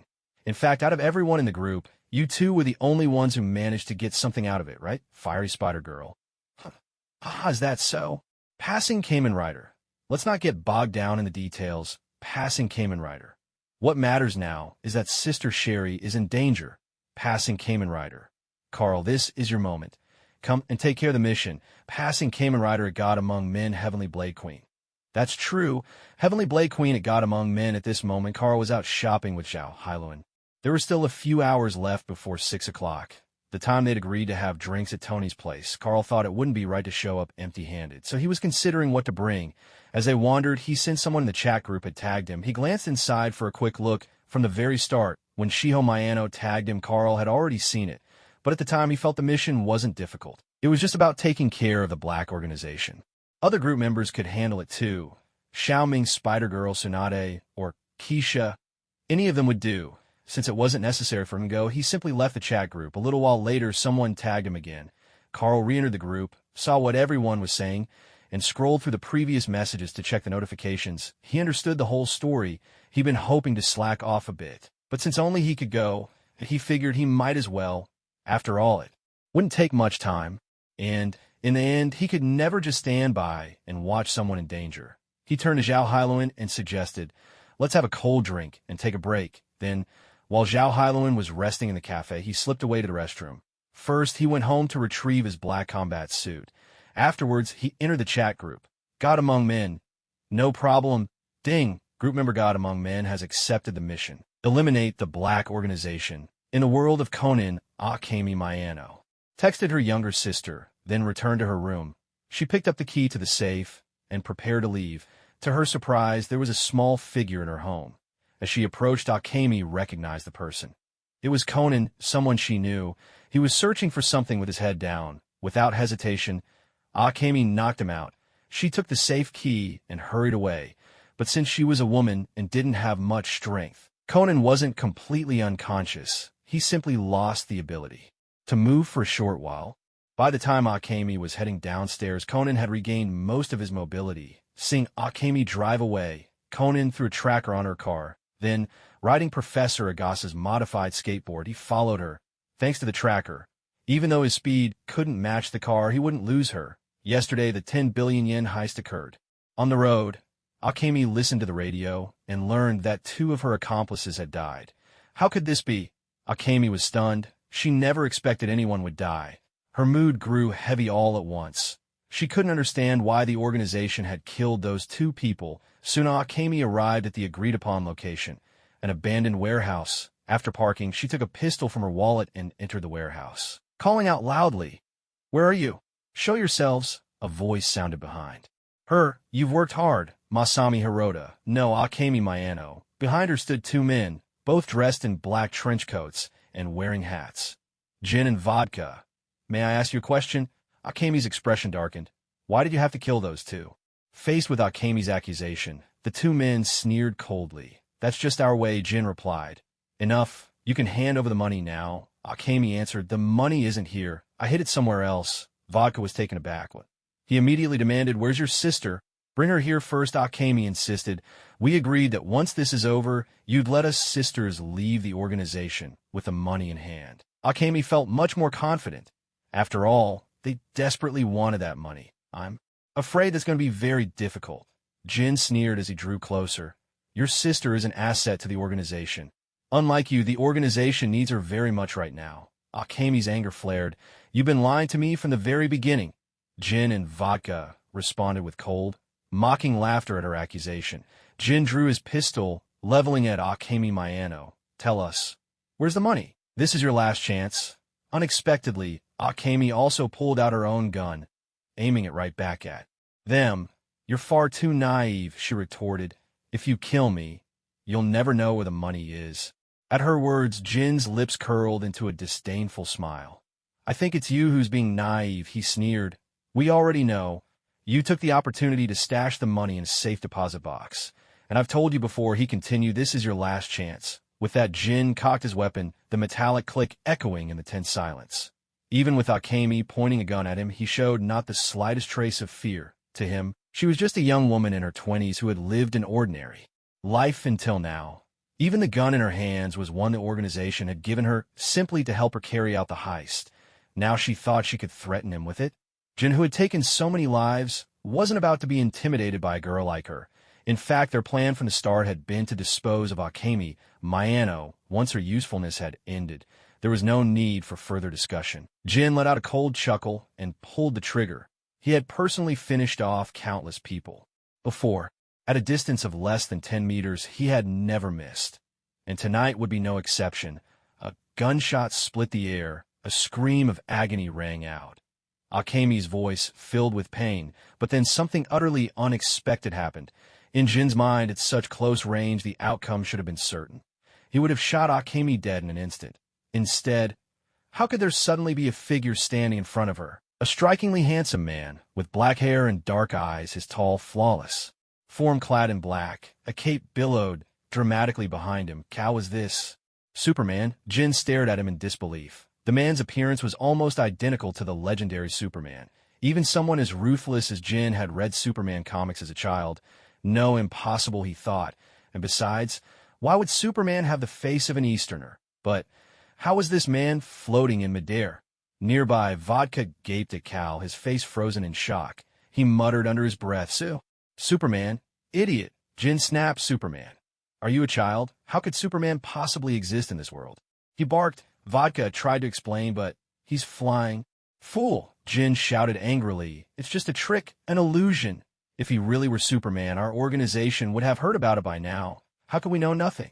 Right, that does make sense, Vodka replied, realization dawning on his face. Their organization had its own intelligence network, well supported by powerful figures. There was very little they didn't know. If a being like Superman really existed, there's no reason they wouldn't know who he was. As he spoke, Jin leveled his gun at Carl. Although I don't know who you are, nor do I know why you've appeared here, but it seems you intend to be our enemy. To be your enemy? The man seemed amused by something, letting out a quiet chuckle. You think you're even worthy of being my enemies? How interesting. Jin let out a cold laugh. So you're looking for death? As soon as he finished speaking, he pulled the trigger again. Bang. The bullet shot out like a dark shadow, flying toward Carl. Carl simply lifted his hand slightly and caught the bullet with ease. Seeing this, Jin sneered, just a cheap trick. No normal person would believe anyone could catch a bullet. Surely this man must have been riddled with holes by now. But when Jin looked for wounds on his opponent, he was taken aback. He couldn't find a single bullet hole anywhere on that strange, tight-fitting suit. Not even the slightest tear. Could it be this man really caught the bullet? Impossible. Absolutely impossible. No one can catch a bullet. Just then, the man across from him suddenly opened his palm. Astonishingly, there were 2 bullets in his hand. Jin stared intently at them, his breathing growing rapid. Those are really bullets from my own gun. Jin could easily recognize the caliber of his own ammunition. Then he looked back at the man, hovering in midair. A dreadful suspicion crept into Jin's mind. Maybe this person really isn't human. He stared at Carl, forcing the words out. You. Carl didn't give him a chance to finish. He flicked both bullets from his hand. With a sharp whoosh, 2 dark streaks shot out, moving even faster than Jin's original shots. Almost the instant he threw them, bloody holes appeared on Jin and Vodka's foreheads. Jin's eyes widened in disbelief, as if he wanted to say something, but instead crumpled to the ground, lifeless. Vodka felt the same way. Having finished, Carl turned to look at Akemi Mayano. He didn't know much about this character. She had appeared only a handful of times. All he knew was that she was Shiho Mayano's older sister, killed by the organization because she wanted to escape with her sibling. She also seemed to have an undercover boyfriend. Shiho Mayano had betrayed the organization because of her sister's death. Carl smiled. Hello? Akemi Mayano stammered. Hello. At that moment, she was clearly shaken. Moments ago, when she saw Jin raise his gun, she thought her end had come. She never expected that in the next instant, a shadowy figure would appear before her. Still bewildered, she was jolted back to reality by the sound of Jin's gunfire, just as she began to worry for the stranger in front of her. All of a sudden, Jin and Vodka collapsed to the ground. Akemi Mayano could see blood on both of their heads. It looked as if they were dead. She had absolutely no idea how the man before her had accomplished this. Because of her angle, she hadn't seen what Carl had done. So now she was completely at a loss, a little bewildered and somewhat afraid. Carl, sensing her confusion, smiled and said, Don't worry. I'm here because your sister asked me to help. My sister? The moment she heard the word sister, Akemi immediately asked, Is that true? Where is she now? It's true. Carl nodded. She's resting where she's staying. She knew you were in danger, so she sent me to rescue you.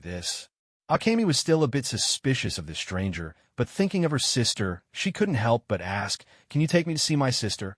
Of course. Then let's go quickly. All right, Carl replied with a gentle smile. But before that, there's still a few people lurking in the shadows that need to be dealt with. As he spoke, Carl turned his gaze toward the warehouse doors and called out Little Detective. Aren't you going to come out and say hello? After planting a tracker on Akemi's car, Conan had followed along on a skateboard. Though not as fast as a car, the tracker ensured he wouldn't lose them. When he arrived at the abandoned warehouse, he was met with the sound of gunfire and startled screams. Conan's heart skipped a beat.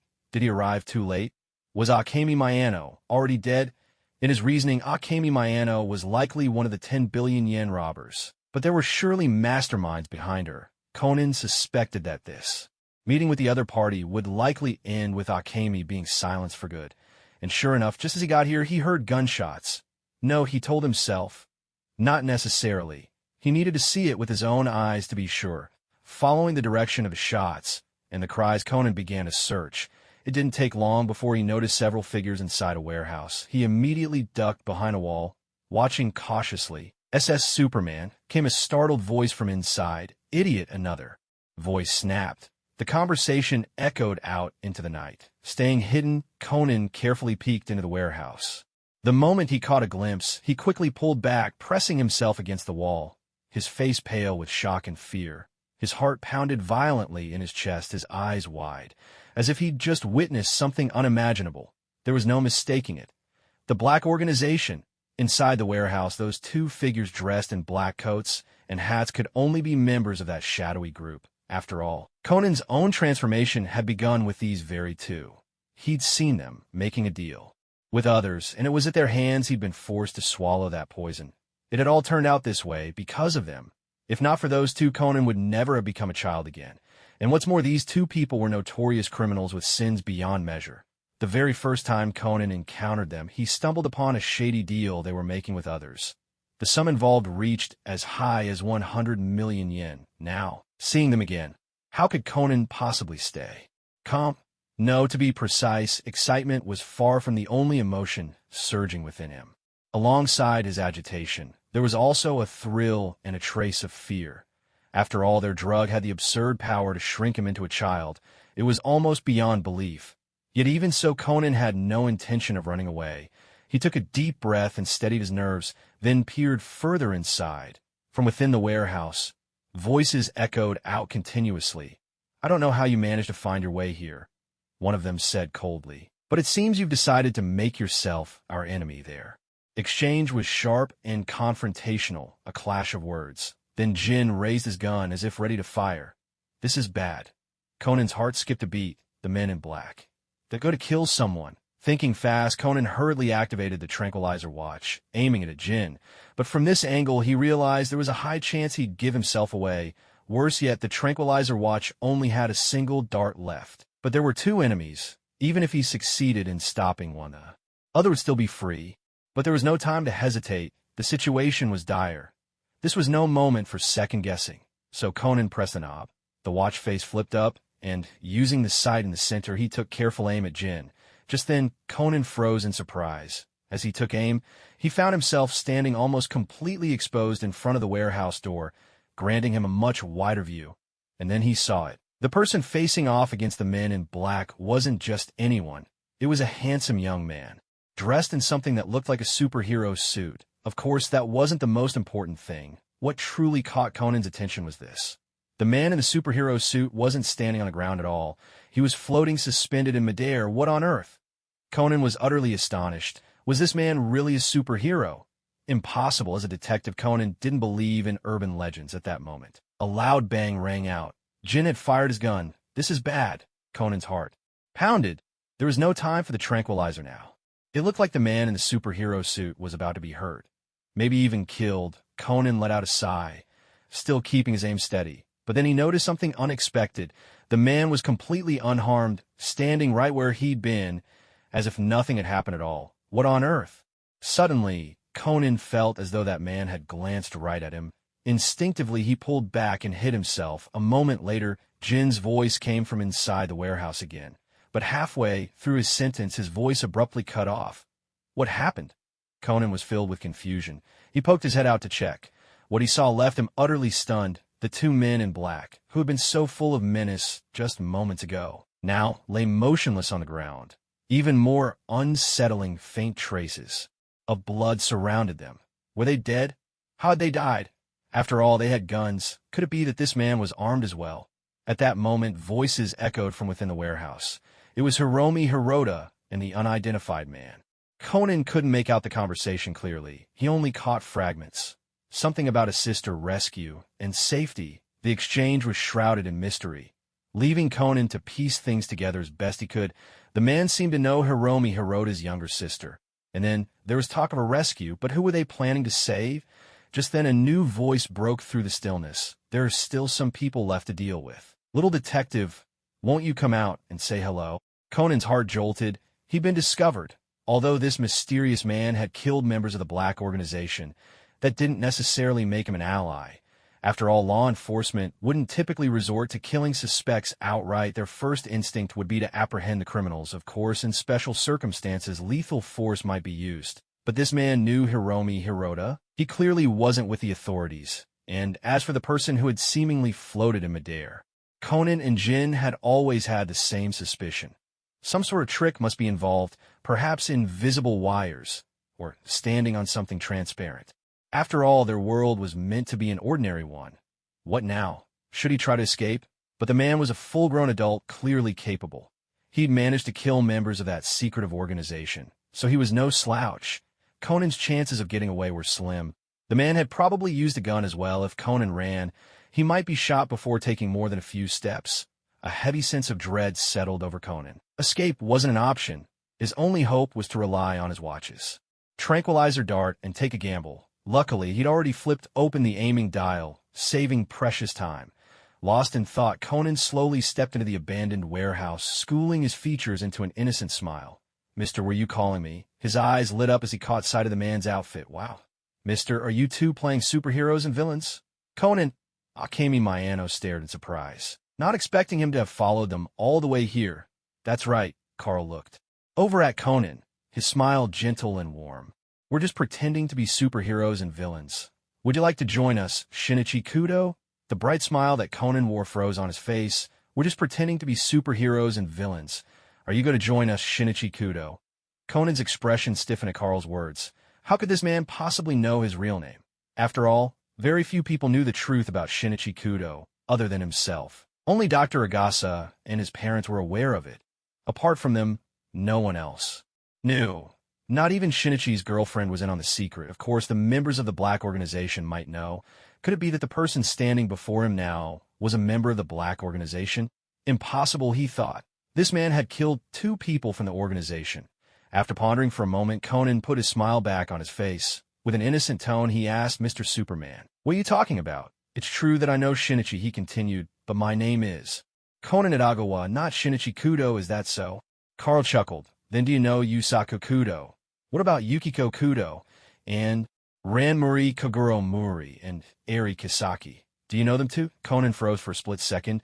This man actually knew his parents' names, and not only that, he also knew about Ran and her parents. In Conan's eyes, the man in the Superman suit before him was most likely a member of the Black Organization. But then could it be that there was internal strife within the organization? Otherwise, why would he have killed those 2 people earlier? After all, barely anyone knew the truth about Conan, except for his parents and Dr. Agasa, or the Black Organization. The Black Organization not only knew that he was still alive, but had apparently investigated him thoroughly. The thought sent a chill down Conan's spine.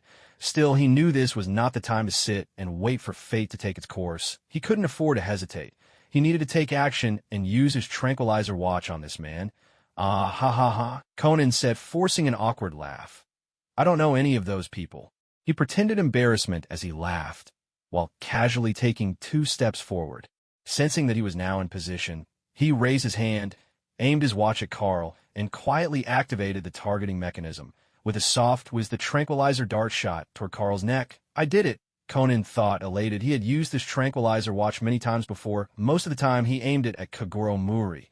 Thanks to its built-in targeting device, his aim was always accurate. Now, standing just 1 or 2 meters away from Carl, he was even closer than usual. There was no way he could miss at this range. Now, all that remained was Hiromi Hirota. He wondered if Miss Hiromi would cooperate with him.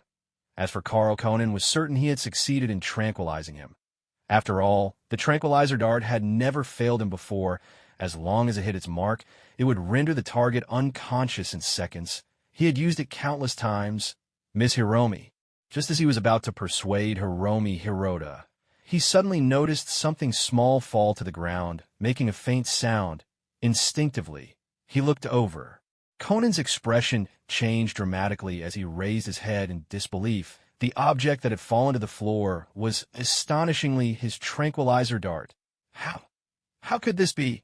Did he miss the shot? Carl looked at Conan and asked with a smile, "What's wrong? Are you surprised?" He picked up the tranquilizer dart from the ground.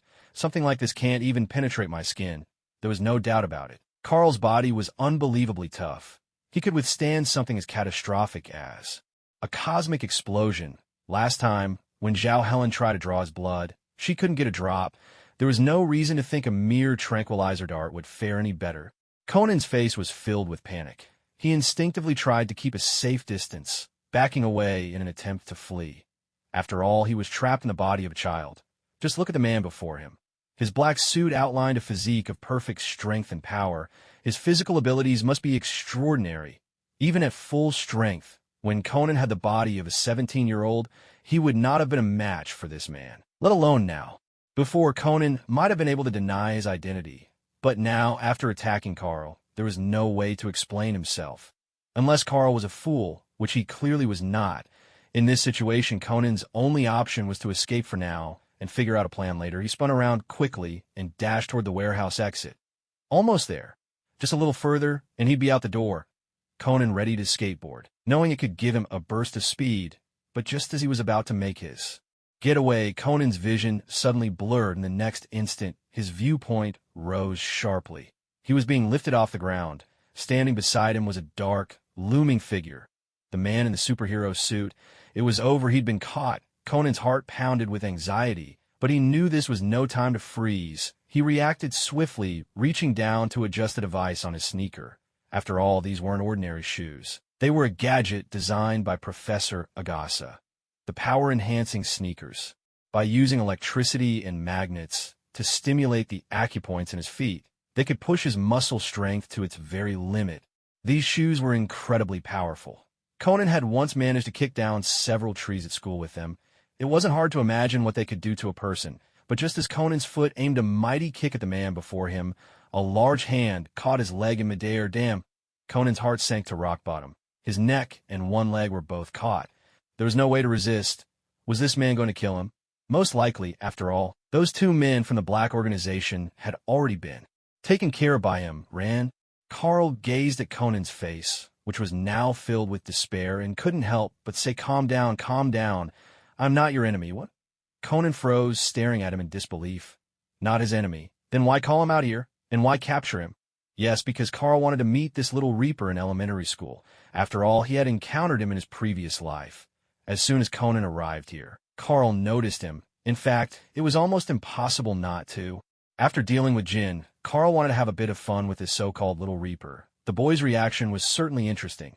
Although he was shocked, alarmed, and nervous, in the end he still managed to keep his composure and even launched an attack. He was, all things considered, quite impressive. As for why Carl wanted to capture him, well, that's a story few would believe. In the beginning, Carl hadn't planned on catching him at all. He only wanted to have a chat. Maybe give him a little scare, but then Conan immediately used his tranquilizer dart. To Carl, Conan was just an ordinary person. He didn't harbor any real malice toward him. Even though the boy attacked first, Carl knew he was the one who started the game. Besides, Carl actually found Conan rather likable, so he had no intention of hurting him. Carl smiled. "I'm not your enemy. But today's events, no one can know about them." "What?" Conan had just started to relax a little, but upon hearing those words he tensed up immediately. Wasn't this just a threat to silence him? "What?" When Carl said that, Conan had almost felt a trace of relief. After all, he'd already been captured. If Carl really wanted to harm him, he could have done so without wasting words. There was no need to trick him with empty promises, so while Conan didn't fully trust Carl, he felt a bit more at ease. But then hearing what Carl said next made Conan tense up in an instant. If he really were just an elementary student, he might not have understood the implication, but Conan wasn't a real kid. He was a high schooler, a detective with a brilliant mind. He knew exactly what it meant for something to never be revealed to anyone. And if someone already knew, the answer was obvious. Silence them. Just as Conan was about to struggle again, Carl unexpectedly put him down. "What's going on?" Conan stood up ready to speak, when a wave of dizziness washed over him. A moment later, his mind cleared. Where am I? Conan looked around. He was inside a rather run-down building. There was nothing in sight. Not a person. Not even any goods or cargo. How strange. Conan muttered, utterly puzzled. How did I end up here? Suddenly, he spotted a round, earth-colored object on the ground nearby. That's my signal transmitter. How did it end up here? Conan picked up the transmitter, his confusion only deepening. He walked out of the building and discovered that he was in an abandoned warehouse. He murmured to himself, how strange. With that, Conan stepped onto his skateboard and glided away from the scene. Meanwhile, in another part of town, inside a spotless and tidy room, a young woman was present. She wore a white lab coat, her brown hair falling gracefully around her delicate features. This was Shiho Miyano. At this moment, Shiho was anxiously pacing back and forth across the room. Earlier, after Carl had accepted the task, he had come to see her. Shiho had been surprised by Carl's striking appearance, but she, nevertheless, pleaded with him to help her older sister. So, Carl set off at once. Now Shiho still had no idea what had become of her sister, whether she was out of danger or not. She wanted desperately to call her, but every time she tried, the call wouldn't connect, even though Carl was incredibly powerful. In theory, someone like him should never fail in an ordinary world. Shiho couldn't help but worry, for this was her sister, her own family. Anxiety was only natural. Suddenly, two figures appeared in the room. Startled, Shiho instinctively turned to look at them. It was Carl, and with him, Akemi Miyano. The moment she recognized them, Shiho rushed into her sister's arms. Shiho! Akemi was a little taken aback. Just moments ago, she had been in an abandoned warehouse. How had she ended up in front of her sister so suddenly? But she said nothing, simply embracing her sibling with joy. Seeing this, Carl decided to give his sister some privacy. I'll leave you two to talk. I have something to take care of, he said. Only then did Shiho remember how much Carl had helped them. Thank you so much, Superman. No need to thank me, Carl replied with a wave of his hand, then vanished in a thin air. Akemi stared in astonishment, blurting out, Did he just disappear? Shiho nodded. He did. Akemi was utterly perplexed. What on earth is going on? Everything that had happened today was a complete mystery to her. She couldn't understand how the members of the organization had died, how she'd ended up here, who the man in the Superman suit was, or how he had simply vanished. It was all beyond comprehension. Shiho paused for a moment, then tried to explain. Just think of him as Superman. Shiho nodded again. Yes, like the Superman from comics and movies. You could say I asked Superman for help, and he saved you. Akemi stared at her sister in disbelief. How could that be possible? Shiho met her gaze and said with certainty, It really happened just like that. Akemi looked at her sister's earnest expression and knew she wasn't lying. Still, it was almost impossible to accept. But who could blame her? Anyone would have a hard time believing that Superman truly existed. Yet, as she thought it over, Akemi realized, if he really was Superman, then everything that had happened would make sense. How did the two of them get here? And how did Superman disappear? He moved so quickly, just flew away. Akemi smiled, her lips curving with genuine surprise. Well, that's truly astonishing. Shiho Miyano nodded, recalling the moment she had first joined the chat group. Yes, I was quite surprised at the beginning, too. Meanwhile, Carl wasn't idling either. He'd gone after those members of the Black Organization. After all, taking care of gin and vodka didn't mean his mission was over, it seemed. He was determined to wipe out the entire organization. As for Conan, naturally Carl had hypnotized him. Before leaving, he erased all traces and clues. Speaking of the Black Organization, it was rather intriguing. All the senior members had code names taken from various types of alcohol. Sherry, vodka, gin, stout. That's why the group was often called the distillery. What made it even more interesting was the sheer number of undercover agents within the organization. There were spies from the CIA, the FBI, even officials from Japan itself.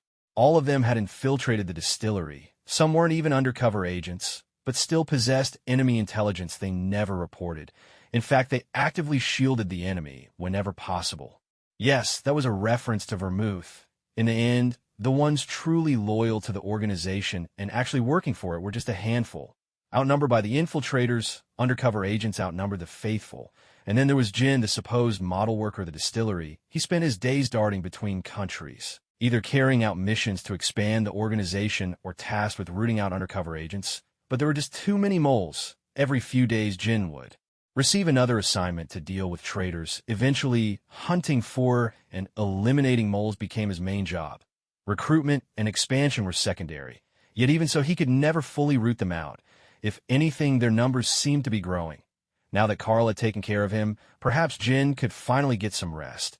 In a way, Jin ought to thank Carl for setting him free. Carl used his supervision to search for every distillery member scattered around the globe. In no time he tracked them all down. The mysterious boss, the second-in-command Rum Chianti Corn. He found every regular member and undercover agent. Then Carl appeared before each organization member, dispatching them one by one. With his unmatched speed and strength, these ordinary people didn't even see him coming. They were gone before they realized what had happened. In their final moments, they never knew how they died. Of course, Carl didn't harm the undercover agents. After all, they were the good guys, and none of them had ever made him their enemy. And then there was Vermouth. Although she wasn't an undercover agent, she'd saved Conan and ran Muri several times. Some even called her Conan's godmother. She often aided the enemies of the Black Organization, making her a traitor in her own right.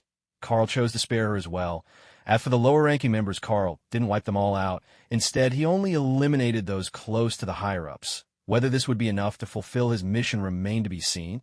If he didn't finish the job, Carl would simply have to keep going. Chime, comma, group member Godamong. Men has completed the mission eliminate the Black Organization and received 113 points. Mission rating, SSS, bonus reward, 100,000 points. Chime, comma, group member Godamong Men has completed the mission eliminate the Black Organization and received 113 points. Mission rating, SSS, bonus reward, 100,000 points. After taking out several members of the Black Organization, Carl noticed the notifications from the chat group. Looks like it's done, Carl murmured, nodding to himself. But he didn't return to his own world right away. Likewise, he didn't head over to where the Shirley sisters were. Instead, his figure vanished from the spot in an instant. The next moment, he reappeared at the side of Inspector Magyar, a middle-aged police officer with a remarkably high presence in the world of Conan. His name was Magyar Juzo. At that very moment, Inspector Magyar was at home when he suddenly sensed that something was off. Instinctively, he looked up. That's when he spotted Carl not far away. The newcomer looked extremely young, strikingly handsome, and dressed in an outlandish superhero suit that showed off his well-trained physique. Clearly, this was someone who worked out regularly. In contrast, Magyar was no longer in his prime. He put on some weight over the years and would almost certainly be at a disadvantage in a fight. Magyar's instincts immediately went on high alert. "Who are you?" he demanded. After all, this was a complete stranger, and somehow the man had managed to get inside his home without him noticing. Was he a burglar, or had he come specifically for Magyar? Magyar dared not let his guard down for even a moment. He knew all too well. Any stranger who entered someone's home without permission was a serious threat. Home invasion was a major crime, punishable by a minimum of 10 years in prison, if not life imprisonment, or even the death penalty. Breaking into someone's residence was considered a grave offense. And if this was about personal revenge, well, Magyar was prepared for that too. After all, he'd held this position for over 20 years. The number of people he'd arrested directly or indirectly was beyond counting. Making enemies was all but inevitable, and it wasn't unusual for someone to seek retribution. Any public official could face such risks, and for someone in his role, it was even more likely. So when Magyar found a stranger in his home, he was exceedingly cautious. His hand even drifted toward his gun. Just then a calm voice spoke up. No need to be nervous. But Magyar only tensed further at those words. Had the intruder noticed him reaching for his gun? Otherwise, why would he suddenly speak? It seemed there was no time to hesitate. Anyone who could break into his home so easily was unlikely to have good intentions. If he were alone, it might be less concerning, but his wife was home, too.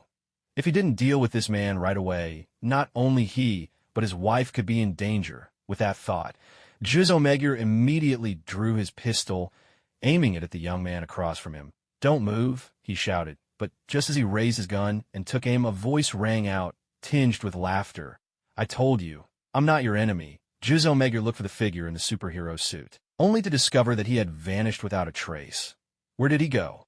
The question raced through Magyar's mind. leaving him bewildered. Suddenly his vision blurred, and his thoughts grew muddled. After a moment, his mind cleared and he came back to his senses. What just happened to me? He wondered aloud. Strange. Why did I even take out my pistol? Megger looked around, feeling a bit lost at that moment. A beautiful woman walked out from the kitchen, carrying 2 glasses in her hands. Honey, I made some juice. Come and have a taste, she called with a gentle smile. All right, Megger answered. Smiling back as he holstered his pistol, he walked over to her and took a sip of the juice. Meanwhile, Carl's figure appeared at the Mori Detective Agency. He saw Kaguro Mori, Ran Mori, and Conan. After hypnotizing them, Carl quietly slipped away. He had sought them out for one reason: to hypnotize them and erase their memories of the Akemi Mayano incident. All related files and records were destroyed as well. As for the other security personnel, Carl didn't bother hypnotizing them in person. Instead, he opted for remote hypnosis. The reason he visited people like Juzo Megure and Kaguro Mori in person was simply to catch a glimpse of those familiar faces. When it came to TV stations, newspapers, and ordinary police officers, there was no need for him to go in person.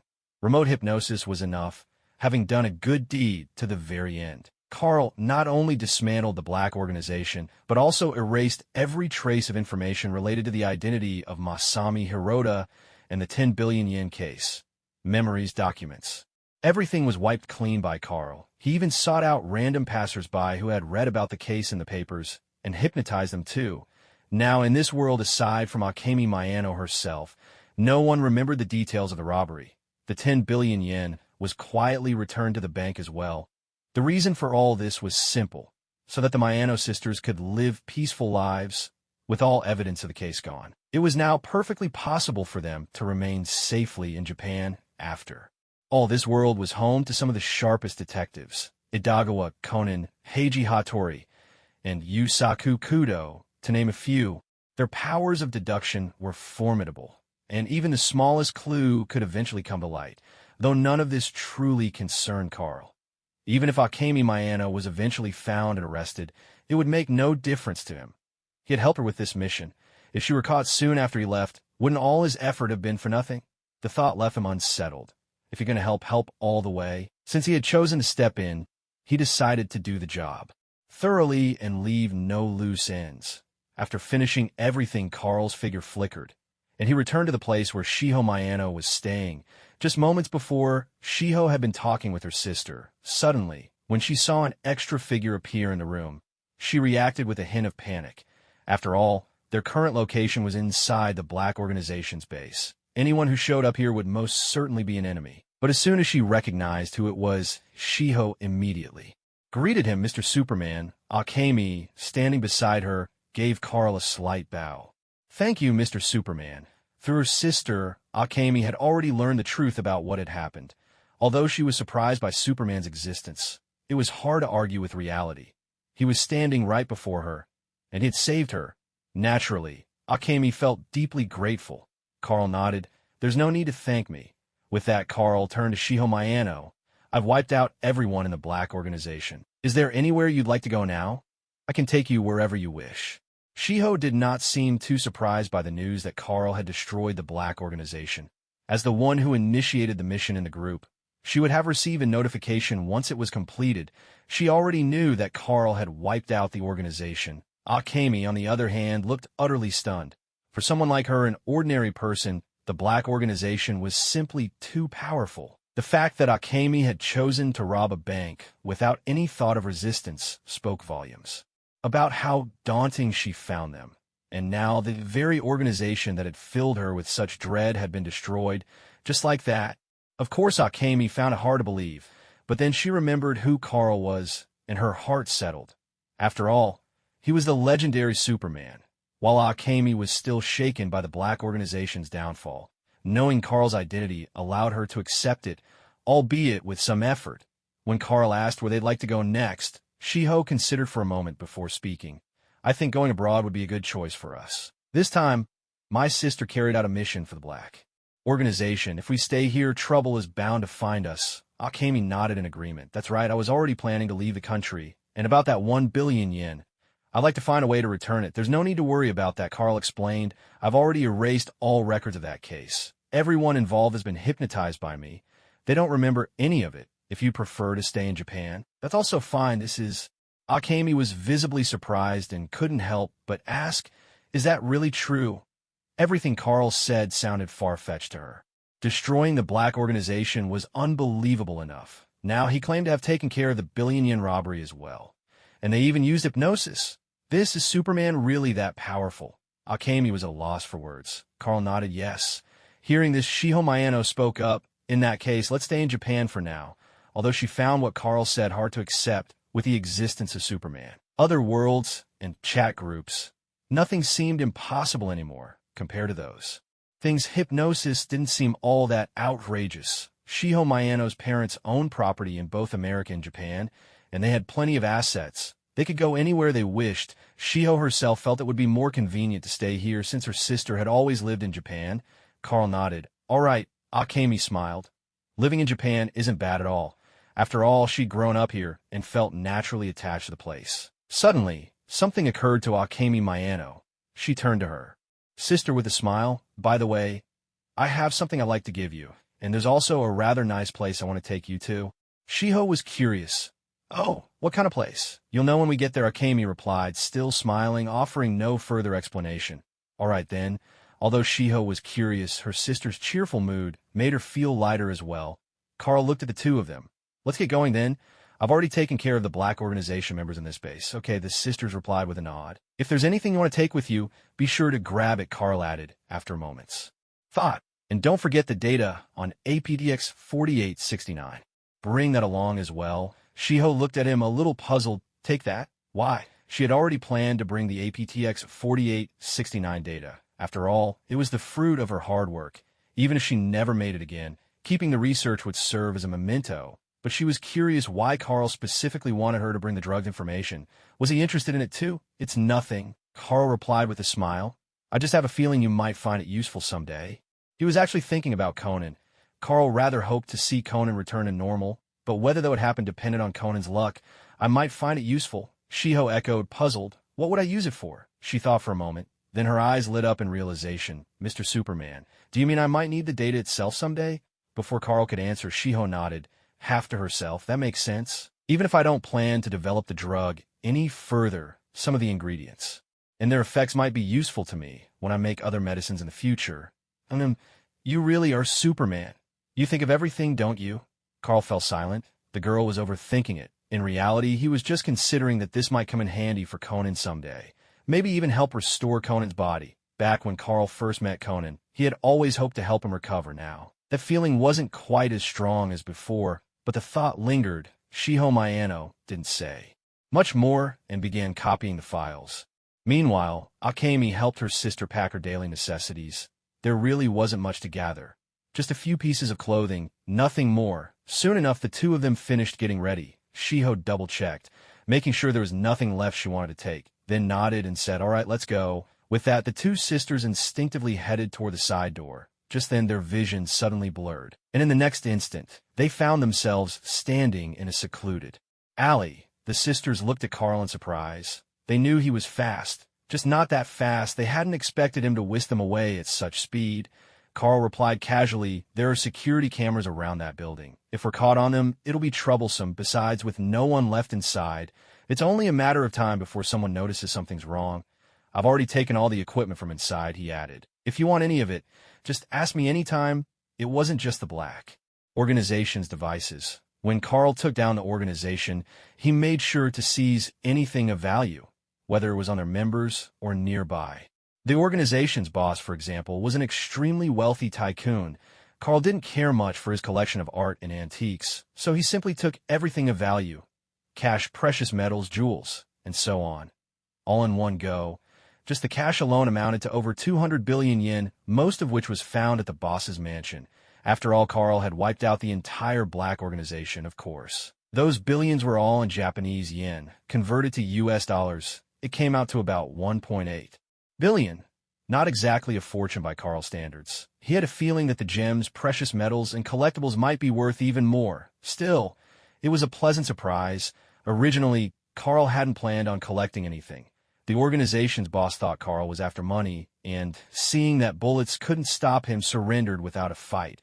Only then did Carl realize just how wealthy the man was. So he decided to take it all for himself.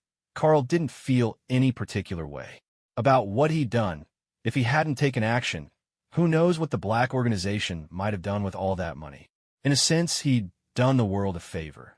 Even so, compared to Carl's own assets, this amount was hardly worth mentioning. But who would ever say no to more money? Originally, with such an enormous quantity, it would have been impossible for Carl to take it all. He could pick up what he could, but there was simply nowhere to put the rest. However, after a moment's thought, he remembered that he possessed the power to manipulate space. With ease, he wrapped those items in spatial energy, creating a storage space where he could retrieve them at any moment. Later, when Carl dealt with the other members of the Black Organization, he used the same method. It turned out that as Carl was wiping out the Black Organization, he managed to pull off a little black-on-black heist. An unexpected windfall. On top of that, he took away some mysterious equipment he couldn't understand, including devices from the base where Sherry had been held. Naturally, Shiho Mayano had no idea what Carl had done. She and her sister listened to Carl and could only marvel at how thoroughly he had thought everything through. As for the equipment Carl took, Shiho didn't ask too many questions. She figured he must have his reasons. She simply nodded and said, "All right, if I ever need anything, I'll be sure to contact you, Superman." "Yes," Carl replied with a nod. He accompanied the sisters for a while, and nothing dangerous happened along the way. In fact, because Carl was wearing his Superman suit, quite a few passers-by cast curious glances their way. Though cosplay was popular among young people in Japan, Carl's costume was still a far cry from everyday clothing. Coupled with the striking looks of Carl and the Mayano sisters, the three of them attracted a lot of attention, though not in a negative way. Heads turned wherever they went. "Well then, the crisis has been resolved," Carl said. "The Black Organization is gone, and you're free to live your lives as you wish. I'll be taking my leave now," he added. Shiho Mayano couldn't help but ask, "Are you leaving already? We haven't even had a chance to properly thank you." Akemi, standing beside her, quickly chimed in, "That's right. At the very least, you should have a meal with us before you go." Carl shook his head. "No need. I still have other matters to attend to. If we're to share a meal, let's save it for next time. After all, I can travel between worlds whenever I want." Helen Zhao was still waiting for him elsewhere, so it was impossible for Carl to stay for dinner.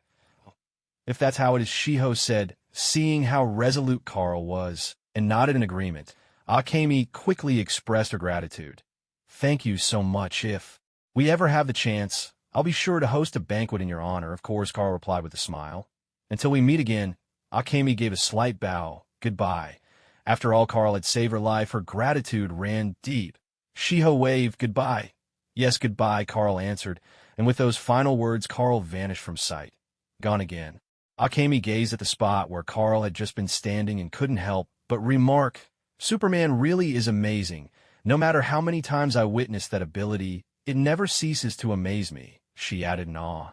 "Isn't it?" Shiho Mayano nodded, then glanced around to get her bearings. "I'd like to take a walk in the park. Would you come with me, sis?" Akemi smiled warmly and nodded her agreement. Of course, with that, the two sisters set off together, one carrying a laptop bag, the other pulling a suitcase, as they strolled away at a leisurely pace. Marvel Universe. Carl's figure appeared in his own home. After all, when he had taken on the mission earlier, he'd first returned home to fetch his Superman suit before teleporting away. Now that his task was complete, it was only natural to return here. He didn't linger after arriving. Without delay, he swapped his black Superman suit for a set of white casual clothes. In the blink of an eye, his figure vanished once more. At that very moment, Carl materialized in a restroom. He straightened his appearance in front of the sink before stepping out. Just as he left the restroom, he ran into a young man with blonde hair. For reasons unknown, the young man kept staring at Carl. Carl didn't pay much mind. Perhaps the guy had recognized him as Superman. He smiled and continued on his way. In reality, what Carl didn't know was that the young man had not recognized his Superman identity. After all, not everyone watches the news, and there are always some who couldn't care less about celebrity gossip. This blonde youth, for instance, had no idea what Superman looked like, of course. He had heard his friends talk about Superman and Iron Man. One, a famous billionaire named Tony Stark, and the other, also a wealthy figure from Stark Industries. But as for Superman's actual appearance, he had no clue. The information he'd gotten from friends didn't include any descriptions, just names and stories, so the blonde young man hadn't recognized Carl. The real reason he was staring was that he'd just left the restroom moments before. only to be struck with another stomachache and forced to return. Yet he remembered clearly. There hadn't been anyone in the restroom when he left, and he'd barely taken a few steps outside. No one could have slipped in unseen. So how did someone suddenly emerge from inside? When Carl returned to the ice cream shop, Zhao Hailuan was still finishing her dessert. After all, his mission in the Conan world had only taken a few minutes. Even with the time spent teasing Conan and waiting for the Mayano sisters to talk, it was still quick. Otherwise, he could have returned even sooner. Carl picked up his own dessert and smiled. "Shall we continue shopping?" "Sure," Zhao Hailuan replied with that. The two of them left the ice cream shop together. After placing their orders for a few things, they paid and continued on their way. Naturally, no one tried to stop them from leaving. Zhao Hailuan took Carl by the hand and walked into a shopping mall. Along the way, she asked curiously, "What do you want to bring as a gift?" "Anything will do, just some small present," Carl replied offhandedly. He honestly hadn't given it much thought, but considering Tony Stark was a billionaire, it was obvious that he wouldn't really lack for anything. Zhao Hailuan was a little surprised.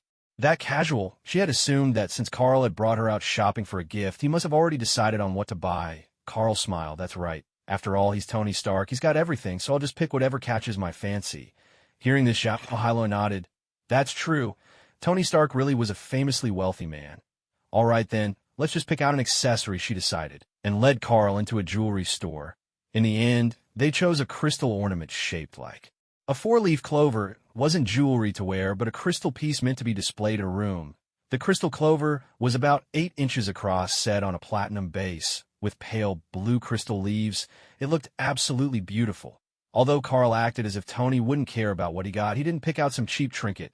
The blue four-leaf clover cost over $300,000. Even after the store manager, recognizing Carl as Superman, gave them a 10% discount. The manager went on enthusiastically about how rare and precious the crystal was. Carl didn't know much about such things, but he had to admit the crystal clover was quite striking. He made a mental note of the manager's face. If it turned out to be fake, dealing with it would be simple enough. Zhao Hailuan's eyes sparkled with excitement. "This clover is gorgeous, and it has such a lovely meaning." Carl simply thought it looked nice and pleasing, but as a woman, Zhao Hailuan found it hard to resist such a beautiful ornament. "If you like it, why don't I give this one to you?" Carl said with a smile. "I'll go pick something else for Tony." After a bit more searching, Carl chose a crystal decoration shaped like a ring. It was also exquisite and cost just over $190,000. After paying, Carl and Zhao Hailuan left the jewelry store. Since it was still early, they weren't in a hurry and kept browsing the mall. A little after 5, they got ready to head to Tony's villa. The villa was in Malibu Beach, which was quite a distance from New York, a few thousand miles, in fact. Driving would take ages, and it was already 5 o'clock. Clearly, driving wasn't an option, but that was hardly an obstacle for Carl. He glanced at Zhao Hailuan and asked, "How about we just fly there?" Zhao Hailuan's eyes lit up with anticipation. "Oh, of course, but could you maybe fly a little slower?" she asked. She had already been in New York for several days as a medical doctor. Zhao Hailuan was intensely curious about Carl's abilities. Naturally, she'd asked him to demonstrate a few, like flying and heat vision. But the trouble was Carl always flew so fast. The experience was vastly different from what she had imagined. In the blink of an eye, they'd cover thousands of kilometers, so quickly that she hardly felt the sensation of flying at all. Only after repeatedly reminding Carl to slow down did she finally get a true taste of what it felt like to soar through the air. This time, she didn't want to rush. So she brought it up again. "All right," Carl agreed with a nod. He gathered Zhao Hailuan in his arms and shot up into the sky. Cradled safely against him, Zhao Hailuan gazed down at the shimmering city below, her heart swelling with exhilaration. At 5:37 p.m., Carl arrived at Malibu Beach, gliding toward Tony's villa. Looking down at the scene below, Zhao Hailuan couldn't hide her surprise. There are still people on the beach at this hour. Although it wasn't quite 6 yet, and the sky hadn't completely darkened, the sunset was already painting the horizon. Still, the beach was dotted with people in swimsuits, some swimming, others simply relaxing. A few were even partying on yachts. Carl just chuckled, unconcerned. Maybe they've got plenty of free time. Malibu was famous for its beaches and sunshine. It was also a prestigious residential area, home to business moguls and Hollywood stars alike. Even the old man who had adopted Carl owned a property here. And it wasn't cheap. It was common for people in this area to spend their leisure time by the sea. In just a few minutes, Carl and Zhao Hailuan reached Tony's villa. Before Carl could even knock, the front door opened automatically. A rich, magnetic voice sounded. "Welcome, Mr. Superman. Mr. Stark has been waiting for you for quite some time." Came the greeting. It was Jarvis. Without saying much, Carl strode into the villa. Zhao Hyland, intrigued by Jarvis's distinctive voice, followed close behind, though she kept her curiosity to herself for now. In the living room, several figures were seated on the sofas chatting. Carl glanced around and saw many familiar faces. Tony, Ethan, Banner, Pepper, and Black Widow there were. Also 2 unfamiliar women present, both quite striking. They must have been celebrities Tony had invited. After all, as one of the wealthiest men around, Tony was the kind of person stars hoped to befriend. With a single gesture, he could summon dozens of them if he wished. Even so, today's gathering seemed to be a rather proper affair. Superman's girlfriend, along with his own assistant, Little Pepper, would also be attending. Of course, Tony wouldn't go overboard. He had only invited 2 actors to liven up the atmosphere as supporting cast. When Carl entered, he saw Tony deep in conversation with those 2 actors. Ethan and Banner, on the other hand, were silent, quietly sipping their sodas. "Hey, Mr. Superman." Upon seeing Carl, Tony immediately rose and walked over with a friendly smile. He thanked Carl warmly. "I really appreciate it. Thanks to what you gave me, I was able to discover a new element and create this new arc reactor." As he spoke, he pointed to the glowing device on his chest. Carl glanced at it. The luminous arc reactor was indeed different from before. Even through Tony's shirt, its glow was unmistakable. Where it used to be a ring, it was now triangular in shape. Carl smiled. "No need to thank me. That was always meant for you." After greeting Zhao Hyland, Tony led Carl and his companion to the sofa, making introductions as they went. Little Pepper, grateful to Carl for saving Tony, was especially warm toward him. Ethan had also been rescued by Carl, and Bruce Banner, though he hadn't interacted much with Carl before, had heard how Carl handled Abomination and held him in high regard. As for the 2 celebrity guests, there was no need to mention how thrilled they were. They hadn't expected that by coming tonight they'd not only meet Tony Stark, but also the legendary Superman. Their excitement was almost overwhelming. In fact, they could barely contain their eagerness to interact with Superman. However, as soon as Tony began introducing Zhao Hyland, the 2 actresses composed themselves a bit, restraining their impulses, at the very least with Hyland present. They didn't dare to be too forward. There was just one person in the room who, upon seeing Carl, looked utterly uneasy. Her face turned pale. That was Black Widow. Previously, she had received orders from Nick Fury to infiltrate Stark Industries, with the goal of getting close to Tony Stark. As it turned out, she had done a commendable job. Relying on her looks and skills, she navigated Stark Industries with ease, and had even caught Tony's attention, earning herself an invitation to tonight's gathering. When Tony had first invited her, he'd been secretive about it, hinting that a mysterious guest would be present, someone whose acquaintance she wouldn't regret. Black Widow had been curious, but didn't dwell on it. Her priority was to get close to Tony Stark and observe him. As long as she stayed by his side, her mission would be fulfilled. Here tonight, Black Widow saw Bruce Banner, the Hulk, and a doctor named Ethan. The latter didn't seem too remarkable, but the former was different. She hadn't realized that the Hulk and Tony were on such good terms. This turn of events only made Black Widow all the more curious about tonight's mysterious guest. And then she saw Carl. How could it be him? The moment their eyes met, Black Widow felt her heart skip a beat. After all, the last time she'd seen Carl, he'd given her a brutal beating. What mattered most, though, was the bond between Black Widow and Hawkeye. The 2 weren't just longtime friends. Their relationship was tinged with an unspoken intimacy, and Carl had killed Hawkeye. That was something every S.H.E.L.D. agent knew. Others, even Nick Fury himself, might manage to keep their composure when facing Carl. But for Black Widow, it was nearly impossible. Her connection with Hawkeye ran deep. When Black Widow saw Carl, shock washed over her. She hadn't expected Tony Stark's so-called mysterious guest to be Carl of all people. At the sight of him, a surge of anger rose within her. This was the man who had killed Clint. She was seized by an almost uncontrollable urge to avenge Hawkeye on the spot. In fact, the moment she'd laid eyes on Carl, her hand had instinctively moved to the weapon at her waist. But after a long moment of hesitation, Black Widow slowly relaxed her grip. She kept her head bowed, doing her best to avoid being recognized by Carl. There was nothing else she could do, although she and Hawkeye had been close. so close she yearned to avenge him. Her own abilities simply didn't measure up. Black Widow knew all too well what Carl was capable of. The last time she'd confronted him, he'd beaten her mercilessly. Later, this intelligence had confirmed that Carl had also killed Abomination. Black Widow was no fool. She knew she wasn't Carl's match. No matter how much she craved vengeance, it was simply out of reach. In fact, Black Widow realized she might not even be safe staying here. If Carl could kill Hawkeye, he could just as easily kill her. She decided she couldn't afford to die. Not yet. As long as she lived, there was still a chance to avenge Hawkeye. But if she died now, all hope would be lost. Though she herself wasn't planning to make a move, she had no idea what Carl might do. Remembering his previous attitude toward SHIELD agents, Black Widow couldn't shake the fear that this superhuman might decide to kill her right here and now. So, with her head bowed, Black Widow began to edge toward the door. She made up her mind to slip out while Carl was still occupied greeting Tony and the others. There was no helping it. This superhuman was simply too dangerous, and he clearly harbored a grudge against SHIELD agents. Of course, Black Widow herself now wanted nothing more than to kill Carl and avenge Hawkeye.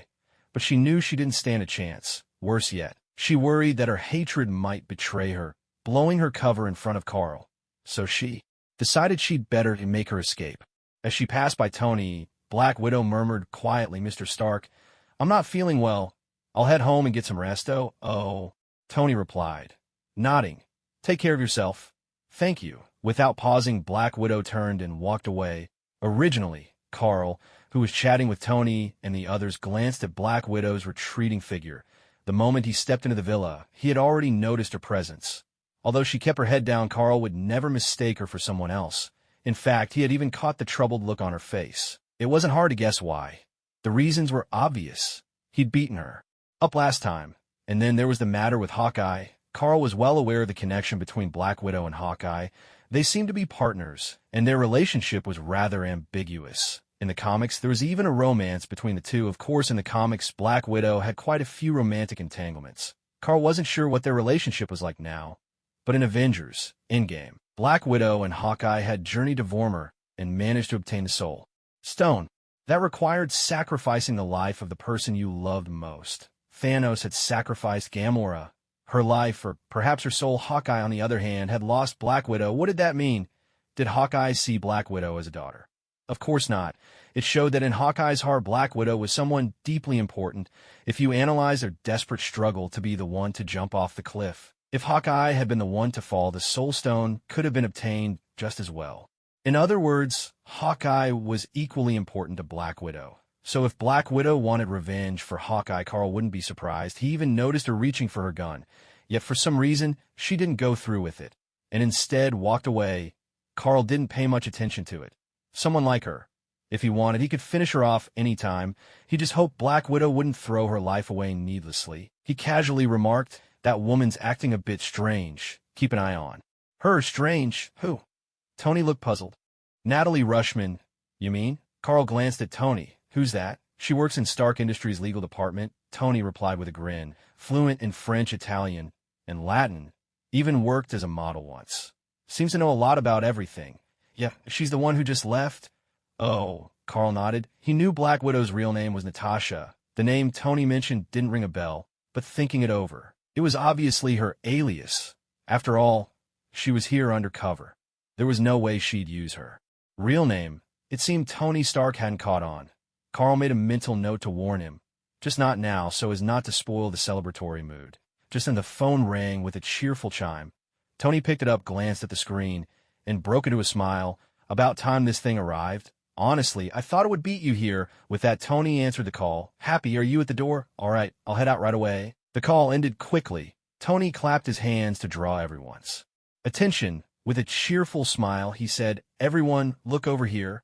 Our grill and the food have arrived. They're set up right outside on the balcony, so we can barbecue outdoors. Let's all head out and get things ready together." The two celebrity ladies cheered enthusiastically in response. Seeing this, Tony grinned and turned to Carl. "Come on, Mr. Superman. Oh, and help me fetch some drinks." With that, he headed toward the wine cellar. Carl didn't say much, simply following along. Zhao Hailuan trailed after them as well. After gathering a few bottles, the group made their way to the open-air balcony on the villa's second floor. Thanks to the design, there was a spacious lounge area stretching dozens of meters. By the time they arrived, Tony's driver, Happy, was already busy setting things up, tables and chairs, the grill, ingredients, and even some takeaway meals all packed and ready. It was clear they were in for a proper outdoor barbecue. "All right, ladies and gentlemen," Tony called out, and with Happy's help, began arranging everything for the cookout. The two actresses, seeing Tony personally getting involved, were eager to join in and show off as well, quickly helping out with the grilling. Suddenly, gentle music floated through the air. Carl glanced over. It was Tony who had turned it on. Carl picked out some of Zhao Hailuan's favorite foods and carefully grilled them over the coals. Before long, the aroma of cooked food filled the air. Barbecuing was simple enough as long as you kept an eye on the heat. The dishes Carl prepared turned out surprisingly delicious. Enjoying barbecue with the ladies, feeling the sea breeze on their faces, and with music playing softly in the background, it was a moment of pure relaxation. After a while, Tony invited Carl for a drink. Carl didn't refuse and clinked glasses with him. It's worth mentioning that both Banner and Ensign showed no interest in drinking. Tony tried to persuade them. Ensign eventually took a sip, but Banner still abstained. Curious, Tony asked why. Banner answered honestly. If he got too excited, he could turn into the Hulk at any moment, and the whole villa might end up demolished. Tony kept urging him, and Banner, feeling awkward about refusing repeatedly, finally decided to explain about his emotional triggers and transformation into the Hulk. "Don't worry, Mr. Superman's here," Tony replied, completely unfazed. He chuckled lightly. "Remember last time? Superman knocked you out in an instant." Banner had to admit Tony had a point. Though Banner hadn't been fully aware when he passed out before, he'd seen the footage of Carl taking down Abomination. That monstrous creature had been defeated in a flash by Superman. Thinking about it, dealing with the Hulk shouldn't be a problem for Superman either, right? And so, in order to keep his emotions in check and maintain his composure, Banner had always led a simple and restrained life. Fearing he might lose control when drunk, he almost never touched alcohol. In fact, not long ago, when his girlfriend invited him to do his favorite things, he turned her down as well. To be honest, Banner was actually quite curious about how alcohol tasted. He looked over at Carl and couldn't help but ask Mr. Superman, "If I turn into the Hulk, would you mind restraining me?" Carl found this request a little odd. "Are you asking me to beat you up?" Still, he didn't say much. He just smiled and nodded, of course. "All right, thank you," said Banner, reassured. He began to drink as well, though he didn't have much.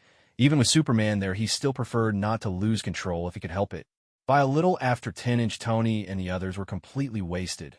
With Carl's constitution, naturally getting drunk was impossible. Zhao, Hilo, and Pepper and the other women hadn't had any alcohol. The two actresses had joined in for a bit, but hadn't gotten drunk either. Happy, the driver, dragged Tony, Banner, and Ethan into their rooms. Carl said his goodbyes to Pepper, then left Tony's villa with Zhao, Hilo in tow. What a marvelous ability. Pepper watched Carl disappear and couldn't help but sigh with envy. Just then a voice beside her chimed in agreement.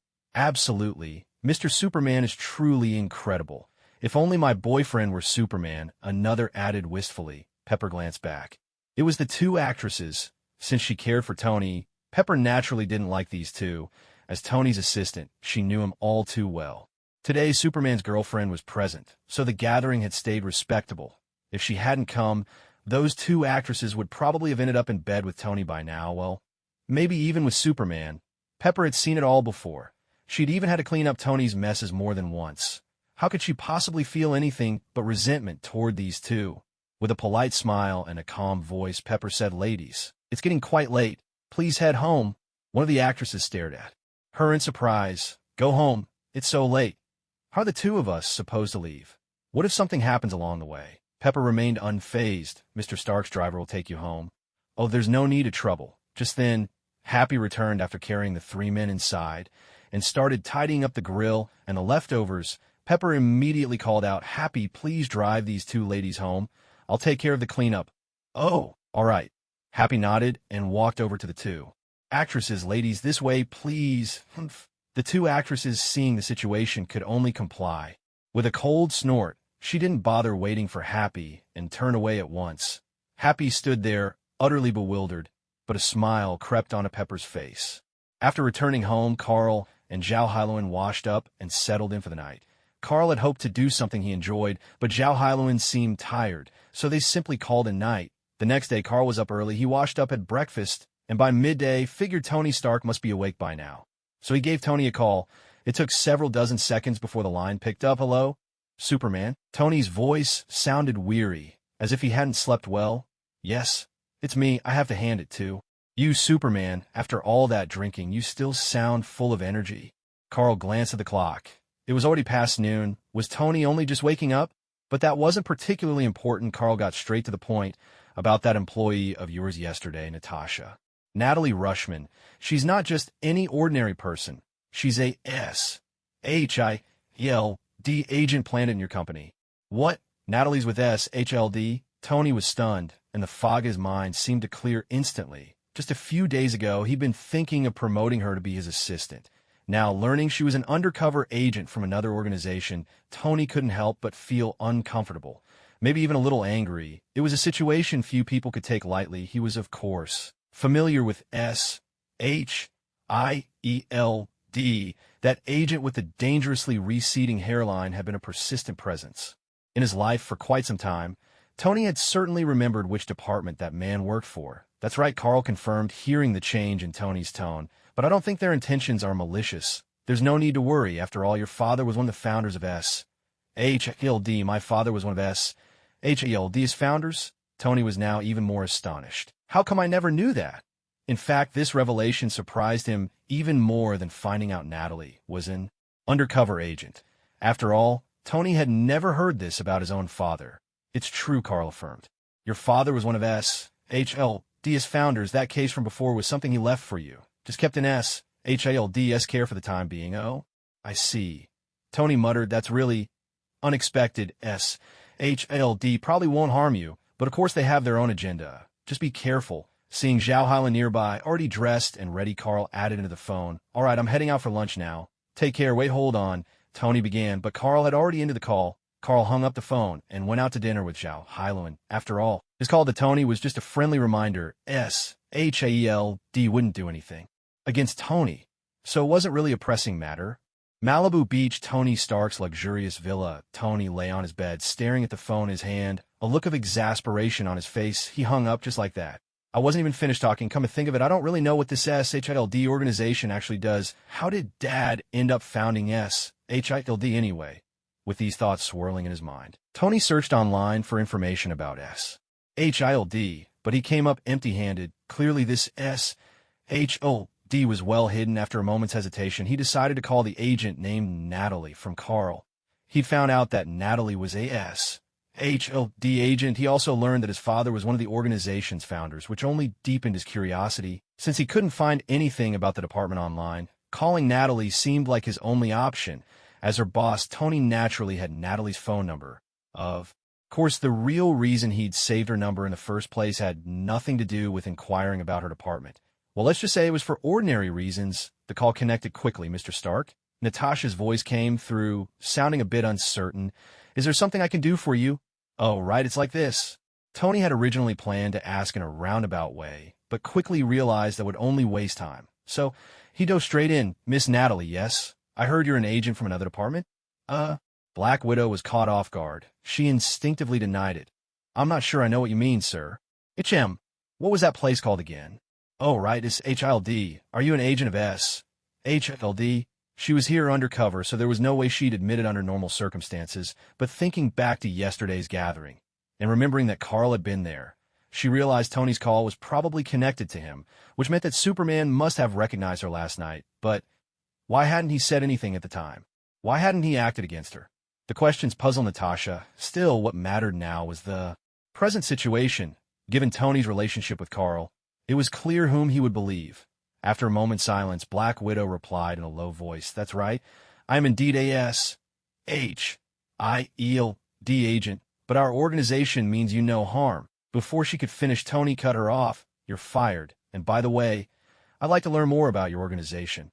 Tony Stark, the top billionaire and genius in America, surrounded by endless accolades, had now become a superhero.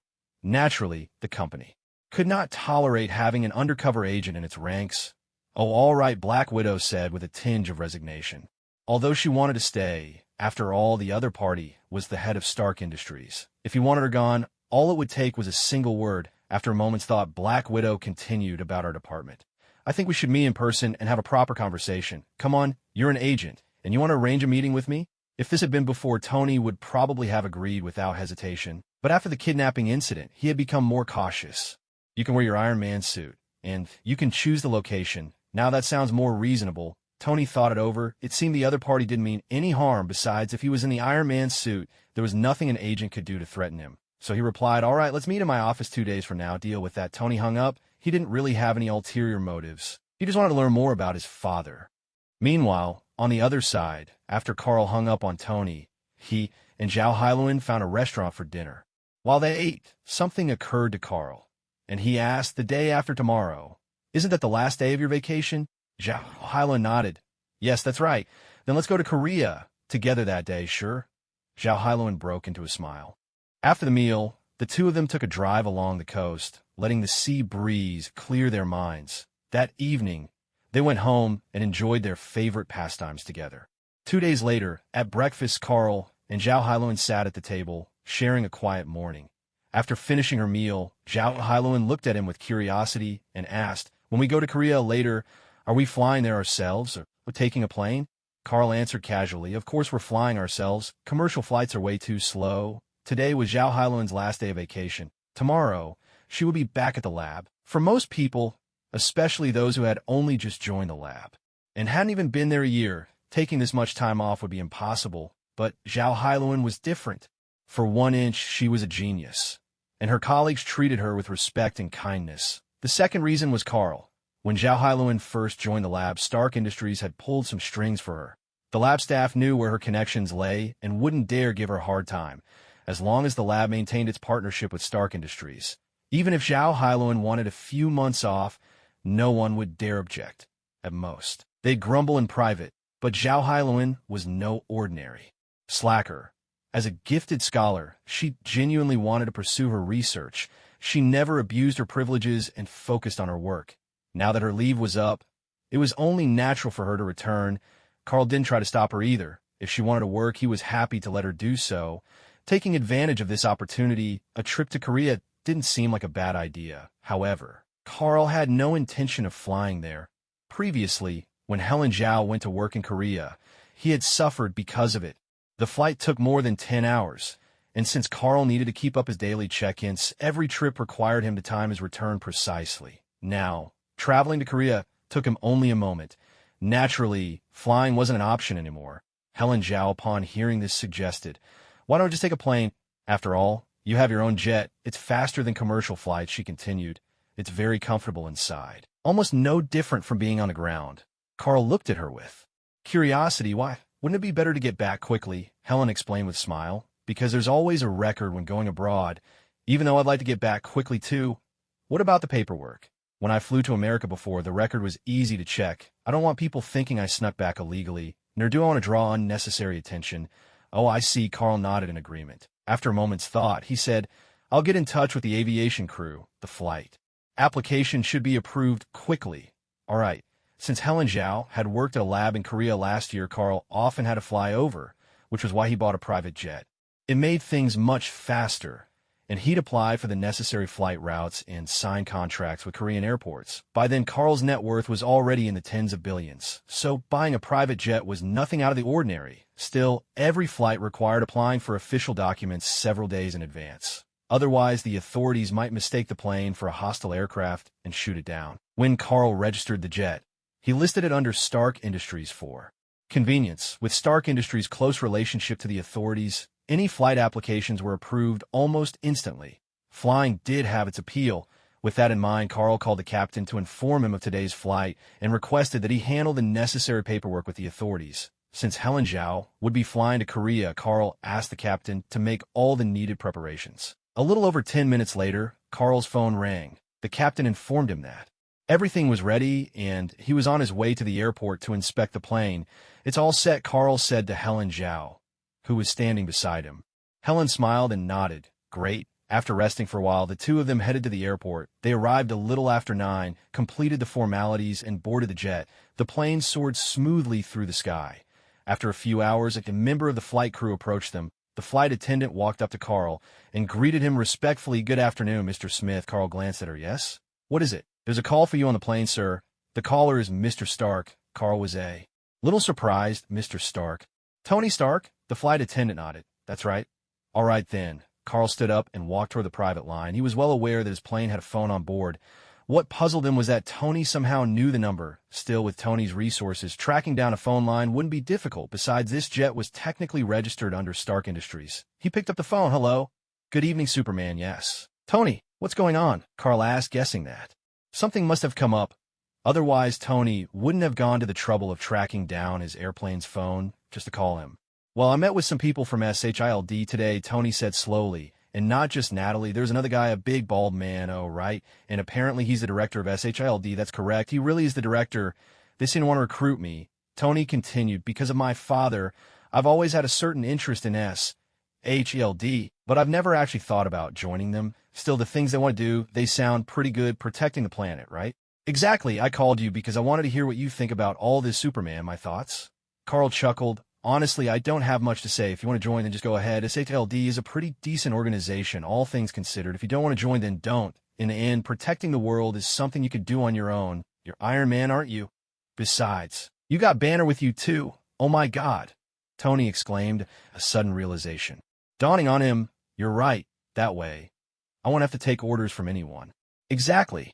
After chatting a while longer, Tony hung up. When Carl returned to his seat, Helen Zhao was already asleep. He said nothing, settling back into his lounge chair to rest. In the early hours before dawn, Carl's plane landed in Seoul, the capital of Korea. After clearing all the procedures and collecting their luggage, Carl simply picked up Helen Zhao and vanished in an instant.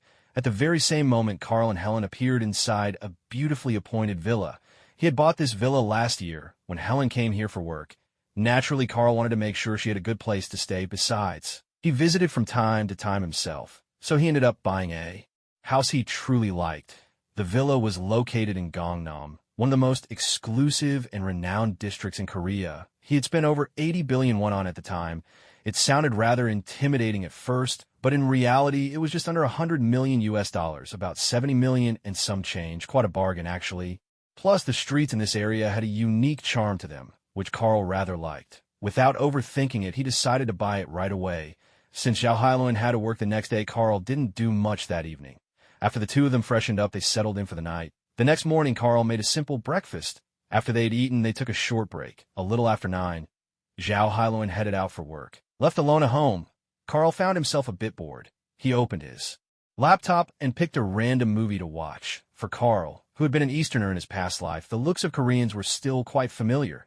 After all, a lot of celebrities here had had some work done, and besides, his girlfriend was a Korean star. What a coincidence. Carl raised an eyebrow as the opening credits rolled. The lead actress was extremely famous.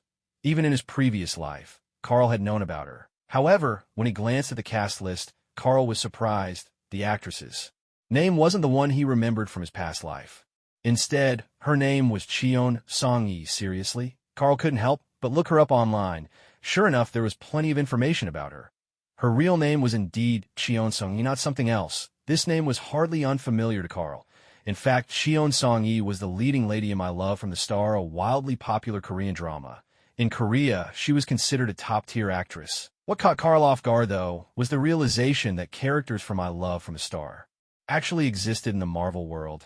Did that mean Do Min-jun, the male lead, was real as well? Do Min-jun, the protagonist of My Love from the Star, appeared to be a university professor, but was actually an alien who had lived on Earth for centuries. As an extraterrestrial, Do Min-jun possessed all sorts of superpowers: immortality, time-freezing, super sight, super hearing, and even teleportation.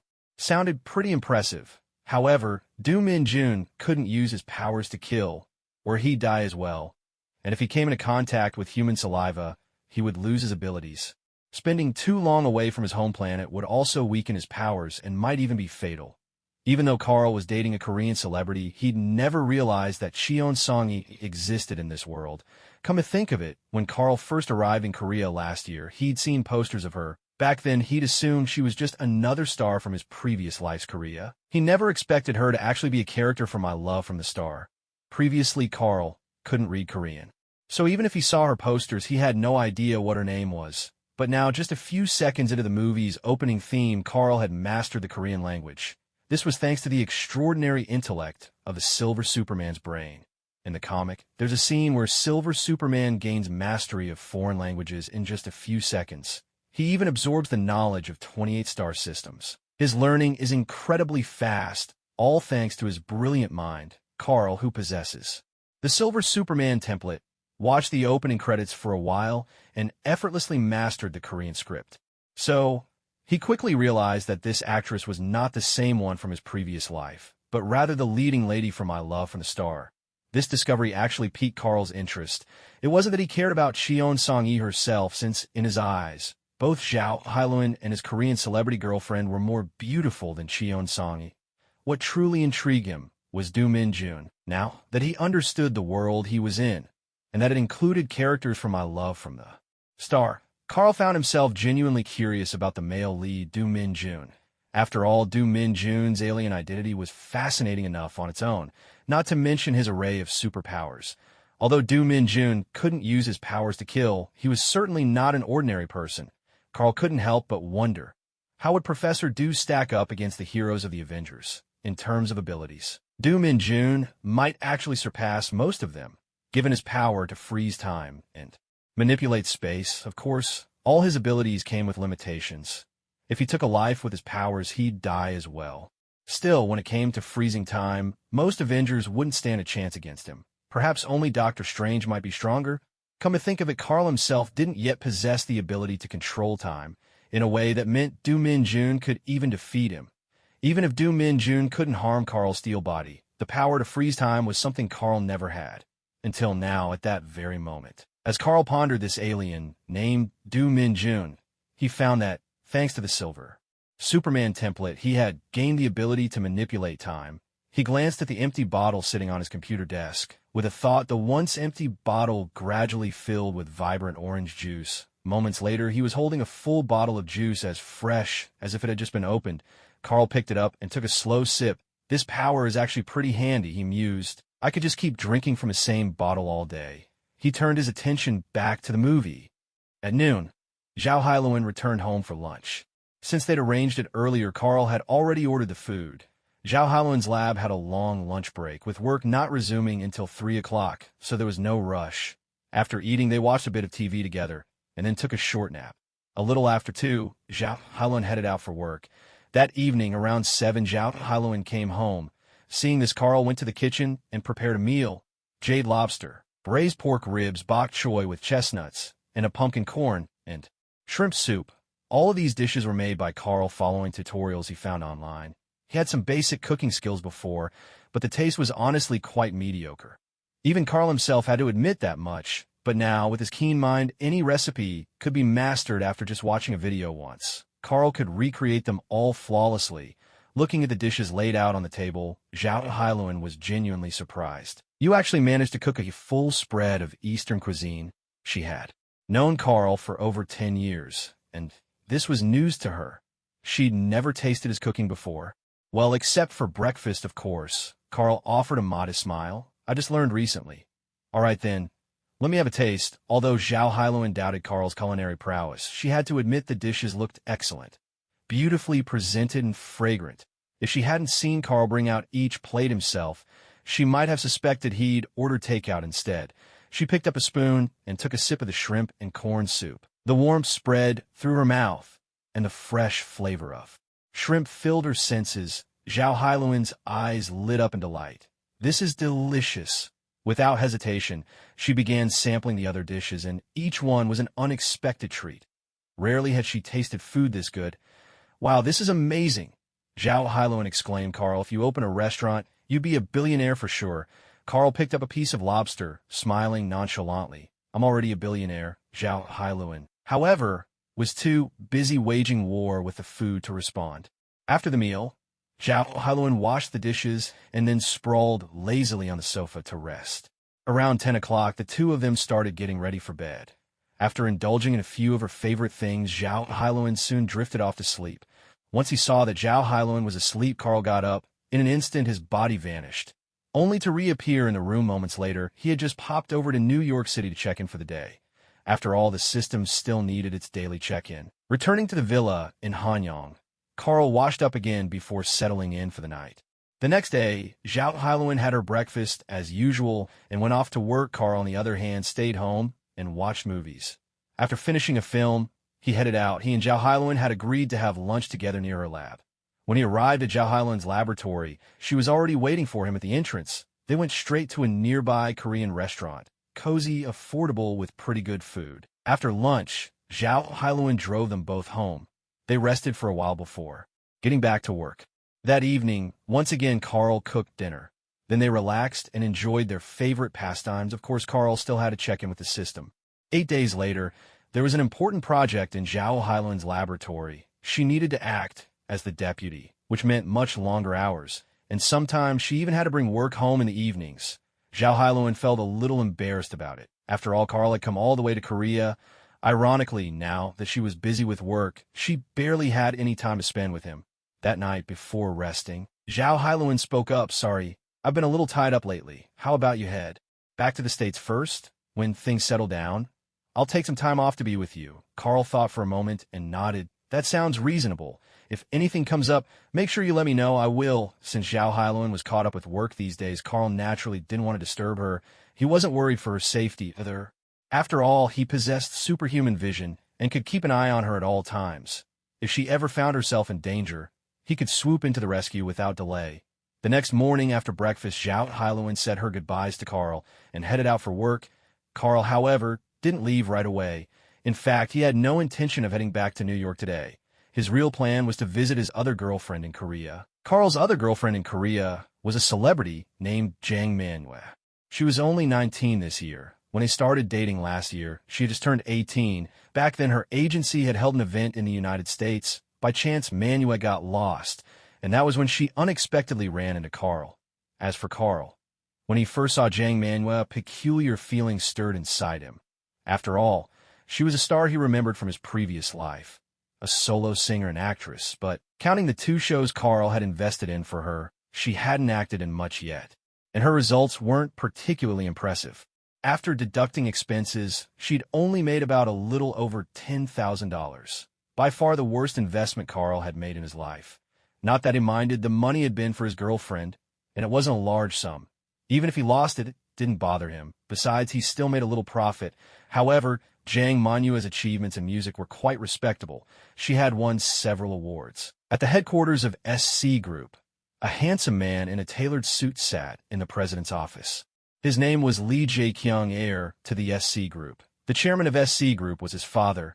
In Korea, the company chairman holds the same power as a CEO or president in other countries. The highest authority in the company, just with a different title depending on the country. As the son of the group's chairman, Lee Jae-kyung was the quintessential chaebol heir. He was sharp-minded, meticulous in his thinking, and a formidable businessman, a textbook example of a corporate elite.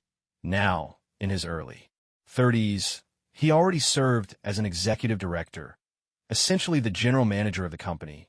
With his striking looks, gentle manner, prestigious background, and outstanding abilities, he was the very image of a romantic CEO from a novel. However, that was merely the facade. In reality, Lee Jae-kyung was a twisted murderer, ruthless, cunning, and willing to go to any lengths to achieve his goals. In truth, he was originally the second son in his family. By ordinary custom in Goryeo, someone like Lee Jae-kyung would have no right to inherit the SC Group. In order to claim his inheritance, he poisoned and killed his elder brother when he was still young. By chance, Lee Jae-kyung's wife discovered this secret. She wanted a divorce and planned to move abroad. Fearing his secret would be exposed, Lee Jae-kyung had his perfectly sane wife committed to a psychiatric hospital. Outwardly, he claimed she had gone overseas. Afterward, he divorced her. In the entertainment industry, he began a relationship with an actress. Because she was a public figure, they had to keep their affair secret. Lee Jae-kyung didn't mind this at all. He was only drawn to her looks, but the actress saw things differently. SC Group was an enormous conglomerate, and Lee Jae-kyung was a true chaebol heir. Naturally, meeting such a prince on a white horse, the actress saw her chance and wanted to cling to him. She aimed not only to make their relationship public, but even hoped to force him into marriage. This actress was cunning and calculating, a classic green tea, sweet on the outside, scheming within. She secretly recorded their conversations in the car as proof of their relationship. She even found Lee Jae-kyung's ex-wife in the psychiatric hospital. With these pieces of evidence, Lee Jae-kyung's story about his ex-wife living abroad quickly unraveled. At a gathering where both their friends and families were present, the actress used her leverage to threaten him, demanding he acknowledge their relationship publicly, and even insisting on marriage. But Lee Jae-kyung, ruthless and cold-blooded as any true chaebol son, would never let a mere actress threaten him. He drugged her with a powerful paralytic and instructed his men to push her off a cruise ship. The drug left no trace, making her death appear as suicide. He thought the matter settled. Yet unexpectedly, the police soon arrived to investigate the actress's death. They asked Lee Jae-kyung whether he and the actress were romantically involved. Naturally, he denied it. After dealing with the authorities, Lee Jae-kyung learned some news from his subordinates. The actress he'd been seeing was pregnant. The police were now looking for her boyfriend as the prime suspect, with the noose tightening. Lee Jae-kyung knew he couldn't afford a single misstep. He and his men carefully reviewed the events of that night, realizing that only one other person had been present. Cheon Sung-hee, another actress. By a twist of fate, Lee Jae-kyung discovered that the USB drive containing the incriminating videos was now in Cheon Sung-hee's possession. She had even witnessed the actress talking to his ex-wife. Lee Jae-kyung knew he had to recover these items. Otherwise, his crimes against his ex-wife, the actress, and even his brother would all come to light. But when Lee Jae-kyung went to confront Cheon Sung, she wasn't home. Instead, he encountered a strange man, someone he'd only glimpsed once before on surveillance footage. Having taken lives himself, Lee Jae-kyung looked down on this young man with utter contempt. He directly demanded the USB drive and threatened the other man and Cheon Sung-hee with their lives. At first, he wasn't entirely sure of the situation. Unexpectedly, the other man turned the tables, using the USB as leverage to threaten him instead. He warned that if Lee Jae-kyung didn't back down, he would expose everything about the USB drive to the public. After issuing his threat, the man simply left, leaving Lee Jae-kyung, who had always been ruthless and cold-blooded, seething with rage. It didn't take long for Lee Jae-kyung to lure the man out to the outskirts of the city. There he brandished a tranquilizer gun, using it to threaten his opponent. However, to his surprise, the man calmly produced the USB drive containing the crucial evidence. Seeing this, Lee Jae-kyung knew he couldn't let the man get away. He fired his weapon without hesitation, but shot after shot missed its mark. The man, whose name was Do Min-jun, seemed to move with supernatural speed, as if he could teleport in an instant. One moment he was directly in front of Lee Jae-kyung, the next, after a shot rang out, he mysteriously appeared behind him. Spinning around to fire again, Lee Jae-kyung found only empty air. Do Min-jun's figure vanished, as if he were a phantom. In the end, Lee Jae-kyung himself was knocked unconscious by the man. Before losing consciousness, he remembered that his opponent had actually dared to order him around. That alone drove Lee Jae-kyung into a furious frenzy. Although he realized he might have encountered something supernatural, his violent temperament would never allow him to simply let this go. Whether it was the USB drive in Do Min-jun's possession or the man's tone of command, both were utterly unacceptable to him. This man named Do Min-jun had to die, but there was something else gnawing at Lee Jae-kyung, something that left him especially frustrated. Not long ago, he had run into a young woman who immediately caught his eye with her stunning looks. Lee Jae-kyung was instantly smitten. After all, his girlfriend had recently died, leaving him free to pursue someone new. He soon looked in her background. Her name was Jang Man-woo, 19 years old, already a singer and actress with several years in the industry. To Lee Jae-kyung, such a young girl would be no challenge at all for someone of his status. So he sought out an opportunity to get close to her. But to his surprise, Jang Man-woo seemed utterly uninterested in him. This piqued Lee Jae-kyung's curiosity, determined to approach her. He funded a drama production at the agency where Jang Man-woo was. Signed, the company, eager for investment, quickly agreed. Everything was progressing exactly as Lee Jae-kyung had planned. However, when he sent his men to invite Jang Man-woo to dinner last night, she flatly refused. This was a blow to Lee Jae-kyung's pride. Infuriated, he immediately called her agency to demand an explanation.